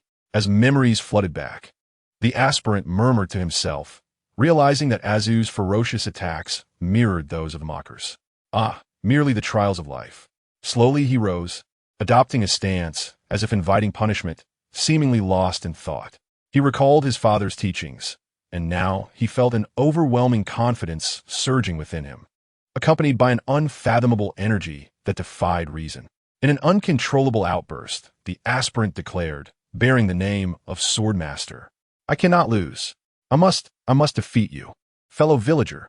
He opened his mouth wide, reminiscent of a scene from a pirate animation, his shout echoing for 10 minutes, his voice truly formidable. Azu, initially taken aback and on guard, soon realized that the aspirant was merely in a state of exuberance, for the disparity between them was considerable, and this fervor would likely persist for some time. Why are you shouting so loudly? Azu, enraged, drew forth his Edmund alloy blade, embedded with power gems, and with a mighty swing, decapitated the aspirant. Fearing his revival, Azu proceeded to dismember him, even utilizing his supervision to incinerate the fallen cells in the sun, adhering to a philosophy of thoroughness and obliteration. This gruesome spectacle utterly shocked the royal guards of the Shia. The seal within me is fading, and I can no longer contain the surging energy. Why are you forcing me? Another purple-skinned warrior from the Sword Star bursts forth, confidently advancing. Swish! Then, he is swiftly slain by Azu and reduced to ashes. Captain, Vice Captain, how could this happen? The flowers, trees, sky, gentle breeze, clouds, sun, rainbow, ocean, beach, forest, pebbles, and earth do not underestimate our bonds. Fellow villagers, immediately after, yet another Sword Star warrior's cosmic energy erupts. Swish! Azu waves his hand and strikes again. Are all Sword Star warriors afflicted with delusions of grandeur? Observing the numerous warriors preparing to meet their demise, Azu simply sits upon the sun, dispatching them one by one. During this process, he encounters the shouting, explosive energy flow, the nostalgic, sacrificial energy flow, and even the phenomenon of personality fragmentation, one persona kind and weak, the other malevolent and powerful, ultimately merging into a transcendent explosion of power. Each encounter is a novel experience. Azu slices through them with the ease of chopping vegetables, his hands growing weary, while the Sword Star warriors remain confident, their smiles radiant. Thus, a miracle unfolds in the cosmos. They perish with unparalleled confidence. Even the Sword Star itself is located by Azu using the space gem and subsequently shattered. On another front, fire the cannons. The queen has been captured, the warriors slain. Urgency permeates the Shia people, their eyes blazing with desperation. From a defensive stance to a full frontal assault, descending from paradise to hell occurs in an instant. In a frantic bid, countless starships mobilize, aligning themselves, unleashing colossal cannons that utilize star cores as ammunition, emitting high-intensity energy that fractures the void of space. A sinister roar echoing, as pure as the beams of Ultraman. Yet, such projectiles do not even require the intervention of Guan Fuyun. The fully enlarged Godzilla is a formidable force of stellar caliber. Moreover, the power of the Phoenix manifests as enormous wings, allowing it to maneuver through the cosmos with surprising agility. Guan Fuyun and Wanda stand atop Godzilla's head, witnessing the dazzling beams pierce the emptiness. Behind those rays are flamboyant space fighters in pursuit. But with a mere wave of Wanda's petite hand, vast magical circles bloom like fireworks, unleashing torrents of golden thunder that obliterate the advancing forces.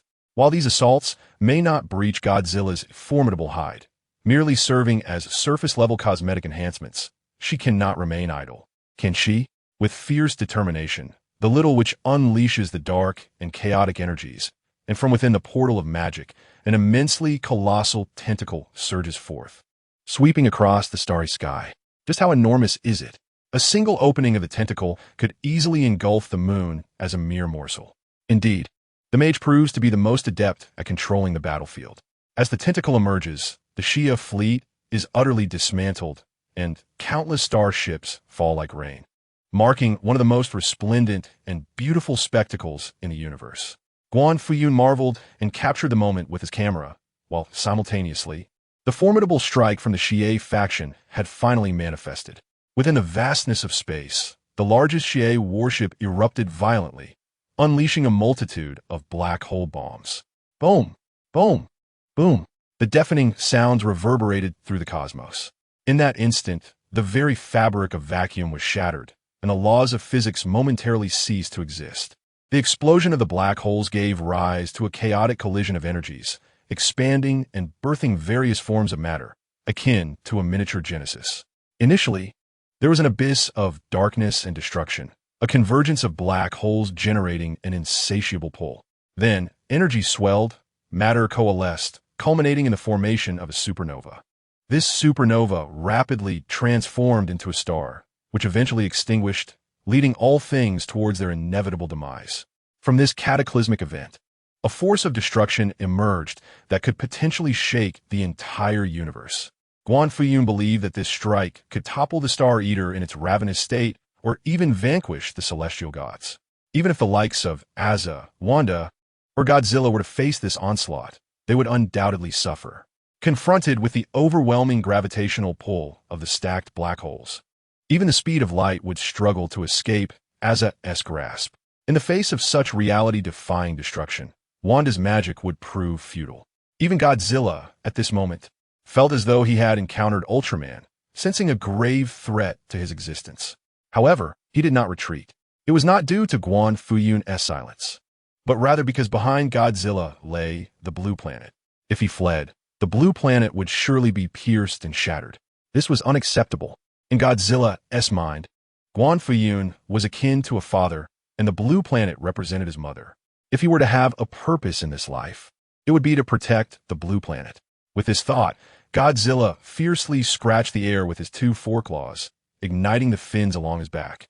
Channeling the power of the Phoenix, and unleashed a formidable Phoenix atomic breath. Magnificent! Ding! Number 3. Godzilla has established a life goal and acquired a profession. He has evolved into a beast, possessing the capability to survive in the Marvel Universe. Reward: 1 exclusive concept entry draw opportunity. Would you like to use it? At that moment, the system prompt appeared as expected. Godzilla's profession was none other than the guardian of the Blue Planet. Guan Fuyun silently affirmed, use. Ding! Congratulations, host, you have obtained the exclusive entry. Heavenly Law, Earthly Phenomena. Description: with the power of thought, your form can transform into that of a divine manifestation, boundless and immense. Excellent. Finally, I have received an enhancement. This implies that Guan Fuyun can now undergo a super transformation. Perhaps he could take on the form of Ultraman in the cosmic version of Marvel. Having a larger physique is undeniably advantageous. A smile spread across his face, a visage akin to countless particles dispersed like flying sand. In situ, Godzilla, towering at 300 meters, stood as a colossal beast. Yet, in comparison to the superplanetary-class warships and the immense black holes and supernovae, it appeared insignificant. Accompanied by its Phoenix atomic breath, it was also rendered powerless. At that moment, a resounding thud, reminiscent of a great bell tolling, reverberated throughout the cosmos. A gigantic hand emerged, effortlessly shattering the ultimate weapon of the Zaya Empire, compressing the black hole and pulverizing the Genesis into mere fragments. The enormous hand continued its advance, transcending the need to traverse space, for it was itself larger than the universe. It reached directly into the Zaya Empire and descended. At this instant, the entire universe gazed upward. Various extraordinary beings strained their vision, and advanced civilizations exhausted their technological prowess. Yet all life could perceive was the obliteration of planets and galaxies. The slaughter of the Zaya Empire by a singular hand, its master unseen due to its colossal size. Chapter 107. The Annihilation of the Zaya Empire. A cosmic sensation prior to this, officials of the floating cloud had intervened, and superheroes had never contemplated defeat, only strategizing on how to achieve victory. But now, they racked their brains, unable to fathom the astonishing ease of their triumph. Was the opponent not the foremost empire of the universe? Was this merely a fade, or its true form? Was he truly human? Tony, awestruck and dazed, had donned his mark armor. The moment the hand appeared, he began to collect data and perform calculations, resulting in a catastrophic failure of Jarvis. Rationally, Tony should have felt elated. He believed this was a secured victory. Even 10 Zaya empires would not suffice. Yet, simultaneously, he could not shake the discomfort, for he sensed that his secretly developed anti-floating cloud armor would never see the light of day. Technology faltered before divine prowess. On Blue Star, the beleaguered city of New York had become a mere spectator. Staring blankly, listening to the company relay the sights and sounds, everyone's worldview shattered. Soon after, an emotion of reverence towards the official arose spontaneously. Amidst the crowd, a version of Catwoman, inspired by Anne Hathaway, who had previously been a thief, now stood in astonishment. Known as Catwoman, her personality mirrored that of a feline, capricious and independent. Since her arrival in this world, she had acted solely for herself, disregarding others entirely. But now, she found herself inexplicably drawn to Floating Cloud, her feline curiosity igniting a desire to pilfer something. In the same blue star, in the square, Odin had been dancing. Suddenly, he witnessed a flash of rainbow light streaking past. Your Majesty, Odin Heimdall, the deity of the Rainbow Bridge, knelt before Odin, the god of the spear, and spoke, "Heavenly Lord, you have revealed your true form." With but a single hand, he crushed the empire of Shia. The force of that blow surpassed all limits chronicled in the myths of Asgard. It is certain that the Lord has been restraining himself. Otherwise, the entire universe would have been undone. Indeed, he is no ordinary celestial being. Upon hearing this, Odin pondered, death, eternity, infinity, and annihilation. Whose incarnation could he truly be? Perhaps he even hails from that court. Listening to Odin's analysis, Heimdall thought to himself, truly, he is the All-Father, amidst such a formidable adversary in the 9 realms. He remains composed, displaying his poise, undoubtedly having anticipated this. Little did he know, Odin could not foresee much at all. Could he really admit, "I knew all along I was no match for Guan Fuyun? My challenge was merely to elevate my status, to embellish my battle record, ensuring my epitaph would be respectable"? Did Odin not care for his own dignity? Noticing Heimdall's fervent gaze, as if he were about to urge him to wield his spear and confront Guan Fuyun, Odin replied gravely, "I am aware of the situation. Please report to the nearby precinct. You may face fines and deportation." Heimdall was taken aback. "Why?" "Because you have crossed the border illegally," Odin stated. The god of stories, Loki, who had been observing from the shadows, was also at a loss for words. He gazed up at the cosmos, marveling at such terrifying power, an episode not found in the original tales. In this splendid narrative, poor Thor seemed to lack even the strength to play a supporting role. As Loki chuckled to himself, he approached Thor, looking at another version of himself, and then at Thor. "Help me, Loki," Thor implored, also able to perceive the god of stories. He boldly declared, "I want to grow stronger." "Oomph." Loki retorted disdainfully, "I shall never assist you again, Thor." With that, he took Thor along for training. The speed of the cosmos was swift, with Shia boasting superlative communication technology capable of spanning galaxies. Thus, the disgraceful defeat of Shia, who initially provoked and was then vanquished, became the most significant topic in the Marvel Universe. Shia attacking the blue planet, Queen Lilandra herself led the charge, and now it had become a mere simmering dish. Once, Ronan had been defeated by Star-Lord wielding the Power Stone.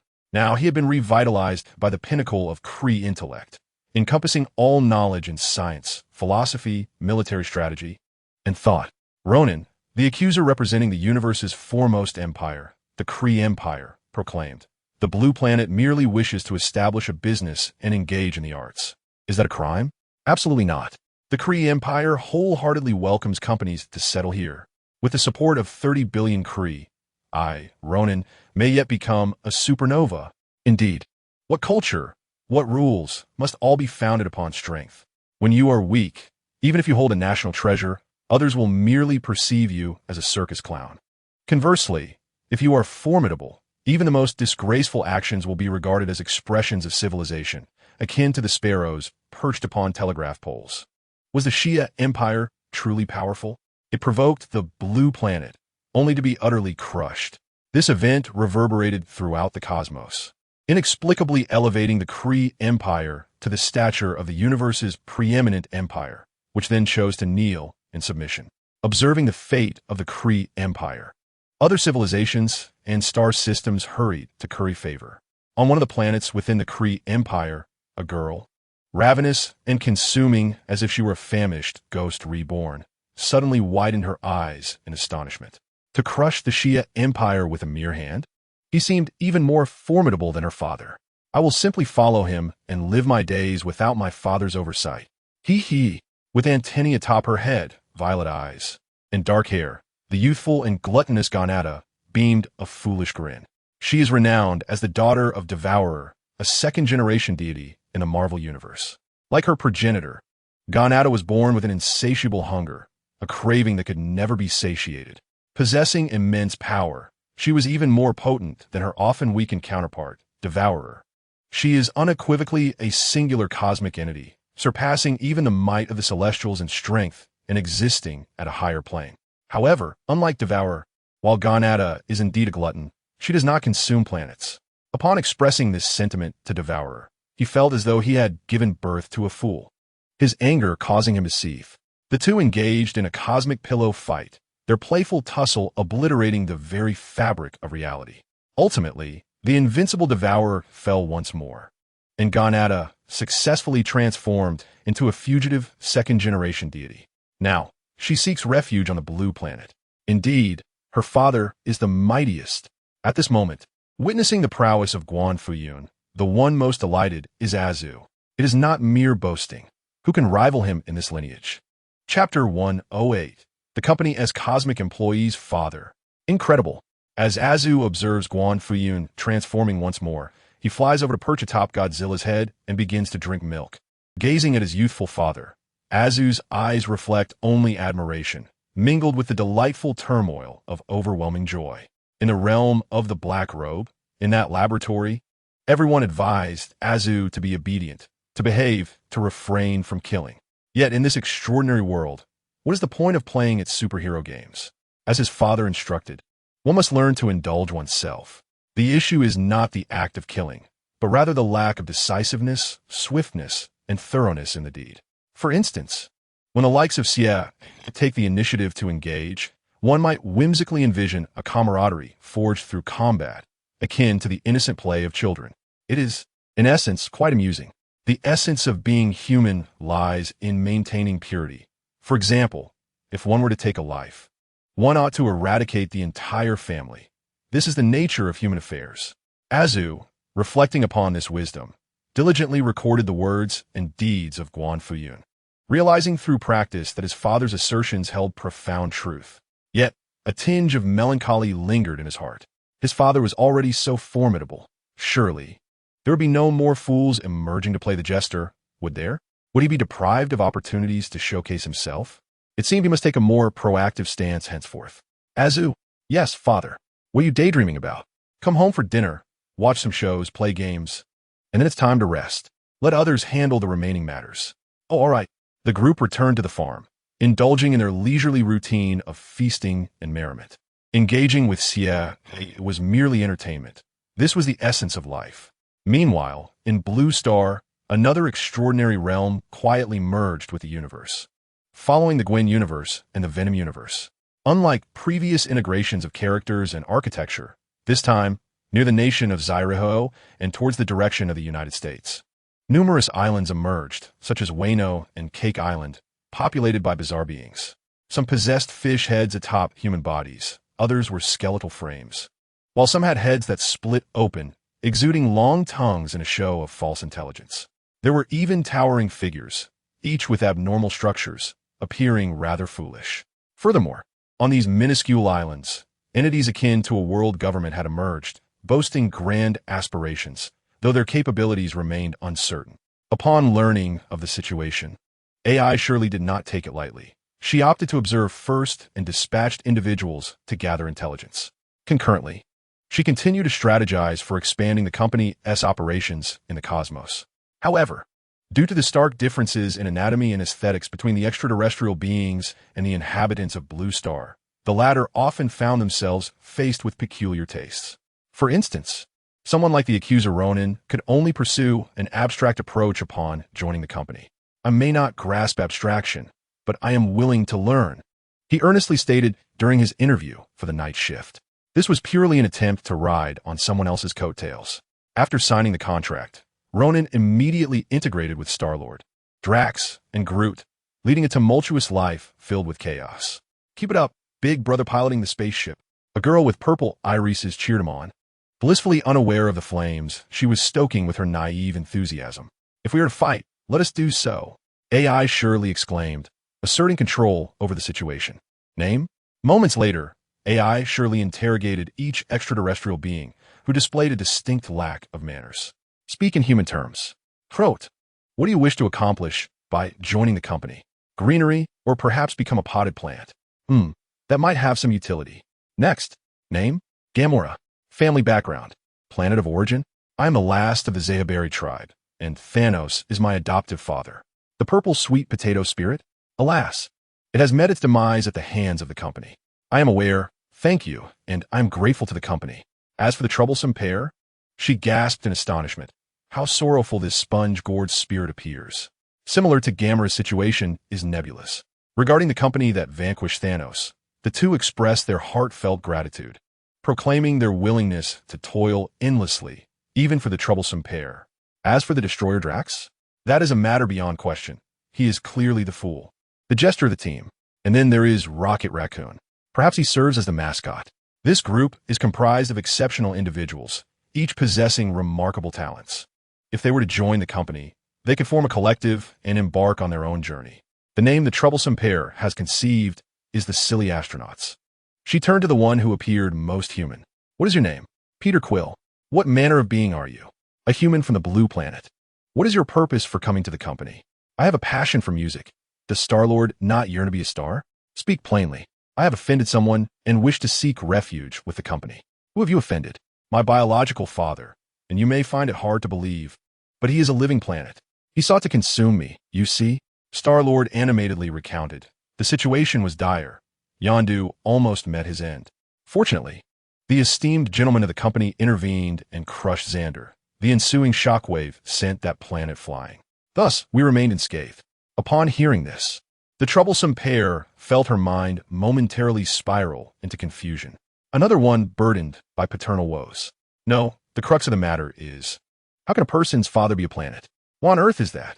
It is the gentleman of the company, not the company of the gentleman. Though incredulous, the professional integrity of the troublesome pair compelled her to instinctively correct, ponder, and strategize. Is there a possibility of capturing or taming this living planet you mentioned? It should be considered a residential Nalias, belonging to whoever finds it, right? The company could legally claim it. This time, it was Star-Lord's turn to respond, having signed Star-Lord, Gamora, Groot, and Rocket Raccoon. The troublesome pair had no time to rest. She then spotted Gamora in a corner, indulging in Jell-O. Almost forgotten. This one is also an astronaut. Delicious, delicious, Gamora exclaimed. Upon arriving on the blue planet, she encountered chips, Jell-O, and duck intestines, akin to a mouse discovering rice. To be fair, she had drifted through the cosmos for so long, sampling various foods. Yet none of those dishes, whether in flavor or variety, could compare to what the blue planet offers. These blue inhabitants truly know how to indulge. How delightful! Ganata was exuberantly exclaiming, joyfully rolling around the sofa with a bag of chips in her arms, her bare feet kicking about without a care for decorum. Logically speaking, as a singular cosmic deity, Ganata inherently comprehended the intricacies of astronomy, geography, and the science of energy. However, such knowledge was instinctual, devoid of any learning process, and consequently, there was no growth. She truly embodied innocence. After waiting for quite some time, the pragmatic pair could no longer restrain her curiosity and inquired, "Are you full? You came to the company." "I am Ganata, a cosmic deity, and I came to the company simply to earn a meager living. I seek refuge."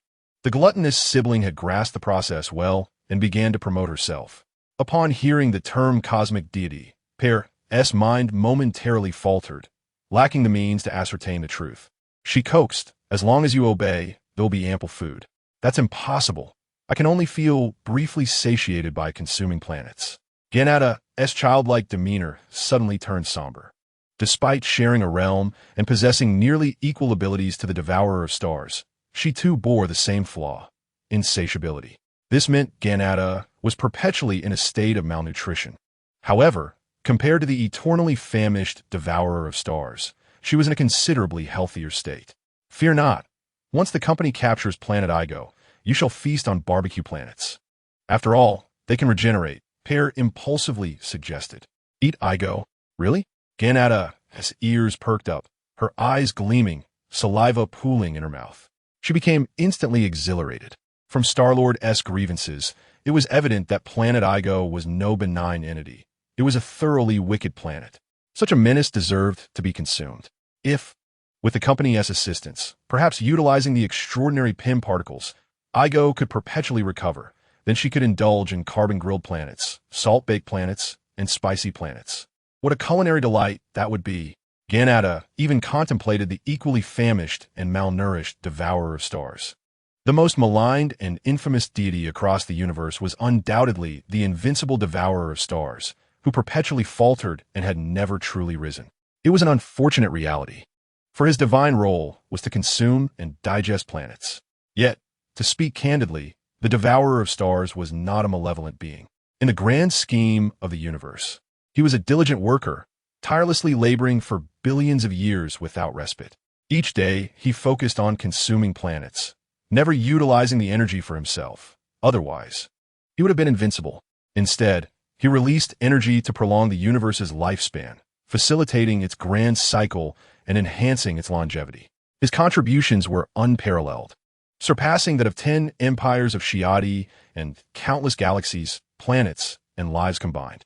From a perspective of sentient beings, particularly those planets chosen by the Devourer stars to serve as sustenance, the situation is markedly different. No one can confront such a fateful destiny. A striking example is the Skullet Empire, which would rather engage in a cataclysmic struggle than meekly accept their fate as mere fodder. This embodies the fundamental contradiction between the Devourer Sister and the Devourer Stars. One is a deity, while the other possesses divine-like powers, failing to surpass the threshold of divinity, and thus unable to contemplate problems through the lens of a god, is the crux of Ganada's strength and weakness. Among the deities, she is indeed an anomaly. Furthermore, the Devourer Stars rank among the 5 primordial gods, existing beyond the dominion of the celestial deities. Otherwise, the rigid celestial beings and judges might perceive the Devourer Sister as a frivolous young goddess, while the venerable Devourer Old would be viewed as a father whose parental guidance has utterly failed. It is conceivable that they would even consider subjecting her to divine reformation. However, what if there were an abundance of planets to consume, particularly unique, life-bearing planets? Would that not create a harmonious family scenario? The more Ganada contemplated this notion, the more sense it made. Although it was merely a fledgling idea, she had already begun to regard ego as her salary from the company. As for AI Shirley, what could she possibly say? She could only acquiesce. After reassuring Ganada, she escorted her to the female staff dormitory. Just as AI Shirley settled herself, she heard a whoosh and beheld a voluptuous figure clad in black leather, a Catwoman, leaping through the window. Curious, AI Shirley was intrigued. She paid no mind to how the Catwoman had scaled the walls. Those eccentric individuals seldom adhered to conventional methods. However, the Catwoman had captured her attention for quite some time. Possessing feline-like speed, reflexes, balance, and flexibility, she was also a thieving creature akin to a mouse, radiating a distinct allure. AI Shirley had discovered that the Catwoman's true name was Selena Kyle, known for her capricious nature and defiance against authority. This was unsurprising. Any normal individual would be affected by the obscuring mask on the Catwoman's face, while other versions might manage to convey an air of mystery with a mere mask. The Annie version of the Catwoman had nothing but the eye mask to distinguish her. Had AI Shirley failed to uncover this, she would have resigned from her position to become a latecomer on the set of a film, a mere Lena simmering broth. "I want to see Officer," the Catwoman declared bluntly. "First, join the company and undergo management training," AI Shirley replied firmly. "I wish to see Officer first, then I will consider the company matters." The Catwoman countered alluringly. "You must first complete the company's training to qualify for an audience with Officer." AI Shirley remained resolute. The two engaged in a circular debate, ultimately leading to the Catwoman yielding, forever succumbing to her own insatiable curiosity. The following day, upon completing his duties at the farm, Officer Fu Yun arrived at the company and headed to his office, revealing the unfolding events. Apart from Black Widow and Queen Shia, there is now another character, dressed in a cat-eared maid outfit complete with a tail, busily preparing coffee, and Hathaway. "Catwoman, when did she arrive?" Official Floating Cloud pondered for but a fleeting second before requesting, "Auntie, please pour me a cup of cappuccino." Meanwhile, Azu had also arrived at the company and soon learned that the Blue Star had expanded its territories, welcoming a pirate world. Wasn't this an opportunity for display? With a cheerful disposition, Azu soared into the skies. He had heard that the pirate world was a realm of great popularity, filled with wondrous devil fruits. He wondered if these fruits could be cultivated on a farm. With such innocent thoughts, he flew to an island known as Wano Country, where he beheld a hulking figure wielding a spiked club, furiously striking a samurai. Thunderous roars erupted from the giant as he bellowed, each swing of the club threatening to rend the earth asunder. Yet, the samurai remained unscathed. Was this merely a playful bout? Such a whimsical approach to combat. Azu lingered above, observing silently. At that moment, he heard the sound of weeping. Someone was mourning, clad in mourning attire. Suddenly, propelled by a biofield, Azu materialized amidst the crowd. He witnessed the tears streaming down the faces of those gathered for a certain Kazuki Odin, their emotions palpable and overwhelming.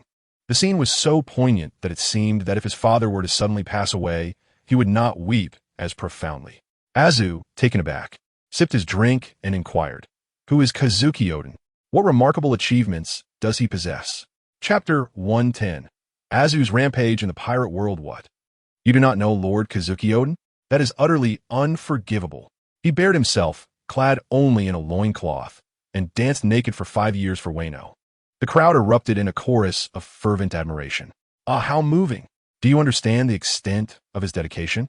Azu's inquiry ignited a flurry of voices around him. The atmosphere charged with fervor, tears glistening in their eyes.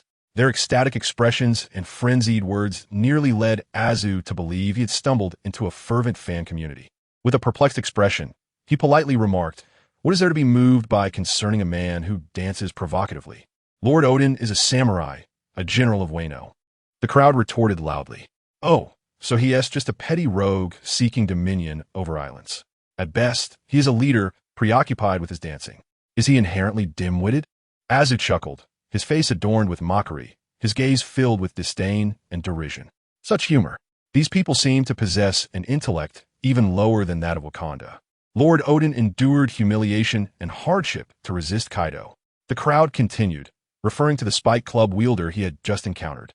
With the assistance of superhuman vision and hearing, Azu gathered intelligence at an astonishing pace. He remarked scornfully, "Have you resisted Kaido's rule here for 20 years? What do you understand? Lord Odin's strength surpassed Kaido's entirely. He chose to endure for the sake of the people." The surrounding crowd grew increasingly anxious. Strong, yet still meeting defeat on home turf. Doesn't he that imply a weakness of spirit, or perhaps sheer folly? Azu felt he might be bullying them a bit, but he relished the act. He chuckled mischievously. If he was indeed enduring, why not endure to the end? Why not simply endure himself to death? This was because Kaido had laid hands on Lord Odin's friends. The crowd swelled in number. When one person, mocked to tears by Azu, was replaced by another who attempted to defend Odin, it was as if they had gone mad, desperately seeking recognition for Odin and yearning for collective sentiment. "Oh," Azu said with a cheeky grin, "Kaido oppresses the masses, treating them as mere livestock, while Odin endures. But the moment Kaido touches Odin's friends, Odin's true power erupts. Thus, as a ruler, he holds none of you in his heart. Are you merely moved by some trivial marketplace sentiment? Pure clowns." As he spoke, the information gathered by the company as preliminary investigation reached Azu, detailing the story of Wano country in meticulous detail. Upon absorbing this information, the malicious Azu was left astounded. He exclaimed, "Kazuki Odin, at 6 years old, began frequenting brothels. At 15, he abducted virtuous maidens as a ruler, casting aside his territory for reasons as trivial as a game. Upon his return, despite holding the upper hand and possessing an unbeatable ace, he knelt in supplication. Engaging in lewd dance. Is this humanity? Goodness gracious. Foolishness, violence, lechery, disloyalty, injustice. Even if compared to another version of myself, I would be an undeniable success. A true hero. To idolize such filth. Are you all born of swine-s folly? Are there many maidens in your households that can be seized?" As he continued, sweat began to pour down his back. He considered, if he were to adopt Odin's character, he would have surely met his end by the hands of his father on the very first day they met. He had witnessed foolishness before, but the level of absurdity exhibited in the pirate world was unparalleled. You must not speak ill of Lord Odin. Suddenly, a deeply moved commoner from Wano erupted, striking Azu lightly with a wooden stick. In that instant, the malicious grin vanished from Azu's face. He looked at these fools.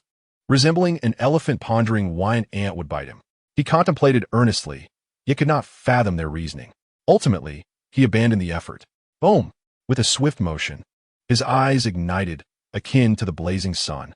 Ordinary individuals, merely by locking eyes with it, would find their vision seared. The coarse, searing gaze sliced through the air like a heated blade, cleaving its way with a menacing swiftness. There are no trivial games, no sit-ups, no bandages to mend the wounds. Only slaughter persisted. Countless fools collapsed in droves, as if mowed down by a scythe. The sharpness and intensity of the scorching gaze left many bisected. Their wounds charred into the ground, as though they had always been a part of the earth. No father had ever been as ruthless with me. Come, strike me. Continue. Do you relish the sound of barking? Is your lineage a wholesale affair? Before these foolish beings could utter their cries, Azu shouted first, his expression shifting from playfulness and mockery to a tempest of fury and wrath in an instant. Behind this remarkable transformation lay an unstoppable force, a childlike mentality. Indeed, on this planet, the only ones who could withstand Azu would merely cheer him on, wishing for his delight. Some might even join in the carnage. Who isn't a child at heart? As Azu surveyed the throng of imbeciles before him, his anger intensified, feeling that his intellect had been insulted by his father's influence. Annihilate them. Wipe them all out. Bah! Azu spat out a mouthful of milk resembling a bullet, piercing the skull of a nearby warrior. Boom! He swiftly deactivated the biological force field, and with a swift slap, the air trembled, the pressure shifting dramatically. A whirlwind arose, sharp as a blade, cleaving through all directions. Splatter! More bodies were rent asunder, and Azu, with a wicked grin, crushed skulls beneath his feet. Huh! Then he opened his mouth, not releasing a freezing breath, but unleashing a beam of energy formed from the cosmos, erupting suddenly. It resembled the activation of a planet-destroying cannon. The beam penetrated the land of Wayno, vaporizing flowers, trees, the sky, gentle breezes, clouds, sunlight, rainbows, oceans, beaches, forests, gravel, and the very earth itself. Even at the beam's terminus, countless dismembered limbs fluttered. Men perished, blood flowed. Earthquakes, hurricanes, and volcanic eruptions accompanied him. These were not Azu's powers, but mere byproducts of his overwhelming strength. Buzz. This cathartic release left Azu feeling considerably refreshed. Simultaneously, the time stone around his neck began to exhibit its effects. The time stone was only functional within this universe. However, the current circumstances were such that the pirate world had arrived here, rather than Azu traversing dimensions. Coupled with the enhancements from the god of stories, Loki, it became usable. Splendid. Let me see who else is due for slaughter.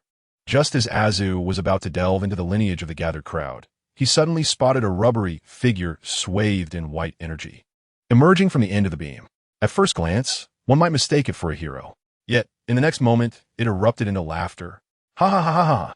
How delightful this is, isn't it? The rubbery fellow stood amidst the ruins, surveying the carnage strewn across the land of Wayno, and burst into joyous laughter. What a spectacle! It turns out to be quite the lunacy. Upon witnessing the rubber lad's maniacal laughter, Azu inexplicably chuckled along momentarily. Then, with a swift kick, he sent the rubber lad flying. The incessant laughter was rather irksome. Chapter 111. Slaughter, slaughter, slaughter. Luffy. The light from earlier had transformed him. Come back, come back. As Luffy was kicked away, a motley crew of pirates, adorned in bizarre garb and possessing peculiar thought processes, emerged from who knows where, pursuing him. Is it common in this world for lunatics to band together? Azu observed for a moment before continuing his exploration of the pirate realm.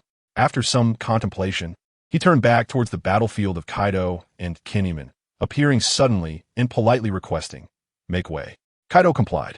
In one swift motion, Azu decapitated Kinemon, sending his head flying.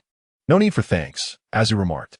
Kaido, observing the chaos, noted Wayno country, flower capital, the shogun's residence, all of which fell victim to Azu's verbal onslaught, leaving the scene in disarray. A multitude of bewildered individuals remained in shock. With a swoosh, Azu descended from the sky and inquired, "Is there anyone here who dares to call themselves Kazuki?" At that moment, the legendary courtesan, daughter of Kazuki Odin, Kazuki Hiyori, emerged, exuding charm as she asked, "Are you here for a night's rest?" It was well known that she had once been a princess of Wayno. Her parents met a gruesome fate at the hands of Kaido and Orochi, a horrific ordeal indeed. Yet now, she presented herself as a courtesan, spending her days with the very man who killed her parents, engaging with various older patrons, all while smiling. In truth, she genuinely relished her work. How could the mere vengeance for her parents' demise compare to the joy of being a courtesan? She adored it. Having spent many years in this role, her experience was filled with enjoyment and self-indulgence. Through the time stone, Azu perused Kazuki Hiyori's life history. 6. He mused, is this truly human? After some thought, he seized Hiyori, tossing her into a pot and heating water with his fiery gaze. In no time, she was cooked to perfection. Afterward, he pulled out the concealed Momonosuke. I aspire to become the greatest shogun of Wano, he declared. You, slave, must show respect. Initially, Momonosuke scolded with fervor, and one might mistake him for a celestial deity. However, upon Azu tearing off one of his legs, he pleaded, Brother, I spoke too loudly just now. Please spare me. I do not wish to die. I long for a voluptuous, leggy maiden to accompany me in a bath. Momonosuke wept like a dog. Fear not, I shall not kill you, Azu assured him. You slave. Thus, Momonosuke resumed his arrogant demeanor. I will cook you. Azu retorted with a grin that did not reach his eyes and broadcast it live before the entire world. Instantly, Momonosuke shrank back in fear, his expressions shifting more smoothly than Azu's own. It is difficult to conceive that this is a mere individual. Azu speaks and acts with conviction. He directly contacted the troublesome pair, persuading the company to utilize the cosmic projection technology unearthed from the Zaya starship. Across the entire pirate world, he broadcasted the cooking of Odin with a sense of humor. Ha ha ha! How delightful, isn't it? Upon witnessing this, Nika Luffy erupted into hearty laughter. Utterly amused, Nami, Robin, Green Algae, Fathead Fish, and the skeletal figure were initially quite indignant.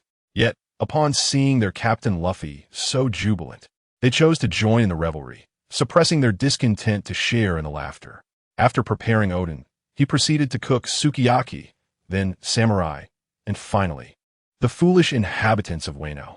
Azu felt as though he had come solely to engage in culinary pursuits today. Strangely enough, after cooking them all, his spirits lifted considerably, and joy infused his essence. As for the pressures of fishing and psychological burdens, they were utterly non-existent. In this day and age, Blue Star resembles a farm belonging to his father, a mere fan of the company. All beings are akin shives. However, the denizens of the pirate world are different. They seem to be enchanted by a malevolent deity named Nika. For instance, within the information provided by the troublesome pair, there lies an individual named Kuma. His parents were brutally slain before his eyes by the celestial dragons. His wife was taken by them, reduced to a tool of vengeance. And he fathered a child in such turmoil. Despite possessing the ability to resist, he chose to kneel and act like a dog, barking in submission, solely due to his belief that Nika would save everything. He even perceives himself as remarkably noble and deeply moving. Azu finds it hard to pass judgment on such individuals. He requires a term more aggressive than foolish. Even if one possesses the strength to succeed, they would surely be rejected by the company due to a fundamental discord in vision. Similarly, the entire pirate world, in Azu's view, appears to be chaotic and disorderly. It is an inadequate realm, and in terms of the farm analogy, this world is akin to weeds rather than crops, rendering cultivation unnecessary and inviting obliteration. Speaking of annihilation, one cannot neglect the topic of Dr. Destruction. With the guidance of his father, after a brief disappearance, Doom astonishingly crafted a nascent world, leaving everyone astounded. Upon hearing that Azu intended to destroy the pirate world, he eagerly volunteered to join, hoping to seize some population and territory to expand his own domain. Their collaboration was instantaneous, just as Azu had recently decimated Wano. Laying waste to vast expanses, Dr. Destruction promptly opened the dimensional gate, ensnaring pirates, islands, and their populace within. There was not a lack of resistance. Yet before the might of Azu, capable of effortlessly shattering stars, the extraordinary powers of the entire pirate world appeared feeble and laughable. Kaido was knocked out with a single punch, and Green Bull fell after 2 blows. Elemental forms could not contend with biological force fields. The decision not to slay them stemmed entirely from Doom's plea. A battleground must possess combatants. Although these individuals each exhibit their own brand of foolishness. However, it matters not. Doom relishes the challenge of high difficulty. If he can bring clarity to the foolish, how could he possibly fail to govern the world? With this mindset, Doom even sought an audience with the renowned genius of the pirate world, Dr. Vegapunk. According to the investigative report by the troublesome pair, this is a prodigious scientist, hailed as the man with the greatest intellect in the world. His scientific prowess is said to be unmatched for the next 5 centuries. Doom had encountered similar reports regarding Mr. Fantastic and Tony Stark. In his estimation, Vegapunk, even if not on par with himself or Mr. Fantastic, should still possess some utility. However, upon meeting Vegapunk, Doom discovered that the man's intelligence, inventive capacity, and strategic acumen were rather negligible. Vegapunk was merely the mouthpiece of the brain fruit. His technological achievements were nothing more than the appropriation of ancient technologies. In fact, he lacked even the highest control over the products he created. Such a person deemed the smartest in the pirate world? Doom questioned his own existence. Meanwhile, Azu continued his rampage. During this tumultuous period, he encountered Caesar Clown, who used children for experiments yet thrived in his sordid existence, leading to an immediate execution.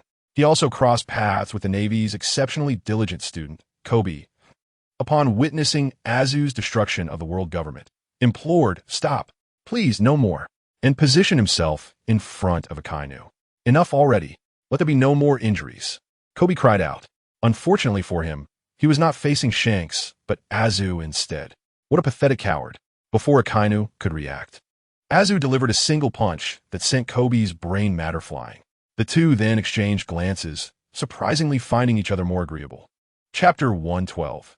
The arrival of the Swallowing Sister. Ultimately, the entire pirate world fell victim to Azu's overwhelming onslaught, reduced to mere rubble as each island was uprooted from the blue planet. Akainu submitted to the now stronger Doom and ventured into the fighting realm. Vegapunk met his demise at Doom's hands, his brain extracted and transformed into a vessel of knowledge. All the other pirates, one and all, reveling in chaos, disorder, and freedom, were left to battle in the fighting realm. This could be seen as an efficient use of resources, promising future entertainment. Of course, after expelling the pirate world, Azu did not leave empty-handed. For instance, he eliminated Caesar Clown, and with his enhanced vision and hearing, discovered the gas fruit. Feeling particularly disgusted, he also dispatched Bartholomew Kuma, unveiling the pawpaw fruit. He further vanquished Green Bull, exposing the Force fruit, and eliminated Enel, revealing the Rumble fruit, alongside Blackbeard's dark fruit, Tremor fruit, and an array of other peculiar fruits. The harvest has indeed been abundant. Furthermore, there exists a divine gem, and in the land of Wano, there is Yamato. She is undeniably the daughter of Kaido, yet she blindly and foolishly idolizes Odin, even going so far as to emulate him and become like him. Upon observing this, Azu remarked, "Oh, you like it? Very well, I shall indulge you." He promptly captured Yamato and brought her back to the company, crafting a special prison using a space gem. This prison, no larger than a crystal ball, compressed Yamato into the size of pinky finger. Subsequently, she was made to dance within, performing the exact dance of Odin, destined to do so for eternity. When this crystal ball was presented as a gift to Guan Fuyun, he was genuinely astonished, exclaiming, "Azu, you truly are something else. Such a torment is beyond the imagination of an ordinary person. It is evident that your father has educated you well." Azu humbly scratched his head, modestly deflecting the praise. Now, it was Guan Fuyun's turn to ponder, as he surveyed a pile of devil fruits on the table. "These are indeed valuable items," he remarked, although he had no use for them. Neither did Azu. As for Wanda, she possessed the reality stone, chaotic magic, and was herself a celestial being. What more could she possibly desire? Godzilla, with his monstrous physique and the power of the phoenix, also looked down upon mere devil fruits.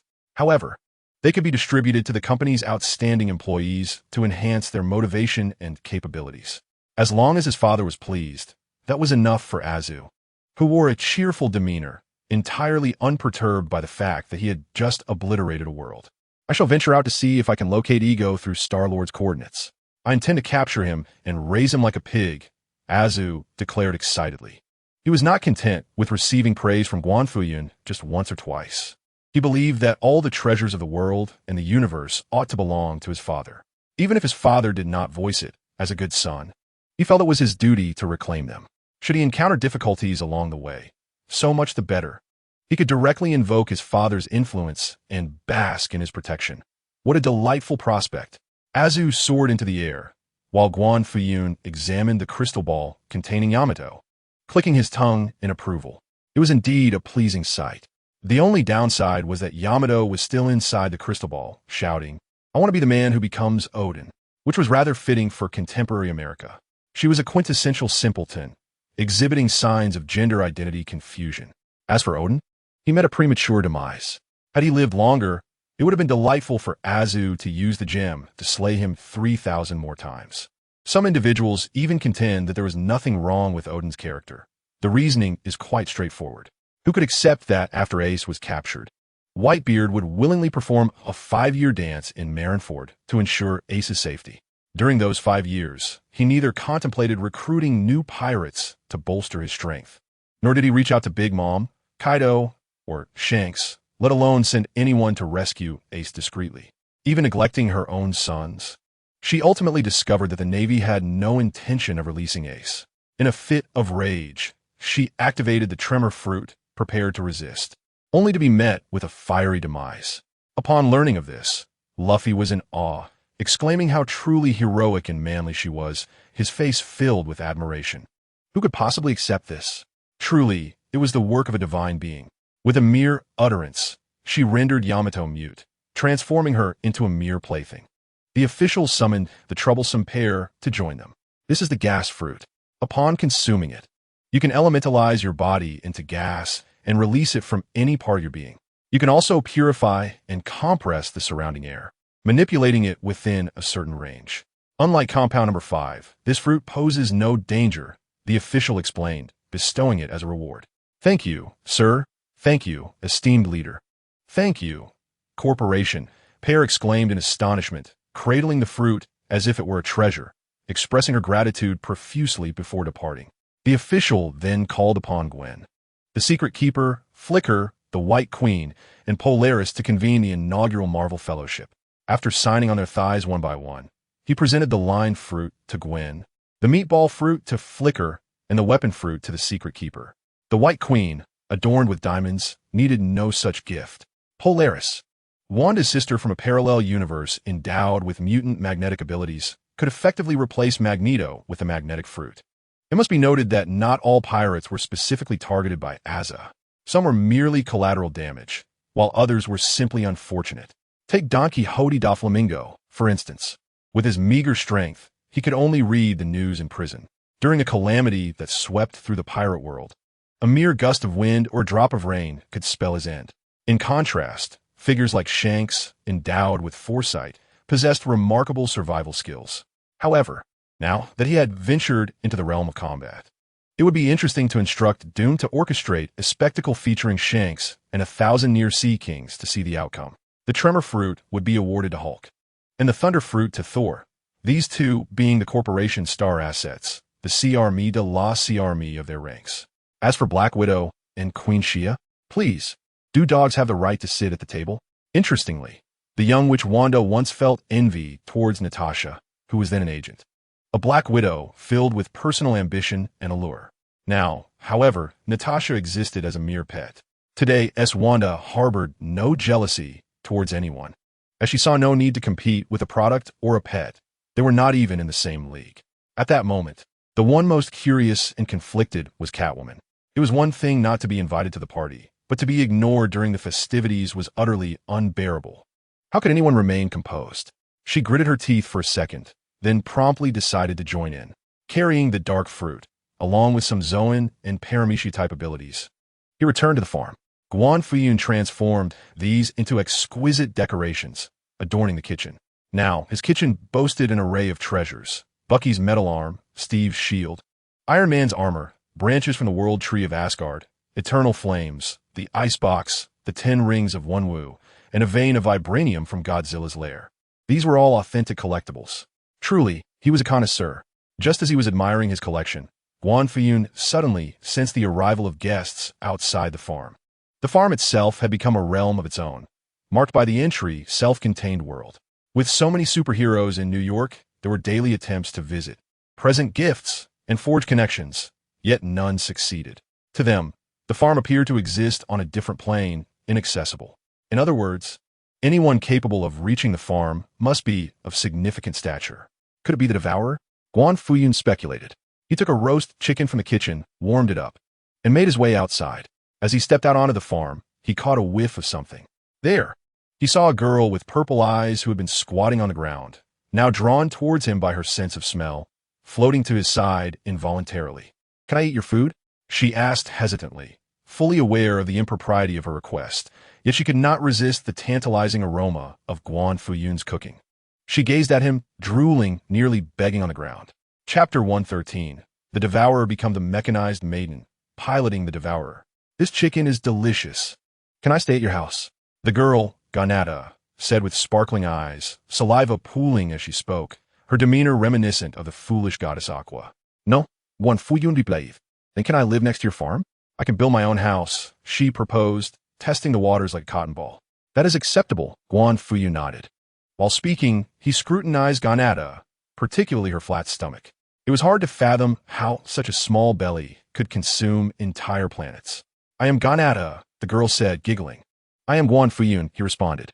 "Someone as magnificent as Mr. Guan must already know of me, so no further introduction is necessary."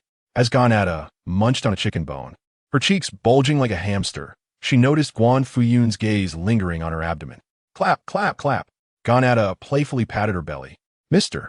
Guan should have noticed my structure by now, right?" Guan Fuyun paused, expressionless. "What structure? You are not the devourer." All he knew was that as the daughter of the devouring star, Ganata was undoubtedly not a carbon-based life form. She had inherited all the abilities of one of the 5 primordial gods, an ancient remnant of the past, the Planet Eater. Whatever the devouring star could accomplish, so could she. If Thanos were to suddenly perish, Gamora could seamlessly step into his role. Consequently, it is generally believed that Gamora's divine essence and power are on par with Thanos, placing her at the pinnacle of strength within the Marvel Universe. However, this pinnacle is contingent upon being adequately nourished. The members of the Thanos family are innately insatiable, perpetually hungry. Even a planet, to these two, is merely a single meal. Thus, despite Gamora's incessant eating, her consumption amounts to little more than air in her perception. Arguably, her act of eating is merely a means of energy expenditure. Speaking of which, always being in a state of hunger, one might wonder if she would desire to consume me. At this thought, Guan Fuyun suddenly chuckled. Surprisingly, despite his somewhat aloof demeanor, he remains fundamentally an ordinary mortal, lacking the treasures that deities possess. If Gamora were to truly devour him, only to find nothing of consequence within, she might very well question her existence. "Mr. Guan? May I take a bite of you? Just a taste." "I promise not to bite." "Absolutely not." "Oh, very well then, I shall refrain." After a brief silence, Gamora, resembling an eager puppy, merrily set about constructing a building. Right beside the farm, with a mere wave of her hand, mountains, lakes, and roads seemed to come alive, moving away on their own. In their place arose a magnificent palace, with doors towering over 10 meters.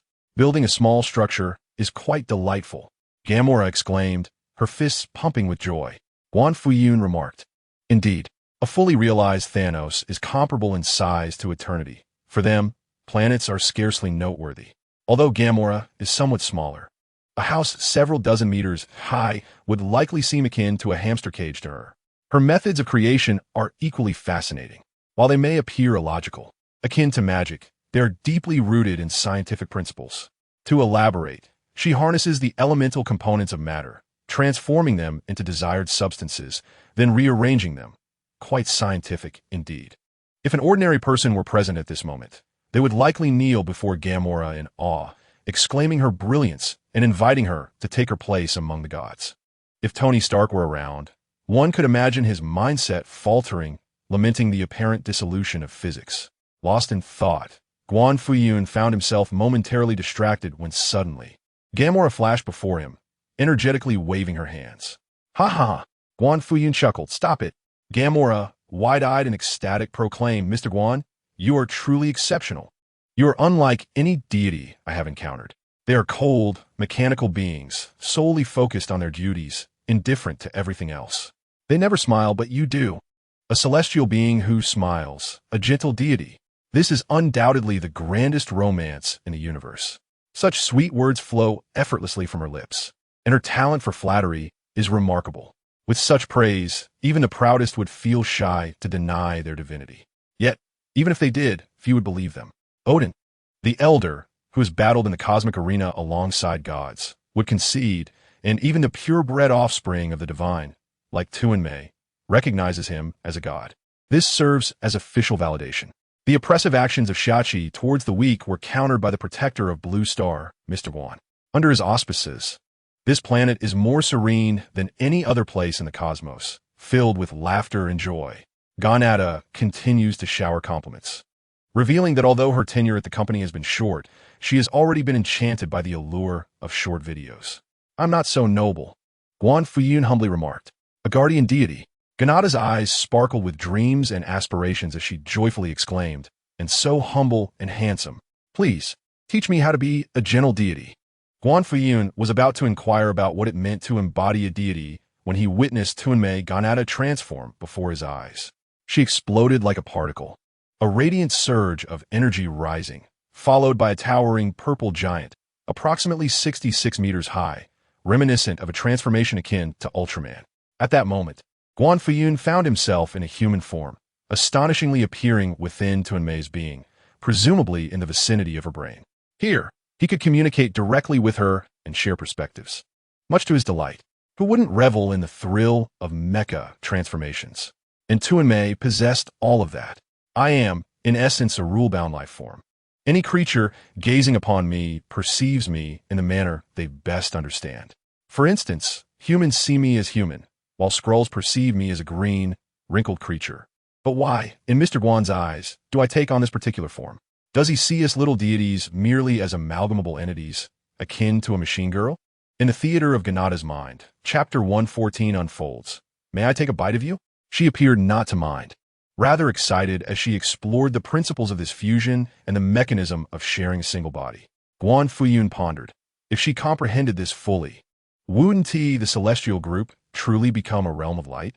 Given his experience with celestial laws, controlling Ganada's divine form posed no challenge for Guan Fuyun, especially since no one could witness it. He let out a few playful exclamations and then guided Tuanmei into the cosmos, eager to indulge in the thrill of being a mech girl. Indeed, it was quite something. Ultraman possesses the ability to emit beams of light, while the celestial deity can unleash cosmic energy rays. Ultraman is versatile and can possess bodies and transform, as can the celestial deity. Ultraman embodies idealism, making demise a challenging prospect. The celestial deity is similarly formidable, each being an abstract entity, the embodiment of rules, which are eternal. The conclusion is clear. The celestial deity is Ultraman, a bold transformation of a divine being, embarking on a plan for the land of light. This notion naturally arose in the mind of Mr. Guan Fuyun. Has Mr. Guan lost his sanity? You wish to form a new celestial deity group? This was sensed by Ganada. The two now exist in a state of unity, akin to the relationship between a pilot and their mechanical companion, complementing and merging with each other. It must be said that, compared to the texture of a suit, the luminous quality of Ultraman, and the human-like essence of Ganada, the latter offers a more pleasing tactile experience. However, Ganada, as a mechanical maiden, is also more unpredictable. Why does one want to consume you alive? Ganada inquired. Why do you possess Catwoman's teasing stick? Ganada's questions were numerous. She glimpsed into Guan Fuyun's memories, prompting her soul to inquire. Her questions were astute. However, it might be best not to ask again. Guan Fuyun felt somewhat strained. It is no wonder that Devour Star is uneasy about Ganada wandering about. Although Ganada's strength, identity, background, and influence mark her as a quintessential Marvel second-generation deity, like a diminutive Devour Star or a petite god of destruction, no one in the universe dares to provoke her. Yet, she resembles a young immortal who has secluded herself for millions of years, emerging with a navet that is overwhelmingly pure. She is akin to a girl easily deceived with a mere lollipop, while she may navigate through technologically advanced yet brutish extraterrestrials. Should she encounter a cunning street villain on Blue Star, she would likely be outwitted. At that point, the unfortunate Ganada might find herself sold, blissfully unaware as she assists in counting money. However, speaking of which, it seems the worst person on Blue Star present is him. Not long after Devour Sister arrived at the company, it has already turned into a showcase of talents, unsolicited offers, and transforming into a mechanical maiden to get him to stand up and move. Let us consider it from another perspective. If Devour Star were to witness the situation, upon realizing, "You little rascal, you actually deceived and abducted my daughter," she would likely transform into a frenzy, ready to consume planets. What does it mean to stand up and move? Ganada continued to ask, still inquiring. Guan Fuyun said, setting that aside, "Don't you feel hungry?" As the pilot of the mechanical maiden, he could sense Ganada's physical state and that profound sensation of hunger, a hunger of conceptual magnitude. It resembled a zombie-esque thirst for human flesh or a vampire-esque craving for a maiden-esque blood. So intense was the desire for satiation. It was truly astonishing. No wonder Devour's sister appears so adorably Na'vi. It seems that intelligence and mental acuity have transformed into sheer willpower to resist hunger. Enduring for so many years is indeed remarkable. "Of course, I am hungry," Ganada remarked, patting her belly, her voice somewhat dazed. Yet she had grown accustomed to the gnawing hunger over time. Although there were moments she would faint from it, she chuckled lightly. Guan Fuyun responded, "Can one truly faint from hunger? Has this become a common occurrence?" Suddenly, he felt a pang of sympathy for the devourer. Yet, she herself appeared unfazed. As long as her taste buds could savor delicacies, she found joy. At that moment, Guan Fuyun initiated a conversation. Ganada, soaring through the cosmos, observed planets from her vantage point, resembling small cakes adorned with candles. These confections varied in size, with the one closest to the blue star appearing most delectable. It seemed to be the flat planet Asgard, with the intention of merely observing. As she had no desire to consume planets, she glided over. Inside her being, Guan Fuyun invoked a spell, uttering, "No longer suffer from pathological hunger." As the words echoed, the rules embedded within the Devourer's essence, emblematic of the Marvel Universe's god of destruction, were seemingly altered and optimized by a higher existence. In an instant, Ganada felt a warm sensation in her stomach, akin to having a bowl of porridge, and the relentless, tormenting hunger that had plagued her vanished without a trace. She still sensed hunger, yet it had diminished to a level that could be managed through food. Naturally, satiation remained a challenge. Her very biological structure ensured she would never be fully satisfied. However, for the Devourer, this was an unimaginable delight, akin to transforming from a zombie back into a human. "Guan Fuyun, I'm no longer hungry," Ganada joyfully exclaimed. "My appetite has truly shrunk to that of a tiny bird. May I indulge in you?" Meanwhile, on Blue Star, within a university campus in New York City, the sound of gunfire echoed incessantly. Even within a prestigious institution, incidents of shooting were inevitable, as youth often acted recklessly. More importantly, with the hollowing out of American industries and the prevailing notion of buying is inferior to making, and making is inferior to renting, once world-class engineering universities had lost their foundational strength. Theoretical knowledge failed to translate into practical application. Would it not lead to endless debates, quarrels, and conflicts? Much like the third brother, in moments of discord, it was not uncommon for students and teachers to draw weapons. Who among the mentors did not carry a firearm? Wanda had grown accustomed to this reality. After all, in America, the prohibition of firearms was a far-fetched notion. Although their efficacy paled in comparison to the mountain folks' two-shot firearms, and though it was primarily the underprivileged who suffered, they simply relished it, an incomprehensible phenomenon. The strong can revel in chaos, plundering with wild abandon. Yet why do the weak desperately cry out for freedom, especially in a world teeming with the extraordinary? Even the architects of rules themselves, when faced with the vast cosmos and the true might of individual power, are but mere ants. Wanda reflects, clad in her school uniform, adorned with the ethereal black silk of a screaming soul, wrapped in a cloak of magic. She sits quietly in the library, perusing the pages of books. As she gazes at the text, a natural elegance emanates from her, exuding a refined and cultured demeanor, unmistakably the picture of a well-mannered scholar. With this grace, she snuggles with her esteemed guardian each night, anticipating delightful surprises.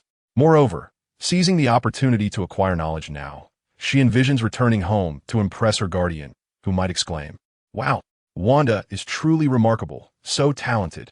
Then, with a serene smile, she could modestly reply, "Oh, it's nothing special. It's all thanks to my esteemed guardian's guidance." Subsequently, their home would be filled with joyous laughter, A delightful scenario indeed. Just the thought brings a smile to Wanda's face. Yet, abruptly, from a corner high on the bookshelf, a hefty tome inexplicably propelled itself from the cabinet, descending toward the ground. Oddly, the book did not fall, but floated in midair. Wanda could clearly discern the embossed golden characters on its dark cover, the Dark Grimoire. Chapter 115. The Crimson Cosmos, the Dark Grimoire. Upon seeing the Dark Grimoire, Wanda felt no surprise, for her guardian had long foretold its arrival. This was destined for her, and it would inevitably manifest. However, Wanda, now not only a supreme sorceress wielding numerous spells, but also a young and formidable celestial being, basked in the protection and support of her guardian. The Dark Grimoire, to her, was dispensable, not of great significance. Yet, the Blue Star version is continuously evolving, with worlds merging at any moment, including other parallel realms of Marvel, home to different versions of Wanda. Such an artifact capable of transcending multiverses might possess unforeseen utility. Even if she could forego it, she deemed it wise that others should not possess it, lest it incite trouble. With this thought, Wanda summoned the Dark Grimoire to her. Opening its pages, suddenly, the space trembled, matter shifted, as layers of mirrored realms unfolded, transforming into a vast crimson cosmos. From within, chaotic magic surged forth, resembling chains intent on binding and controlling Wanda. Yet, simultaneously, within her mental realm, the projection of her guardian emerged, waving his hand to instantly shatter the bindings and sever the chains, mocking fate itself. Thus, the tale unfolds. In the scarlet cosmos, the heavens tremble and all creation seethes. Numerous blood-soaked planets erupt, and the anguished visage of the underworld deity, Zysorn, faintly materializes within the vast expanse. This scene is nothing short of breathtakingly extraordinary. Though it resounds with a deafening roar, it remains eerily silent, presenting a surreal distortion. It is the arrival of the flourishing Guan Fuyun that brings about this transformation. The unchanging Scarlet Universe is, at this moment, rent asunder. In this desolate realm, a vibrant green sprout miraculously emerges, growing and swaying, mocking Zysorn's impotence. Similarly, Wanda is also a tender shoot nurtured by Guan Fuyun. Now she arrives, boldly taking root in the scarlet cosmos, flourishing without restraint, defying the heavens. Leisurely, she studies the tome of dark knowledge, fiercely and voraciously seizing chaotic magic, intent on extracting every last drop. She tilts her head back, and what she sees is not Zysorn, but the towering figure of Guan Fuyun, grander than any deity, shielding her from the storm and bestowing upon her the brilliance of the stars. In that moment, Wanda is captivated. The Tome of Dark Knowledge? At this time, the mind of the devourer, Ganada, resonates with Guan Fuyun, who senses the unfolding situation. The supreme mage, Wanda, in her Tome of Dark Knowledge? Quite splendid. After all, Zysorn would have no objections. If Ashani harbored any discontent, he could simply be dealt with in kind, a lesson in physics. Speaking of which, Guan Fuyun is quite curious about the Tome of Dark Knowledge and intends to peruse it later for his own amusement. This artifact far surpasses the power of the Infinity Stones. It first appeared in the Agents of S.H.I.E.L.D. series, where it was described as a grimoire bestowing divine knowledge upon humanity while also possessing the power to drive any soul to madness and ruin. In the Marvel Universe, the Dark Tome has lingered in the dreams of countless individuals as a legendary entity. It is said that anyone who possesses this book can dominate the cosmos. Thus, many grand dreamers yearn for it. The purveyor of evil, the hairdresser, once sought the Dark Tome, as did his fervent disciple, Red Skull. And even the Egg of Justice undertook a noble quest. Yet, all of them met with failure. The Dark Tome is a living entity with its own consciousness, capable of reading the minds of its readers. It is truly remarkable. Anyone who gazes upon the Dark Tome will perceive its contents in their native tongue. The knowledge that transcends reality and physics is articulated in a manner comprehensible to humanity. In the Agents of S.H.I.E.L.D. set, scientists utilize the knowledge contained within the Dark Tome to manifest creation from nothingness.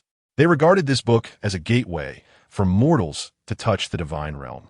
However, every individual who has perused this tome ultimately becomes its thrall, rendered a mere lunatic, consumed by madness. because they do not truly comprehend that what is recorded in the tome is not merely scientific principles, but one of the most formidable magics within the Marvel Universe.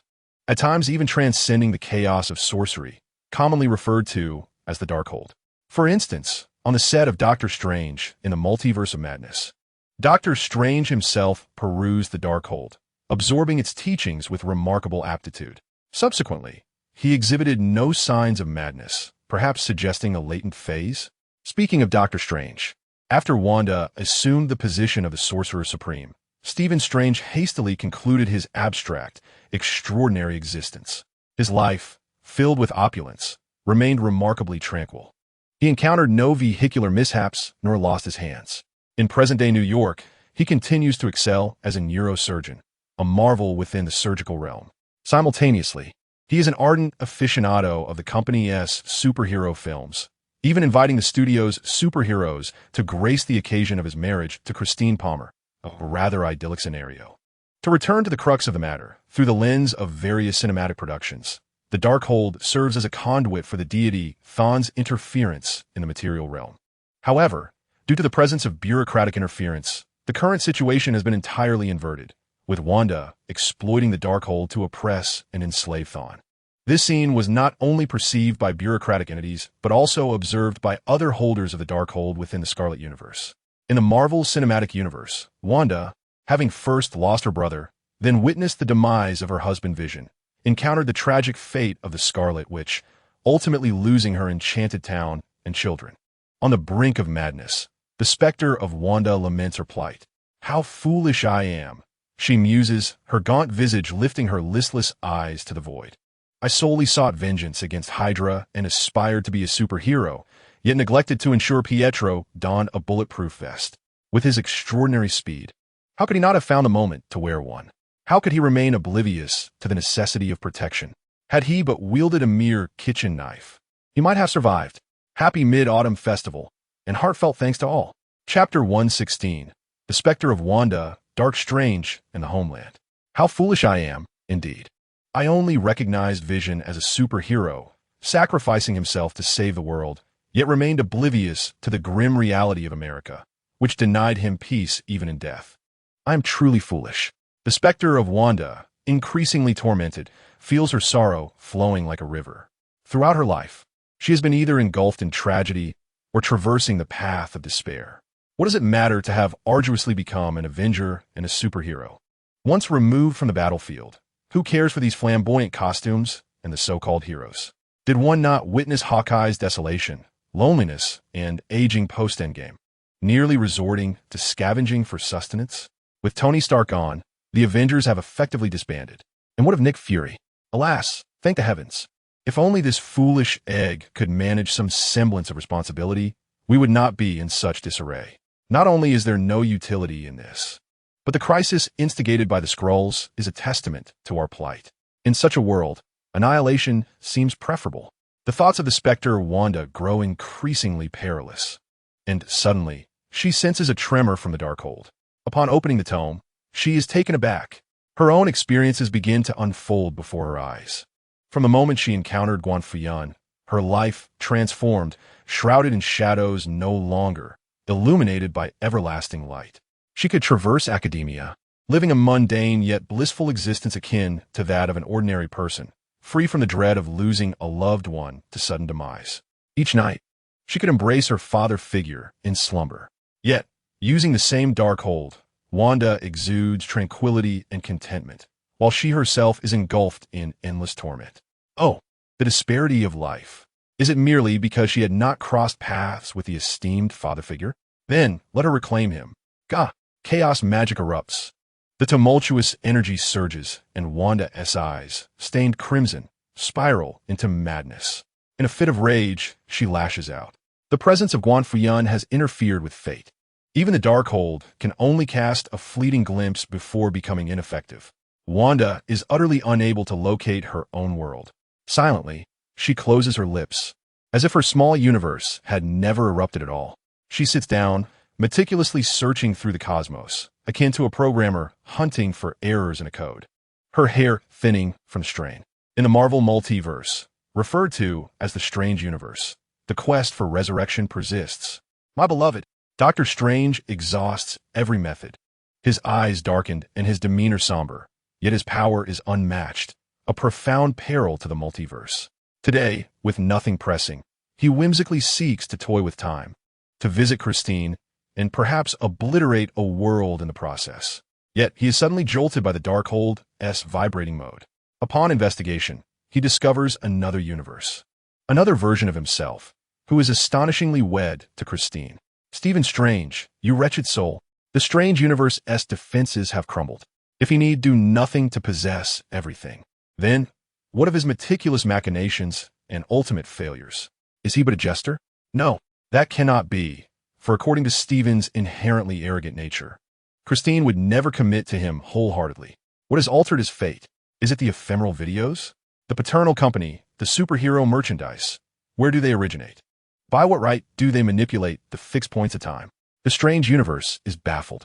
Yet, the mere thought of marrying Christine ignites an uncontrollable fervor within him, leading to a frenzy of magical displays, racing through the cosmos in an exhilarating tempest.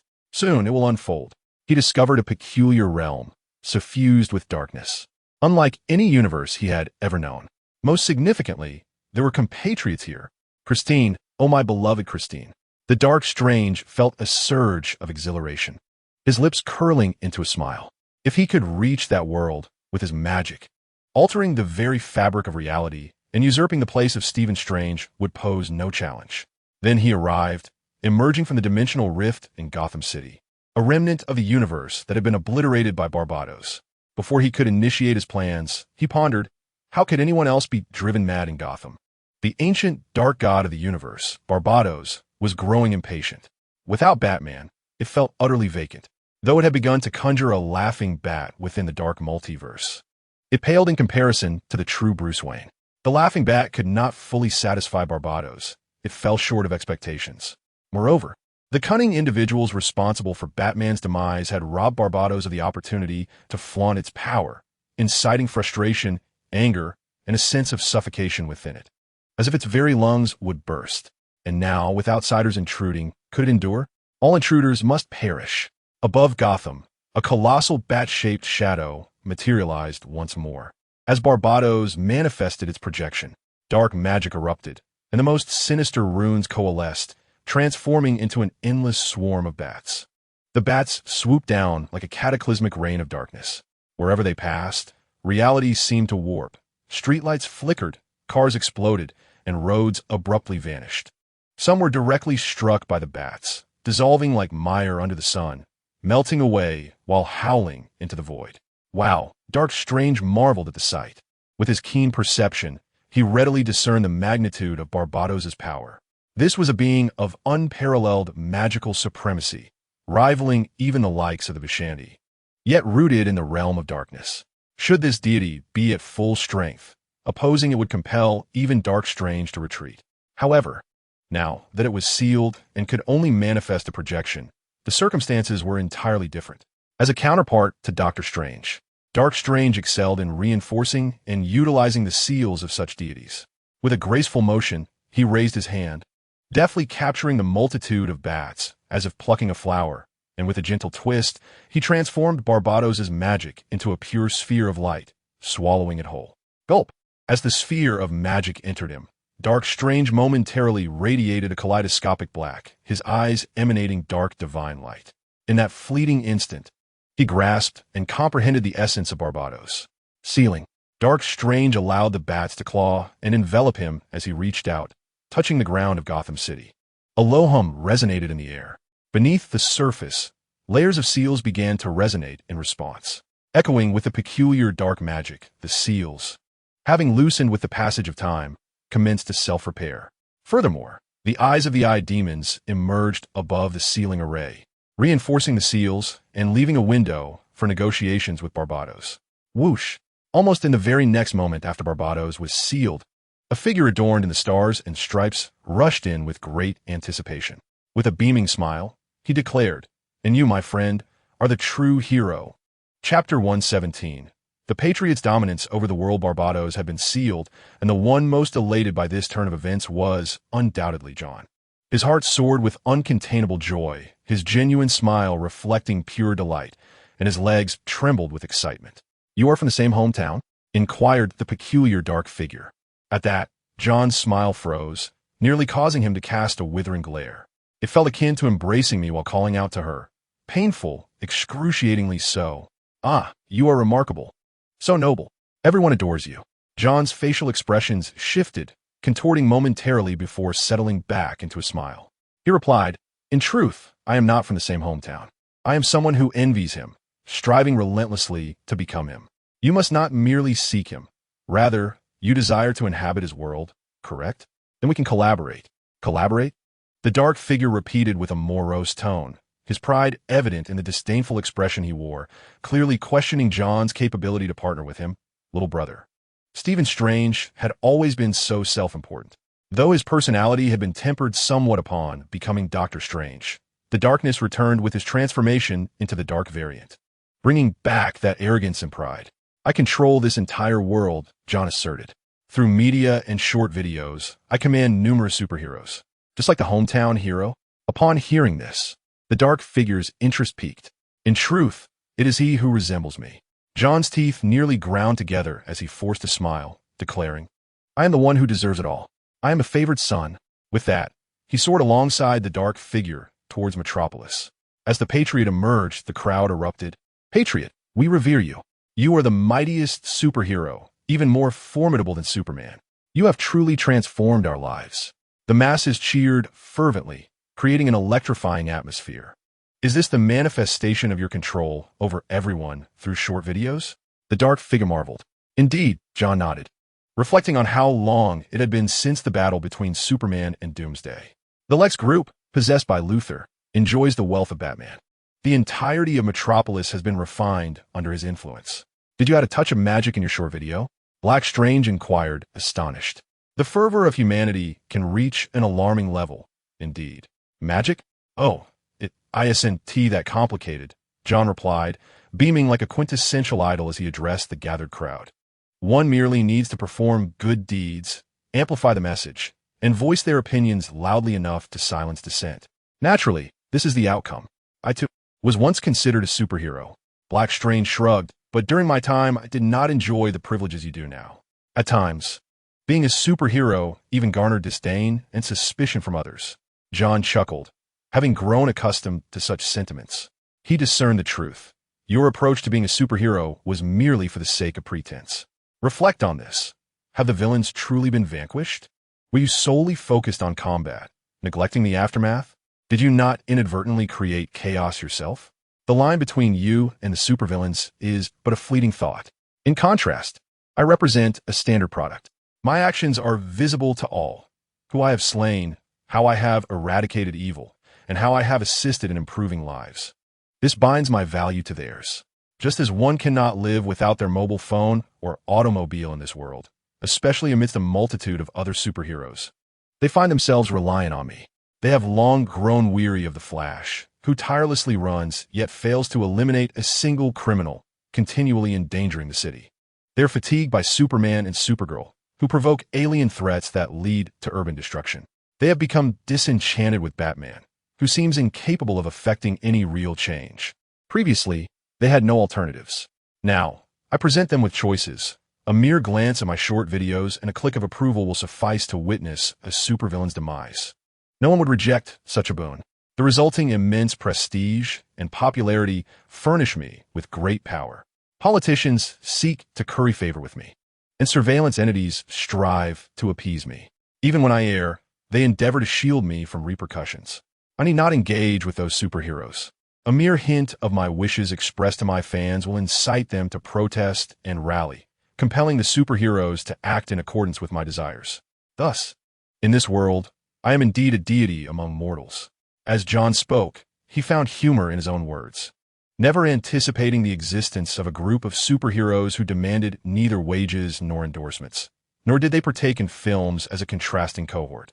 The principles he employed from the world of Walter proved astonishingly humane. Naturally, this achievement was also attributable to the guidance of his benefactor. John turned to Black Strange, inquiring, "Have you been stirring up trouble lately? Causing any disasters?" The words spoken left Black Strange feeling somewhat embarrassed, his face darkening as he remarked, "I have just obliterated an entire universe." John, giving a thumbs up, responded, "You true superheroes certainly have a knack for efficient extermination. It's quite terrifying." Black Strange appeared visibly uncomfortable, simultaneously looking down on John with disdain while feeling stung by John's sarcastic jibes. The two harbored mutual contempt, finding each other's countenance utterly detestable. Yet, both recognized their interdependence in achieving their respective ambitions. At that moment, a powerful surge of energy emanated from Gotham City. John and Black Strange turned to witness Wanda, enveloped in chaotic magic, clad in the armor of the Scarlet Witch, wielding two glowing orbs of magic that further tore open dimensional rifts. She traversed the space akin to a twisted specter, exuding an astonishing aura. "Are you the daughter of Wanda?" John exclaimed in surprise. "Are you from my hometown?" Wanda responded, equally taken aback. "No, not at all." Suddenly, both realized their error, exclaiming in unison, "What a misidentification! A counterfeit!" Disappointment washed over them, leading to an exchange of disdain among the three. Meanwhile, in the Marvel Universe, a resounding boom echoed as Mr. Guan arrived in Asgard aboard his formidable vessel, the Swallowing Maiden. The notorious reputation of the Devourer star preceded it, known throughout the cosmos as one of the most reviled entities, even more despised than Odin himself. This news sent shockwaves through Asgard. Hela, having just escaped her confines due to Odin's absence, retreated silently as dread enveloped her. Happy Mid-Autumn Festival, everyone! Chapter 118.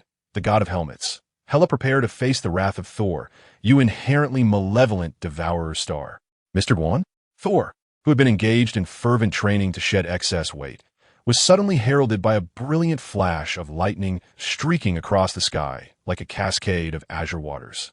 Unlike the past, when he was flung by Mjolnir, Thor, having consumed the thunder fruit awarded by the company, truly embodied the essence of the God of Thunder. He knelt with grace, presenting the quintessential superhero entrance. Then, Mr. Guan emerged from the Swallowing Maiden. "Greetings, Mr. Guan." Thor promptly knelt on the other knee, wearing a radiant smile reminiscent of a village simpleton. This fellow possessed an uncanny ability to be humorously earnest. In stark contrast, Star-Lord maintained a facade of serious levity. "I merely came for a casual visit. There is no need for such formalities," Mr. Guan stated. "Absolutely not." Thor, embodying the stubbornness of a barbarian, proclaimed in a resounding voice, "Mr. Guan has bestowed upon me the fruit to aid my training and transform me into the true God of Thunder. This is an immense favor. If you would not refuse me, I, Thor, the God of Thunder, wish to acknowledge Master Guan as my adoptive father." Guan Fuyun fell silent, asking, "Was it Loki who instructed you to say this?" "No," Thor replied with a silly grin. "He told me to say it wasn't him who taught me." "Oh," Guan Fuyun nodded, casually remarking, "Do not panic, this is Ganata, an employee of the company." He glanced around.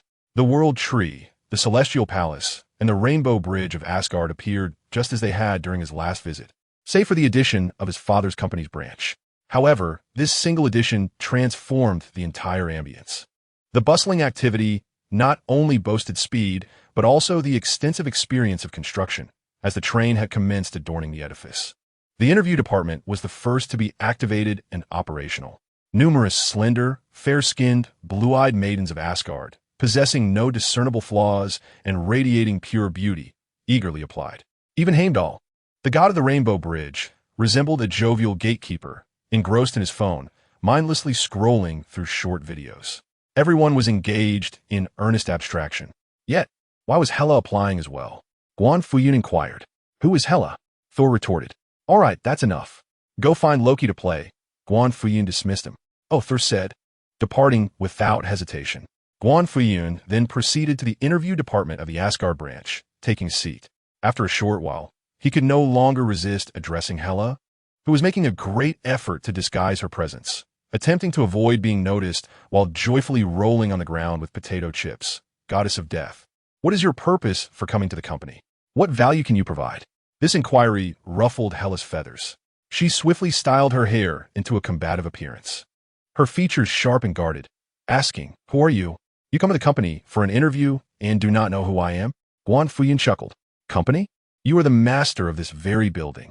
Hela grasped the implication but did not fully comprehend it.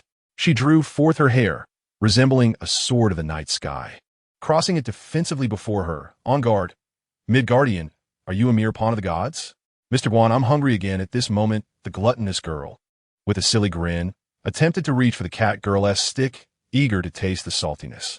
Guan Fuyun pressed a hand on the glutton's head, preventing her from advancing, and said, "Scram." Consequently, the glutton obediently sprawled out on the ground, rolling away in a large arc. Hela was left in shock, her expression one of disbelief. Wait, my friend, are people now this bold? Speaking so brazenly to a god? She, as the eldest daughter of King Odin, once served as Odin's vanguard in the conquest of the Nine Realms, the executioner of Asgard, and the original wielder of Mjolnir. Even in the presence of a god, one must feel trepidation. How dare he? Hela ponderade in confusion. However, an idea suddenly struck her. If this mortal could command a god, surely she could command men, and all would be well. Clapping her hands, upon reflecting on this, Hela brandished her whip with a couple of flicks, then tilted her mouth to reveal a mischievous grin reminiscent of Loki's.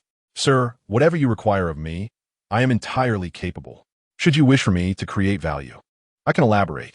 Observing her scheming expression, Guan Fuyun discerned that this Hela was likely a version derived from an animated series. In this iteration, Odin was portrayed in a more abstract manner, not only deceiving his son, but also his daughter. Due to Hela's insubordination, he removed her iconic helmet, an artifact that styled her hair into a weapon-like appearance. Indeed, this was no ordinary hairstyle. It was the helm of the goddess of death. Consequently, without it, much like Thor without Mjolnir, Hela was rendered powerless and became an ordinary being. Cast out from Asgard, she found herself in ancient eastern lands, encountering Wunwu, mastering the art of Qigong, donning a Qi-Pao and wedding gown, ultimately defeating Odin, leaving him in despair. Quite an enchanting tale indeed. However, this Hela did not share such experiences. She manifested at a specific moment during the filming of Thor, Ragnarok, yet possessed the personality of her animated counterpart. In essence, she embodied both Thor's stubbornness and Loki's cunning. Very well, come forth, Guan Fuyun commanded. Almost instantaneously, with a swift motion, Hela lunged towards him, attempting to ensnare him with her whip, exclaiming with delight, "You've fallen for my trick." Regardless of Guan Fuyun's formidable abilities, she felt confident in her proximity to capture him. Smack! In an unexpected turn, Hela received a sharp slap on her backside from Guan Fuyun before she could react. The helmet atop her head was effortlessly removed by him, as he chuckled, "By my name, I utter this incantation. Whosoever dons this helm shall wield the power of the goddess of death. Go!" As the incantation echoed, the helmet was cast out of Asgard. Dazed, Hela finally comprehended the situation, yet it seemed too late. "Do I still have a chance?" She began to plead, but as she spoke, she fell alongside the helmet, transforming into a meteor. Guan Fuyun found amusement in this. He eagerly anticipated the sight of Hela in a Qi-Pao. As the time approached, he went to fetch Wanda from class, returned to the farm, and with the power of the entries, took off into the cosmos, akin to a spaceship, with the farm and a slumbering Godzilla aboard, off to summon Azor for a meal. Ah, an unexpected addition, a gluttonous sister. Initially, Wanda regarded this newcomer with a sense of wariness, questioning, who is she? However, upon interaction, she soon realized the sister's innocence and naivety, which reassured her. In pursuit of the planet Ego, Azura raced through the vast expanse of the cosmos, now having arrived at the planet Sakaar. Meanwhile, aboard their farming vessel, the crew consisting of Guan Fuyun, Wanda, and Godzilla encountered a peculiar group of individuals. They had attracted the attention of cosmic pirates, led by a whistling blue creature named Yondu. Chapter 119. Yondu.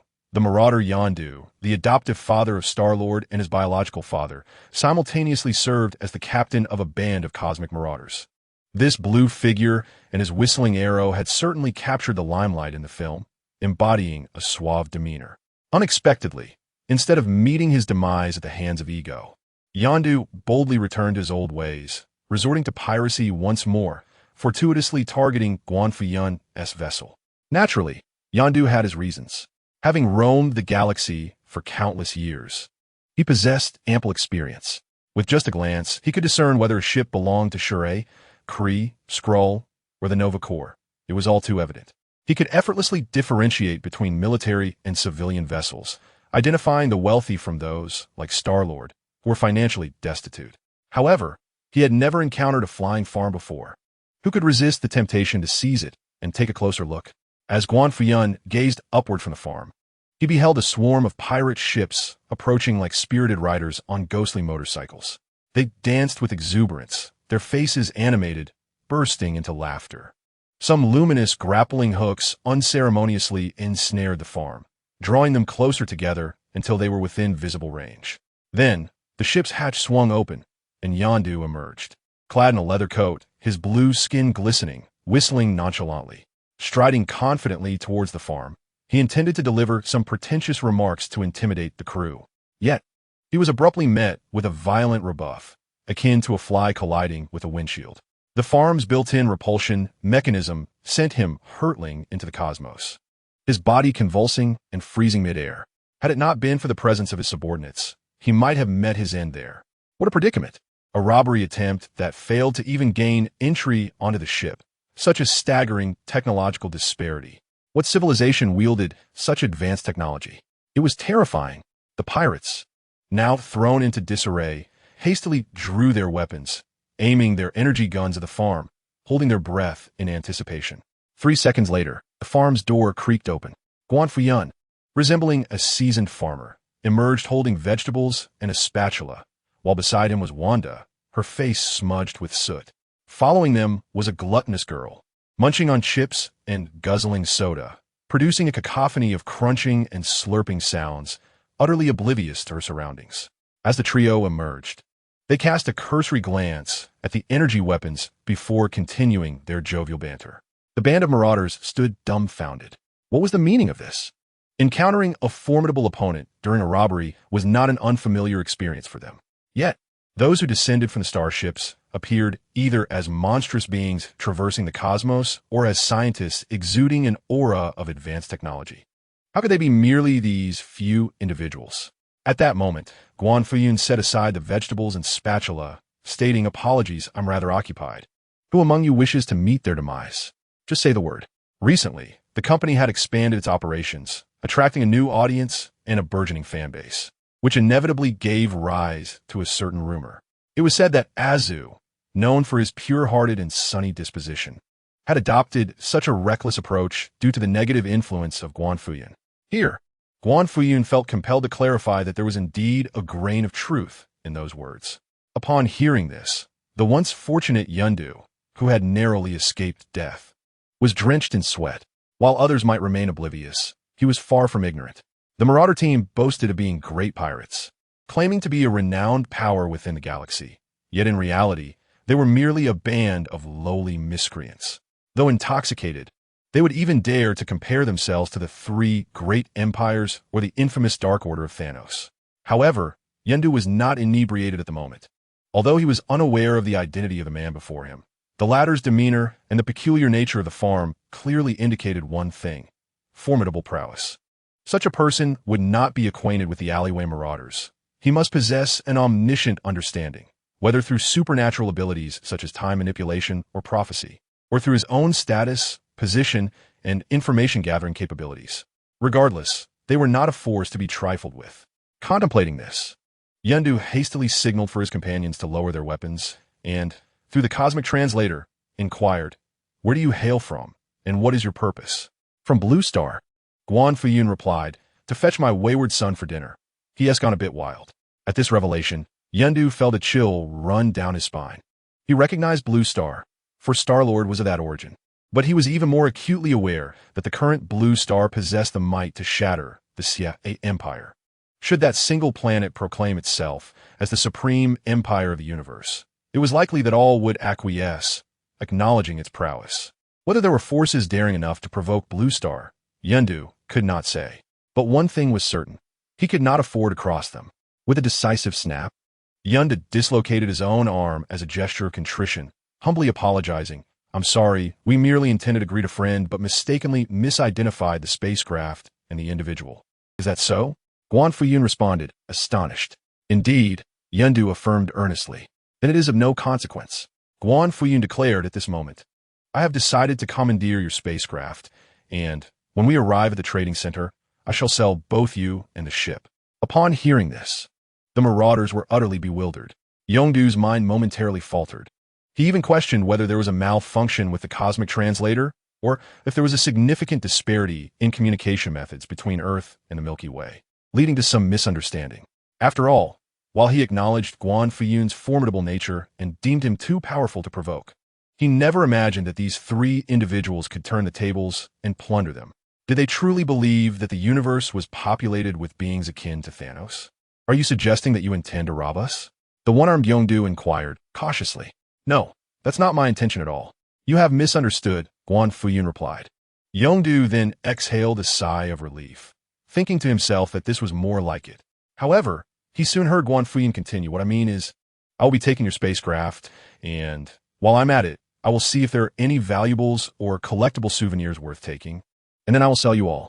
If anyone disagrees, you are free to jump off the ship right now. Do you understand? Happy Mid-Autumn Festival. Thank you for every gift." Chapter 120. The Intervention of the Cosmic Elders. As Guan Fuyun finished speaking, the thieves burst into laughter. "This unarmed fool claims he will take our ship and sell us? Boss, let us eliminate him quickly. I fear I might die from laughter. Indeed, this farm-like vessel seems merely to possess strong defensive capabilities, lacking any offensive firepower." The marauders roared with laughter. Even Yongdu was taken aback, his brow furrowed as he whistled. An arrow of light, akin to a spirit, floated and moved at his whim. In an instant, it pierced through the belly-laughing cosmic pirates. This scene was indeed a sight to behold. In the Marvel Cinematic Universe, Yongdu's arrow could earn the status of a legendary artifact. Firstly, its penetrating power was formidable, easily piercing the hard skin of Kree warriors and shattering the armor of Nova Corps. Secondly, it was as swift as lightning. On the set of Guardians of the Galaxy Volume 1, it managed to eliminate a group of Nova soldiers before they could even pull the trigger. Its rate of fire and power were comparable to that of heat vision. Despite its singular method of attack in the cosmic realm, energy guns and particle cannons often paled in comparison to Yongdu's arrow. Even some skilled opponents could find themselves unexpectedly felled. Yet, in the presence of Guan Fuyun, these were clearly insufficient, not due to Yongdu's prowess, but simply because he had received a message from Star-Lord. "Hey, have you seen Mr. Guan and his farm? It seems they have flown out of Blue Star." Mr. Guan is the very individual who crushed the Xie with a mere hand. With just 3 sentences, he nearly frightened Yongdu into submission. After all, being a cosmic pirate, he was no saint. In a moment of impulsiveness, he ruthlessly annihilated his marauding foes. With a sycophantic demeanor, he inquired, "How does Mr. Guan intend to profit from my services?" Thus, Mr. Guan found himself in the cosmos with a guide. This guide was not only well-versed in the celestial routes, the stunning vistas, and the local customs, but also came equipped with supplies for the spacecraft, requiring no expenditure whatsoever. Moreover, he could facilitate Mr. Guan's sale for monetary gain, which was rather advantageous. Alongside this, there was the potential to uncover treasures aboard their pirate vessel. However, upon boarding Yongdu's ship, Mr. Guan was met with the sight of crates overflowing with Xie currency. A heavy silence enveloped the room. To speak candidly, the marauders, as cosmic pirates engaged in the business of pillaging, undoubtedly possessed wealth. The Xie Empire, once the preeminent empire, had currency that was as valuable as the U.S. dollar on Blue Star. Stockpiling some would have been prudent for future dealings. Yet that was a thing of the past. Now, the Xie Empire had been utterly vanquished, and even the remnants of its populace in distant star systems fervently sought to distance themselves from Xie, denouncing the Empress's incompetence and moral failings. Consequently, the Xie currency had lost its worth, rendering it mere scrap paper. In other words, Yongdu's band of marauders was akin to impoverished nobility. As their tardy master, Mr. Guan immediately chastised them, demanding, "Where are the rare treasures? Where's the mountain of gold?" Yongdu, with a pained expression, explained helplessly that the Nova Corps had been tightening the noose, making their existence far from pleasant. In short, he refrained from mentioning the demise of the Xie Empire, which had led to this depletion of wealth. If problems arose, it could not possibly reflect poorly on the elder brother, could it? After all, who would dare jeopardize their life over such matters? Upon reflection, there was some truth in this. The Nova Corps, like the neighboring Green Lantern Corps, fancied themselves as cosmic enforcers, meddling in all affairs. The distinction lay in the fact that the Nova Corps operated in a more structured manner, possessing their own network of cosmic precincts and warrants.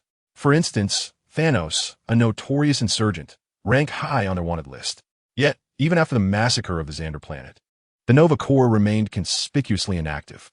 However, if they could not handle Thanos, could they truly manage the Marauders? While subduing Yong, Doom might prove challenging. Ensuring he would not profit was within the Nova Corps' capabilities. Upon grasping the situation, Mr. Guan felt utterly disheartened. It seemed that his foray into thievery had yielded nothing more than a paltry arrow. The efficiency of conquest and plunder here was significantly lacking compared to Azu. Indeed, it appeared he was far better suited to a life of leisure. Just as he pondered this, his attention was drawn to the front, where the Nova Corps' outpost lay in ruins. What transpired? A colossal stellar entity was rapidly approaching. Yongdu rushed in, breathlessly reporting the alarming news. Mr. Guan, however, maintained an air of calm. As he gazed upon Azza, whose eyes sparkled with light, he could not help but notice the flamboyant, inward slanting flight posture. Simultaneously, he observed the bloodied helmet that Azza held, which undeniably belonged to the illustrious superhero Nova. It appeared that Azza had once again conquered another planet.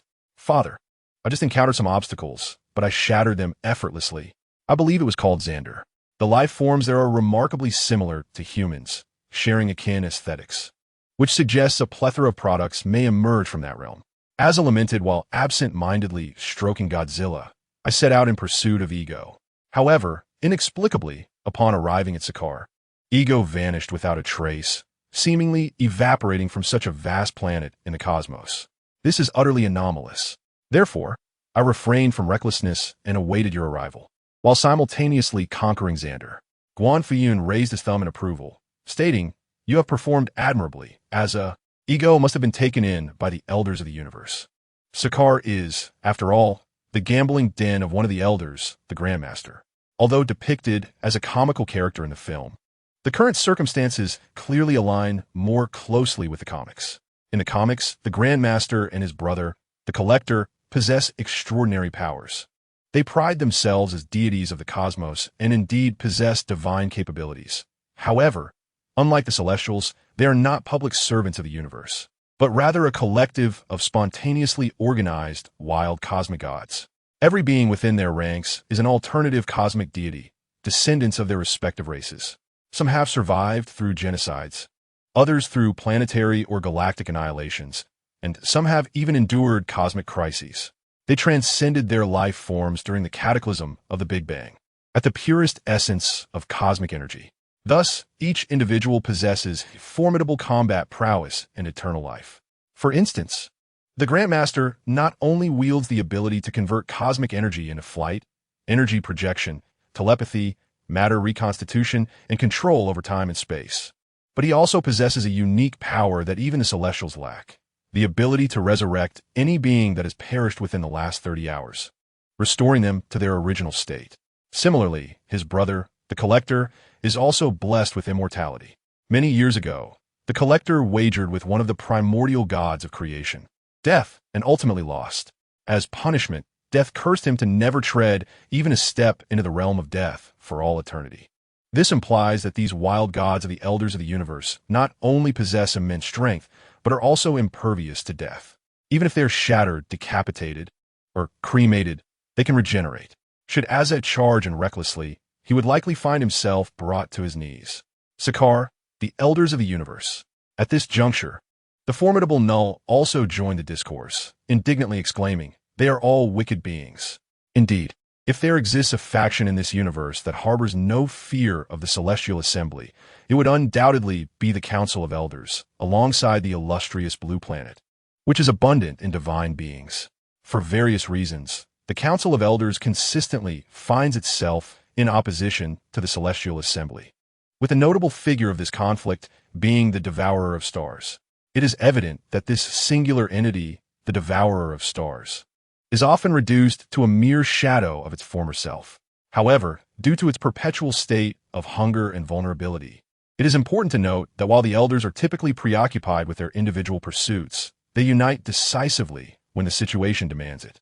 Thus, even the Devourer has succumbed on multiple occasions to the overwhelming might of the Council of Elders, a group of revelers indeed. If the illustrious achievements of CIA were shattered by the interference of Guan Fuyun, leading to a retreat, that would indeed be an anomaly. It is evident that Yigo is under their protection, or perhaps, as the narrative unfolds, Yigo has joined the Council of Elders earlier than anticipated.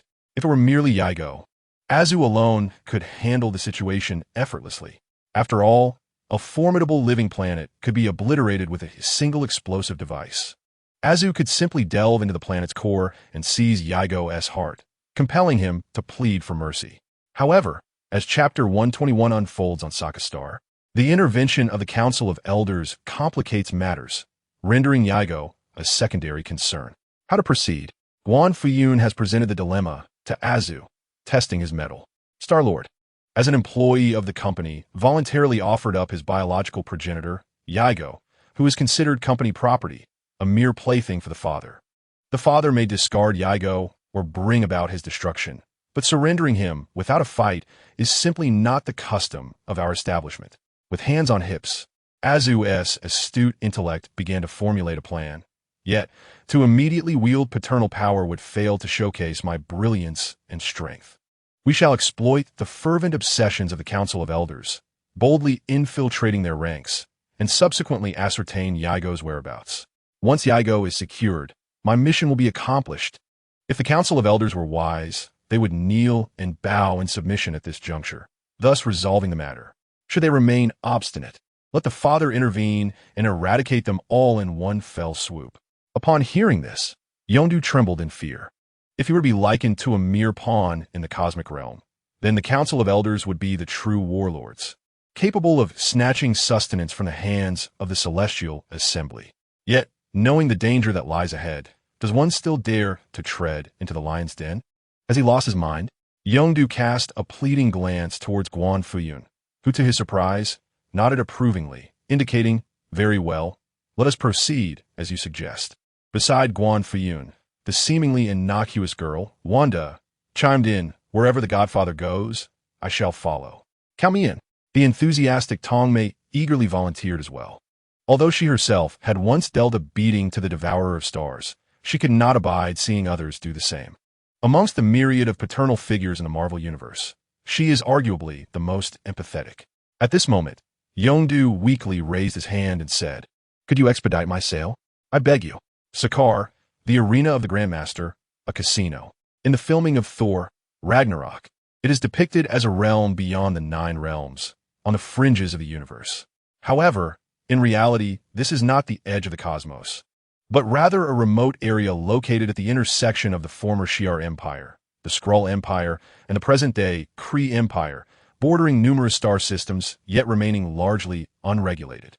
Surrounding Sakaar are countless natural and artificial stargates, resembling vibrant ribbons, through which one can traverse to any corner of the known universe.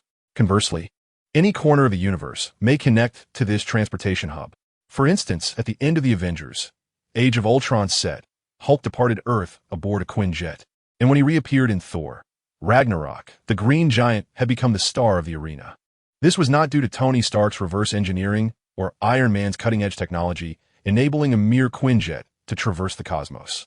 Rather, shortly after leaving Earth, Hulk encountered a stargate that drew him to Sakaar. Evidence of this is found in Thor, Ragnarok, where the Quinjet remains operational.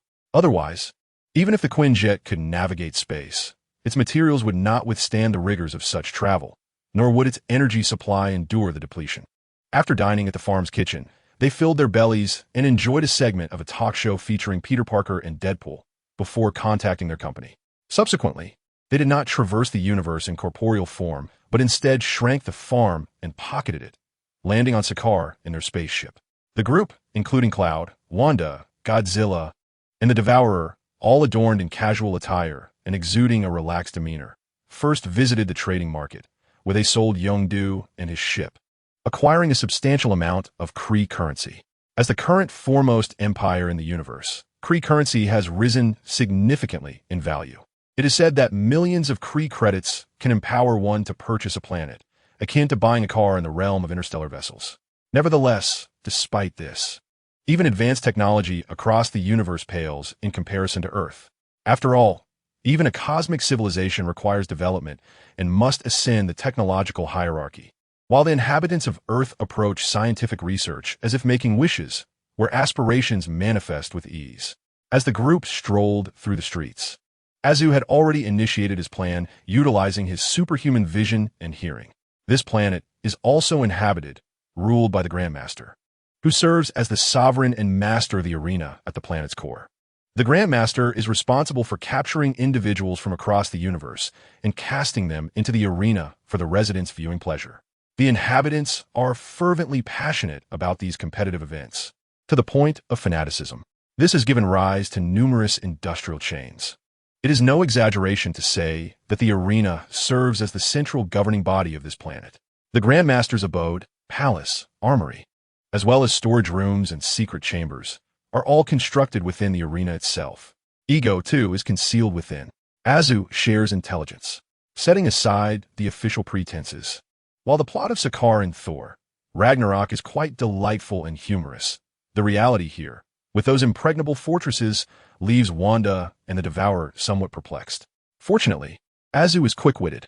Without needing his father's intervention, he directly summoned Thor and Banner, entering the scene disguised as scavengers selling warriors. What is the purpose of this? A person is bound to a metallic chair, hands and feet shackled, confronted by a comical figure adorned in vibrant makeup. Thor, still chuckling foolishly, inquired, "I have no idea. I just came because I heard there were extra credits."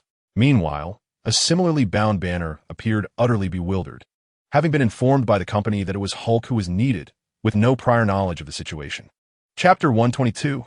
Grandmaster. No one understands security better than I do, Sakaar, within the arena. The Grandmaster, with his face painted in colorful graffiti and a whimsical demeanor, observed the continuously grinning Thor and the refined Banner. A glance revealed Azu, wearing black-rimmed glasses, appearing quite unremarkable like Clark Kent among the crowd.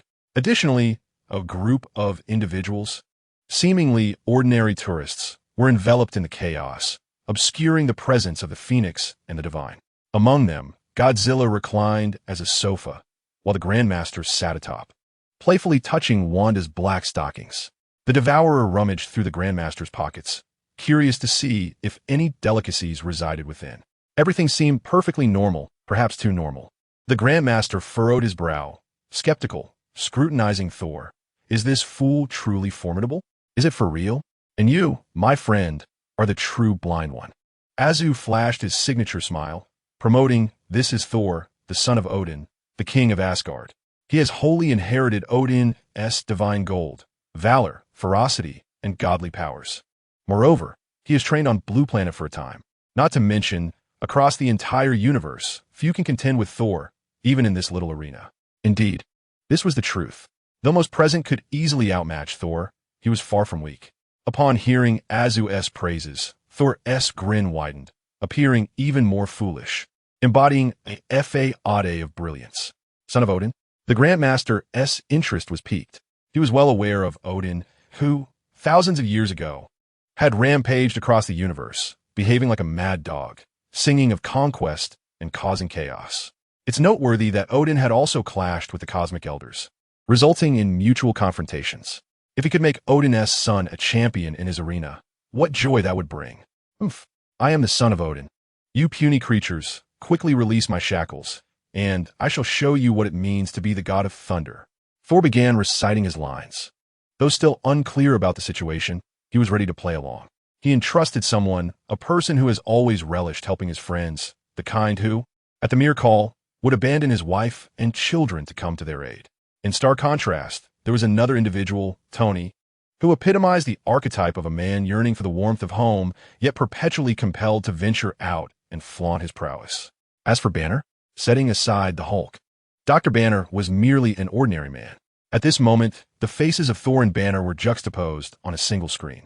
Merely gazing at them left the official, Gao Tianzuan, momentarily speechless, eliciting a chuckle from him. My father was naturally inclined to laughter. Azu proudly introduced, continuing, "This is Thor, the god of thunder, valued at a planet. And this gentleman here, while appearing to be a mere doctor, an intellectual, harbors within him a mysterious power that rivals, if not surpasses, that of Thor himself, also valued at a planet." As he spoke, Banner suddenly exclaimed, "Hulk," and transformed into the green, muscular behemoth. Wow! This spectacle astounded Guan Fuyun. Gritting his teeth and stamping his foot, declared deal. Even for him, relinquishing 2 life planets at once was a considerable expense, yet he could not restrain his obsession. Gazing at Thor and Hulk, he envisioned the new titans of the arena, the rulers of combat. Much like a gaming enthusiast who finally hits the jackpot, there was no possibility of restraint. Having acquired Thor and Hulk, Guan Fuyun was elated, proclaiming, "A delightful collaboration. Do come again." As for how Azu managed to capture Thor and Hulk, Guan Fuyun had no inclination to ponder that. He was consumed by an exhilarating rush. Of course, having suddenly secured 2 planets, effectively a windfall, Azu had also showcased his prowess before his father. With a cheerful demeanor, he remarked, "And you, my friend, your combat matches are the most thrilling across the cosmos. I have been following the channel from Sakar. It is truly a delight." Guan Fuyun's arena, the cricket fighting competition, was not solely viewable on Sakar. Much like football, every match would be broadcast live to various civilizations across the galaxies, accessible to all who were willing to pay. Guan Fuyun, already basking in the satisfaction of his indulgence, was even more delighted, boasting, "I never imagined, sir, that you too are a loyal fan. How splendid. Just in time for the cricket battles to commence. Would you care to join me in the best seats to enjoy the spectacle?" "Really?" "Absolutely." Azu readily agreed, his face beaming with a sunny disposition. Yet behind that smile lay a calculated joy. "Someone, please escort our esteemed guest and friendly partner to the VIP lounge for some rest." The High Elder commanded the armored elderly lady, who appeared to be named Topaz in the film. In terms of demeanor, she bore an uncanny resemblance to Aunt Rome.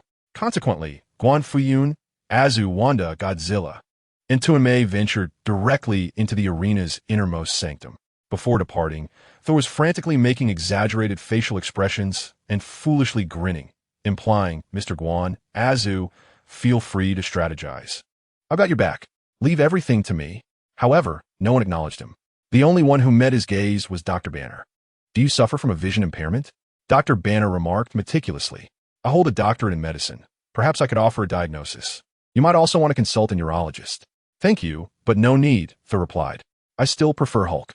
Within Banner, Hulk exclaimed, 666. He was particularly fond of Thor. Soon, the two were ushered into the combat zone, each equipped with a controller of unknown origin. "Oomph, a controller? Child's play." Thor scoffed, exuding pride and defiance. It was then that he spotted the barber. "Please, don't cut my hair. I'll lose fans." "Oh, you wretched soul." Thor's pride shattered in an instant, and he burst into tears. "Where's Loki? Where is he? Help me." Meanwhile, within the Time Variance Authority, the god of stories, Loki, was already chuckling. This is precisely what I wish to see. Truly, it never gets old." Loki rejoiced. At that moment, as Guan Fuyun and his companions entered, a figure resembling the High Elder, possessing the same comedic flair but dressed differently, materialized. "How many times must I say it?" The Collector exclaimed. "We are currently sheltering the planet Ego, incurring the wrath of that deity from Blue Star. What if he comes to destroy us? You keep allowing people into the fortress. What if Ego is lost?" The High Elder replied nonchalantly, "Welcoming fresh blood is vital for the arena. Why are you so fixated on this arena?" The Collector retorted. "And why are you so obsessed with those peculiar artifacts?" The High Elder countered. The Collector fell silent. Indeed, for these wild, eclectic deities, their passions were paramount, more valuable than life itself. If anyone suggested they stop their pursuits for a meal, they would likely fight to the death. The arena is my life's work, every challenge. Every structure within is infused with my divine power, possessing incredible abilities. The High Elder proclaimed with pride, "Rest assured, no one understands security better than I. Brothers, we'll have more updates later. Thank you for every gift, and thank you all." Chapter 123, The Sakar Catastrophe Plan, just as the High Elder was boasting. In the VIP lounge, the group, led by Guan Fuyun, appeared to be resting. Yet in reality, they had orchestrated a clever ruse to convene privately. During this gathering, Azu showcased his wit, executing a series of astute maneuvers. It became evident that any reasonably competent individual within the realm of comics would triumph effortlessly. In this universe, mere normalcy equates to victory. For instance, when Guan Fuyun posed a rather peculiar question to Azu, inquiring whom he would choose as a father among the likes of Jesus. Roger, Long, and the tyrant Kuma if he were to traverse into the world of pirates. Azu was left utterly terrified, bursting his baby bottle in shock, milk spraying everywhere. No way. This is purely biological, an absurdity. Is there a sane person here? Stop joking. Azu wiped the cold sweat from his brow. While others might merely opt to disregard their humanity, the paternal figures in the pirate world are a different breed entirely, self-indulgent, neglectful, and inclined to doom their entire families while demanding gratitude, each one more monstrous than the last. Perhaps the most human-like figure among them is Kaido, yet he raised Yamato. It poses a complex dilemma. Azu felt an immense sense of relief for having encountered a father figure, albeit with a tinge of regret, pondering whether they had been too merciful in their previous onslaught against the pirate world. "Father, I am ready," Azu declared, demonstrating his prowess, while Wanda refused to remain in the shadows. The dark tome she had recently acquired was now put to use. With a flash of crimson in her eyes, Wanda unleashed her chaotic magic, effortlessly rewriting reality and executing seamless combinations.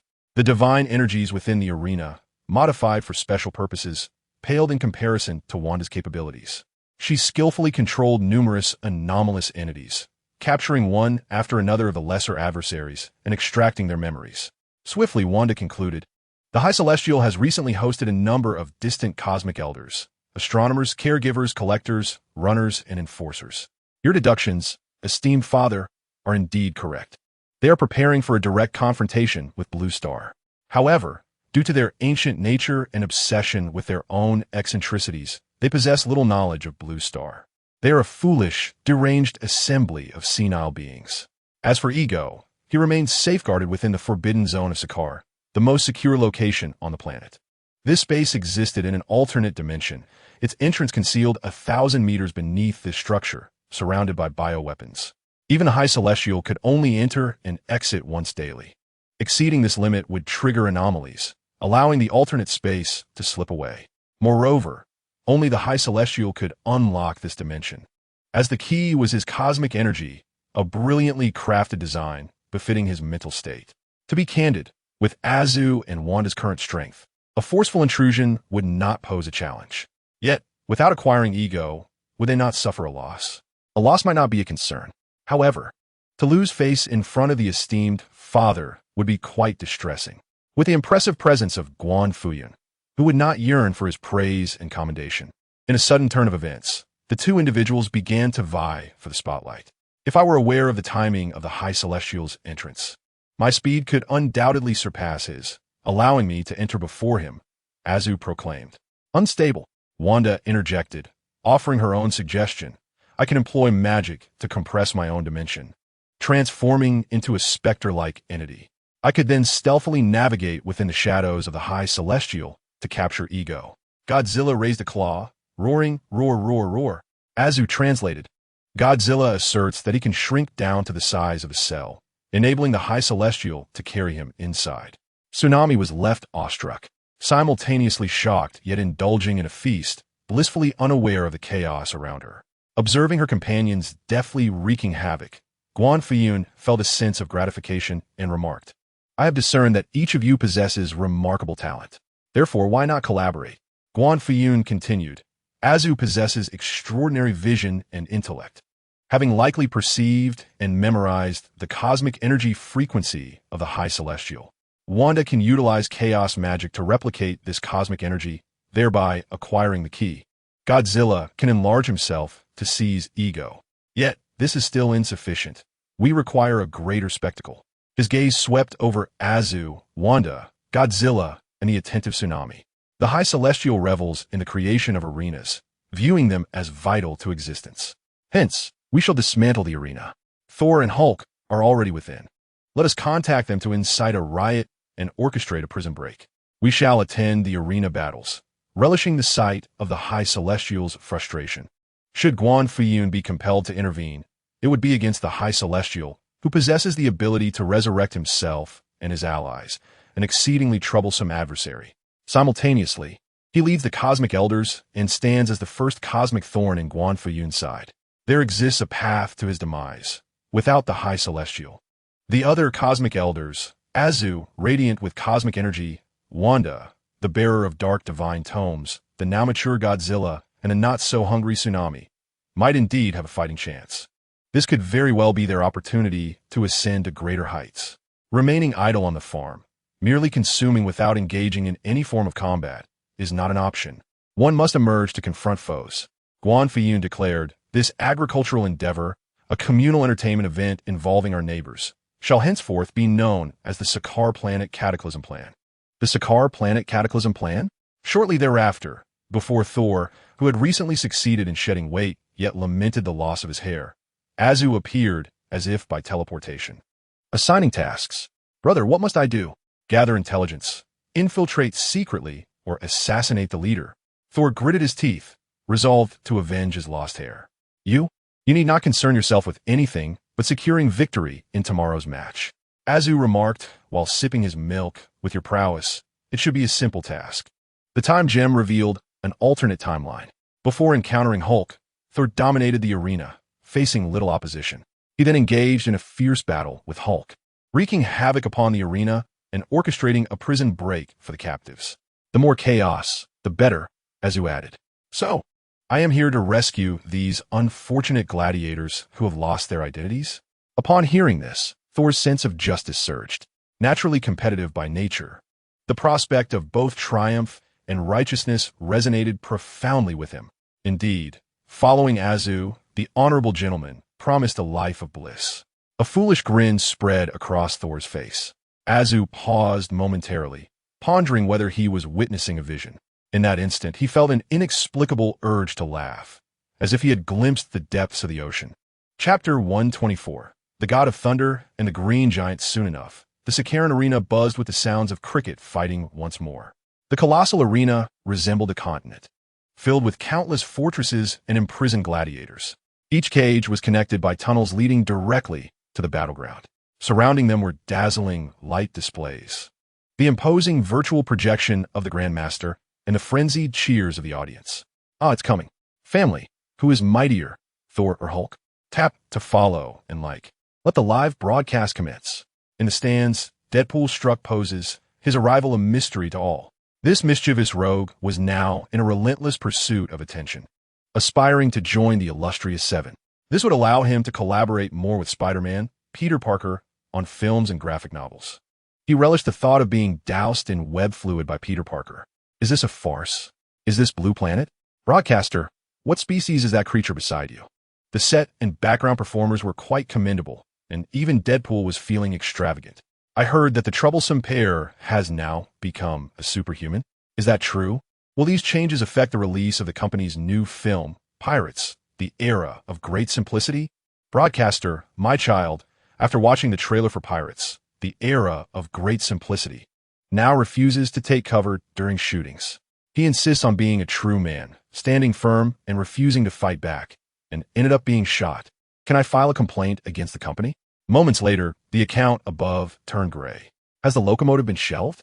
Why has it been so long since a film was released? Stop the negativity upstairs. The locomotive is now the captain. Can a captain not be shelved?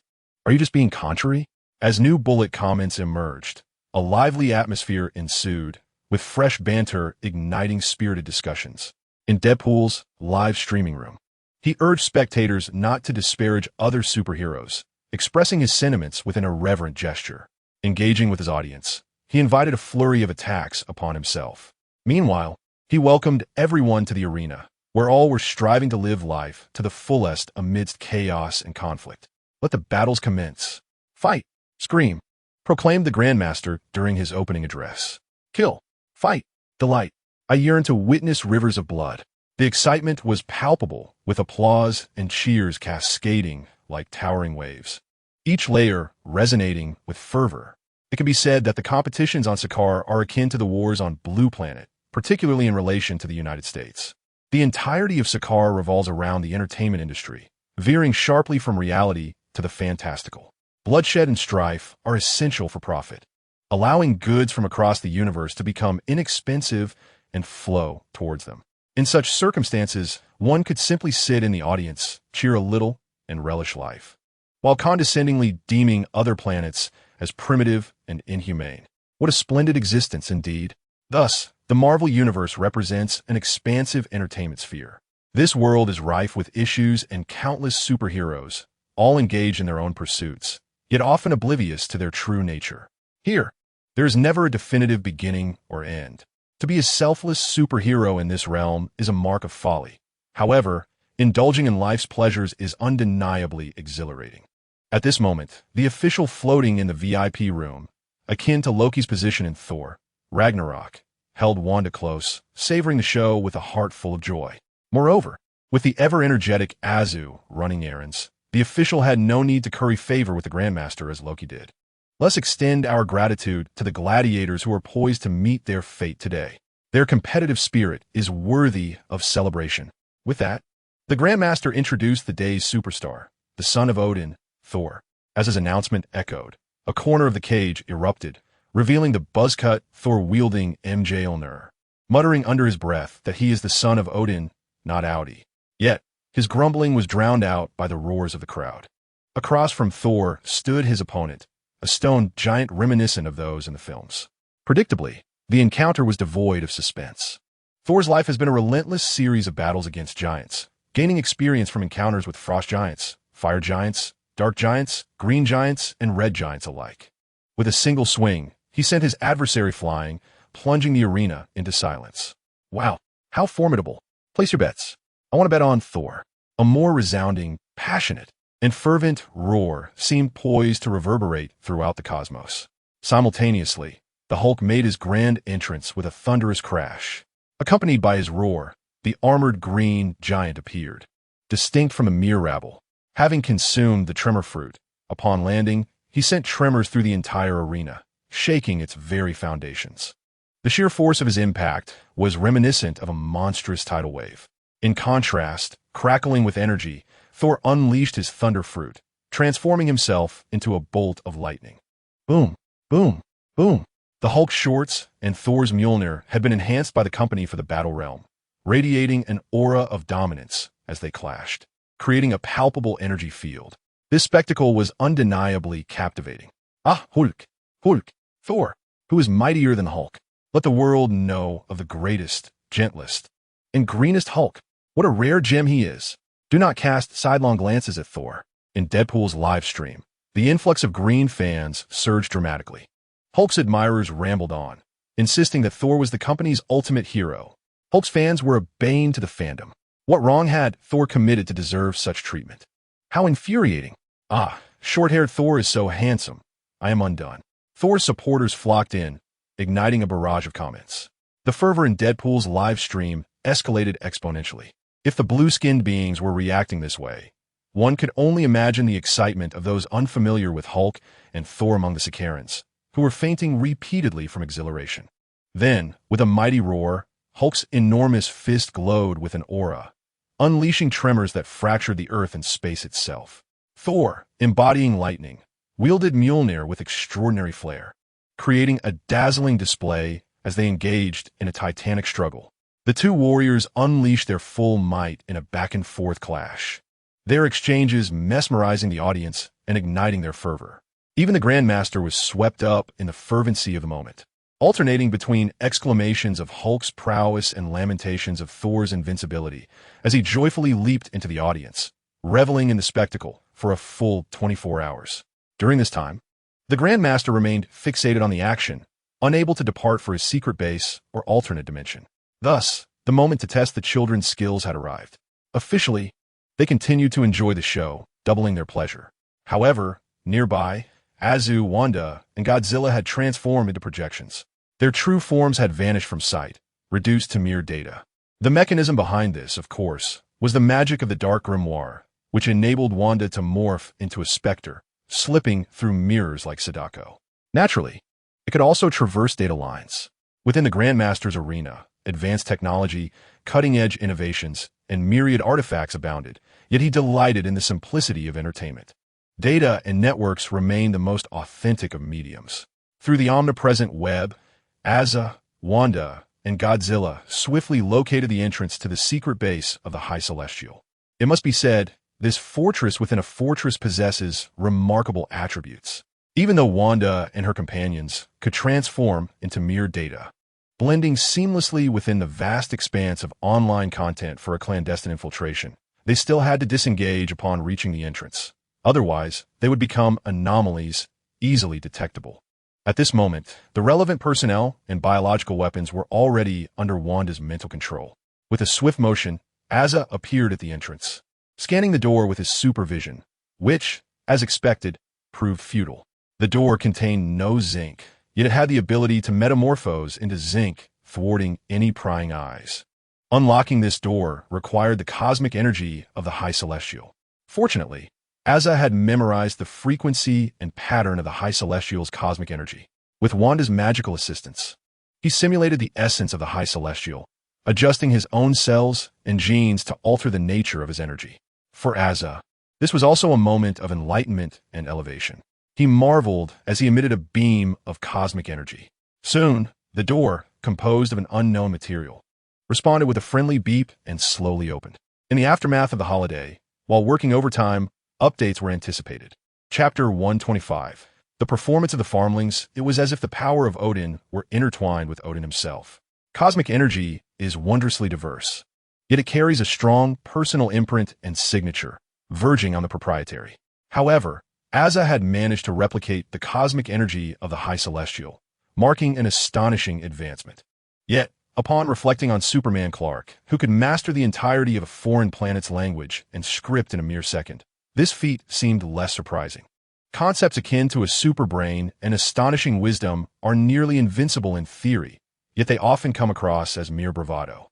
After all, one must face the consequences. Otherwise, if Superman focused on technological advancements, could he not emerge as a greater hero, benefiting humanity? What would become of figures like Batman and Lex Luthor then? Though the absence of the water company was noted, stealing the spotlight remains a perilous endeavor. While Guan Fuyun engaged in a mental exchange with Asa, he internally lamented the situation. As the portal to another dimension opened, 3 interconnected passages emerged. Divine gold. Does this door conceal mechanisms within? Asa mused. The first passage resembled a human infrared laser. Yet here, it was a sensory reaction to cosmic energy particles. The corridor was filled with an immeasurable number of energy particles from the cosmic elders, as numerous as the sands of the Ganges. Any outsider who dared to touch a particle the size of a cell would instantly trigger an alarm. Asa first utilized his supervision to examine the scene, then employed his super speed to vibrate each of his cells, achieving resonance with those particles. Thus, he traversed through, employing a principle akin to that of the Flash. In contemporary times, the ever-growing Azu has surpassed the speed of light. However, the Marvel Universe lacks a concept of superspeed. Speed, in essence, remains merely speed. While one can perceive time at a slower rate, it does not equate to traversing through time. Even the Time Stone merely allows its wielder to observe the timeline and experience life, rather than actually time travel. The influence of the Time Stone on the physical realm, such as causing apples to wax and wane or manipulating Vision's yellow diamond, resembles alterations in matter rather than a reversal of time itself. Within Marvel, time travel necessitates either the machinery of the Time Variance Authority or the irrational, physics-defying, energy-conserving PIM particles. As for the operation depicted in X-Men, Days of Future Past, it does not constitute time travel in the strictest sense. Rather, it is the act of seizing control of one's past self. The second passage is filled with shield-shaped constructs resembling mirrors or crystals. These shields are composed of ultra-high-density energy, rendering them exceedingly hard. With Azu's prowess, shattering them is not an insurmountable task. However, doing so would alert the vigilant cosmic elders within the space, jeopardizing the mission to apprehend Ego. With the father figure watching, failure cannot be an option. Fortunately, at that moment, Godzilla began to manifest. Originally a colossal beast, the king of monsters now preferred a more diminutive form. It had been miniaturizing itself, hiding within Azu's presence. At this juncture, Godzilla continued to shrink, becoming smaller than a cell, even a quark, delving into the quantum realm. Then, it extended its neck, unleashing a minuscule atomic breath to create a tiny breach. This breach, smaller than a quark, was so insignificant that it did not trigger any alarms. Following this, Azu and Godzilla, once again empowered by Wanda's magic, slipped through like phantoms. The third passage constitutes a kinetic trap. Any moving object would be detected by the cosmic elders within. Yet, Wanda's chaotic magic, a divine enhancement, transformed decay into marvel, existing in an alternate dimension akin to Dormammu. She transported Azu and Godzilla into it, traversing the final stretch and emerging directly within the otherworldly space. At this moment, the cosmic elders were engaged in conversation, only to suddenly realize that the space had been filled. This is not an exaggeration. Before their very eyes, Godzilla began to expand wildly. 100 meters, 600 meters, and in an instant, 1,000 meters in size. The colossal form of the King of Monsters had become a staggering entity. Even more astonishing was the emergence of the Phoenix force upon its body. Those magnificent wings filled every inch of the visible space. That formidable energy field instantaneously warped the entire realm, shattering continental plates, causing planets to plummet, leaving Ego with no avenue for escape. The planet Ego, bearing an aged visage and even sporting a beard, was maddeningly suppressed. In the moment of its descent, a brilliant, searing radiance instinctively emanated from its grand cranium, as if poised to unleash an annihilating strike upon the cosmos. To be frank, Ego's prowess was formidable. In the film, a mere fraction of itself could summon storms and single-handedly dismantle an armada. It epitomized a divine combat unit. Yet, Ego's vulnerabilities were equally conspicuous. With a swift dive, Aze surged forth, its colossal form and extraordinary speed akin to an interstellar cannon, piercing the atmosphere to reach the core of Ego. With a glint in its eye and a malevolent demeanor, it grasped Ego's heart and taunted, "Dare to move? You explode, and I can still crush you." Thus, Ego capitulated. It ceased its resistance, surrendering to its descent, ensnared by Wanda's crimson cosmos and her immense tendrils. With a resounding clap, the tome of dark arcana snapped shut. Like a sorceress draped in scarlet, Wanda emerged, adorned in black silk and a scarf, traversing the layers of unfolding mirrored space, proclaiming, "Ego, capture successful." Chapter 126. The Cosmic Elders confront the success of Az's operation to apprehend Ego signified the utter failure of the Cosmic Elders. Their aspirations to shield Ego and disrupt the celestial plans of the deity from Blue Star had come to naught, as the adversary stood before them, oblivious to their plight. Shock, fury, incredulity, followed by an embarrassing rage, ensued, reminiscent of a child throwing a tantrum, declaring, "I'm done. I want to go home." The Cosmic Elders, with no semblance of decorum, erupted into a chaotic brawl. In truth, they were not the quintessential celestial deities. They lacked the absolute rationality of star-devouring entities and did not possess the formidable self-restraint of their hunger-driven counterparts. These sentient beings had ascended to divinity by chance, and upon attaining infinite longevity and immense power, they found themselves indulging in their eccentricities to avoid being subsumed by their own might. Consequently, the Cosmic Elders became ensnared in their passions, neglecting their duties, and adopting an exceedingly lethargic, Buddhist-like demeanor, bordering on the bizarre. They resembled individuals online who only wished to revel, yet in reality, reside in a mental institution. Their opposition to Blue Star was not complex. It might have been as simple as a desire for chaos, a restless itch, a mischievous challenge to provoke conflict. After all, they were not bound by mortality. Setting aside the group resurrection abilities bestowed by the High Celestial, each Cosmic Elder was a formidable entity among singular cosmic deities. While not the pinnacle of power, they certainly belonged to the upper echelons. The pure cosmic energy from the dawn of the universe rendered them incredibly potent and exceedingly difficult to vanquish. This was the foundation of their reckless abandon. And at this moment, a sharp crack echoed through the cosmos. In a moment of explosive and fervent combat, the clandestine stronghold of the High Celestial was shattered, causing the very fabric of the alternate dimension to tremble. The tectonic plates quaked, and the sky seemed to rupture, revealing gaps from which torrents of diverse energies poured forth: Phoenix power, chaotic sorcery, and searing heat. Yet predominantly, it was the energy of the cosmos that reigned supreme. This cosmic energy could conjure countless celestial bodies, wielded by astronomers who could hurl planets as weapons. It could also nurture plants of cosmic energy caliber, with tendrils as robust as the great serpent jay Rumungender, commanded by horticulturists skilled in the art of battle. Amidst this chaos, a figure of pure gold emerged. Elusive and swift, he was the runner, the fastest being in the Marvel Universe in the most literal sense. While other cosmic elders were capable of emitting cosmic rays, flying, and wielding various superpowers, the runner possessed but a singular ability: speed. Among the characters featured in films, the fastest recorded was the Silver Surfer, who could even match the velocity of starship warp jumps and evade black holes. Yet, in comparison to the runner, such feats seemed trivial. One could assert that the runner, even when moving in reverse, crawling, or merely using his tongue to touch the ground, would outpace the Silver Surfer with ease. Accompanying him were the Enforcers, who mirrored the celestial judges with their powers of adjudication and combat mastery. Alongside them stood the High Celestial and the Collector, two comical brethren. A total of 7 cosmic elders, upon regaining their composure, swelled in size, transforming into colossal giants of kilometer stature, akin to the Wall of Maria.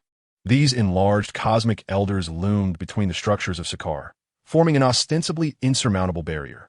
They encircled Azu, Wanda, and Godzilla, their luminous cosmic energy resembling vast ribbons that filled the atmosphere, overwhelming the surrounding sentient beings with an immense sense of pressure.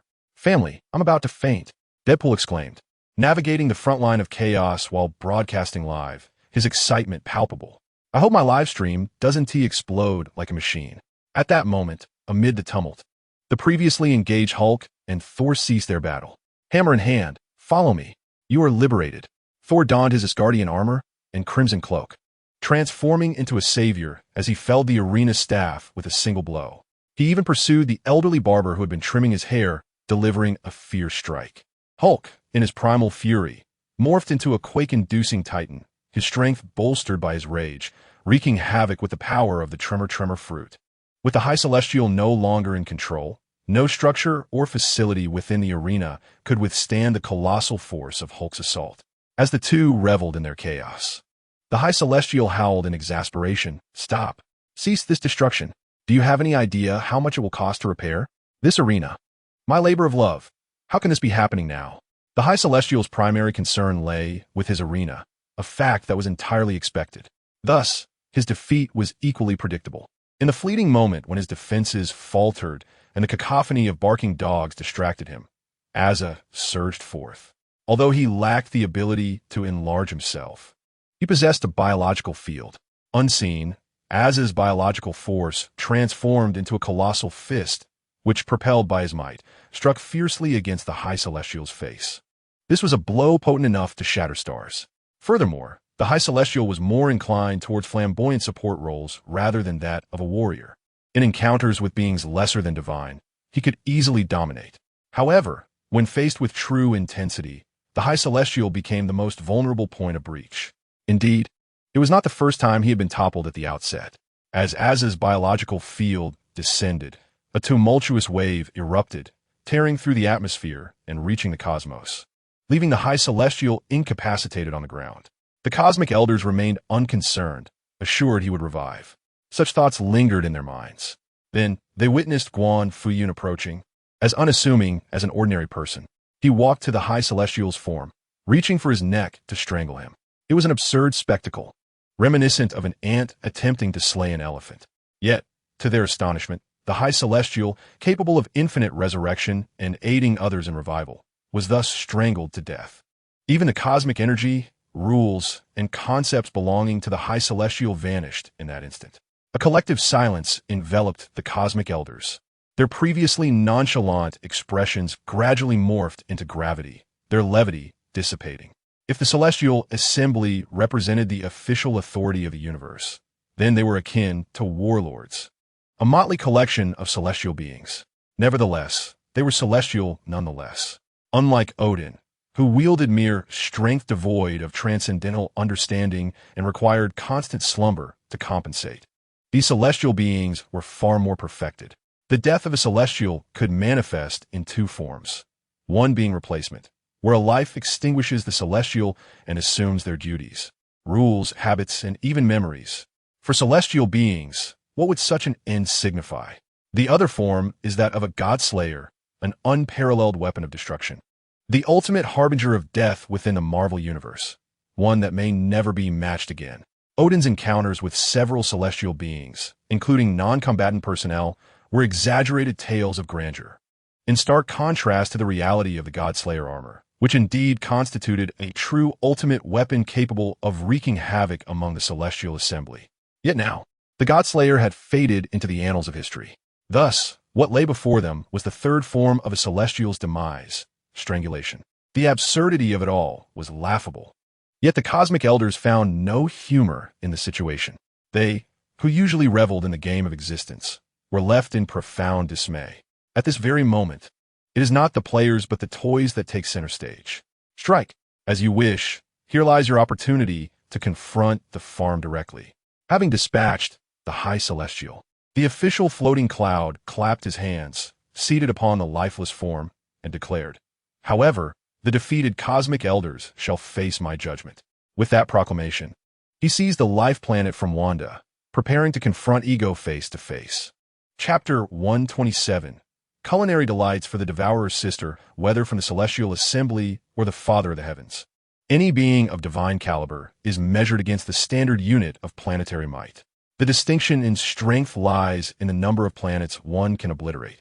In other words, a planet in the Marvel Universe is indeed a divine unit in its own right. Yet, akin to humans, there exists a divergence between plant-based beings and ordinary individuals. Even with identical physiques and configurations, a planet incapable of harnessing its own energy stands little chance against the devastation wrought by a divine entity. However, Ego is an exception. This life planet is truly extraordinary, a source of great delight. Ego possesses the ability to manipulate the climate, temperature, and energy of his planet, even exhibiting self-healing capabilities. What does this signify in the Marvel realm? It represents the epitome of a perfect experimental subject.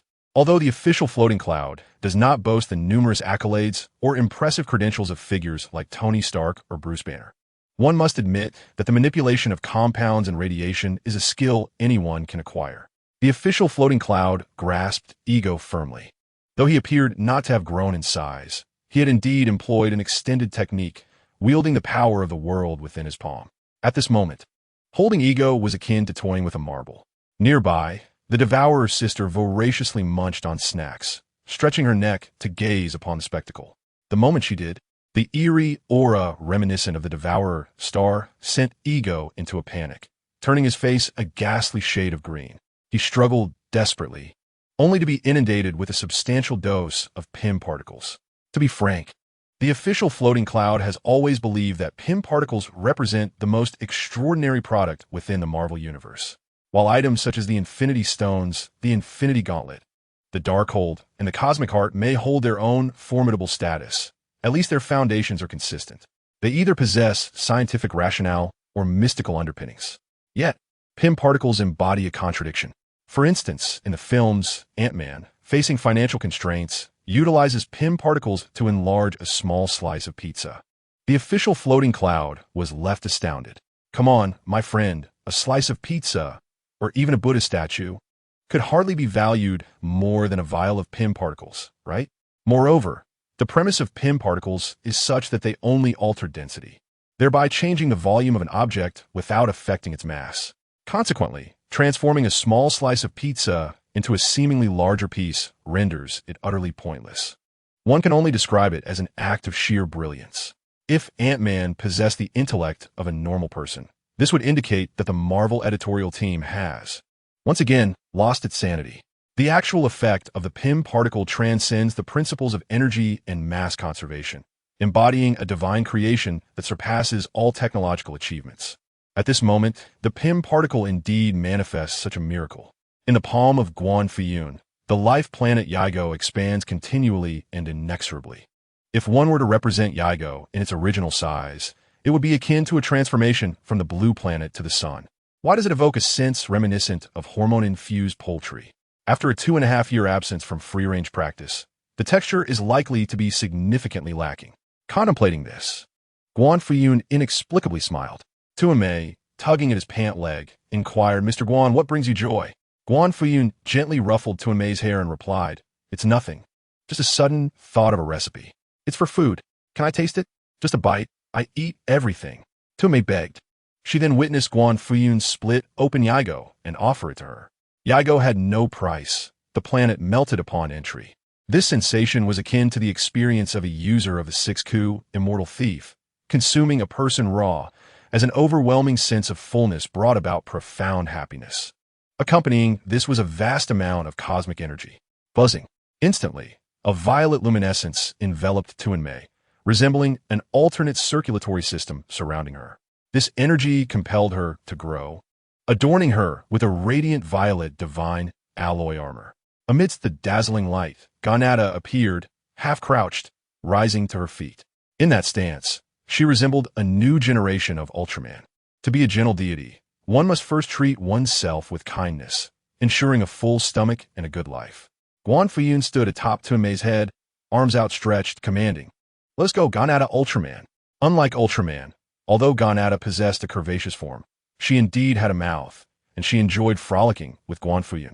Accompanied by a battle cry, Tuanmei stepped forward, her immense power displacing the star trajectory of Sokka, causing continental plates to sink, stirring up tempestuous winds across vast distances. With a single punch, air currents and clouds whirled in response. The level of power in this punch was comparable to that of Azu, yet possessed the essence of a divine being. Tuanmei's fist harbored immense strength. However, this was not merely a physical blow. It represented a serious confrontation with the very fabric of reality, an inescapable manifestation of the rules. The battle of deities is a contest of regulations, a mutual assault of established procedures. Tuanmei is no ordinary deity. She is a goddess of destruction, and now, having satisfied her hunger, she stands on the brink of this world's limits, nearly at the pinnacle of power. She embodies the zenith of combat prowess in the universe. Boom! With a single punch, the power exerted is unparalleled by the Power Stone, transcending the very concept of strength. And it can be said that it has bestowed upon power a tangible standard. This strike renders the collector's extravagant energy defenses, foresight, and time manipulation utterly futile. The collector's colossal divine form is pierced through, while a roaring violet luminescence engulfs him, illuminating his entire being as he is propelled backwards, akin to a meteor pursuing the cosmic aurora. It is no wonder he can be our neighbor. I fully acknowledge such prowess. A glimmer shines in Azu's eyes as his super intellect races to comprehend the realm of the divine.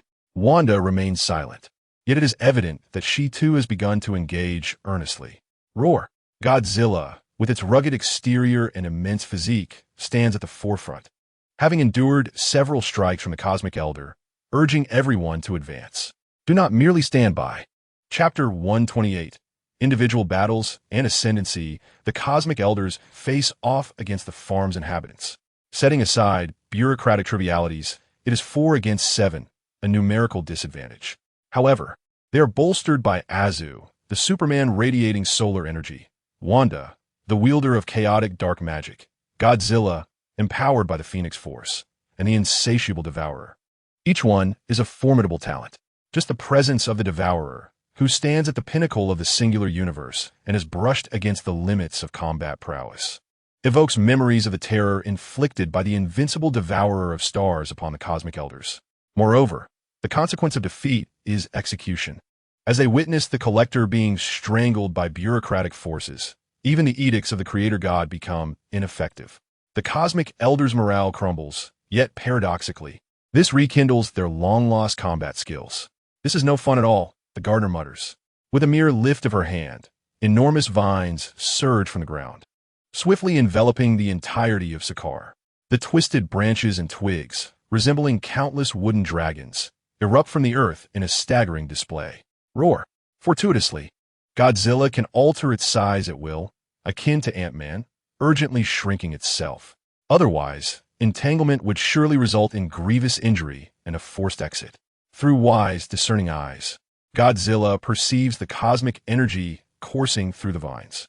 This omnipotent cosmic energy flows like blood within the roots and leaves of the plants, endowing them with extraordinary properties. To Godzilla, cosmic energy is akin to delectable sustenance. Even as the guardian of Blue Planet, it struggles to digest the cosmic energy of others. Yet the prospect of merely absorbing, assimilating, and amplifying the Phoenix Force offers a glimmer of hope. With a thunderous roar, Godzilla expands once more. The Phoenix Force surges throughout its being, akin to a supercharged incarnation of the flame-wielding Gorzon, the true king of monsters. Swish, swish, swish, the tree realm descends, with even more vines emerging, cascading from the cosmos above. They entwined around the colossal form of the horticulturist, emulating the celestial alloy of the divine assembly, merging into an armored visage.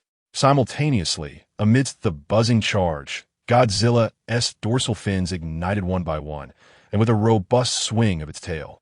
Empowered by the Phoenix's might, it activated its molecular control, transmuting its appendage into a massive axe. Timber. It severed the flora with abandon. Godzilla then lunged forward, sinking its teeth into the horticulturist's divine form, shattering it as crimson blood stained the sky, unleashing chaotic energy that precipitated a nuclear explosion. The conventional divine assembly either consisted of energy-based life, forms akin to the gluttonous entity, or flawlessly amalgamated mechanized beings, while the unorthodox entities, like the cosmic elders, were mere flesh entwined with cosmic energy. This breach in defense rendered the horticulturist incapable of replacing her components like the divine assembly, and she collapsed with a horrific scream, her blood intertwining with the surging cosmic energy. These tumultuous energies transformed into the primordial essence of light, heat, and explosive force, with terrifying temperatures melting the very planet. Even the Father of the Heavens could not endure such an energy tide for long without succumbing. Yet Godzilla could, even in the absence of anything. It could voraciously consume nuclear energy and radiation. Now endowed with attributes and the Phoenix's power, its appetite was astonishingly voracious. It voraciously absorbed the horticulturist's cosmic energy, accelerating its transformation, flicking its tail and wielding its claws, delivering punishing blows infused with the Phoenix's might. This maneuver was akin to a celestial energy absorption technique. The stronger the enemy, the weaker they became. The horticulturist was left utterly bewildered. Whoosh! Engaging with Wanda was the runner. Speed. Exquisite speed, propelled by cosmic energy, shattered Wanda's magical formations. In a fleeting moment, she envisioned an unawakened version of herself. Sparring with Pietro, velocity itself was one of the most formidable abilities. To match the speed, let alone perceive the runner's exhaust, was an unattainable feat for Wanda in her lifetime. Yet, she did not need to rely solely on speed for victory. With a rustle, the dark grimoire turned its pages of its own accord, innumerable spells cascading like a torrential downpour. Crimson energy spread, distorting reality itself. The terrain around Wanda and the runner, soil, mountains, flora, and structures, metamorphosed, all becoming reflections of Wanda. Countless manifestations of Wanda occupied boundless space. Each Wanda clashed with the singular runner, adhering to the traditions of sorcery, engaging in close combat, utilizing magical formations to strike. At a glance, the myriad of phantoms flickered and faded, resembling a fierce duel between two speedsters, projections swirling amidst explosive shockwaves and fireballs as structures crumbled under the pressure. It appeared as though the runner held the upper hand. Yet with each encounter, each contact with the magical formations, the runner was marked by a trace of chaotic magic. As if ensnared in a spider's web, the moth struggles more fiercely, drawing ever closer to exhaustion and demise. Even Wanda, in her fervor, does not rush to vanquish the runner. Her crimson eyes ablaze, she continuously reshapes reality and distorts the rules, seemingly intent on crafting a divine puppet. This embodies the Phoenix Force, the terrifying essence of chaos magic. Godzilla and Wanda, devoid of the need to comprehend the rules, can shatter them effortlessly, provided their might is sufficient. Just like the Phoenix from the comics or Scarlet Witch, whose whims can influence the entirety of the universe, an accomplishment beyond even the gods. Yet, Azu is not afforded such liberties. Though his superhuman strength is indeed formidable within the Marvel realm, even Superman must adhere to fundamental laws. Hence, after toppling the Grandmaster, he is the soul one sent hurtling away. Azu faces two adversaries. One is the Grandmaster himself, whose cosmic energy is entirely devoted to amplifying his strength in hand-to-hand combat. In certain translations, he is referred to as the Cosmic Champion, the Champion of Power. Such a title may be exaggerated. Yet even possessing the right to such hyperbole signifies strength. Boom! Grasping the artificial sun of Pym particles in one hand and a blade embedded with the Power Stone in the other. The explosive Azu unleashes a punch that seems to transform into a singularity, enveloping sunlight in its wake. Opposing him, the Grandmaster retaliates with a vigorous strike, one a divine being, the other a biological force field. Two titans collide in the most primal manner. The sunlight warps, energy spirals into chaos, and multicolored fragments of reality scatter into the cosmos. Azu grunts, propelled backward, piercing through Sakaar and the energy celestial summoned by the astronomer. Yet, under the gaze of Guan Fuyun, Azu smiles, not from bravado or childish petulance. But in that moment, he suddenly comprehends some of Guan Fuyun's words. He recalls tales shared by his father. For example, in the world of Ultraman, once humanity grasps the principles of Ultraman's energy manipulation, they can not only replicate various starlight beams using aircraft, but even convert that light into pure energy to recharge Ultraman. Why is this so? The gods and Ultraman share profound similarities. Logically, what humanity can achieve with Ultraman, Azu too could replicate with the gods, if only he could uncover the key. In Azu's eyes, this key, this realm, is encapsulated in formulas of cosmic energy, formulas of rules.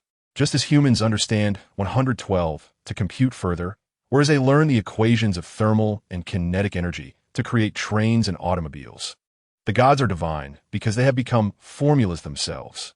Each god can be regarded as an independent universe, capable of rendering 11 unequal to 2, transforming thermal equations into freezing ones, thereby altering reality itself. Flight, rays, psychic abilities, material reconfiguration, temporal and spatial leaps. These are the diverse powers possessed by the High Celestial. Upon grasping this concept, a sudden enlightenment enveloped Aza, as he felt his strength surging exponentially. He transformed into an unprecedented force, not merely in power, but also in his attempts to evolve equations and rewrite them. He sensed a heightened perspective, as if he had ascended to a different dimension. Was this the realm of the divine? Was this the anti-life equation? Simultaneously, the world witnessed countless demonic entities plummeting like flies as Apocalyptic Star was shattered. The ghostly figure Wanda appeared pale, while the dark and peculiar spirit seemed despondent. Meanwhile, John, with a face on the verge of disintegration, approached Darkseid's lifeless body, exuding excitement, obsession and maniacal laughter. He had triumphed. To be the son of the official father, he could not afford to be a disgrace, nor a burden. He must conquer this world and consolidate all power before he could possibly stand before his father. Now, he had taken another step forward. Chapter 129. The anti-life equation Darkseid was formidable, exceedingly so, as an entity capable of matching and even suppressing Superman. He was one of the most powerful new gods in the universe. For a long time, he had exerted immense pressure on John, who gleaned insights, guidance, and growth from dreams of the farm. However, today, after a protracted battle of extraordinary proportions, cosmic wars, and the destruction of numerous planets and galaxies, the combined might of Wanda, burdened by Barbados, and the power of the patriotic man had finally vanquished Darkseid. Unlike Superman, who would perish if left unchecked, Darkseid's form had attained the pinnacle of cosmic stature, remaining stable enough to engage in a brawl with a later-released Superman. In Superman's own words, "I have always felt that I lived in a world of paper, constantly cautious not to break anything or harm anyone, never allowing myself to lose control, for even a moment's lapse could cost a life. But you can withstand it, can't you, big guy? Here lies an opportunity for me to unleash my strength and show you just how powerful I truly am."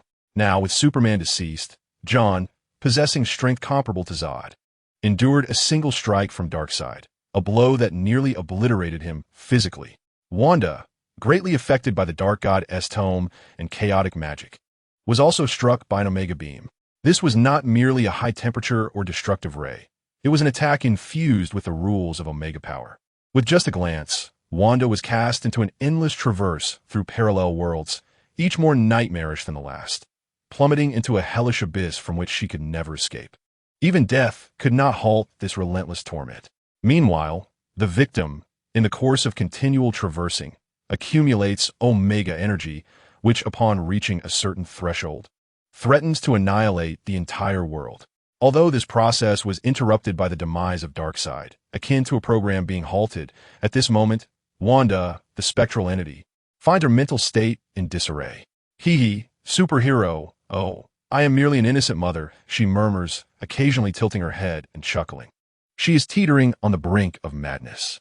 Concurrently, burdened with the malevolent powers of various dark deities and forbidden spells, as well as the weight of Barbados's dark peculiarities, she has entangled herself further into chaos.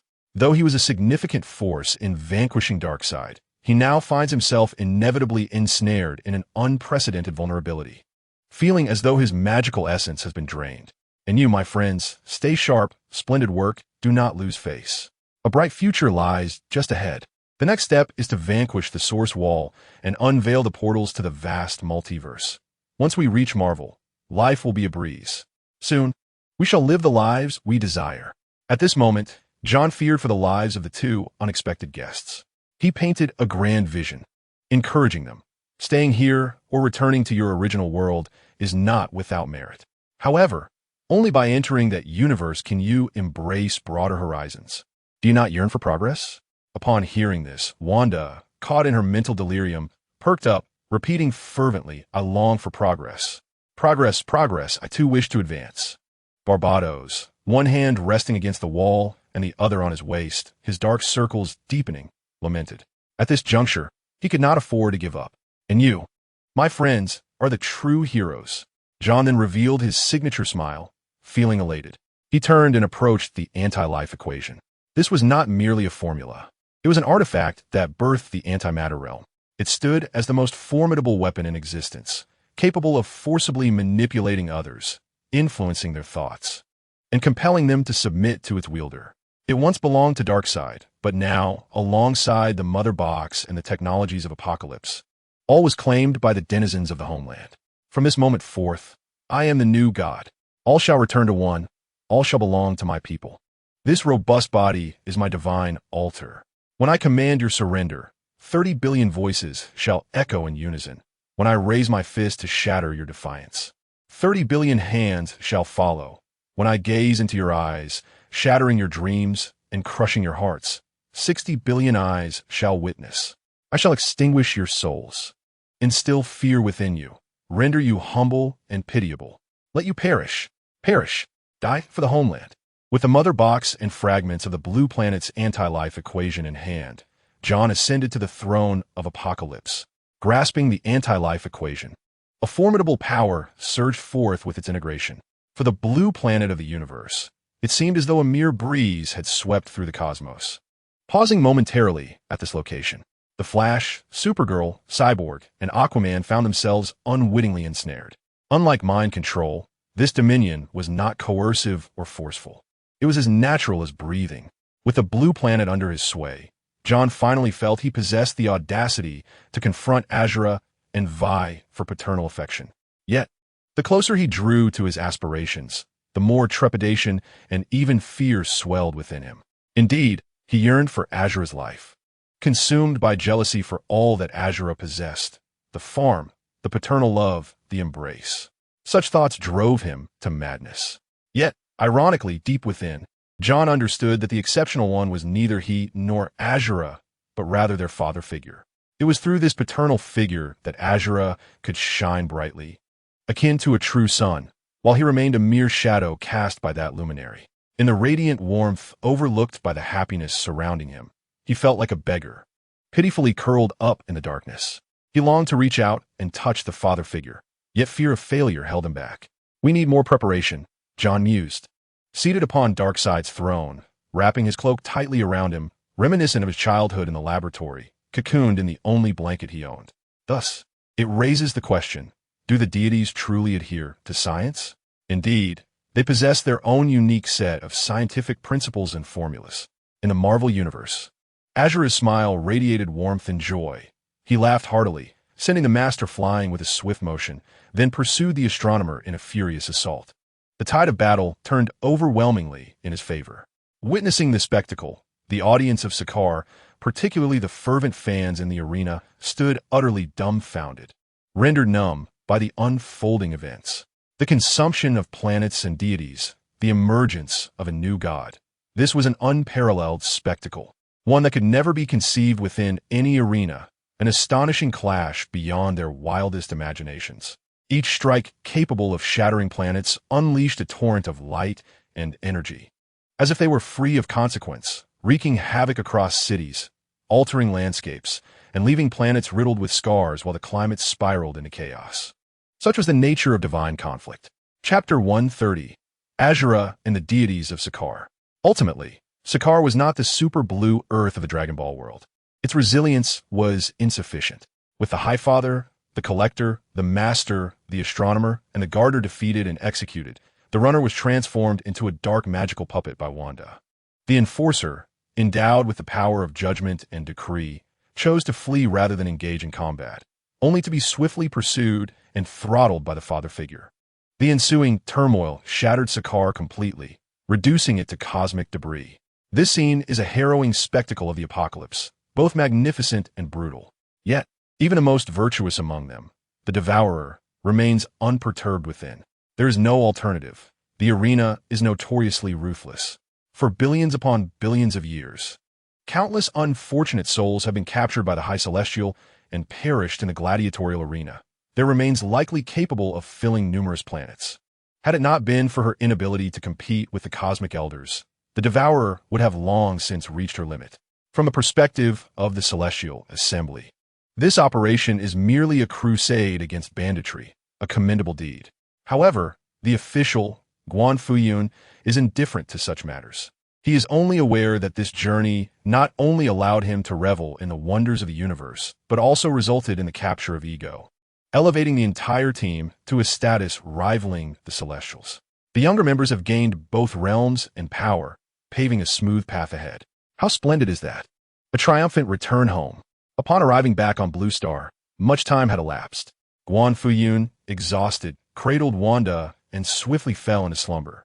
In the farm, Azu donned the attire of a farmer, tilling the fields, gathering firewood, and feeding the pigs. He even managed to milk a cow for himself. As he drank from a bucket, a frown creased his brow as he addressed the exuberant Godzilla trailing behind him. Did you sense it too? Godzilla nodded vigorously, almost on the verge of speech. Indeed, there was no need for the obtrusive pair to report. Upon returning to Blue Star, he embodied its very essence. The guardian of Blue Star, Godzilla, and Azu, now possessing the realm of the Celestials, had truly ascended to the status of a cosmic deity. They sensed it, an update in the version, a new world had fused into existence, and this time, it was a heavyweight arrival, a colossal being. Buzz. The necklace of the Time Stone around Azu's neck gleamed with brilliance. Having attained the celestial realm, transcending the level of the Heavenly Father and officially becoming a cosmic deity, Azu, even without being the supreme mage of Kamar Taj, wielded the Time Stone with an unparalleled fluidity. Previously, when he used the Time Stone, it was merely through brute strength and intellect, reliant on his father's guidance, akin to a fool operating a one-button spoiler. However, the Time Stone is itself a cosmic singularity, governed by its own rules and concepts. While mimicking its use is feasible, it ultimately lacks elegance, as if he could only memorize formulas without comprehending their origins. Now, Azu embodies the formula itself. He is an independently subjective universe, possessing his own physics, energy dynamics, mathematics, and chemistry, manifesting as various superpowers in the objective realm. This is also the reason for the Celestial's might. In this universe dominated by scientific principles, the Celestial is the embodiment of all science. Thus, when using the Time Stone, it becomes swift and precise, as if utilizing his own limbs. Moreover, even among cosmic deities, Azu can now observe them effortlessly. Azu beheld the colossal celestial embryo concealed within the core of Blue Star, the so-called Celestial Group, a faction known as the Eternals. How utterly astonishing! Were they not transformed by the flow of the woke corporation? Witnessing the Celestial Group, Azu felt no surprise. As his father often stated, any crisis emerging on this planet is entirely normal. However, observing a cohort imbued with political correctness, even more abstract than the woke corporation and his father-esque company, Azu could not help but chuckle. He seldom used the term men, women, and children to describe superheroes, It was an egregious affront to aesthetic sensibility. Moreover, the notion of individuals like Lurin detonating atomic bombs, weeping, repenting, and kneeling in contrition, such a ludicrous narrative could only be conceived by carbon-based life forms. Azu wore a mischievous grin, overwhelmed by the absurdity. He was at a loss for words to express his disdain. Yet, considering his father's sentiments, he believed there should be no attempt to absolve Lurin or issue apologies. Was this not a case of confusing cause and effect, misleading the masses? Disgusting. If such repugnance could offend his father, these individuals were unworthy of existence. Azu promptly made a phone call, stating, "AC Lee. I'm here, Master Zhu. Have you seen the information I sent?" "Yes, Master Zhu. Those individuals are called the Eternals, with strength likely at the pinnacle of the surface world. Arrange for Hulk, Thor, Deadpool, and Venom to annihilate them all." Azu instructed, emphasizing his command with heightened urgency. "They must be reduced to ashes before my father awakens and heads to the company. There is no need for assassination. An open battle will suffice. Let it be a fierce confrontation, and the battlefield shall be designated in the realm of Lurin." "Understood, Master Zhu." AC Lee responded decisively, without a hint of hesitation. Engaged in the dirty work, she trembled in the world of the Black Cloak, catering to a group of dim-witted celebrities, ever at risk of sudden demise. Yet here, she was truly wielding power as the representative of the Blue Star Dominion. Indeed, she was a superhero in her own right. After all, unlike the Black Cloak world, where taking a few lives thrusts one into the trending topics, any popular character from Marvel could continue their heroic FA after causing crises that claimed countless lives, without the need for vilification. Merely exposing their deeds would reveal them as the ready-made villains. In this regard, the Eternals seemed to possess an abundance of dark secrets. AC Lee's lips curled into a smirk, her smile growing increasingly audacious. It was exhilarating to be associated with Master Zhu, having arranged for the Eternals. Azu swiftly utilized his biological force field to transport Godzilla deep into the earth of Blue Star, cleaving through soil, rock, and magma, arriving at the core zone. The celestial entity, nurtured by the planet upon maturation and birth, would inevitably rend the planet asunder. Azu discerned the ominous implications at a glance. With a resounding crash, he struck down the embryonic celestial being with a single blow. Though referred to as cubs, they are in truth colossal, measuring over 666 meters in length.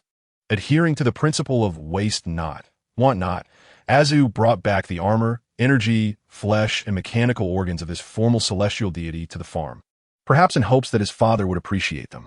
Meanwhile, in another corner of the cosmos, a civilization found itself in a state of panic. They observed a squad of celestial deities standing ominously in the sky above their planet. The fate of this world mirrored that of Blue Star. Millions of years ago, the celestial deities descended upon this desolate planet, harnessing energy, regulating the climate, creating a habitable environment, and sowing the seeds of life. Thousands of years ago, interstellar giants returned to inspect the evolutionary trajectory of this planet and the progress of its civilization. Following their observations and evaluations, they reached a satisfactory conclusion. Thus commenced the next phase.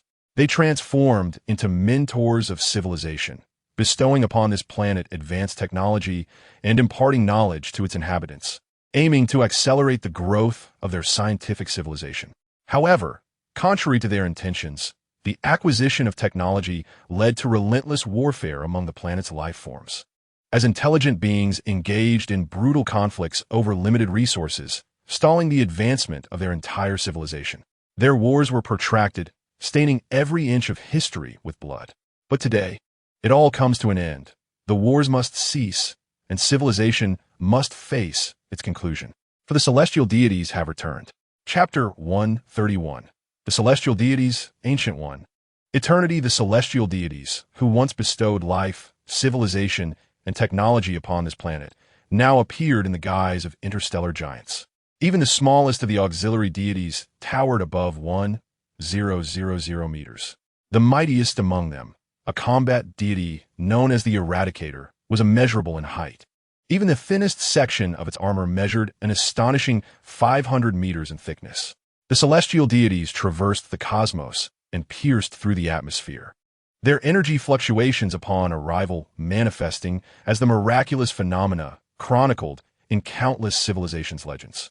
Tempests roared, tsunamis surged, thunder cracked, continental plates trembled, and innumerable nations were swept into the heavens. This civilization has failed. This species has failed. The byproducts of their failure must be eradicated. The divine communicates through thunder and lightning, expresses anger through mountains, and admonishes through the earth. At this moment, the voices of all creation surged forth as the judges among the celestial deities proclaimed a divine edict. On this war-torn planet, countless intelligent beings stood in stunned silence, gazing vacantly at the deities. Then they beheld the Eradicator, who struck down with a mighty fist. Boom! As the combat representative among the deities, the Eradicator's power was the pinnacle of individual cosmic might. Its punch descended as if a meteor plummeting from the sky. The entire region's topography and climate underwent a profound transformation, as if the Earth had been reduced to mere fragments of paper engulfed by fierce flames, collapsing, evaporating, with smoke shrouding the sky. Countless intelligent beings fell into the chasms of the Earth, buried by dust, shredded by hurricanes, and scorched by thunder. The immense cosmic energy expanded from a single point, instantaneously engulfing the planet. One strike, just a solitary blow, was all it required.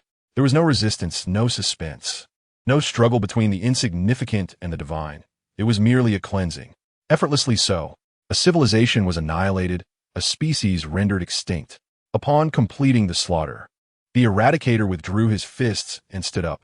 Behind him, celestial beings descended in succession, determined to heal this war-torn planet, to sow a new experiment, and create an entirely new race, granting them the opportunity for growth.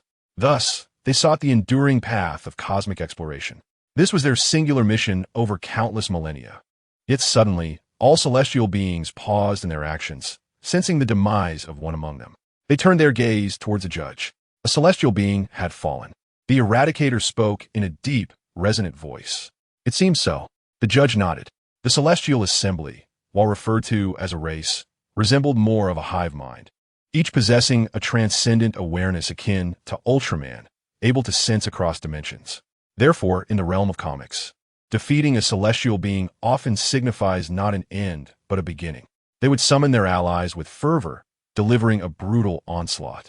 Let me observe the unfolding events. The judge, wielding the highest authority, distorted time and space, conjuring the image. In that vision, it was Asa delivering a fatal punch to a juvenile celestial being. Despite their differing sizes, the essence, aura, and concept of divinity emanating from Asa were strikingly evident. Unlike the cosmic elders, who possessed the stature of celestial beings yet indulged in trivial pursuits, Asa was genuinely overseeing a planet, managing a civilization. Under his influence, the superheroes of Blue Star, endowed with extraordinary powers, found purpose and belonging, restoring a semblance of normalcy. Only external crises emerged, while the native populace thrived, and Blue Star flourished in vibrant vitality. A scene of burgeoning life. This was precisely the duty of the celestial beings. In that direction, a deity of Blue Star had slain a celestial being, subsequently becoming one himself. Thus, he was innocent. Grant him a formal designation, the judge decreed. Indeed, to him, the death of a legitimate celestial being, followed by the emergence of another, did not disrupt the cosmic balance. Therefore, Asa was exonerated. In fact, due to Asa's actions aligning so closely with the expectations of the Celestial Assembly, they would likely bestow upon him an official designation. While this may sound abstract, to the ordinary person, it would appear utterly incomprehensible.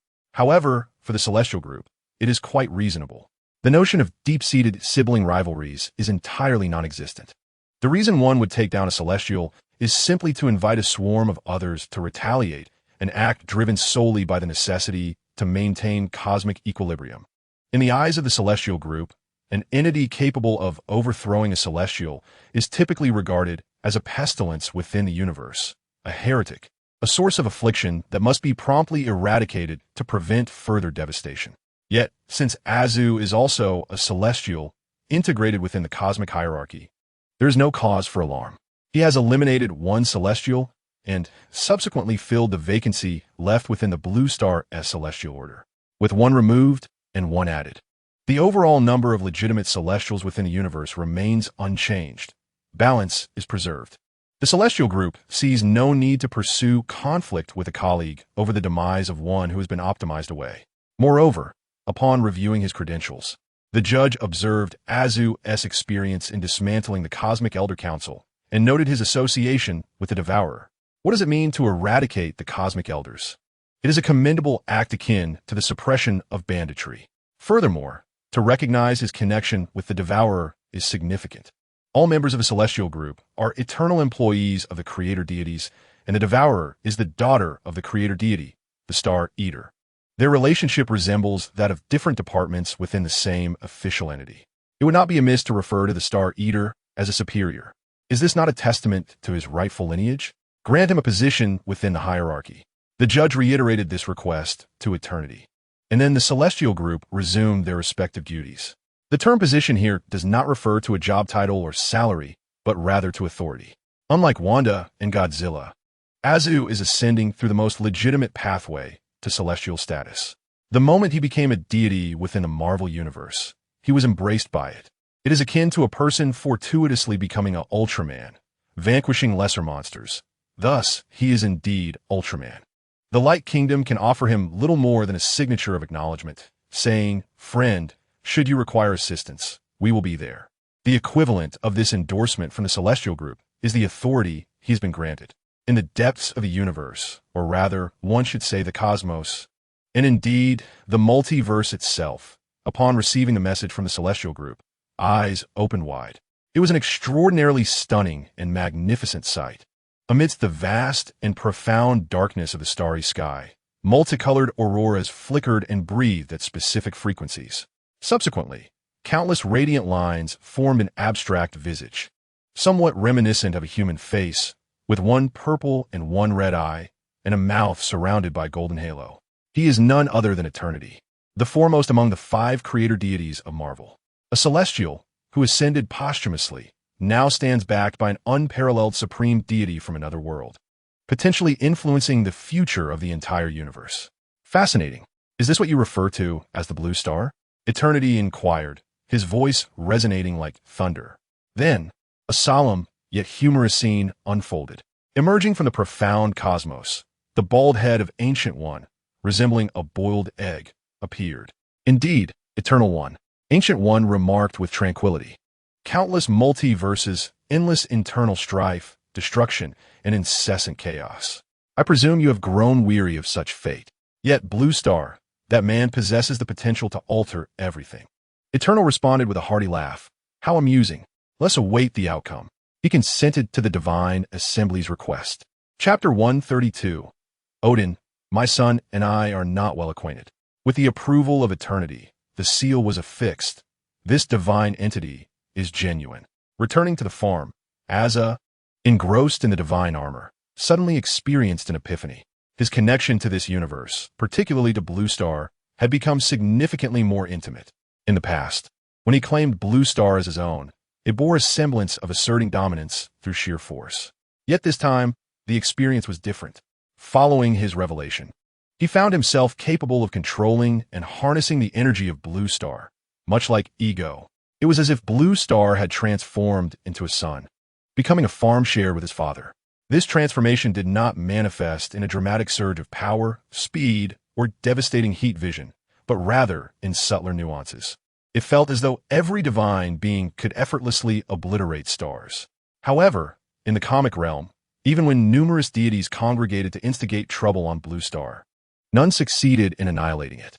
As public servants within the cosmic framework, the deities were prohibited from casually wreaking havoc.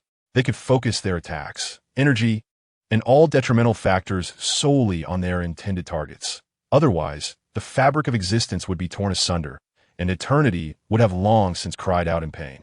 This phenomenon bore a striking resemblance to the biological energy field, a harmonious convergence. Asa distinctly sensed a metamorphosis within his own biological energy field. His father was indeed correct. The biological energy field is my greatest strength. Once more, Asa marveled at his father's foresight. Meanwhile, Godzilla sat like a devoted pup on the farm, admiring Asa's transformation. At that moment, with a thunderous strike to shatter darkness, Thor was poised to embark on a quest under the watchful gaze of the audience in the live stream. He was rehearsing his lines. Following a series of corporate maneuvers, the men, women, and children of the Eternal Clan were driven from their abode to the land of little days. Further complicating matters, the ominous and fearsome harbingers of evil, supervillains, and unprecedented ne'er-do-wells were thrust into the limelight through malicious editing and sensational journalism, inciting public outrage. Thor, press on. Justice shall prevail. You are the stoutest. Hulk. Mommy loves you. Boring. I want to witness rivers of blood. For the world, let it be little days. The barrage of comments reflected a spectrum of beings, each voicing their thoughts according to the degree of their corporate conditioning and fandom culture. However, the overarching sentiment was one of support. There was no room for dissent. In the realm of Marvel, even the ordinary individuals have their tales to tell. What kind of lives have they lived? Cities extinguished every 3 days. Entire worlds obliterated within a week. At times, while strolling down the street, relishing hot pot and singing merrily, they are suddenly met with the wrath of a supervillain or a superhero, leaving them with no avenue for redress. What sort of existence do they lead now? All they require is a singular, extraordinary event to become abundantly clear. They can now sit comfortably in their corporate cinema, enjoying an entirely authentic performance. How delightful! Should anyone dare to label the corporation as malevolent, the audience could promptly initiate a cyber witch hunt, even in the physical realm, particularly in the United States, where there have been instances of presidents meeting their demise due to electoral outcomes, leading to live-streamed displays of severed heads. These individuals are inherently part of the fandom. The corporation merely provided them with a platform to express their adoration for characters like Hulk, who embodies tremendous effort. As of today, the corporation's short videos, live broadcasts, and various programs have taken the world by storm. That is my son, Odin proudly declares, sitting at a stone table after dancing joyfully with Frigga in a square in the east, preparing to play mahjong. Is that true? Old Odin, you mustn't boast. The elderly men around him express their skepticism, jesting amongst themselves. Absolutely true. Odin insists, his pride swelling. At that moment, within the satellite broadcast, Thor leaps into action, transforming into a myriad of lightning bolts that traverse mountains and seas, arriving in the realm of little days. He then strikes directly at the Eternals, emerging amidst the thunder. Clad in resplendent golden armor and a crimson cape billowing in the wind, he appears rather dashing. The elderly men gasp in admiration. Yet the very next moment, Thor, engrossed in his theatrics and seeking the limelight, is sent flying by the Eternals' formidable foe. The old men glance at Odin, who replies, "He is my adopted son. Thor and I are not particularly close. Let us not draw parallels." Odin decisively distances himself, eliciting laughter from Frigga. Of course, despite Thor's playful demeanor, the outcome of the battle was never in doubt. The awakened god of thunder, inherently one of the mightiest beneath the All-Father, although lacking his Stormbreaker axe, wields the company's rewarded Thunderfruit, making him even stronger in both capability and combat. Coupled with the Hulk, who possesses the Shock Fruit and indestructible shorts, the two of them decisively overwhelm the Eternals. In the process, they destroy parts of Little Day's cities, but who cares? Thor, as the son of a god, has always been carefree and reckless, while the Hulk revels in destruction. Thus, when the official clouds clear and one awakens, the trending news reads, "Shock." The Hulk's devastation of Hokkaido stems from an unexpected motive, the pursuit of justice, even if it means enduring a mundane existence. Thor's fierce battle with the Eternals resulted in the contamination of Day's island with nuclear wastewater, prompting an urgent tasting by the Prime Minister, who remarked, "It's not spicy at all."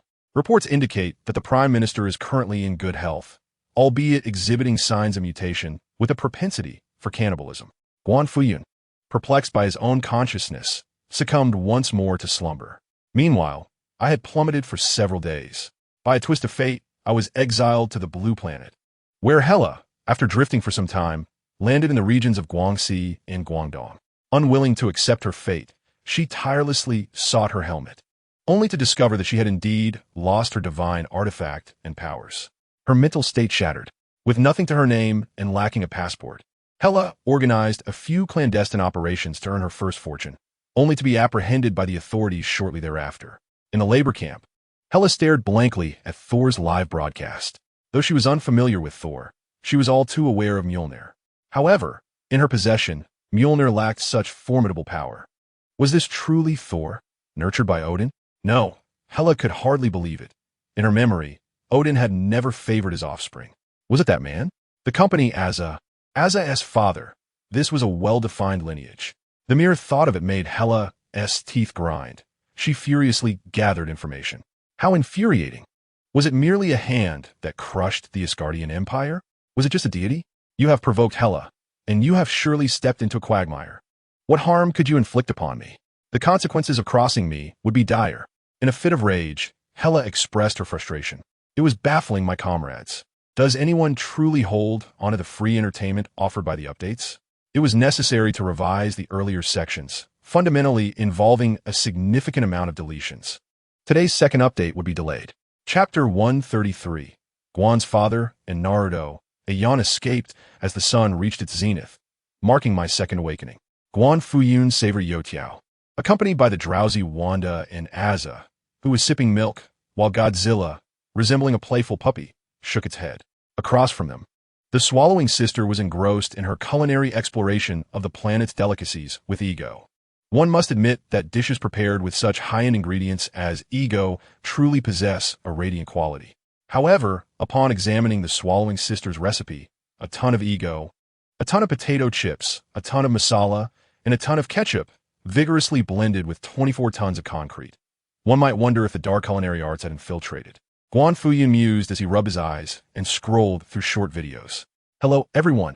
I am Peter Parker, a superhero trainee with 2.5 years of practice. I can sing, dance, spin webs, and kiss while upside down. Next, hello there.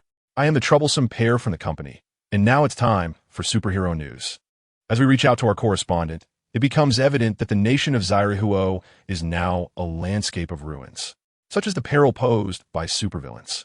It is indeed tragic. Let us extend our compassion by sending them paper cranes, electronic candles, and engage in a cyber prayer, which should suffice.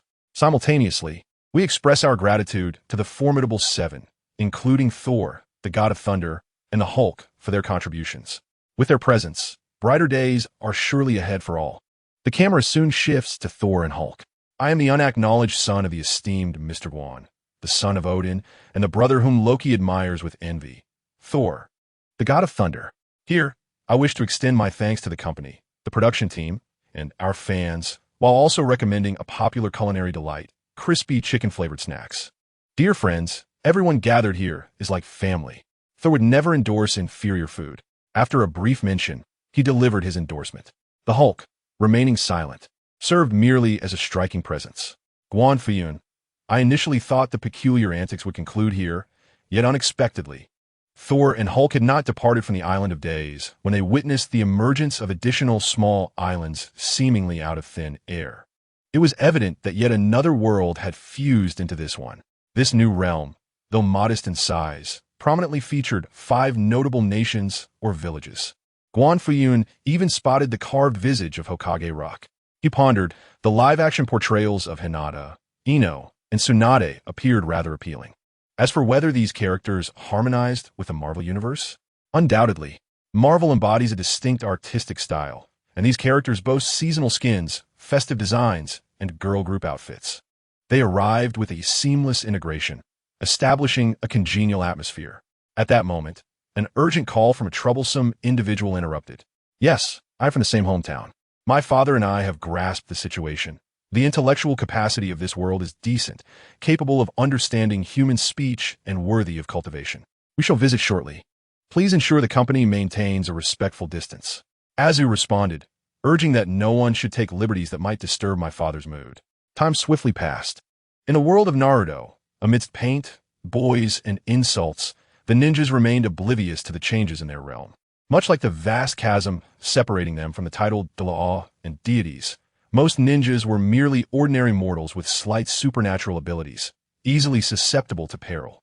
One must ponder, which possesses greater combat prowess, Naruto or Dalaw? It is a matter of contention. After all, Kaguya Otsutsuki would likely not succumb to a hidden weapon, nor would she be unable to wield a colossal weapon weighing tens of thousands of pounds. However, none could rival the 8 treasures chicken. Likewise, they cannot compare to the cosmic wars, temporal conflicts, and multiversal crises that Marvel contends with. At this moment, borrowing the time stone, the official floating cloud can clearly observe the world of Naruto, creating a splendid spectacle. How infuriating! Capture that troublemaker. Do not let me catch you. Nine Tails, harbinger of doom. The tail end of the crane. Ha ha, it seems rain is imminent. Let the heavens drown and smite this abomination. In the adjacent world of pirates, the cowardly, inept, and lascivious Toki, akin to worthless filth, is destined to be the greatest general of Wano simply due to his lineage, allowing him to exert authority and flaunt his power. The Naruto world, however, is a stark contrast. Although he is the orphan of the heroic and eternally beloved Sasuke, Naruto encounters nothing but scorn and derision. He revels in his mischievous antics, secretly delighted by the attention he receives, yet in the solitude of unobserved corners, he experiences an overwhelming and profound loneliness, a silent agony that permeates his existence. Frankly, he cannot comprehend why. Has my life always been this desolate? Little Naruto hugs himself, speaking to the void. The rain outside pours torrentially, accompanied by flashes of lightning and peals of thunder. Will God hear my prayers? Naruto curls up in the corner of his bed. Suddenly, a peculiar sound arises, and the space before him begins to fissure, transforming into a passageway. At the end of the passageway, a pair of hands emerges. Hands that have torn through the fabric of space. What sorcery is this? What immense power! Surely, even the Hokage cannot compare. Is it Kame? A flicker of light ignites in Naruto's dim eyes, akin to a flashlight recharged. This world knows no gods. It is merely my father, my omnipotent father, whose proud voice resonates. You are indeed a god. What divine entity? Tell me, can I become Hokage? Naruto implores eagerly. Why desire to become Hokage? It is the official floating cloud who speaks now. As a leaf ninja, becoming Hokage is the loftiest ambition. If I become Hokage, no one will despise me. As Hokage, I can eradicate hatred, usher in peace, and make the world a better place, Naruto exclaims with excitement. This marks the first time he has voiced such heartfelt sentiments, and the first time he has received a response. Ninjas do not engage in farming or production. They survive as mercenaries by accepting missions for commission. Without war and hatred, how can a ninja sustain themselves? The Hokage among ninjas is merely a lapdog for the feudal lords, a warlord. How can peace be achieved? Too many in this world resemble fallen leaves, born to serve as mere embellishments, destined to decay into dust, living lives of futility and absurdity. Naruto, if you have mastered ninjutsu, such as shadow clone technique, why not attempt to cultivate a patch of land? Only those who are well-fed can withstand the capricious and unpredictable winds of fate. Those who can help more people satiate their hunger are indeed the heroes. Clad in a black trench coat and stepping confidently in polished black shoes, the tall figure of Guan Fuyun emerged, his eyes sparkling with a hint of radiant joy. He extended his hand and declared, "It is not you who is at fault, Naruto. The true fault lies with this world." Suddenly roused from his reverie, Naruto grasped Guan Fuyun's hand. This hand was remarkably strong, yet strikingly ordinary, leaving him unable to discern whether it was a divine being responding to his pleas or merely a figment of his imagination. In that moment, Naruto felt as though the torment and bewilderment in his heart, akin to a headless fly, were suddenly dispelled by an opening window, revealing not a tempestuous storm, but a resplendent starry sky accompanied by a gentle breeze. Chapter 134. Naruto, you deserve better, having just exited the laboratory with Azu. A glimmer of excitement shone in his eyes, eager to showcase his newfound knowledge, much like a blank canvas. Naruto's inner thoughts were profoundly intricate. Itmas samvat eikin totis. The arrival and words of Guan Fuyun completely upended Naruto's understanding. Moreover, as Guan Fuyun had asserted, in the future, even as he rose to become the 7th Hokage, Naruto had not bestowed much peace upon the world. He had promised Yahiko a bright future for the Land of Rain. Yet in Boruto, the Land of Rain had been reduced to mere ruins. The passionate youth, having pursued his dreams for many years, discovered that his position was ultimately but a fleeting illusion, a futile endeavor. This was the shackles of destiny. At that moment, as Guan Fuyun spoke, he had already employed the technique of words become law, for he feared he might not be able to break the genjutsu that enveloped Naruto. It is not you who is wrong, but rather the myriad impurities that have clouded your being, preventing you from being your true self, Guan Fuyun continued. Naruto, you are a genius. Accompanied by the power of his words, the chakras of Ashura, the Nine Tails, Kurama, and Kushina were all extracted. The stubble on Naruto's cheeks vanished. And devoid of the Nine Tails' influence and the forehead protector atop his head, Naruto's appearance transformed into that of an exceptionally handsome individual. On a related note, the two offspring of the seventh Hokage bore similar fox-like whiskers on their faces. Could this be considered a hereditary trait from Kurama? Moreover, it is worth mentioning that Sunflower also exhibited a mode reminiscent of Kurama. Compared to Naruto, each generation seemed to exhibit a greater inclination towards absurdity. Sunflower could even jest. Father, back in the day, your Kurama mode was neither swift enough nor fierce enough. Wow, so handsome. A chuckle escaped Guan Fuyun, amused by his own thoughts. Are these impurities of chakra? When did they infiltrate my being? At that moment, Naruto was wholly astonished. After detoxification and rejuvenation, his exceptional Uzumaki physique seemed to have awakened, causing an explosive surge in his chakra, strength, and vitality. So, I'm a genius? I'm so handsome. Gazing into the mirror, Naruto danced with joy, his face alight with glee. Guan Fuyun silently shattered the chakra of the Eternal Companion, extracting the techniques of Flying Thunder God and Shadow Clone. He then fashioned Kushina into a figurine, tucking it into his pocket as a token of gratitude for Naruto. Mere words are insufficient. Come, let's open our eyes to the world. Guan Fuyun seized the pure-hearted Naruto and transported him to the Marvel Universe in New York City. As for the ninja realm, it was sealed off by Azu, cut off from the outside world. As a rare center of amusement, Guan Fuyun hoped for a more authentic representation of the ninja world. Otherwise, who would provide the entertainment he so desperately sought? He first took Naruto to a farm, engaging in some agricultural labor together. They prepared a meal, followed by an outing to the streets, watching movies, and visiting amusement parks. In the city center, Guan Fuyun, Azu, and Naruto encountered Tony Stark, who was strolling with Pepper and their daughter. These days, Tony enjoyed a comfortable life and had welcomed his child ahead of schedule, cradling her with boundless affection and happiness. Hello, Mr. Guan and Azu. Good to see you again. Who is this charming blonde-haired child? Quite handsome. Tony jested, suggesting a childhood betrothal if this child were Mr. Guan's relative, causing Naruto to blush. No way. I'm the only son. Azu playfully nudged Tony, turning him into a friend, of course, using a biological force field. Lest Tony have been sent to the afterlife by now. Suddenly, a symbiote dashed past, pursued by Venom, Eddie, Gwen, and Peter Parker. A cacophony erupted in New York as they leaped and swung through the air, creating chaos on several streets, with Fat Squid appearing everywhere. The residents of New York, who had witnessed the Chitauri obliteration, a dog as president, the solar system's displacement, and the abrupt demise of the Shi'ar Empire, had long cultivated a heart of resilience. Peering out, they remarked, "Oh, it's just a symbiote running around. What is the big deal? Go, Gwen. Peter Parker is the best Spider-Man. I choose him as the star of the Spider-Man series because he can dance." The beloved Parker was here, eliciting laughter as the fans of Gwen's teachings clashed, hurling insults at one another like true adversaries. By the roadside, an elderly Stan Lee, donned in reading glasses, stood in his garden, exchanging glances with his neighbor. The symbiote villains, Venom, Gwen, and Peter Parker, frolicked under their watchful eyes, fighting fiercely.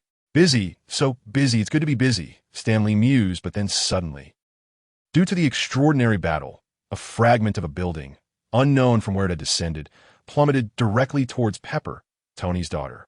In this moment of dire urgency, a vast reservoir of chakra surged within Naruto, unimpeded by the chaotic energy of the Nine Tails, erupting violently like a cerulean mantle enveloping him. This greatly amplified his agility, strength, and speed, allowing him to appear before Pepper in the blink of an eye, and with a single punch, he shattered the debris. Wow, how impressive. Tony mused silently as he discreetly removed his nanotech armor. That's far from my level, but it's decent enough, Azu remarked, unable to commend anyone other than his father. Meanwhile, the surrounding onlookers gathered like talent scouts, exclaiming, "Incredible! Young genius, may I ask your name? Do you have aspirations of fame? With such kindness, bravery, and talent, you are destined to make a name for yourself." The world is more beautiful because of you. The fervent and almost frenzied praise flowed incessantly. Naruto stood speechless, gazing at the astonishing scene before him. Deep within, alongside the shock, there blossomed a sense of joy, accompanied by the sound of countless fractures, proof of the prejudices within him being shattered. At that moment, Azu also applauded, acknowledging, "I told you, Naruto, you are a genius. You deserve better. This is the Nine Tails chakra. I have tamed it for you and silenced the beast. You may use it freely now. This is the Flying Thunder God technique and the Shadow Clone Jutsu. You will find it easy to learn. Soon, you will possess the ability to traverse between two worlds. You are always welcome here at the farm, and I wish you the best in discovering a new and unique future. By the way, the Flying Thunder God technique is truly marvelous. You can mark your enemies with the Flying Thunder God seal, and whenever you wish, you can stab them with a kunai. Then return home using the technique. Repeat this step: a stab while dining, a stab while sleeping, a stab while visiting the restroom. In every circumstance, you will perplex even the divine. There is even an advanced version of the technique that can starve your enemies, leaving them famished, distressed, and suffering from gastroenteritis. Ponder over it well. Upon hearing this, the more ordinary version of Naruto sparkled with excitement. He cherished this new world. He was not fond of Konoha. As he continued to refine his thoughts, he expressed gratitude for the gifts and humbly requested 5-star reviews to boost his ratings, hoping for a swift release from the back end. Charming readers, save me. Chapter 135. The fully realized Naruto returns to Konoha once Wanda's class concluded. Azu instructed Naruto to use shadow clones to scrub pots, wash dishes, and clean vegetables, while he directed Wanda to gather firewood and commanded the others to prepare the kitchen. They set up for barbecue, hot pot, and beer, broadcasting a lively show featuring Magneto and the professor engaging in witty banter. A delightful farm feast was held. Initially, Naruto found it difficult to acclimate to the flattering titles of handsome boy and little genius, and he was unaccustomed to the pervasive friendliness and enthusiasm surrounding him. This treatment was in stark contrast to his experiences in the village, leaving him with a profound sense of unease and apprehension. Surprisingly, amidst the farm's atmosphere, Naruto found a peculiar camaraderie with his cantankerous and acerbic ancestor, who often ridiculed him. One hailed from the realm of Japanese manga, while the other emerged from American comics. One was a hero devoid of any mental afflictions, while the other belonged to a chaotic world of dark robes. Could this be considered a mutual attraction between kindred spirits? Observing this, Guan Fuyun could only remark with a chuckle. After a day filled with merriment and companionship, Naruto bid farewell to the youthful and charming Guan uncle, promising to bring local specialties from his village on his next visit. It seemed that Naruto, much like a child enchanted by Irika's words, was beginning to regard Guan Fuyun with a paternal fondness. With a swift motion, he activated the Flying Thunder God technique and returned to Konoha, just as Guan uncle had suggested. He exhibited remarkable potential akin to the Yellow Flash, possessing a rare gift for techniques such as body flicker, shadow clones, and the golden body. His innate talent allowed him to master these skills with astonishing speed, coupled with the chakra of the Nine Tails and his Uzumaki lineage. His progression in strength was meteoric, creating a distinct separation from the lesser beings around him, much to Naruto's delight. Furthermore, through Guan Fuyun's narration, he gleaned insights into his lineage, understanding that he was the orphan son of the fourth Hokage, a child of a hero. Guan uncle regaled him with tales of the Scions, whose reckless behavior led to their demise, a fitting retribution. The tyrant Frisia, responsible for the annihilation of the Scions, was later vanquished by a super Scion, illustrating the principle of cause and effect. A true man should revel in battle, unperturbed by trivialities. Coincidentally, Naruto, who often stumbled over his words, resolved to follow Guan uncle's guidance and live courageously. In the cozy cabin, Naruto turned inward, reflecting upon his chakra. He entered a mental space where he beheld the towering crimson gates and the menacing fox within, its malice unmistakable. Nine Tails, I beseech you to aid me in my training. With Guan Fuyun's assistance, Naruto seized the Nine Tails chakra and swiftly refined it. The following day, at dawn, Naruto stepped outside, humming a cheerful tune. He was enriched by the presence of Guan uncle and friends, having discovered another world and a different life, receiving validation and acceptance. He no longer felt the need to play pranks or seek attention like a fool. In fact, he had little concern for Konoha anymore. Feeling as though he had been liberated, his spirits soared, and he felt a newfound sense of tranquility. However, upon seeing Naruto, the villagers on the street erupted in fury, cursing him vehemently. As Naruto stood there, frowning, he sensed the palpable animosity directed at him. They directly seized brooms, spatulas, and wooden sticks, descending upon him with a flurry of blows. Yet, these objects did not inflict upon Naruto the familiar bruises and frights of yore. With a swift movement, he vanished from sight. Moments later, a cacophony erupted, akin to the sound of firecrackers in succession, as the crowd found themselves toppled to the ground. "I am not the Nine Tails," he declared with unwavering resolve. "I am the son of the fourth Hokage, the orphan of a hero. The contributions and aspirations of the fourth, of which I possess no knowledge, as I have never laid eyes upon him, do not grant me the luxury of respect merely by virtue of my lineage. Nevertheless, I should not be subjected to humiliation." Though Naruto was not eloquent, his expression remained steadfast as he spoke. In his hand, he brandished a kunai, aimed at the throats of the villagers, and politely inquired, "Am I not right?" "Indeed, absolutely correct." The villagers responded, their faces transforming into masks of flattery. Smiles plastered upon them. Only then did they realize, goodness, he is a ninja, a being endowed with powers beyond the ordinary. How could they have dared to threaten such a divine figure? Moreover, was it not said that Naruto was the weakest of them all?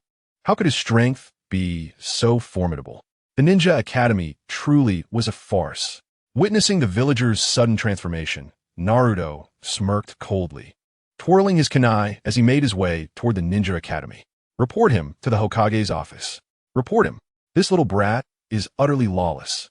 The villagers seethed with rage and indignation, rushing to file their complaints. Meanwhile, the Umbu, who had been covertly monitoring the Jinchuriki, arrived at the Hokage's office.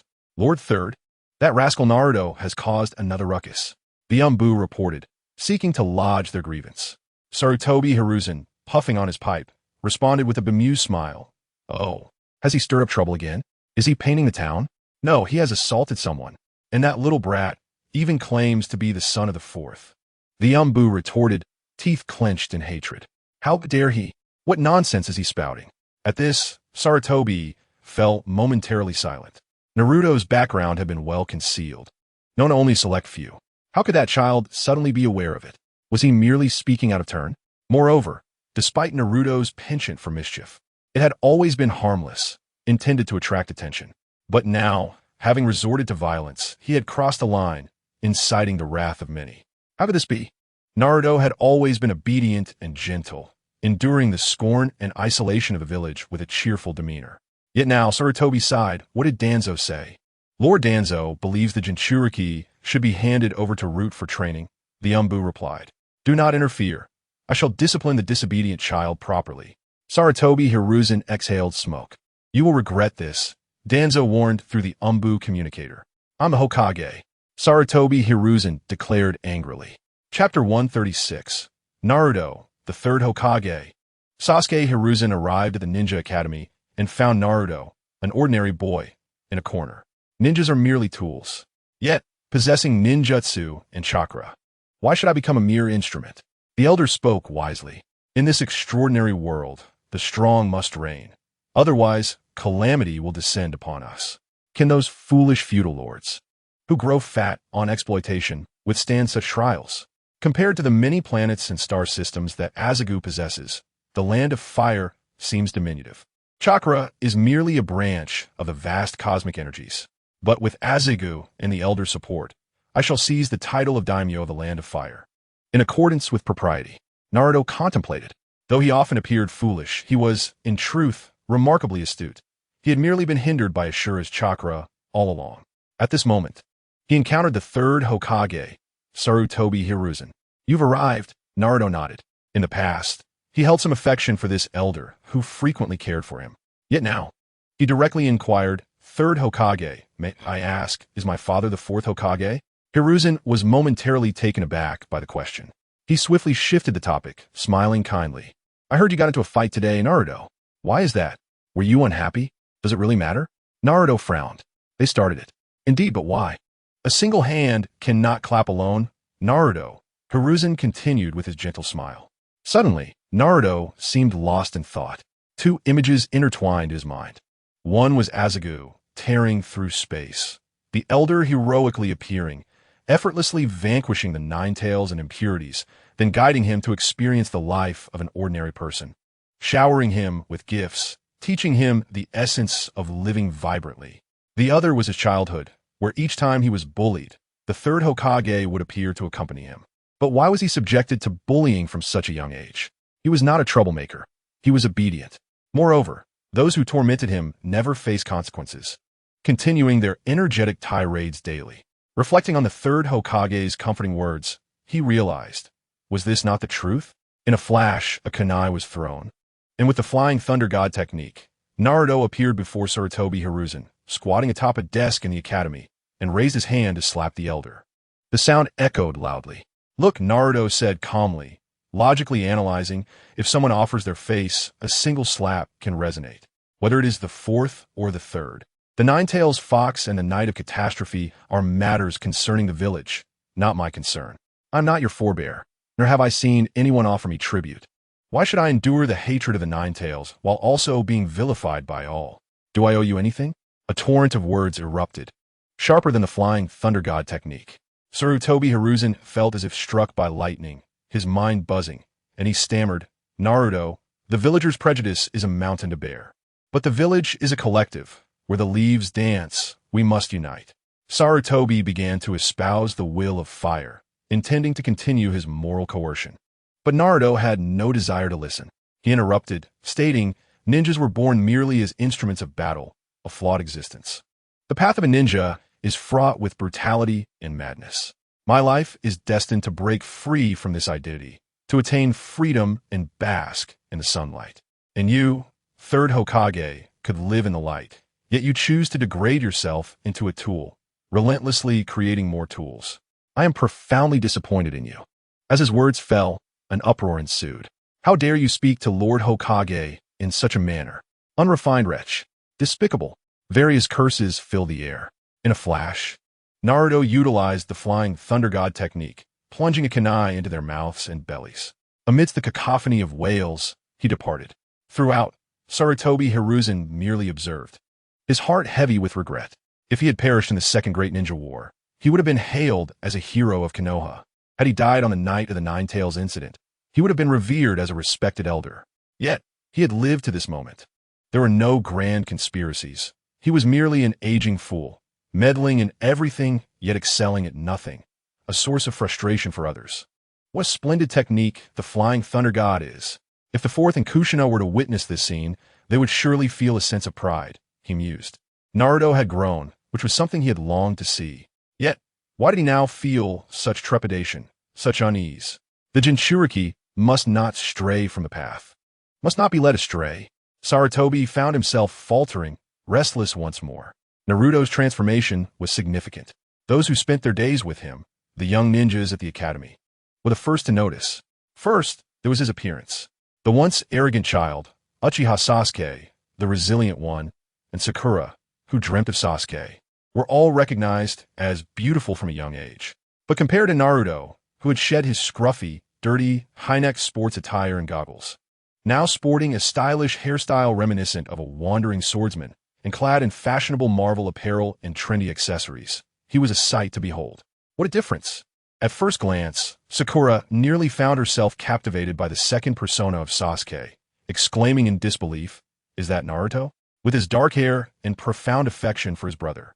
Possessing ocular techniques, he bore an uncanny resemblance to Hinata, being a branch of the Tsutsuki bloodline. Suddenly, he let out a soft scoff, implying, Naruto, you've caught my attention once again. The two had always enjoyed observing one another since childhood. Consequently, Sasuke felt that Naruto appeared particularly striking today, as if he had shed the weight of past burdens and emerged rejuvenated. At the same moment, Naruto was gazing at Sasuke, recalling that this was the esteemed individual referred to by the official as one of the rare, nearly equivalent normal beings of the Land of Fire. Such praise was indeed lofty. The two locked eyes in the classroom of the Ninja Academy, their gazes intertwining like electric sparks, producing a crackling sound. To the duel arena.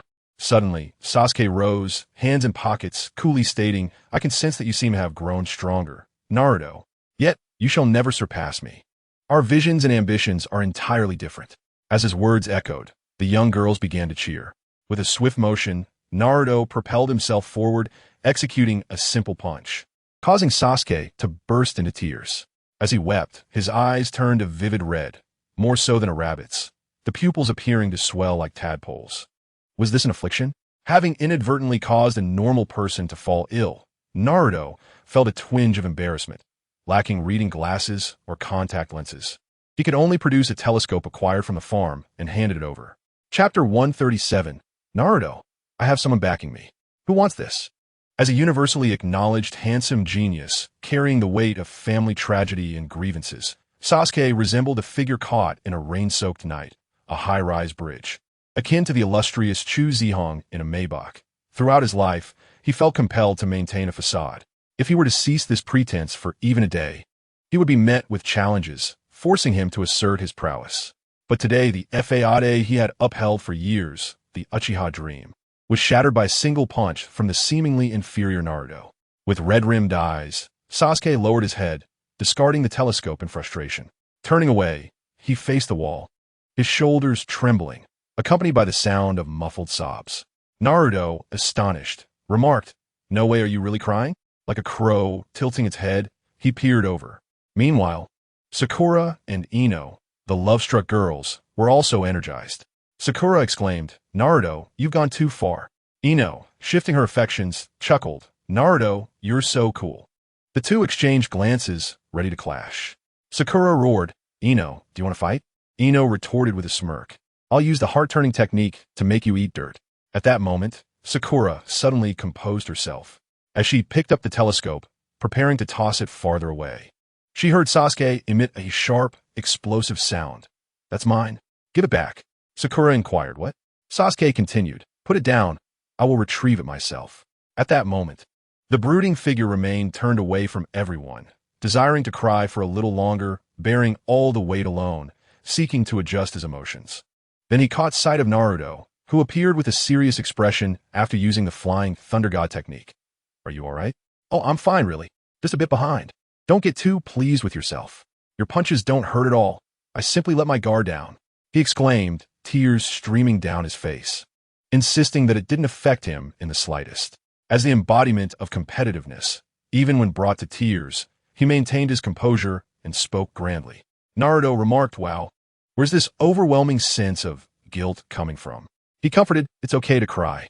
I've heard wise people say that the Uchiha's ability to withstand pressure isn't necessarily a good thing." Upon hearing this, Sasuke's sorrow deepened. "What? On the night of the massacre, awakening the Sharingan in anger. Was that my fault?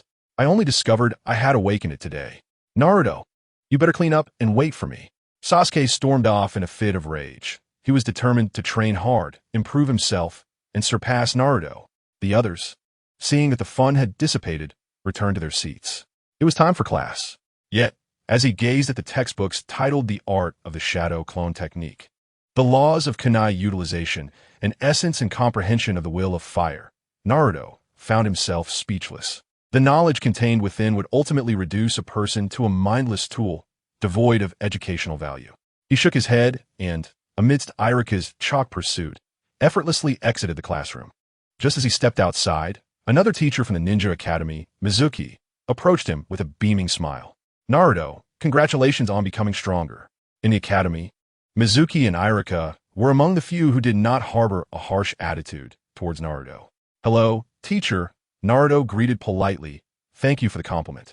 Why are you out here alone when everyone else is in class?" Mizuki inquired with concern. Before Naruto could respond, citing boredom, Mizuki, as if seeing through everything, said meaningfully, "Have you been ostracized again? Others have parents, families, happiness, while you only have yourself, Naruto. Do you know why that is?" "I don't only have myself. I have friends and a place where I feel secure," Naruto initially retorted, then questioned, "Is it because I am a Nine-Tails?" "That's what everyone says." Mizuki lowered his voice and seductively remarked, "But the true truth lies within the Book of Seals. That book is in the Hokage's office. Everything you wish to know is recorded within it. Why not consider stealing it?" "Steal?" Naruto pondered thoughtfully. Indeed, the Hokage's office should contain many secrets. About himself, about Sasuke, about history. He yearned to uncover these truths. There is no need to resort to theft. One can simply take it. This prank seems rather grand. May I call for assistance? Naruto inquired. Certainly, Mizuki chuckled. I can lend a hand. Subsequently, Naruto returned to his humble abode, employing the Flying Thunder God technique to summon Azu from the farm. He remained oblivious to Mizuki's encouragement to engage in theft, yet it mattered little, for he had support behind him. Oh, upon encountering Azu, who shared the same golden hair and azure eyes, but was indulging in milk, Mizuki's amusement increased. Is this your friend? Indeed, a rather lackluster companion, akin to a fool. Observing Azu, a fully grown individual devoid of chakra, with clear yet foolish eyes and gestures no different from a child, Mizuki couldn't help but snicker inwardly. However, he was soon grasped by Azu around the neck and lifted high. What are you laughing about? Why such an elaborate internal monologue? Do you not realize I can read minds? Azu expressed disdain, his demeanor harsh. A bit of strength, huh? Ha ha. Born with divine power, are we? But should I employ ninjutsu, how would you respond? Mizuki continued to chuckle, exuding confidence. Then, he was abruptly crushed by Azu's grip, meeting his demise. What a lunatic! Azu spat, saying, Hurry up, kid. I still wish to return a play on the Godzilla dorsal fin slide. Naruto exclaimed, You monster! But Azu, can't you refrain from killing? Have you grown soft? Azu retorted, They are, after all, my fellow villagers. If they turn against me, it is my duty to deal with them personally. Naruto asserted, When it pertains to matters of personal concern, it is best for one to take action themselves. This is my principle in life. With Azu's assistance, Naruto stealthily entered the Hokage's office, undetected by anyone. He perused classified documents, and even ventured into the Umbu and Root to gather evidence, contemplating enlisting Azu to assist in interrogation and memory extraction. Armed with a plethora of scrolls, he made his way to the Uchiha residence. Though it was termed a home, it was merely Sasuke dwelling there alone. Naruto, you become rather clingy. Even if you wish to apologize, it is too late now. Upon Naruto's arrival, Sasuke donned a facade once more. Your brother murdered your entire family, executing your parents before your eyes, Naruto stated. But this was to protect you. Sasuke questioned why. Because the Uchiha clan is, or rather, may soon become, the renegade faction of Konoha. Naruto continued, and Itachi Uchiha was never a traitor. He was an undercover operative for Konoha. His love ran deep. Sasuke, perplexed, responded, What? Naruto pressed on. You're a hostage of both Konoha and Itachi Uchiha. He was about to speak further when he added, Danzo possesses a whole room full of Sharingan, ready to exploit. The weight of this information overwhelmed Sasuke, rendering him momentarily speechless. Ha ha ha ha ha. What a lunatic. Is this madness? Are there any sane individuals in this world? As he gazed at the scroll tossed by Naruto, examining the files bearing the Hokage's seal and the memory orbs that had been extracted and read, Sasuke erupted into uncontrollable laughter. Chapter 138. Naruto and Sasuke eloped. Ha ha ha ha ha. This is the world-renowned painting of Sasuke in a fit of mirth. Typically, a member of the Uchiha clan, known for their perpetual smiles, would not be so fortunate. Yet Sasuke, undoubtedly the most passive and beleaguered of them all, found his heart devoid of concern for right or wrong in the wake of the Uchiha's demise. However, clarity soon dawned upon him. For the sake of vengeance, he could become a rogue ninja, aligning himself with Orochimaru, or, upon maturation, eliminate Orochimaru himself. He could even, without hesitation, strike down Naruto, killing his friend to validate his path. This reveals the profound health of his psyche, so normal in its turmoil. Naruto, let us become rogue ninjas together, Sasuke proclaimed. One need only think with their toes to comprehend that the theft of confidential information is a grave offense, likely to incite the wrath of the Umbu and the Root. Moreover, the emergence of the memory orbs raises questions. How many lives has Naruto claimed? Be it the village or that unstable Itachi Uchiha, we currently lack the strength to confront them directly. Suddenly, overwhelmed by this startling revelation, Sasuke's eyes turned crimson, the tomo spinning into a second form. It is your lack of strength to confront them directly. Do not dangle me from your tail, he retorted. At this juncture, Naruto corrected himself, and curiously inquired, "Doesn't he the file state that the Sharingan is influenced by emotions? How have you awakened your second Tomo? Your resilience is astonishing." Sasuke fell silent, then erupted, "What is calcium?" Confused, Naruto activated his chakra cloak, transforming into a small golden figure, fists clenched. Sasuke then regained his composure. Despite possessing an abundance of chakra, the ability to perform Flying Thunder God, Body Flicker, and Shadow Clone techniques, he lacked powerful offensive jutsu. Having witnessed the strength of Azuma, Naruto reflected on his own shortcomings, stating, "Indeed, we could engage in specialized training." Specialized training? Sasuke echoed, bewildered. "Where do we possibly train? Offending the Hokage leaves me uncertain of any refuge within the land of fire or the ninja world. Surely, he thought, we must become rogue ninjas." "It's a long story," Naruto began, his words stumbling. "You could understand it as me possessing a golden finger, allowing me to traverse between worlds. It's akin to the short videos one might see. Dual traversal. Me emerging from the farm, invincible in the ninja world," he added. Sasuke's expression was one of utter bewilderment. Then, in an instant, Naruto whisked Sasuke away with a Flying Thunder God technique, landing them in a farm. They visited Uncle Guan, who was engrossed in video games with Azuma. Naruto silently led the astonished Sasuke, whose Sharingan was filled with shock, towards Latvia, or perhaps the realm of combat. In the Marvel Universe, the battleground is a planet forged from fragments of the multiverse, surpassing even the celestial beings and the Beyonders. It resembles the gladiatorial arena of Sakaar, where nearly all superheroes and supervillains converge, engaging in fierce combat to achieve victory and fulfill their desires. Throughout this tumultuous process, the Beyonders wreaked havoc across the multiverse, annihilating deities such as the Living Tribunal, Eternity, Infinity, the Lord of Order, the Lord of Chaos, and the Celestials. Ultimately, it was the power of Molecule Man that led to the demise of the Beyonders, granting Dr. Doom the embodiment of omnipotence, the destructive force of the Beyond. However, the current circumstances differ markedly. The contemporary battleground is constructed upon the foundation of Latveria, transformed through the dual forces of technology and magic by Dr. Doom. The Emperor of Battle, Doom, stands as both the creator and the prime deity. Within this realm, he wields godlike power, comparable to that of Odin, establishing himself as a formidable patriarch. In the development of the battleground, he has received support from various corporate entities, including space gems, PIM particles, vibranium, and Chitauri technology.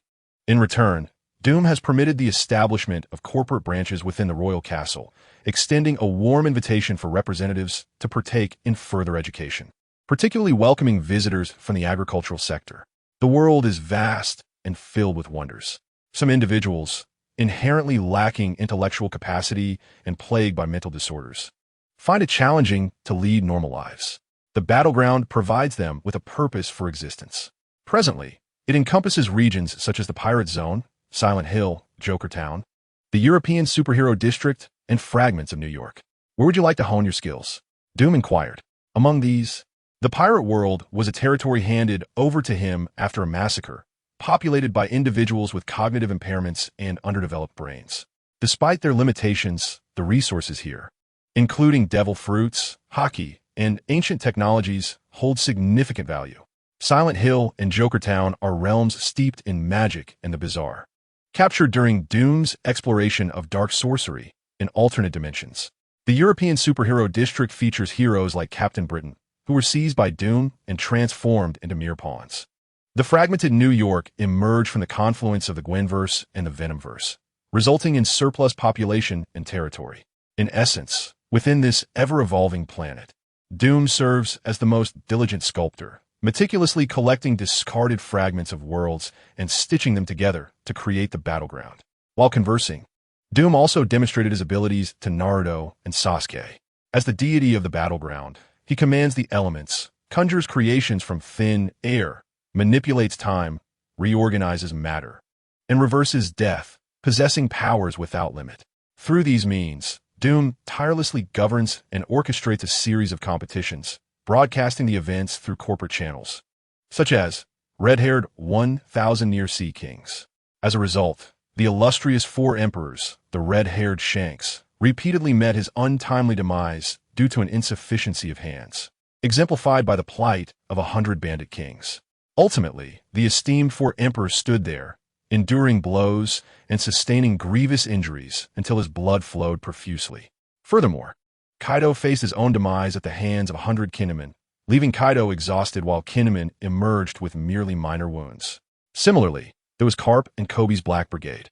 Indeed, if the genuine Kobe encountered Blackbeard, he would have long been obliterated by Akainu. These are merely clones.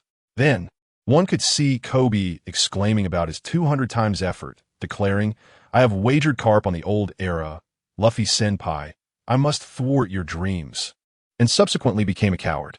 Each time, Doom had to intervene, dispatching the coward Kobe, lest the high blood pressure officials, including Akainu, come to deliver punishment.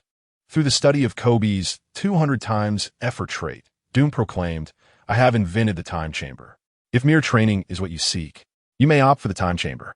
If you wish to acquire new means, venture into the pirate world to seize devil fruits." Naruto pondered thoughtfully, while Sasuke, wielding a telescope and a photon energy rifle akin to a Marvel sniper, remarked, "This contraption is far superior to ninjutsu." At that moment, in the ninja world, as Naruto resolved to take matters into his own hands, and due to the secretive actions of Akainu and Naruto, the entire area was enveloped by a biological force field. After exerting his will, even the weakest lacked the privilege to perceive anything. Unaware of the circumstances, Sarutobi Hiruzen determined to prevent the Jinchuriki from straying down a misguided path. Approach Kakashi. "Naruto, he is the son of your teacher," Sarutobi Hiruzen stated. "I intend for you to become his mentor." Kakashi, with his vacant stare, replied, "Yes." "Be kind to him." Sarutobi Hiruzen, with a downcast expression, added, "Moreover, he previously did not engage in violence or shed blood. Please check for any anomalies surrounding him." Kakashi maintained his blank gaze. "Yes." "Be kind to Naruto?" As if in a stupor, he pondered, "Though Naruto's parents have perished, though he frequently faces abuse and humiliation, is that not a norm? Such was the fate of the White Fang of Konoha.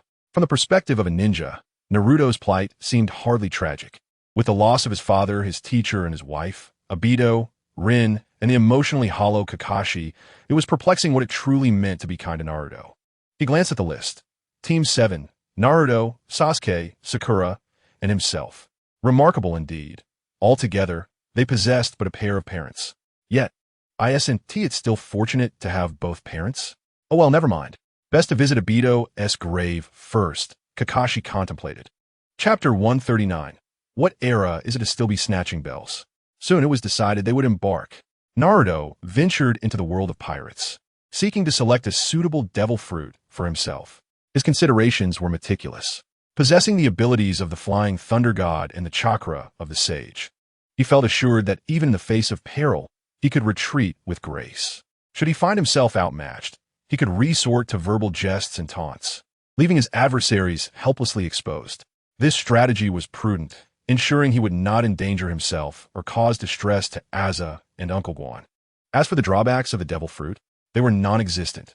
Once he departed from the pirate realm, the Sea Prism Stone would no longer pose a threat. He yearned to test his resilience, exploring the possibility of diminishing his limits. Sasuke, on the other hand, chose to remain behind, tasked with the legacy of the Uchiha bloodline. He willingly became a subject for Dr. Doom's research, diligently enhancing his chakra within the time room at an accelerated rate of 200 times. 3 days later, Naruto consumed the Sway fruit, a power once held by the extraordinary child, Bonnie. However, given Dr. Doom's advanced technology, replicating and creating such a fruit was a trivial endeavor. The primary ability of the Sway fruit was to alter the ages of oneself and others, including animals and objects. When the user extracts a person's age, it materializes into a gem-like form. The most astonishing aspect, however, is that through the Sway fruit, the user can transform into any conceivable future. With sufficient imagination, regardless of limitations, the user can distort their form into any shape they can envision, acquiring the abilities associated with that form. For instance, Naruto could morph into a human Ninetales, unleashing a devastating tailed beast bomb, a formidable jutsu within the ninja world. Yet, this approach was nearly his limit. When he attempted to transform into Asa or Uncle Guan, he not only failed but was also discovered by Asa, who chased him down and left him nursing a bruised backside, as he could not fathom their immense strength. In contrast, transforming into a beautiful woman proved to be a far more manageable task for Naruto. Meanwhile, in Dr. Doom's laboratory, Sasuke's bloodline was intensified, and the latent Indra's chakra within him was extracted and refined.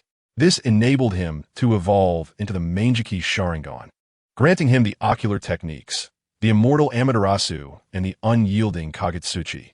The Mangekyou Sharingan, however, carries a hereditary curse. Excessive use can lead to blindness. Nevertheless, he had a special eye drop remedy on hand, which could rejuvenate his vision. Dr. Doom kindly provided the medication and a treatment plan, adding additionally, I will equip you with some magical protective spells to guard against mental assaults, as the lack of enhancement in mental fortitude remains a vulnerability of your Sharingan. Energized by his own growth, Sasuke felt elated. Was this what it felt like to possess a golden opportunity? It was magnificent. Thank you, Dr. Doom, he expressed with politeness. In the laboratory, he spent considerable time online, watching short videos and studying various techniques. In the present moment, the second pillar's mind is consumed by the concept of the great sniper's Sharingan, or perhaps the great sniper's Amaterasu, with tactical prowess akin to Sasuke's. It is time to vanquish the ninjas with a Gatling gun. He rises, discarding the Wind Demon Shuriken scroll, and instead seals the sniper rifle, Gatling gun, handgun, and explosives within a weapon scroll. He exchanges a knowing smile with Naruto, and together they return to the ninja realm. Due to the version update and the merging of planets, merely 3 days have passed in the ninja world. During this time, Sasuke and Naruto's disappearance has not stirred any significant waves. After all, Sasuke, an orphan with a vast inheritance, is entitled to a moment of relaxation, while Naruto, often overlooked, is merely a low-ranking ninja. Sarutobi Hiruzen, however, is concerned. In his estimation, with Minato's disciple, Kakashi, stepping in, capturing Naruto would be a simple task. Thus, when Naruto and Sasuke return to Konoha, nearly hand in hand, and arrive at the Ninja Academy, Sakura exclaims joyously, Sasuke, we've been placed in the same class. Is becoming a ninja, a mere tool, truly a cause for celebration? Sakura, with her exuberance, is met with Naruto's confusion. He recalls that he once harbored feelings for this classmate, but now perceives her differently. She appears as a frantic, infatuated girl, seemingly devoid of intellect, and perhaps should be sent to Uncle's company for a transformation to resemble a person. What do you know? I am speaking with Sasuke. Sakura, irritated at the thought of being grouped with the insufferable Naruto, retorts, You shall not speak of Naruto. Yet, it is Sasuke who becomes more irate. A mere insult directed at Naruto causes his eyes to redden. Enough, Naruto interjects, she is not our target for retribution. As you say, Sasuke promptly acquiesces, his anger dissipating. Among the Uchiha, he is indeed the least inclined to commit unnecessary violence. Sakura stands astonished, her mind racing. What is this overwhelming sensation of being a third wheel? She hesitates to speak. Suddenly, a silver-haired man with a single visible eye appears on the high platform. I apologize for keeping you waiting. I got lost, he states, most of his face concealed by a mask, yet his eyes convey an air of indifference. Allow me to introduce myself. My name is Hatake Kakashi, your guiding instructor. I have little interest in discussing what I like or dislike, but my hobbies include reading Aika Paradise, and I possess no dreams. Kakashi continues now. It is your turn to introduce yourselves.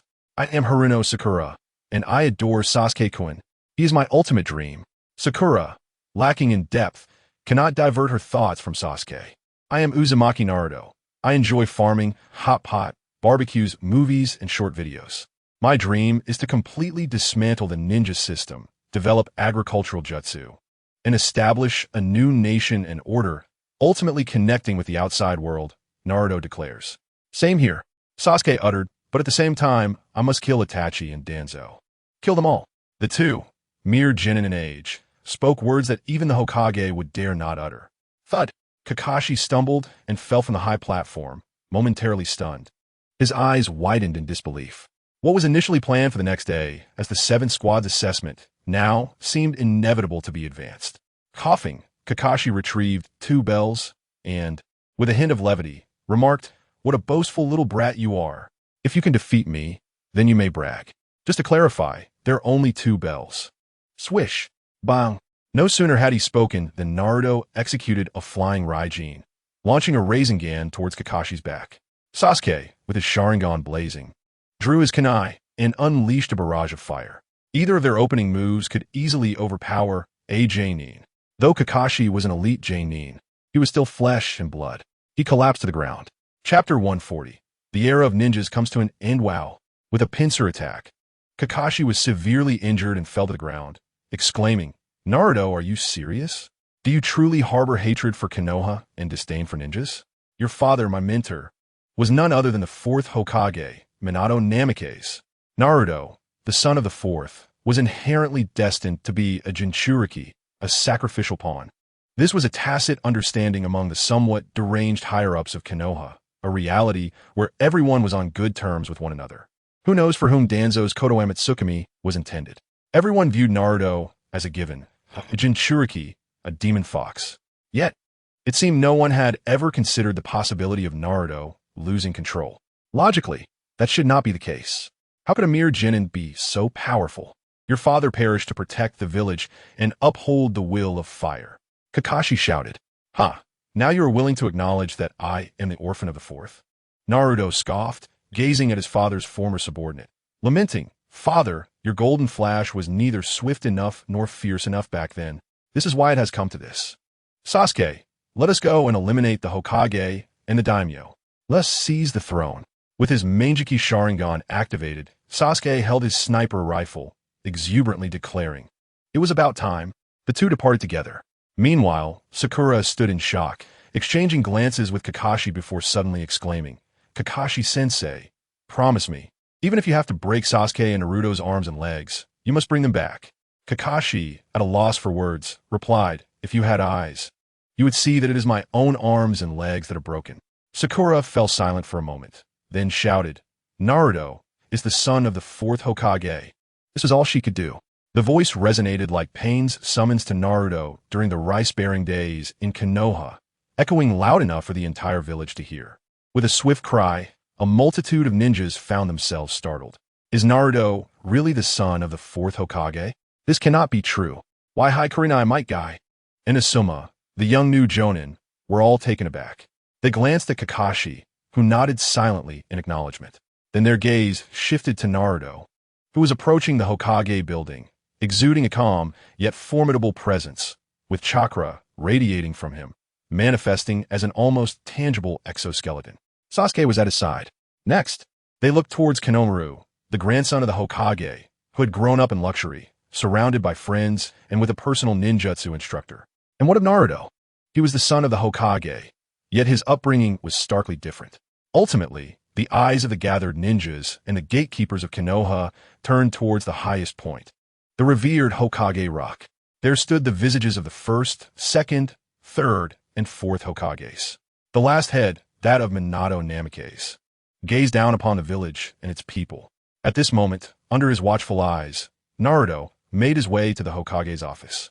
He raised his hand, and the crimson chakra surged, compressing dangerously, reminiscent of a tailed beast's ferocious roar. In that instant, Naruto and Minato, along with Konohamaru and Hiruzen Sarutobi, represented two starkly contrasting lives and fates, pulling at the hearts of those unaware. The guilt-ridden ninjas found themselves frozen in place. Sore, Naruto. Sore. Inside the Hokage's office, Hiruzen could only utter these words. Before he finished speaking, he was engulfed by the tailed beast's overwhelming force, along with a host of Konoha's senior officials.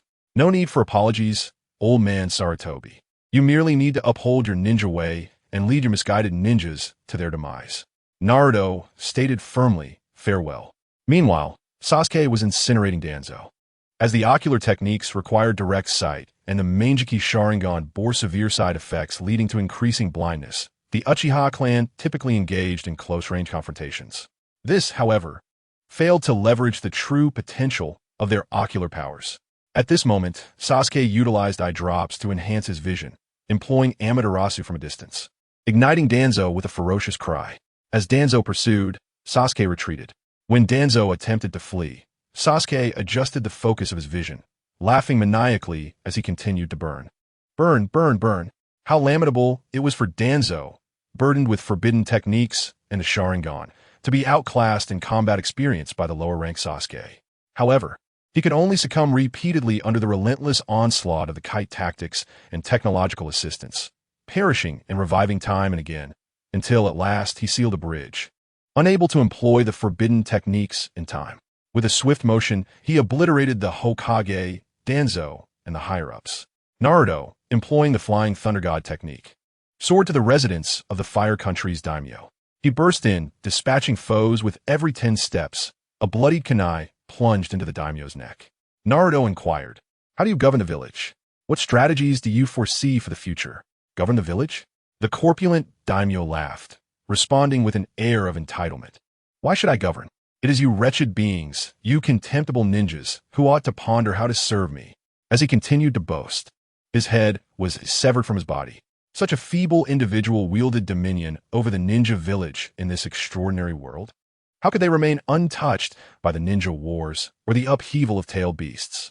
By what right? Naruto, infuriated, held the daimyo's severed head and, in a flash, returned to Konoha, standing atop the Hokage's monument, gazing down at the fourth Hokage. Shaking his head, Naruto aimed for Iruka amidst the crowd and hurled the head toward him. "Thank you for your previous guidance, Iruka-sensei. I truly appreciate it. However, I regret to inform you that you will soon find yourself unemployed. No longer a teacher at the Ninja Academy, nor a ninja at all, for the daimyo is dead. Not only in the land of fire, but all other daimyos will soon fall under my control or meet their demise. The era of ninjas has come to an end in the slow-moving world of ninja information." After his declaration, Naruto continued to teleport, raiding various nations and seizing the daimyos. Villages like the Mist, Cloud, Sand, and Rock were incensed and, under the daimyo's command, dispatched troops toward Konoha. Yet, as they approached halfway, Naruto released the daimyos marked with the Flying Thunder God seal back to their lands. Thus, under the order to protect their lives, the ninjas retreated. Just as they neared their villages, Naruto abducted the daimyos once more, leaving behind commands that warranted their rescue. The ninjas, barely able to catch their breath, were compelled to march again. This cycle repeated for half a month until the ninjas could endure no more. With a fierce strike, the Raikage unleashed his fury as the daimyo was returned, delivering a powerful elbow strike that ended the daimyo's life instantly. Akin to being struck by a locomotive, his body splitting apart. A similar scene unfolded in the Rock, Sand, and even Mist villages, causing chaos among their ranks, including Obito, who struggled to regain control. Under Zabuza's leadership, the 7 ninja swordsmen initiated a coup, eliminating the daimyo and successfully seizing power. The honest Kisame held hands with his young companion. In this battle, the young Terumi may also began to emerge prominently. After all, having eliminated the daimyo, there was a necessity for accountability to the public. However, as nearly all ninja villages rallied under the banner of avenging the daimyo and denouncing Naruto, he utilized the Flying Thunder God technique to disseminate flyers across the entire ninja world. Good news! Shadow clone agricultural technique and Sharingan cultivation research have made groundbreaking advancements, primarily through acquiring some modern seeds from farms. Crop yield data is as follows: seed introductions, external exploration reports, act swiftly to purchase. Note, no transactions with ninjas. Accompanying the flyers were samples of seeds, along with introductions to fertilizers and pesticides. Upon employing ninjutsu to accelerate their growth, the astonished populace discovered that the yields indeed surpassed the limits of the era, astonishing all. What did this signify? Henceforth, they would achieve freedom in production and sustenance. No longer would they be beholden to the productivity dictated by the daimyo. Thus, the life or death of the daimyo seemed of little consequence. In fact, their demise was self-inflicted. Zabuza, witnessing Haku, confronted his own heart and resolutely declared, "The Hidden Mist Village is hereby disbanded. From now on, we are individuals, not mere tools." With that, he removed the headband symbolizing the hidden mist and cast it aside, sweeping it into the annals of history. Chapter 141. Do all have dreams? Send them to the company. The Hidden Stone Village disbanded. The Hidden Cloud Village disbanded. The Hidden Sand Village disbanded, having first vanquished the daimyo. They then learned of Naruto's technological breakthroughs and discovered that beyond the ninja world lay broader horizons. The ninjas and their villages appeared as detritus, naturally destined for obsolescence. Various factions hurried to Konoha to seek seeds, technology, and pathways to the outside world. Disputes, hatred, and Jinchuriki paled in comparison to the drive for advancement. The entire world, in unison, embarked upon an unprecedented era of peace. This scene would astonish Konoha for millennia. Achievements that previous Hokages could scarcely fathom were effortlessly realized by Naruto. Subsequently, Naruto, accompanied by Sasuke, established a new village adjacent to Konoha, clearly marking, Konoha villagers and dogs are prohibited from entry. Thank you for your cooperation. Violators will be subject to the Flying Thunder God technique daily. This was an act of returning in glory while striking at the heart. As the Naruto-Sasuke village flourished and evolved rapidly, the people of Konoha watched with envy, their blood boiling with jealousy. Yet, they found themselves powerless. Any Konoha villager found nearby faced exclusion, ridicule, abuse, and even violence. They were immersed in the joy of Naruto's success. Anyone daring to act against Naruto-Sasuke village would face the wrath of others who had benefited. Moreover, in the realm of shinobi, where the likes of Naruto, the embodiment of the Flying Thunder God, and Sasuke, the kaleidoscopic genius, reign supreme, few can truly withstand their might. Moreover, Naruto possesses formidable allies, rendering any confrontation seemingly futile. Avoidance is futile as well. The strategy revolves around psychological torment, a mere jest in the face of adversity. Witnessing an unprecedented peace, Asuma's heart shattered. He found himself bereft of the will to avenge Sarutobi, retreating instead into the sanctity of monastic life. As for Kurenai Yuhi, she did not take the path of renunciation. Stripped of her ninja identity and unable to undertake missions, she languished at home, beset by ennui. Her curiosity piqued upon witnessing an otherworldly presence, the enigmatic Aizawa, accompanied by a construction team, embarking on a corporate venture. Intrigued, Kurenai ventured forth, only to discover she was not alone. Many former ninjas were in search of employment. Name? Skills? Inquired Aizawa. Kurenai Yuhi, adept in Jinjutsu, then report to the film production team. Sakura Haruno, skilled in obsession with Sasuke. Off to the girl group for some rigorous training. Hinata Hyuga, proficient in Byakugan, with aspirations for Naruto. Aspiration is the furthest distance from understanding. You two shall join the girl group and learn to sing and dance. I'm Ino, joining the girl group. I am Karui, hailing from the village hidden in the mist, seeking self-improvement. A fine disposition, you may join the martial arts troupe, donning a heroic guise as the company's new emblem. I am Tsunade, renowned for my gambling losses. Then, an audacious figure with golden locks and azure eyes entered. A plump lamb, if you will. Aizawa and Tsunade engaged in a few rounds of wagers, resulting in Tsunade losing everything, culminating in a signed contract. I'm Kuratsuchi, with commendable legs, I'm in. I am Niji, intent on overthrowing the branch family's dominion, liberating the caged birds.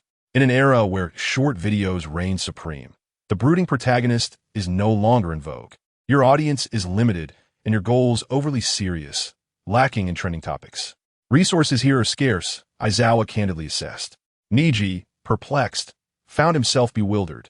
As he exited, he stumbled over a branch, causing a slight mishap. Following him was the morose Gaara. Gaara, I am here, plagued by Shikaku's torment. Gaara, unable to find rest, spoke but a few words before succumbing to madness. He was swiftly subdued by Aizawa and dispatched to the company's Abnormal Human Research Center. Typically, this facility houses those who have succumbed to the madness of superhuman abilities, as well as clones of the Blue Hawk. However, it could also serve as a haven for the mentally unwell. Arrangements were made for the ever-smiling Might Guy and Lee to engage in manual labor, while Kakashi was assigned to evaluate videos and classify films. The earnest Kisame was designated as the company's maritime ambassador. Aizawa felt fulfilled, having gathered a bountiful harvest in a single day. Meanwhile, in a shadowy corner, the Akatsuki organization convened in a state of urgency. However, there is little that can be done in haste, for on the surface, the objective is to gather tailed beasts, yet in reality, the Akatsuki organization seeks to bear the burden of rice. One moment of inattention reveals that the times have changed, and the opportunity to carry rice has vanished. It is sudden and utterly unexpected. Regarding Naruto, Sasuke, and the new era, along with the outside world, what are your thoughts? Pain spoke. The deceased, mere paper figures, puppets. Aloe, beings, the undead, those with 5 hearts, serpentine individuals, and the hidden presence of Hashirama's cells within Obito. After an extensive discussion, all eyes turned to the only physiologically normal individual present, Itachi Uchiha. Possessing the mindset of a Hokage, having slaughtered a multitude of Uchihas at a young age, he too found himself lost in contemplation. Primarily, the piece arrived in a manner so astonishing. Under the intimidation of flying thunder god Naruto, the Hokage fell, Danzo perished, and the feudal lords met sudden demise. Each village hastily declared dissolution, abandoning the ninja system. All that is needed is a semblance of normalcy, and everyone can envision a bright future. This left Itachi, the undercover operative, feeling somewhat disoriented and aimless. Perhaps we should have Haiden establish a blood donation station? Itachi whimsically suggested. Still editing the earlier portions, brothers, it has already turned in a baby bus. Thank you for the gift. Chapter 142. The Akatsuki organization falls into the net. Itachi Uchiha, the dark god of the Uchiha clan, possesses the extraordinary intellect of a Hokage-level character. This child has been remarkably clever from a young age. His strength and intellect even cause trouble for Uchiha Obito. This is specifically manifested in his propensity to sacrifice the clan's lineage over trivial disagreements, continually intimidating Sasuke, transforming him into a vengeful machine and preparing to utilize the Kodoeme Tsukumi for a complete overhaul. At this moment, Itachi also astonished the assembly with a single proclamation. Indeed, the times have changed and tactics must be adjusted accordingly. If we have Haiden operate a blood donation station or stealthily steal blood from the medical department, would that not render us invincible? The scorpion of 100 machines chuckled among the puppets. Pain, the rice-bearing brother, fell silent. He, resembling a self-important figure, remarked, "You still harbor resentment against Konoha, having taken down 7. However, to return to the crux of the matter, in the present day, with the ninja villages eradicated, can they still be considered rogue ninjas? It remains perplexing. Nevertheless, under Itachi Uchiha's initiative, the Akatsuki organization unified. Initially, they gathered intelligence on flying thunder god Naruto and technological Sasuke, then sowed discord among the villages, disguised, and infiltrated various identities, convening at a blood donation station. This plan was imaginative, seamless, unnoticed by all, and aligned with the changes of the times. All members of the Akatsuki present are seasoned ninjas, veterans of the old world. Calculating against the inexperienced Naruto and Sasuke is merely a simple task. Then, the entirety of the Akatsuki organization, with the exception of the deceased Madara, including Nagato, who stands behind Pain, as well as Tobi and Obito, were apprehended while passing by to witness the girl group featuring Hinata and the young Termime. At that moment, he was reveling in the atmosphere when he suddenly spotted a motley crew of ostentatious individuals parading about. Their flamboyant demeanor caught his attention. Some sought to draw his blood. Others attempted to intimidate him with Tsukuyami, while a few demanded his heart, and others wished to convert him into white Zetsu. Thus, he casually captured them. This incident swiftly garnered the attention of the entire ninja world. Accompanying the arrival of the company, television, mobile phones, and the internet rapidly proliferated.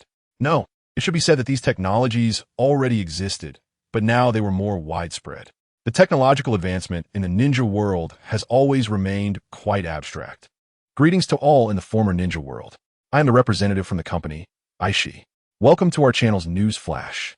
Recently, the notorious criminal organization Akatsuki has been apprehended, becoming the most talked about topic in the ninja realm.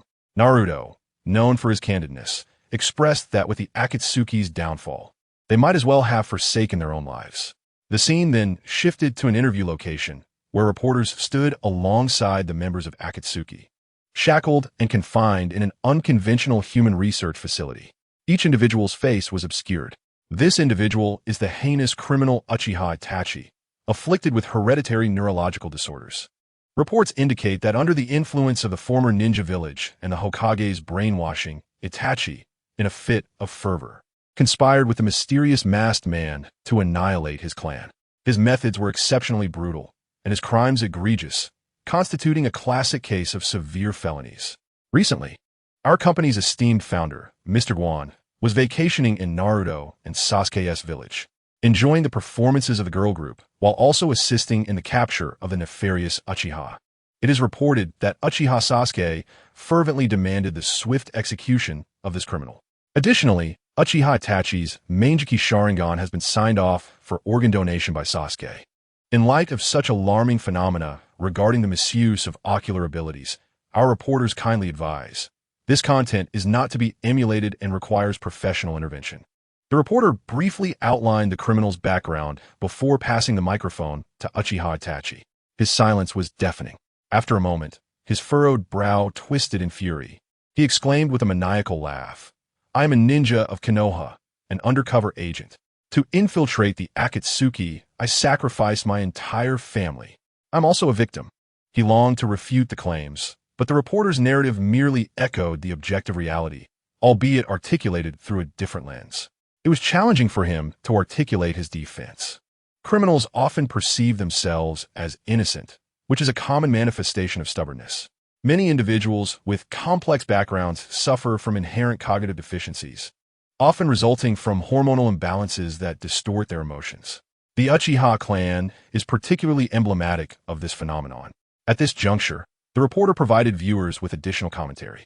Subsequently, Itachi was soundly defeated by the Akatsuki organization.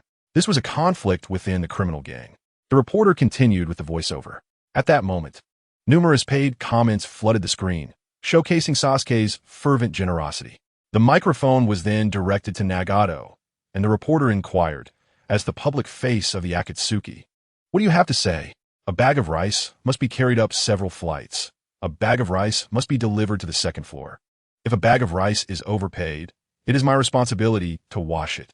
A bag of rice after washing off all that mud, alongside that pile of black tiles, each grain is sullied.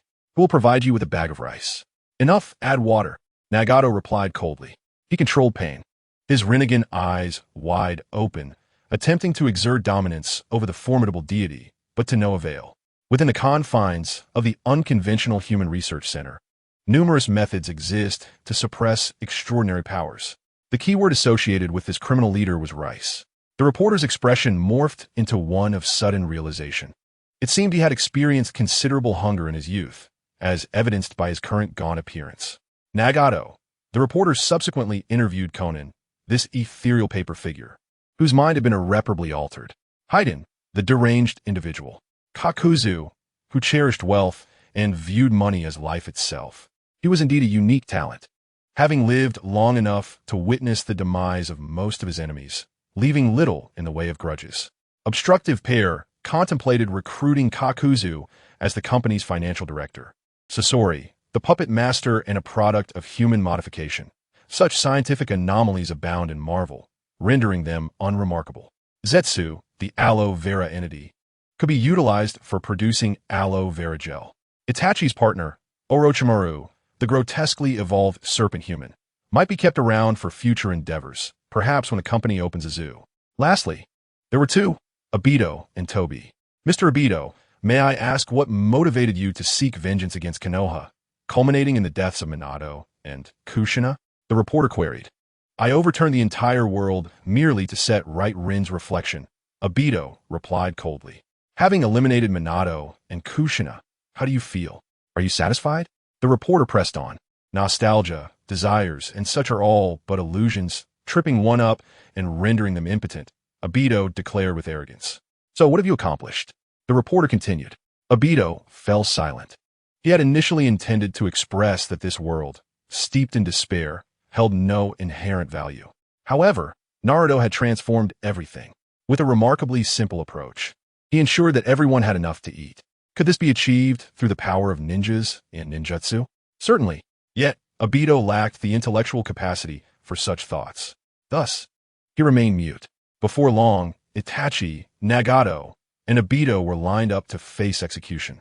The three, with their 5 eyes, were encased in jars, becoming a collection for the official bureaucracy. The remaining members of the Akatsuki were likewise sentenced to various penalties. Even within the company's programming, this episode stood as the most legally significant. And then, as the prospect of freely transforming the world of ninjas unfolded. Guan Fuyun made yet another journey to the moon, where he unearthed Kaguya Tsutsuki. This na-ve and sweet character, long sealed by the Sage of Six Paths, initially emerged with a touch of morning grumpiness, baring her teeth in displeasure. However, after a couple of gentle admonishments from Guan Fuyun, she became docile, resembling a well-behaved little rabbit. Upon receiving a smartphone and scrolling through short videos, Kaguya became more captivated than anyone else, being a figure irresistibly drawn to the allure of reverse harem techniques. Yet, when Guan Fuyun discovered Kaguya secretly capturing images of him and using his photo as her wallpaper, he felt an unexpected jolt. Chapter 143. The relationship between the people of our nation and the world of the Black Robes. Shocking. A rebel in the ninja world, the Sage of Six Paths has sealed his foolish mother for a millennium. Is this a distortion of humanity or a decline of morality? Kaguya lamented. Yui, Yuzuru, they shout justice and bonds, yet they imprison me within this planet. Thanks to Mr. Guan and the company for granting me the opportunity to see the light of day again. In the past, I had no choice. In the future, I aspire to become a star under the company's banner. I am willing to do anything. What is the true nature of the relationship between Zabuza and Haku? This has captured the attention of a diverse humanity. Why does Narasaka village frequently echo with howls at midnight? What lies behind the tragic, hoarse cries of the Rilu duo? And what hidden secrets lurk in the shadows? Tsunade has lost once more. Jiraiya's release of Paradise of Affection has ignited a sensation in New York. Spider-Man Peter Parker is set to unveil his latest solo film, Spider and the Samurai. So stay tuned. Laura, the daughter of Logan, officially inherits the mantle of Wolverine. The Professor and Magneto arrive to celebrate. Upon meeting, they suddenly fall ill, exchanging barbs and insults, only to burst into laughter amidst their quarrel. The Professor remarked, "Flowers may bloom anew, but one cannot regain their youth."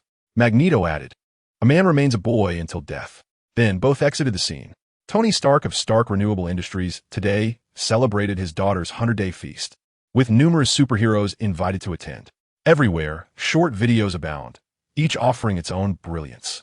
Meanwhile, in a world neglected and thoroughly transformed into a wasteland, John has made significant strides. Through the anti-life equation, he gained control over numerous superheroes, particularly the Flash. Having grown weary of poverty, John dared not waste a single moment. Fearing that something divine might emerge from the shadows, he relentlessly extracted resources and manpower from Apocalypse, constructing an immense cosmic treadmill and imprisoning the Flash within it, compelling him to run.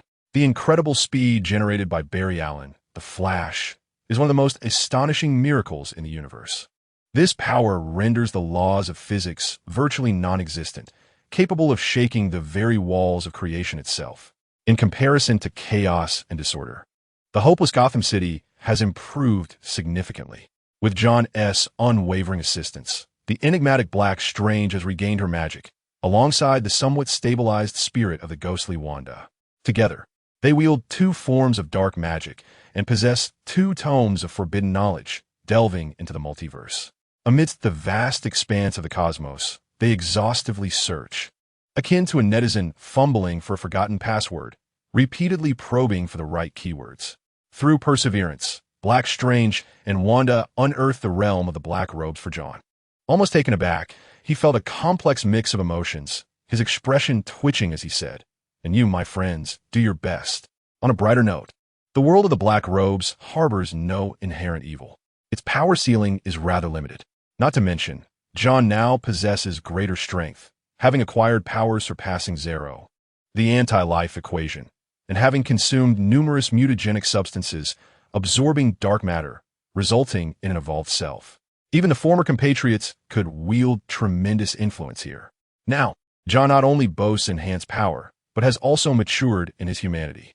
This world, known only to us, serves as a repository for the remains of superhumans and various artifacts. It can confine Louise and the Black Lightning. Simultaneously, Compound 5 remains effective. The augmentation of physical strength and the mastery of physics-based super abilities are immensely beneficial, even for the two of you. As John spoke, he stepped inside, traversing the barriers of worlds and crossing the cosmic pathways. He returned to the realm of the Black Robes, where chaos and madness reigned as before. Gone were the obstructive pairs, and the compatriots were nowhere to be found. The Seven had even lost their locomotive. The Woot Company plastered public relations statements everywhere. Today, Woot Company can confirm that the compatriots and the locomotive will be dispatched overseas for a mission, for their safety and the security of the free world. We must keep all details confidential. Let us wish them luck, and may God bless them. Recently, mainstream media has sunk to new lows, fabricating false polls claiming low support for the Super 7. Here are the verified facts from Woot News, demonstrating America's steadfast support for this greatest superhero team in history. Beneath each trending topic lay a torrent of comments and messages. Damn. Previously, the Invisible Man was said by PR to be on a secret mission, only to fall a few days later. It is reasonable to suspect that the locomotive has met with misfortune. We hope the tragedy of the Invisible Man does not befall the locomotive. No, has it not been released yet? Don't the folks upstairs know? The locomotive movie has been pulled from the schedule. Do not be deceived by the Waters Corporation. The locomotive has long since endured the darkness of the company and has fled with a bucket in hand. From where do these false rumors arise? Clearly fabricated. Yet another attempt by the Starlight fans to malign our compatriots. Regardless, I shall remain eternally youthful, forever passionate, and perpetually moved to tears for my homeland.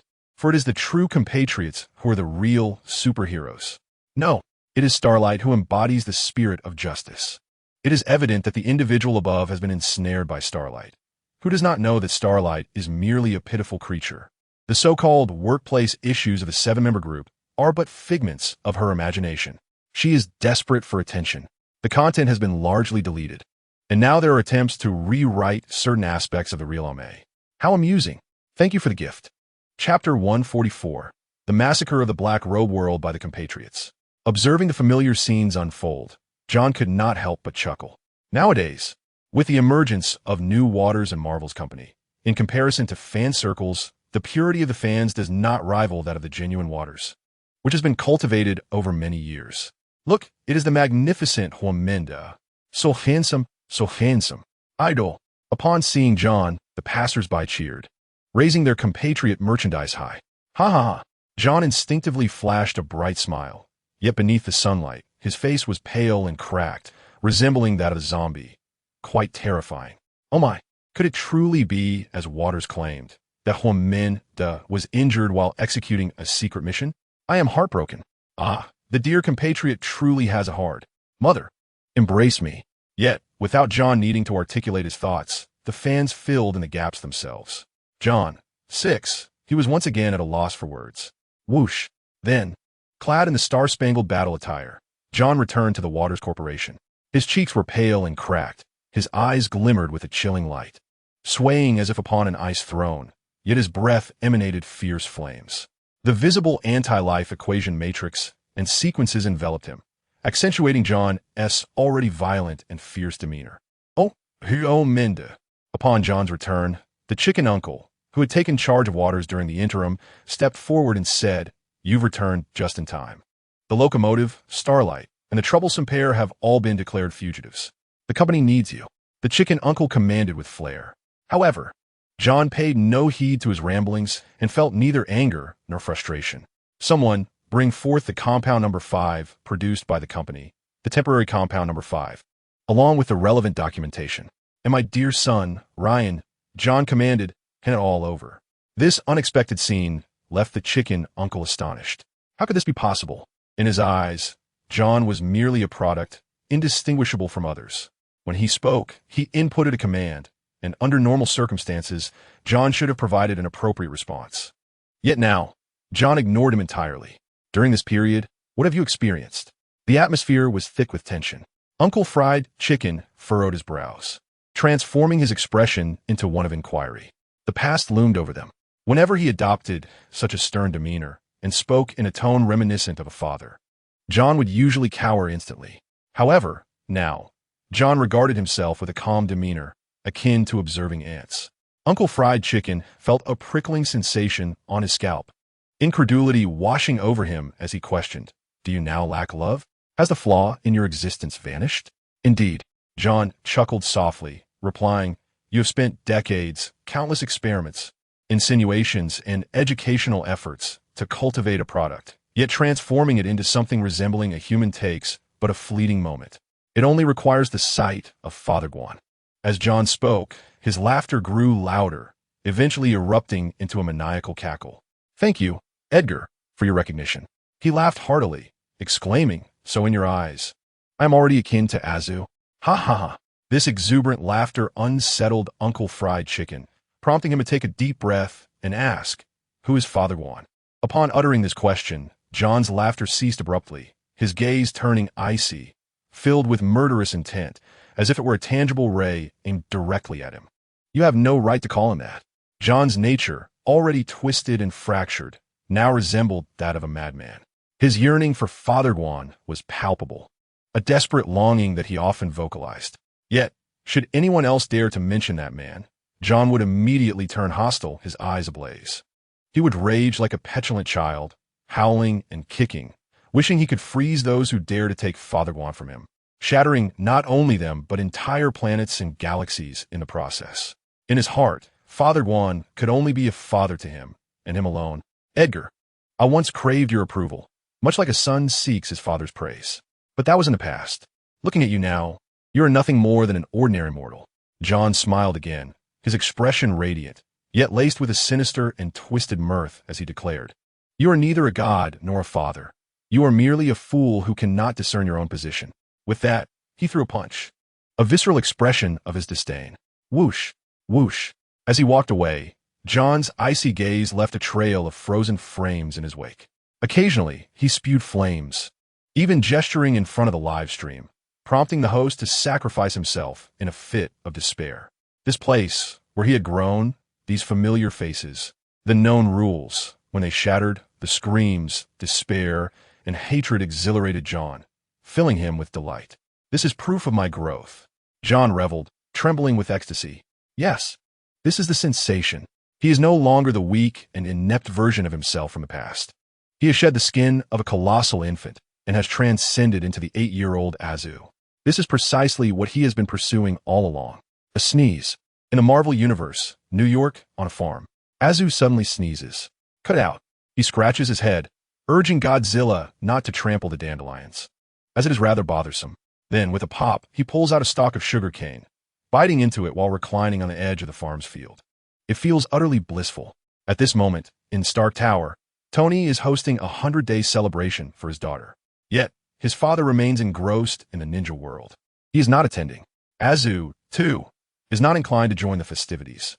However, when Azu inquires why his father is absent, the response is, with such commotion, there is bound to be trouble. Thus, Azu continues to observe the live broadcast through the time stone. He sees Tony stepping out of his Iron Man armor with an air of superiority, relishing the cheers of his fans. Top Dog, 666. Deadpool is performing a pole dance. Hulk, thumbs up. Perhaps out of shyness, Banner switches to the Hulk to show support. Need a charge? Thor is generating electricity. The train conductor has also arrived, still in good spirits.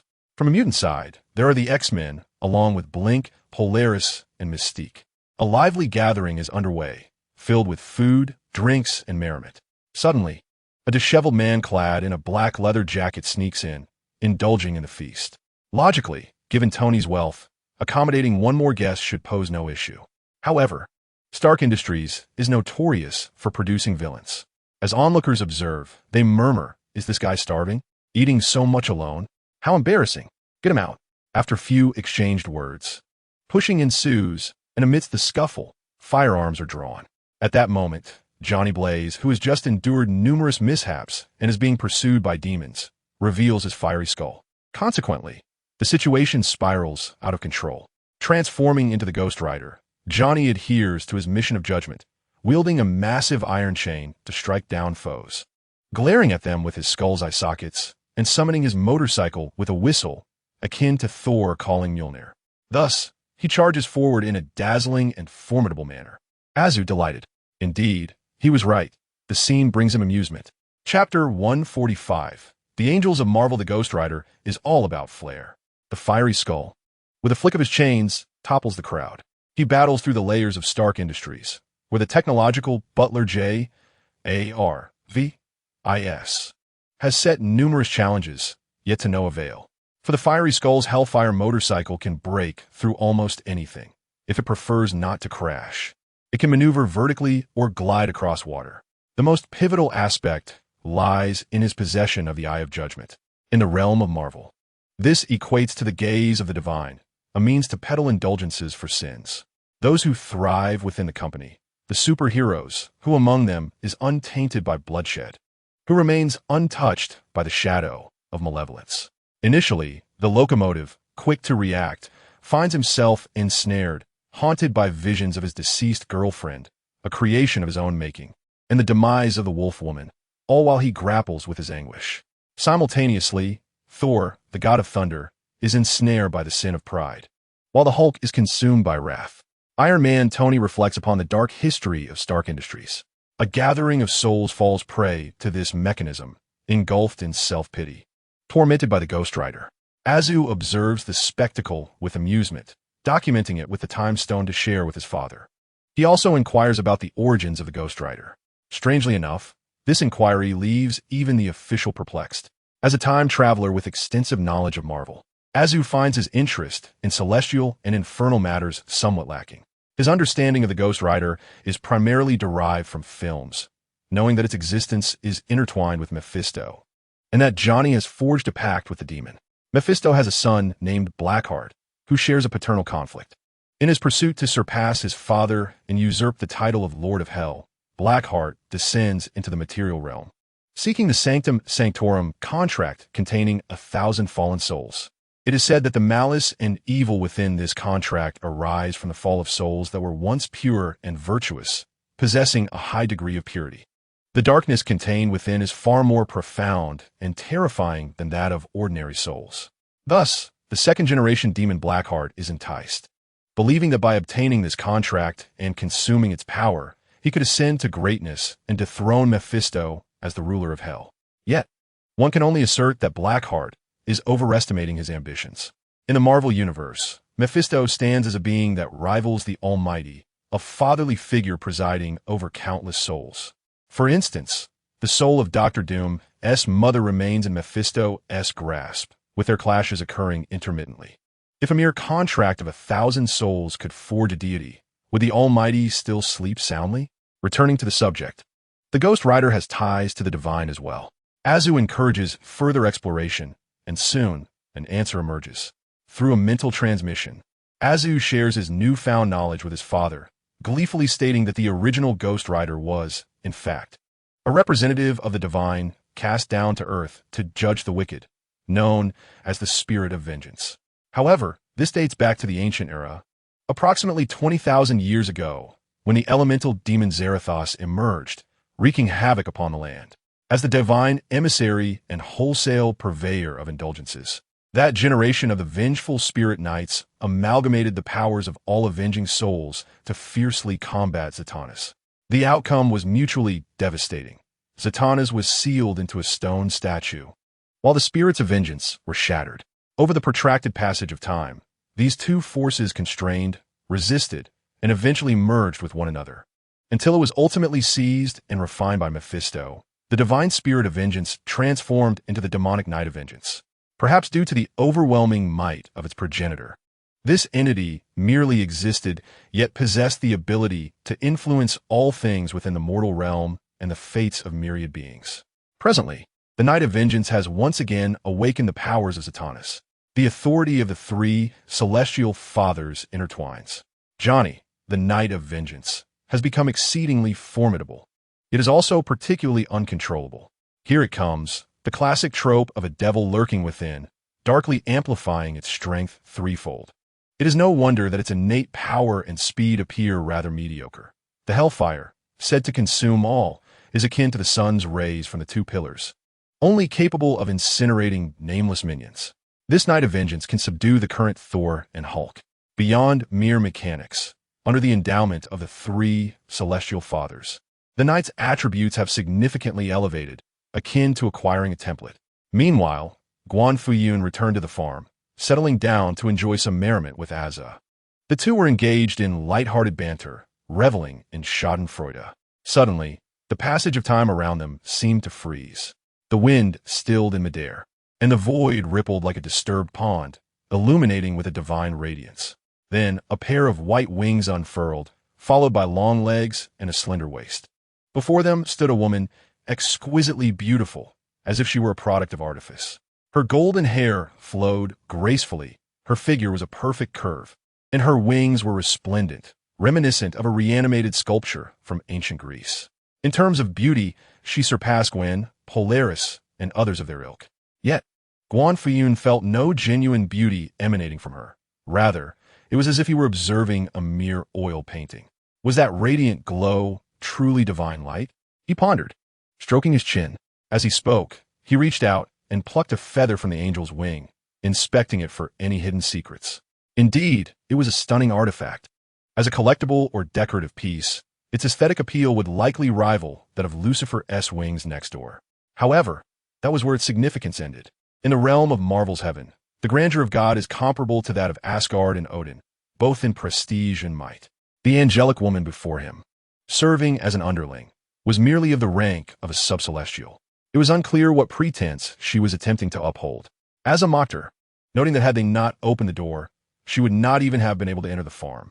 The angel, awkwardly fidgeting with her wings, landed on the ground like a clumsy fowl. Having encountered two deities, she introduced herself. I am Gabriel, the archangel of the heavenly host. A woman's self-introduction. Clearly, she had done her homework before arriving. However, she couldn't restrain herself and habitually adorned her persona with an aura of sanctity, embellishing her presence with ostentatious effects. For the past few days, I've taken leave to amend previous statements, dear comrades. With one accusation resolved, another emerges. If I do not address them all, I find myself at a loss for words. Alas, I'm grateful for the gifts and wish you all a joyous National Day. Chapter 146. The Malevolent Spirit Night. Upon arrival, I had already heard tales of the two of you, the unrestrained, celestial beings who tread upon the mortal realm, shattering the heavens with a mere flick of their hand, are universally regarded as possessing powers that transcend even the highest of divine authority. Gabriel, enshrouded in holy light, spoke. It seems that the legends do not adequately capture your prowess. Indeed, your might extends far beyond mere folklore, does it not? Of course, my father is far superior. Upon hearing this, Asa first displayed a smug demeanor, then turned scornful and retorted, "But what does that concern you?" The so-called Archangel Gabriel. In the Marvel Universe, his name pales in comparison to the notorious Thor, son of Odin, who is far more impressive. My father is formidable, indeed. What compels you, winged beings, to boast so unnecessarily? I suspect no good will come of it, Asa thought. As it transpired, his suspicions proved correct. Gabriel shifted the conversation, stating, "A war between heaven and hell is imminent. Though we harbor no desire for conflict, it will inevitably cause disturbances in the mortal realm. I hope you divine beings will not take offense." Asa replied, "Why should we not be offended?" Gabriel stammered, "Because this is a holy war of justice against evil." Asa countered, "Which side do you claim to represent, justice or evil?" Gabriel glared, "I am merely an angel, a celestial being." Asa retorted maliciously, "Strip away your wings, and you are nothing." Gabriel fell silent. After a prolonged pause, she continued, "The uncontrollable force of the malevolent night will lead to an imbalance in the power dynamics of heaven and hell. This will bring about greater calamity. To avert catastrophe, conflict is unavoidable. You two divine beings must grasp this truth. For the greater cosmic order, war and death are but natural occurrences." Indeed, upon hearing this, Asa became even more indifferent and audacious, grinning as he quipped, "Then I shall slay you and eradicate both hell and heaven. Would that not also achieve balance? Surely you can understand this, dear Archangel." Gabriel fell silent once more, casting a pleading glance towards Guan Fuyun. Asa was right. Guan Fuyun nodded approvingly. What need is there for a spirit of vengeance on this planet? When your own weapon spirals out of control, must you incite war on others' territories? Are you gods or merely fools? Did you hear that? My father speaks the truth. Upon hearing this, Asa grew bolder, his eyes gleaming with fervor as he declared, "Quickly return to heaven and send more wings as a token of our meeting. With that said, the matter can be dismissed. Otherwise, I shall personally seek out the Birdman, tear apart chicken wings, and compel your divine nation to join the luxurious KFC banquet. Such words are uttered with a certain savagery and childishness, reminiscent of the sentiment expressed by our compatriots towards the stars, vowing to obliterate the United States. Yet, it is undeniable that our nation possesses such formidable power. From the perspective of the celestial beings, as long as there is balance, the existence or demise of hell and heaven, dimensions, planets, and races is of little consequence. Much like a person is indifferent to the countless microorganisms exterminated in the act of bathing, life beneath the celestial beings is, to them, akin to the existence of mere microorganisms. Presently, our nation has ascended to the rank of a celestial being, and there is a consensus that the official floating cloud is indeed a celestial being. Their attitudes seem to suggest that the Birdman tribe is now categorized among harmful bacteria. That was not my intention. In an instant, Gabriel's gaze became crystal clear. Should the celestial beings wish to extend their assistance, we would be more than willing to offer as many angelic wings as desired. She sensibly shed her wings, returning with dozens of pairs of angelic wings to hang in the kitchen, reminiscent of smoked chicken wings, swaying gently, the feathers transforming into a flurry of pure white luminescence. Quite visually appealing, indeed. I wonder how effective these would be for brewing wine, mused Floating Cloud. Meanwhile, Gabriel, having lost her original wings, was somewhat stronger than Thor without his meow hammer, yet she had also forfeited the strength of the demiurge. She was now akin to an ordinary mutant. Her once divine aura and effects vanished, grounded in reality. Gabriel remarked, in the time to come, I shall take up employment at the Celestial Company, serving as the divine envoy of your nation to the Blue Star. Upon finishing her words, she performed a ceremonial display, full of gestures, bowing and paying homage, presenting herself before Floating Cloud. Then, with her mission in hand, she embarked on a pilgrimage to the company, seeking the troublesome pair to become a live-streaming host. Soon, Floating Cloud witnessed the debut live-streaming sales show of the new female host, Gabriel. Simultaneously, Floating Cloud came across a short video of Thor and Hulk being forcibly controlled by the Ghost Rider, weeping in despair after their judgment. This video was recorded and published by Deadpool, who smiled as he did so. The comments in the video read, "Superheroes are not at fault. It is our expectations that are too high. We are to blame. Should we not reflect, apologize, and purchase merchandise? Hulk is truly trying his best. Thor looks so handsome even when he cries. Through wind and rain, I love Hulk, I love Thor. I await you, unwavering and fervent. Let us take down Deadpool. Do not let him film any longer." Such sentiment was utterly foolish. Floating Cloud chuckled softly, discreetly pressing the number 6.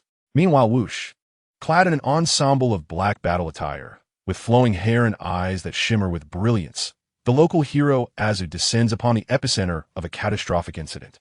His whirling form resembles a devastating cannon, instantly shattering and penetrating the Stark Tower, causing the specially designed floors and walls to disintegrate like mere foam with a single landing. The once rampaging Ghost Rider, who rode his infernal motorcycle with reckless abandon, now found himself devoid of stability. The tempestuous winds swirling at his feet, laden with debris, cake, and metal, struck him relentlessly, sending him reeling in all directions. He plummeted, then flipped, as his motorcycle skidded along the ground, igniting a dazzling shower of sparks. The Ghost Rider looked up, only to behold Azu emerging from the storm, sipping on Wangzai milk, casting a calm gaze upon all present. Damn it, in my domain, there exists one who can outshine me in bravado. The Ghost Rider seethed with rage, springing up with the agility of a fish, raising a hand in a striking pose. Pointing at Azu, his eyes ablaze with fury, proclaiming, "Judgment, you are guilty." Yet, nothing transpired.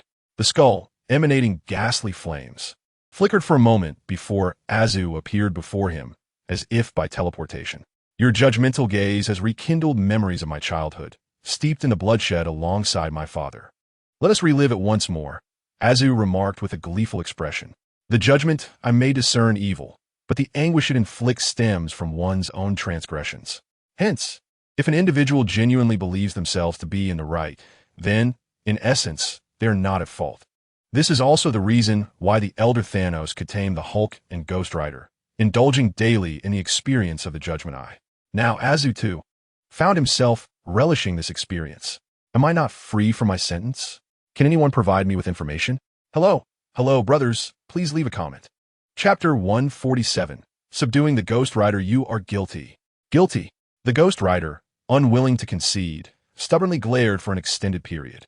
During this time, the judgment relentlessly revisited the past, presenting moments of guidance from his father and the joyous times spent fighting alongside him.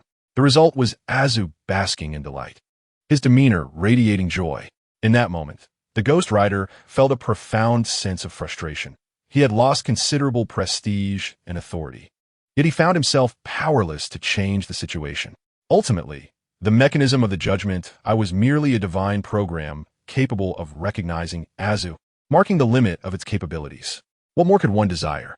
However, the Ghost Rider, who was known for his notorious temper, could not afford to lose face.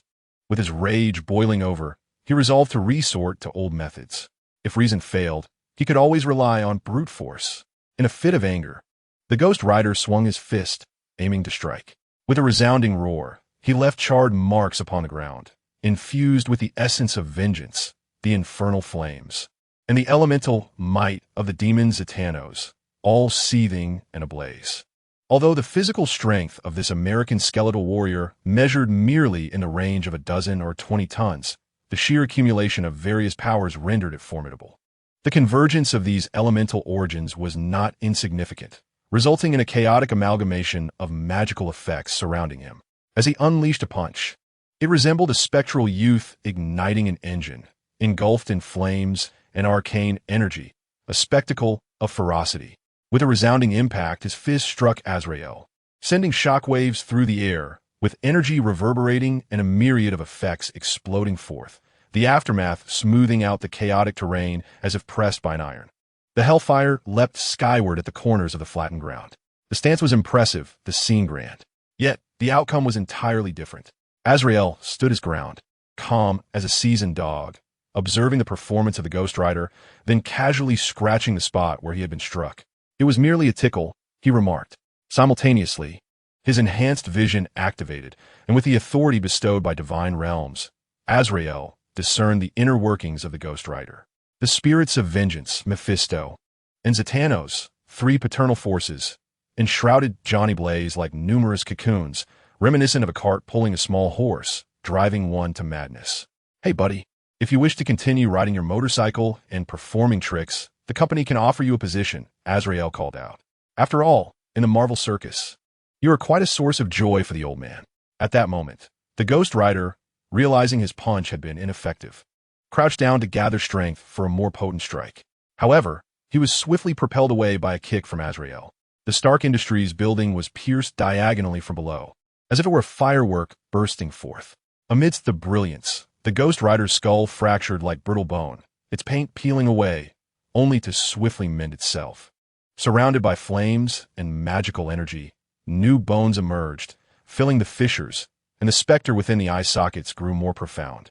Moreover, the Ghost Rider's aura surged, the flames and the intertwined paternal magical forces coalescing into a colossal force field, astonishing in its enormity. At that moment, all pressure converged upon Azrael. He felt remarkably at ease, almost bored. Damn it, I've been had. Who recorded the scene of me weeping and uploaded it to the fan group? It must be Deadpool. He is truly going to meet his end. Hulk smashed Deadpool kaput.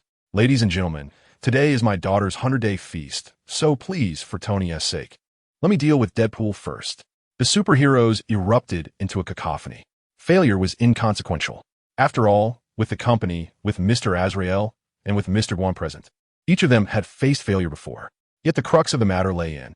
This time not only ended in failure, but also resulted in a significant loss of face before the fans. How could this not be considered a collapse? Holding back in the moment only fuels growing frustration. The crowd frantically sought out and assaulted Deadpool, with one after another taking their turn in line. Positioned in the midst of this chaos, Thor cradled the battered form of Deadpool, overcome with emotion, cried out, "Where's your healing factor? Hurry up and kick in. Your time to get pummeled is now. For heaven's sake, give me something to work with." The only one present who did not partake in the beating was Peter Parker. Even though Deadpool had been judged by the Ghost Rider, had his composure shattered, and displayed a comical array of failures, He still refrained from snapping a photo of Spider-Man's embarrassing moments. At that moment, the Ghost Rider unleashed a devastating motorcycle maneuver from the heavens. He transformed, merging with his bike, a skeletal figure ablaze with ghostly flames, exuding an aura of unparalleled coolness. "Oh wow, how impressive," Azu observed, as he yanked Mini Godzilla off his shoulder and tossed it into the fray. With a roar, Godzilla, resembling a monstrous toy, grew in size mid-air, clamping down on the Ghost Rider as if a playful husky had seized a bone, tossing and pulling with fervor.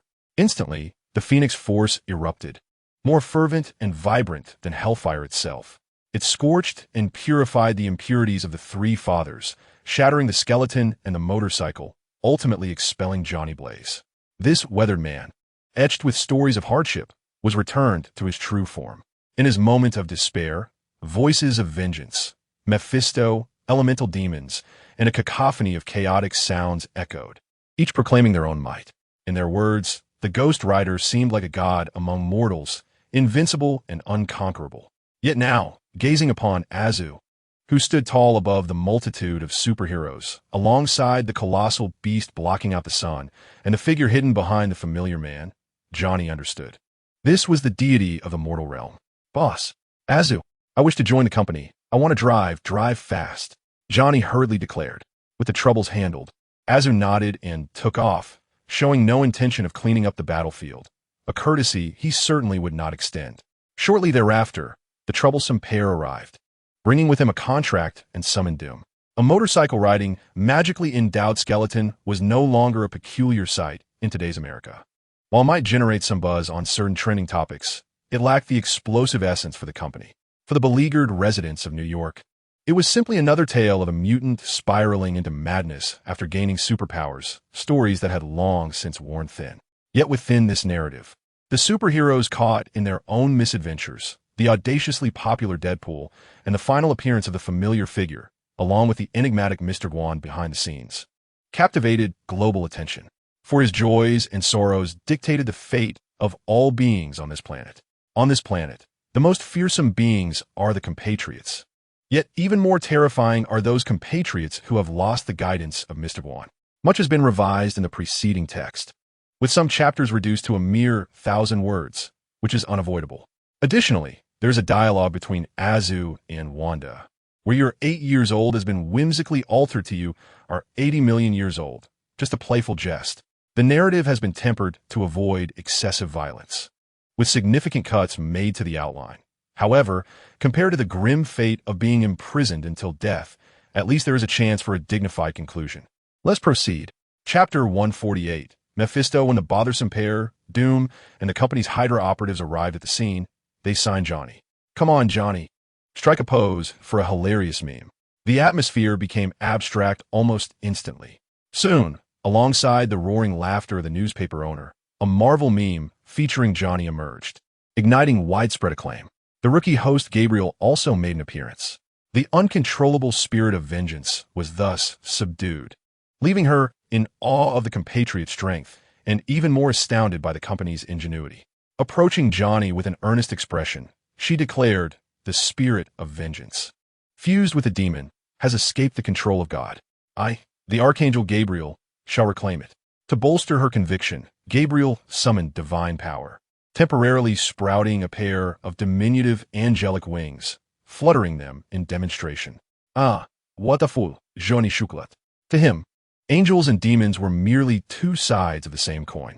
He turned to Doom, clad in armor and surrounded by a swirling vortex of magical energy, an unmistakable embodiment of power, and remarked, "I accept the company as transformation and training." "Correct," Doom nodded. "Someone escort Gabriel out. She's in the wrong scene," Pair interjected. Thus, Gabriel resumed her live broadcast, peddling chicken wings. In the realm of combat, Doom surveyed the wreckage of Stark Industries, where Pepper, in her confusion, struggled to discern who among them was truly the husband, alongside their adorable daughter. A wry smile crept across his face. "Ah, Tony, your situation isn't so splendid, is it? A mere Ghost Rider has brought you to your knees. Pathetic." Tony, visibly perturbed, replied, "My face is practically blackened," especially as he watched his daughter babbling away, nearly calling Doom Daddy. With a sour expression, Tony grumbled. Can't you at least cover your face? Why should I? I'm so handsome, why would I hide? Doom interjected, do not flatter me. The two exchanged banter, and then Doom, with an air of nonchalance, approached Tony's daughter, presenting her with some gifts before finally addressing Johnny. Buzz, with a fusion of magic and technology, an unusual machine was rapidly assembled. Johnny took his seat, and the spirit of vengeance, alongside the elemental demonic powers, was drawn out through a conduit. This is the most troublesome aspect of characters from the magical realm. If it were a mutant, or a being like Peter Parker, let Godzilla purify them with the power of the Phoenix, they would surely behave thereafter. Yet, magic and sorcery are inherently tainted at their source, susceptible to relapse. The spirit of vengeance is manageable. Even the Birdman, supreme over deities like God and Odin, has been subdued, no longer daring to meddle in the affairs of the Blue Planet. The fragments of Zatannos are simpler still. In life, he was merely a typical celestial father, now long deceased.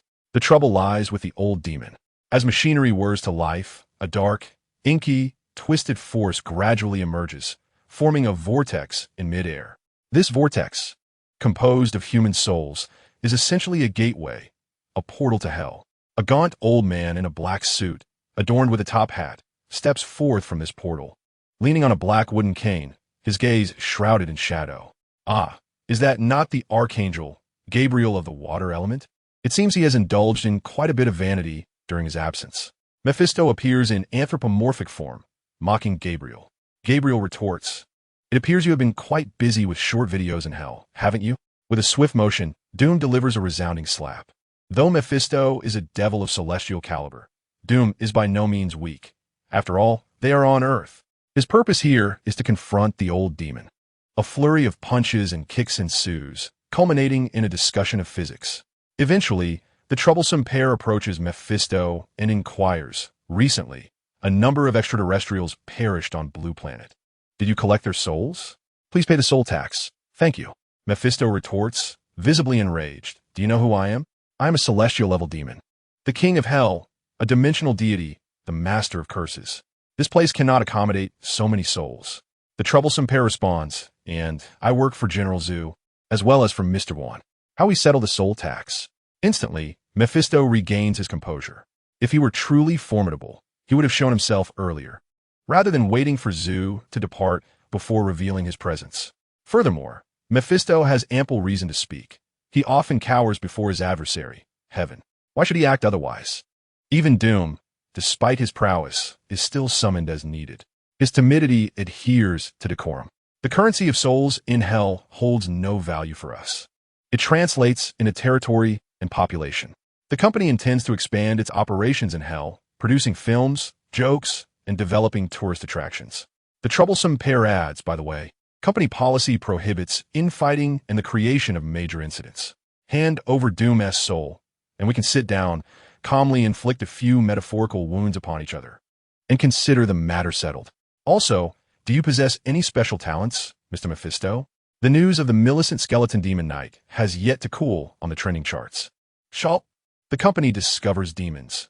Hell is set to expand its operations. Mephisto sings and dances. The Devil Lord has established a presence on short video platforms, facing an onslaught of negative reviews. He lamented that contemporary audiences lack aesthetic appreciation, asserting that their taste must be cultivated and that he could afford to wait in hell for audiences to arrive. Subsequently, he continued to receive disparaging remarks. This headline has sent shockwaves across the globe. At this moment, the enigmatic Mr. Miracle and the S.H.O.A. have both fallen silent. Otherwise, the likes of Reed and Egg would surely have questioned whether they had inadvertently stirred trouble once more. With the emergence of the devil, apocalyptic theories and prophecies have resurfaced. The already high-strung society of America finds itself besieged by various religious factions and environmental activists, brandishing placards in protest against hell. The most surreal response comes from the government, which, amidst hurricane disasters that left thousands missing, could only rescue a single manatee. They subsequently launched a disaster relief loan program, placing the blame squarely on the devil, further tarnishing the already dismal reputation of the nation. In a fit of rage, the disgruntled citizen sought legal action, initially hoping to unleash his fury. But his company advised that such an outburst would lack dramatic effect. What was the outcome? After losing the lawsuit, he transformed his approach, adopting the guise of a unique creature, the devil, a being with peculiar skin, and the identity of a father left behind in hell, ultimately achieving victory in court. The entire episode was broadcasted live, captivating viewers and enhancing the show's entertainment value. As the audience witnessed the barrage of sixes from the comments, our protagonist expressed gratitude to the officials for their financial support, all the while harboring a deep-seated grudge, vowing that when these lunatics meet their end, he would ensure they descend into hell to savor a feast of fried delights. Chapter 149. The helpless apocalypse in numerous films and television shows, superheroes, while not as radiant as Ultraman, are portrayed as allies of justice. However, when set against the backdrop of America, this notion of justice swiftly becomes a source of humor. For instance, one cannot fathom why, during a disaster, Iron Man would cut off power to Stark Industries to rescue a sparrow or a pet, only to extend loans to the victims. Disregarding reality, the increasingly diverse and politically correct Marvel films have become progressively unappealing. Take, for example, the repeatedly remade Captain America 4, which presents a scenario where, despite the presence of the Red Giant, Betty, and Ross, the protagonist is the Falcon. This merely scratches the surface of cinematic portrayals. If one were to truly inhabit the Marvel Universe, the daily amusement would be boundless, filled with laughter and joy. This is the wellspring of delight for the audience. Yet it simultaneously underscores the helplessness of the apocalypse. The mutant apocalypse in Saban is depicted in the film as an Egyptian pharaoh, the first mutant. In the comics, he is the adopted son of the pharaoh from Egypt's first dynasty, a ruler who is, in reality, a variant of the Conqueror Khan. On Blue Planet, with the Sentinel robots having been vanquished long ago, Professor Xavier and Magneto, along with a cadre of mutants, have become corporate employees, and even the Xavier School for Gifted Youngsters has been surrendered. Thus, the narrative of reversing the future is rendered moot. Consequently, when Apocalypse emerged from the Earth due to the intervention of the venerable Earth Brother, he beheld the omnipresence of short videos and superhero montages, leaving him in a state of utter bewilderment. In the cinematic realm, Apocalypse wielded his extraordinary abilities to swiftly peruse the annals of human history and development, expressing profound discontent with the plight of mutants, particularly unable to accept a world governed by feeble humans. This discontent heralded an era of extraordinary warfare. Yet, in the present, the entirety of the planet now subsists under the whims of one known as Guan Fuyun, who manipulates celestial bodies and nurtures the formidable ego. His might is unfathomable even to Apocalypse, a mutant of unparalleled prowess. Even his adopted son, the one referred to as the Villager, possesses the ability to traverse the surface of the sun and propel entire galaxies, a feat that leaves Apocalypse in awe. As for the treatment of mutants, it is exceedingly comfortable. Within the short videos, Apocalypse witnessed the formal retirement of Magneto, who bequeathed his title to Polaris, entrusted the X-Men to Cyclops, and handed Wolverine's mantle to Laura Kinney. Thereafter, each day, Eric, Charles, and Logan joyfully streamed their lives, earning wealth while traversing the globe. He observed the irreverent yet immensely popular Deadpool and mutants graduating from Xavier's school, eagerly awaiting their assignments on film sets. Not limited to mutants alone, figures such as the Hulk and Thor also bask in the glow of stardom. Additionally, there were streams featuring the legendary Tsunade, alongside the beloved Jiraiya, various female ninja idol groups, and even Naruto and Sasuke, who had made their debuts. Everyone seemed to possess a bright and promising future. Apocalypse felt that this world had gone mad. It was a delightful sort of madness, contrasting sharply with his status as a relic of a bygone era. Perhaps it would be best for him to bury himself once more? Apocalypse contemplated this, realizing there was no recourse. Everyone else seemed normal, and he could not succumb to madness. Then, quite suddenly yet inevitably, a passage was breached, propelled by the Flash, who served as a hamster for power, utilizing his super speed as a spear to pierce the wall of origins. From within emerged the spectral Wanda, the enigmatic Black Adam, and the super mutant John. Currently, they existed merely as projections, their true forms still constrained by the wall of origins. Yet this sensation, this aesthetic, those short videos, those images belonged to a world where their father thrived. Oh, how John was moved to tears, akin to a child who finally received a long-desired toy. He was entwined in the anti-life equation, his visage cracking under the sunlight, with various containers embedded in his back, continuously injecting him with a compound known as Number 5. He reached out desperately, longing to seize a shirt from a store, designed by Azoth, adorned with an image of Guan Fuyun cradling little Azoth against a backdrop of disdain. Yet, it was painfully evident that he could not grasp it. John, overwhelmed with emotion, collapsed onto the ground, kicking his legs and waving his hands in despair. Amidst his tears, he rummaged through his backpack, retrieving figures of Guan Fuyun, Wanda, Godzilla, and Doodle from the farm. His demeanor exuded the essence of a colossal infant. A genuine product of the dark robe. "Are you all right?" Apocalypse inquired, only to be swiftly subdued by the combined efforts of Wanda and the Dark Strange. Ultimately, both were inhabitants of the Marvel Universe. Even if they had departed, their influence on this reality would far surpass that of John, akin to the dimensional deities. Apocalypse, despite being a quasi-father figure, found himself utterly defenseless in that moment. Ensnared by dark, profound magical runes, his eyes rolled back, revealing a lifeless gaze as he transformed into a puppet. "We must ascertain the strength of another you and me at this moment," Wanda declared. "Moreover, this universe still harbors certain treasures worth collecting. They could enhance your power and serve as the conduit for your arrival in this realm." Dark Strange, with all three eyes wide open and an unsettling heaviness in his darkened orbs, proclaimed, "I possess experience in obliterating multiverses. For us to succeed, we must contend with the temporal variance authority and the god of stories, Loki. I have a premonition that he has become an obstacle." Witnessing the beauty of this world filled them with exhilaration, igniting a fervent desire to immediately embark on their journey. Yet, they understood that progress must be made step by step. "I know, Father. Wait for me.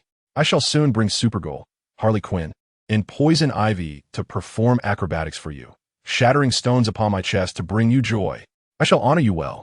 While weeping, John stood up, and Wanda, alongside Dark Strange, dissipated their magical traces. They erased the projections and energy fluctuations of the three, all accomplished with the speed of divine force, defying the laws of physics and energy science.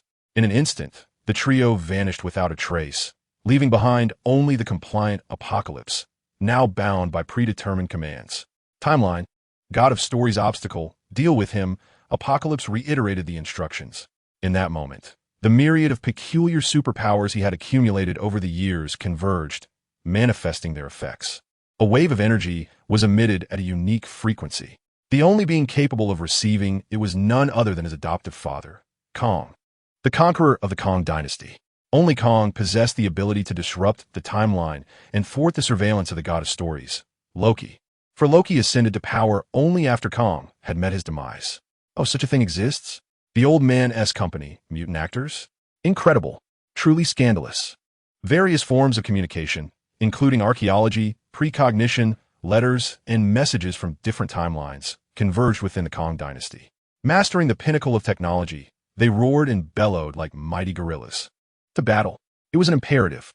Chapter 150. The War of Timelines, each one's shadowy past. The vanquished was not the conqueror, but rather Kong. His true name, Nathaniel Richards, hails from the 31st century of Earth 6311, a ruler of the galactic realm in a future world and a descendant of the illustrious Mr. Fantastic. Much like the Reverse Flash, in Kang's era, Blue Planet technology had achieved remarkable advancements, even surpassing the zenith of Shi'ar, with Iron Man armors almost ready for display in toy shop windows. Meanwhile, Iron Man, the Hulk, and the Avengers had become mere relics of history, enshrined in the Heroes Museum. The Reverse Flash visited the Flash Museum and became enamored with Barry Allen, obsessively pursuing his idol for centuries. How could you not be the Flash? The anguish of losing his idol was palpable. He was a fervent fan, a devoted acolyte. Conversely, Kong, upon witnessing the Heroes Museum, fell prey to the allure of superheroes. Like a fervent devotee, he harnessed the advanced technologies of the future alongside ancestral recordings and the Time Fortress, achieving what Savitar had long coveted, transcending time, omnipresent, and seemingly miraculous. In every timeline of the Marvel Universe, there existed a Kong. The Conqueror Kong was the embodiment of ambition within Kong himself. Lacking superhuman strength or speed, he was but a mortal, yet wielded the power to obliterate universes, distort timelines, and surpass deities. He maximized the disparity of information and the accumulation of immortality, becoming the quintessential Marvel representative of such extraordinary abilities. Throughout the eons, Kong the Conqueror subdued nearly all known universes and understood himself. Yet, he had never laid eyes upon the unique blue planet, which filled him with delight and a desire to conquer. Thus Kong, driven by impulse, bravely set his plans into motion. His conquest blossomed across the past, present, and future, utilizing the entire timeline as the battleground. Nearly as soon as the thought of conquest took root in his mind, his forces were already advancing. Mutants, aberrants, extraterrestrials, gods, demons, angels, even motorcycling skeletal figures, and the living planet Ego. The charismatic Spider-Man portrayed by Peter Parker, the thunderous Thor, a ninja girl group, oh my, the fiery red-haired king of Atlantis. The humans of Blue Planet had witnessed an abundance of spectacles, far too magnificent to fathom. Yet even so, they could not have imagined that some figures, long since vanished from history, were poised for a resurgence, nearly becoming the stuff of textbooks. They would return with a new visage, like Steve Rogers. As soon as this flamboyant, elderly white man appeared, he proclaimed, "Hail Hydra!" His vibranium shield and uniform bore the insignia of Hydra. Upon his arrival in Florida, the local residents were horrified, and the Hydra operatives within the company were bewildered. What era were they living in, still chanting Hail Hydra? Absurd. Hydra had long since pivoted away from such antics. Conquering the world and engaging in violence was utterly exhausting. It brought more trouble than reward. Why not create films and engage in entertainment instead? That route proved equally, if not more, lucrative. Immediately, the public relations representative from the company voiced their concerns, branding Steve Rogers as the Hydra captain, the embodiment of evil intent on enslaving humanity. However, this was akin to claiming that the Monkey King was merely a stable master, an assertion unlikely to resonate with the American public. Thus, the PR representative unleashed a masterstroke. Utilizing the company's media machinery, they proclaimed in the Republican strongholds that the Hydra captain intended to vote for the Democrats, while in the Democratic bastions, they asserted he would endorse the Republicans. This maneuver incited outrage across the nation. Before the malevolent Hydra captain could gather his followers and flaunt his power, enraged voters pursued him through the city, leaving him in a state of delirium. On his way to emergency care, he met with misfortune and was further assaulted by well-meaning citizens.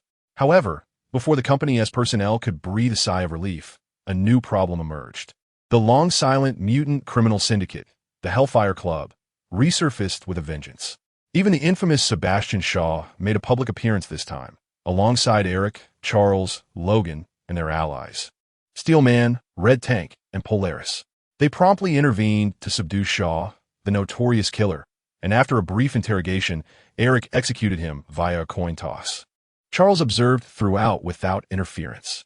Having endured the relentless torment from Azazel, Charles experienced a profound epiphany. How does one repay virtue with virtue? Yet, the saga continued. Everyone must confront their dark past. Although this version of Charles from Blue Planet had been somewhat normalized by the influence of the Black Cloak, the Marvel Universe was rife with kindred spirits. The Conqueror Kong orchestrated a maneuver, summoning the young Charles from the days of future past timeline. Upon encountering the less confrontational young Charles, who employed telepathy to glean memories and understand the situation, he chastised the older Charles, questioning, "How can you be this way? Is there no empathy within you? Should the murderer simply perish? Why not prevent Eric?" This rebuke left the older Charles dazed. He wished to respond, "My friend, do not invade others' minds. It is exceedingly rude," but as he opened his mouth to speak, he found himself rendered speechless. The sins of his youthful mother ultimately manifested as bullets, striking him in the present. Subsequently, the elderly Charles with dementia from Logan and the Charles from WandaVision associated with the Illuminati made their respective appearances. One arrived in a state of paralysis, exhibiting symptoms akin to epilepsy and dementia, bombarding with unfiltered mental energy. The other declared that there were too many dangerous elements to control, insisting that the Hulk be banished from Earth. I couldn't help but chuckle at this. How had I never perceived your brilliance before? Eric exclaimed in delight. He live-streamed, recorded, and filmed short videos while donning a helmet designed to protect against fire, theft, and professors' a helmet reminiscent of Polaris. He effortlessly rendered each Charles unconscious, showcasing the prowess that specialized weaponry affords. A row of bald heads, akin to boiled eggs, stood in neat formation, with the scowling Charles at the forefront. This spectacle delighted Eric to no end, bringing him to the brink of laughter. However, a problem arose. Charles stated gravely, "Is that even necessary to mention? The entire world is aware. Short videos are questioning why time is unraveling." Eric retorted with sarcasm. Indeed, the Conqueror Kong had brought not only superheroes and supervillains for various timelines, but also ordinary people. The sudden appearance of another version of oneself would startle anyone. In that moment, the world was enveloped in a palpable tension, as if a storm were brewing. At this rate, the mere increase in population could lead to the collapse of Earth, without any supervillains needing to intervene. It was at this juncture that the Marvel law of doom and desperation came into play once more. The timeline is chaotic, the world is fragmented, an inexplicable surge in population. No matter, the battle realm welcomes you. Come on in, take a seat. Having established the battle realm and rescued the soul of his mother, Doom now resembled a protagonist who had succeeded against all odds, yet was still playing a part. I truly must express my gratitude. Upon witnessing Doom's triumphant facade, Tony felt a pang of discomfort. He immediately began his wishful scientific endeavors, intending to create a super artificial intelligence akin to Skynet. However, upon engaging with the experimental platform, he detected something amiss. There was already a super artificial intelligence present. Observing the craftsmanship, he realized it was a creation of his own. What? Chapter 151. Ultron is wounded by the grotesque. How could this be? Upon sensing Ultron's existence, Tony was taken aback. Such intricate design, such a colossal intellect, such formidable learning capabilities. This perfect technological creation could only have been conceived by a genius like himself on Earth, right? Indeed, there was no doubt he could create it. Yet, the question remained, how had the product emerged before he even commenced his research? Connecting this with the global timeline chaos, Tony's heart sank. Jarvis? He summoned his AI, but received no response.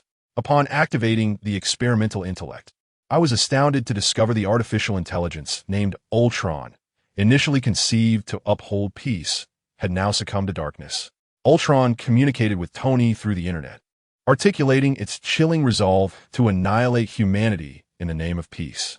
It was as if a winding mountain road had been abruptly straightened, evoking a bizarre beauty of sheer intellectual absurdity.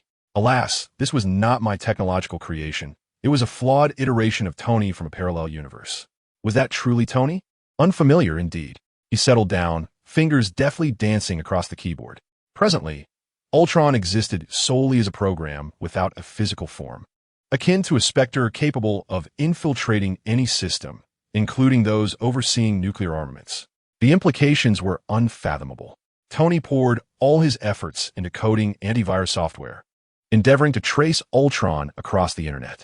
Under normal circumstances, this task would resemble searching for a needle in a haystack, utterly unattainable. Yet, inexplicably, the once menacing and frigid Ultron seemed to halt upon encountering the company's network system. How to describe this sensation? It was akin to witnessing a collapse of one's worldview.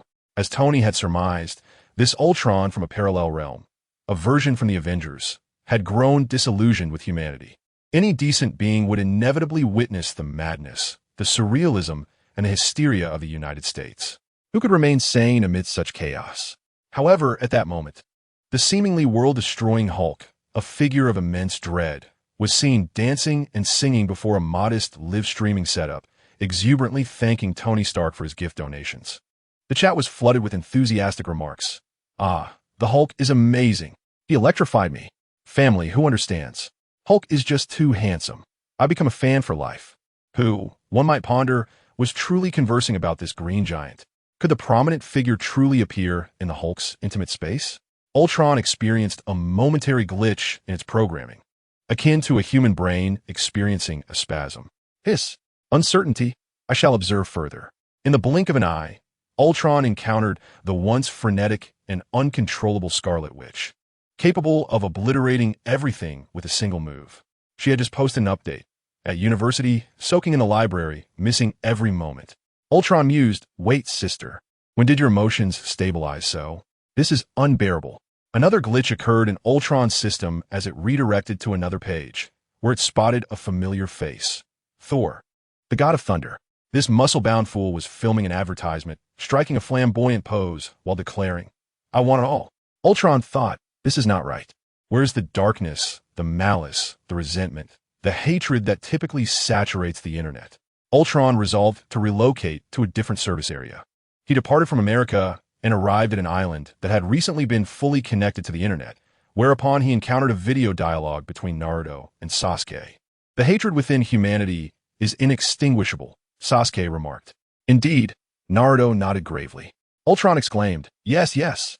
This is the essence of it. This inherent madness and animosity that has been ingrained since childhood. Humanity is inherently like this." He gesticulated animatedly, nearly breaking into a dance reminiscent of the exquisite G-Ni Time-Mei. When had he absorbed this dance? At that moment, Naruto continued thus: on one hand, we must hold trials and execute the war criminals of the ninja world to ensure lasting peace. On the other hand, we must foster cooperation, enhance understanding, and build mutual trust, allowing the world to comprehend us. Mere propaganda will not suffice. We must also create our own products, much like Uncle Guan's company.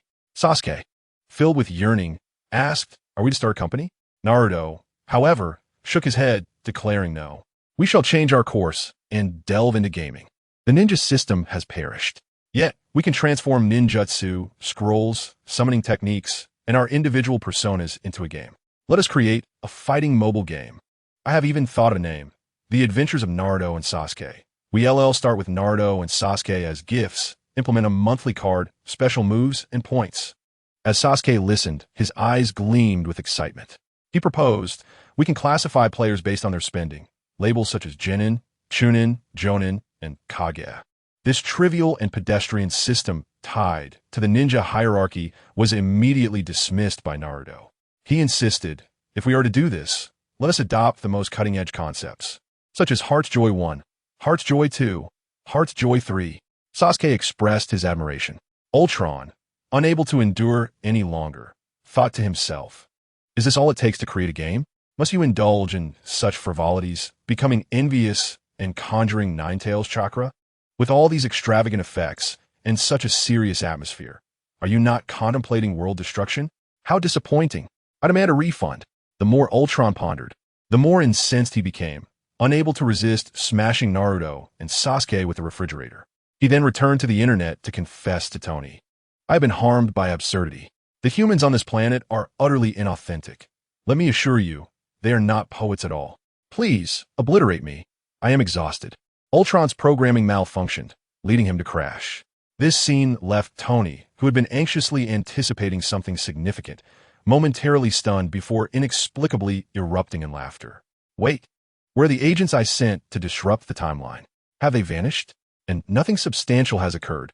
In a distant future, a figure named Kong, known as the Conqueror, who observed this event in a history textbook, also found himself inexplicably amused." Chapter 152, The Marvel Zombie Universe. Logically, a single Hydra captain should be capable of causing enough chaos within the Avengers to create a profound disturbance. In addition to the Hellfire Club, Black Emperor, and Ultron, why does history remain so tranquil? There are scarcely any records regarding the compatriots. In some distant corner of the future, the Conqueror Kong finds himself perplexed, restless. He clutches the annals of history, scrutinizing them throughout the night, only to discern that they insidiously proclaim two words: demonic depravity. The historical texts are shrouded in ambiguity. Is it the tale of Loki, the god of stories, mending the timeline? Or is it that those individuals never truly became part of history? The Conqueror Kong is taken aback. This is a vulnerability of his. He lacks formidable superhuman power. Thus, he does not occupy a sufficiently elevated position. Originally, Kong could whimsically manipulate the timeline, omniscient and omnipotent.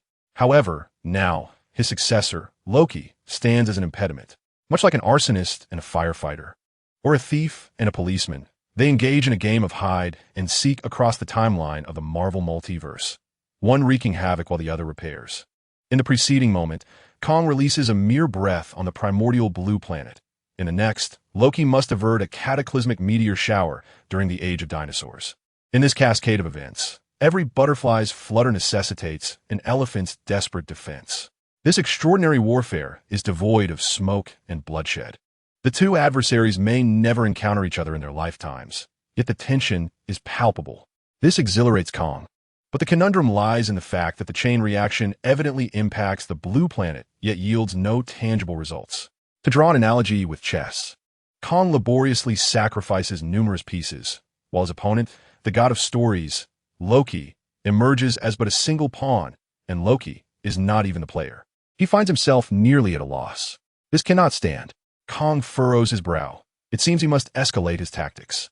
He reaches out to a version of himself from another timeline, receiving the response, Sahasa, human flesh, delicious, a mouthful of delight, accompanied by a roar akin to a wild beast. No, to be precise, it is the groan of zombies. The zombie universe, insatiably craving fresh flesh, casts its gaze upon him. In this universe, all superheroes have succumbed to zombification.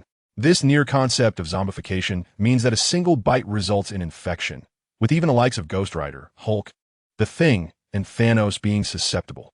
Yet, zombification does not impair intelligence or thought. It merely renders one incapable of tolerating hunger, driving them to madness.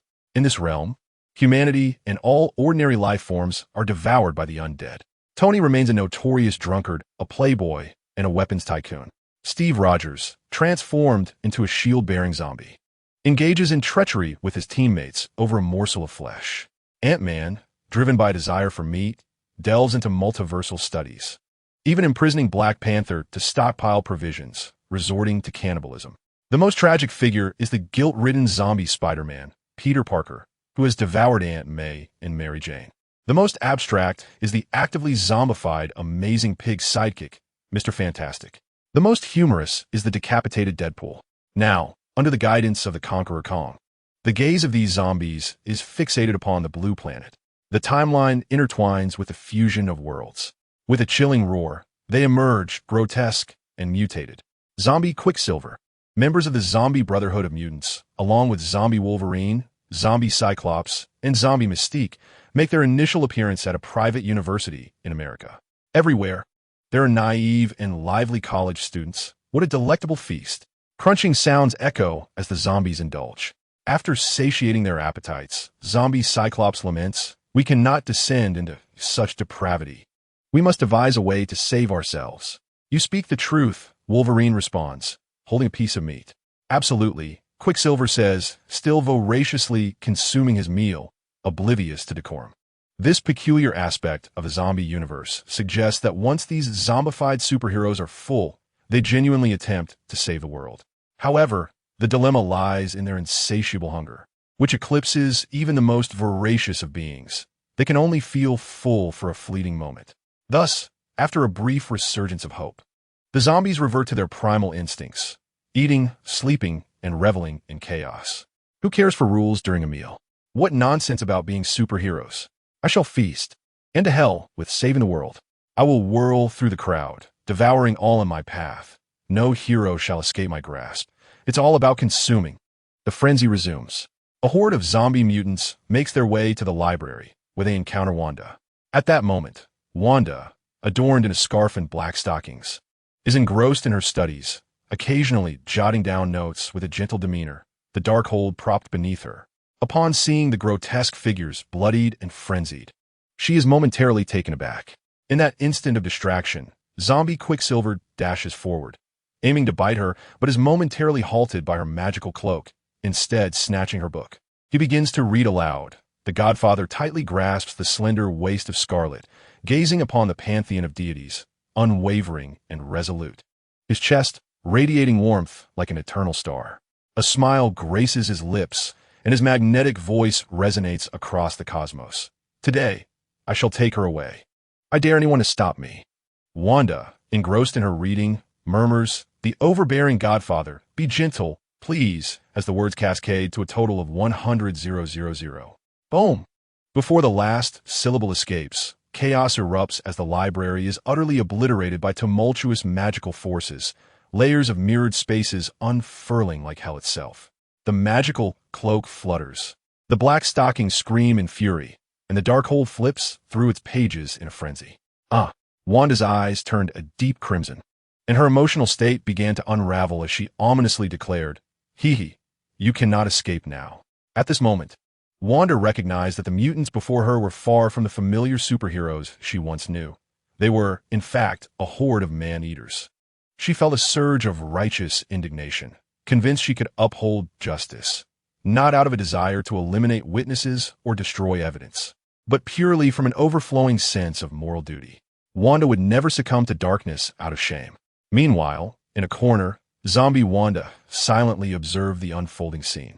On the surface, she appeared to be the zombie version from a different universe, yet after a series of twists, Ghost Wanda had claimed dominion over her corporeal form.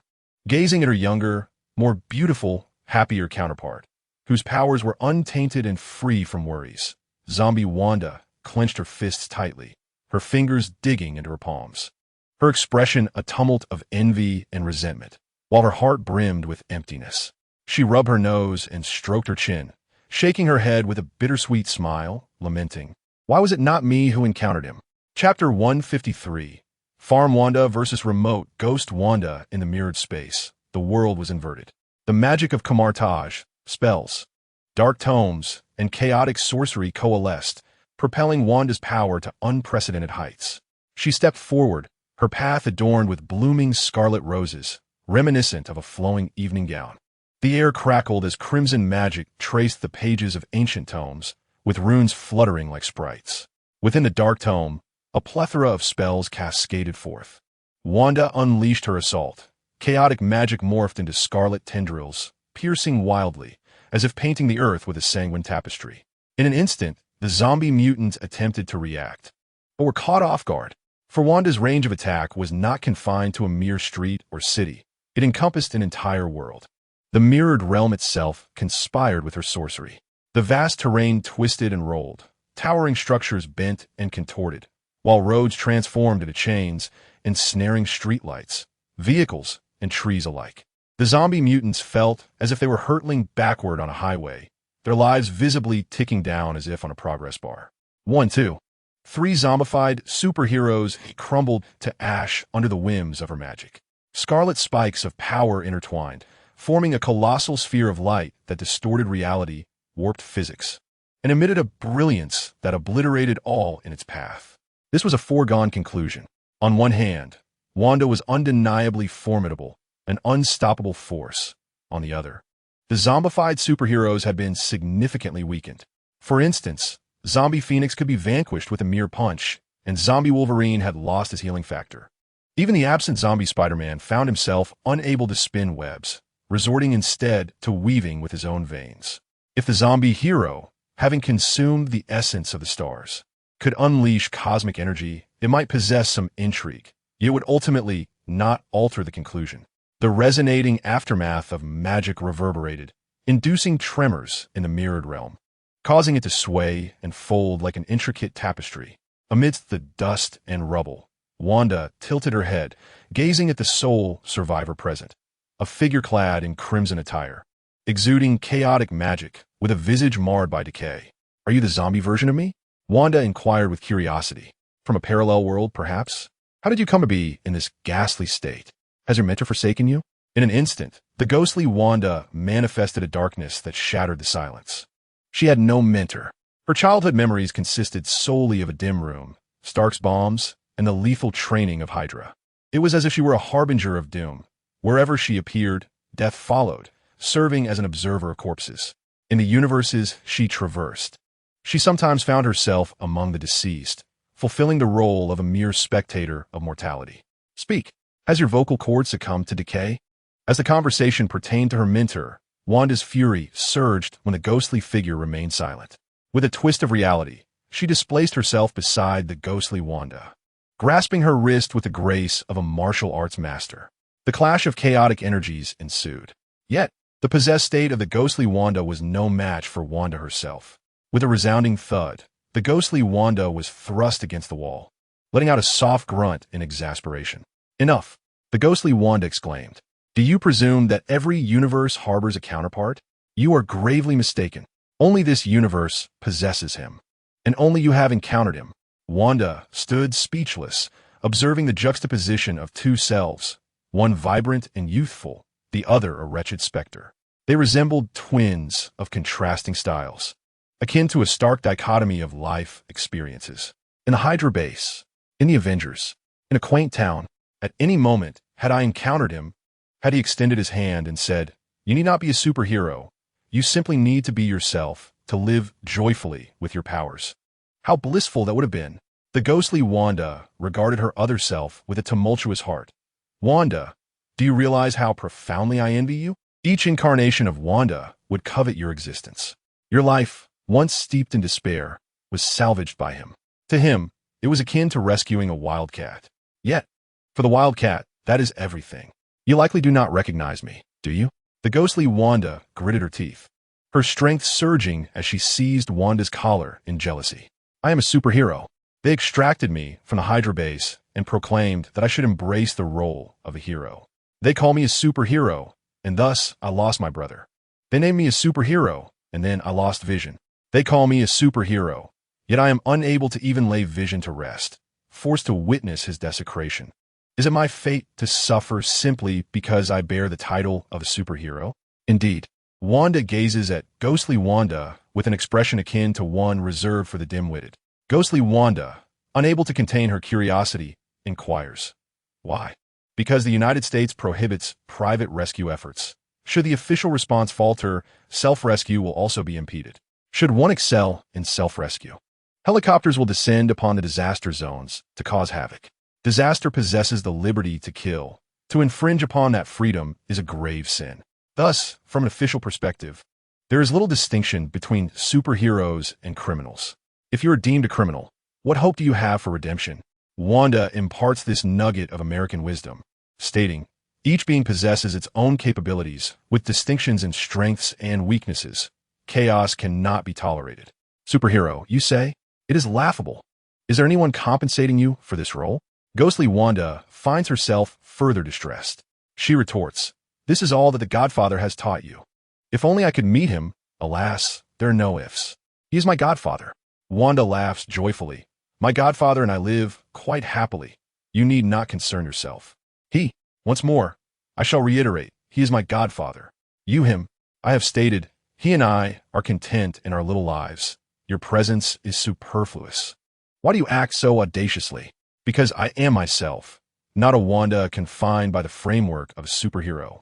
I shall do as I please. I cannot endure this any longer. I must confront you." Ghostly Wanda, incensed, charges forth, and around them, chaotic magical energy surges forth, seeping like blood from all directions, distorting reality and bending the rules. The earth roils like the sea, with tides rising and falling, as furniture, televisions, streetlights, and cars collide in a magical frenzy, akin to a frenzied painting. The two Wandas grasp each other's hair amidst this turmoil. Soon enough, ghostly Wanda is forced out of her possessed state, her undead form rendered fragmented, causing her original self to faint from the sheer rage. Chapter 154. The Speed Force of the Homeland People in the Universe. On the blue planet, the entire sphere is enshrouded by an anti-life equation, the sequence overwhelming, all beings rendered as puppets, suffocated by a pall of death. In the pitch-black palace, a scarlet magic suddenly materializes. Ghostly Wanda unleashes a tremendous force, emitting a sharp, explosive sound. She roars, conjuring a colossal sphere of chaotic magic, seemingly on the brink of annihilation, ready to obliterate the world, yet ultimately relinquishes it in futility. I am no match for her, even in my original form. I cannot hope to defeat or replace her. Ghostly Wanda laments. After enduring so many tribulations, not only does her life pale in comparison to Farm Wanda's, but her combat prowess falls woefully short as well. This so-called superhero title is utterly futile. I am a failure. The vast chasm between expectations and reality stirs tears within ghostly Wanda, her nose tinged with sorrow. Woe is me, as the resonant cries echoed nearby. John collapsed onto the ground, wailing, "Indeed, the authority is the mightiest. Merely being by his side unlocks boundless possibilities. Woe is me. Just a single farm named Wanda is already so formidable. I cannot fathom how immensely powerful terrifying, and invincible another version of myself would be. The ghostly figure of Wanda observed John, whose sorrow was palpable, his heart shattered, and his expression filled with despair as he desperately searched for dairy products. Yet, her own sadness dissipated, and in a moment of bewilderment, she almost found herself amused. Ultimately, however, she refrained from laughing, not due to John's lack of humor, but rather because her extensive research had yielded results. Wanda, the ethereal specter, alongside her companions, was not a scientist. Yet they had commandeered Blue Star and had access to a plethora of scientific knowledge. Countless heroes, serving as prototypes and raw materials, filled the streets. At that very moment, John wept while injecting himself with substances that manifested a velocity of ultimate speed, various chemical agents, and dark matter. Behind him loomed colossal machinery, with myriad web-like tubes extending like veins into the garb of the compatriots, linking flesh and blood. Then, crackling sounds erupted. As John cried, he began to vibrate at an extraordinary pace, rendering everything around him blurry, his voice hoarse. Accompanying this phenomenon were flickering arcs of blue lightning. However, it was not mere lightning. It represented one of the most potent and astonishing forces known, Speed Force. In the hands of Barry Allen, the Flash, Speed Force appeared somewhat comical. After all, he could be pursued by motorcycles, struck by bullets, and even knocked out with a blunt object. This was merely due to Barry Allen's benevolence.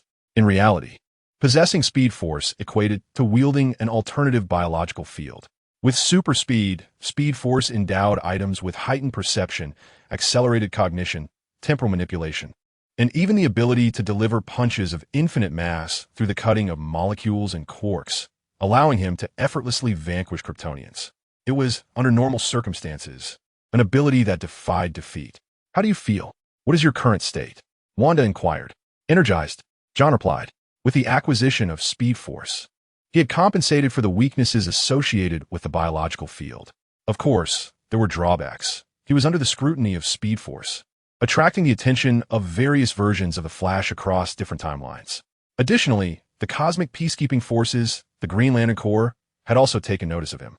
Not to mention, the ever-grimacing Barbados was also on his trail. But what of it? Their collective madness rendered them incapable of executing any plans.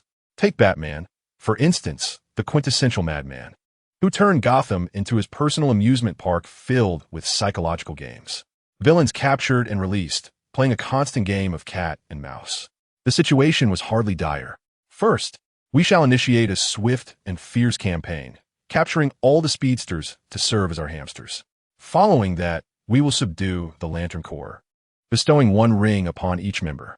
Next, we shall vanquish Barbados and seize control of the Batman Legion, thereby augmenting our power. John, caught in a whirlwind of emotions, oscillated between tears and laughter, his mirth twisted and maniacal. Fear of occasional failures did not trouble him, for superheroes are not meant to kill. Meanwhile, in the Marvel Universe, a gathering was taking place on the farm, where officials Guan Fuyun, Azu, Godzilla, and the ever-hungry Sumo sat together, listening to Wanda. What I'm about to share is not for the faint of heart, Wanda declared with a stern countenance. We are gods. We shall not be afraid. Azu retorted with a cheeky grin. At that moment, he was employing the time stone to showcase the thrilling reports of superhero zombies. Not to digress, but on the battlefield of mutants and the X-Men, Professor X's bald head glimmered like a beacon. In the films, it is said that before wielding Apocalypse's barber razor, Charles once possessed hair. However, in the comics, he was bald even during the umbilical cord battle. And the zombie version of Professor X had lost all hair on his crown, showcasing a peculiar advantage in my beauty. Even Doom, who was there to gather souls and expand the realm of combat, was momentarily taken aback. Zombie Wanda seemed to possess an uncanny knowledge of me, not a mere acquaintance, but rather a deep understanding cultivated through meticulous study and preparation. She harbored a profound jealousy towards me, even contemplating the replacement of my existence.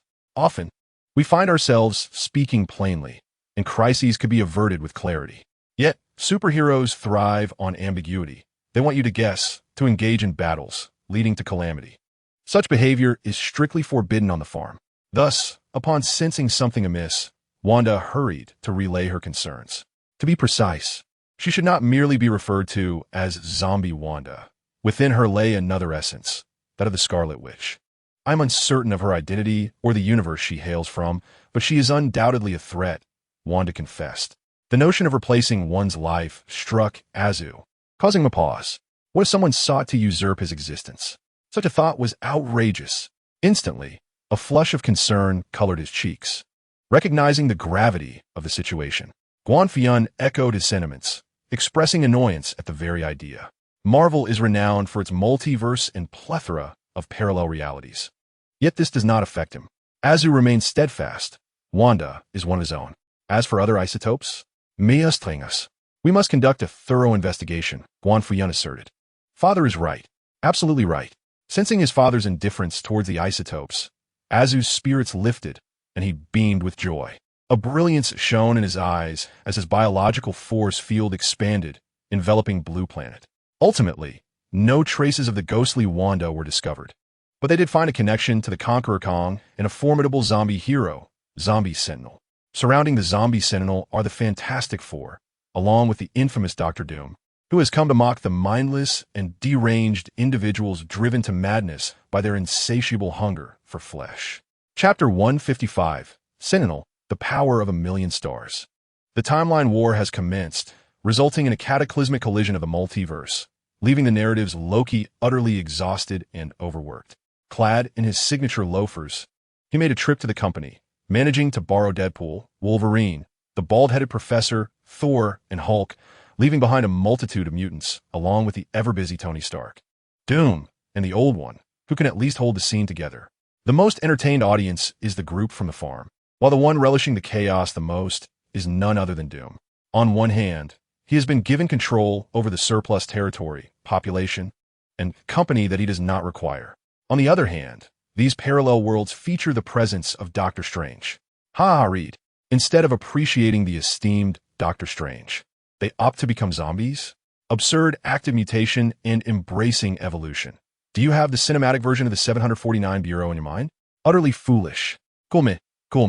Let me feed you some meat. Doom taunts with his hands on his hips. Oomph. How could the inherently malevolent Doom understand my plight?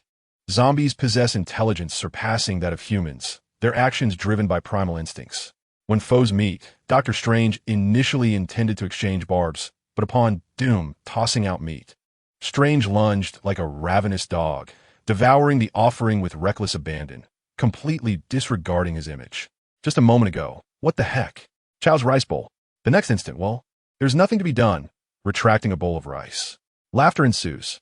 Snap, snap. Having spent time at the company and undergone training, Doom swiftly pulls out his phone and starts a live broadcast. Folks, I've discovered a wild Fantastic Four, ravenous and utterly deranged. For every like I receive, I'll slap one of them across the face. Instantly, the excitement surges and likes flood in. Currently, under the company's promotion and portrayal, the Fantastic Four, Hydra's captain, and the director of SHIELD are depicted as the epitome of villains deserving of extermination. Seeing the rising popularity of Doomstream, the pesky pair, equipped with a camera, brought along the company's newcomers. She plans to create a video titled, "I'm a Superhero" in the video, not anticipating that a casual stroll through the battlefield of Doom and the Fantastic Four would lead to viral fame on social media. And today, she joined a short video platform, hoping for everyone's support. Thank you, everyone. Thus, having consumed the gas fruit and elementalized, the pesky pair approached Doctor Strange.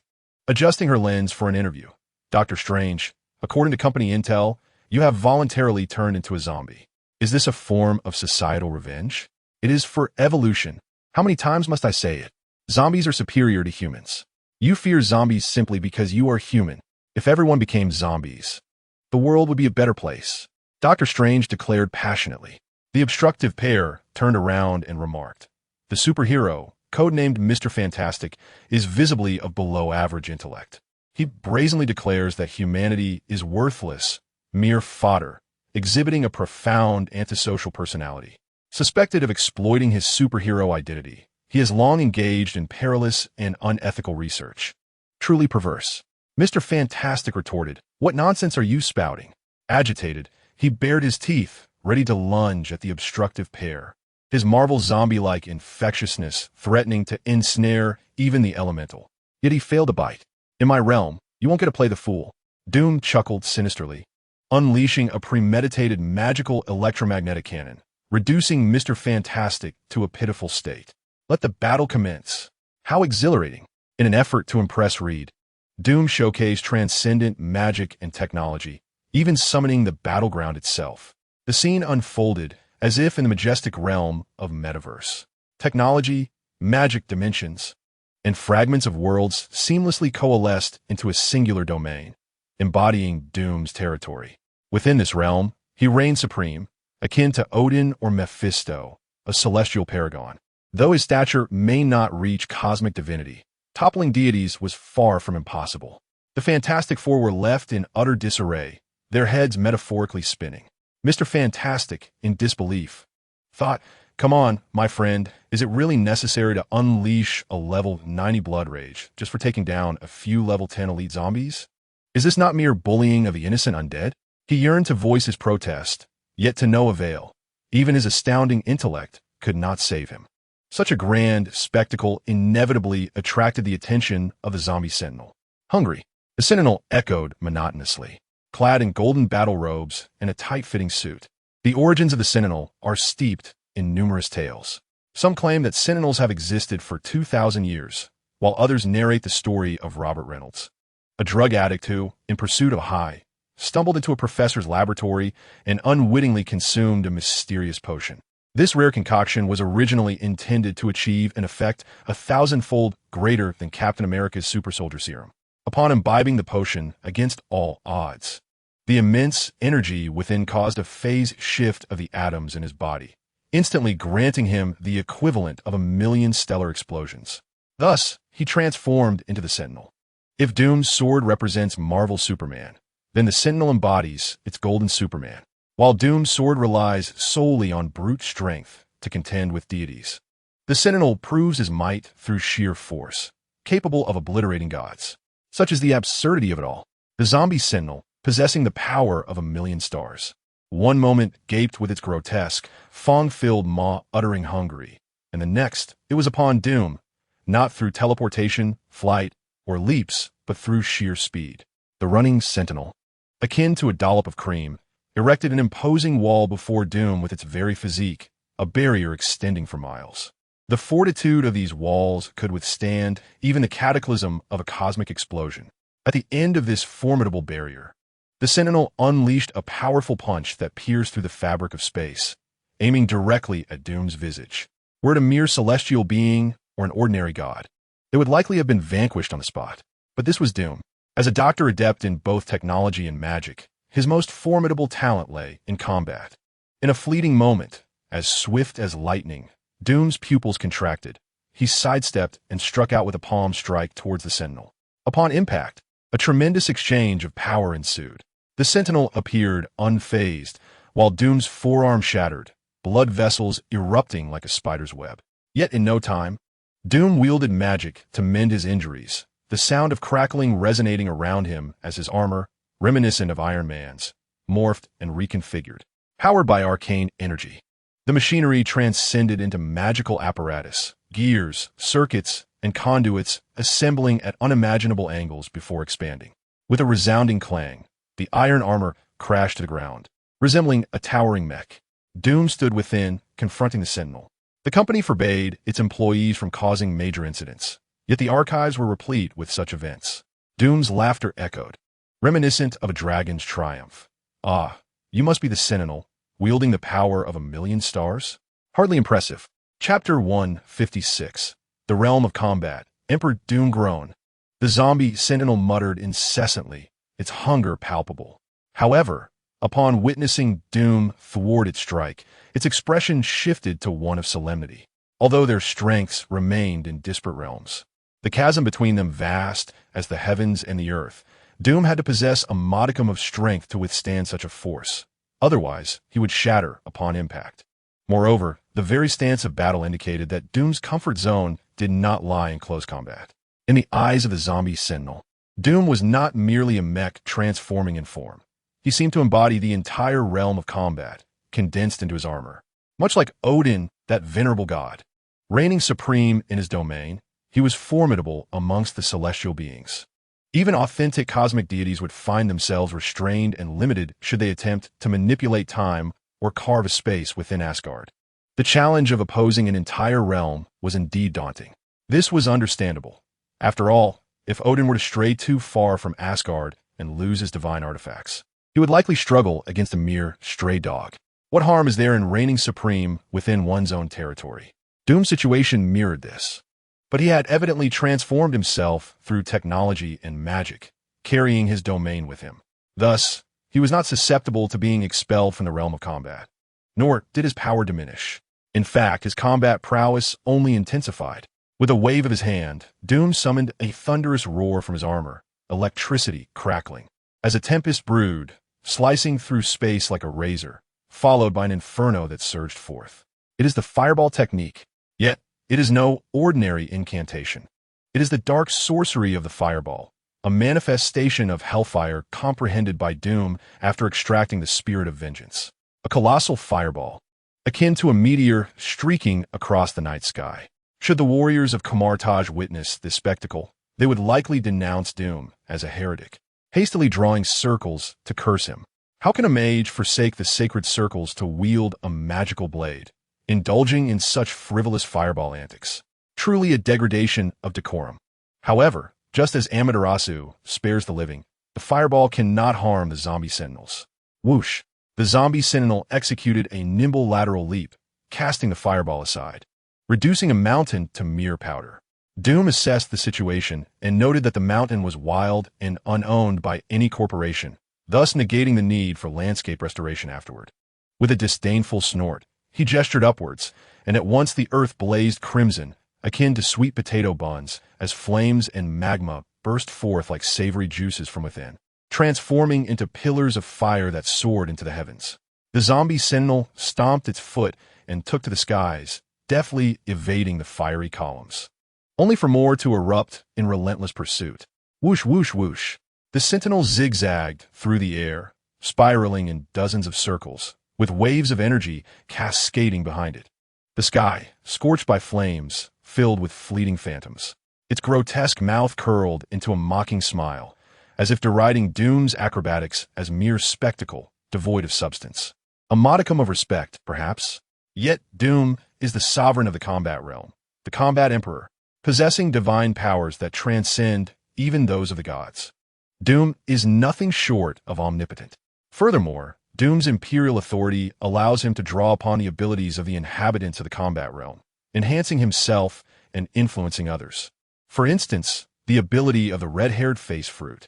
Upon uttering this phrase, the zombie sentinel suddenly froze, standing motionless, drenched in sweat, compelled to comply, only to be struck by the fiery pillars. 200-fold effort. Doom also borrowed from Kirby's ability to exert effort. Instantly, what should have been an easy escape for the zombie sentinel became a true entrapment, as the hellfire wove a conflagration net, ensnaring the howling sentinel. This was due to the hellfire exerting 200 times the effort, evolving through the sweat of its toil. Let me tell you a tale of Kazuki Odin. As Doom recounted the story, the zombie sentinel could not contain its emotions and was moved to tears. Moments later, it began to make exaggerated facial expressions and dance in a bizarre manner. Ha ha ha. How amusing, is it not? At this juncture, Doom was possessed by Nika. He laughed heartily, his arms stretching like those of a rubber man, tying a knot in the air, effectively binding the zombie sentinel. Both plummeted downward. The ground quaked, mountains crumbled. The battlefield resembled a black hole, devouring the surrounding peaks and causing trees and animals to hang upside down. Inconvenient pair. It was undeniably an intense and sophisticated battle. Yet, why did she find herself inexplicably laughing at the sight of it all? Such a puzzlement. As Inconvenient Pair pondered this conundrum, she noticed a circle drawn beside her, from which emerged Mr. Wan, Azu, Wanda, and Godzilla. Upon witnessing Doom's combat style and tactics, Guan Fuyun was momentarily taken aback. Wasn't this a rather theatrical display? After all, Doom is the master of the fighting realm, and magic, being a power system currently rejected by the universe, epitomizes the unscientific. It leans towards the idealistic, making this scene not entirely surprising. How peculiar. Guan Fuyun mentally scoffed. Azu remarked, I truly envy them. Even in a brawl, they managed to make it so flamboyant. As he spoke, he drew forth an adamantium blade, effortlessly slashing through a zombie's sentry. Just as depicted in the comics, adamantium could penetrate the sentry's defenses.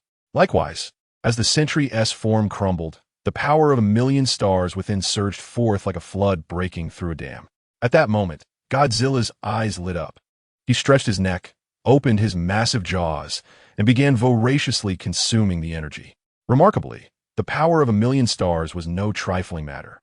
Even for the Phoenix-empowered Godzilla, digesting it proved to be a challenge, causing his belly to swell and his size to temporarily inflate to 20 meters, no longer petite.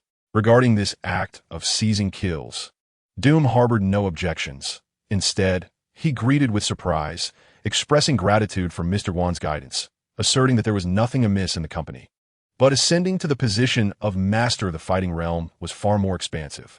Meanwhile, Wanda approached Apocalypse, who was fortunate enough not to be caught in the crossfire. He emanated an aura of dark magic, possessing 2 tomes of the Darkhold. Wanda assessed the situation, then began to chant spells and gestures, performing a series of operations to free Apocalypse from his control. At this moment, Apocalypse was completely unaware of his actions, his memory frozen at the instant he encountered the ghostly Wanda and the compatriots. As Apocalypse drowsily opened his eyes, he found Wanda inquiring, "Who manipulated you? Speak." He glanced at Wanda, then at Azu, trembling all over. The sensation was akin to a murderer leading one to a crime scene and inquiring what they had witnessed. Could he dare to speak? "I saw nothing," Apocalypse replied. "Then kill me," Azu said, disappointment etched across his face. Apocalypse hesitated. "Wait, my memory is suddenly returning. Not yet off duty. Updates will come later." Chapter 157. The Conqueror Kong is conquered. Name: Insabiner. Gender: male. Race: human. Why is your skin blue? I am a mutant. Do you know what crime you committed? You instigated the war of timelines. I do not know. Do you know who is manipulating you? It is you, along with her. Under the intense gaze of Azura's penetrating stare, Apocalypse revealed everything, primarily identifying Azura and Wanda. Initially, as an elder among mutants, his stature should have placed him at the pinnacle of a fantastical hierarchy akin to a sect master. Maintaining dignity and reputation would be essential in such a realm. However, the issue arose when Apocalypse emerged from his slumber, unprepared and swiftly captured, becoming a mere puppet. The sensation resembles that of an unsuspecting traveler, akin to an ant, abducted by extraterrestrials for research and dissection. Awakened from this nightmarish ordeal, the dread intensifies with contemplation. At that moment, I had just resurfaced, engrossed in short videos, when you and she appeared in an instant. There was also another figure, a young man devoid of martial ethics, who approached with brazen control. Magic? Indeed, this supernatural, unscientific force was utterly beyond my resistance. She donned a crimson battle robe, while he wore the stars and stripes. The scene was rather peculiar. Apocalypse, with a face of desperation, began to spill secrets at an increasing pace, nearly dissolving into tears. "Is the one in the stars and stripes me?" Azura furrowed his brow and instinctively remarked. "Could it be a compatriot? That colossal infant, entirely molded into a product by the what company? This cannot be right. How could he possibly be more formidable than Apocalypse?" Azura found it hard to believe.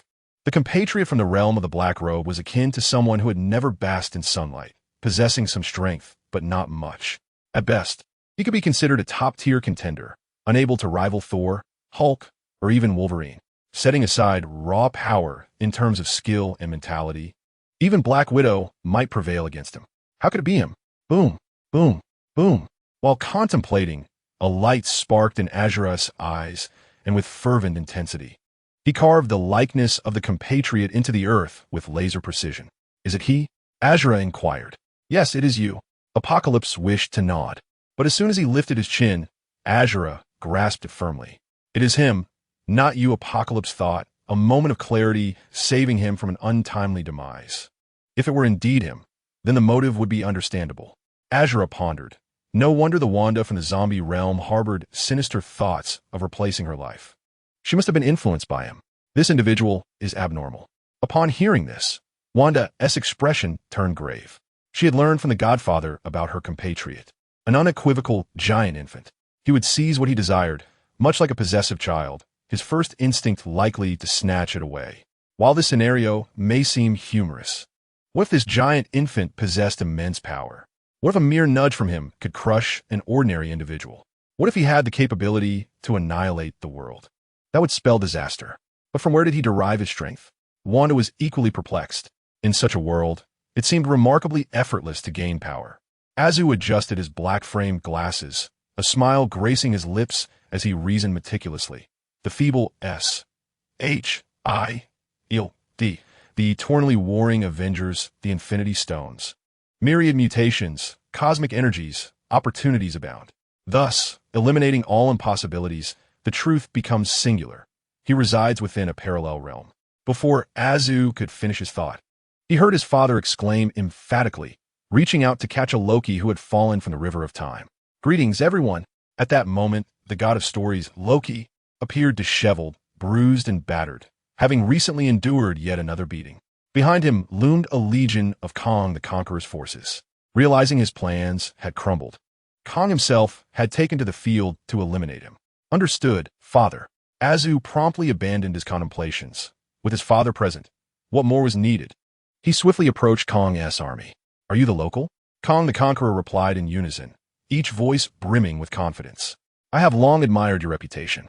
You are quite extraordinary, having managed this planet so fearsomely, utterly altering its history. But today, you shall surely lose.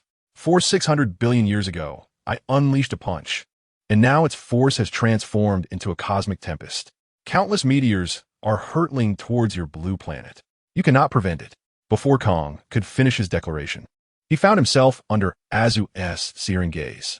Originally a mere tool for slaughtering the weak, Azu's heat vision had undergone several enhancements, now wielding incredible power, striking true. With a single glance, Kong and his minions fell like straw. Indeed, Kong the Conqueror's strength lay in his manipulation of time, constantly summoning himself. In a true confrontation, even a mere egg could vanquish him. When dealing with such a technological sorcerer, one must not grant him the luxury of pretense. Dialogue is futile. Swiftly obliterating him is the only solution. At that moment, Godzilla roared, lumbering forward, an overwhelming energy transforming into a torrent of atomic breath. Meanwhile, Wanda opened her mirror dimension, and alongside Mr. Official, who was busy claiming credit for Loki's hardships, Loki himself was busy untangling the timeline.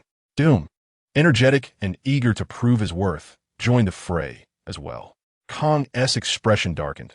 It seemed he had unwittingly walked into a trap laid by Loki. How could this be? In the history he knew, in his predictions, such a scenario had never unfolded. Moreover, while the local denizens, Godzilla, Wanda, Loki, and Doom, were indeed formidable, Kong was not particularly intimidated.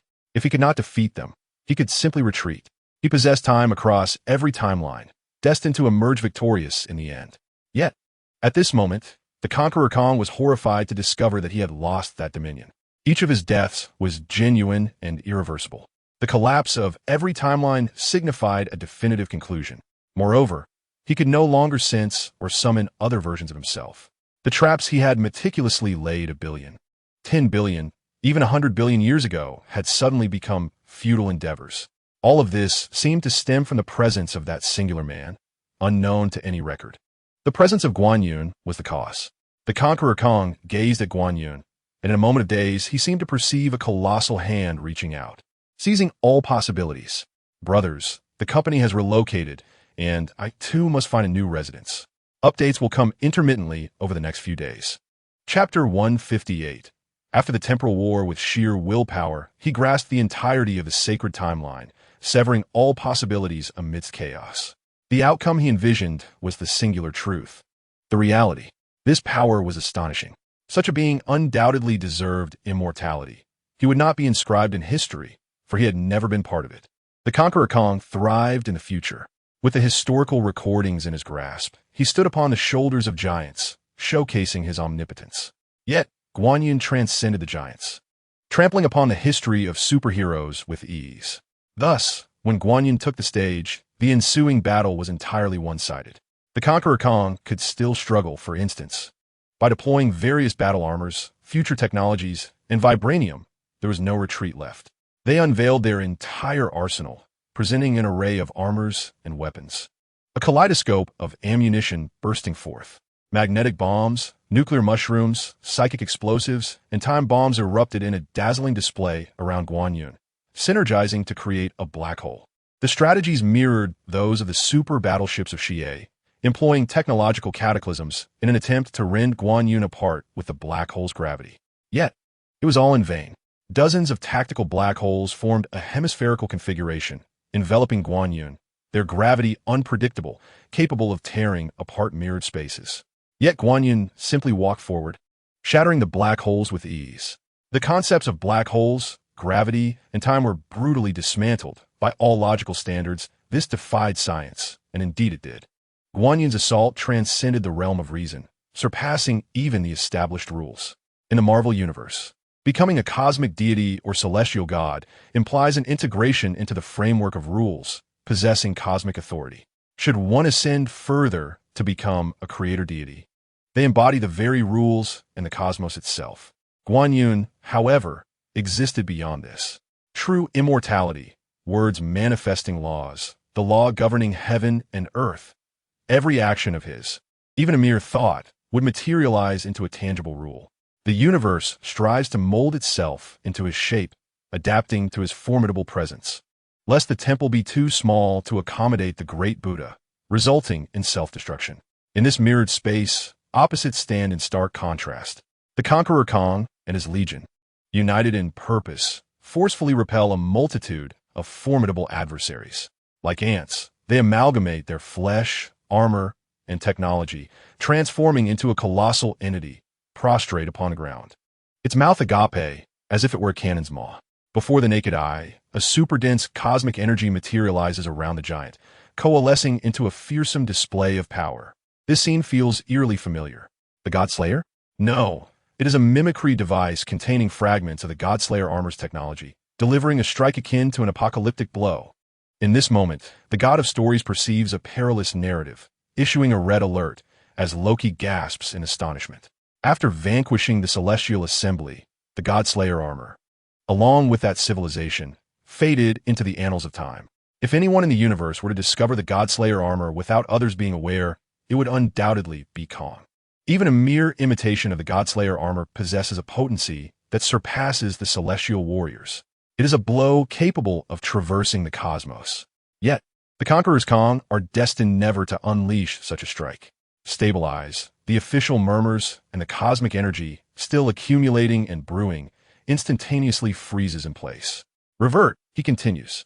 Thus, the cosmic energy, coursing through the armor and circuitry of the conquerors Kong, flows backward.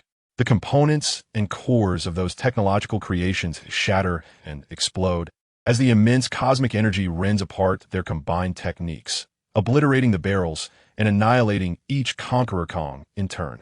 At first glance, it resembles an anthill doused in boiling water. However, it is far more tragic. If defeated and slain by another, the conqueror's Kong would merely chuckle, for he possesses countless versions of himself across infinite timelines. Essentially, the conqueror Kong is singular, with core backups existing throughout all realms of the Marvel Universe. A typical death is akin to deleting a desktop icon, leaving no lasting impact. But perishing at the hands of the official is a different matter altogether. That is akin to obliterating the hard drive, the console, the memory, and the cloud, leaving nothing behind. Their bodies shatter, yet no blood flows. Instead, visible shards of timelines scatter, as if struck by a carousel's force. The conquerors Kong roar and bellow, unwilling to accept the abrupt end of their conquest, yet their means are utterly exhausted, their forms battered and broken. The winds that stirred calamities billions of years ago, which have dogged the conqueror Kong through the ages, finally converge at this moment. Then, meteors and asteroids are shattered by Azor, hurricanes and energies are quelled by Wanda, and the quaking earth transforms into a gentle breeze. This is his swan song. This is the finale he bestows upon himself. How can such a formidable existence be? It defies all reason. Is this still a world of heroes? At this juncture, the cosmic energy continues to wreak havoc. Within the intricate circuitry, pipelines, and metallic structures of Kong the Conqueror, an overwhelming tide of scorching energy melts, enveloping him entirely in cosmic power. Each cell within him radiates with brilliance, obliterated at the atomic level, dissipating like a gentle breeze. The preeminent disruptor of the Marvel Universe. The lifelong nemesis of the timeline is none other than Kong the Conqueror, who has met his end. In the fragments of his memory, there is no mention of the Scarlet Witch or the Patriot. They are deemed worthless. Azu stands by cursing.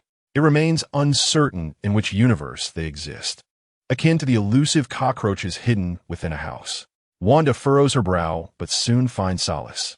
Why ponder so much? Simply living according to the teachings of her father figure will naturally allow her to witness the diversity of life and the increasingly amusing versions of herself that arise from hard work.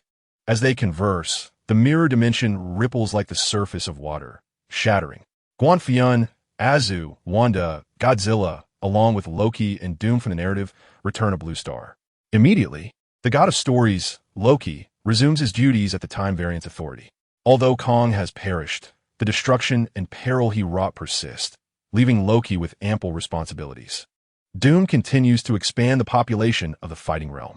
Va criminals, witnesses, and potential future assets like Apocalypse are apprehended by the bothersome pair and taken back to the company for detention at the Abnormal Human Research Center.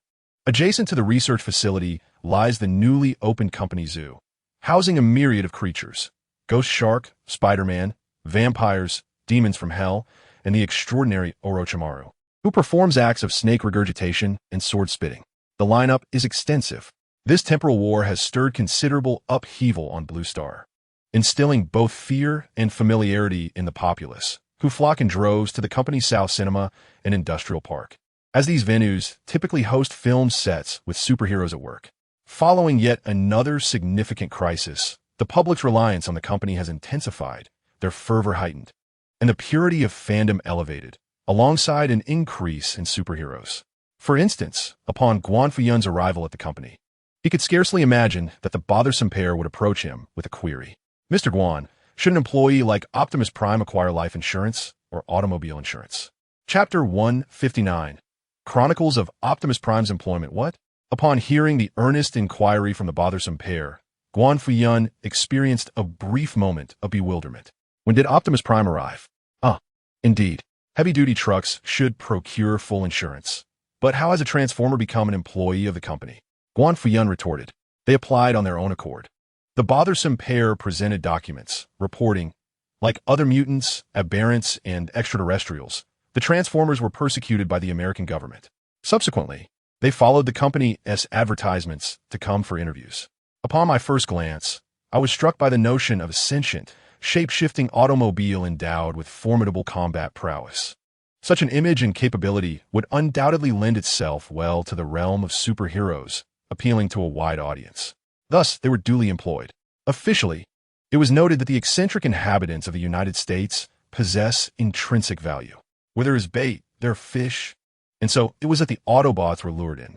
The official proceeded to the company's principal studio in New York, where he discovered Optimus Prime seated in the studio with a dignified posture.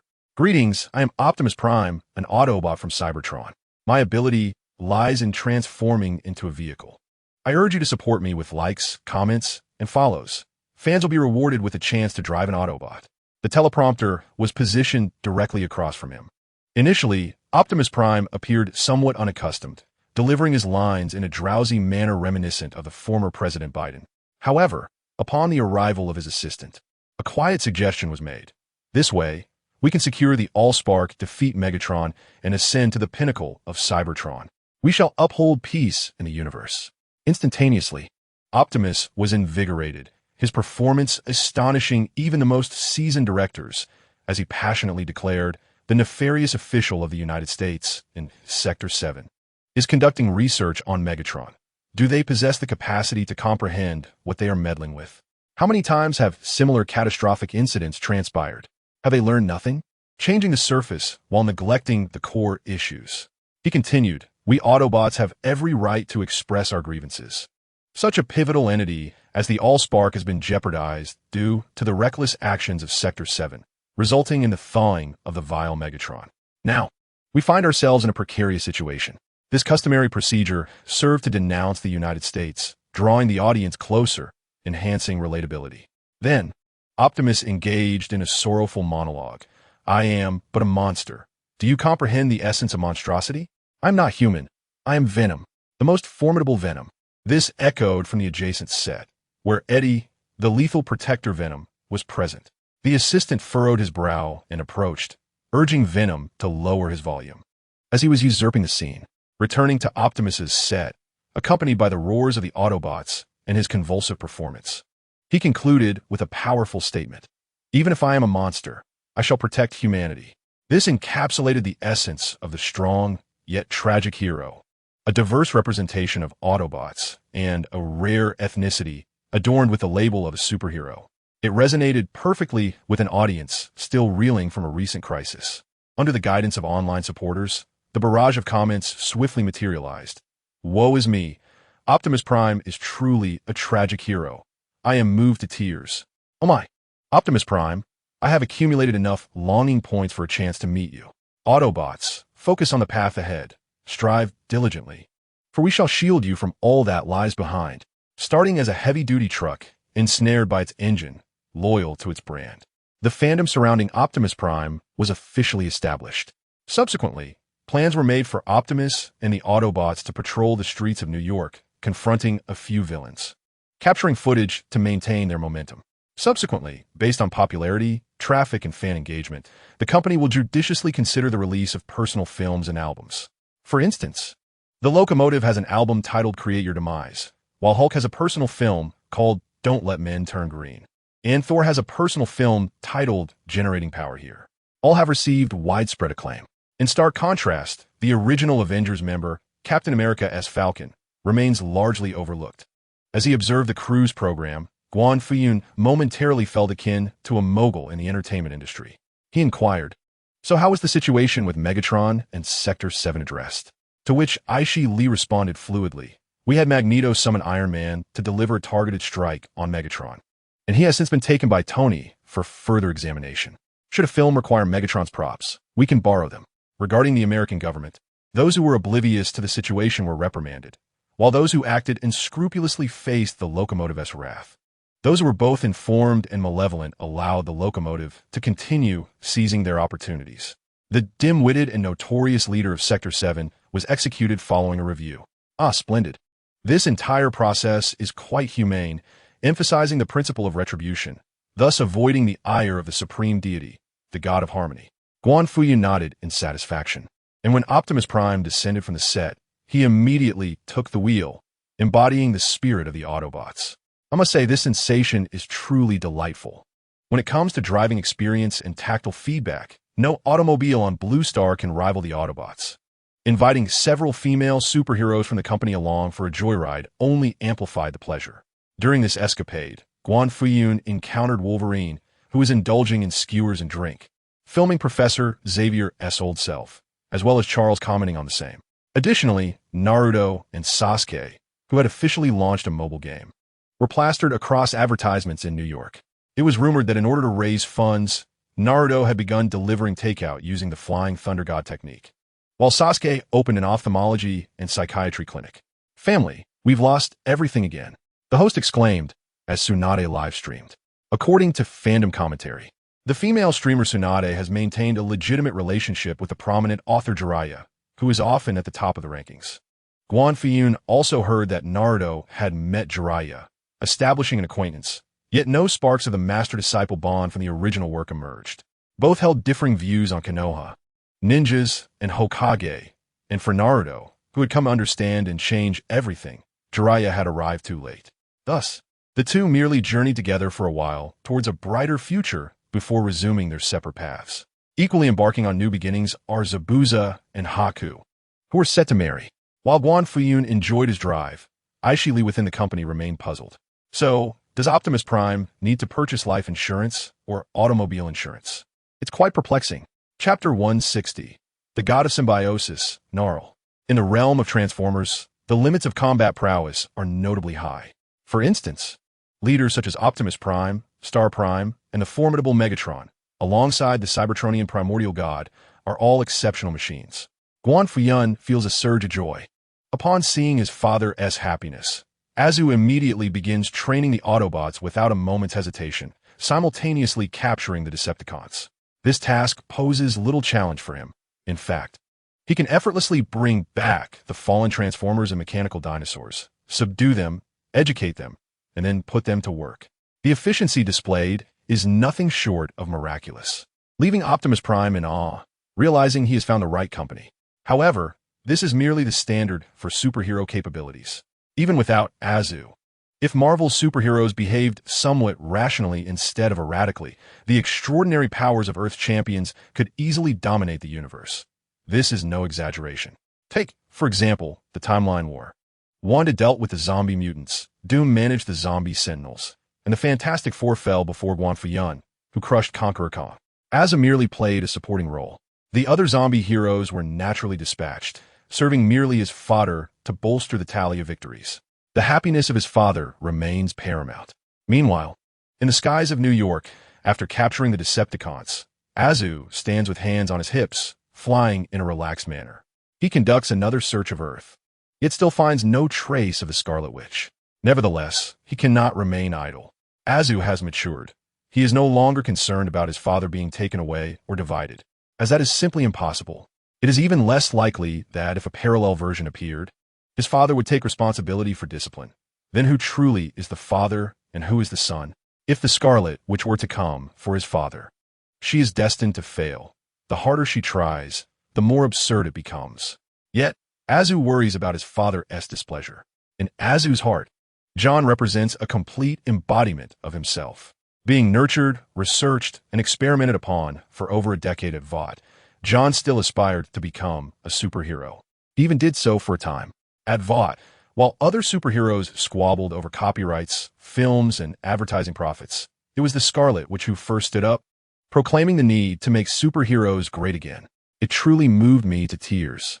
Azu couldn't help but chuckle. John was not inherently the Scarlet Witch. Much like Superman has an evil counterpart, he simply had not encountered his father. The environment of the United States does not nurture individuals well. Without his father, those superheroes will be more deranged than John. Yet no matter how hard John strives, he cannot transform into Azu. The outcome has long been predetermined. The distinction lies not in me or him, but in the father. Azu remains acutely aware of this. On the surface, he may appear ill-tempered and irritable, often indulging in whims, yet he finds joy in being a superhero. However, that is because everything outside the farm seems trivial. In reality, Azu is remarkably astute. He pays special attention to those he cares for, constantly looking after and worrying about them. This sentiment is similarly shared by the compatriots of the Black Robe world. Yet John, a man-child in his own right, remains oblivious to the needs of others, often resulting in blunders or counterproductive outcomes. Azu, on the other hand, as the head of the company, tends to his employees by eliminating their adversaries, ensuring they receive their salaries, and allowing them to unwind. As a dutiful son, he strives to enhance his father's happiness, ensuring he enjoys more delightful moments. Most importantly, he is obedient. It is reminiscent of American dramas, where fathers and sons endlessly engage in conversations, finding reasons to talk regardless of the circumstances. What is there to discuss amidst so many murals? When his father speaks, Azu's remarkable intellect allows him to recall every word effortlessly, ensuring he never errs. He may be inexperienced or face insurmountable challenges, but he will not falter. Should he resemble the offspring of Black Lightning, committing crimes in the blink of an eye, he would find himself on the receiving end of his father's wrath. Thus, one can deduce that neither his compatriots nor the Scarlet Witch can sway the outcome. He has already claimed victory. There is no need to become incensed by them and disrupt the tranquil ambience of farm life. However, regular investigations must persist. The superhero narrative and its core have become mere farce in today's America, serving only as entertainment. Informing the employees about the matters concerning his compatriots and the Scarlet, which can uplift their spirits, ensuring they maintain their composure and enhance the entertainment value. Azu quickly came to an understanding. When faced with those inferior to him, be they congenial or ill-tempered, it matters not. The outcome remains the same. Yet, when confronted with a distinctly evolved version of himself lurking in the shadows, he must curb his impulses and act more rationally. If he can control Apocalypse, it can gobernar individuals. The company's management approach should be more centralized, Azu contemplated. He resolved that, after completing his foreign duties, he would oversee the company, keeping a watchful eye on the superheroes to detect any signs of instability early on. That would suffice. Indeed, upon arriving at the company, Azu encountered a situation. The god of stories, Loki, appeared, travel-worn yet exuding grace, his voice magnetic as he said, "Greetings, young deity. You should have realized by now that the disruption of the timeline will exacerbate the merging of different universes. The narrative is shrouded in an enigmatic fog, and I cannot perceive all of time at present. However, the tale will provide warnings. I sense that this planet is on the brink of encountering an ancient god, a formidable being who once challenged the authority of the deities, only to be vanquished and subsequently forgotten by the world." Azu replied, "No, my friend, could we speak plainly? Who could possibly comprehend such a narrative?" Yet, the story's Loki is well aware of Azu's character. He embodies that archetype of a game character who engages in playful banter and enigmatic riddles. Having put on a show, he swiftly transitions into a cinematic sequence. The story's Loki opens the storybook, and three-dimensional images materialize in the air, vibrant as if they were holographic projections. Sounds accompany these visuals. The tale unfolds in a time long past, in an era of ancient antiquity, when the Marvel Universe lay shrouded in darkness. From the deepest abyss, a formidable being was born. It was a natural deity, an ancient colossus that dominated all within the dark chasm, until the arrival of the celestial pantheon. The Marvel celestial beings are known to travel in groups, akin to cosmic street performers. Earth was certainly not the only destination of their wanderings. These interstellar giants engage in cosmic planning and construction while simultaneously eradicating any beings or races they deemed detrimental to the universe's evolution. Unsurprisingly, that dark abyss, a starless expanse, and the ancient colossus within it became prime targets for extermination by the celestial pantheon. This narrative echoes the legendary conflict between the gods of Earth and the celestial beings. The ancient colossus did not remain passive. It surged forth to battle the alien deities in a fierce struggle. Indeed, it accomplished the astonishing feat of beheading the celestial warrior known as the Eradicator amidst the onslaught of the pantheon. This was a stark contrast to Odin's boastful claims of having fought the celestial beings, which in reality amounted to skirmishes with lesser adversaries. Its actions genuinely astonished the universe at that time. Yet, the celestial beings, akin to the Ultraman of the Land of Light, appeared to triumph over their adversary, unaware that reinforcements were en route, complete with resurrection powers. Thus, the ancient deity fell victim to the righteous onslaught of the interstellar giants. Its homeland was invaded, its planet remade, and its corporeal form along with its origins were obliterated by the celestial pantheon. However, unbeknownst to them, after eons had passed, it resurrected through some remnants of its being. The cataclysmic battles inflicted grave wounds upon it, rendering it incapable of movement. In its near-death state, this ancient vengeful spirit unleashed its cosmic energy, giving rise to parasitic life forms that exhibited an intense yearning for a host. Indeed, this marked the genesis of venom. Thus, the name of the god of symbiotes is revealed. It is Gnarl. Chapter 161. The corpse of Superman, the corpse of Batman, the symbiote. Gnarl, as amused, contrasting with Odin, who relished in boasting and pretentious displays of combat, leaving a myriad of enemies to ensnare Thor. This figure is truly formidable, engaging in a life-and-death struggle. Within the tales recounted by his father, Gnarl occupies a significant portion, primarily because ordinary individuals would hardly relish the notion of harboring a multitude of parasitic entities within themselves, except, of course, for Peter Parker.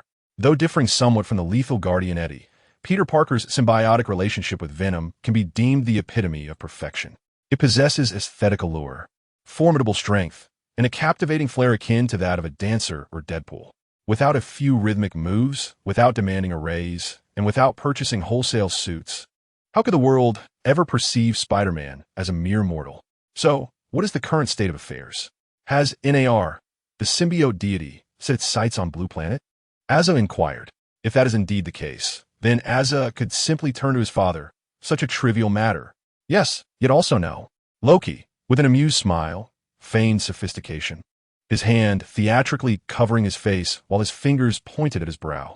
With a swift slap, Asa finally struck, prompting Loki to emit a startled meow. Settling down to reveal, is Scarlet Witch, and Black Strange, and the Patriot. In the process of untangling the timeline, I discovered that the event of Apocalypse had transformed into a pivotal node, irreversible, unchangeable, and inscrutable. Yet I can trace it. I found that the last appearance of the trio occurred on the planet of Nar, the symbiote god, and now, the once immobile Nar, lacking a host, had vanished. As time pushed forward, while the official floated leisurely in Optimus Prime, Asa was capturing the Decepticons. Within the company, the troublesome pair had finally made a decisive choice, purchasing a valuable American gender insurance policy for Optimus Prime, knowing full well that no one would dare assert that Autobots are not a gender. When the hurricane arrives, the insurance companies would inevitably flee, but gender insurance would surely be upheld. Simultaneously, the world synchronously injected Compound 5, achieving unparalleled speed and negating its side effects. Following a fierce battle, they wreaked havoc across the timeline, emerging victorious in the Speed Force War alongside the subdued Legion of Flash. Once again, they traversed the origin wall, disrupting the timeline and establishing a chaotic node, further bolstered by an entire family of speedsters. This time, the figures of the trio appeared markedly more vivid, as if characters from a painting were about to step forth. Harnessing the omnipotent Speed Force, they eluded the constraints of the Marvel's sacred timeline, arriving at the symbiotic planet. The symbiote god opened its eyes, identifying John as a patriot. His azure gaze, frozen with intensity, harmonized with the blue Speed Force, while his cheeks fissured further, enveloped in an energy matrix of the anti-life equation. The sheer potency of his energy field subtly overshadowed that of Wanda, the Scarlet Witch, and Black Strange. This was due to the eclectic nature of the powers coursing through him, comprised of Bizarro, metals, Kryptonian cells, Speed Force, the anti-life equation, Black Adam, and even remnants of Doomsday's cells.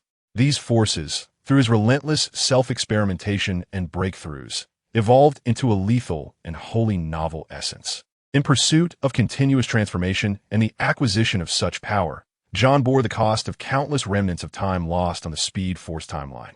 This is a blend of madness and strength, a sensation that sends shivers down the spine, even across dimensions.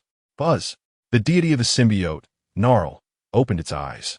It resembled a paralyzed being, filled with impotent rage. Who dares approach? Despite its severe injuries, Gnarl remains a formidable entity capable of vanquishing divine warriors, its might and realm unmatched by the Creator.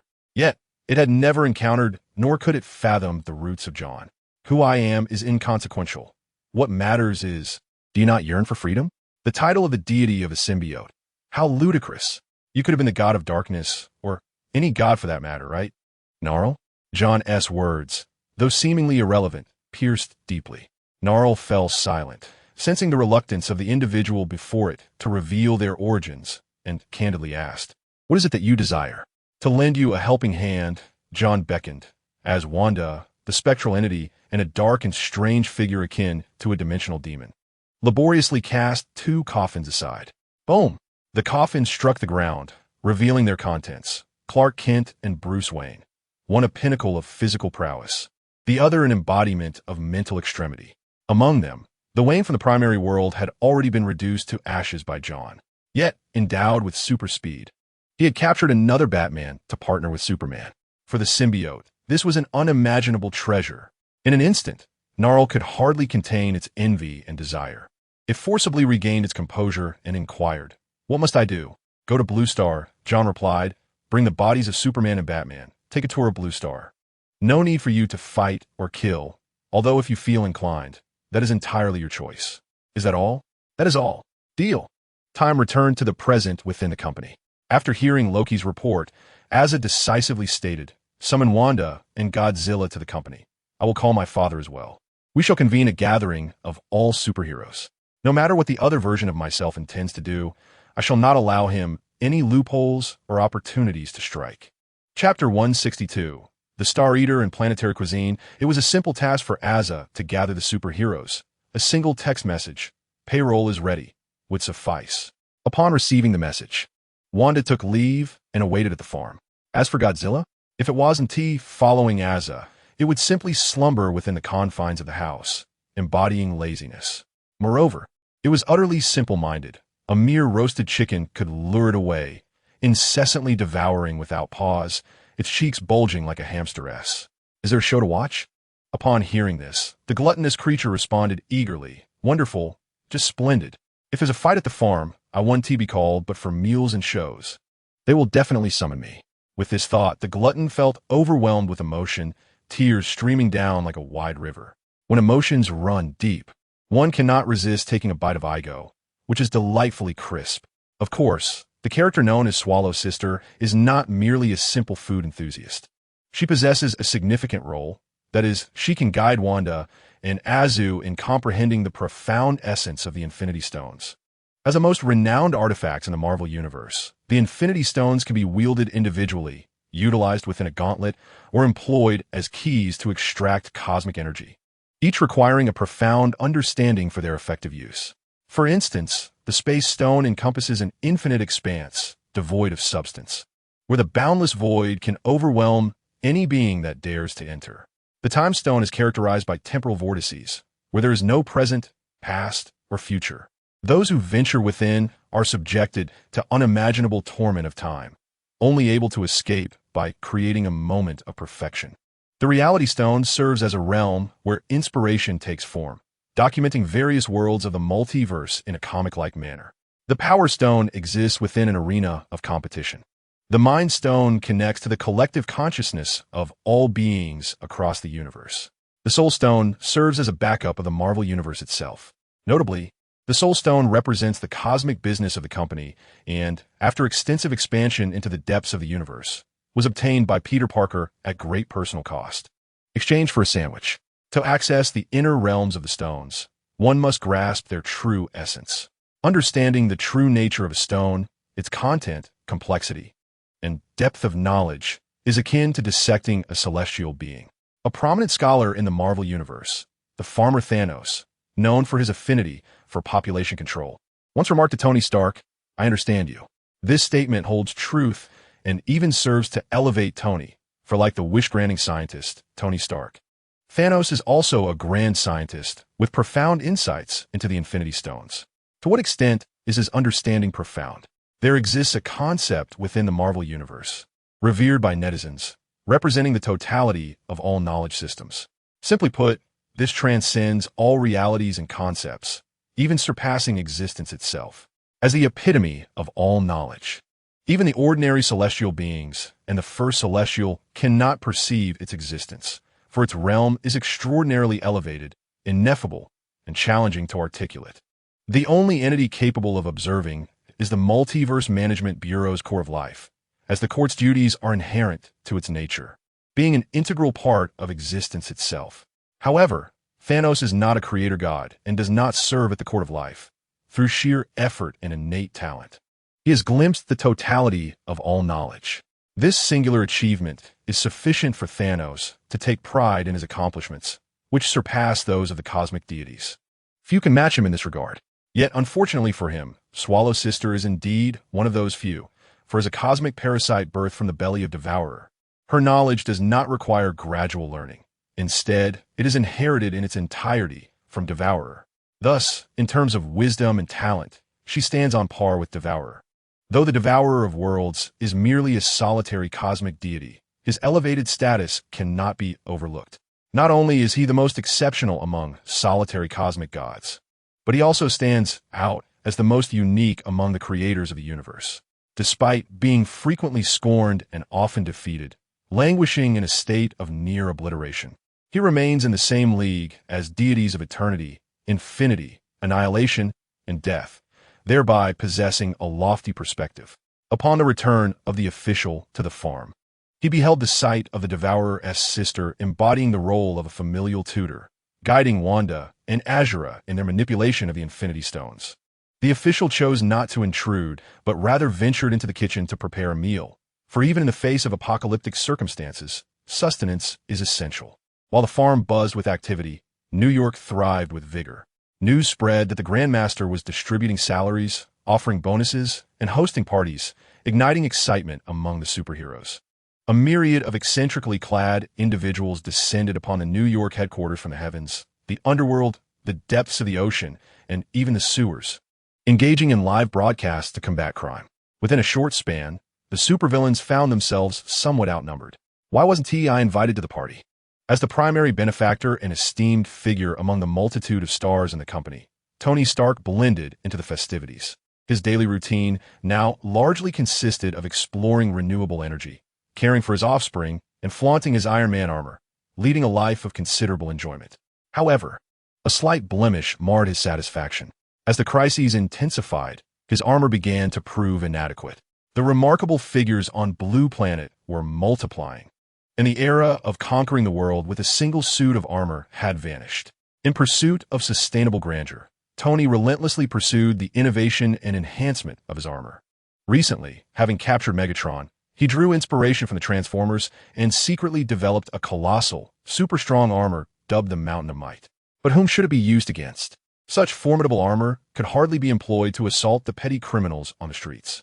Just as Tony pondered this dilemma, a figure resembling Mercury appeared, gliding on a skateboard, shooting forth from the depths of the cosmos like a streak of silver light, cleaving through the vastness of space. Upon arriving over New York, he proclaimed, "This planet has been chosen by my master to become sustenance." Had the Fantastic Four not met their demise, they would likely be preparing for marriage now. Amidst the momentous occasion of their union, one of the heralds of the Devourer, the Silver Surfer, made a grand entrance. His arrival signified that the Devourer himself was not far behind. Regardless of the time or universe, the Devourer of Worlds appears to have an insatiable hunger for the Blue Planet, calling out whenever he is famished. Yet, despite his might, he is perpetually starved, resulting in his repeated defeats. A formidable supervillain has emerged. Tony, invigorated, ascended into the skies in his Transformer-inspired Iron Man suit, only to be met with a brutal assault from the Silver Surfer. His armor shattered, leaving him dazed and foaming at the mouth. In the farm, upon receiving the news, the official Guan Fuyun uttered a sound of surprise and turned to glance inside the house. There, Tuanmei was simultaneously tutoring Wanda and Azu while watching Tom and Jerry, munching on chicken feet and emitting a series of joyous, silly giggles. She also pricked up her ears, eavesdropping on Guan Yun's conversation with the company. Clearly, she sensed the presence of Tuanxing. Although she harbored disdain for Tuanxing's job and held a rather simplistic view of not consuming planets, she was equally aware of how indulgently Tuanxing treated her. This sentiment could be summarized as, "The father is a villain, yet he is still my father." If Guan Yun were to confront Tuanxing, Tuanmei would find herself caught in the middle, feeling utterly helpless. Asking Tuanmei to act as a mediator to persuade Tuanxing to show kindness? That was certainly out of the question.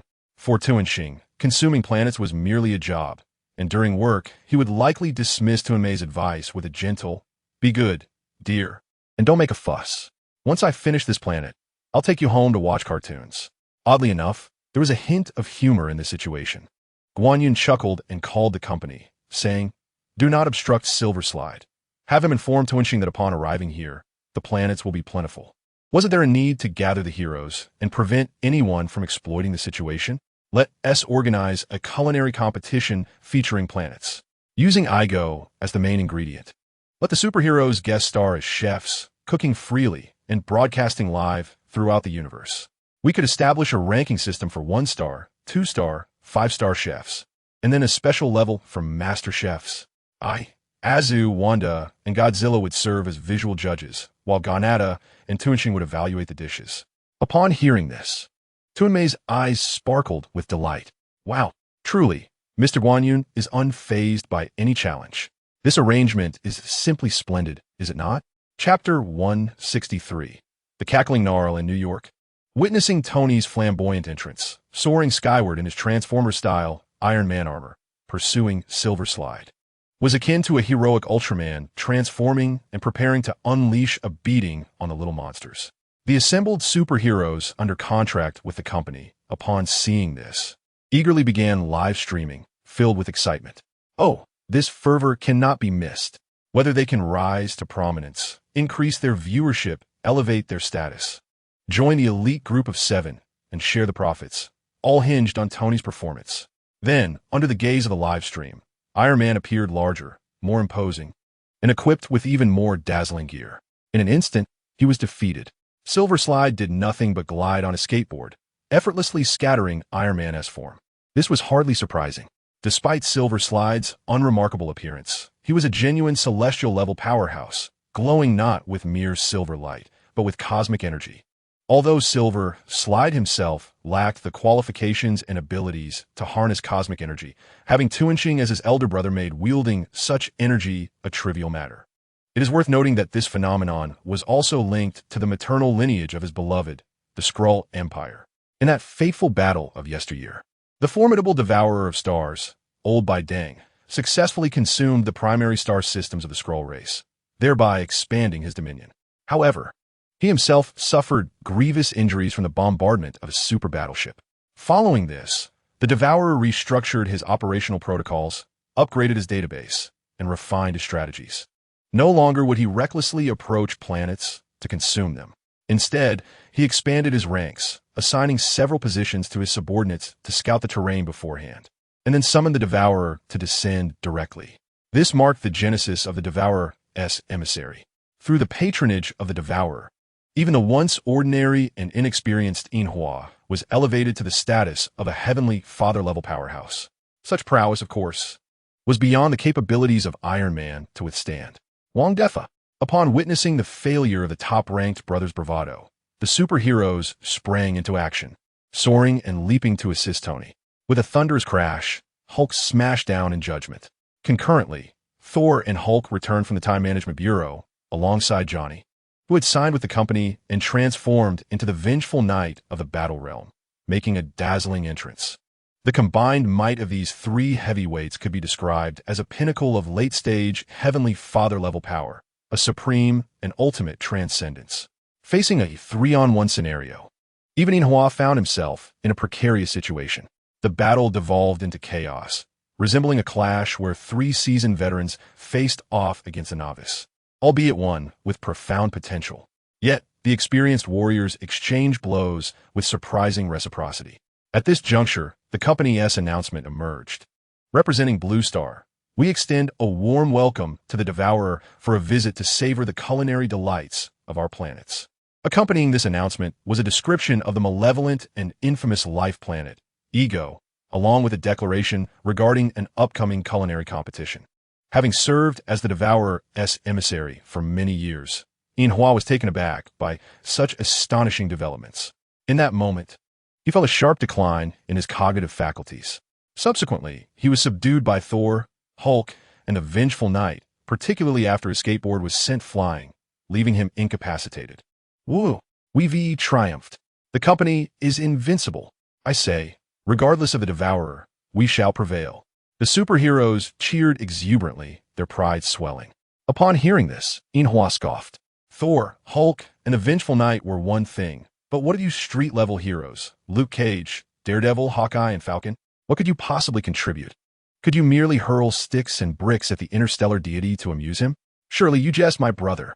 Is this truly Blue Star, a realm that has gathered so many potential vessels? With every 3 steps, an extraordinary being appears. Every 5 steps, a semi-heavenly father, and occasionally a heavenly father flies by, all while the Devourer observes how this planet has survived to this day. The god of symbiotes, Gnarl, has stealthily infiltrated.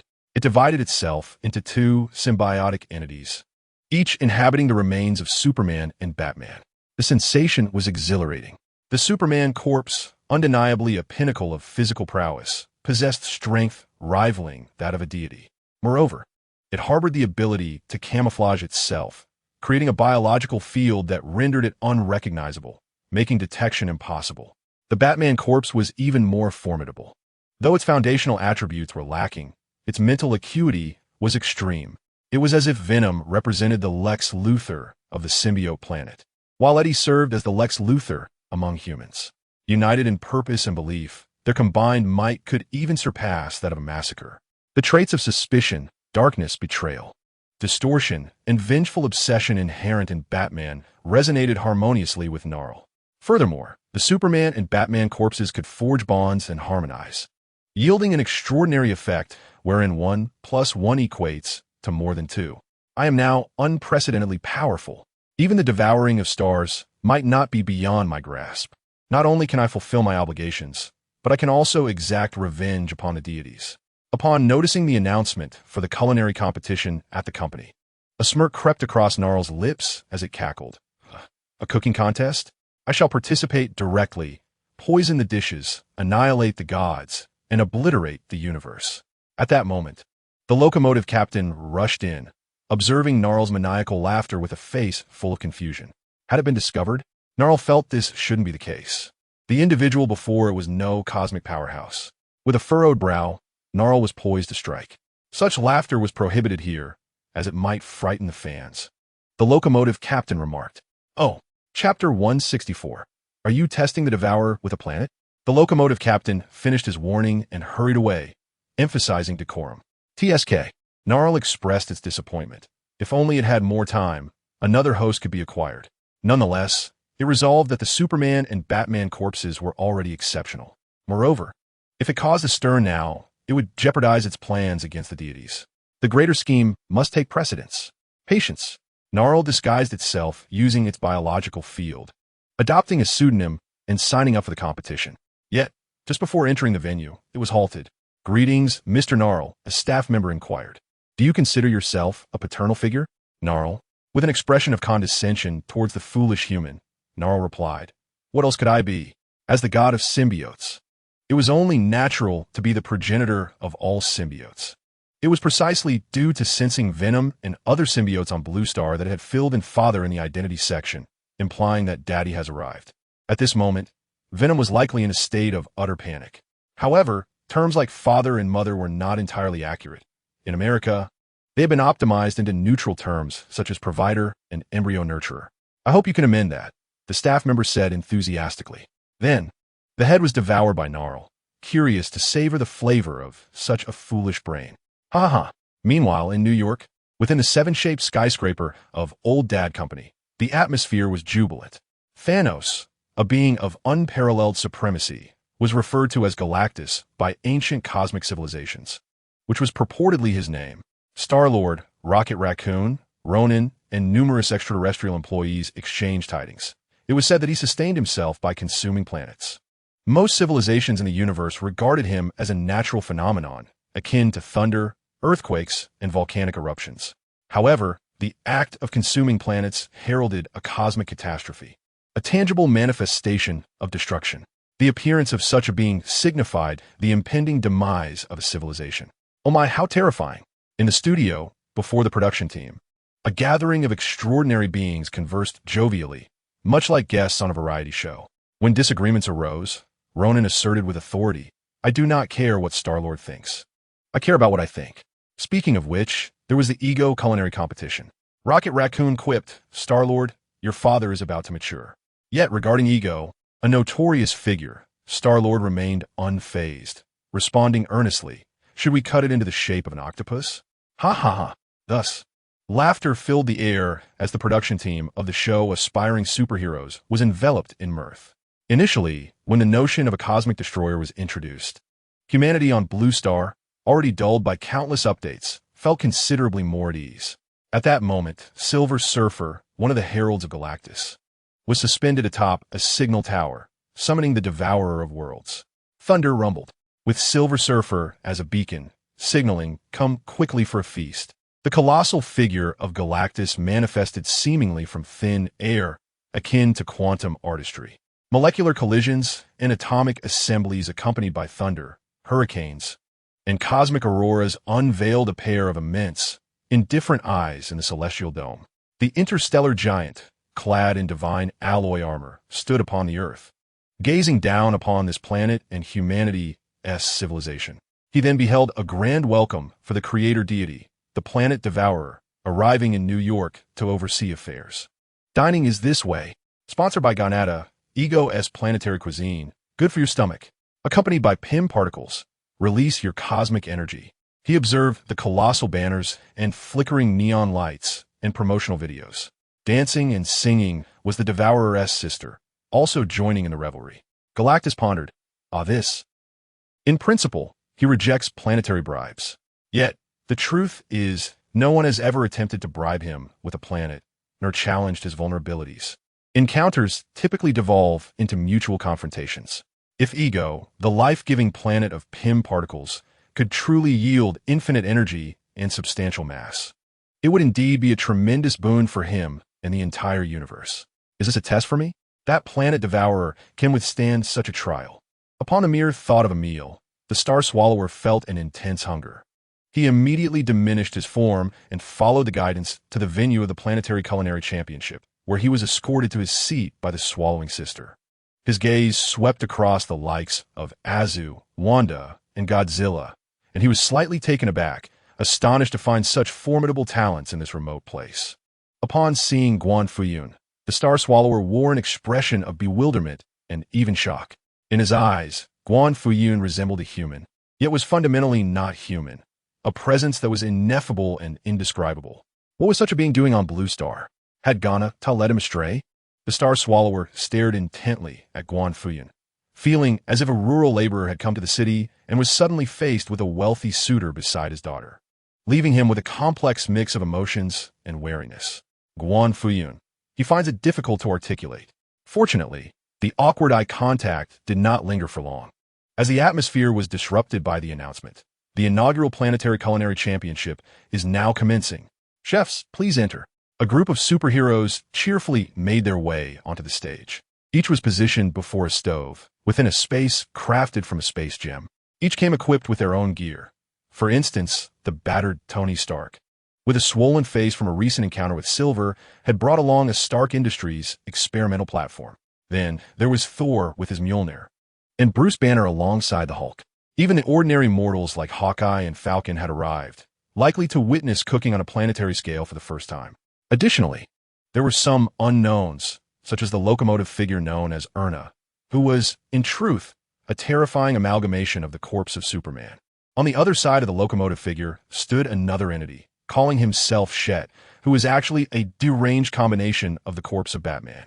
In keeping with the theme and to enhance their appearances, Shet had indeed consumed a chef's brain and acquired a skill set in pastry making, now referred to as Master Shet of Pastry. As chefs, the first lesson was to learn to handle ingredients. At that moment, the disruptive figure again took to the stage.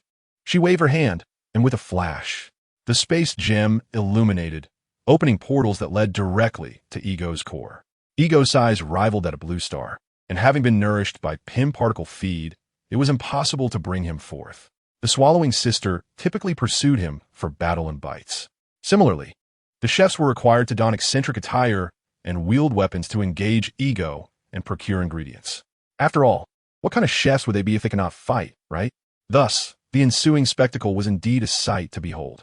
First, Thor, fully armed in his shimmering Asgardian armor, donned a red cape and crackling with lightning, wielded Mjolnir, which transformed into a thunderbolt, striking Ego with resounding force, causing cracks to form upon impact. Then the Hulk took over, transporting the mountains and rivers of the living planet, as if he were tearing apart the flesh of a wild beast. Next came Tony Stark, who had upgraded his armor and even began researching cosmic energy. He piloted the Transformer Iron Man armor, harvesting parts from Ego to serve as ingredients, wildly adding vibranium, flashbangs, and nanobots, creating a spectacle of effects. Even before the dish was completed, it began to shimmer, as if in the process of developing a lethal weapon. Thanos and Gamora were already salivating at the sight. Meanwhile, the newly minted Captain America, Falcon, was engaged in a rather peculiar endeavor alongside some minions and the unique Star-Lord, throwing punches at Ego. He hardly appeared to be a chef. Rather, he seemed to be in a frenzy. As the brothers worked overtime, updates would follow later, and gratitude was expressed for the gifts. Chapter 165.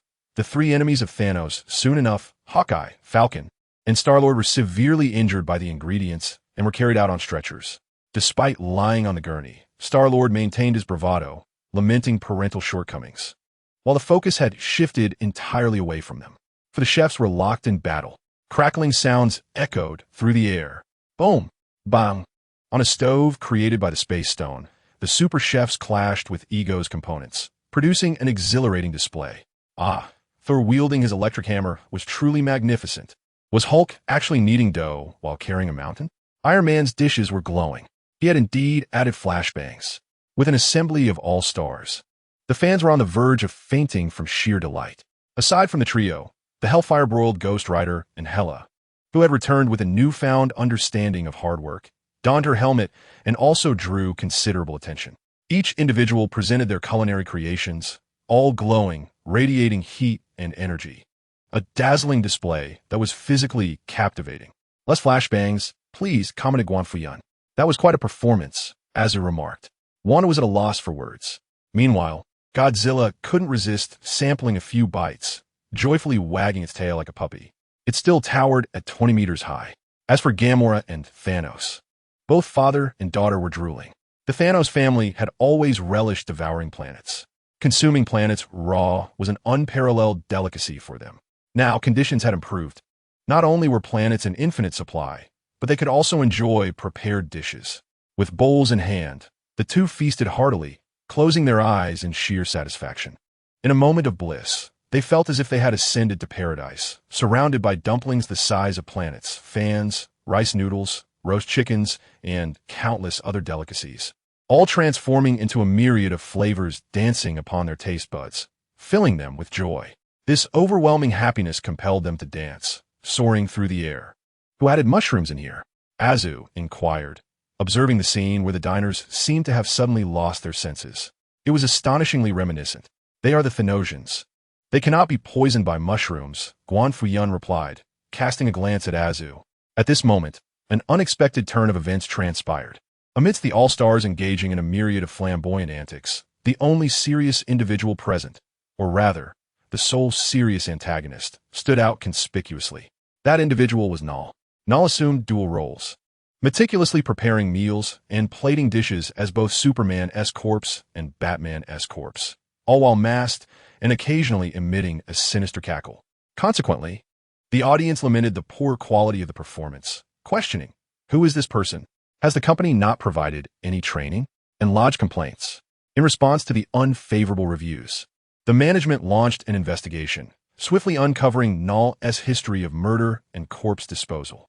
This was promptly reported to the judging panel. Could there truly be someone attempting to disrupt our proceedings?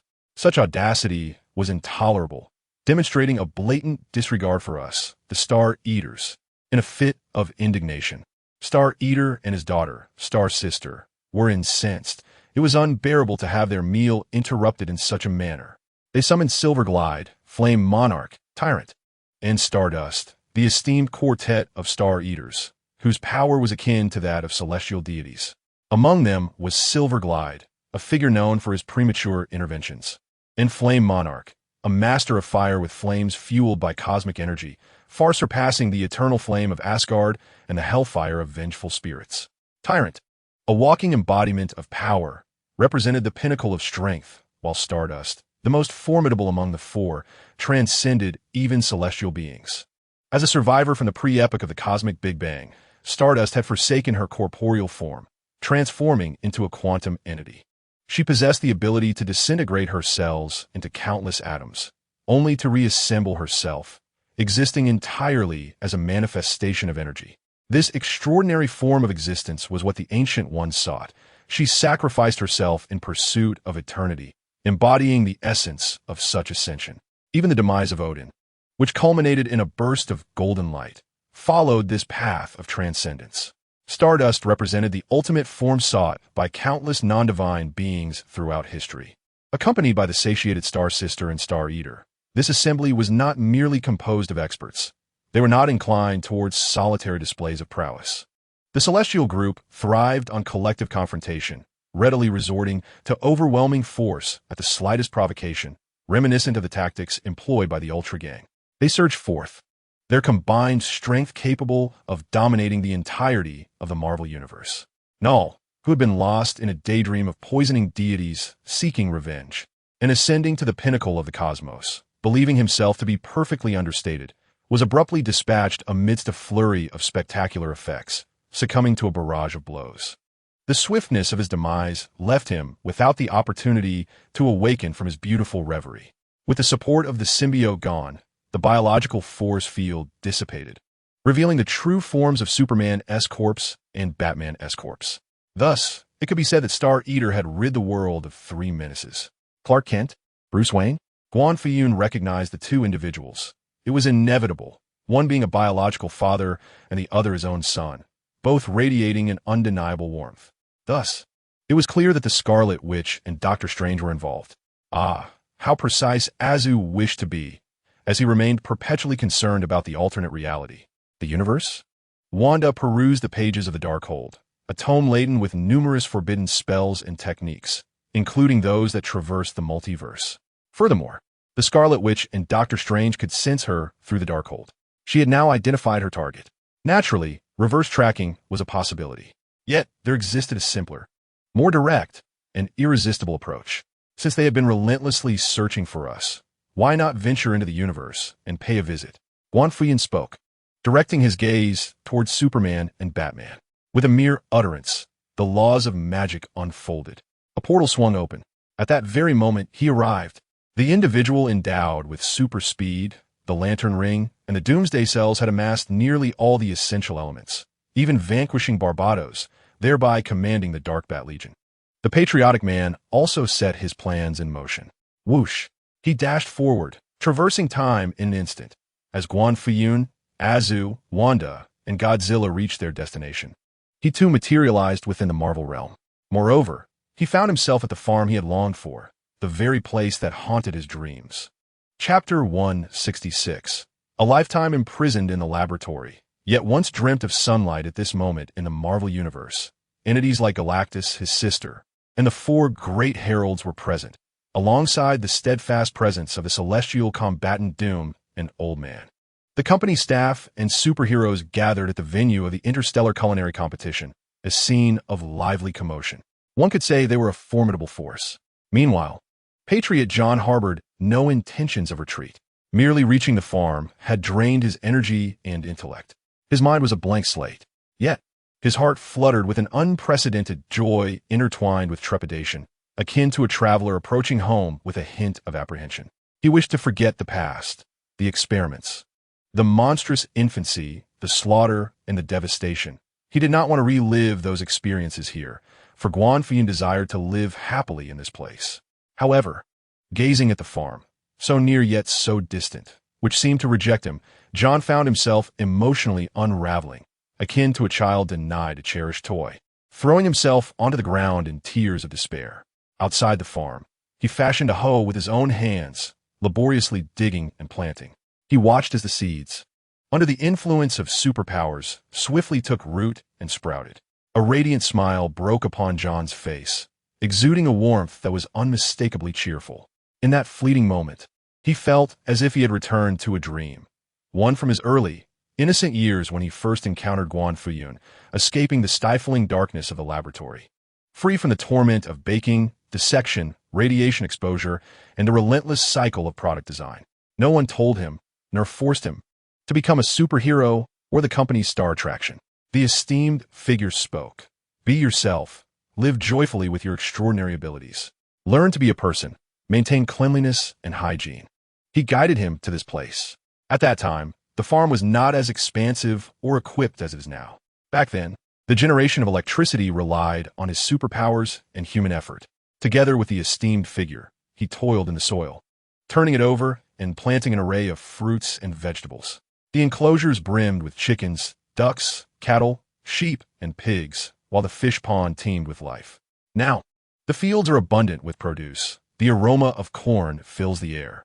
Herds of cattle and sheep roam, and plump fish leap from the water. In the center of the farm lies the kitchen, where jars and containers, emptied and refilled, bear the marks of time. At home, utilizing such vessels for spices evokes a sense of enhanced flavor and groundedness. Though he has never tasted the culinary creations of the esteemed figure, John feels that the essence of a culinary deity resides here. With closed eyes, he can envision the kitchen adorned with a myriad of figurines, all brought back to bring joy to his father. He can also see Godzilla's room, vast and boundless. He often cuddles with Godzilla during sleep. Despite being the king of monsters, with skin and a tough exterior capable of withstanding the energy of planetary explosions, to him, it feels as comforting as a soft toy. In an instant, propelled by his super speed, John finds himself in the heart of New York City. The once destroyed neighborhood, ravaged by hatred, remains dilapidated, filled with the homeless and those engaging in $0 purchases. On one hand, the inefficiency of the American system prevails, Legislators are content with financial gain, making progress without actual labor. On the other hand, near Wall Street, amidst the shattered streets and crumbling concrete walls, remnants of former progressive intellectuals can still be unearthed, akin to an archaeological dig. Though it delays the work, for John, it is fortuitous. He gazes around, clearly tracing the footprints of hatred. And as he follows them through time, he is confronted with shattered lights and a screaming crowd. Hatred, a product of gamma radiation and super serum, an abomination of science, seems terrifying to his youthful self. In a real confrontation, he doubts his ability to prevail. Yet he feels no fear, for he also sees that man, the one who runs towards him, embraces him, and asks if he wishes to return home, the Invincible Man. John's lips tremble, longing to utter daddy like a boy, but as the words linger on the tip of his tongue, he suddenly feels a wave of confusion wash over him, filled with a sense of defeat. He yearns for family and kinship like a moth drawn to a flame. Yet simultaneously, he recognizes his own cowardice and impotence. He desires to connect with his father, yet fears ruining everything. He feels unworthy. That fervor, that strength within him, has the potential to resonate across the multiverse. Yet, he ultimately succumbed to the lethal poison known as happiness. John raised his gaze, his enhanced vision allowing him to see the floating mothership in the sky, belonging to the Serpent Shield Agency. It was aboard this very vessel that he first put into practice the life lessons imparted by his father. He eliminated the serpent's head and subsequently unraveled the web, obliterating the Hydra base, where he berated the professor to the point of bloodshed and encountered the farm-raised daughter, Wanda. He ascended to the status of the god of Hydra, leading a cadre of dark and twisted agents into a new realm, establishing a superhero entertainment industry. Such fluidity, such success. This was beyond the imagination of a native, raised in a world of shadows, where nothing ever seemed to go right, and the harder one tried, the more comical the outcome appeared. What is power? What is authority? What constitutes genuine action and problem-solving? His father had imparted these lessons to him. It was these insights, these fragments of daily life, that transformed him from a mere product into a human being. Silently, with a split cheek, John traversed New York. The speedster moved like a darting arrow, invisible to all. Even the locomotive, another speedster, was but a sluggish snail in comparison. John arrived at the Bucks building, where he unleashed a torrent of fury upon the soldier boy, purging his resentment and formally bidding farewell to his past, to the Compound V, and severing ties with the laboratory. What a delightful thought! John mused. Emulating Azu, he envisioned a soldier boy before him, swinging his fists in the air, only to strike empty space, resulting in a boisterous laugh. Indeed, free from the tension and fear of the shadowy world, devoid of grievances and suffering, he now stood as a formidable force. A mere soldier boy could be extinguished with a mere breath. He even had to exercise caution, lest he accidentally deliver a fatal blow that would render the encounter unsatisfying. Now, at this very moment, he could summon the soldier boy in a heartbeat, replicating Azu's feats. Yet there was no need. Who would concern themselves with a soldier boy? What significance did he hold? He was of an entirely different dimension compared to his father. Any inclination to draw parallels between the two was a mark of his own filial disloyalty. And then, what transpired next? John was curious, exceedingly curious. Through his confrontation with the soldier boy, he confronted his past. Azu expelled the Compound V, severing their connection. By a twist of fate, he ventured forth, enduring a few trials. But what of Azu? John seized a passerby and, utilizing his powers, delved into their memories. Upon witnessing the purple potato fiend orchestrating schemes against his father, he was filled with rage. When he saw Azu transcend the father, basking in the sunlight and reversing the tide of battle, embracing his father, envy and resentment consumed him. When Azu stormed the White House, he exclaimed, "Just like me, I could do that too." And when he beheld Azu carrying away the vibranium vein, a look of sheer delight spread across his face as he doubled over in laughter. I am at a loss. I truly cannot discern. Unbeknownst to him, John found himself in tears, desperately arriving at this place, yet unsure of his purpose. He curled up in a corner and wept. This moment reveals that John remains the same melancholic soul, never having stepped outside the confines of his laboratory throughout his life. In Chapter 167, A Different World, while John wept, the Scarlet Witch and Doctor Strange made their entrance in a blue star. Unlike John, who is a typical giant infant with concerns and a comprehensible thought process. The Scarlet Witch and Doctor Strange are genuine superheroes, born of the Marvel Universe. As superheroes, they adhere to certain principles. First, they must never don ordinary attire. Second, they must eschew conventional paths, opting instead for flamboyant displays. Third, when capable of articulate speech, they must refrain from using it. Any situation that can be de-escalated must be heightened to chaos. Fourth, they must frequently unleash their powers with fervor. Consequently, the Scarlet Witch sought out Quicksilver, and upon realizing he was not Farmwanda, she attempted to manipulate him to seize control over his life. The ensuing chaos led to a cacophony of distress as the mutants cried out for understanding, while she engaged in a one-sided confrontation with the arriving X-Men. It was only when Galactus became aware of the insufficient resources that he dispatched the four heralds, barely restoring order to the scene. For ordinary mortals, this was yet another apocalyptic crisis, not to mention the presence of Doctor Strange. This fellow was stealthy, undoubtedly up to no good. Originally, he intended to be with his beloved simply by replacing Stephen Strange in this realm, especially now that the farm was devoid of its inhabitants. Who would notice? Even if he succeeded, the farm would likely not bother to rectify the situation. However, the Stephen Strange here was not the Sorcerer Supreme. Doctor Strange yearned for both love and power. He could not afford to relinquish his magical prowess. Thus, a series of bold maneuvers commenced. The process was visually stunning.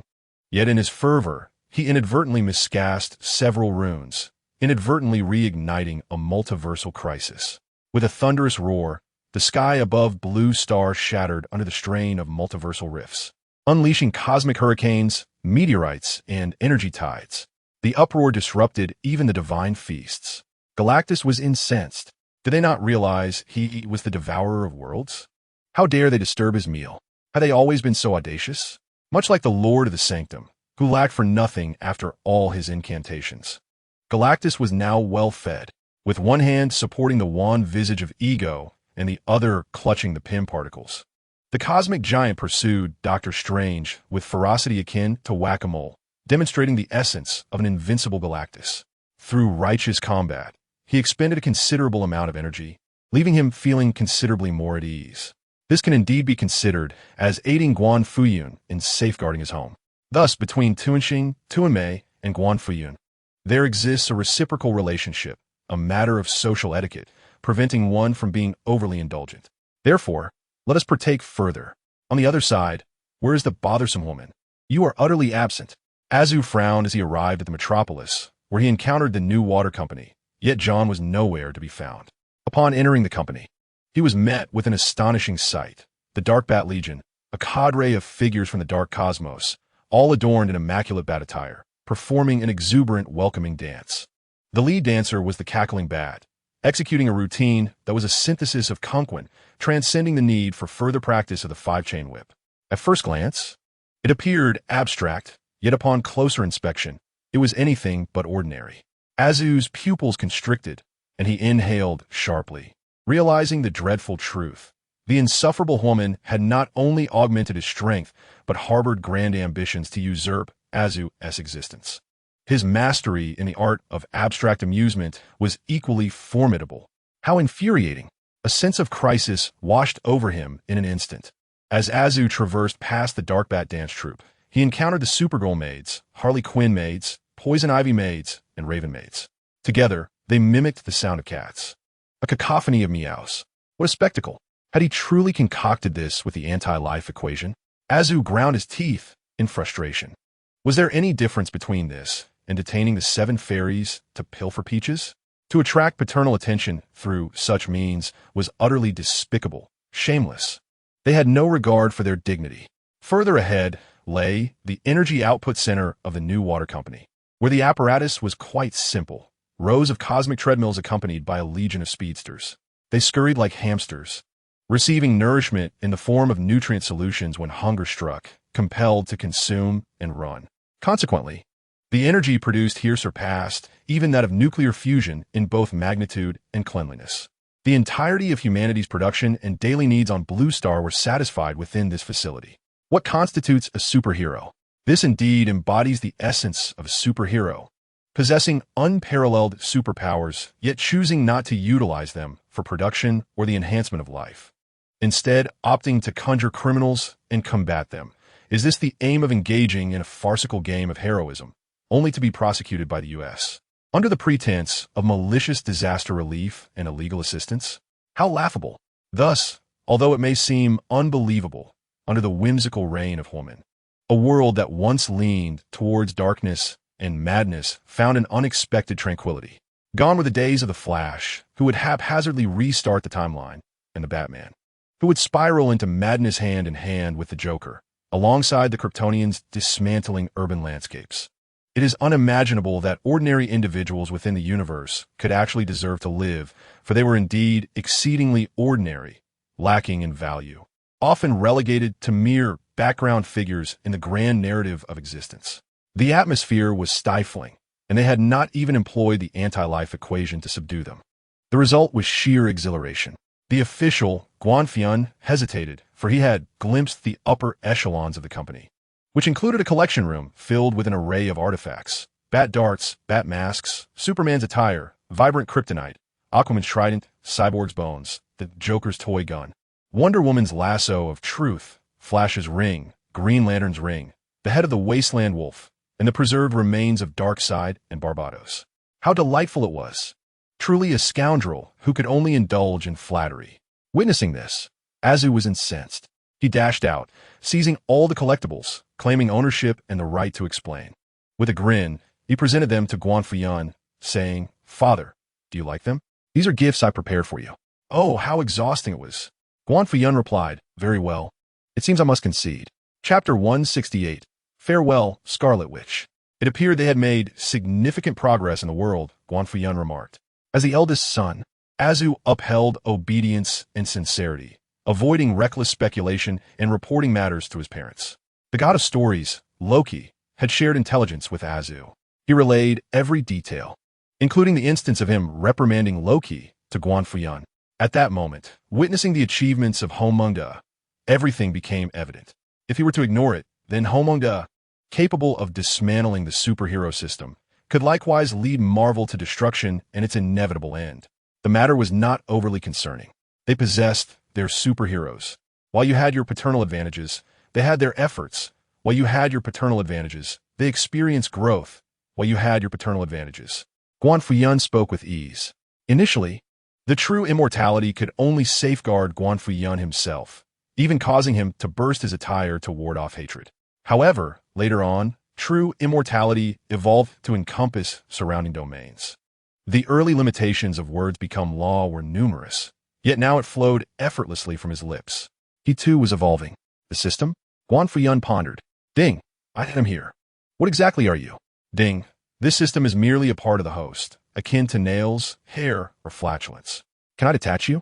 Ding, the host is capable of anything. How did you bind yourself to me? Ding, the host's thoughts manifest. In simple terms, Guan Fuyun had become an omnipotent system. He touched Azu and Wanda on the head, as if reinforcing them, and said, "Go, come to terms with yourselves. I shall await your return for dinner." With that, a vast spatial door reappeared, seemingly tearing through the multiverse yet caressing like a gentle breeze, leaving no ripples in its wake. Azu donned the battle attire of a fellow villager, while Wanda adorned herself in a suit of Ultron-esque metallic magic, accentuated by a scream of black silk. The two departed in unison. Guan Fuyun observed for a moment before turning to gaze at Blue Star, stroking his chin and mused. If Supergirl, Harley Quinn, and Raven were to become streamers, they would likely find great joy in it. The abstract realm certainly requires such talents. Since we are here, why not transport this planet back and see who dares to obstruct me? In the Marvel Universe, with a swish, draped in a magical cloak, stepping through mirrored space, and drawing circles of light particles, Wanda arrived at Xavier's Academy for gifted youngsters. Presently, this establishment also serves as a talent reservoir for the company. Quicksilver was present here. The Wanda of the Avengers, the ghostly Wanda, and the zombie Wanda. Those who once embodied her essence had lost their identity as Wanda and had transformed into the Scarlet Witch. Here, as Hajime, she was so frenzied that even the four heralds of the Devourer were nearly overwhelmed. Realizing that she could never truly become Wanda, and that all was ultimately a delusion of the Scarlet Witch, her psyche shattered. Ironically, the more deranged she became, the more turbulent her chaotic magic surged. In that moment, a splash of crimson threatened to envelop half the universe, as if a deity were bleeding. Even the Father of Heaven and the celestial gods would feel a chill upon witnessing it. In this current era, where divine beings cannot descend upon the mortal realm, the scarlet, which had become akin to a Westorn. If I cannot possess it, neither shall you. Quicksilver denied, while Vision's efforts had ultimately come to naught. As they bid farewell, the Scarlet Witch's eyes glowed with a fierce intensity, her overflowing chaotic magic engorging her veins as if her cheeks were beset by blood-red thorns, grotesque and terrifying. To her left stood the Scarlet Witch, and to her right, Wanda. The two locked eyes in opposition, refraining from immediately pulling each other's hair, a childish act. Now, it was a matter of proving superiority and determining life or death. The pure Scarlet Witch could not possibly surpass the supreme sorceress Wanda, who had emerged from the farm. However, upon returning from her journey, the Scarlet Witch had equipped herself with Compound 5 Kryptonian cells and enhanced speed, significantly augmenting her power. Though neither initiated combat immediately, a mental duel had already commenced. Magic requires incantations for its execution.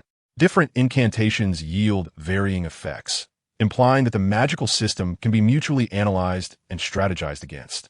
Setting aside the chase and slashing, the choice of magic, methods of response, and tactical variations often dictate the strength of a sorcerer. Thus, leveraging her super speed, the Scarlet Witch, alongside farm-bred Wanda, utilizing the Time Stone, both sought to instantaneously calculate the myriad possibilities of the future in order to vanquish one another. They could be deemed the mightiest sorcerers in Marvel, each well-versed in countless spells, weaving forbidden incantations with ease. Faced with 99% of Marvel's characters, they would undoubtedly dominate. What extraordinary abilities and mutants possess? A mere glance reveals their essence, the principles of their powers, and the means to vanquish them. However, when it comes to the enhanced Scarlet Witch of the farm, the situation becomes intricate. Alas, utilizing her super speed to think at an accelerated pace, she arranges forbidden spell combinations, only to suddenly feel a lack of oxygen in her brain, beads of sweat forming on her forehead.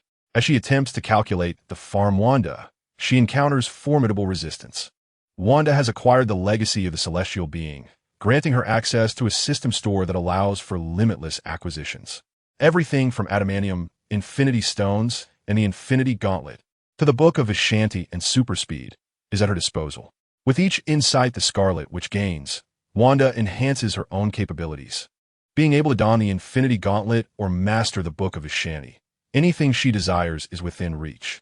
Simultaneously, Wanda engages in her own calculations, analyzing the Scarlet Witch's abilities, achieving a profound understanding of both herself and her opponent. It is akin to an arms race. The Scarlet Witch cannot possibly compete against Wanda's boundless resources. Delay is no longer an option. Immediate action is imperative for a swift resolution. The Scarlet Witch thinks this as her super speed reaches its zenith, yet her brain, under inertia, continues to overheat. Such is the nature of superheroes. Their powers often betray them at pivotal moments. The sensation of suffocation intensifies. Just as darkness threatens to engulf her vision, the Scarlet Witch sees Quicksilver rushing towards her, calling out, "Sister!" Alas, a smile graces her lips as she suddenly pivots, tilting her head, only to find no trace of Quicksilver, but rather the dissipating magic circle. She hears Farm Wanda's voice, "Farewell, Scarlet Witch." When did the fatal strike arrive? A chill runs down her spine as she glances down to find her heart's location, emptiness. This is no ordinary magic. It is chaos magic, empowered by the Infinity Stones, the Infinity Gauntlet, and the enhancements of the Book of Vishanti and the Darkhold. It is a blow ordained by the very fabric of fate. Chapter 169. They call me a superhero. I cannot die. Struck by a fatal blow. The Scarlet Witch's mind goes blank, her body numb. Breathe deeply, breathe deeply. Dizziness is to be expected. Once again, she, a superhero, faces failure, and this time, she stands to lose her life, a death that cannot be averted. Yet it can be evaded. All things have beginnings, endings, and processes, and death is no exception.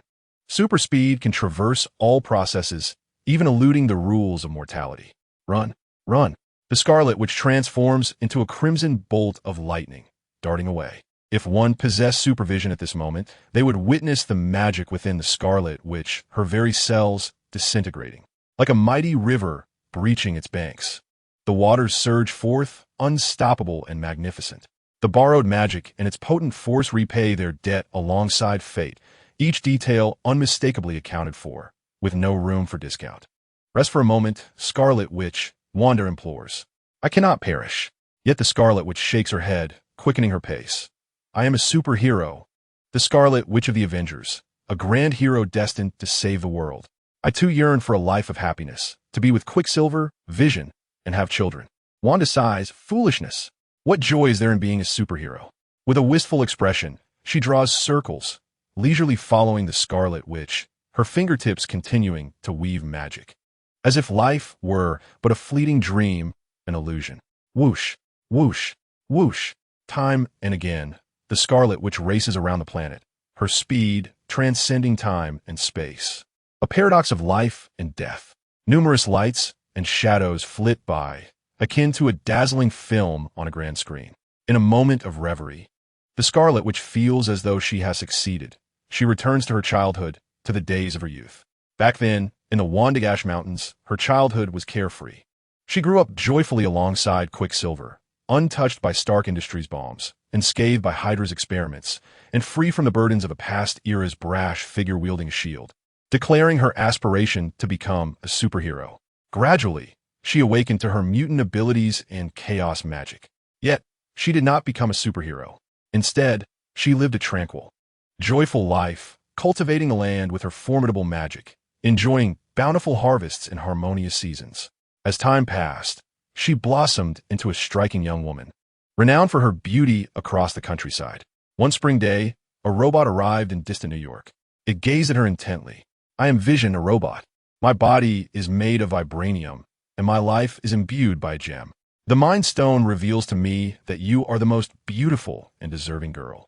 I wish to marry you, Vision declared earnestly. How times have changed. Even robots have aspirations now. Can it wield a massage gun? Her friends laughed at the audacious machine.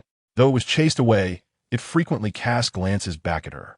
In that moment, the heart of a young girl fluttered. She became curious about why the robots sought love. This intrigue captivated her. More importantly, beside the cold Vision, she felt her chaotic magic calm, and she relished this tranquility. She cherished the simplicity of life. Congratulations on your marriage. May you soon be blessed with children. The Scarlet Witch and Vision were wed. In their modest abode filled with friends and family, adorned with colorful ribbons, the kitchen brimming with ingredients, and the sofa adorned with delightful cushions, they celebrated their union. In the small television, the weather forecast was being broadcast. How delightful. How very delightful indeed. The Scarlet Witch smiled. It was unclear how much time had passed when she realized she had children. The children pointed at her crimson attire and inquired, "What is this?" "It is Mother's costume," the Scarlet Witch replied, with a serious tone. "You must study diligently and aspire to become a doctor or a lawyer. Never dream of being a superhero, for that path could ruin your life." The children nodded in agreement, each more obedient than the last. Do not become a superhero. America does not deserve such figures. The smile of the Scarlet Witch grew increasingly blissful. Yet, her eyes became more hollow, the light within them dimming. Tears streamed down her cheeks as she said, "Thank you, Wanda. I am content with this farewell. A life of simple happiness is something I could never have imagined or woven into existence, for they called me a superhero." Layer upon layer of magical illusion shattered. With a satisfied smile, the Scarlet Witch reached out to caress Wanda's face, saying, "Keep striving. You will find immense happiness. Do not follow my path." In that moment, death finally caught up with the Scarlet Witch. Before Wanda on the farm, she resembled a pencil sketch, erased into nothingness. Wanda extended her hand, yearning to touch the Scarlet Witch, but only met the emptiness of air. Her emotions were indescribable. At that moment, Wanda longed desperately to return home. She had a home. Meanwhile, Doctor Strange was still being overwhelmed by the cosmic duo of Star and her father, struggling under their relentless assault. It was no fault of his own. The overzealous duo unleashed their full power, reaching for the heavens. Had he not fortified himself, he would have perished long ago, relying on his speed and the strength of the Vishanti to evade their blows. Against such foes, a swift intervention from Azathoth would suffice. He promptly summoned Christine Palmer to the battleground, stating, "Either you step in, or she pays the price." Thus, Doctor Strange made a grand entrance, only to be swiftly knocked unconscious and ensnared by webs.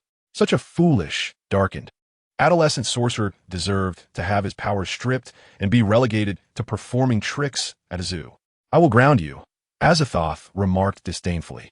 With the return of the farm's denizens, any crisis involving the Scarlet Witch or Doctor Strange was resolved in an instant. This scene was broadcast live by the company, portraying their hometown hero descending from the heavens like a god of war, shattering all evil and bestowing love and justice upon the blue planet. "We adore you, Azathoth. He is so handsome. I love him, sob, sob, sob. And you, my Azathoth, are eternally worthy." The fans erupted in cheers, each more relaxed than the last, reveling in the joy of victory. Yet, Azathoth was not so at ease. Due to the Scarlet Witch and Black Strange, this confrontation is merely on the periphery. The true battle has yet to commence. With the descent of the Scarlet Witch and Black Strange, the oppressive forces shrouding the blue planet have surged dramatically. The atmosphere has turned frigid and biting, fragmented by an overwhelming tide of despair that blankets the skies, rendering the sun frozen in its place.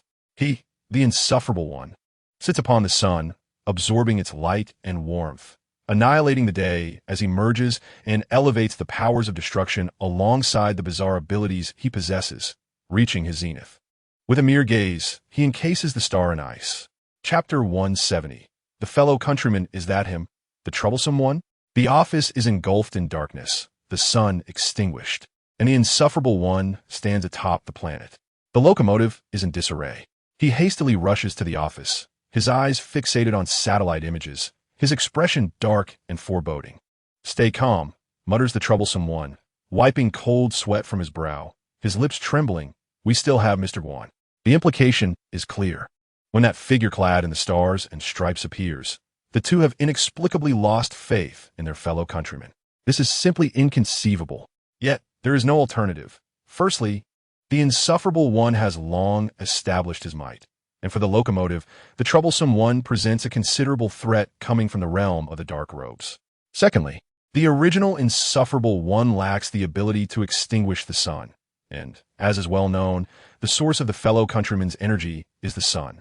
What a terrifying thought. It's mortifying. Merely maintaining a semblance of humanity without fleeing the company is testament enough to their courage. As for the others, even if they are oblivious to the fellow countrymen and the insufferable one's entanglements, they possess their own channels for intelligence. Ye a erveis. What is the current situation? Tony inquires.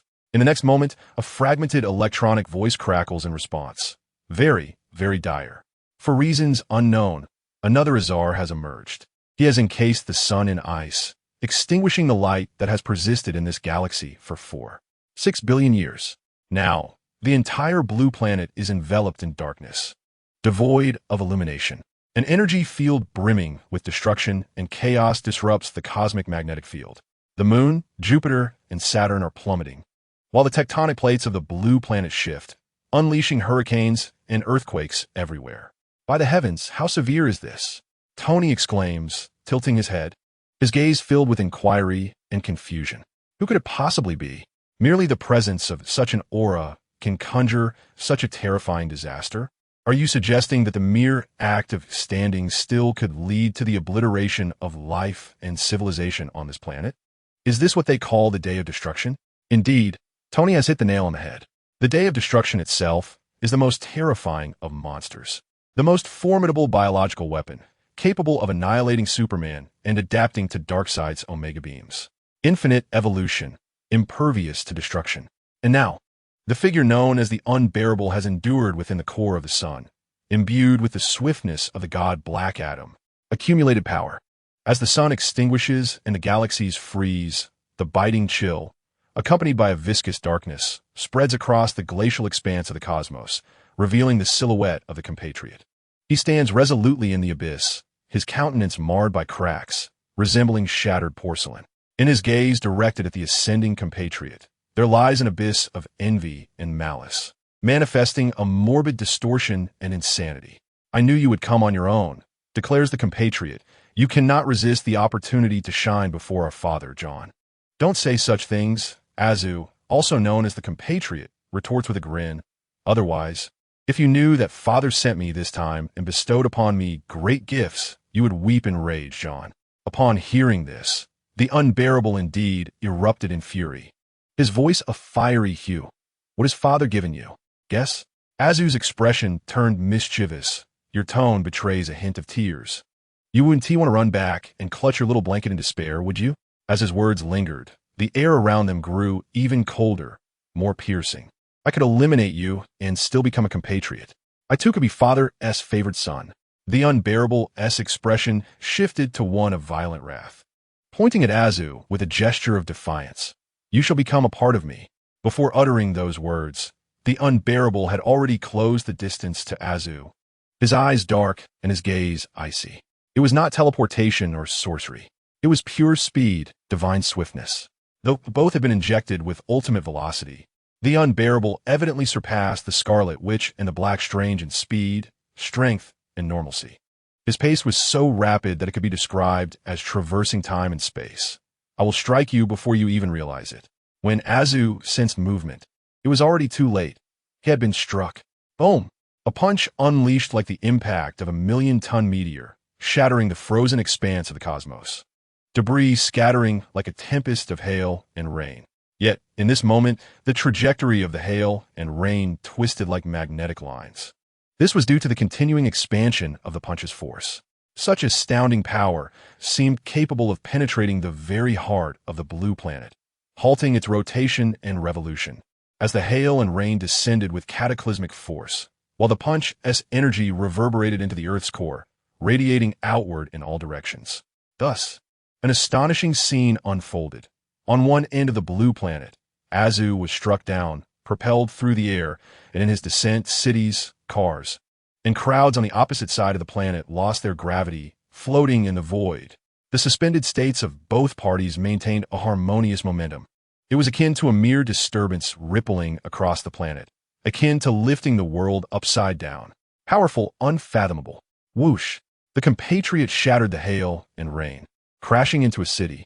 There once occurred a nuclear leak in this place, and its inhabitants have long since succumbed to the archaeological-style disaster relief from the United States.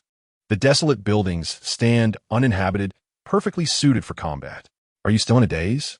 Then, Azu heard a piercing, mournful explosion, echoing hauntingly behind him, akin to the wind of a ghostly lament. The chaotic Homelander surged forward, throwing wild punches, left jabs, right kicks, a cacophony of blows. Azu retreated, repositioning his legs, and countered with a swift kick. Bang! The collision of fists and feet resounded like thunder, a mushroom cloud ascending as the two unleashed pure force, shattering molecules and atoms in a manner reminiscent of a nuclear detonation. Amidst the thick smoke, Azu attempted to retreat and create distance. Yet Homelander speed was overwhelming. He pursued with exhilaration, shouting, "I'm stronger, superior. I can do as I please. You will never defeat me." Azu replied, "Ah, indeed." Boom! As he spoke, Azu's eyes gleamed with golden intensity, his fiery gaze piercing through. "Come on." Homelander, unwilling to back down, met his glare with an icy stare that shimmered like frost. The clash of their destructive gazes created a tempest of extremes. The sky alternated between brilliant sunlight and ominous clouds, while the earth transformed from molten lava to solid frost. Mountains, miles away, crumbled like mounds of dirt, and the buildings of the desolate city shattered, their anguished cries echoing as they fell into the fissures of the earth, vanishing without a trace. Meanwhile, Tony, observing from satellites and monitoring data, was taken aback by Jarvis's human-like astonishment. The climate, gravity, and even the fundamental laws of physics on this planet have been altered. The aftermath of their battle is reshaping the very world. Tony, speechless and helpless, realized that the situation had surpassed even Iron Man or any superhero's capacity to manage. This was a true battle of deities. Compared to these beings, even superheroes seemed less than extraordinary. There were no flamboyant costumes parading through New York, no grand proclamations made in a fit of enthusiasm, nor absurd displays of power. Before the black-robed figures, who could perish at a moment's notice, overwhelming all with their sheer might, Even Iron Man could only gaze in awe, hoping for the victory of his own celestial allies. A brief pause as I refine the content for the next chapter. Gratitude for the gifts, dear brothers, for we shall deliver a commendable conclusion for our homeland. Thank you for the gifts. Chapter 171, Victory. Fiery gaze, icy stare. Are they handsome? Indeed they are. Who does not admire a man whose eyes sparkle with light? Yet, for the superhumans, the fiery gaze and icy stare are akin to the beams of light and Ultraman. With hands clasped, one might report to the teacher, I am about to unleash the power of Pelio. Undoubtedly, it is quite spectacular. However, the issue arises when the battle begins, and the Ultraman, devoid of any light skills, fails to achieve remarkable results. Take the current situation, for instance. Asa and Homelander exchange glances, locked in a silent stare, each radiating contrasting energies, one warm and the other icy. It is akin to adding too much water to dough or too much dough to water. Their struggle is futile. Neither can best the other. Consequently, the two of them, in unison, place their hands on their hips, retracting the luminosity from their eyes. In a flash, Asa ascends, his flight generating shockwaves that ripple outward in a pyramid-like formation. This is the apex of air's reactive speed, not Asa's ultimate velocity. Yet, Homelander proves to be swifter. The two combatants soar from the ground into the skies, breaking through the atmosphere and returning to the cosmos. In the midst of their rapid exchange of offense and defense, Asa transforms into a beam of sunlight piercing the darkness, while Homelander embodies the chill of winter, grim and shattering the brilliance. Humans are oblivious to the fierce confrontation. They can only hear the deafening roar akin to a nuclear explosion and witness the earth crumbling into a cake-like softness, its rocks and mountains dissolving like candles atop a desert. Additionally, swirling hurricanes and towering waves, along with the rifts in space, cascade forth like royal ripples, a sensation akin to coconut shavings. Pursuing Asa relentlessly, Homelander revels in the upper hand, a feeling of exhilaration washing over him. He resembles a volatile, unruly child, bellowing amidst the battle with clumsy, rigid movements. Yet, he possesses formidable strength.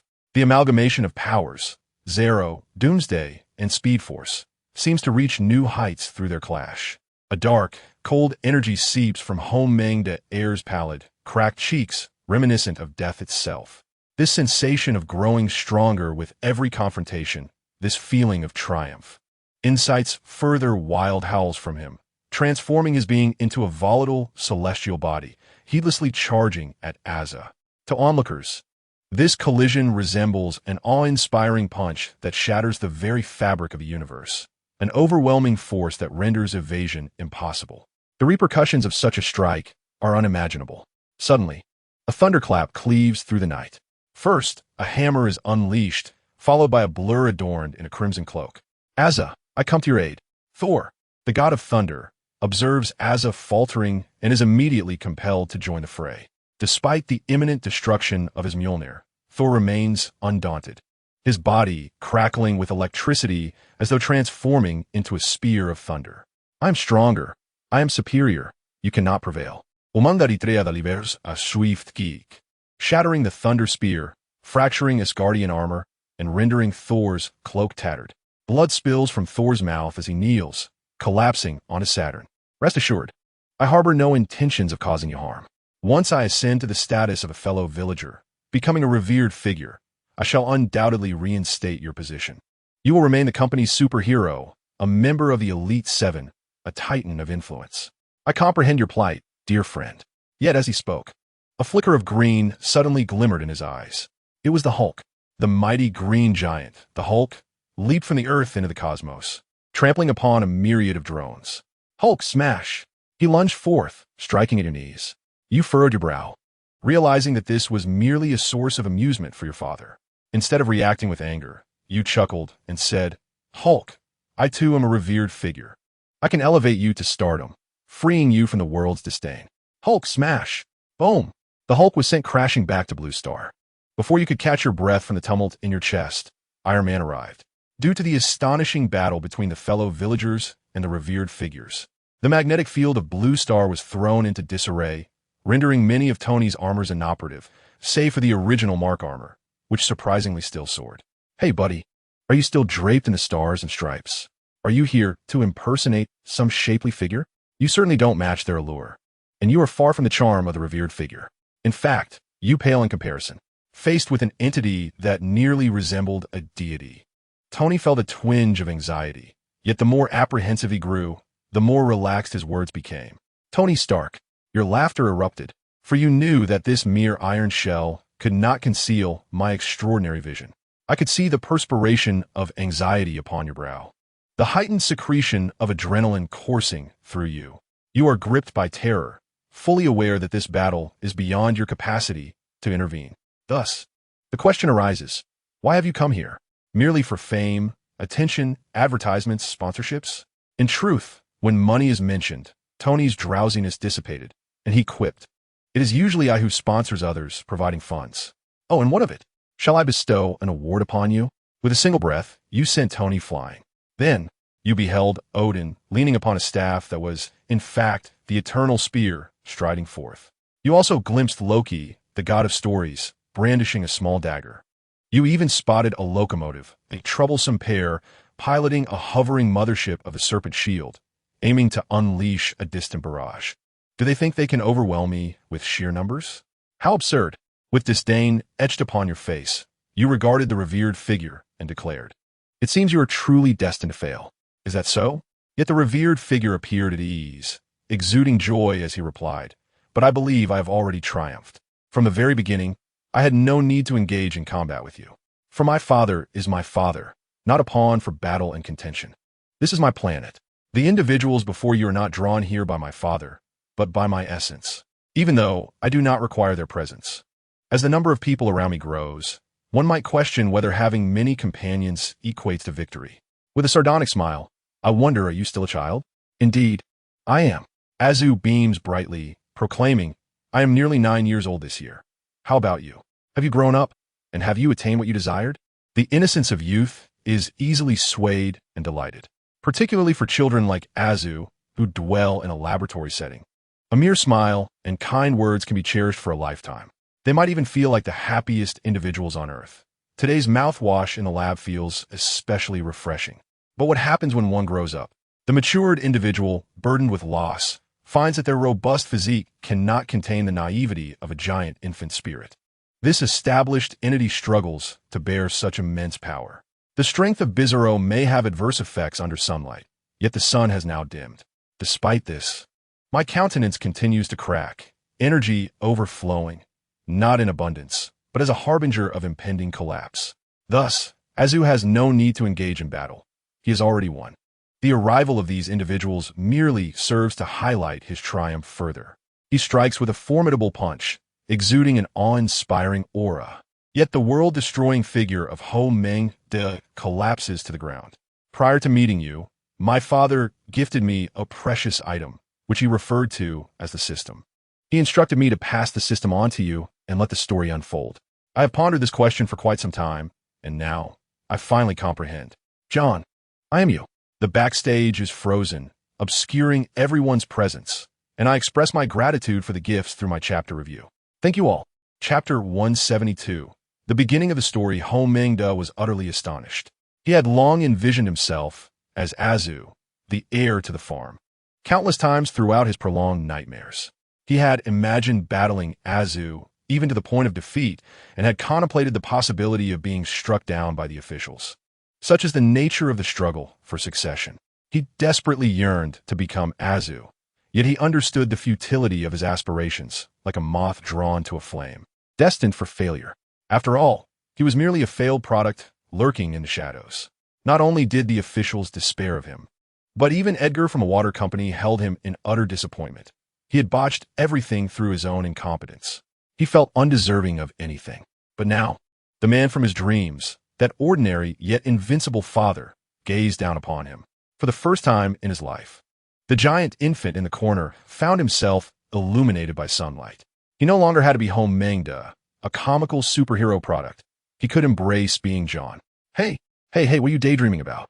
Azu extended his hand, holding a luminous orb, the essence of the paternal system. John stared blankly at the orb, frozen in place. Time passed. He resembled a stealthy feline, slowly extending its paw to ensnare the orb of light, before clutching it tightly. Heh. John embraced it increasingly, as if fearing the ephemeral nature of his surroundings, as though he might awaken from a dream. Had he been struck senseless? Azu observed this spectacle, scratching his head, pondering the absurdity of it all. I shall return home, Azu declared. You should as well. John replied obediently. With that, he rose, cradling the system, and soared back into the past. It was neither the swiftness of temporal regression nor the parallel traversing of the quantum realm, but rather the manifestation of a certain individual's intention, where thoughts materialized into reality. John's flight spanned over a decade, and as he approached his destination, his form diminished, ultimately transforming into that of an 8-year-old. The closer he drew to his goal, the more his memories blurred, those experiences within the laboratory, the absurdities of the superhero entertainment industry, all dissipated like smoke. Naturally, his powers, his mutations, and the fractured remnants of his genes were also erased. He felt no longing. No, one could say that relinquishing all this brought John great pleasure. Having bid farewell to a lifetime of nightmares and despair, he finally emerged from the laboratory, feeling unburdened. His inner turmoil soothed, leaving only anticipation in its wake. This sense of expectation reached its zenith when he arrived in Marvel's past, at the heart of New York City. The 8-year-old version of him stood bewildered on the street, observing the vibrant lights and the throngs of people. He watched as flamboyantly clad supervillains and flamboyant superheroes paraded through the streets, shouting and making a scene. The renowned superheroes soared gracefully, while the lesser-known ones engaged in brawls on the sidewalks. Ordinary citizens were equally unyielding, engaging in spontaneous purchases, and individuals were collapsing into slumber at every moment. The atmosphere was infused with a refreshing simplicity, evoking a sense of tranquility. 5, 4, 3, 2. John's memories continued to fade, yet at this moment, his sense of self was clearer than ever before. 1. With the utterance, the abomination emerged. Roaring, the earth trembled beneath the ferocious cries of the gamma radiation super serum. A laboratory, a desperate avenger, abstracted America. Once all the elements were in place, chaos became inevitable. However, within the Marvel Universe, this chaos manifested as a series of formidable supervillains. Now, it was the abomination. It loomed like a volcanic Goliath, its footsteps thundering, shaking the streets as if an earthquake had struck, the asphalt resembling a wrinkled cloth, torn and splintered, debris flying like stars, piercing through buildings. Only then did the individuals preoccupied with gunfire seem to respond, as if directed by a conductor, screaming and fleeing. John continued to stand motionless amidst the crowd, eagerly anticipating. Finally, he truly beheld the man in the black trench coat as he suddenly appeared. Ding! The Father-Worrier System has been activated. As the name suggests, the primary function of this system is to endow the host with paternal concern. This is the voice heard by the man. Little ghost, come with me. Otherwise, I shall end you. In the land of the brave, there are many who are drawn to children, described in their tongue as those attracted to minors. Amidst the chaos, someone noticed John's strikingly humanoid appearance and intended to abduct him. However, he still possessed the fifth compound, marking him as a superhuman. He retained the moral teachings imparted by his guardian. With a swift motion, John tore apart his assailant, who was instantly dismembered, their life extinguished in an instant. Blood splattered across his face as he held the severed limbs, locking eyes with his guardian, both sensing the gravity of the moment. Then, John beheld a scene that would be etched into his memory forever, a moment of redemption. He witnessed loathsome figures charging forth, akin to rampaging beasts, visibly stirring up shockwaves that shattered the buildings lining the street. Countless shards of glass and debris soared into the air, reflecting the city lights and echoing the screams of the masses, resembling scattered pieces of art.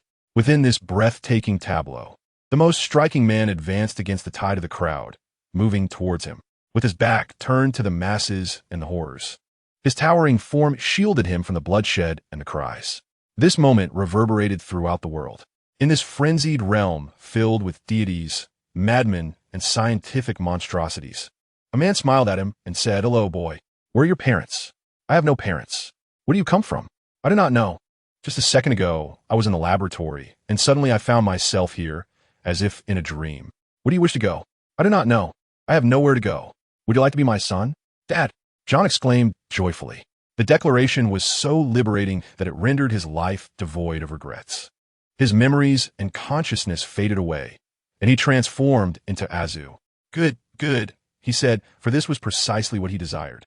John beamed with a radiant smile, for he understood that the culmination of his existence was his father, compelling him to arrive at this moment.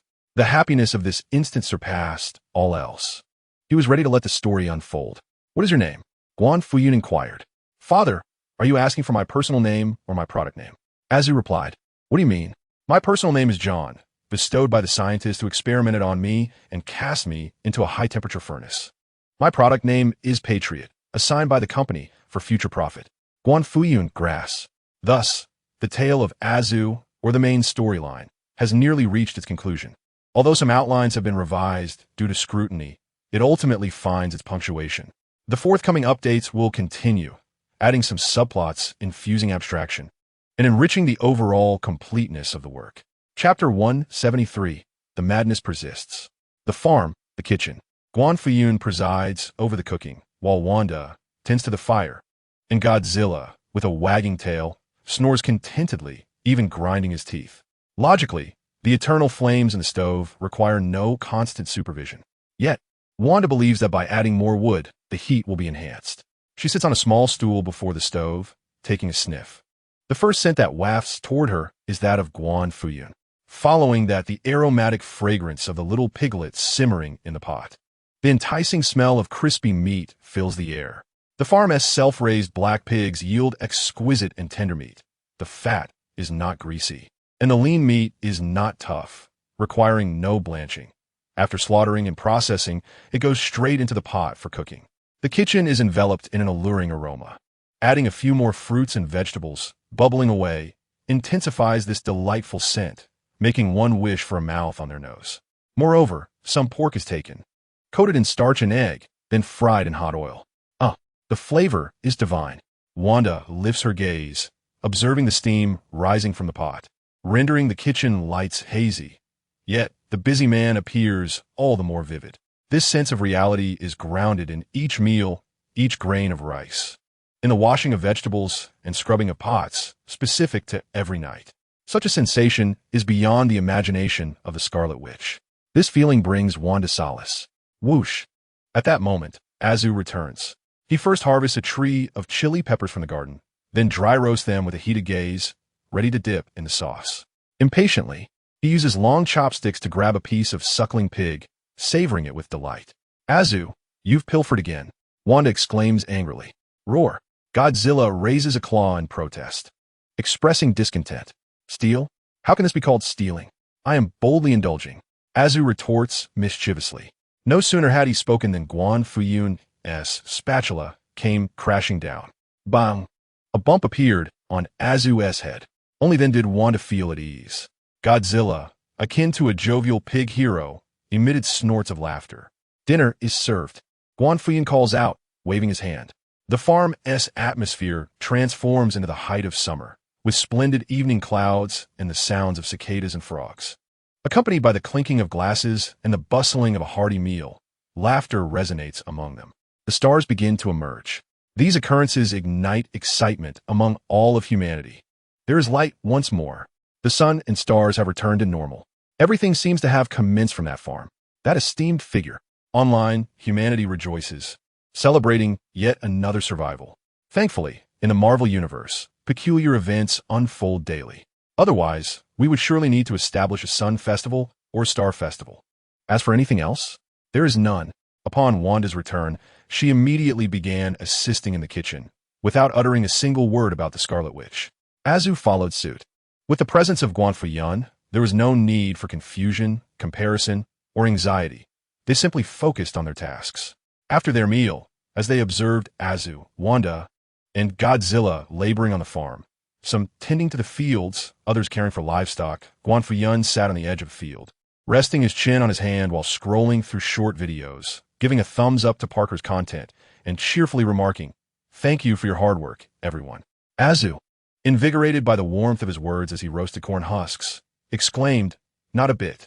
Father, is there anything else to be done? Leave it to me. If there's work to be done, The projects are plentiful.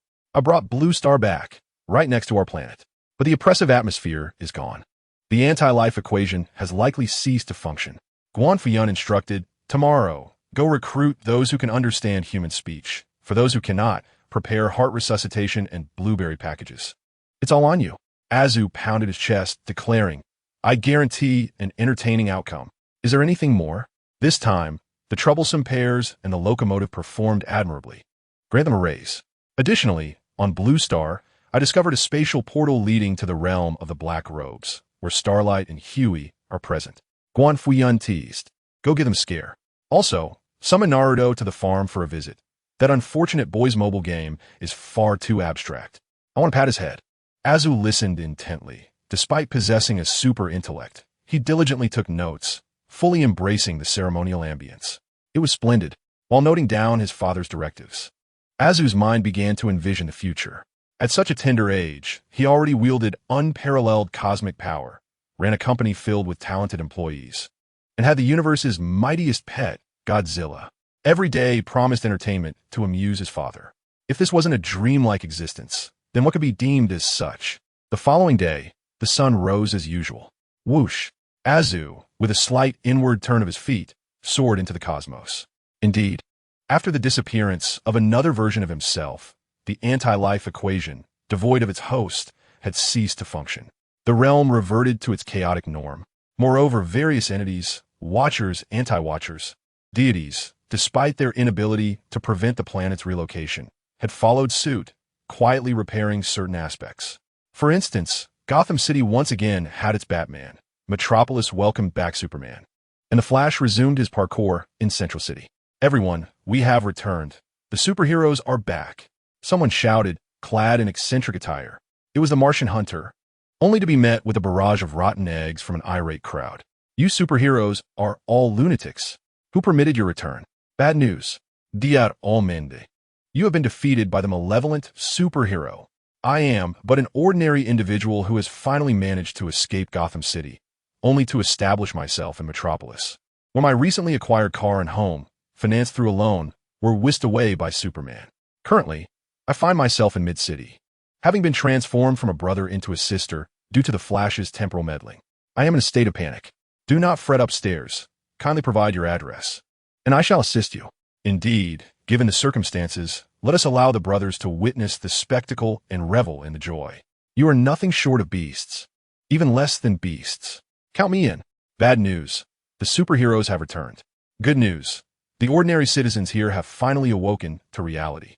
A throng of individuals pursued the superheroes, vociferously demanding to see their superhero licenses, questioning their status, and admonishing the wild superheroes to refrain from causing disturbances, utterances incomprehensible to the superheroes. In a moment of resurgence, the revived Batman found himself in a precarious situation. Clad in his bat attire and operating the Batmobile, he intended to apprehend a few lunatics for amusement, but was instead enthusiastically escorted to Arkham by the zealous crowd. I am not mad. I am Bruce Wayne, a billionaire, Batman asserted vehemently. The crowd gasped. A billionaire in peculiar attire combating crime? Is this not a more severe condition? Do not harm others. Arrest him. Chapter 174. Revelry. End with a flourish. It is utterly hilarious. Azu watched as Batman was taken away, broadcasting live. Originally part of the Dark Bat dance troupe, they have now been assimilated by a company from Marvel, alongside Supergirl, Harley Quinn, Raven, and Poison Ivy. As for the rebooted Bruce Wayne, though he is Batman, he could not stir any significant commotion amidst the power of the masses. After all, he is merely a mortal.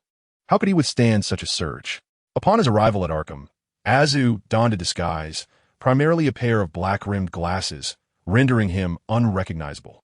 Azu, posing as a reporter, questioned Mr. Bruce Batman Wayne. What led you down the path of lawlessness? I do this to punish criminals. Bruce's neck flushed with indignation. My parents were slain by criminals in an alley. I am a noble avenger. So you strike them, then detain them, only to release them again. Observing the crowd's fervent approval of Azu, Batman fell silent. He had a plethora of theories and arguments at his disposal. Yet today, he witnessed the reaction of the common folk. Superheroes out of Gotham was the rallying cry of the masses. All right, do not be disheartened. Perhaps a visit to the asylum is in order. Remember, engage less in martial arts and indulge more in short videos. Finding joy is what truly matters. Azu facilitated Batman's entry into the asylum and then removed his glasses. Wow, it's him, it's really him, Homelander, an astonished voice exclaimed. Amidst the throng, the rebooted Clark Kent appeared utterly astonished. Really? A mere pair of glasses has you all fooled? How utterly unscientific, though he himself could achieve the same. Witnessing others don the same guise evoked a distinctly different sensation. A Kryptonian, perhaps? He was immensely stronger than I. Clark observed Azazel soaring through the air, his eyes alight with admiration as he captured the Flash within a cosmic treadmill, earning the adoration of the populace in mid-city. He pondered deeply. This seemed to embody the true essence of power. It appears that my fellow compatriot possesses a keen understanding. At that very moment, Parker continued to dance unabated, his movements pulsating with rhythm, seemingly unceasing. He too had evolved, having ascended to stardom. He acquired the largest second-hand clothing wholesale market in New York and even sent a tailored suit to the owner of the Horn newspaper.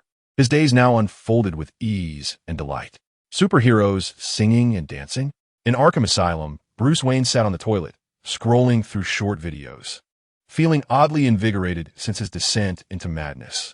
Such peculiar footage. Unsure, he decided to watch further. The Hulk, capable of lifting an entire continent, yet performing a traditional dance? And he had numerous green admirers? Thor, the god of thunder, a miniature energy production expert. Wherever he went, electricity followed. The Ghost Rider, a spokesperson for bone broth? What enigma this is. What language is this? Whoosh. In the world of the boys, Azazel zipped past, discarding company flyers. A startled Huey darted away, while Starlight transformed into the marvelous Ms. Marvel, soaring into the air. In this universe, where hardness equates to strength and toughness to power, Starlight's super abilities could indeed be deemed formidable. It was rare to witness her defenses falter. This realm boasted a plethora of origins, with a balanced amalgamation of capabilities, perfectly suited to serve as a superhero training camp for the company. Azazel mused, this merely adds another program to the lineup. For instance, the web-slinger Spider-Man. Having completed the task set by his father, he returned to the farm with Naruto. Upon settling down, he switched on the television. Ultraman Tiga has fallen. The demon, Kiri Elad II, seeking to dominate humanity, had vanquished Ultraman Tiga. Ultraman, we need your light. Help us. Suddenly, a new channel emerged, its content intriguingly complex. Another fusion is upon us. Yet, this was unlike before. It was not the abstract marvel, nor the erratic, nor the grim reality of the boys, but a world featuring Ultraman. Ultraman is crafted for children, yet upon witnessing the brilliance of Ultraman, anyone could revert to their youthful spirit, transform into light, become light. At this moment, Guan Fuyun was exuberant, cheering wildly, eager to illuminate Tiga with a flashlight, fully immersed in the experience. Observing this, Azazel joyfully declared, "Let Father play. Let Father shine." Wanda chimed in, "Let us play together." Godzilla roared, "Huh? Are we to battle Ultraman?"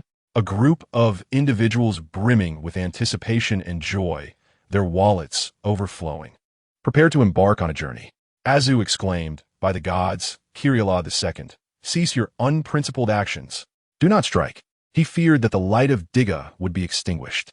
Without hesitation, he soared into the fray, addressing the fiery warrior Kirialad II with utmost politeness. "Please, wait a moment. My father shall arrive shortly. I shall signal the commencement of hostilities." Kirialad II, taken aback, displayed evident disdain, ignoring the foolish human. It emitted a peculiar cackle, intent on delivering a final blow to Diga. "Did you not hear my request for restraint? Have you lost your hearing?" In response, Azu delivered a swift strike, sending Kirialad spinning into the air like a top. Meanwhile, at the farm, a series of urgent knocks echoed. "Open the door, officer. It's Aishi Lee. There has been another incident. A monster has appeared.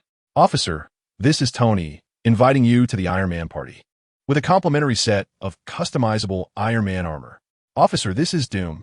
Are you satisfied with the recent events?" It felt as though friends had gathered, creating a lively atmosphere.